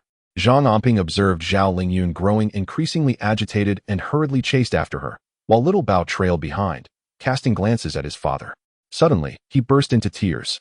Zhao Lingyun was compelled to pause and comfort him. Little Bao, hop in the car. Daddy will take you on an adventure. We'll go see the house first. And your grandma is over there. Won't you go greet her? Zhang Anping brought Jin Xiaofang outside and insisted that there was nothing between him and Song Xiaoya, explaining that his mother and younger brother resided there. Little Bao climbed onto the motorcycle first, though Zhao Lingyun felt uneasy about him. Zhang Anping's words stirred her skepticism, yet she eventually joined him on the motorcycle to head toward the school. Along the way, Zhang Anping unexpectedly began to hum a tune softly, which surprisingly eased Zhao Lingyun's earlier discontent. When they arrived at their new home, it was already dark. Fortunately, his mother was at home. When Jin Xiaofang opened the door and saw Zhao Lingyun and Little Bao, she was overjoyed. Ah, Anping mentioned several times that he would bring you both over. I've been eagerly awaiting your arrival. Quickly now, I've already tidied up your room and have been waiting for you. Unbeknownst to her, there was tension between the wife and son. She merely sensed an unusual atmosphere. Mother, I appreciate your concern, Zhao Lingyun replied politely yet distantly, indicating her intention to share a room with Little Bao. Zhang Anping led them to the separate two-room accommodation, assuring them that they would reside there from now on. He also mentioned that he purchased the house himself. Initially, funds were limited, but Wang Daji had lent him some, which he later repaid. The location was convenient for his brother's studies, as Zhang Anping intended for him to repeat a year and sought a proficient English tutor. Zhang Anping, eager to fill the silence, even produced an exquisite quilt cover he had specifically bought. Upon seeing its quality and the auspicious characters embroidered upon it, Zhao Lingyun recognized it as something intended for weddings. Upon her sighting of the quilt, she momentarily froze, yet refrained from uttering a word, merely tending to the little one, urging him to retire early. Meanwhile, Jin Xiaofang beckoned Zhao Lingyun to sit in the courtyard. The courtyard boasted a magnificent osmanthus tree, its lush greenery presenting a soothing sight, while nearby stood a stone table and benches that invited one to sit and feel refreshed. The two women conversed about Zhang Yongbing's illness and the circumstances surrounding Zhang Quan's escape from prison, creating a harmonious scene that brought a measure of comfort to Zhang Anping's heart. As long as his wife and son resided there unharmed, even misunderstandings would eventually unravel. After all, his thoughts were solely consumed by his family, yearning to amend the regrets of his past life, regarding whom Song Xiaoya was merely a shadow now, one he had long seen through and no longer cared about. If there were to be any remorse, it would be for not recognizing Song Xiaoya's true nature sooner, having been deceived by her honeyed words in his previous existence. This woman, playing multiple sides, had cast aside Zhao Lingyun in favor of her own desires, and in this life, he was determined to ensure that Song Xiaoya met an unforeseen fate. Zhang Anping let out a cold huff inwardly. Glancing at Zhao Lingyun, who was conversing gently with her mother, his heart softened. As the night deepened, the entire Xingjiaoan fell into a serene quietude, devoid of the daytime clamor, with only the sounds of crickets and frogs creating a tranquil atmosphere. In the darkness, the call of a night bird echoed. Suddenly, a stealthy shadow emerged, inching closer to the village, seemingly well acquainted with Zhangjiawen, where a tree provided ample cover for concealment. Under the moonlight, the shadow occasionally revealed its face. It was Zhang Quan. He had changed out of his prison garb into ill-fitting black attire, evidently acquired through theft along his escape. His gaze fixed upon his abandoned house, yet instead of entering, he quietly concealed himself outside Zhang Anping's yard, glancing toward it intermittently. The house was shrouded in darkness, likely indicating that its occupants had retired early, while the lights remained aglow in the neighboring Zhang Yongjun's home, suggesting he had yet to sleep. Zhang Quan calculated the timing, feeling the knife tucked at his waist. The high walls of Zhang Anping's yard posed a risk of noise should he attempt to leap over. Thus, the most prudent course was to unfasten the latch and enter through the door, or perhaps stealthily approach the window and create an opening. Yet he pondered whether Zhang Anping might be home tonight. In his mind, he weighed his options, uncertain of how many individuals resided within Zhang Anping's household. His intent was to capture them all, leaving no one behind, especially Zhao Lingyun, the most beautiful woman he had ever encountered. A lingering desire unfulfilled that had ultimately led to his downfall. This time, no matter what, he was resolute in finding a way to eliminate the entire family without exception. Zhang Quan schemed within, contemplating the layout of Zhang Anping's home, strategizing how to resolve each individual one by one. However, Zhang Quan, who was keeping watch outside Zhang Anping's home, soon overheard a conversation between Zhang Yongjun and his wife next door. They mentioned that Zhang Anping's household was empty, seemingly having gone to the city. The mere thought of Zhang Anping's cunning made Zhang Quan's eyes redden. Did it mean he too must venture into the city? Chapter 115. A modest workshop that yields no profit. Zhang Anping stayed up late that night, his sleep shallow due to the matters weighing on his mind. Zhang Quan's release from prison undoubtedly posed a threat to him and Zhao Lingyun, or perhaps to Xiao Bao. Thus, their greatest concern before Zhang Quan could be recaptured was their safety. Although few were aware of this new residence, caution was still paramount, particularly since the house was large and his younger brother was at the hospital keeping vigil at night. With only himself as the man in the entire courtyard, he felt it necessary to press Sun E to find 1 or 2 individuals to stay with him for a while. Otherwise, he could not shake the unease in his heart. At dawn, Zhang Anping was lured from his slumber by the enticing aroma wafting through the air. Zhao Lingyun, having risen early, prepared lean meat noodles, ate treasure porridge, and a selection of pickles, all of which were laid out on the table. Zhang Anping had also returned, showering compliments upon his sister-in-law's culinary skills. Jean Xiaofang was positively elated. With her daughter-in-law's arrival, the courtyard was tidied up, and breakfast was prepared for the family. Truly a delight to behold. What a wonderful daughter-in-law. When Zhang Anping awoke, he saw his mother chatting cheerfully with Zhao Lingyun. The family gathered around the stone table for breakfast, radiating an atmosphere of harmony that warmed his heart. His spirits soared at the start of the day. Xiao Bao intended to accompany his grandmother to the hospital to visit his grandfather, while Zhang Anping planned to step out to inspect the shop and also check on the trap processing factory. His schedule was quite packed, leaving him with no choice but to have Zhao Lingyun stay at home. Feeling somewhat uneasy, he decided to invite her along, persuading her to accompany him under the pretense of helping him buy a few things. In truth, his concern for her being alone was the real motivation. Their relationship remained lukewarm, with Zhao Lingyun mostly silent. She complied with whatever Zhang Anping requested, scarcely uttering a word, her quiet demeanor tugging at his heartstrings. "Come on, Lingyun. I'll take you to see the trap processing factory. You can help me sort through the accounts. Your accounting skills are impressive," he remarked. Recently, Zhao Lingyun had assisted in collecting crayfish, and Zhang Anping was astonished by her adeptness with numbers. Her meticulous bookkeeping was quite extraordinary, especially for someone of their era. In contrast, the management of his processing factory, overseen by Wang Er, struggled to maintain proper accounts, leaving Zhang Anping utterly bewildered. As of now, he could only estimate a daily net profit of 2,000 to 3,000, but precise accounting remained elusive.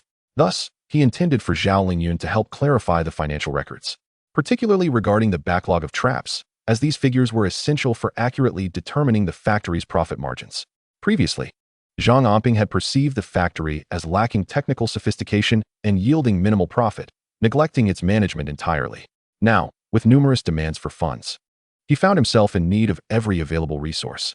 Although the trap processing factory generated little profit, it had at least begun to find its footing early on. If during this period the backlog of products could be sold off and the reliance on dealership store owners could be cast aside, opting instead for direct sales, a substantial influx of cash could be realized. Zhang Anping's most pressing need at present is indeed cash. Zhao Lingyun is aware that Zhang Anping has established a processing factory for underwater traps. Yet she had assumed it to be merely a small workshop with a handful of workers, as he seldom spoke of it. However, when Zhang Anping took Zhao Lingyun to the factory, witnessing the bustling activity within, she was left utterly astonished. Is this truly the processing factory Zhang Anping claimed was perpetually unprofitable? The sight of 30 or 40 workers and mountains of traps was overwhelming. The materials in the warehouse were so plentiful they dazzled her senses, and she felt a wave of disconcertment wash over her, momentarily forgetting her grievances against Zhang Anping. "Is this yours? So many people?"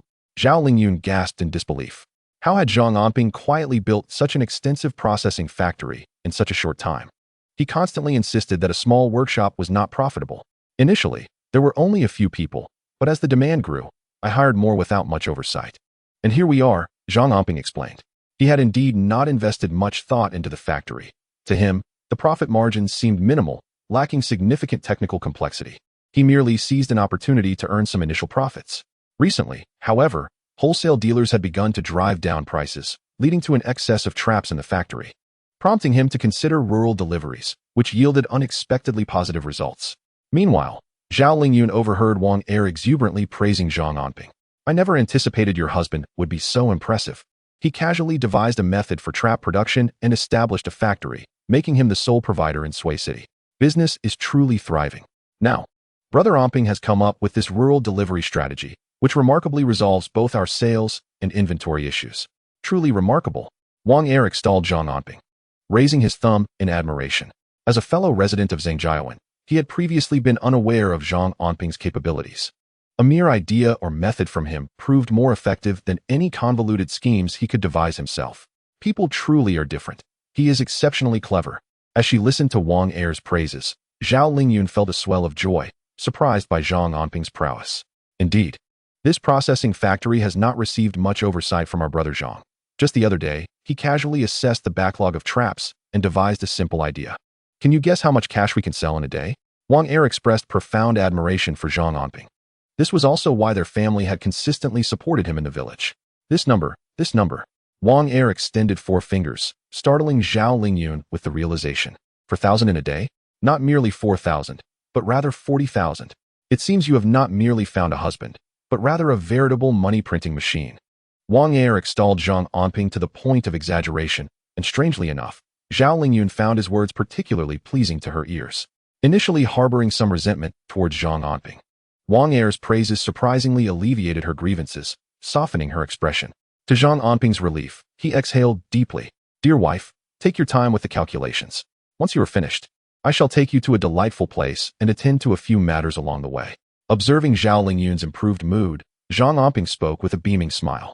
In his past life, Zhao Lingyun had passed away too soon, and he had later amassed his first fortune with the bracelet she had left behind.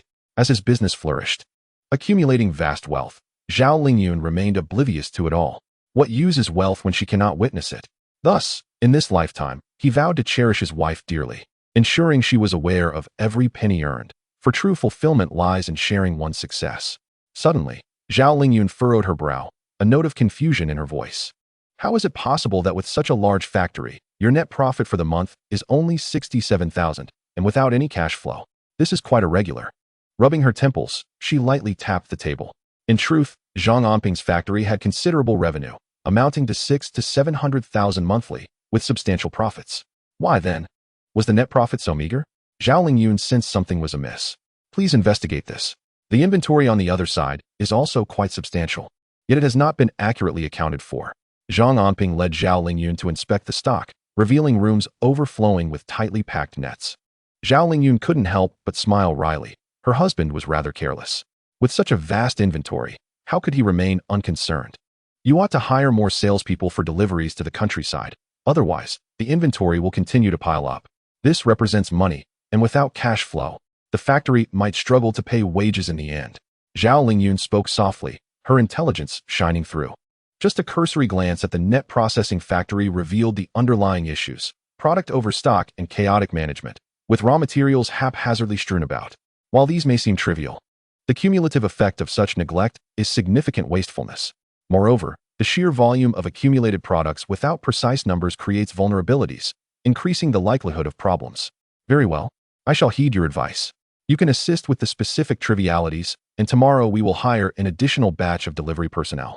Zhang Anping felt a surge of joy at Zhao Lingyun's interest in the net processing factory, convinced he had made the right choice in bringing her along.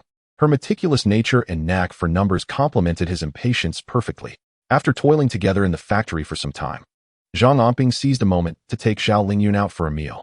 Following this, he brought her to a processing plant for exquisite shrimp at Chile.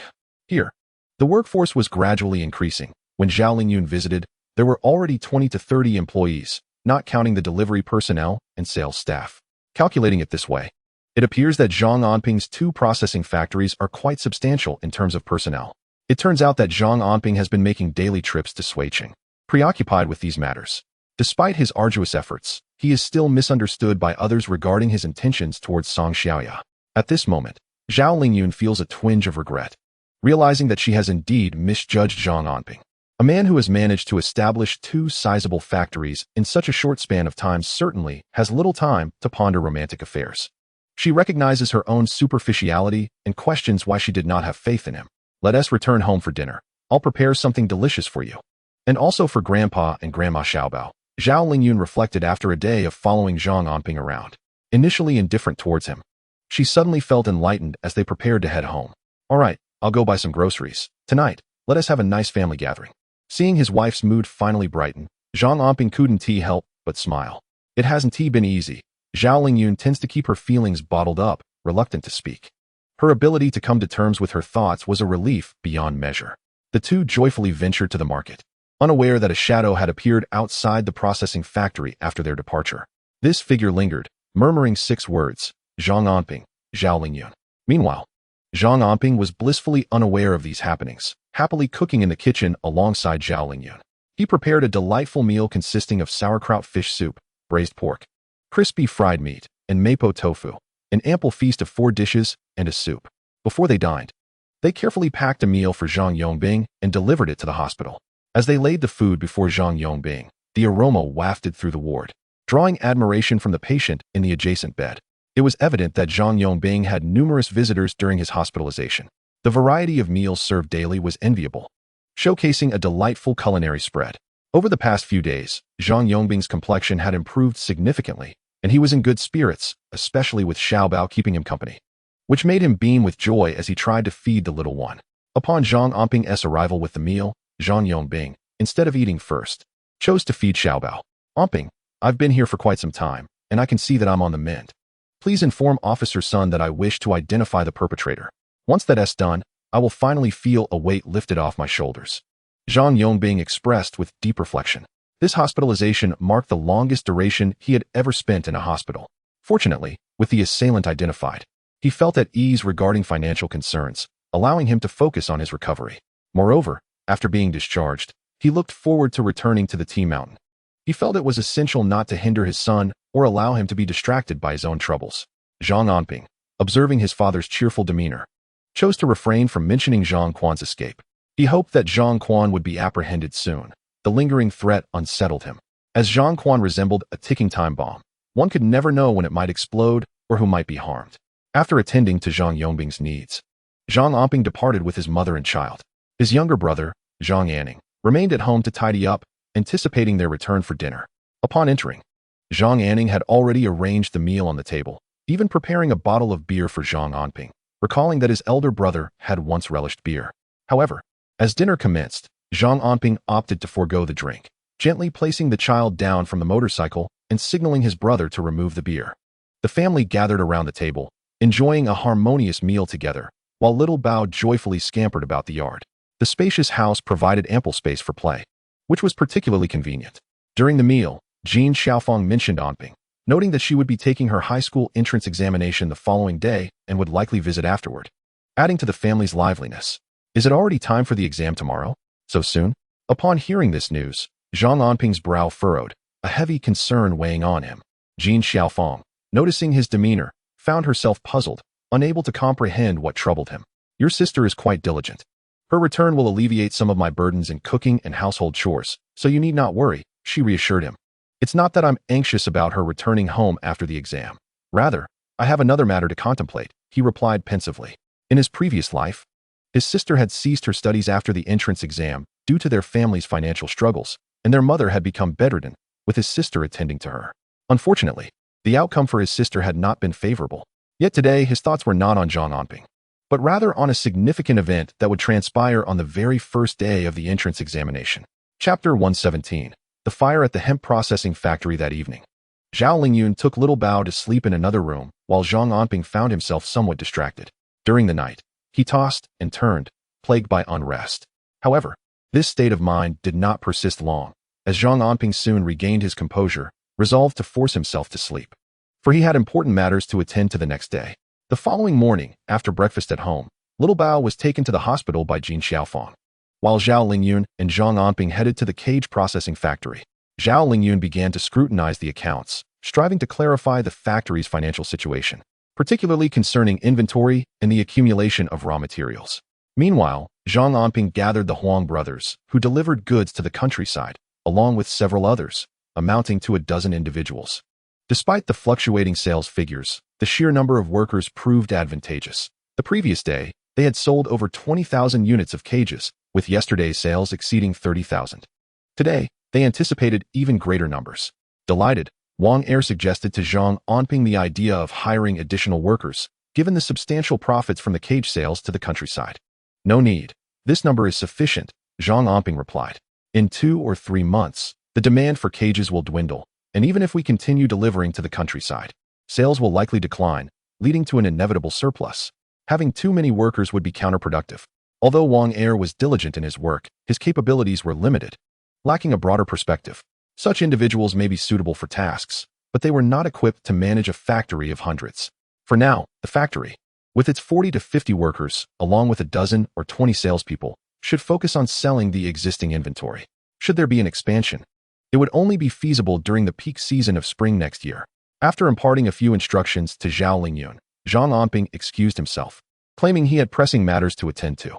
Today marks a significant event, the fire incident at the hemp textile factory's warehouse, which, in a previous life, occurred on this very morning, resulting in the destruction of numerous items. Several warehouse managers met with untimely deaths. Although Li Junming miraculously survived, he was left with a ghastly scar on his face, a permanent reminder of the tragedy. This burn mark severely impacted his life. After the warehouse fire led to bankruptcy, he found himself unemployed. His intended bride withdrew her commitment, and he struggled to find a spouse, leading to a series of misfortunes. Ultimately, he found himself destitute, nearly resorting to begging. It was only after enduring such hardships that he sought assistance from Zhang Anping, who managed to secure him a somewhat inconspicuous role as a receiving clerk in a supermarket warehouse, providing him with a meager sustenance to stave off starvation. However, Zhang Anping harbored thoughts of vengeance for Li Junming's father, who had dashed Zhang Yongbing's hopes. Thus, Zhang Anping arrived early at the hemp textile factory, contemplating a plan to summon Li Junming through the back door, fabricating a story about Zhang Mao's ill health and his desire to see Li Junming, urging him to visit Zhang Jiwen promptly. Zhang Mao, being Li Junming's maternal grandfather, was advanced in age, and as often happens with the elderly, he suffered from various ailments, an unpredictable situation. Li Junming, riding his bicycle, could make the round trip in 2 to 3 hours. The warehouse management at the hemp textile factory was lax. Li Junming did not request leave, and when the guard at the back door stepped away for a moment, he seized the opportunity to slip out, purchasing a few items before hastily departing. Shortly after Li Junming's exit, a group of individuals congregated in the warehouse, engaged in smoking and chatting merrily. Amid their revelry, they were interrupted by a shout. The smokers acknowledged the call, discarding their cigarette butts and heading towards the warehouse. Unbeknownst to them, one individual carelessly discarded a cigarette, but into a pile of fabric and miscellaneous materials. On this particularly windy day, that pile contained flammable materials. And soon enough, smoke and an acrid smell began to permeate the air, yet no one took notice. Zhang Anping, who had been vigilantly observing the situation, abandoned the workers who were busy renovating the shop and rushed outside, urgently alerting others that the warehouse at the hemp textile factory was ablaze. He shouted for immediate assistance, even running to a phone booth to contact the fire brigade. Despite his early detection of the fire and fervent cries for help, the strong winds fueled the flames, making it difficult for anyone to see. As cries for help echoed from within the warehouse and alarms blared, numerous onlookers rushed over to lend their aid. At this moment, the workers of the hemp weaving factory engaged in a desperate self-rescue, acutely aware that the goods in the warehouse were the fruits of their labor from months of overtime, all tied to orders. The potential destruction of these goods, or failure to deliver, could spell disaster, possibly leading to the factory's bankruptcy. Everyone in the establishment sprang into action. After making a phone call, Zhang Anping rushed over to assist and felt a slight relief upon witnessing warehouse personnel emerging from the inferno. He hoped his discovery had come in time, wishing for fewer casualties and minimized losses.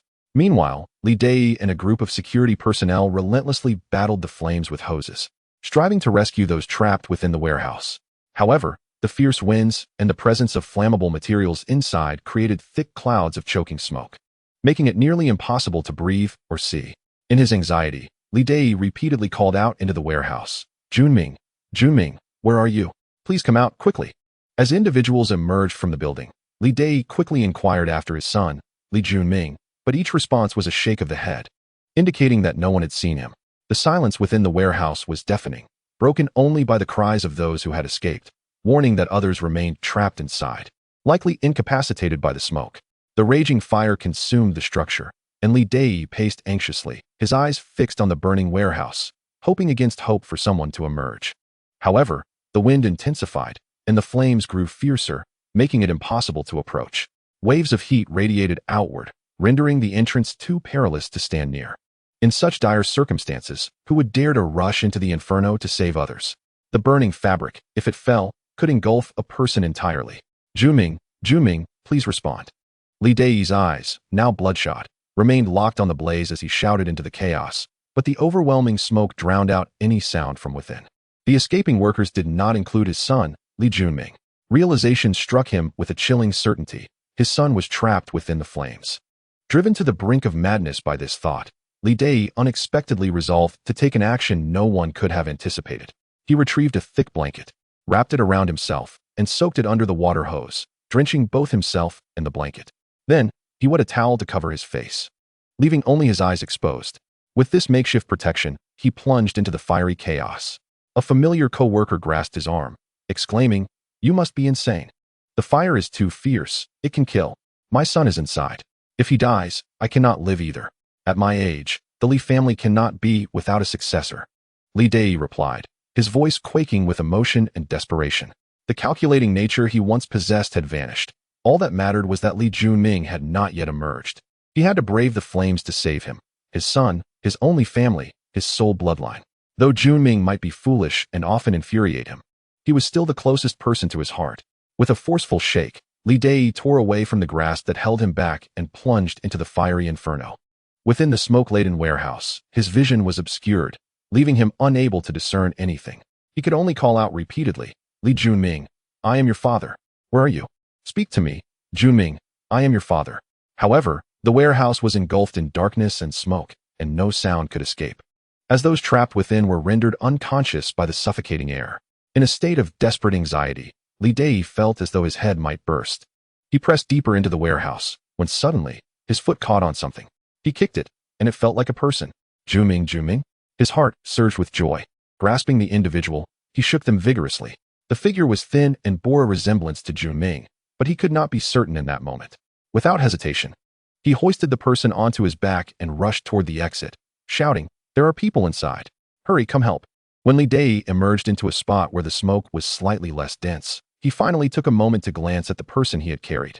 To his dismay, he realized that the mouth was contorted in a manner that was unmistakably not his son. Instead, it was another warehouse manager, one with whom Junming had a strained relationship. Frustrated, he unceremoniously tossed the individual aside and shouted, "This one is alive. Someone take them out." Having uttered those words, he dashed back into the flames, convinced that his son was still trapped within. "My son, you cannot perish. You must survive."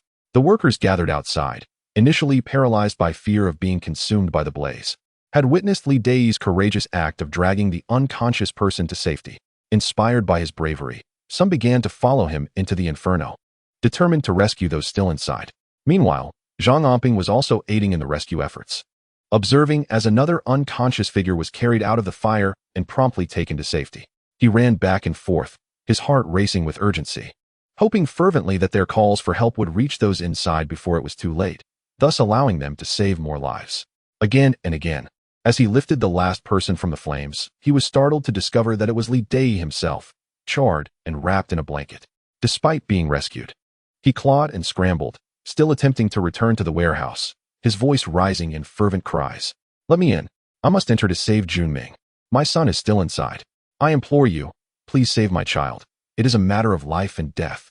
Li Dai cried out, jumping from the stretcher and bowing repeatedly to those around him. His arms were covered in burn blisters, his face and neck marred by severe scalds, rendering him a grotesque sight. Yet, he continued to plead with the crowd for assistance in rescuing his son. Suddenly, he spotted Zhang Anping among the throng. As if he had found a beacon of hope, he fell to his knees beside Zhang Anping, tears streaming down his face as he wailed, "Anping, I beg you, save your cousin Junming. He is alive. He is your brother, your flesh and blood." At that moment, Li Dai clutched Zhang Anping's wrist desperately, urging him to plunge into the inferno to rescue the boy. However, Zhang Anping shook off his grip and leaned closer, lowering his voice to a whisper. "Li Dai, do you recall what you said when my mother begged your father for money to save her life? You dismissed it as throwing money into water. Now you expect me to risk my life for Li Junming? You are delusional." Zhang Anping's words were barely audible, yet they resonated only with Li Dai, who looked at him in horror, as if gazing upon a demon. He continued to bow fervently, exclaiming, "Anping, I was wrong. I was wrong. Please, save Junming. He is my only son. I have only one father." Zhang Anping's mention of his own father sent Li Dai reeling. Suddenly, overcome with urgency and frustration, he coughed up blood and collapsed to the ground, prompting bystanders to rush to his aid. In the chaos, a voice shouted, "Clear the way. The warehouse is about to collapse." "Collapse? Junming, Junming," Li Dai bellowed, struggling to rise and crawl towards the warehouse. However, he witnessed the towering stacks of goods ablaze in the fire, crashing down and sealing the entrance to the warehouse. Not even the mightiest deity would dare to enter now. The people trapped inside would likely perish in the flames. Zhang Anping watched the raging inferno, closing his eyes. In a past life, he had heard tales of a catastrophic fire at a hemp factory, where the warehouse's flames sealed the exit, incinerating those who had not managed to escape. That incident not only destroyed the factory's goods, but also claimed countless lives, a tragedy of unimaginable proportions. It was this very event that led to the factory's downfall and ultimate bankruptcy. May fewer lives be lost, Zhang Anping silently hoped. Although he had sounded the alarm in advance, he felt a profound guilt within, uncertain of how many lives would be lost this time. Chapter 119. How to Live the Remaining Days. I have done my utmost. Zhang Anping comforted himself with this thought. Due to his vigilant watch over the warehouse of the hemp factory, he was the first to notice the fire, even before the warehouse keeper and the security guard inside the factory. Upon discovering the flames, he desperately called for help, actively contacted the authorities, and even assisted in rescuing the injured. As for requests like those from Li Dai, pleading for him to rush into the inferno to save the so-called Li Junming, he categorically refused, knowing that Li Junming was likely already far away in Zhangjiawan, safe and sound. However, Li Dai, consumed by worry for his son, repeatedly charged into the fiery abyss, narrowly escaping with his life. The burns he sustained only deepened his sense of urgency and despair, leaving him mentally shattered. He was eventually carried into an ambulance, yet in his agitation, he resisted treatment, crying out for his son Li Junming as he was taken to the hospital. When Zhang Anping arrived at the hospital, he overheard that the devastating fire had claimed Li Junming's life, and that Li Dai was hospitalized due to his injuries. The anguished wails of Li Dai echoed throughout the hospital, lamenting the loss of his son and expressing a desire to no longer live. When Zhang Anping's aunt arrived at the hospital, she was breathless with grief. At their age, they had longed to see Li Junming secure a position at the hemp factory, find a partner this year, and marry the following year, eagerly anticipating the arrival of their first grandchild. Instead, they faced the tragic reality of outliving their son. With Li Junming's death, their spirits were utterly drained, leaving them feeling aged and desolate. Li Dai, in a state of madness, repeatedly muttered, "Retribution, I shouldn't have. I truly shouldn't have." Tears streamed down his face as he pounded his chest, recalling the hushed words Zhang Anping had once shared with him. Was it because of his own misdeeds that his son suffered this fate? The thought was too harrowing for Li Dai to entertain, as it stirred within him an impulse to end his own life. Why must I endure such suffering? Junming, oh Junming, you haven't even married yet. How could you leave us? How shall we continue living? Zhang Anping's aunt wept inconsolably. The other patients in the ward, witnessing this heartbreaking scene, felt helpless to offer comfort and could only urge them to grieve and move forward, stressing that life must go on, starting with Li Dai's recovery. Go check on your brother-in-law. He seems to be in the hospital as well. Perhaps you could send over 10 yuan.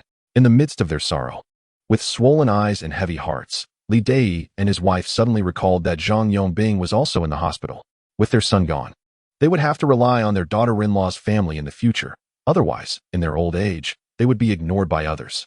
The mere thought filled them with despair about how to navigate the days ahead. Meanwhile, Zhang Anping's aunt wiped her tears and took the initiative to visit Zhang Yongbing. In contrast, Zhang Yongbing had already regained the ability to get out of bed, surrounded by his wife and grandson. In the evenings, his youngest son kept him company. And during the day, his son and daughter-in-law brought him meals, eliciting envy from the other patients in the ward. Zhang Anping's aunt gazed intently at the little one, tears streaming down her face. Junming is gone. If he were to marry next year, I would have a grandson like Xiaobao. Oh, my Junming. Every time Zhang Anping thinks of this, tears stream down her face. Meanwhile, Zhang Yongbing looks at his sister with a myriad of emotions swirling within him. He never anticipated that his frugal and calculating sister-in-law would actually come to see him, bringing money along as well. Initially, he had considered pooling resources to send Zhang Anping or Zhang Anning to work at the textile factory, but ultimately, Anping was unwilling and the plan was abandoned. Little did they know, shortly after Li Junming entered the textile factory, he tragically passed away. Alas, money is of no concern to me. I do not lack in financial means, but as for your family, lacking children, it would be wise to save some for your old age. In the future, there will be many expenses for ailments, and you need not visit me anymore. Take care of your brother-in-law instead. Zhang Yongbing is acutely aware that his son harbors a strong dislike for his sister-in-law's family. Thus, even as his sister cries before him, he remains unmoved. advising her to limit their interactions. After this hospitalization, he has gained clarity on many matters. In hindsight, his son's words ring true. Thankfully, he did not enter the textile factory. Had he spent thousands only to meet the same fate as Li Junming, he would never forgive himself for such a lifelong regret. At this moment, Zhang Anping arrives at the hospital, standing silently at the entrance, refraining from greeting anyone. He coldly observes his aunt weeping and hears Li Dei's wails.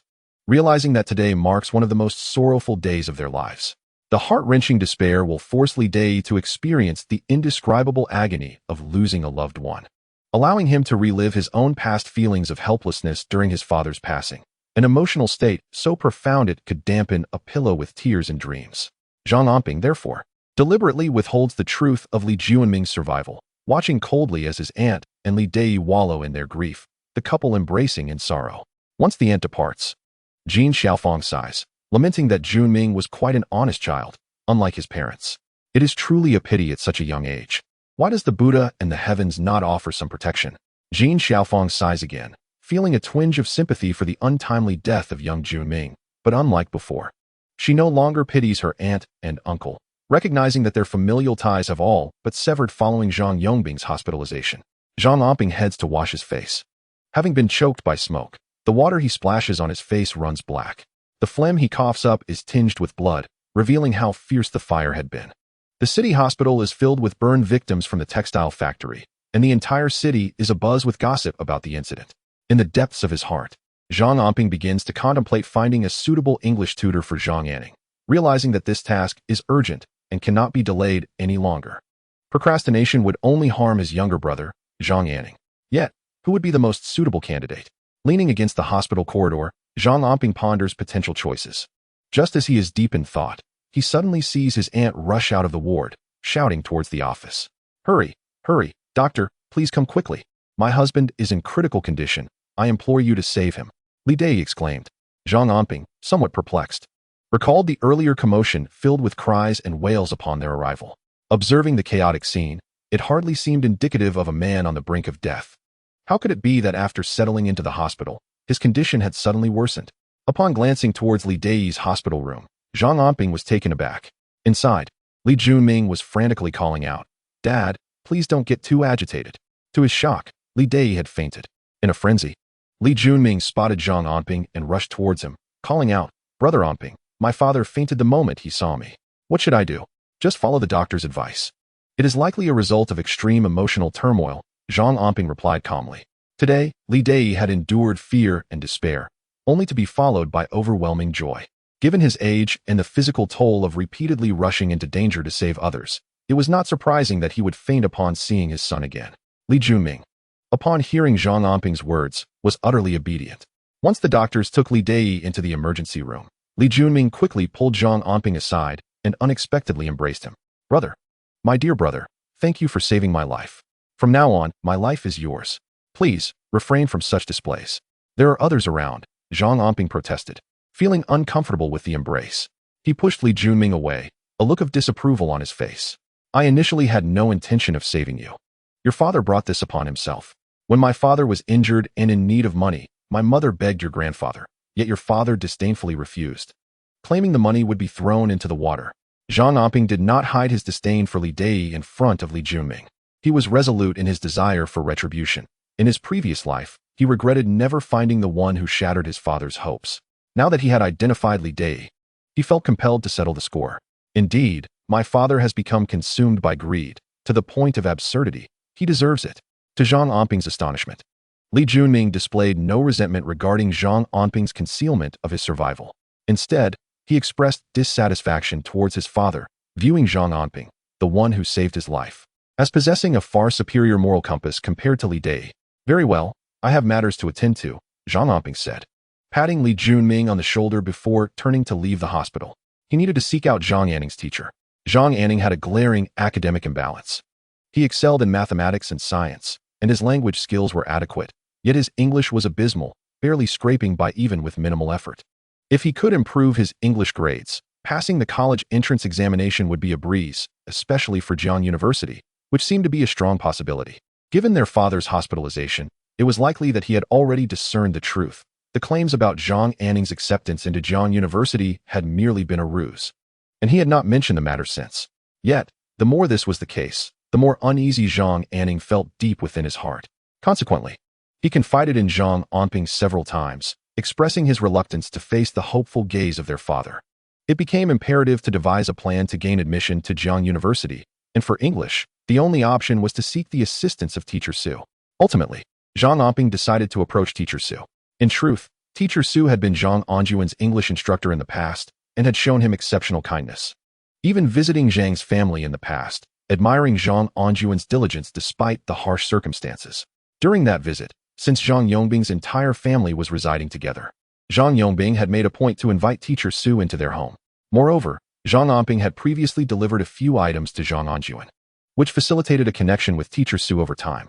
Initially, he had not intended to seek out Teacher Su, but upon reflection, he realized that no one possessed superior English teaching capabilities within the school.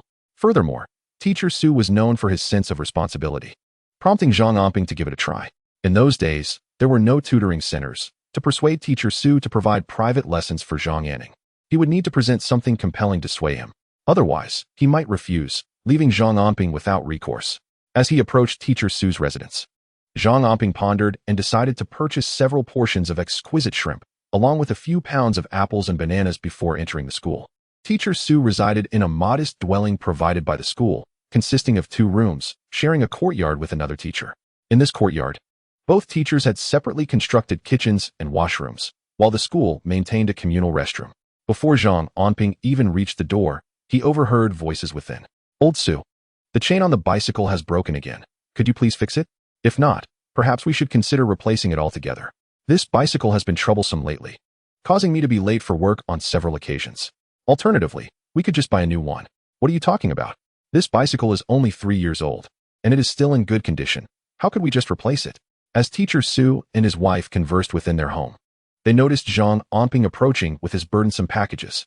Teacher Su vaguely recognized Zhang Anping and beamed with joy upon seeing him, adamantly refusing to accept the offerings, repeatedly saying, "Was it Zhang Anjuan who sent you to see me? If you've come, please don't bring anything. It's not easy for that child studying in the provincial capital." Teacher Su remembered that Zhang Anping was Zhang Anjuan's cousin and held a particularly favorable impression of Zhang Anjuan. After all, only a few students from Shuqing one high school managed to gain admission to Jiang University, making someone like Zhang Anjuan a remarkable talent. Teachers like Su, known for their dedication, would certainly remember such exceptional students. In the past, when he taught Zhang Anjuan, he had made a special visit to his home, which was not particularly affluent. However, achieving such excellent grades and gaining admission to Jiang University was already a testament to exceptional talent emerging from humble beginnings. Teacher Su cherished gifted individuals and had always kept Zhang Anjuan in mind. Regrettably, over the years, aside from this visit from Zhang Anping, it seemed that Zhang Anjuan had never returned to see those teachers who held him in such high regard. "I have come today not for my cousin, but for my brother, Zhang Anping, who is among this year's graduates. Unfortunately, he did not succeed in the entrance examination. His proficiency in mathematics and science is commendable, yet his command of the English language leaves much to be desired. I seek your assistance in improving his English." Zhang Anping has not been evasive. He has expressed his intentions clearly. Mr. Su, whom he holds in high regard, pondered for a moment before inquiring about Zhang Anping's English scores. Upon learning that his examination results had not surpassed 50 points, his eyes widened in disbelief. "This is the score? This is barely scratching the surface," he exclaimed. "With a maximum score of 150, how could he not even reach 50? My brother may excel in other subjects, but he undeniably struggles with English. However, I am an English teacher, and I focus solely on English. This is simply too weak. Even a middle school student surpasses him in this regard. I cannot, in good conscience, take him on as a student." Mr. Su gestured emphatically, firmly declining the request. Zhang Anping, understanding Mr. Su's concerns, did not press the issue. He is not motivated by profit, but he treasures his reputation. If my brother were to receive tutoring from him, it would imply that he is under his direct guidance. The consequences of a poor score in English for the college entrance examination would be more embarrassing than a mere slap to his face. Thus, he declined outright. Nevertheless, Zhang Anping remained unperturbed, engaging Mr. Su in light conversation. Mr. Su's wife frequently exchanged glances with her husband, believing him to be overly blunt. Even if he was reluctant to agree, a more tactful approach would have been preferable. She sought to fill the silence, remarking, "Oh, I see that delicious shrimp is being sold everywhere in Suicheng. How could I let you spend your money on that? Madam, might we have some beer? I would like to share a drink with Mr. Su. As I have been busy and still have not eaten," Zhang Anping candidly admitted. Mr. Su, being a straightforward individual, promptly called for his wife to prepare a meal while continuing to converse with Zhang Anping, inquiring several times about Zhang Anjuan and his situation in the provincial city. "Is it time for job placements yet? Recently, I received a letter stating that he is awaiting his job assignment. Once it is arranged, he will likely return home for a visit." Zhang Anping recalled that this was around the same time in his previous life when Zhang Anjuan returned home, having secured a position in the provincial city. As soon as Zhang Anjuan's name was mentioned, a smile graced Mr. Su's face, and he lavished praise upon him. Zhang Anping smiled faintly in response. In truth, Zhang Anjuan is not one to specialize in a single subject. Anning's performance in mathematics and science surpasses his own, but his English skills leave much to be desired. If only he could achieve a score above 80, there would be hope for Jiang University. 80 seems quite attainable. I still recall Zhang Anjuan's impressive scores in the college entrance examination: 132 in mathematics, 118 in Chinese, and 120 in English. Teacher Su has always held Zhang Anjuan in high regard. Even after all these years, he remembers every single score from that examination. Zhang Anping noticed a pen on the table and quickly seized it, retrieving Zhang Anning's results to jot down Zhang Anjuan's scores beneath them. Remarkably, aside from English, Anning's scores were higher than Anjuan's in every subject. The disparity was stark, with English lagging by a considerable margin, while the rest surpassed Anjuan's achievements. This indicates that Anning is a promising candidate for Jiang University, especially since it appears that no one from our local high school has been accepted this year. Zhang Anping spoke with conviction, keenly attuned to Teacher Su's sentiments. A talent like Anning, deserving of attention, is worthy of thoughtful consideration. Indeed, Teacher Su scrutinized Anning's scores in the other subjects before glancing at his English results, lamenting the severity of the discrepancy.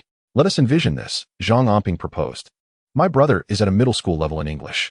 In 1 year, do you believe you could elevate a student with such a foundation to achieve scores in the 80s or 90s? That is certainly not impossible." Teacher Su hesitated, acknowledging that a score in the 80s or 90s would merely be satisfactory. "My brother is also a candidate for Jiang University, you see.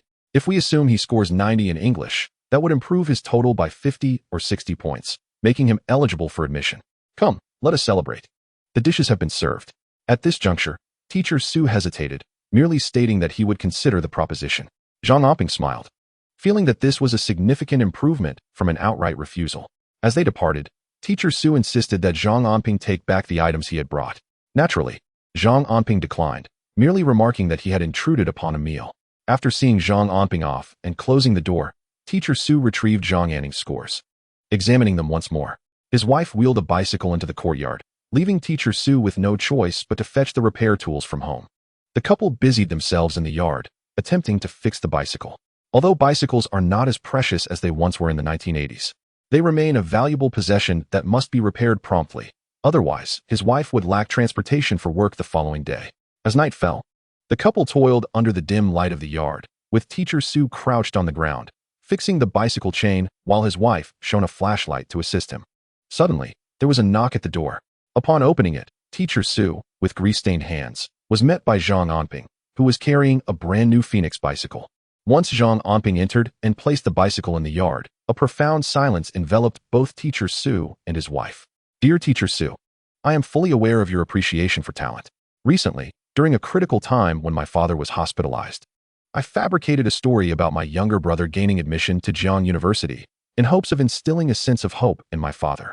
Fortunately, this ruse seemed to aid in his recovery, yet the reality remains that my brother did not succeed in the entrance examinations.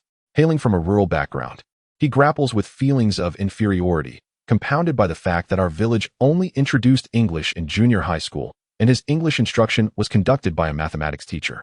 It is indeed a remarkable feat for him to pronounce even a few phonetic sounds correctly. It is unjust that my brother, due to his rural origins and lack of proficiency in English, should miss out on university opportunities. As his elder brother, my capacity to assist him is limited. The best I can do is to seek a competent teacher on his behalf. Teacher Su, I implore you, perhaps with a mere nod of your head, you could alter the trajectory of a rural child's life. My brother has faced numerous challenges to reach this point. Zhang Anping seldom asks for favors. Whether in this life or the next, he has never solicited help from anyone. Yet, before you, he humbly lowered his stance and sincerely shared his brother's plight, earnestly requesting your guidance for him. For a child from the countryside to persevere until their senior year, achieving commendable results in subjects other than English, is indeed commendable. Perhaps it is Zhang Anping's unwavering determination or his earnest demeanor that finally prompted you to acquiesce. He insisted on leaving behind a bicycle, claiming it was a gift for your wife, which evoked a sense of nostalgia in you and brought a hint of moisture to your wife's eyes. Ah, old Sue. How commendable it is for a big brother to be so caring towards his sibling. Surely, this younger brother must be exceptional as well. Since there is little else to occupy my time, I might as well take the opportunity to teach this child, as life is not easy for those from the countryside. Very well, but do not complain when I am too busy to attend to family matters. Upon hearing his wife's words, you finally nodded in agreement. The following day, spurred by this newfound opportunity, Zhang Anping brought his younger brother, Zhang Anping, along, accompanied by gifts of meat, 2 bottles of liquor, and a pack of cigarettes. This gesture momentarily riled you, as you chastised him for his extravagance, warning that should he bring gifts again, you may refuse him entry. However, after meeting the earnest Zhang Anping, you nodded with more conviction, indicating that starting tomorrow, you would tutor him in English and that he should come daily. After assessing Zhang Anping's foundational knowledge, you suggested that it would be prudent for him to practice listening and speaking skills, supplementing your tutoring with these exercises for optimal results. Zhang Anping took this advice to heart. The next day, he sent Zhang Anping to your home for lessons while he ventured to the provincial capital. In the city, there were cassette recorders available that featured English tapes, a novelty during the 1990s, and not yet found in smaller towns. Zhang Anping made the trip specifically to procure these resources for his brother's English studies. At that time, electronic devices were costly. A small recorder ranged from 200 to 500 yuan. Moreover, English tapes of decent quality were not inexpensive either, costing around 60 to 70 yuan for a year's worth. In the 1990s, this was considered a luxury. Nevertheless, Zhang Anping resolved to purchase all the English textbooks and tapes for both junior and senior high school, alongside a relatively expensive recorder. The total expenditure amounted to over 1,000 yuan, a staggering sum at the time. Indeed, pursuing education is never an easy endeavor. And in the context of a rural family, it was quite rare for anyone to allocate such a substantial amount for their child's English studies. In Zhang Anping's recollection, he seemed to be the first to do so. After all, this amount equated to several months' salary for an ordinary person, and few possessed the audacity to part with such funds. Having purchased these items, Zhang Anping pondered that since he had the rare opportunity to visit the provincial capital, he might as well bring back some gifts for his wife and child. He bought a collection of beautifully illustrated children's books for his son, all of which were the size of a palm, adorned with exquisite artwork that would surely delight Xiao Bao. As for Zhao Lingyun, he chose to buy her the renowned Baikunling snow cream, contemplating further purchases for his wife and parents while navigating the shopping complex. Suddenly, Zhang Anping halted, his gaze fixed on a particular figure. It was Zhang Anjuan, who stood at approximately 1.78 meters and appeared considerably leaner. In the Zhang family, aside from his slightly shorter brother, most siblings were rather tall by the standards of their era. Zhang Anjuan, though stocky, seemed even slimmer and bore an air of scholarly refinement. However, Zhang Anping, well acquainted with his cousin's nature, understood that Zhang Anjuan was quite astute. Not only was he academically gifted, but his quick-wittedness was also noteworthy. At that moment, Zhang Anjuan was accompanied by a young lady dressed in a white puff-sleeve dress, exuding the charm of a well-educated urban woman. She appeared to have led a sheltered life, with remarkably fair skin, as if she had never encountered the sun. However, her eyes were modestly sized, and she possessed a single eyelid, rendering her more delicate than striking. Zhang Anping recognized this girl in his previous life. She was the object of Zhang Anjuan's relentless pursuit, known as Yuhua. Prior to Yuhua, Zhang Anjuan had a girlfriend who was quite beautiful, also from the provincial capital, and her family was relatively well off. Yet, when compared to Yuhua, she paled in significance, particularly since her family could not assist him in securing employment. In contrast, Yuhua's uncle worked within a prominent institution. Her mother served as a deputy director at a hospital, and her father held a respectable position. In his previous life, due to their relationship, Yuhua's family utilized their connections to ensure Zhang Anjuan's placement at the Investment Promotion Bureau in the provincial capital, a position regarded as highly respectable at the time. Zhang Anping recalled that shortly thereafter, Zhang Anjuan returned home with Yuhua, and the Zhang family was utterly delighted, having a daughter-in-law associated with a high-ranking official. Eventually, Zhang Anjuan married Yuhua in the provincial capital, and upon subsequent visits to his hometown, they became infrequent. Nevertheless, stories of him persisted, depicting him as intelligent, diligent, and dutiful. While he may indeed possess intelligence, Zhang Anping remained skeptical of the claims of diligence and filial piety, believing them to be mere favoritism from Zhang Maokai. In his view, discussing filial piety was ironic, considering that even his brother, Zhang Anping, surpassed Zhang Anjun in that regard by countless measures. Yet what was the use? Everyone chose to overlook this, their attention solely focused on Zhang Anjun. Thus, Zhang Anping purchased some items without making any effort to greet anyone, pretending not to see, and continued to stroll through the mall, planning to buy a dress for his wife and some snow cream for his mother before heading home. After all, the household was quite busy. Zhang Anping's eye was caught by a yellow chiffon dress, characterized by its simple yet innovative design and a delicately cinched waist. Zhao Lingyun would undoubtedly look exceptionally beautiful and fashionable in it. "Excuse me, could you bring me that dress to have a look?" he called to the attendant. "This dress is truly stunning. I must have it." Just as Zhang Anping summoned the attendant, he noticed Zhang Anjun, accompanied by Yu Hua, also showing interest in the same dress, making it difficult to continue feigning ignorance. Zhang Anjun feigned surprise and exclaimed, "Anping, what brings you to the provincial capital? Why didn't you come find me?" He appeared quite enthusiastic towards Zhang Anping, though his gaze remained fixed upon him, laden with a large bag of the latest recording devices and tapes. "And now, you're here admiring dresses?" Had Zhang Anping truly become prosperous, as his parents' letters had suggested? "I came to take care of some errands, and will be heading back shortly. There is no time to spare. And may I ask, who is this?" As Zhang Anping conversed with Zhang Anjun, Yu Hua curiously appraised him from head to toe. "Oh, this is my girlfriend Yu Hua, and this is my cousin Zhang Anping." Zhang Anping. Yu Hua recalled the name. It was someone Zhang Anjun had once disdainfully mentioned, describing him as an ne'er-do-well, advising to steer clear of him at all costs. "Don't pay him any mind. None of his cousins are worth anything," Zhang Anjun had said, to which Yu Hua had nodded in agreement.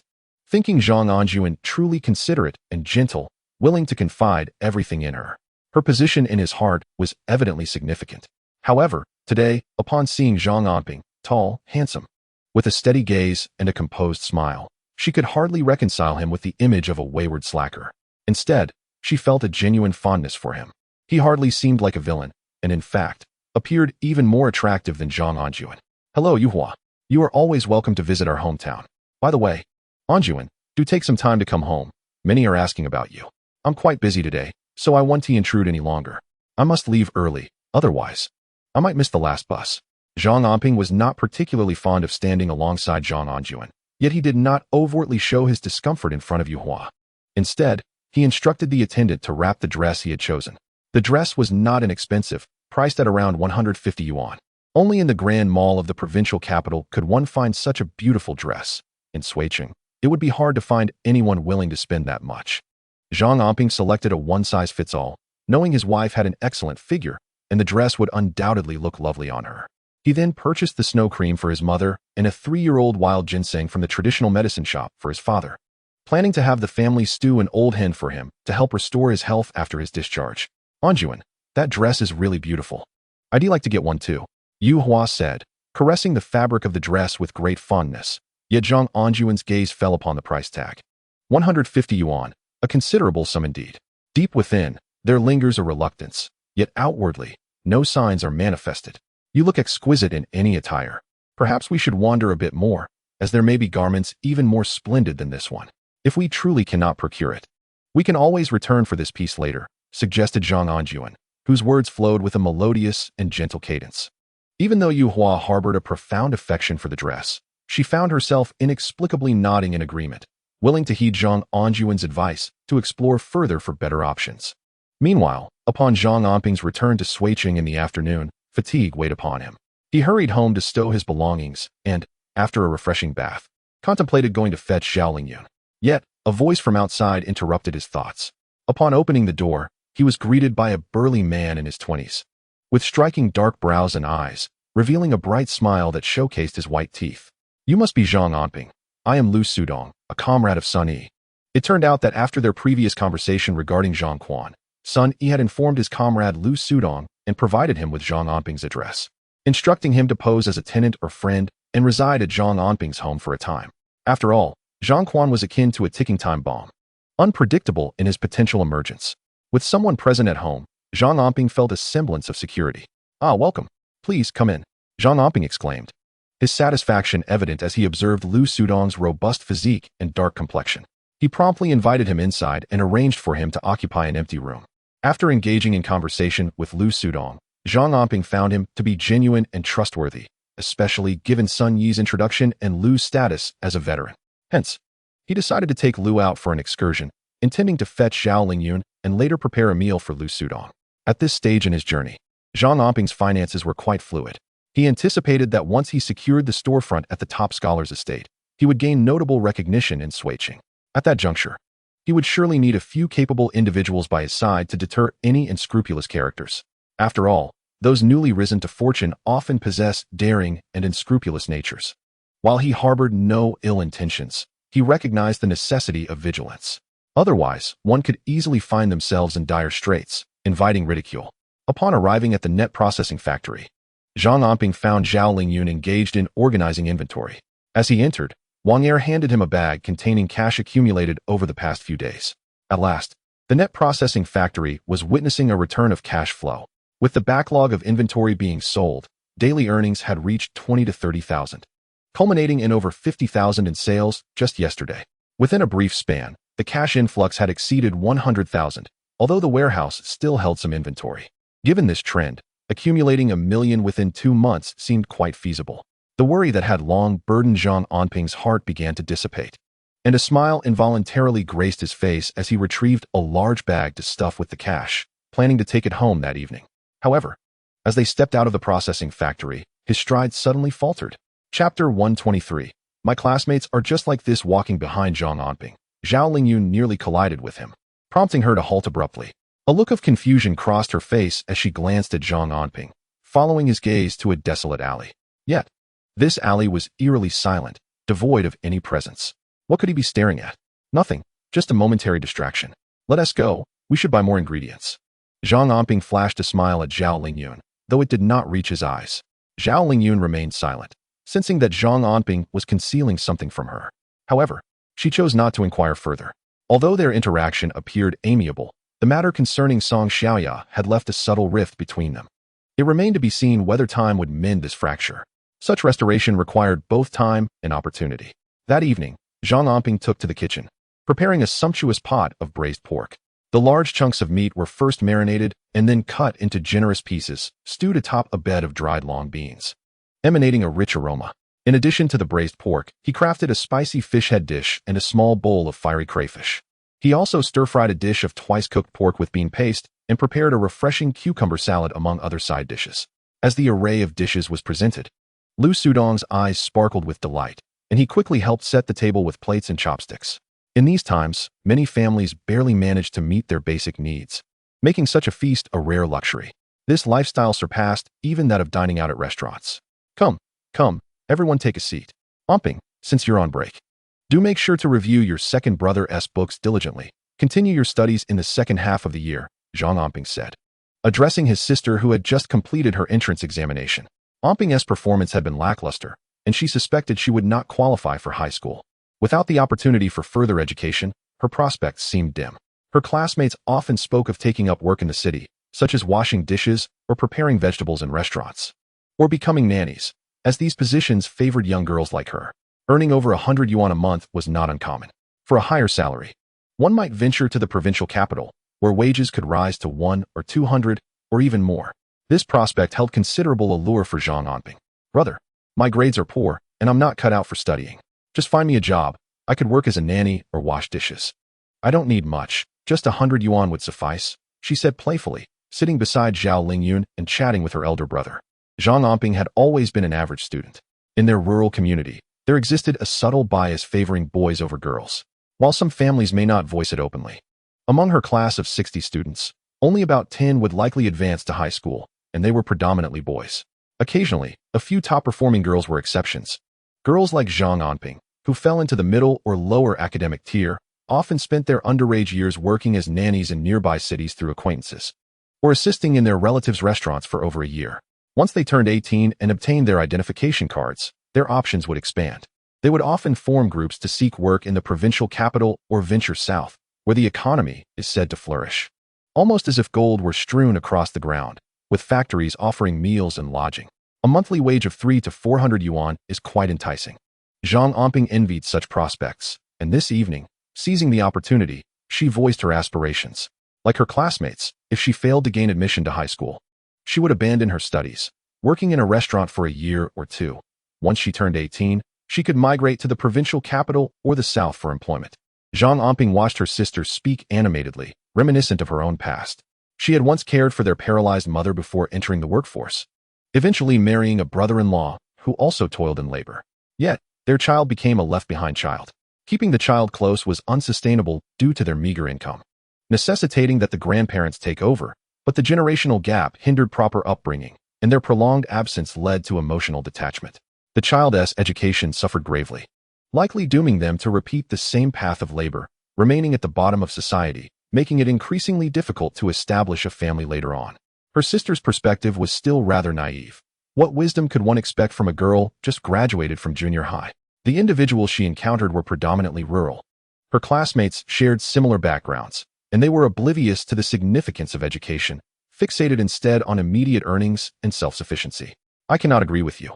You must diligently study at home, borrow your second brother's textbooks, and focus on your studies in the city next semester. Do not entertain thoughts of becoming a maid or washing dishes. Zhang Anping's expression turned stern, her displeasure evident. Perhaps her heavy tone and serious demeanor startled Zhang Anping, causing her to blush and retort, "My classmates are all working, and besides, my grades are poor. I surely won't get into high school. If I'm not studying, what else can I do besides being a maid?" Zhang Anping murmured, while Zhao Lingyun tugged at her, urging her to remain silent. "Your father hasn't been discharged from the hospital. Listen to your brother, and don't be stubborn. Hurry, it's time for dinner." Jin Xiaofang called out. As in this household, son Zhang Anping held significant sway. They lacked both capability and wealth, yet pursuing education was always a worthwhile endeavor, wasn't it? Whether for a girl or a boy, studying was undeniably more comfortable than labor. "I will find a way for you to attend high school. Focus on your studies for a few years.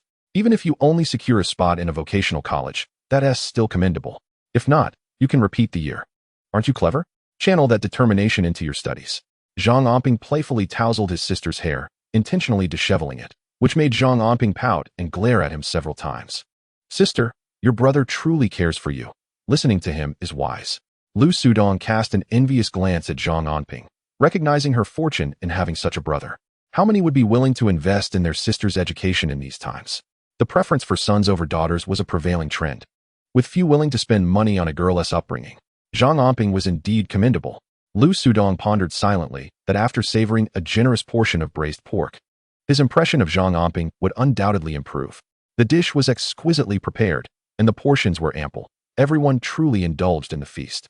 Zhang Yongbing, no longer required to keep vigil at the hospital during the night, had returned home, allowing Zhang Anping to rest and review her studies in preparation for her upcoming year of repeating classes. Meanwhile, Zhang Anping assisted with household chores, all the while contemplating finding a job. As a young lady of significant age, she felt it was inappropriate to rely solely on her parents and brother for support.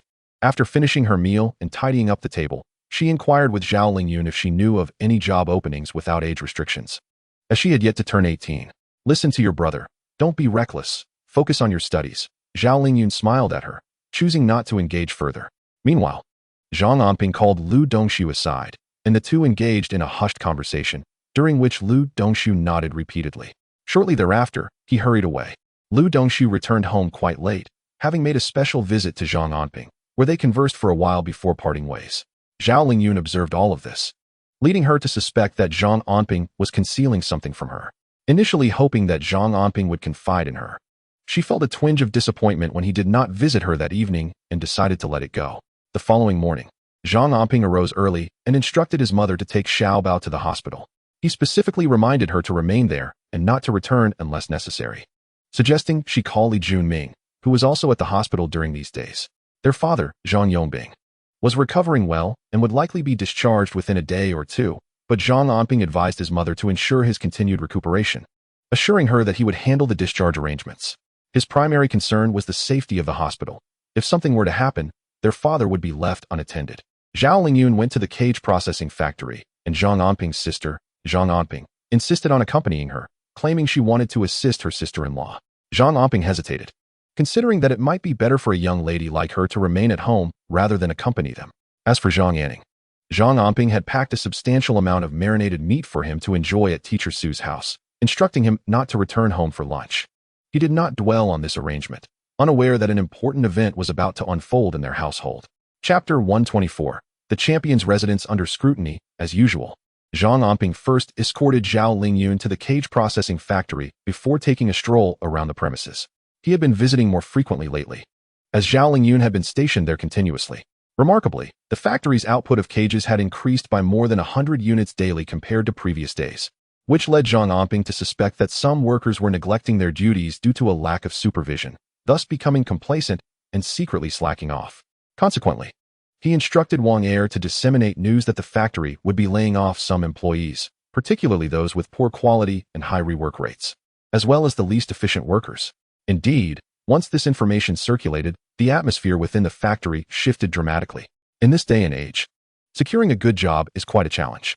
The wages at the fishing net processing factory are attractive, and the management is not overly stringent. No one wishes to be dismissed. Consequently, the enthusiasm of the workers has surged. Zhang Anping advised Wang Er to frequently visit the factory and remain informed, emphasizing that workers who are duplicitous and insincere should be dismissed outright. If the workload becomes overwhelming, he suggested recruiting some nimble young individuals for training. Zhang Anping even proposed hiring individuals with higher educational backgrounds to be trained as reserve personnel. Otherwise, like Wang Er, he would struggle to manage a slightly larger factory. This conversation instilled a sense of urgency in Wang Er, prompting him to work with even greater diligence and keep a closer watch on the processing factory. Meanwhile, Zhao Lingyun had already organized the warehouse inventory. It turned out that the factory did not merely earn 2,000 to 3,000 yuan daily. The backlog of inventory was substantial. Once delivered to the countryside, the profits were indeed considerable. A rough calculation revealed nearly 30,000 fishing nets in stock. Selling this batch would yield 300,000 yuan in cash, and with the nets dispatched to rural areas, profits soared without the need for daily cash flow from accumulated products. Thus, the daily revenue had been around 50,000 yuan lately. Zhang Anping utilized a military green satchel to conveniently tuck away the 50,000 yuan cash. Without a second thought, he proceeded to Epine Fresh Shrimp. Today, the storefronts for Epine Fresh Shrimp were nearly renovated, just awaiting an auspicious day to open. Zhang Anping decided to first visit the storefront of the hemp spinning factory. The pristine white walls, complemented by a row of immaculate glass cabinets and a shining white freezer, exuded an aura of sophistication and allure.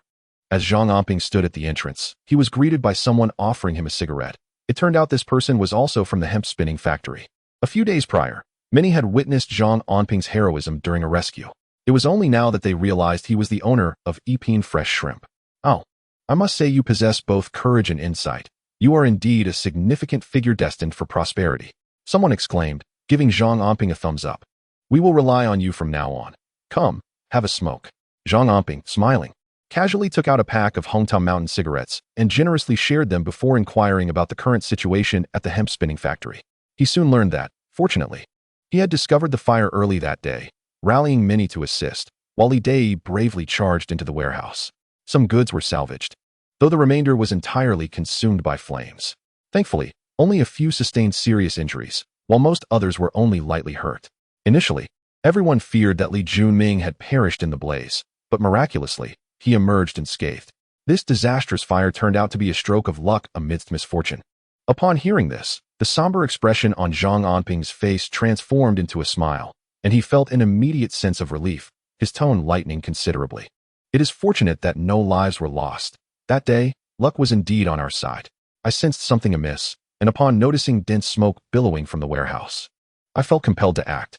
Under such circumstances, anyone would have stepped forward to assist.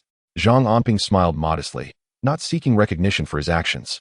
Meanwhile, several employees from the nearby textile factory gathered to witness the commotion, intrigued by the unfolding events.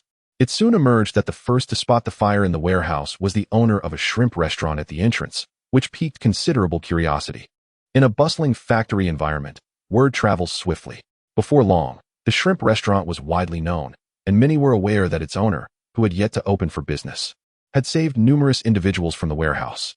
Had it not been for him, the consequences of that fire could have been dire. This news reached the ears of the textile factory's leadership. Although the warehouse suffered significant losses, the silver lining was that there were no fatalities.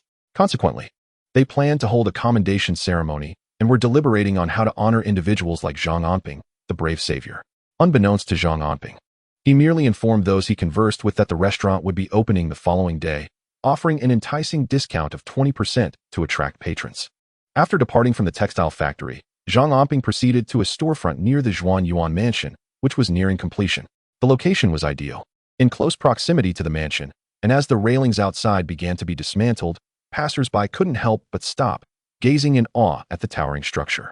What a magnificent building! This is the tallest in the city, truly beautiful, they exclaimed in admiration. Zhang Anping too gazed at the Zhao Lingyun mansion, a place he knew intimately, almost able to envision its layout with his eyes closed. He was well aware of the design encompassing 3 floors and 2 basement levels. When Lu Zhongtao constructed the mansion, he had specifically excavated a 2-level basement, a decision that puzzled many at the time. The first basement could be transformed into a department store, while the second could serve as a parking facility. In the early 1990s, there were not many vehicles on the road, but as the economy flourished, cars became increasingly prevalent throughout the city. Given the mansion's prime location, especially near the first high school, it naturally attracted a substantial footfall, resulting in a high demand for parking spaces. Although the second basement parking lot appeared inconspicuous, it consistently generated substantial cash flow for Zhang Anping. Parking lots are easy to manage with low operational costs, proving to be an incredibly lucrative venture, a notion few could have anticipated in the early 90s. Thus, aside from the potential for a large shopping mall on the first 3 floors of the mansion, the revenue from the second basement parking facility, along with the sustained income it brought Zhang Anping, made this property indispensable. With such thoughts in mind, Zhang Anping lit a cigarette at the entrance, and before he had finished, he noticed someone approaching from the direction of the Zhao Lingyun mansion. To his surprise, it was none other than the familiar figure of Lu Zhongtao, with his prominent belly. Then there was Song Xiaoya, who was holding Lu Zhongtao's arm, along with Song Xiaotian, who followed her like a shadow, and 2 others. One of them was Zhang Anping's acquaintance, the portly driver he had encountered at the police station. In front of him stood a man in his 40s, of average height with gaunt cheeks, a pronounced hooked nose, clad in a pristine white short-sleeved shirt, and wearing impeccably polished shoes. This individual exuded the aura of a wealthy and successful person. At least in the 1990s, such attire unmistakably marked one as a big boss. Zhang Anping cast a fleeting glance at the group, indifferent, as he continued to smoke. Yet, their conversation drifted on the breeze into his ears. The boss Huang truly desires the facade of the Zhao Lingyun mansion. He must exhibit some sincerity, perhaps offer a higher price. Otherwise, how could Zhongtao bear to part with it? He has expressed intentions to leave it for his son. The voice seemed to belong to Song Xiaoya. Zhang Anping held no interest in her. Rather, he was intrigued by the fact that this boss Huang was likely Huang Jiangsheng, the man in the white shirt. Was Huang Jiangsheng indeed interested in the Zhao Lingyun mansion? A sudden realization struck Zhang Anping. Ha ha ha, Boss Lu, you jest. A man as astute as yourself wouldn't hold on to a property like this. It would be wiser to have liquid cash on hand to continue investing in real estate. That is where the profit lies. Your child is still young and understands little. Leaving the house to him does not guarantee its preservation. Wouldn't you agree? Huang Jiangsheng appeared to chuckle, asserting that his offer was already generous. If Boss Lu wished to sell, he should approach him directly, as no one else locally could possibly absorb such a vast property. Well said, Boss Huang. The two exchanged pleasantries and moved aside, oblivious to Zhang Anping standing by the roadside. As he finished his cigarette and prepared to turn away, someone suddenly grabbed him. Zhang Anping, what are you doing here? It was Song Xiaotian. My brother is preparing to repeat a year here. We are staying in this area. Zhang Anping replied vaguely, not clarifying whether the residence was purchased or rented, but Song Xiaotian certainly inferred it was a rental. Your family is quite generous. Even for your brother's repetition, you rent a place. However, renting makes things easier. You have somewhere to stay in the city. By the way, where do you live? I'll let my sister know. In Song Xiaotian's memory, Zhang Anping was still his sister's devoted admirer. Whenever Song Xiaoya beckoned, Zhang Anping would eagerly rush over. No need for that. My brother's repetition is inconvenient. I have a wife and child now. Please refrain from mentioning your sister in front of me. It's inappropriate. Zhang Anping shot a glance at Song Xiaotian and stated his thoughts directly. The incident when Song Xiaoya shamelessly approached him had left his wife upset for several days. Though things had improved somewhat since, his wife still remained indifferent towards him. Zhang Anping harbored frustration, which he now openly expressed to Song Xiaotian. What are you saying? It was you who shamelessly pursued my sister, and now you speak like this? I've heard you've recently come into a bit of fortune. Have you developed an air of superiority? When I had wealth, I never looked down upon you. Why are you making such a fuss? Song Xiaodian wore a displeased expression, pondering how Zhang Anping had changed so drastically. Could it be true, as the rumors suggested, that he had established a processing factory, making Wang Air quite prosperous here? Zhang Anping, now feeling affluent, contemplated severing ties with his sister. Unbeknownst to Song Xiaodian, Zhang Anping had already awakened to reality. Observing Zhang Anping's demeanor, which hinted at a desire to cut off their relationship, he was increasingly convinced that Zhang Anping must have struck it rich. Anping, if you've indeed found success, I have a proposal for you. Look at that sign for Yupingxian shrimp behind you. Let us create something similar and absorb Yupingxian shrimp. We can handle the business and profit together. How absurd of Song Xiaodian, oblivious to the fact that Zhang Anping was the owner of Yupingxian shrimp, still brainstorming ways to absorb it in front of him. Zhang Anping regarded him with the bemusement one reserves for a clown. They have already leased a storefront. What more could you possibly do? Of course, there are ideas, he replied with a smirk. I'll tell you later. I must leave now. My sister is about to get into the car. Contact me later. I'll leave you my address. In haste, Song Xiaodian pressed a note into Zhang Anping's hand, on which he had scribbled the address of his new home. Zhang Anping glanced at it. The location seemed to be quite near, likely in the vicinity of the first middle school. He tossed the note onto the ground, having a wife and child. He wished to distance himself from the Song siblings and had no desire to seek out any address. As for Song Xiaodian's plan to deal with Yupingxian shrimp, he could merely wait and had no concerns. Noticing that time was slipping away, Zhang Anping resolved to reach the processing factory promptly and hurriedly mounted his motorcycle. However, he was utterly oblivious to Song Xiaoya and Song Xiaodian conversing by the roadside. Sis, it seems Zhang Anping has truly found success. Look, he is riding a motorcycle. When will my husband buy me one? Stop your shouting. Didn't he just purchase a house? His wife is causing a stir, and your brother-in-law is still hesitating. If he has the money, buying should be swift. Why the rush? Song Xiaoya shot an impatient glare at Song Xiaodian, yet her gaze lingered on Zhang Anping's receding figure. Zhang Anping may be a bit poor, but he is undeniably handsome, far superior to the rotund Lu Zhongtao. However, he seemed to have changed recently. Was he attempting to settle down and lead a good life with his wife? Humph, Song Xiaoya scoffed softly.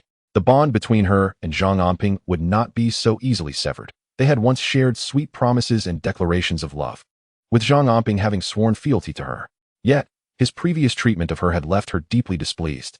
Perhaps it was time to find an opportunity to speak with Zhang Anping again.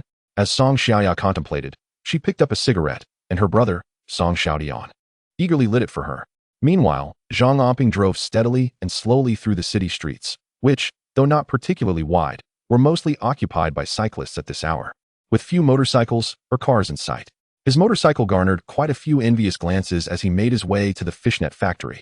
At that moment, the factory was closing, and Zhao Lingyun was preparing to return home when she noticed Zhang Anping, as if performing a magic trick, pulling out some food from his motorcycle. Come, my dear, let us work overtime tonight and settle the accounts. First, let us have a bite to eat to tide us over, Zhang Anping suggested. Observing that most of the factory workers had left, he instructed Wang Air to head home first, leaving the alley quiet. He then produced some food and drinks, indicating his intent to work late with Zhao Lingyun there. Now that everyone is gone, it's the perfect time for us to reconcile the accounts, Zhao Lingyun said. Not thinking too much about it, she noticed a fragrant spread on the table, including some marinated beef, a chicken, a pound of braised meat, and 2 portions of cold noodles. Feeling a bit hungry herself, she began eating the cold noodles and mentioned that Xiaobao enjoyed beef, suggesting they save the marinated beef and chicken, sharing a bit of the braised meat with the cold noodles, and taking the rest home for the family. The warehouse was cramped, so the two gathered around a single table to eat, with some dishes neatly tucked away in one corner. As Zhang Anping ate, he occasionally glanced toward the door, which piqued Zhao Lingyun's curiosity. What are you looking at? It's almost dark, she inquired. Nothing in particular. Just thinking that when it gets dark, we can settle the accounts, Zhang Anping replied, smiling at his wife as he mentioned a yellow dress he had brought her from the provincial capital. Zhao Lingyun remained silent, and Zhang Anping continued to gaze at her, eventually breaking the silence. Are you still angry? Lingyun, believe me, the most important thing in a marriage is trust. You trust me, and I trust you. We should never abandon each other, right? As he spoke, Zhao Lingyun lifted her head and looked into his eyes, puzzled by his sudden words. However, she felt that Zhang Anping's reasoning made sense today, and she nodded in agreement. Lingyun, I used to be reckless. Have you ever thought about leaving me? Or taking Xiaobao and leaving forever, or even dying? Zhang Anping gazed into Zhao Lingyun's eyes, voicing a long-held doubt buried deep within him. He had always felt that there was something suspicious about Zhao Lingyun's death in a past life. Surely, she would not take Xiaobao with her to commit suicide. How could she harm such a lovely child? Moreover, despite her emotional turmoil during those days, even when she had thoughts of ending her life in the middle of the night, she had abandoned those thoughts the moment Xiaobao made a sound. Her heart was filled with thoughts of Xiaobao. How could a wife so devoted to her child ever bear to take them both away? Thus, this secret had lingered in his heart, and today, in their solitude, he brought it up, seeking to validate his innermost suspicions. Little Bao is still so young. I cannot bear to part with him. I wish for him to grow up healthy and happy. Are you not returning to your senses now? At last, there is hope for a better life ahead. Zhao Lingyun gazed at Zhang Anping, her eyes sparkling with warmth, and her tone infused with tenderness. In that moment, Zhang Anping was nearly moved to tears. It became evident that his wife had never contemplated abandoning him. Was her demise in a past life intricately linked to Zhang Quan? Perhaps, in a moment of desperation, she had jumped into the reservoir with little Bao, driven by Zhang Quan's coercion. This thought surged within him, and he could no longer suppress it. Zhang Anping cast a glance at the dark alley outside, then at his wife beside him. Resolutely, he stepped out of the courtyard, offering a solemn reminder: stay here and remain calm. If you hear any noise, do not come out. Trust me, do not emerge. He turned back to smile at his wife, brushing her bangs aside to reveal her bright, expressive eyes. Do not go. I sense something amiss outside. Zhao Lingyun suddenly grasped Zhang Anping's wrist, her voice tinged with urgency. Yet, Zhang Anping merely smiled and ventured into the darkness without hesitation. Chapter 126. Setting a trap for revenge, Zhao Lingyun felt a wave of unease wash over her, yearning to follow Zhang Anping out of the courtyard. However, recalling his earlier admonitions to remain calm and stay put, she hesitated. Just as this thought flickered in her mind, a loud crash echoed from outside, followed by hurried footsteps and heavy breathing, causing her to instinctively cover her mouth in alarm. Turning to glance at the illuminated warehouse, she dashed out without a second thought. In the dim light, she saw Zhang Anping grappling with a shadowy figure. "Anping, I'm coming to help," she cried out, spotting a broken brick outside the courtyard. She quickly bent down to pick it up, ready to assist, but heard Zhang Anping's furious shout. "Hurry, go back, go back." Yet, in the flickering light, Zhao Lingyun was horrified to realize that the person wrestling with Zhang Anping was none other than Zhang Quan. Her face drained of color as she noticed the glint of a dagger in Zhang Quan's hand, poised to strike at Zhang Anping. "Be careful, Anping. Take care of little Bao." Zhao Lingyun's voice quivered with desperation as she lunged towards Zhang Anping. "If death is to come, let it come to me instead." The anticipated pain never came. The dagger did not pierce downwards. Instead, Lu Sudong seized Zhang Quan's wrist, twisting it with such force that he let out a shriek akin to a slaughtered pig. At that moment, a multitude of police officers surged forth from the shadows. Zhang Quan, realizing the gravity of the situation, attempted to flee, but he was swiftly captured by Zhang Anping's unyielding grip, with Lu Sudong restraining him as well. Searchlights illuminated the scene as Li Jun and Sun Yi, clad in police uniforms, rushed forward. Zhao Lingyun stood there, bewildered, unable to comprehend how events had unfolded in such a manner. At last, he has been captured, that cunning wretch. Zhang Anping stood up, twisted his neck, and delivered a kick to the restrained Zhang Quan. In truth, he had long been aware of Zhang Quan's lurking presence in the alley, shadowing them. However, the first time he spotted Zhang Quan, he had hidden too swiftly, prompting Zhang Anping to feign ignorance for fear of alarming the prey. Upon returning, he conferred with Lu Dongxiu, who subsequently notified Sun Yi and Li Jun, and then they deliberately set this trap. They ensured that the workers and Wang Er had departed, leaving only himself and Zhao Lingyun in the dead of night. Knowing that Zhang Quan harbored a deep-seated animosity towards him, he instructed Zhao Lingyun to remain indoors while he ventured into the darkness alone. As anticipated, when Zhang Quan realized Zhang Anping was alone, he sprang forth. Zhang Anping merely needed to delay Zhang Quan for a minute or two, allowing Lu Dongxiu and the others, concealed in the shadows, to arrive. However, to his surprise, Zhao Lingyun, worried for his safety, also rushed out. Upon witnessing Zhang Anping in peril, she, despite her inner fear, charged forward, unaware of the ambush surrounding them, genuinely believing that Zhang Anping was in grave danger. "Zhang Anping, if I ever get my hands on you, your wife and children shall not escape my wrath." Zhang Quan, now captured and feeling the weight of his impending doom, unleashed a torrent of curses upon Zhang Anping, vowing that if Zhao Lingyun fell into his clutches, he would make her life a living hell. You have no chance left. Brace yourself for the consequences." Zhang Anping lifted his foot and delivered a fierce kick to Zhang Quan's face, while Lu Dongxiu, turning away, pretended not to witness the act, softly muttering, "We must not kill him." Yet Zhang Anping still felt unsatisfied, haunted by the tragic demise of his wife and child in his past life. He seized a fragment of brick from the ground and struck Zhang Quan, deliberately avoiding vital areas, targeting his shoulders, arms, and legs instead.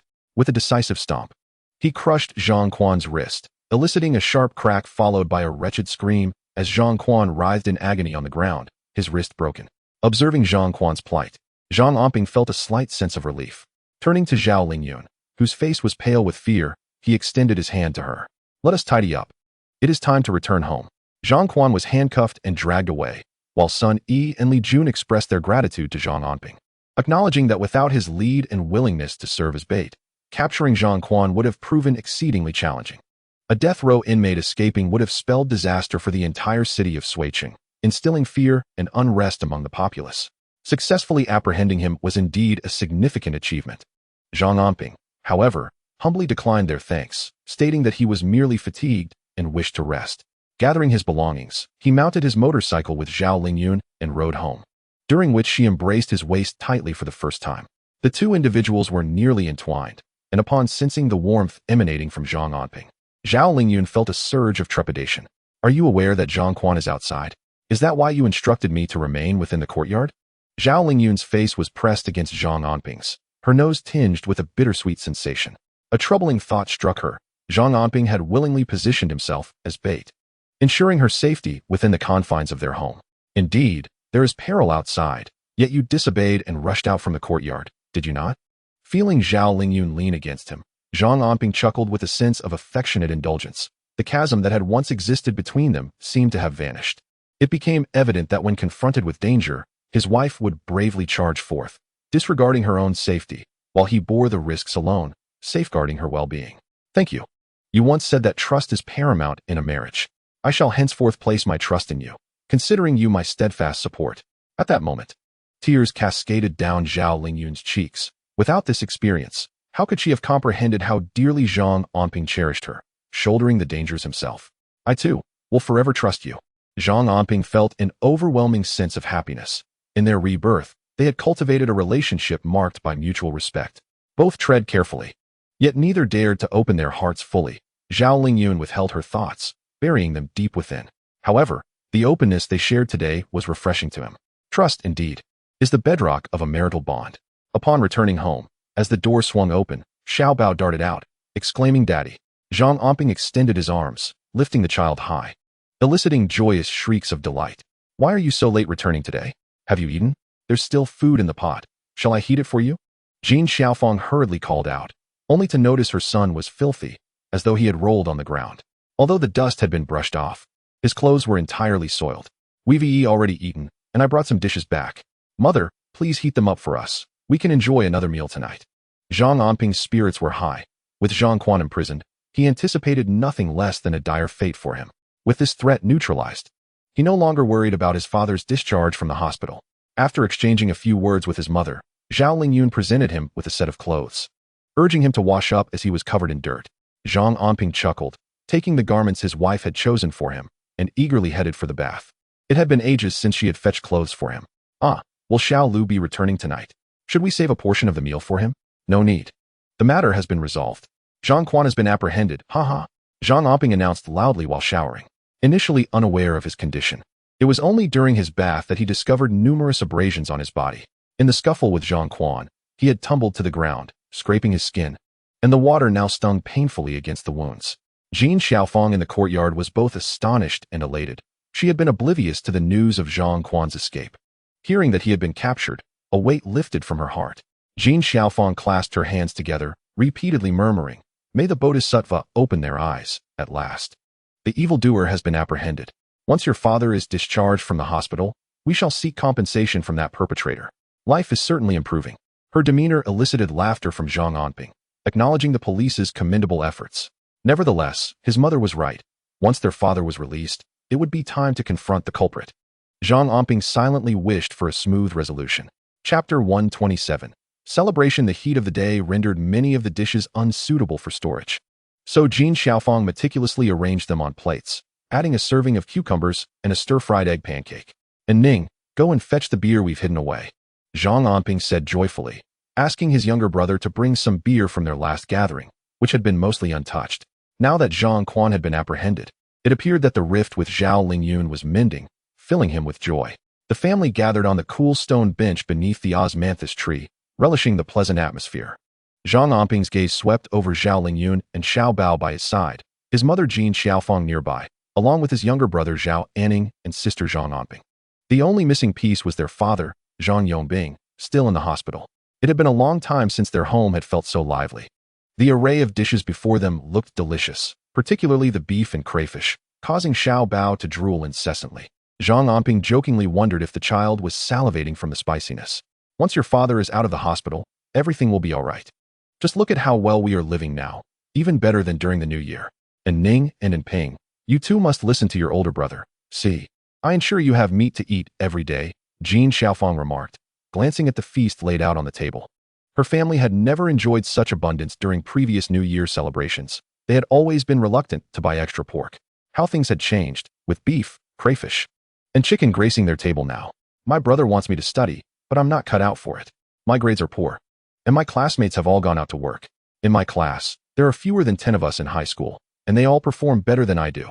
Zhang Anping's sister, Zhang Anping, lamented as she picked up a piece of chicken with her chopsticks, feeling aggrieved. What are you complaining about? Studying is surely easier than washing dishes in a restaurant. If you want to work, fine, tomorrow go to Yipin Ciencia and help me clean the shrimp. You'll see whether studying is more comfortable than cleaning shrimp. Zhang Anping shot a glance at his sister. She needed to come to the city. Having spent too long in Zhangjiawan, her mindset was too rigid. However, he believed that with more exposure, her perspective would evolve. And Ning, how are things on your end? He inquired. Well, I showed the teacher the recorder and tapes you bought for me. He said you are really good to me and insisted that I must listen to English for at least an hour every day, even while bathing and eating. Zhao Anning replied, feeling a bit overwhelmed, recalling the teacher's intense gaze when the recorder and tapes were presented. He often remarked that he had a wonderful elder brother, urging him to treat his brother well and to heed his advice. Indeed, Mr. Su's suggestion was quite astute. One could listen to English tapes while bathing or dining. And even before sleep, a brief listening session would prove beneficial. The resources one acquires are meant for utilization, so there is no need to be overly frugal. If something is worn out, his brother would replace it. Zhang Anping cast a glance at his younger sibling, secretly pleased. And Ning had proven to be quite dependable, willingly engaging in studies at home, and now, during summer vacation, he was diligently supplementing his English skills. If he could enhance his proficiency, gaining admission to university would become significantly easier. In the 1990s, securing a spot at a university guaranteed job placement, which was far superior to paying for employment in a textile factory. Furthermore, his brother's character would undoubtedly bolster his confidence in college. As for his sister, given her incessant chatter about wanting to be a maid to wash dishes, Zhang Anping resolved to send her to Yipin Ciencia to wash lobsters the following day, allowing her to experience the hardships of life. All right, brother, you said it. No backing out now. Just don't come crying later. Zhang Anping shot a glare at his sister, who swore to the heavens that she could endure hardship and work diligently. This meal was particularly satisfying for Zhang Anping, as he had resolved issues regarding Zhang Quan and alleviated some financial burdens from the inventory backlog at the fishing net factory. Now, he awaited his father's discharge from the hospital to identify the perpetrator, and in a month or two, he would strategize on acquiring several floors of the top scorers building, though it appeared there were many interested parties. Currently, Lu Zhongtao seemed reluctant to sell, wishing to retain it for himself, while Huang Jiangsheng also expressed interest. Having contacted Lu Zhongtao and even made an offer, this individual could prove to be a formidable rival. As for Song Xiaoya and Song Xiaodian, they likely would not pose any significant threat, and he could regard them as mere passers-by. With these thoughts settled, Zhang Anping helped clear the table. Although the abrasions on his body still ached, causing him to frown, a sight that Zhao Lingyun observed. Little Bao, having eaten his fill, was now clamoring for sleep. After Zhao Lingyun bathed him, she placed him in her room. After some contemplation, she fetched a bit of medicinal alcohol, intending to tend to Zhang Anping's injuries. Upon entering the room, she found him rummaging through a box, extracting a yellow dress that made his eyes light up upon seeing Zhao Lingyun. Here, this is the dress I bought for you during our trip to the provincial capital. Once you finish bathing, you must wear it. It will look splendid on you. Zhang Anping was quite fond of this dress, But in the past few days, he had been preoccupied with catching Zhang Quan and discussing trap arrangements with Lu Dongxiu, which is why he had not given it to Zhao Lingyun until now. With everything finally settled, he had retrieved the dress. 150 yuan. How extravagant. Is this too expensive? Zhao Lingyun exclaimed, startled by the price tag. With 150 yuan, one could purchase many things. Yet Zhang Anping spent it on this flimsy dress? Expensive? What do you think I earn for? Isn't it to spend on my wife and child? As long as you desire it, I shall procure any attire for you. In the future, I shall also present you with some exquisite jewelry. Zhang Anping chuckled as he handed the dress to Zhao Lingyun, persistently encouraging her to don it after her bath. Noticing the medicinal liquor in her grasp, he playfully declared that if she wished for him to apply the ointment, she must first change into the dress. He had specifically purchased it from the provincial capital, envisioning how splendid Zhao Lingyun would appear in it. Zhao Lingyun, feeling the warmth of his gaze, blushed, yet obediently took the yellow dress and stepped outside to bathe and change. As it was quite late, the household had mostly succumbed to slumber, and the courtyard was enveloped in silence. Zhang Anping stealthily peered through the window, and a wave of joy washed over him upon confirming that Zhao Lingyun was indeed bathing. After some contemplation and rummaging through his belongings, he quickly retrieved the set of crimson satin bedding he had bought at the mall that day. This was genuine silk satin, adorned with a large red character for happiness. Such luxurious bedding was typically reserved for well-off families to adorn their bridal chambers on the wedding night. Hence, Zhang Anping had hesitated to use it until now. Today, feeling elated, he spread the bedding across the bed. Instantly, the entire room transformed into a scene of festivity, radiating an amiable ambience. Meanwhile, after finishing her bath, Zhao Lingyun emerged clad in the yellow dress, which fit her perfectly, not too tight nor too loose. The fabric felt exceptionally comfortable against her skin, soft and light. This filled her with joy. Although the dress was quite expensive, it was undeniably beautiful.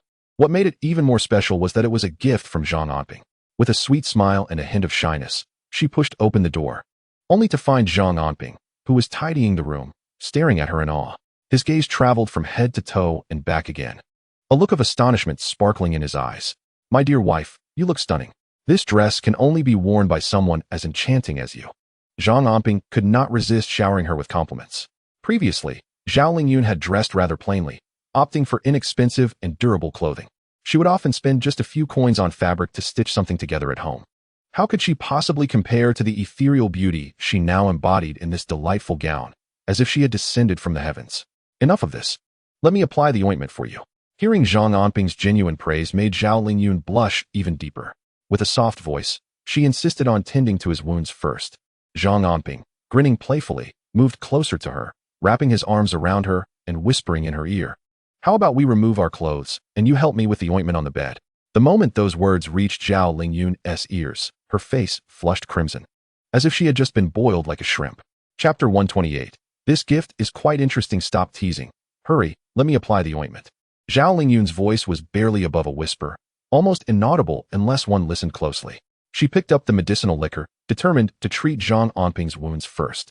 Zhang Anping, chuckling, watched her with a grin. Zhang Anping gazed at Zhao Lingyun's flushed face, mindful not to overstep the boundaries of their intimacy. He obediently lifted his shirt, revealing a series of wounds for her to see. The sight of his back, marred with crimson streaks, filled Zhao Lingyun with a pang of sorrow. Why do you act so recklessly?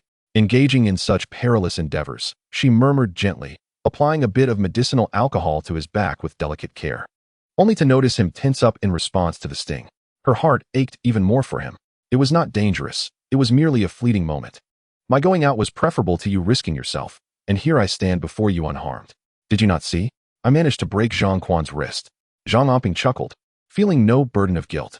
Such a man as Zhang Quan deserved to be incapacitated, ensuring he could no longer inflict harm on others, and with any luck, he would soon meet a grim fate for his misdeeds.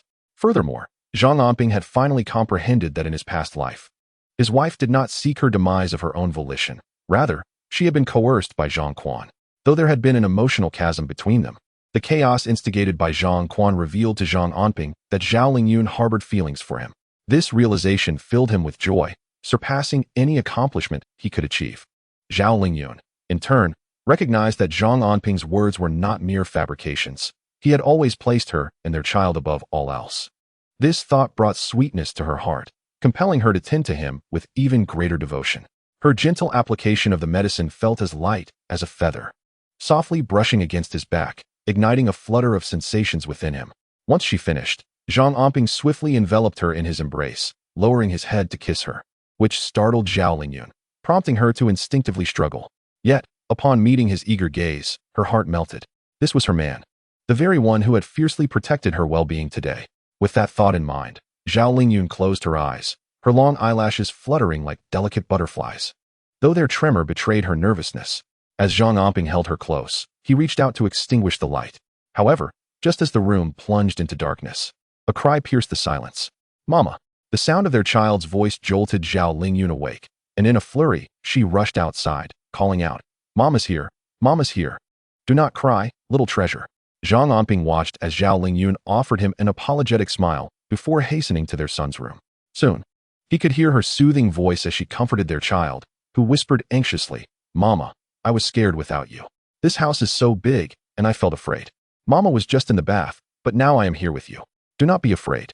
Zhao Lingyun whispered tenderly to their son, who had always held a special place in her heart. Due to being born prematurely and experiencing malnutrition in his early years, their child's health had always been fragile, leaving him smaller than his peers.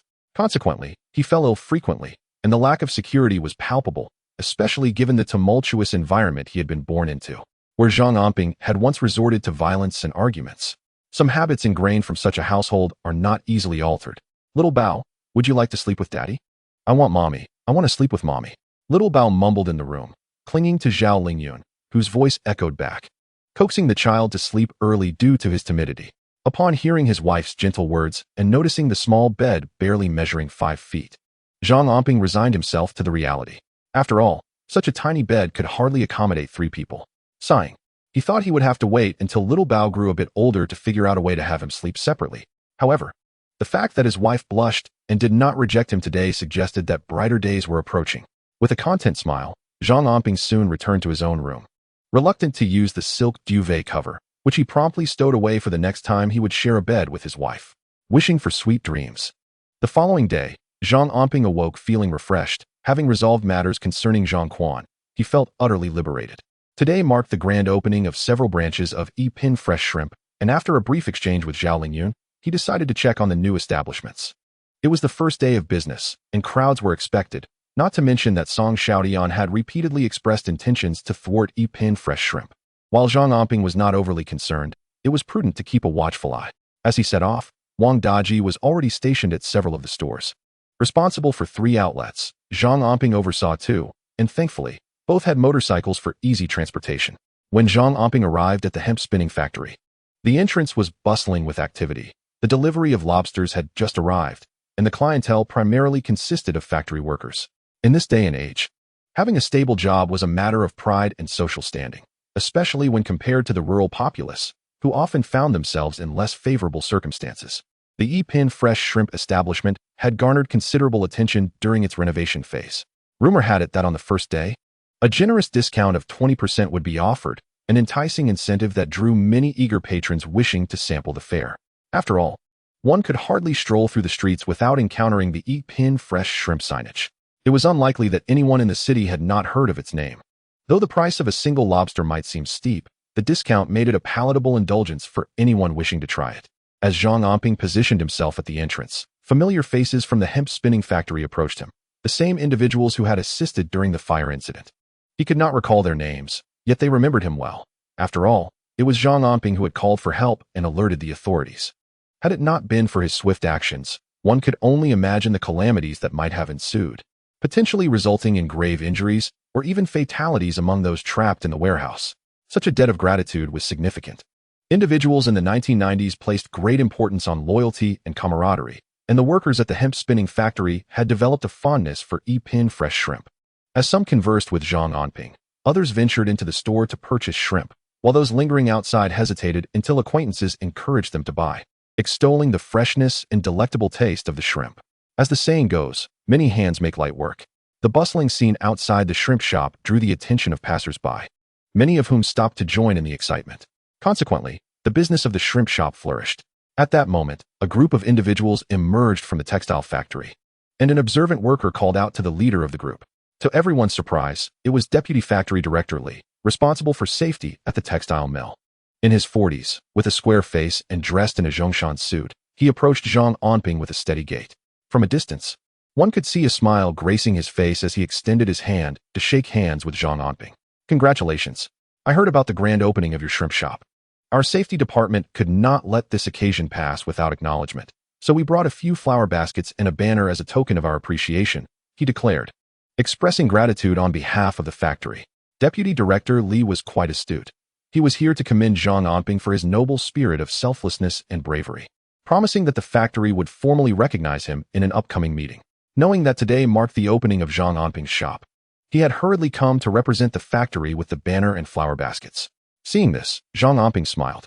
His shop, situated outside the textile factory, primarily catered to the factory workers. The banner, signed by the factory's leadership, would serve as a testament to the valor displayed, serving as an excellent advertisement for the shop. This timely gesture was indeed a stroke of fortune. Thank you, thank you. In times like these, it is only natural for everyone to lend a hand.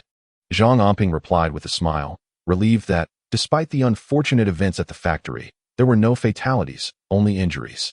This was the best possible outcome. One death would have devastated an entire family. Zhang Anping's demeanor brought immense joy to Deputy Director Li, who even assisted in hanging the banner, accompanied by a group of celebratory drummers and gongs. With this, the shrimp shop at the textile factory was truly set ablaze with success. Chapter 129. Who is this person? A sense of unease. Zhang Anping and Wang Daji had initially discussed renting 5 storefronts in one go. For instance, the textile factory represented the first store, while the second location was at the middle school, followed by the third and fourth branches, and so forth. This strategy ensured that all branches bore the same name, akin to a modern-day chain store. The intended effect was that regardless of where one encountered the sign, they could purchase the same shrimp delicacies. Gradually, this would cultivate a brand effect. In the city of Sui, everyone would recognize that for delicious lobster, one should visit the shrimp shop. The booming success of the first store at the textile factory would undoubtedly bolster the business of the other branches, a most fortunate development. As Zhang Anping observed Deputy Director Li supporting his modest establishment, he noted the flower baskets at the entrance bore the factory's signature. Now, even those who were previously unaware of the circumstances surrounding the incident would quickly understand upon seeing the baskets and banner. They would undoubtedly sing praises for the shrimp shop, as it was evident that a person of such honorable character ran it. Zhang Anping observed the bustling crowd, a clear indication of thriving business. He promptly instructed his staff to continue the delivery and headed to the second store near Yizhong, as today marked its grand opening. Business at Yizhong, while somewhat less vigorous than that of the hemp textile factory, was still commendable, albeit not as fervent. Zhang Anping anticipated this, understanding that the area would require a few more months, or perhaps until the supermarket opened, to significantly increase foot traffic, thus enhancing the store's performance. As he surveyed the store, he noted a steady stream of customers, indicating a respectable level of commerce. To his surprise, he spotted Lan Hanxiang cycling to replenish stock at the sales outlet, delivering substantial quantities of shrimp, sometimes exceeding dozens or even hundreds of pounds. Since their last encounter, Lan Hanxiang had been deliberately avoiding Zhang Anping, seemingly filled with embarrassment. This time, upon seeing him, she hesitated and refrained from calling him Zhang Guo as before, instead addressing him as boss. Zhang Anping feigned ignorance, nodding in acknowledgement. How are sales here? Are you restocking? He inquired. Yes, she replied. We sold a considerable amount around 7 o'clock, and business is thriving. I'm restocking now, as I anticipate strong sales in the morning and evening due to the proximity to the school and its schedule, she explained.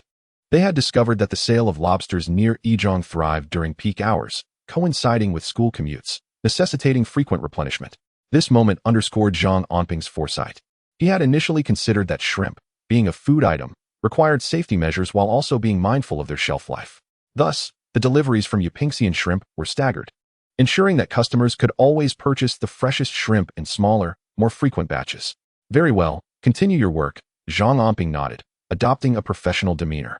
Today, he noted that both stores were performing well and everything was operating smoothly. He could finally take a breather, have a bite to eat, and later visit the crab processing factory to collect payments.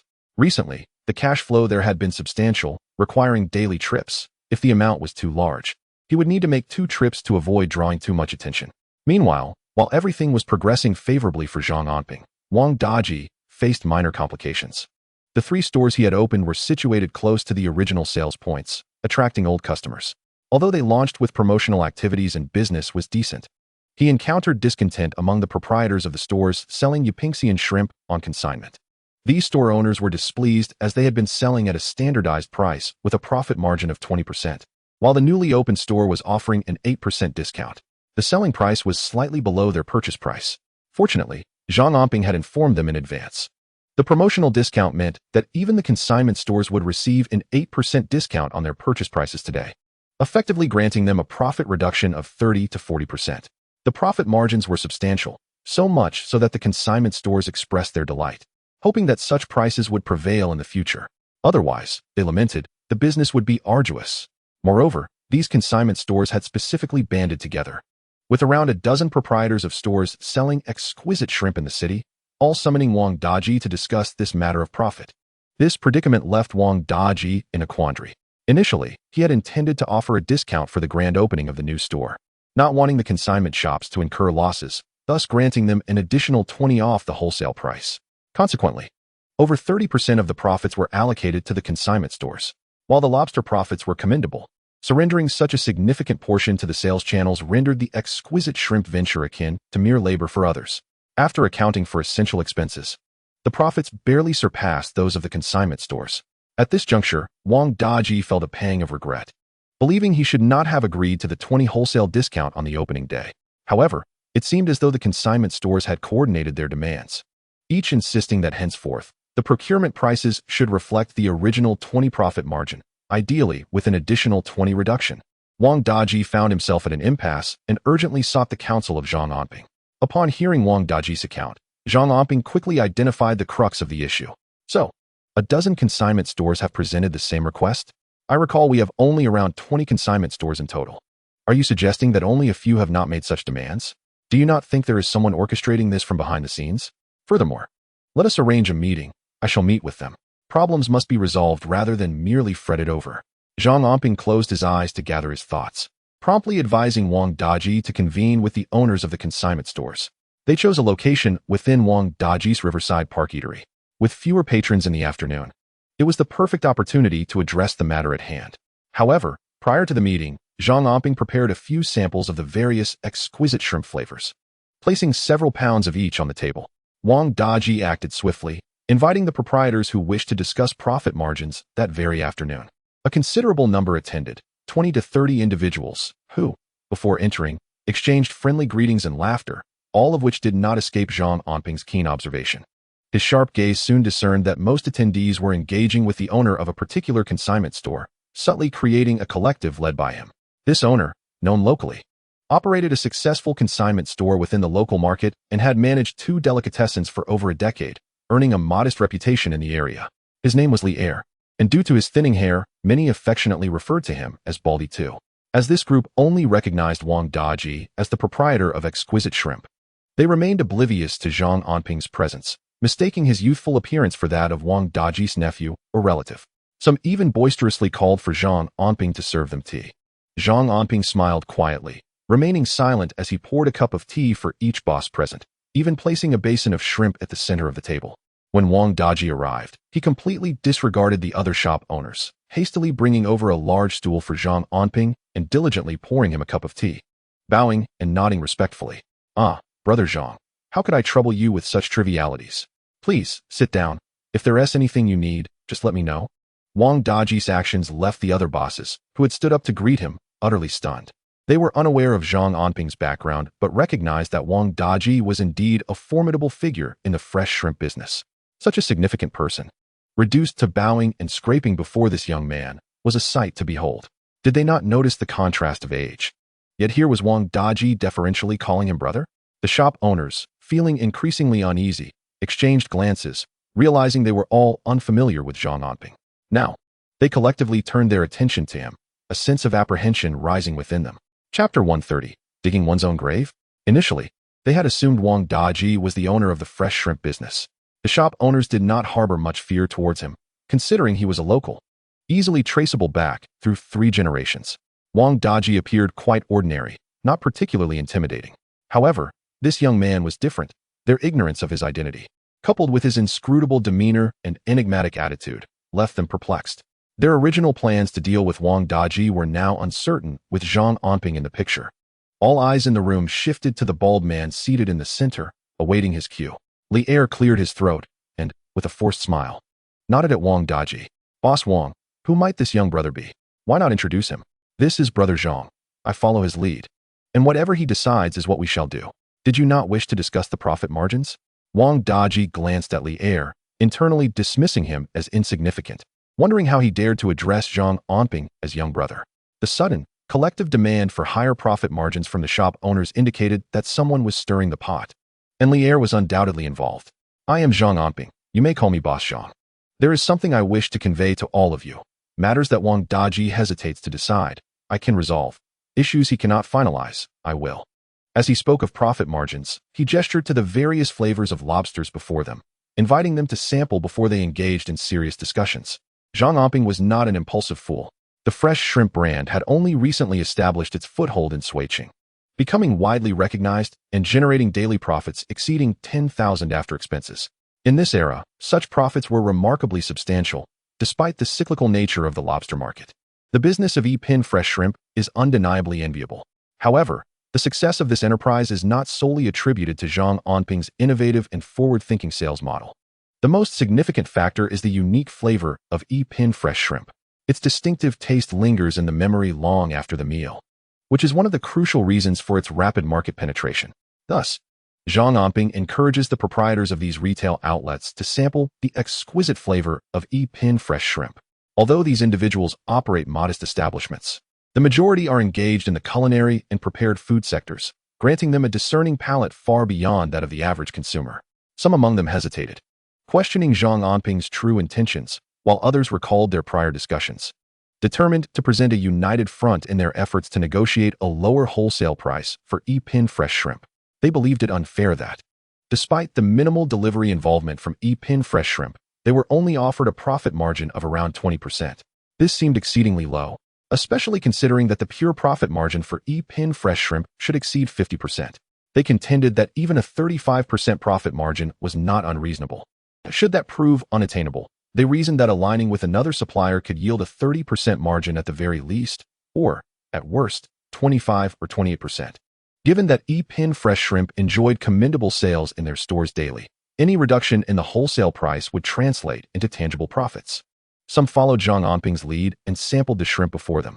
To their surprise, the lobster prepared by Epin fresh shrimp was not only clean but also exquisitely fragrant, with the meat tender and devoid of any muddy taste they had anticipated. Yet, dissenting voices emerged. Mr. Zhang, Mr. Wang, we are all in business. And it's a busy time for everyone. This is unacceptable. One exclaimed. Epin fresh shrimp profits immensely from our sales. Demanding a 35% profit is hardly excessive, especially since customers are coming to our stores to purchase the shrimp. Our rent and expenses are considerable. Even a slight concession in profit would allow for increased sales without losses. Indeed, we are not incapable of preparing lobster ourselves. If your shrimp cannot yield a 35% profit, I might as well sell my own. Another chimed in. There are other establishments producing shrimp that is even more delectable than yours, and they are willing to offer a 40% profit margin. These individuals had come prepared, driven by the allure of substantial profits, and now they clamored more fiercely than ever. Their faces shone with excitement as they looked at Li Er, who sat calmly observing Zhang Anping with a knowing smile. Internally, he mused, how capable can one so young truly be? Watching these seasoned veterans potentially outmaneuver him, he thought that if they could increase their profit margin this time, they could continue to agitate in the future. Gradually, these retail outlets could transform Epin fresh shrimp into their own processing facility. Their profits are substantial. Who would ever disdain earning less? With their considerable numbers, they can easily intimidate their clients. Zhang Anping remained silent, his gaze coldly surveying the various proprietors of the consignment shops in the private room. These individuals were seasoned strategists, ready to swarm at the prospect of profit. Yet, when faced with adversity, they would swiftly disintegrate, rendering them inconsequential. Now that everyone has laid their cards on the table, allow me to convey the decision regarding Epin Ciencia. Starting tomorrow, Epin Ciencia will permit only a 15% profit margin, exclusively for consignment shops that place orders within the last 3 days and sign contracts extending beyond a year. Upon hearing Zhang Anping announce this 15% profit margin, the others in the room were taken aback, their disbelief igniting a fervent uproar. They demanded a 35% profit margin with a minimum of 30%. How could Epin Ciencia offer a mere 15%? This was tantamount to selling at a loss. Zhang Anping observed the commotion with a cold demeanor, raising his hand to signal for silence. After a prolonged pause, the discussions gradually subsided. 3 days hence, all shop owners signing consignment contracts with Pin would receive a mere 13% commission. 13%? Pin had truly lost its senses. Who would toil under such meager returns? Wang Daji was equally astonished, feeling a pang of anxiety. Pin had over 20 consignment shops throughout the city of Sui, including their own 5 outlets, a total of nearly 30. This was essential for achieving a daily net profit exceeding 10,000. Yet today, Zhang Anping had audaciously proposed to set the profit margin at a mere 15 or 13%, falling drastically short of what the consignment shops had demanded. Wang Daji's heart raced, but he noticed the shop owners' faces turn ashen, their tempers flaring. For reasons unclear, he felt a sense of satisfaction deep within. These small business owners had banded together to pressure Pin into conceding. But if negotiations collapsed, would it spell catastrophic repercussions for Pin? Would the company's scale drastically diminish? Is what you say true or false, Wang Daji? Does your word hold any weight? We signed a 1-year contract stipulating a 20% profit margin. Lier, unable to contain himself, suddenly leaped up, his expression fierce, even threatening Zhang Anping with legal action due to their contract. This provocation elicited a laugh from Zhang Anping, who cast a disdainful glance at Lier. You remember the contract now, do you? If we must adhere to it, then let us follow its terms. Should you insist on a 35% profit margin, we can either renegotiate a contract with a 15 or 12% margin, or we may resort to litigation to determine who breaches first. At worst, the contract becomes void, and we cease our collaboration. Zhang Anping's words prompted Lier to rise abruptly, intending to utter a phrase regarding the termination of the contract. However, he soon realized that numerous merchants surrounding him were whispering amongst themselves, yet none dared to stand up and terminate the contract with Yupingxian Shrimp. Had they not previously asserted that if Yupingxian Shrimp disagreed with their 35% profit margin, they would threaten to dissolve the agreement? Why at this moment did they remain silent? Lier nudged his companion with his foot, signaling them to join him in standing up. Chapter 131. A disordered crowd. His foot made contact with his hesitant companion, who paused in indecision. Although they had intended to leverage the threat of contract termination against Yupingxian Shrimp, the prospect of Yupingxian Shrimp pursuing legal action or formally dissolving the contract caused them to waver. Initially, they believed Yupingxian Shrimp would dread the termination of their agreement. Little did they know that it seemed utterly indifferent. Zhang Anping even stated that litigation and contract dissolution were entirely within their purview. He suggested that in the future, they might only offer a profit margin of 15 or even 12% for selling Yupingxian Shrimp. This revelation struck fear into the once arrogant store owners. In truth, their businesses had significantly improved due to selling Yupingxian Shrimp. Although there were costs associated with renting premises, even without selling Yupingxian Shrimp, the rent would remain. After all, they had other business ventures, and Yupingxian Shrimp was merely an additional stream of income. A profit margin of 20%, while seemingly modest, provided peace of mind. They needed only to focus on selling without any further concerns. At that moment, some began to contemplate that perhaps this business arrangement was indeed quite favorable.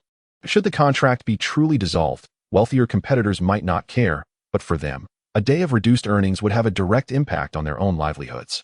Consequently, the once brazen group of small store owners found their bravado diminished, each calculating their own interests in silence. When Lier finally stood to propose the contract's termination, not a single person echoed his sentiments. Even those beside him shifted their seats slightly, wary of being associated with him. The petty calculations of this disorganized crowd, now evident to Zhang Anping, seemed trivial. He chuckled softly and slowly added, "You all operate within the food industry, and I am certain that some may envy the business of Yupingxian Shrimp, proposing collaborations with higher profit margins. However, I urge you to savor the deliciousness of Yupingxian Shrimp and ask yourselves, which establishment can prepare lobster so exquisitely? Given that our flavor is unparalleled, do you truly consider a 20% loss excessive? Or a 15% loss?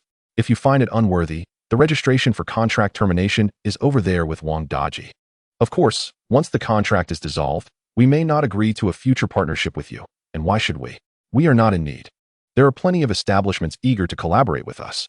Zhang Anping, experienced and perceptive, understood the thoughts of these individuals. Everyone seeks to gain an advantage, yet no one wishes to suffer a loss. A disordered crowd, believing that sheer numbers would suffice? Those who lack unity and selfishly calculate their own interests. How can they contend with him? Just a few casual remarks can easily break their defenses. Indeed, Zhang Anping's tone is resolute, exuding an air of indifference that immediately silences the small business owners selling on behalf of others. At present, the reputation of Atonement fresh shrimp has been firmly established in Sioux City. Many customers walk in and inquire if they have Atonement fresh shrimp. Moreover, the taste of these shrimp is truly exquisite. If they attempted to replicate it themselves, they would surely fail. Do they think these individuals are foolish? Would they not seize the opportunity to profit? Listen closely, all proprietors. For those unwilling to cooperate with us, it's not a complicated matter. We can part ways amicably while reserving the right to pursue legal action for damages, yet we can also allow you to easily terminate the contract. After all, a forcibly plucked fruit is never sweet.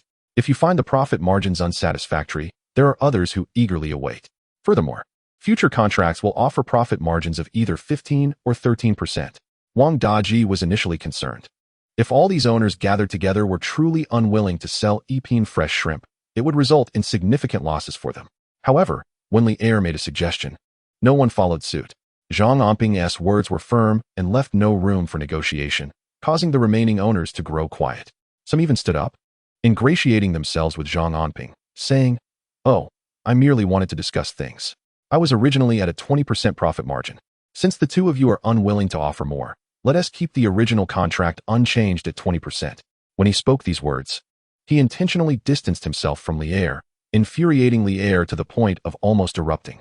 He pointed an accusatory finger, exclaiming, "Wang Laoda, wasn't he at you who initially proposed the 35% profit margin? What do you mean by this? Are you pulling the rug out from under me? Treating me like a fool? Don't spout nonsense, Baldy. I'm adhering to the contract." Li Er retorted, "What I wish to do is none of your concern. And don't think I'm unaware of your little schemes." Before Zhang Anping and his associates could make further comments, a fierce quarrel erupted among Li Er's group. Akin to dogs fighting, Wang Daji found amusement in their bickering, appreciating Zhang Anping's formidable presence. One decisive statement revealed the true nature of these paper tigers. Did he really think these individuals were so formidable? Each one dared to harbor such delusions? Amidst the amusement, Wang Daji turned to the owners and jested, "Ah, aside from Boss Li, who else wishes to terminate the contract? Who else wishes to withdraw? Since we rarely have this time. If anyone does not want to sell Atonement fresh shrimp, now is the time to speak up. Our supply is in high demand daily." Wang Daji's deliberate remarks only served to further infuriate the smug Li Er. Rising abruptly, Li Er, now devoid of shame, declared, "I have already contacted Atonement fresh shrimp, and they are willing to offer us a 40% profit margin. Anyone interested in terminating their contract and joining me is welcome." This was, in fact, Li Er's trump card. The original plan was to pressure Atonement fresh shrimp to raise their profit margin. If it could reach approximately 35%, he would refrain from voicing any objections and continue collaborating with them. However, should the negotiations falter now, he would seize the opportunity to unveil his trump card, Atonement fresh shrimp, whose name closely resembles Atonement fresh shrimp. To his astonishment, they were willing to offer a profit margin of 40%. Upon observing Li Er's expression, Zhang Anping chuckled. "Li Er, we have already signed the contract. You breached it first, so let South take this to court. You shamelessly claimed earlier that contracts could be terminated at will." Li Er exclaimed, visibly agitated. "Others may terminate their contracts, but you, Li Er, are not permitted to do so, simply because I find you displeasing. What are you going to do about it?" Zhang Anping's words prompted Wang Daji to eagerly chime in from behind. "Indeed, my brother Zhang finds you unsatisfactory, and thus we shall sue you for breaching the contract. Did you hear that? If anyone else wishes to terminate their contract, do it quickly. After today, we will not entertain you any longer. Who wants to seize Atonement fresh shrimp's 40% profit margin? Hurry." Wang Daji's concluding remarks made it seem as though he was eager for others to sever ties with Atonement fresh shrimp. Was he the owner of Atonement fresh shrimp or Atonement fresh shrimp? How had he strayed so far from his original position? "You, Wang Daji, are you toying with me? Don't you fear retribution?" Li Er, now thoroughly exasperated, shouted, and while some around him appeared tempted to act, they hesitated, seemingly waiting for someone else to take the lead. Although Wang Daji spoke of contract termination, he was relentless in his pursuit of Li Er. We simply cannot abide you." Wang Daji's words hinted at his burgeoning potential for infuriation. Initially, he felt a twinge of anxiety, but witnessing Zhang Anping decisively resolve the matter instilled confidence in him. With their leader providing clear direction, he felt emboldened to follow suit. If such a straightforward task could not be accomplished, he might as well seek a way to end his own misery. Ultimately, Li Er capitulated. incessantly flattering Zhang Anping and Wang Daji, declaring that the contract could be disregarded and that he would no longer engage with Jupin Fresh Shrimp. It's best to part amicably. We are all locals, after all, so let us give each other a break. Wang Daji hesitated, glancing at Zhang Anping, who was shaking his head. Immediately, he grasped Zhang Anping's intent and haughtily informed Li Er, "Are you incapable of understanding human language? Spare us your convoluted reasoning. We shall see you in court. You'll regret this. This matter is far from over. I, Li Er, am not easily intimidated." Li Er, realizing that his strategy was futile, stood abruptly and shot Zhang Anping a fierce glare before departing in a huff with several followers. However, he left with a threat. This is not the end. Chapter 132. A foolish adversary. Once Li Er departed, the remaining individuals lost their resolve, one after another expressing that they were merely gathering and would continue collaborating with Jupin Fresh Shrimp without harboring ulterior motives. While some appeared somewhat hesitant, they dared not terminate the contract. Instead, they forced smiles and offered compliments, their curiosity piqued by the youthful Zhang Anping. This individual truly possesses remarkable audacity.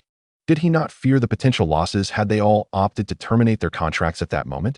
After those individuals departed, Wang Daji found himself considerably relieved, giving a thumbs up to Zhang Anping.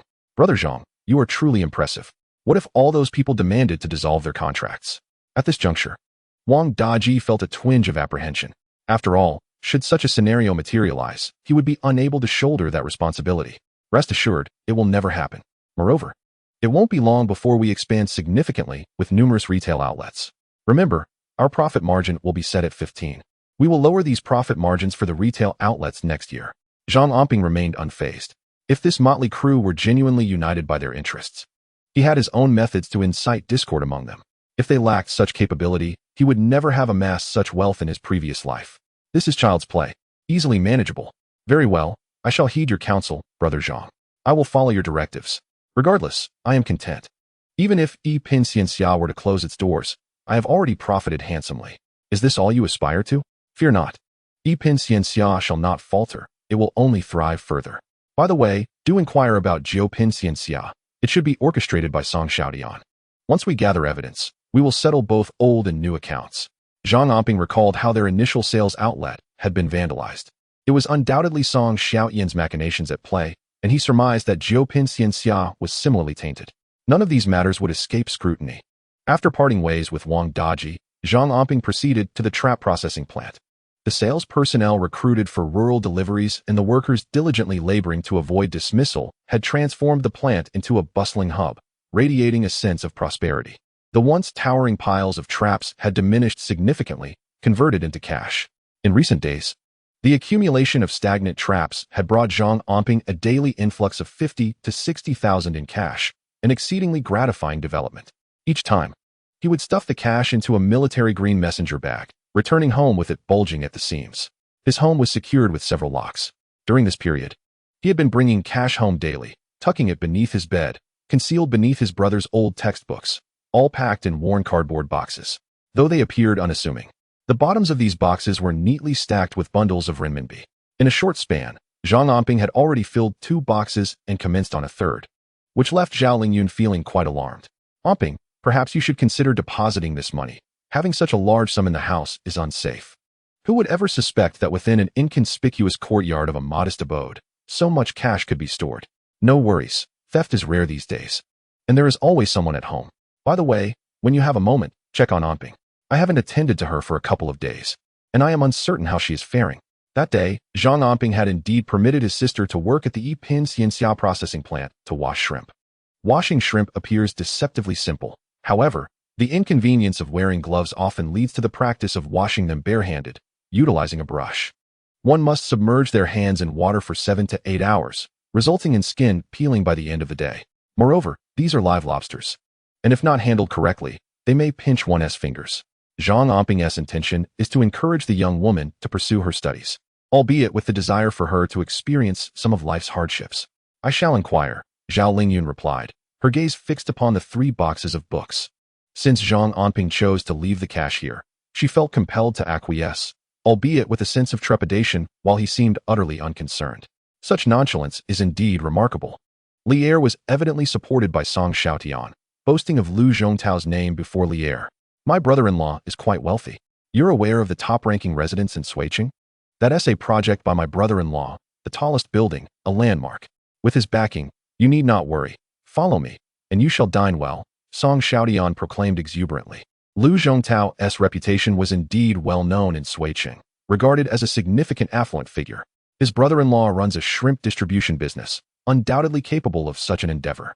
They even inspected the property rented by Song Tian, which would reveal to Zhang Anping that this was the very place he had once adamantly refused, a factory that produced liquor, now leased by Song Xiaodian to establish a lobster processing plant. Although the profit margin of Epine fresh shrimp is modest, the exquisite taste of their shrimp is truly commendable. Thus, you ought to allow us to sample your shrimp. One of Li Er's companions expressed concern regarding the flavor of Jupine fresh shrimp. After all, a significant reason for Epine fresh shrimp's popularity in Suiqing lies in its uniquely delightful taste, unmatched by any other establishment. Fear not. The chef we have engaged is directly recruited from Epine fresh shrimp. The flavor will be identical. Just wait and see. With me, you shall reap great profits. Song Xiaodian's words served as a reassuring balm, instantly calming Li Er and his companions. A chef from Epine fresh shrimp guarantees that the taste will indeed mirror that of the original establishment, offering them a 40% discount. It would be foolish not to pursue this business venture. Even if it results in a legal dispute with Zhang Anping, there is still profit to be made. However, Song Xiaodian gleaned from Li Er that the elusive owner of Epine fresh shrimp is a young man named Zhang, though the precise name escaped him amidst the excitement of the crowd. Yet, Song Xiaodian dismissed it as trivial, regardless of the identity of the proprietor. Their financial backing is formidable, and they are determined to succeed. By undermining Epine fresh shrimp's sales channel significantly, he was confident that they could not compete. Thus, Song Xiaodian exuded an air of assuredness. Little did he dream that the Zhang he spoke of was none other than Zhang Anping. Therefore, when he encountered Zhang Anping at the high school that afternoon, he greeted him warmly and insisted on inviting him to his home, causing Zhang Anping considerable discomfort. "No need. I have a place to stay," he replied. "Ah, dear friend, why the formality between us? We hail from the same village. And even though you and my sister did not become an item, we have grown up together. Come, let me broaden your horizons and show you what city living entails. I suspect your rented quarters are cramped and stifling. Let us take a breath of fresh air together." Upon returning home, Song Xiaodian unexpectedly encountered Zhang Anping smoking in a corner. After a moment of surprise, he insisted on dragging him to his house. After all, they were both from Zhangjiawan, and with such a splendid residence, who would know if Zhang Anping chose not to visit? It would be akin to a hidden treasure going unnoticed. Thus, Song Xiaodian nearly pulled Zhang Anping along to his abode, where Zhang Anping soon realized that their yards were remarkably close. How close, you ask? Just a few dozen meters from his smoking spot to Song Xiaodian's home, closer than living next door in Zhangjiawan. In the future, he would need to remind his parents not to open the yard gate casually. Once the main door was shut, they could enjoy their lives in peace. Behold, my residence is no mere boast. Directly ahead lies the best high school in the city, a sight that would have been unimaginable in Zhangjiawan. Just look at this splendid single-story home. Song Xiaodian continued to extol the virtues of his dwelling with a sense of superiority. For those from Zhangjiawan, purchasing a home in the city is akin to a carp leaping over the dragon's gate, a rare phenomenon. Zhang Anping lifted his gaze to the house before him, feeling a twinge of disappointment. It comprised merely 2 rooms with a kitchen and a small yard of barely a dozen square meters, too confined to even accommodate a tree. Was this place truly worthy of Song Xiaodian's bragging? "Brother, I mean no offense, but isn't this house a bit underwhelming?" "Haha, I knew your rented place couldn't be this spacious, could it? In the future, if you ever find yourself without a place to smoke, feel free to come over. My home is quite roomy." As Song Xiaodian spoke, Zhang Anping regarded him with a gaze tinged with pity. Yes, pity. Chapter 133. You, my friend, are merely envious of my situation. This house is not larger than your residence in Zhangjiawan. Zhang Anping sighed as he looked at Song Xiaodian, realizing this fellow's intellect was somewhat lacking. How could such a person engage in business? Lu Zhongtao still wished to invest. His ambition was truly remarkable. Once a man succumbs to the allure of women, he often becomes a fool. Could someone like Song Xiaodian truly attract investment? Zhangjiawan is a rural area. While this is the city, rural homes cannot compare to those in urban settings. 3 or 5 rooms in the countryside pale in comparison to a single city dwelling. Song Xiaodian remained blissfully unaware of Zhang Anping's expression. To him, even in the city, his perspective and mindset were still rooted in the rural landscape of Zhangjiawan. Song Xiaodian, with your intellect, you could only tend to 2 cattle at most. Any more, and you would lose count. As for that desire to acquire fresh shrimp, abandon such notions. Not only would it be a waste of money, but it could also lead to legal troubles. Zhang Anping's words momentarily stunned Song Xiaotian, who swiftly changed his demeanor. Oh, you Zhang Anping. I considered you a close friend and brother, and you wish ill upon me? You think I can only manage 2 cattle? You may only graze a single cow, for your family is impoverished, and purchasing even 1 beast would consume all your assets. Song Xiaotian cast a glare at Zhang Anping, suspecting that he was enviously belittling him. Thus, he grumbled a few words at Zhang Anping. You can't stand to see me thrive, can you? Fortunately, my sister did not marry you. Had she done so, I might not even be living in this house now, and who knows? I might have been sleeping on the streets with you. You are merely envious. With your narrow-mindedness, you shall never inhabit a home as grand as mine. The more Song Xiaotian pondered, the more convinced he became that Zhang Anping harbored jealousy. After all, his family had once been destitute, so poor they might as well have sold their wives. Even now, despite rumors of a small workshop in the city, how much could that possibly yield? Moreover, Wang Er was an unworldly fellow. Earning a mere 100 yuan in his tails could easily inflate to 10,000. Zhang Anping observed Song Xiaotian, but chose to remain silent, quietly lighting a cigarette. This individual had insisted on dragging him to view a house, and then accused him of envy. His words belonged to him alone. Such a person aspired to acquire a premium shrimp dish? Zhang Anping regarded such a rival as beneath him, far too trivial and uninteresting, perhaps with someone like Lu Zhongtao. There might be some worthy exchanges. Noticing Zhang Anping's silence, Song Xiaotian finally felt a sense of triumph, believing he had discerned Zhang Anping's inner thoughts. Look at that. I can see right through your petty schemes, Zhang Anping. Jealousy and resentment. That's what it is. He relished the sight of Zhang Anping's envious ramblings, finding pleasure in his helplessness. The more he ruminated, the more amused he became, blissfully unaware that Zhang Anping no longer considered him a worthy adversary. He was simply too foolish and beneath notice. After parting ways with Song Xiaotian, Zhang Anping did not return home immediately, for Song Xiaotian had insisted several times on seeing the house he rented, which Zhang Anping had outright declined. To Song Xiaotian, Zhang Anping's residence was undoubtedly pitiably small. Perhaps a basement or a makeshift shed, lacking the grandeur of his own 2-room abode with a courtyard. Furthermore, Zhang Anping's apparent reluctance to associate with him was misinterpreted as a sign of inferiority. How self-effacing he must be. The more this unfolded, the more Song Xiaotian relished it, as he believed he could derive a sense of superiority from Zhang Anping. Meanwhile, Zhang Anping paid no heed to Song Xiaotian's prattle and seized the opportunity to visit the hospital. His father, Zhang Yongbing, had been hospitalized for an extended duration, long enough to walk unaided, with his wounds nearly healed and no longer presenting any safety concerns. He would soon be discharged. Once the paperwork was completed and all financial matters settled, Zhang Yongbing would be free to leave. However, before his discharge, he contemplated visiting Li Dai's ward. Li Dai had sustained severe burns while rushing into the warehouse during a fire at the flax mill in search of his son. His body marred with virtually no unscathed skin. He would require numerous surgeries to graft skin onto his face, and it remained uncertain how long he would endure the trials of hospitalization before he could finally return home. Additionally, Zhang Anping's actions in summoning Li Junming to Zhangjiawan had not gone unnoticed by Li Dai and his family. Li Junming has always regarded Zhang Anping as his savior, whereas Li Dai maintains a respectful distance from Zhang Anping, deeming him excessively ruthless and vengeful. Li Dai merely suggested to his father-in-law not to squander money, but Zhang Anping has harbored resentment ever since. The first time Li Dai rushed into the warehouse in search of someone. Had Zhang Anping simply mentioned that his son Li Junming had gone to Zhangjiabian, he would not have plunged into the fiery chaos of the warehouse, even if threatened with a knife. Zhang Anping, fully aware that Li Junming was unharmed, chose to remain silent, leading to Li Dai's dire predicament. Now, he dares not utter a word of complaint, as fear has seized him. He recognizes that offending Zhang Anping is utterly inadvisable. Such a man should be avoided at all costs. He epitomizes the archetype of a petty individual. Thus, when Li Dai saw Zhang Yongbing visiting him, and noticed Zhang Anping lingering at the doorway without stepping inside, he refrained from expressing any dissent and eagerly sought to cultivate a relationship with Zhang Yongbing. After all, with a son like Zhang Anping, Zhang Yongbing could not afford to offend him. In truth, he intended to discuss a matter from years past. When his father gifted him the tea mountain, an agreement had been made, as Zhang Yongbing was well aware. He hoped that once he was able to rise from his bed, he could serve as a witness.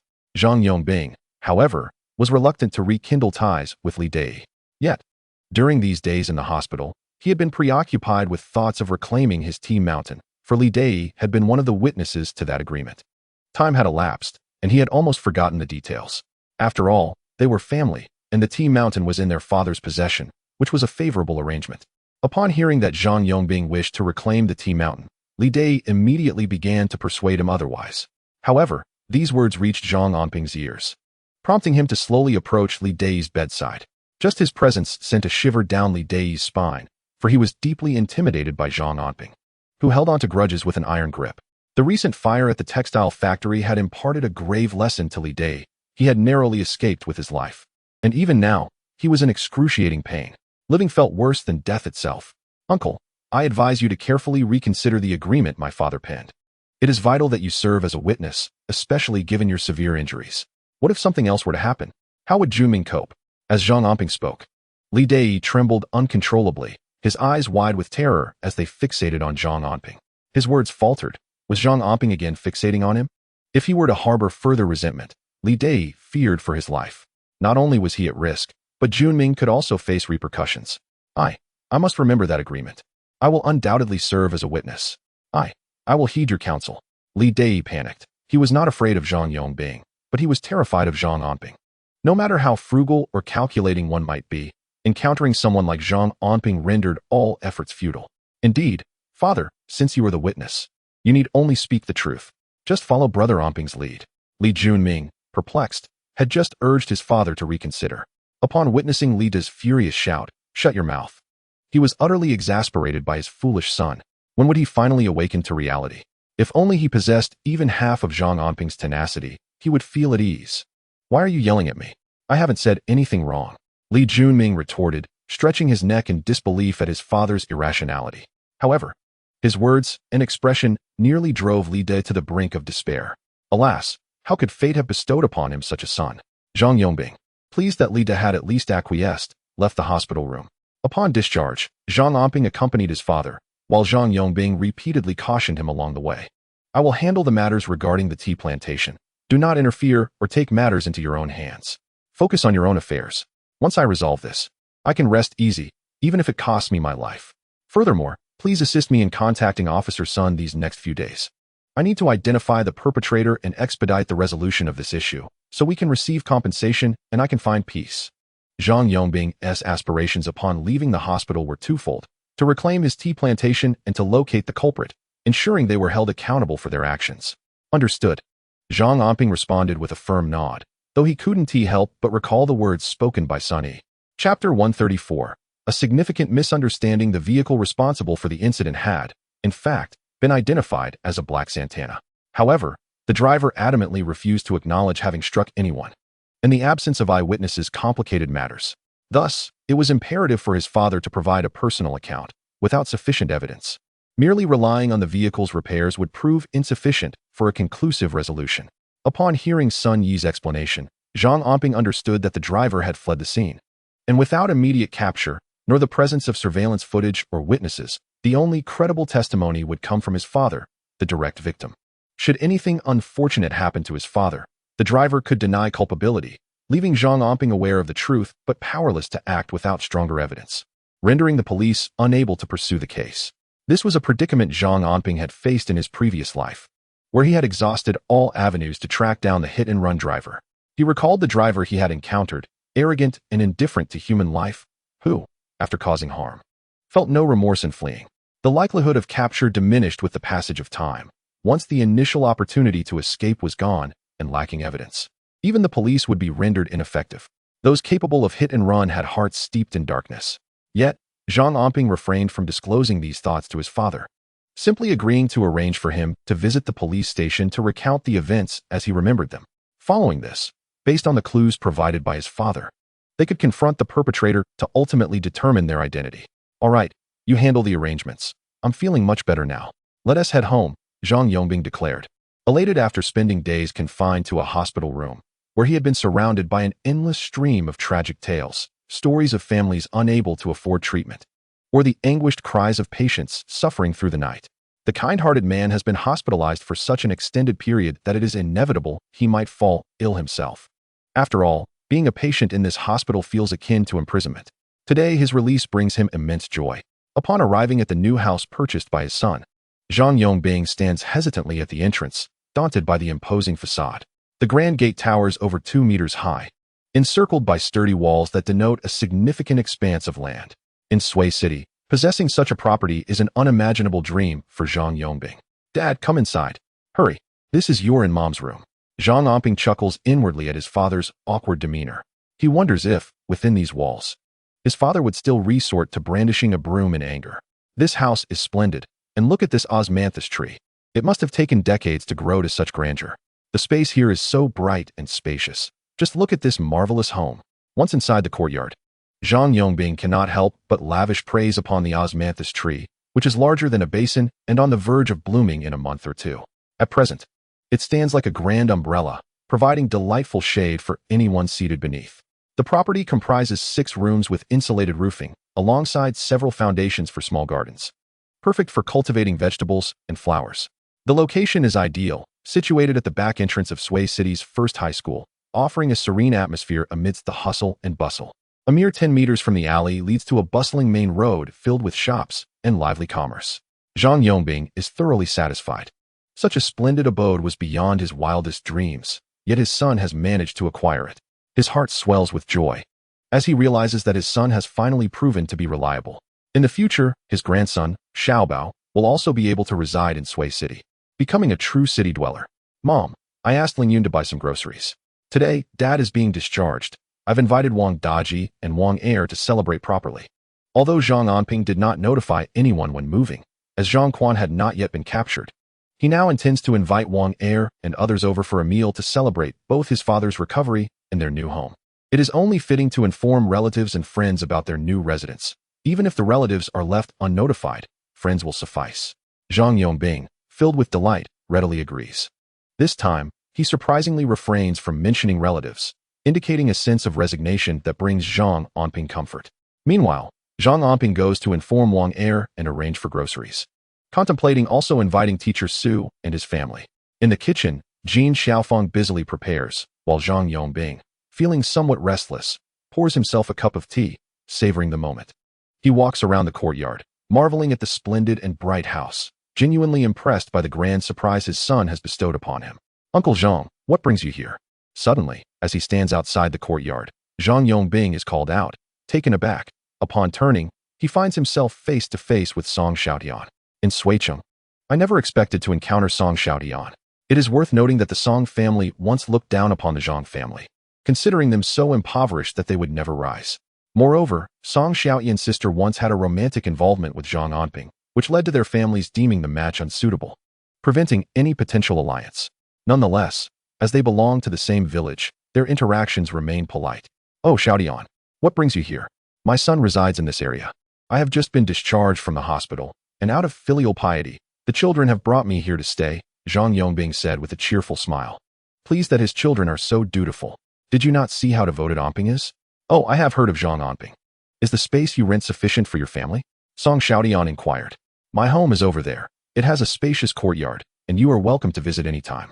Song Xiaotian had always believed that Zhang Anping rented merely a small space for the sake of his younger brother's education, at most a half room or a single room.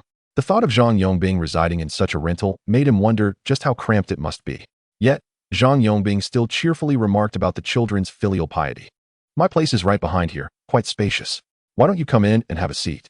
Zhang Yongbing warmly invited Song Xiaotian, recalling how earlier, the latter had extended an invitation to his home. Your house, the one behind? Very well, I shall take a look. How many people are sharing this courtyard? As Song Xiaotian raised his gaze and beheld the grand courtyard, he remembered that he had seen Zhang Anping smoking just outside that very courtyard on another occasion. Perhaps he felt embarrassed to invite himself inside due to the cramped conditions of his own dwelling. Sharing?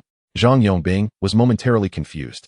As this dwelling was purchased by his son, with whom would they be sharing? Upon entering, Song Xiaotian's eyes widened in astonishment, for the courtyard was indeed vast. How large? You might wonder. While homes in Zhangjiawan are spacious, they pale in comparison to this one. The open area could easily accommodate 7 or 8 additional rooms without issue. This does not even account for the 6 ample bungalows, which boasted insulated rooftops. Even the 2 side rooms appeared far more attractive than his own abode. Not to mention, there were 4 stately and beautiful main houses. You have found a reliable rental here. Even if there are 5 or 6 families sharing, it would still be quite comfortable given the spaciousness of the courtyard. Look at that osmanthus tree. You could use it as a table and save on half the rent for a room. There is a vegetable garden over there. If you speak to the landlord, you might be able to secure a small plot, which would significantly reduce your expenses on vegetables. I assume renting a room here must cost at least 80 yuan, right? Song Xiaodian had always thought that Zhang Yongbing's family rented just a single room. So he began suggesting how to maximize their resources by renting only one room while taking advantage of common areas. Zhang Yongbing scratched his head, unsure how to respond. Oh, my wife is busy in the kitchen. Yes, your family has secured a good deal on this rental. Is the kitchen shared among the families? In the city, it is not uncommon for 5 or 6 families to share a single kitchen, a stark contrast to our rural life. Song Xiaodian, feigning expertise, persuaded Zhang Yongbing, leaving him momentarily speechless. With a hint of confusion, Zhang inquired, Xiaodian, is that truly the case? How do they manage to cook with so many families sharing a kitchen? What can they do? They simply wait, Song Xiaodian replied as the lively sounds of commotion reached them from outside. Chapter 135. How is this possible? It turned out that Wang Er had come with Zhang Si, both carrying bottles of liquor and a large cardboard box over a meter tall, the contents a mystery. Uncle Zhang. Oh, Xiaodian is here too. Come, come, Zhang Si has bought a standing fan. Wang Er, aware of Zhang Anping's gathering and Zhang Yongbing's recent discharge from the hospital, thought it appropriate to bring a gift, as moving houses is a joyous occasion in the countryside. Not wanting to arrive empty-handed, he coordinated with Zhang Si, who was delivering goods, and together they brought a large standing fan. The fan, adorned in red and white, stood over a meter tall and featured various wind speeds adjustable with a simple twist, even capable of oscillation. Such a beautiful fan in these times does not come cheaply. Costing over 100 yuan, a considerable gift indeed, comparable to a grand present from relatives. Zhang Yongbing was taken aback, repeatedly expressing his gratitude for such a lavish gift. It's nothing. We owe it to brother Zhang. We've made some money lately, so we thought we'd buy a fan, Zhang Si explained. Zhang Si, known for his honesty, had lived in modest means, relying on cattle farming and tilling for income. However, his recent partnership with Zhang Anping in catching crayfish and delivering goods had proven lucrative, yielding more income than he had seen in the past few years. All thanks to following the right person, Zhang Anping. He exclaimed, Indeed, indeed. I brought some fine wine, Wang Er announced, revealing 4 bottles of Matai, which startled Zhang Yongbing. My goodness, Matai, this is quite expensive and notoriously difficult to procure. While I enjoy a modest drink, I never dared to dream of tasting Matai. The gift from Wang Er seemed overwhelmingly extravagant. Wang Er, why did you buy such fine wine? Quickly, take it back. It's too extravagant. Is this something for common folks like us? Zhang Yongbing insisted, feeling the weight of the gift's value. Uncle, no need for that. If you enjoy it, that's what matters. I was worried I couldn't bring anything else of worth, Wang Er said, his face breaking into a wide smile upon hearing Zhang Yongbing's response. The suddenness of Zhang Anping's gathering caught him off guard. Otherwise, he might have taken the time to consider a more suitable and valuable gift. Given his involvement in the land trap processing factory alongside Zhang Anping, managing a multitude of individuals, he finds himself the recipient of incessant flattery, and naturally, his financial gains are substantial. He is unperturbed by the act of lavish gifting, yet he dreads the possibility of presenting something that might not meet the approval of the Zhang family. However, observing Zhang Yongbing's demeanor, a weight lifts from his heart. Despite Zhang Yongbing's modest refusals, he repeatedly expresses that they are being excessively generous, lamenting the extravagance of their gestures. Meanwhile, Song Xiaodian stands in a state of bewilderment. Both Zhang Si and Wang Er are acquaintances from the same village, and their camaraderie is especially warm when encountered in the city. Listening to their conversation, it becomes evident that they have come to celebrate Zhang Yongbing's discharge from the hospital with a meal. In rural customs, moving or recovering from illness often warrants the exchange of gifts among villagers. Typically, this entails a few kilograms of pork, a jug of wine, or perhaps a modest sum of money. Yet, these two gentlemen have presented a grand fan and, astonishingly, for bottles of Matai liquor. Such gifts are seldom seen, even among close siblings. Unless, of course, these two have profited significantly alongside Zhang Anping. But does Zhang Anping truly possess wealth? Song Xiaodian remains skeptical. It is Wang Er and Zhang Si's first visit to this residence, trailing behind Zhang Yongbing as they admire the surroundings, praising the house profusely. The dwelling is spacious and bathed in sunlight, offering tranquility amidst the bustle, a far superior abode compared to those in Zhangjiawan. As Song Xiaodian listens to their compliments, he cannot help but smirk, Even the finest rental pales in comparison to his own purchased home. Yet, despite the passage of time, he notices the absence of other tenants in the courtyard. "Uncle Zhang, your housemate's Haven tea returned yet?" he inquires. It's quite fortunate. Finding good renters these days is no easy feat. Having formed a preconceived notion, Song Xiaotian assumes the house is rented. Rented? Isn't this house owned by the Zhang brothers? Wang Er, momentarily taken aback, gazes at Song Xiaotian in confusion. Owned? I thought it was rented. Song Xiaotian is equally perplexed. The price of such a property in this location is not trivial. Even his modest two-room dwelling cost over 10,000 yuan. Zhang Anping's 6 spacious rooms and expansive courtyard must amount to a fortune. How much would that be? Certainly several tens of thousands. While the affluent may not be as prominent as in the 1980s, a sum of several thousand yuan is not something a villager from Zhangjiawen could easily muster. If it were otherwise, surely the villagers would have relocated to the city. Oh, initially, Brother Zhang intended to rent a house, but upon discovering this particular residence, he decided to purchase it outright. I have heard him express his fondness for this place, especially the large osmanthus tree, which prompted his decision to buy. Wang Er offered an explanation, as he had spent ample time with Zhang Anping and was well aware of the situation. At first, Zhang Anping genuinely sought to rent, but later, captivated by the house, he resolved to acquire it. He bought it.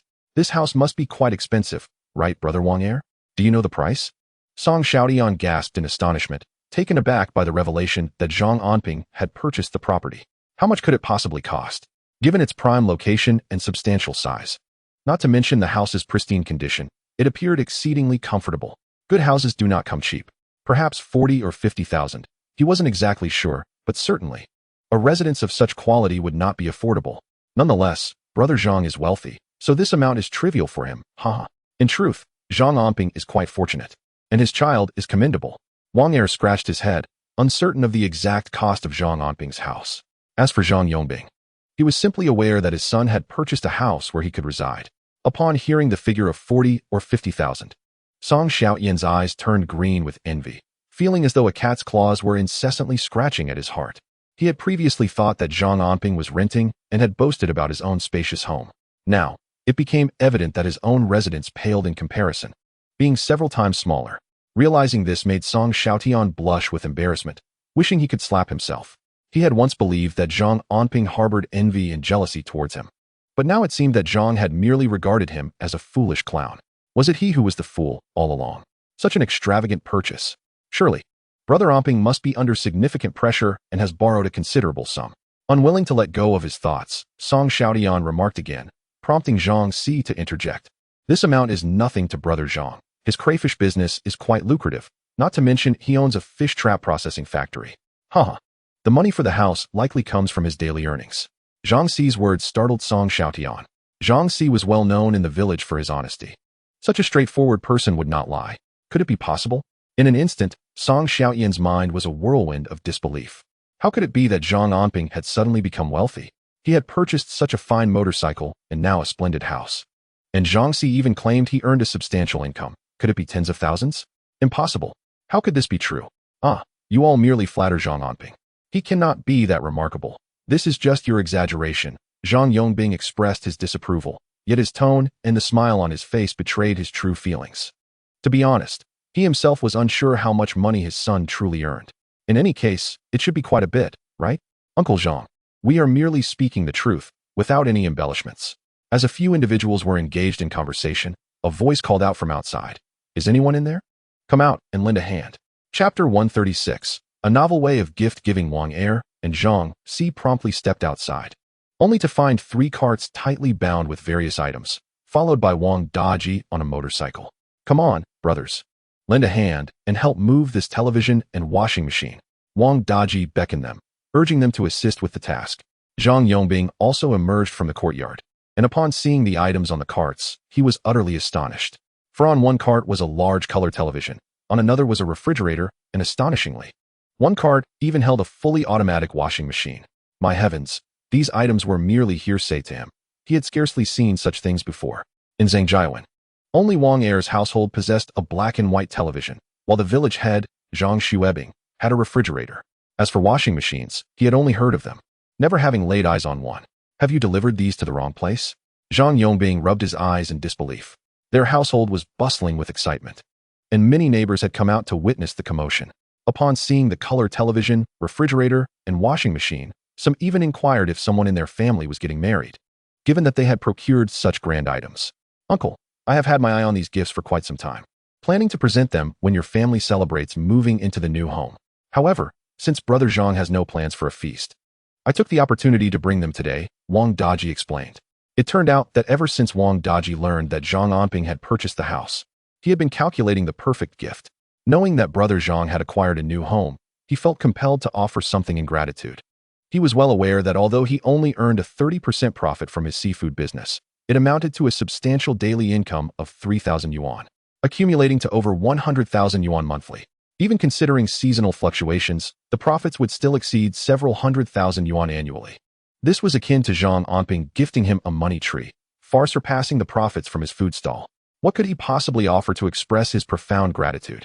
After thoughtful consideration, he decided to purchase the 3 essential items for weddings from the department store: a color television, a refrigerator, and a fully automatic washing machine. These were the most prestigious gifts for weddings in the city. For families of lesser means, managing even one of these items was a remarkable feat. Wang Daji felt immense gratitude for Zhang Anping's role in his financial success. With the windfall from his food stall and the dividends from his seafood business, he had ample cash on hand and decided to splurge on the finest 29-inch color television, a double-door refrigerator, and a fully automatic washing machine. All 3 items were selected with great care, and the total expenditure could have purchased 2 or 3 houses in that area. Yet, Wang Daji felt no remorse. After all, having earned so much alongside Brother Zhang, spending this modest sum seemed inconsequential. Wang Daji possesses a commendable quality. He is generous, grateful, and possesses a grand vision. However, his overwhelming generosity left Zhang Yongbing utterly astounded. He had never witnessed such an extravagant display of gift-giving. The weight of the gifts was so substantial that he felt hesitant to accept them. The onlookers, equally astonished, learned through conversation that the household next door, which had recently moved in, had received 3 major gifts. Could it be that this new family was of high status, wielding power and influence? Regardless of the reason, the newcomers were beyond their reach, prompting many to seek favor with Zhang Yongbing. Some even expressed their desire to present a monetary gift in hopes of sharing a drink with him. This predicament left Zhang Yongbing in a rather uncomfortable position, but he quickly regained his composure and explained to his neighbors, "Today merely marks my discharge from the hospital. My children wished to gather a few friends for a small celebration. I had no inkling that they would bring such an abundance of gifts. Alas, in the haste of today, I have not prepared any food or drink, but I promise to host a proper gathering for all of you on a more suitable occasion." With so many neighbors present and the arrangements made in a rush, it was clear that there would not be enough time to prepare. Rather than risk gossip, it was prudent to decline the impromptu gathering, allowing the children the opportunity to host another time. Zhang Yongbing's polite refusal was met with understanding from the neighbors, who then extended their congratulations and offered assistance in moving the appliances into the house. As they examined the residence, compliments abounded regarding the quality of the purchase. Some discreetly inquired about the price, and upon learning it was approximately 40,000 yuan, they were left speechless, internally speculating whether their own homes had also appreciated in value. When Zhao Lingyun returned home, laden with groceries, she was taken aback by the throng of people in the yard. The gifts they brought rendered her momentarily speechless, nearly causing her to forget the vegetables in her hands. This scene did not escape the notice of Song Xiaotian, who regarded her with disdain, thinking Zhao Lingyun was not nearly as appealing as his sister. Yet, he remained silent, his gaze fixed intently on Wang Daji. Though he was unaware that Zhang Anping was the mastermind behind Epin Fresh Shrimp, he did recognize Wang Daji as its public face. This man was undeniably wealthy. As the business thrived, and even his brother-in-law Lu Zhongtao spoke highly of the industry, noting that despite its modest appearance, it was quite lucrative. Given that profits were substantial and in cash, Song Xiaotian was willing to offer his full support should he wish to pursue this line of work. While Zhang Si and Wang Er's gift to Zhang Anping made sense to him, the notion of Wang Daji bestowing gifts upon Zhang Anping raised questions. What could possibly motivate such a gesture? The value of the gifts exceeded 10,000 yuan. Such a display was unheard of among siblings. Wang Daji did not strike him as someone behaving irrationally. Surely, there must be some hidden agenda at play. Indeed, that must be the case. In his heart, Song Xiaotian incessantly speculated, and to unravel the relationship between Wang Daji and Zhang Anping, he shamelessly decided to remain at Zhang Anping's residence. Meanwhile, Wang Daji and Wang Er, along with others, were laboriously attempting to set up the color television, the automatic washing machine, and the refrigerator. The group was drenched in perspiration, utterly perplexed about the operation of the washing machine. Wang Daji, trying to ease the tension, reassured everyone, "It's all right. The technician I hired will come tomorrow. If we can't get it working today, let's just leave it as it is. After all, none of us have encountered such a device before, right?" At that moment, Wang Daji felt a tinge of embarrassment. The television installation was manageable for him. He could awkwardly set it up, adjusting the antenna receiver on the rooftop of the second floor, rotating it until he could tune in to two relatively clear channels, all showcasing vibrant colors that were quite visually appealing. After plugging in the refrigerator, it soon emanated a refreshing coolness, and the machine began to function normally. However, the fully automatic washing machine remained an enigma he could not decipher. It was not entirely his fault, as Wang Daji had never owned such a machine. His wife often lamented that washing machines did not clean thoroughly, preferring hand washing instead, since they had never owned a fully automatic washing machine. He found himself at a loss, unable to comprehend the assembly and operation of the components. Wang Daji did not know, and naturally, the others did not either. Song Xiaodian had initially considered giving it a try, but upon inspecting the components, he realized he was equally unfamiliar with them. And such appliances were foreign to his household as well. Did you purchase a defective one? Otherwise, why on earth can't it be installed or used? Song Xiaodian remarked with a hint of schadenfreude, which only deepened Wang Daji's embarrassment. Could it be that he had indeed bought a faulty machine? They assured him it was exchangeable, so it shouldn't be broken. Regardless, a technician was scheduled to arrive tomorrow. Perhaps they were simply approaching it incorrectly. Wang Daji glanced at Song Xiaodian, finding no offense in his words. Just then, Zhang Anping walked in, and upon seeing the group, drenched in sweat and bewildered around the washing machine, he inquired, "What is going on? Who brought this?" As soon as Zhang Anping entered, the crowd flocked to him like moths to a flame. Wang Daji promptly explained that these items were gifts for Zhang Anping's housewarming. However, they were unsure if the washing machine was defective and non-functional. What a waste. The electrical appliances are not fully functional yet, and they are expensive, Zhang Anping remarked, gazing at the collection of devices with exasperation. The 29-inch Panda brand television costs several thousand yuan, its weight and poor picture quality rendering it rather cumbersome. The refrigerator stood just over 1 meter tall with double doors. It was costly, yet inferior to modern appliances. As for the washing machine that everyone claimed was broken, Zhang Anping could not help but chuckle upon examining it. "You all are quite amusing. This requires a specialized faucet. Only then can the washing machine be installed. Wang Daji, you ride your motorcycle swiftly and purchase one. I will install it shortly." Zhang Anping called out to Wang Daji, as the original landlord had not left behind a faucet for the washing machine. The washing machine faucet requires a specialized tap, distinct from the typical household faucets. "All right, Brother Zhang, I'm on it," Wang Daji responded with a chuckle, puzzled by how a premium automatic washing machine could possibly be malfunctioning. As he turned to leave the courtyard to procure the dedicated faucet, Song Xiaodian gazed at Zhang Anping in astonishment, while others marveled at Zhang Anping's prowess. Having merely entered the room and instantly discerned the necessity for a specialized faucet for the washing machine, Song was taken aback by how the esteemed owner of Yipin Xianxia, Wang Daji, appeared almost subservient before Zhang Anping. Not only did he present such a substantial gift, but he also willingly obeyed Zhang Anping's request to fetch the washing machine's faucet, wearing a broad smile as if he took pride in the task. Who exactly was Zhang Anping to command such respect from the proprietor of a renowned seafood establishment? It was well known that Lu Zhongtao had remarked that the individual who conceived the sales model for Yipin Xianxia was particularly remarkable, deserving of utmost respect. While Song Xiaodian refrained from underestimating Wang Daji, he found it perplexing that Zhang Anping could direct him as if he were an underling, and yet Wang bore no resentment. Wang Daji, riding swiftly on his motorcycle, returned in less than 10 minutes, bringing with him a faucet and the necessary tape. Meanwhile, Zhang Anping instructed someone to promptly turn off the main water supply and close the bathroom faucet. After replacing the faucet, Zhang Anping expertly installed the automatic washing machine, connected it to the power supply, added a few garments, and, upon turning the switch, the machine sprang to life. A collective sigh of relief escaped everyone, especially from Wang Daji, who gave Zhang Anping a thumbs up. "Brother Zhang, as expected of you. You're incredible. We toiled for ages without identifying the issue, believing the washing machine was broken, yet you saw it instantly. Truly impressive. This was quite simple. You all brought such an array of gifts just for a meal. If you truly have the means, you should consider purchasing some commercial properties nearby rather than these appliances," Zhang Anping remarked to Wang Daji. The value of the appliances he received today could easily equate to 2 or 3 small houses with yards in this area. In 20 years, those appliances might fetch a mere few hundred in scrap, while the value of the little yard would have multiplied tenfold or more. Oh, this is merely a token of appreciation for Brother Zhang's impending move, Wang Daji stammered, before being overtaken by elation. Previously, when Zhang Anping had suggested he purchase storefronts near Bin Park, Wang had taken note and subsequently acquired 3 or 4 properties. The current market conditions made real estate particularly affordable, and with ample cash on hand, he often pondered how best to invest his funds or where to buy property. Hearing Zhang Anping's words now ignited a spark in his eyes. In this world, whom does Wang Daji trust the most?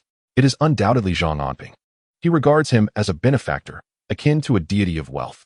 Every utterance from this deity is treated as a sacred decree, even when his wife opposes him. He is resolute enough to consider divorce.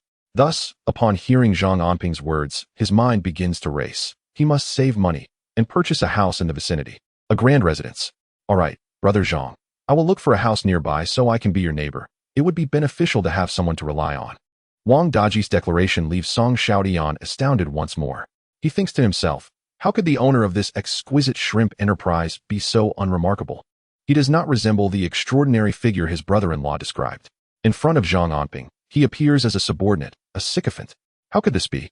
Seeing that Zhang Anping is free, Song Xiaodian feigns annoyance and approaches him, giving his shoulder a light pat. Zhang Anping, this is rather inconsiderate of you.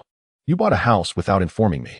You didn't even ask, and besides, we aren't that familiar. Zhang Anping, glancing at Song Xiaodian, responds rather curtly. He does not particularly enjoy associating with him and is reluctant to cultivate any further relationship. It is solely Song Xiaodian who clings to him like a stubborn adhesive. What are you saying? We've played together since we were toddlers. We are practically like family. Zhang Anping's words reach this extent, yet Song Xiaodian feigns ignorance. This only elicits a dry chuckle from Zhang Anping, after which he dismisses him and turns to greet the newly arrived Mr. Su. Mr.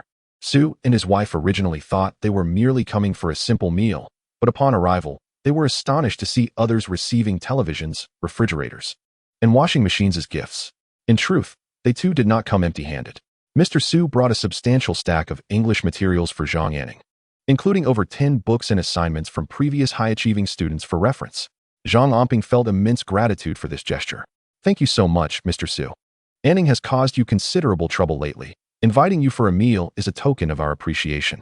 We are truly delighted that you could join us. Zhang Anping was exceedingly warm towards Mr. Su and called upon his father to join them. Indeed, Zhang Yongbing was thrilled to see Mr. Su, and they engaged in conversation about Zhang Anping's academic performance, which inevitably led to discussions about Zhang Anjuan.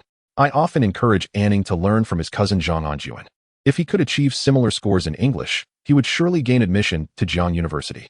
Anping is a promising student. His grades in other subjects are genuinely commendable. Yes, we must heed Mr. Su's advice. Alas, my child is nowhere near as remarkable as Anjuan. As long as he can enter a university, I will have no regrets. Zhang Yongbing smiled, for he could scarcely envision Zhang Anping matching Zhang Anjuan's brilliance. He merely wished for him to gain admission to any university, and that would suffice. Zhang Anjuan is indeed a paragon within their Zhang family, a figure none can surpass.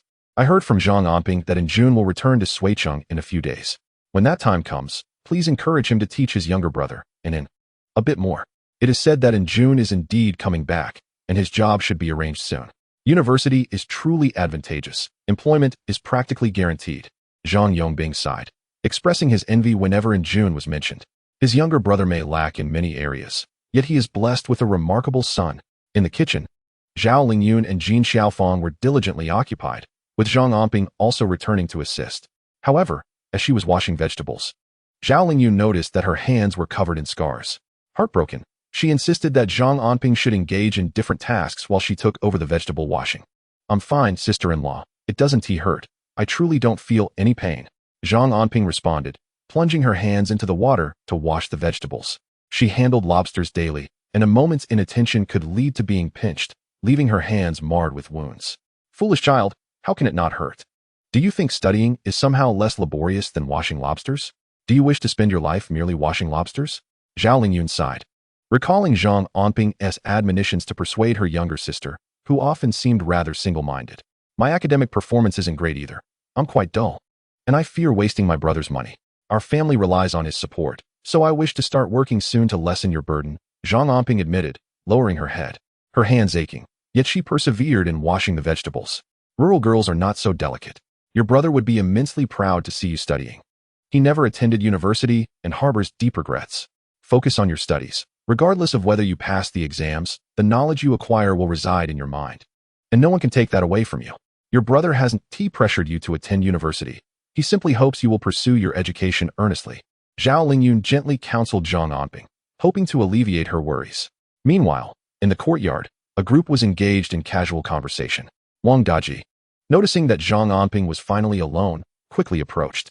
He glanced around to ensure no one was paying attention before lowering his voice to speak. Brother Zhang, let us find a secluded spot. I need to discuss something with you. It's not convenient here. Zhang Anping surveyed the courtyard, observing the constant comings and goings of people. Casually, he led Wang Daji toward the vegetable patch, where visibility was unobstructed. Once they reached the edge of the garden, Wang Daji swiftly glanced toward Song Xiaotian, ensuring he was unaware of their conversation, then spoke in hushed tones. Brother Zhang, how well do you know that Song Xiaotian? I have confirmed that Li Er has allied himself with him. He is waving the banner of Lu Zhongtao and has established a venture called 9-grade fresh shrimp. Moreover, he has recruited 2 chefs from 1-grade fresh shrimp for his frying operations. One of them has already discreetly informed me, while the other remains silent, likely preparing to leave. I personally handle the seasoning each time, so that chef is only vaguely aware of the operations, leaving me unconcerned about that aspect. Wang Daji quietly reported everything he knew to Zhang Anping. At this moment, he truly comprehended Zhang Anping's profound foresight. When Brother Zhang imparted to him the art of preparing lobster with various seasonings, he had specifically cautioned him. Those ingredients were procured by him, bought in bulk. Yet some were not utilized, and the remnants after simmering the seasonings were exclusively handled by him, ensuring no one else interfered. Consequently, the chefs who claimed to specialize in frying lobsters were indeed limited to just that. The most vital flavors were all concocted by Wang Daji. However, the most crucial ingredient remained a mystery to Wang Daji, as it was always delivered by Zhang Anping in powdered form, leaving him perplexed about its true nature. Thus, the recipe for Epine fresh shrimp became a closely guarded secret.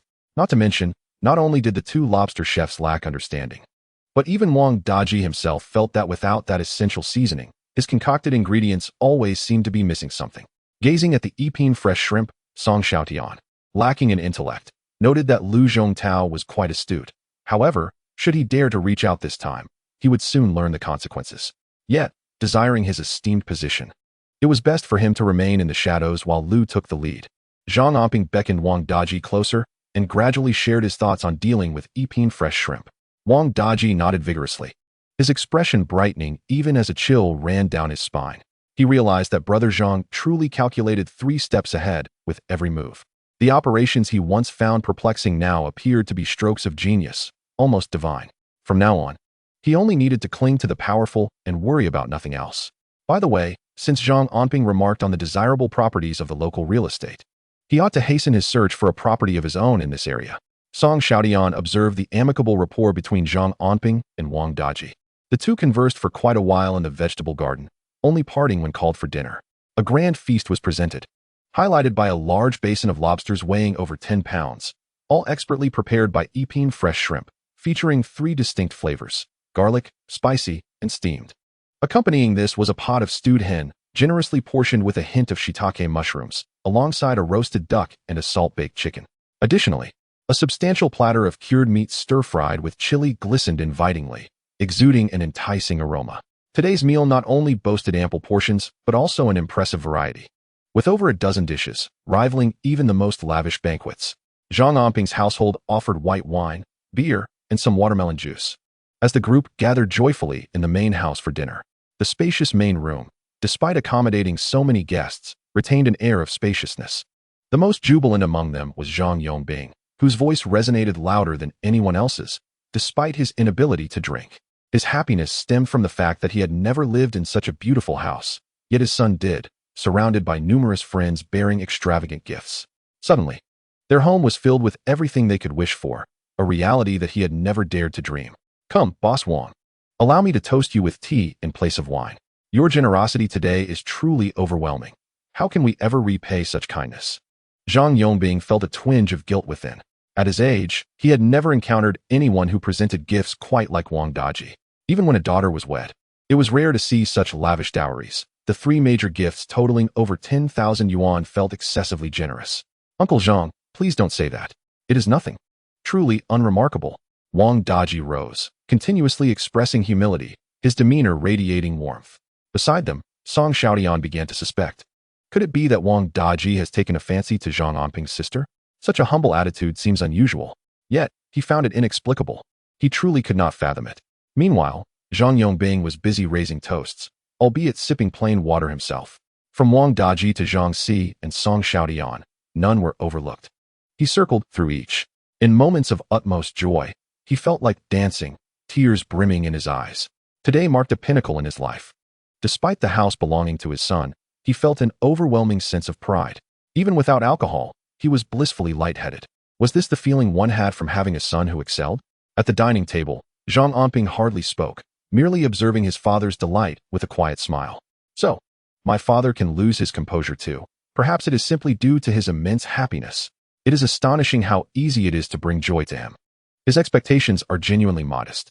Zhang Anping glanced at his wife, who was tending to Xiao Bao's meal, while his mother, with a beaming smile, was gradually pulled to the table. Initially a bit apprehensive, she soon settled down, starting to serve herself.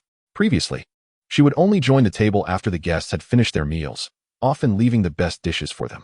Every time guests visited, she bore the brunt of the labor, only to eat last, the most exhausted of all. Yet today, Zhang Anping insisted she join them at the table. Although Jin Xiaofang was reluctant at first, she ultimately relented to her son's wishes. As she served herself, her eyes glistened with unshed tears, turning to smile at her son.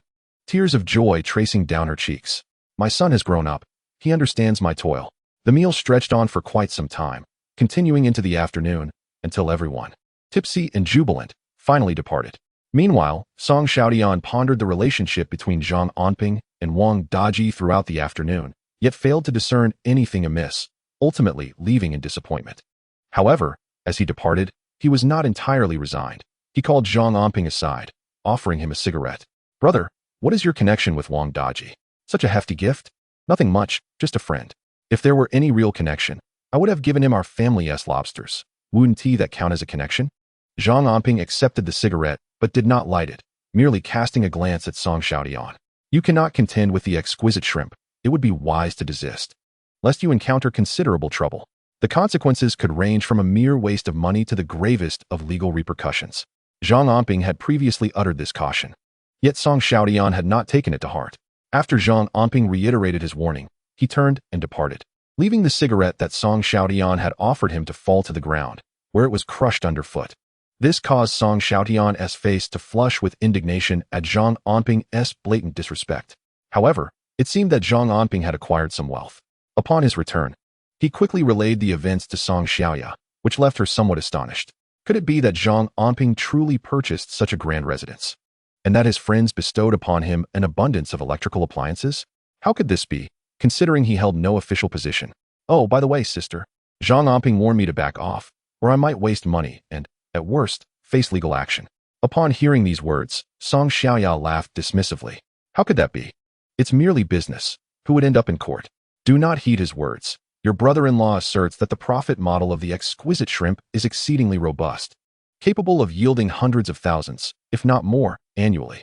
Upon hearing this, Song Xiaoyan's eyes widened in determination. I shall heed your counsel. Anyone who refrains is a fool. I am eager to witness how one can end up in court while conducting business. Song Xiaotian remained skeptical of Zhang Anping's warnings. Chapter 139. Indeed, it is he. After Zhang Yongbing was discharged from the hospital, he rested for 2 days, incessantly clamoring to visit the police station. Zhang Anping had forewarned Sun Yi and the others, and soon thereafter, they were notified to proceed to the police station. Zhang Yongbing had seldom ventured into the city, and he had never set foot in the police station until now, which was attended not only by Sun Yi from the police department, but also by personnel from the traffic bureau. Fortunately, the demeanor of these officials was quite amiable, which alleviated Zhang Yongbing's tension, easing his almost cramping legs. Uncle Zhang, please do not be anxious. Sit down and have a glass of water. When we ask you questions, simply respond truthfully. As long as you do not conceal or deceive, there will be no issues. Sun Yi, who typically bore a serious countenance, softened somewhat, given his acquaintance with Zhang Anping. Zhang Yongbing was not overly frightened, so Sun Yi took it upon himself to calm him, bringing forth a cup of tea, which helped steady Zhang Yongbing's trembling hands. After a considerable time, Sun Yi and his colleagues commenced their inquiries, asking about the events of that fateful day. It was just past noon when my son Zhang Anping would venture into the city daily. I would sometimes go to observe, though I could be of little assistance, nonetheless. Merely witnessing him brought me peace of mind. Zhang Yongbing recounted the incident of the car accident. Yet, this was something Zhang Anping had not anticipated. His father had stood by the roadside that day, not merely by chance, but rather out of concern, as he habitually followed behind to catch a glimpse of him. In those moments, while Zhang Anping hurried along with his donkey cart, he had only gazed ahead, never contemplating the watchful gaze of his father behind him. It dawned upon him that his father had always quietly and selflessly cared for him. At that moment, I stood by the roadside, gazing towards the village, pondering whether my son's donkey cart had already passed. Whoever knew only heard a piercing sound, and then was violently thrown aside. I saw a black Santana dash forward for a distance of about 30 to 40 meters towards the northern exit of the city. I didn't catch a glimpse of the license plate. I only noticed a stout figure emerging from the vehicle as I lay on the ground. The person glanced over from a distance, and then appeared to dive back into the car before I lost consciousness. Zhang Yongbing struggled to recall the events of that day. The incident was so abrupt that he hadn't thought to check the license plate. All he remembered before losing consciousness was a distant, plump silhouette. He couldn't clearly make out the face, only sensing that the individual was somewhat portly and did not approach him. In a flash, the person hopped back into the car and fled. After Zhang Yongbing recounted the events of that day, Sun Yi posed a few more inquiries. For instance, he asked if Zhang could recall any distinctive features about the stout individual. I just remember he was quite overweight, with a crew cut, appearing to be in his 30s. Beyond that, I truly cannot recall anything else. Zhang Yongbing blinked, realizing that a considerable amount of time had passed, leaving him with minimal memories. However, this detail provided Sun Yi with a lead, enabling him to nearly pinpoint a suspect. He then instructed Zhang Yongbing to identify the individual. In a room, about 7 or 8 casually dressed individuals ambled back and forth, either seated or standing, while Zhang was tasked with selecting the person who had exited the vehicle that day.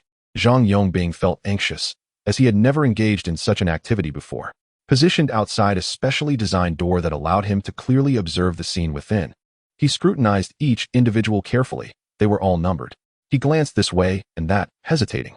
Sun Yi did not rush him, allowing him to take his time, and even produced an orange from somewhere, placing it in Zhang Yongbing's hands, while Zhang Anping nodded at him in gratitude. Zhang Anping noticed his father's palpable tension, especially as his hands trembled while holding the orange. "It's all right, Dad. You're standing here in good health, and that's already a blessing. Don't worry about anything else. Just stay calm," Zhang Anping reassured him, watching as his father struggled to peel the orange due to the shaking. "I'm afraid I might identify the wrong person. If that happens, who will pay for my hospital bills? It's a substantial amount. Don't worry, truly. Trust Officer Sun." Zhang Anping took the orange from his father's trembling hands, peeled it, and then placed it back into his father's grip. "You being here is the most important thing. Everything else is secondary." As he spoke, he extended his hand to grasp Zhang Yongbing's palm. His father's hand felt icy, indicating that this day had become one of the most arduous choices of his life. For Zhang Anping, having endured many trials, his capacity for resilience was considerable, and his understanding surpassed that of most. The fact that his father was alive and standing beside him was a rectification of past regrets, filling him with immense gratitude. As for the hospital expenses, they truly paled in comparison. The only thing he loathed was the unscrupulousness of the reckless driver, who had not faced the punishment he so rightfully deserved. Had he collided with another, fled the scene, he might have taken a life and shattered a family. Such incidents, once begun, often repeat. Zhang Yongbing clasped his son's hand tightly, and upon gazing into his son's resolute and piercing eyes, he felt a profound sense of reassurance. He cast another glance into the room, finally fixing his gaze on one individual, pointing decisively as he proclaimed, "Number 9, it is indeed number 9. Zhang Anping glanced at the individual designated as number 9. His eyes flickered. He recognized him, and indeed, he was the driver of that Santana. The same rotund man he had encountered previously. After Zhang Yongbing identified the portly figure, the situation became significantly more manageable. Sun Yi interrogated the man, who initially adamantly denied any wrongdoing, insisting he had not struck anyone nor been involved in an accident. However, when Sun Yi pointed out the specific date and location, on a certain day in Zhangjiawan, where he had hit someone and was subsequently seen exiting his vehicle, The man slumped in his chair, utterly dazed. After a long pause, he uttered, "I wish to see Huang Jiangsheng, Boss Huang." It turned out that this man was named Li Zhong, a dedicated chauffeur for Huang Jiangsheng, who had consistently driven him around. This time, he was insistent on meeting Huang Jiangsheng, and the police department made the arrangements. Zhang Anping saw Huang Jiangsheng once more. The man was of average height. With gaunt cheeks and a hawk-like nose, impeccably dressed in a pristine white shirt, his shoes gleaming as if newly donned. So bright that even a fly might slip upon them. Zhang Anping had previously seen him conversing with Lu Zhongtao about the Zhuangyuan residence. This man appeared to have ambitions for the Zhuangyuan residence as well. He sought to acquire it, and had already engaged with Lu Zhongtao. For the first time, Zhang Anping felt the weight of the challenge ahead. Securing the Zhuangyuan residence was not as effortless as he had presumed. Even with sufficient funds, he was not the only one with the capability and vision. Many others were fixated on the Zhuangyuan residence, and the competition was undoubtedly fierce. The ultimate outcome remained uncertain. Nevertheless, Zhang Anping was undeterred. Rather, he felt a surge of confidence. The interest of others in the Zhuangyuan residence indicated its genuine allure. Otherwise, so many would not be vying for it. Upon seeing his driver Li Zhong, Huang Jiangsheng paused momentarily, his gaze fixating on Zhang Yongbing for over a minute. He opened his mouth as if to speak, but uttered nothing, then shifted his attention to Zhang Anping. Suddenly, his brow furrowed, as if recalling something, and his expression darkened. Someone called out to Huang Jiangsheng, urging him to hasten, prompting him to stride quickly into the police station. "Go ahead, Dad. Please rest in Sun E's office for a while. I need to take care of a few matters," Zhang Anping suggested, allowing his father a moment to recuperate. His first priority was to ascertain the scheduled date for Zhang Quan's execution following his arrest. The gaze of Huang Jiangsheng appeared somewhat peculiar just now. He yearned to follow and observe, for as a family member of the victim, he possessed the right to be informed. Moreover, the driver, despite the overwhelming evidence against him, insisted on seeing his employer, which struck one as rather odd. Nevertheless, even if the Public Security Bureau arranged for their meeting, it would be under surveillance. He followed with curiosity, eager to discern what exactly Li Zhong wished to convey to Huang Jiangsheng. With this thought in mind, Zhang Anping hastened to find Sun E, expressing his desire to witness the conversation between Li Zhong and Huang Jiangsheng. Without hesitation, Sun E gestured for him to follow. Chapter 140. The truth revealed. Sun E escorted Zhang Anping to a room that afforded a clear view of the outside, while concealing the interior from external sight, thanks to a specially designed glass. Upon their arrival, two colleagues were recording observations, and surveillance cameras were aimed directly at Li Zhong and Huang Jiangsheng. Inside, Huang Jiangsheng feigned casualness, glancing around, though it seemed they were the only two present. Yet, this was the Public Security Bureau, and given Li Zhong's current predicament, it was implausible that they were truly alone. Upon seeing Huang Jiangsheng, Li Zhong's voice trembled, his eyes reddened as he looked at him imploringly, exclaiming, "Boss." He stubbornly insisted that it was Huang Jiangsheng who had injured him. "I have a family to support. Do not worry about your issues. Your family will be cared for at the factory. I will endeavor to mediate. Perhaps you will not even have to serve time. For a rural man, money is the solution to everything in this world."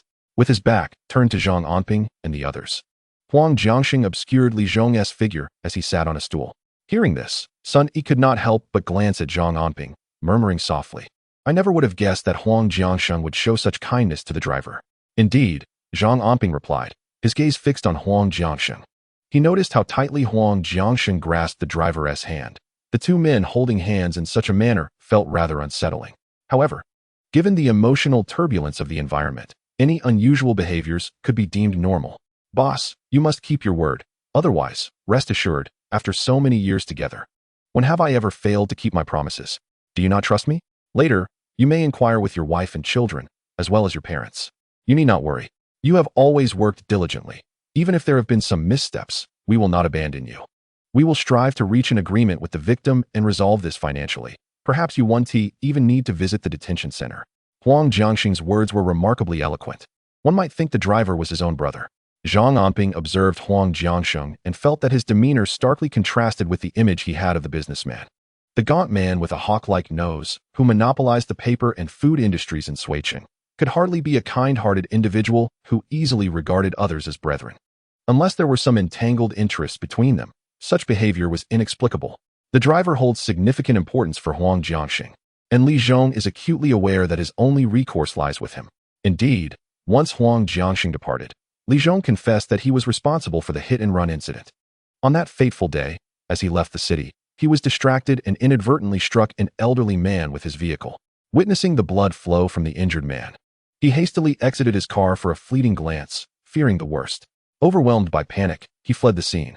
Since then, his conscience has been plagued by guilt.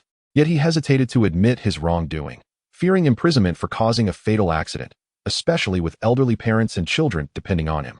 Ultimately, unable to endure the torment of his conscience any longer, he resolved to accept punishment and sincerely apologize to the victim.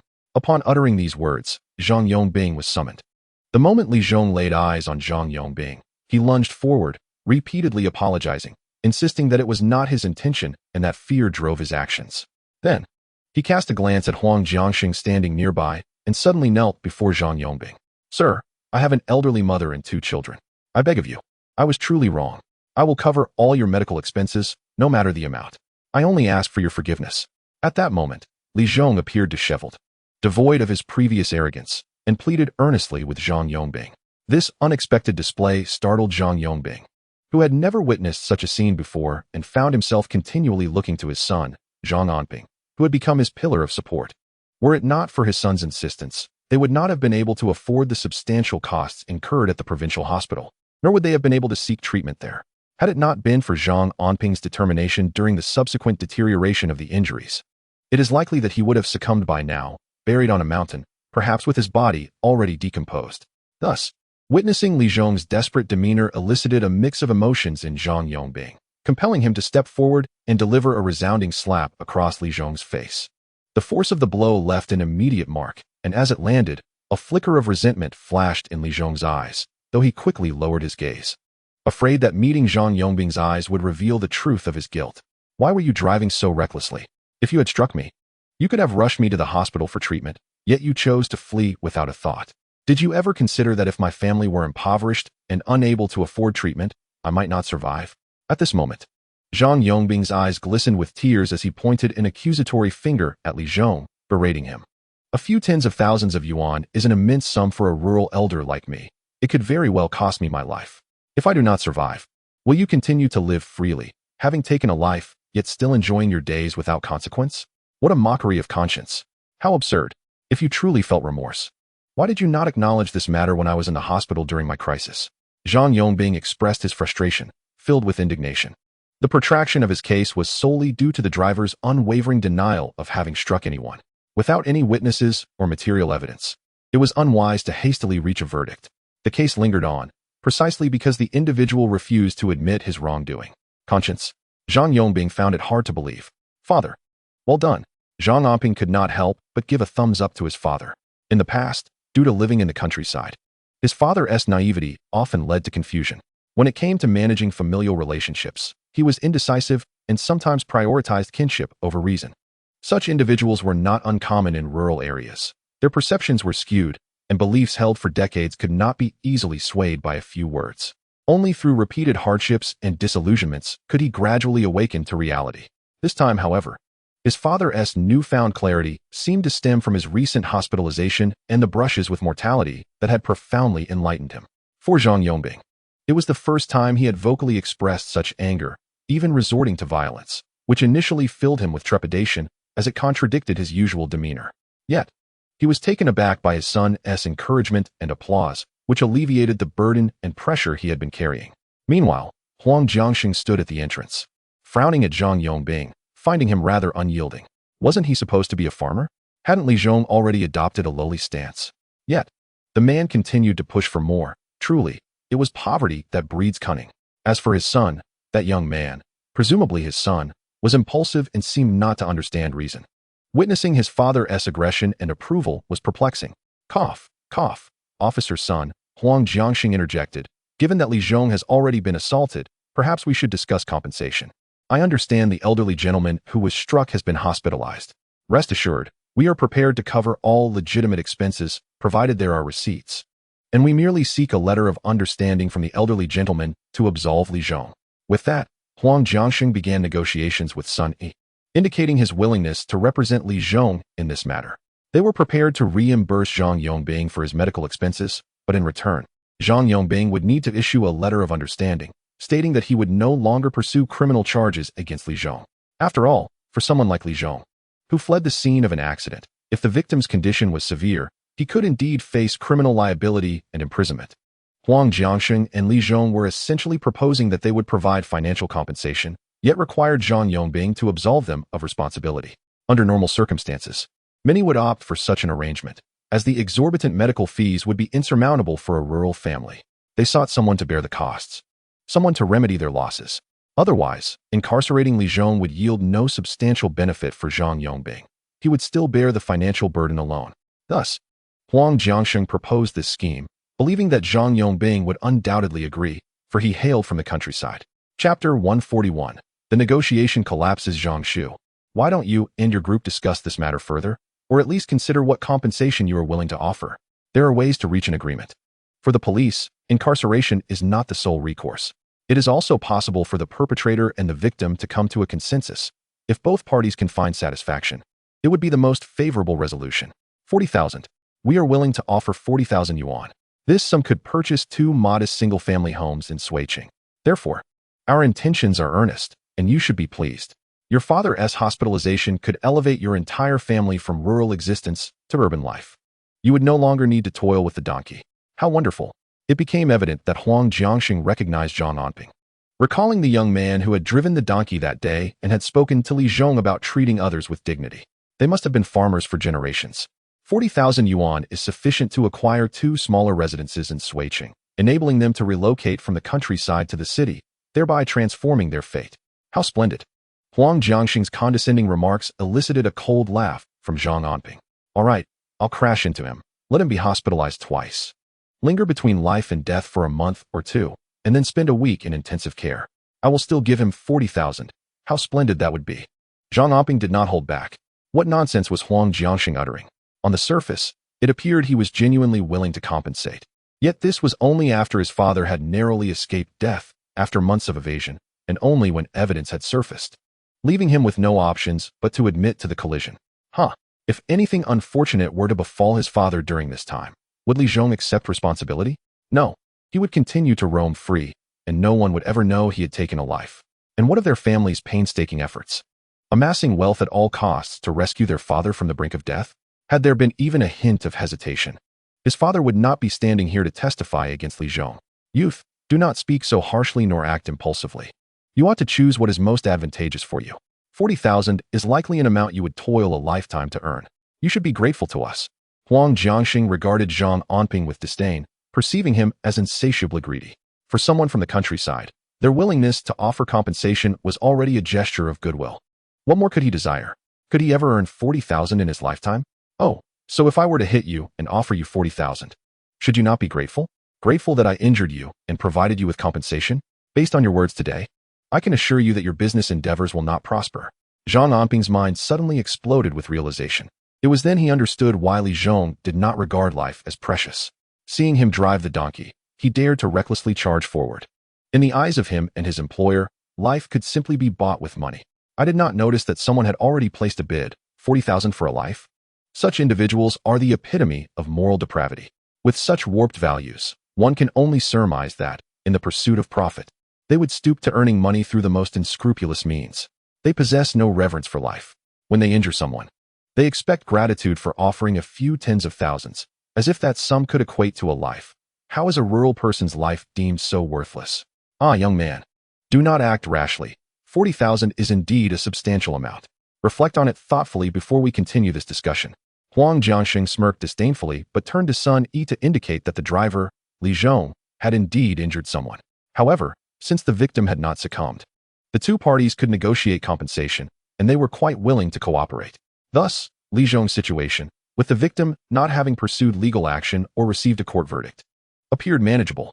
Li Zhong was also in poor health, suffering from various ailments, which could warrant a request for medical parole. Once the injured party reached a satisfactory agreement, they would comply wholeheartedly. Zhang Yongbing was momentarily taken aback, glancing helplessly at his son, Zhang Anping, and Sun Yi.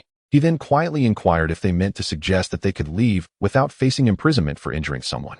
For Zhang Yongbing, this was incomprehensible, prompting Sun Yi to explain that if they agreed to a settlement without resorting to legal channels and accepted Li Zhong's compensation, he could avoid legal repercussions and imprisonment. However, Zhang Yongbing's expression darkened with disappointment. Zhang Anping pulled him aside and whispered a few words. Zhang Yongbing hesitated but ultimately nodded heavily upon meeting his son's gaze. They had collectively decided not to accept the settlement, nor would they produce any letter of understanding. Consequently, they would proceed with legal action, seeking justice against Li Zhong and demanding that he face the law. After all, his father had narrowly escaped death multiple times. He could not fathom that in this situation, Li Zhong might evade accountability. Upon hearing Zhang Anping's declaration, Li Zhong's face paled dramatically. His greatest fear had materialized. He anxiously looked to Huang Jiangsheng, shaking his head fervently, conveying his unwillingness to face imprisonment. He simply could not endure such a fate. "Boss, you promised me," he implored. "There is a vast difference between paying compensation and serving time." He was resolutely averse to the prospect of incarceration. Huang Jiangsheng's expression soured. He had not anticipated that these two villagers would refuse the money. 40,000 was a sum they would likely never earn in a lifetime. "Please consider this carefully. Do not regret your decision later."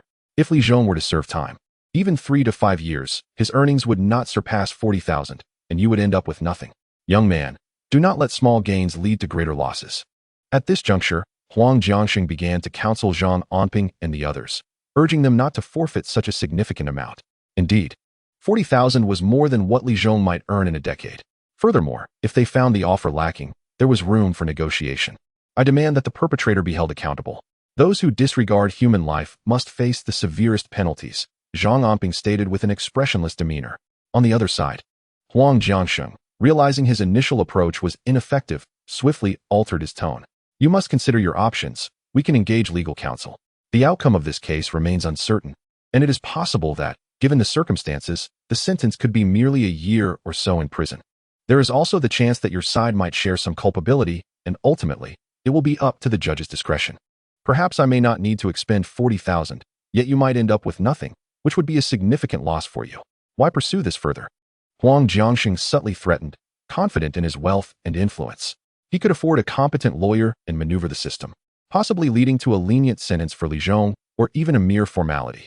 In the 1990s, such occurrences were rather common for individuals like Huang Jiangsheng, possessing both wealth and status, had numerous means to deal with a farmer. He felt no apprehension whatsoever. "You may attempt that. I can also secure legal representation. Moreover, I have faith in the impartiality of the law. In such a clear-cut case, should we lose, we would escalate the matter. Do you believe otherwise?" Zhang Anping scoffed. Huang Jiangsheng's threats might instill fear in the uninformed, but to him, they held no weight. He had witnessed darkness but had also encountered light. "Do you truly think of yourself as a local sovereign simply because you possess a modicum of wealth? Who has granted you such arrogance?" "Huang, please be mindful of your language. If the victim refuses reconciliation, they have the right to demand the detention of the offender," Sun Yi interjected with a serious expression. Did Huang Jiangsheng presume himself invisible? "Gentlemen, I propose we negotiate further. I can increase my offer to 45,000. No, 50,000. Would that suffice?" Huang Jiangsheng frowned. "No, not 50,000. Even 100,000 is unacceptable. He is destined for imprisonment." Zhang Anping replied with a cold laugh. Chapter 142. "Brother Zhang, there is good news. Do not regret your choices," Huang Jiangsheng said, somewhat exasperated, astonished that his tried-and-true tactics were failing against them. "Rest assured, I never regret decisions I have made. Furthermore, I assure you, you will come to regret your actions today," Zhang Anping remarked, his gaze piercing. Did he truly believe that money could solve everything? But against whom? Having said this, Zhang Anping dismissed him and, after a brief exchange with Sun Yi, prepared to leave with his father. Sun Yi reassured him not to worry. Given Li Zhong's situation, should they refuse mediation, he would remain in custody pending the trial's verdict. In the end, it would be Li Zhong and his associates who would feel the pressure. Zhang Anping was naturally well aware of these matters. With a smile, he invited his father to accompany him to Li Jun's office. Li Jun was busy, yet his face brightened at the sight of Zhang Anping, who quickly urged him to sit down. He expressed that due to his hectic schedule, he had not found the time to visit and had also heard about Zhang Anping's recent move. Indeed, at that time, Zhang Quan had not yet been apprehended. In a bid to ensure the safety of his child and wife, Zhang Anping had hastily relocated.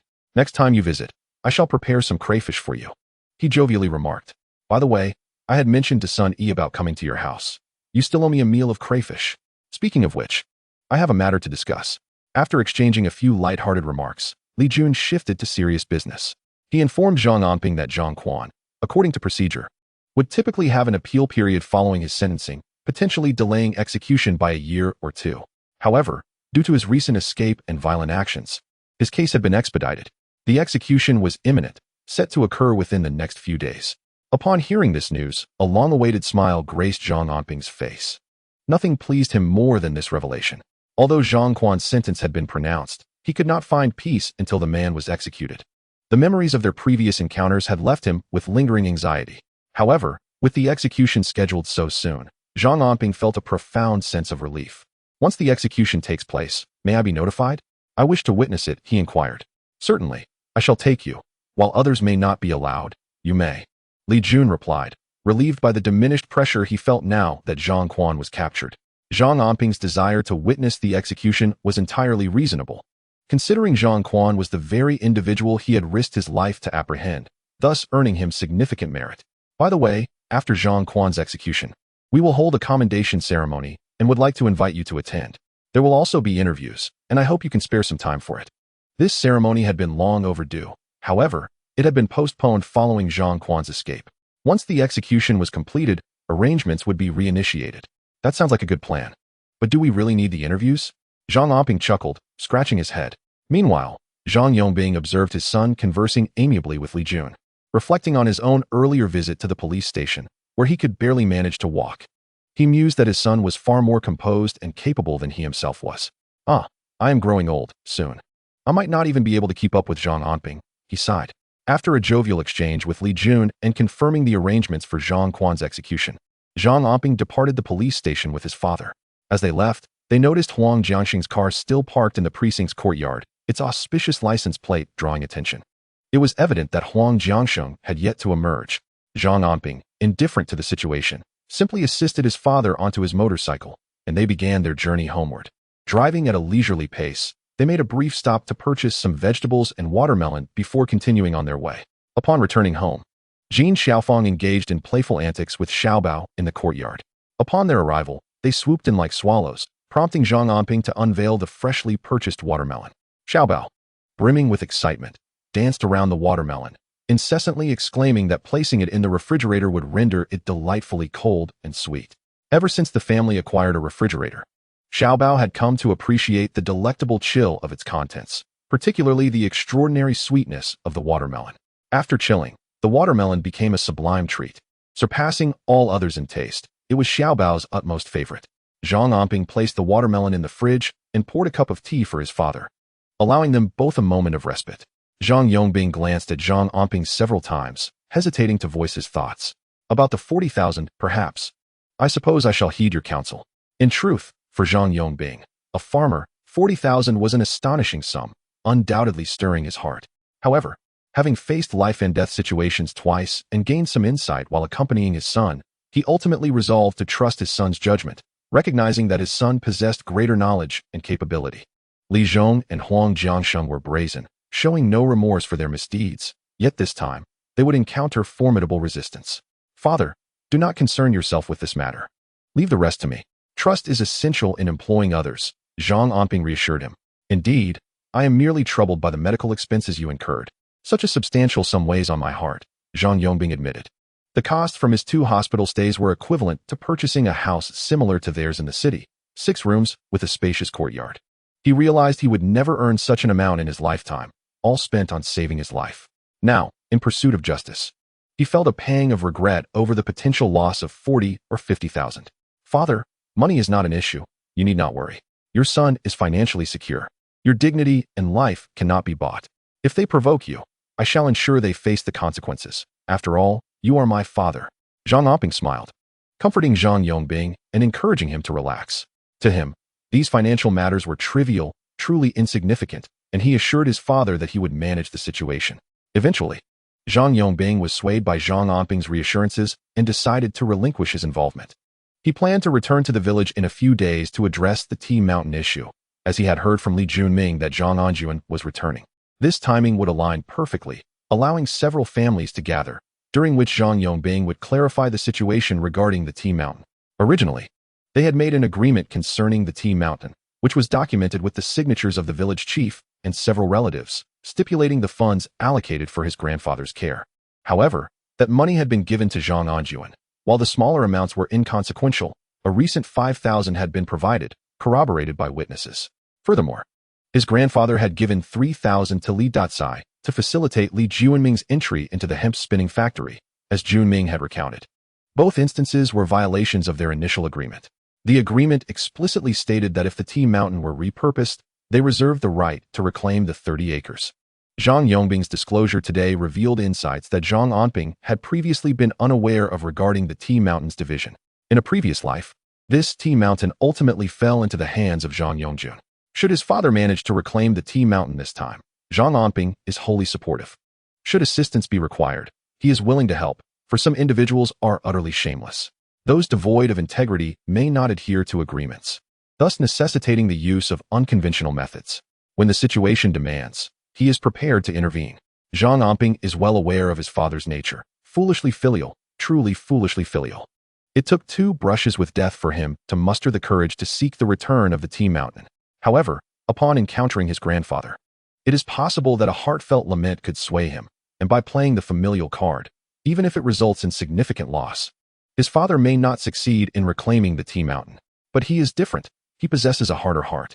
The last time he resorted to violence, he had already severed the notion of familial ties.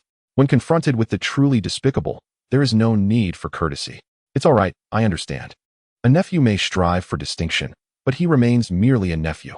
Moreover, my son is no less capable, Zhang Yongbing sighed, acknowledging his limitations in assisting his son.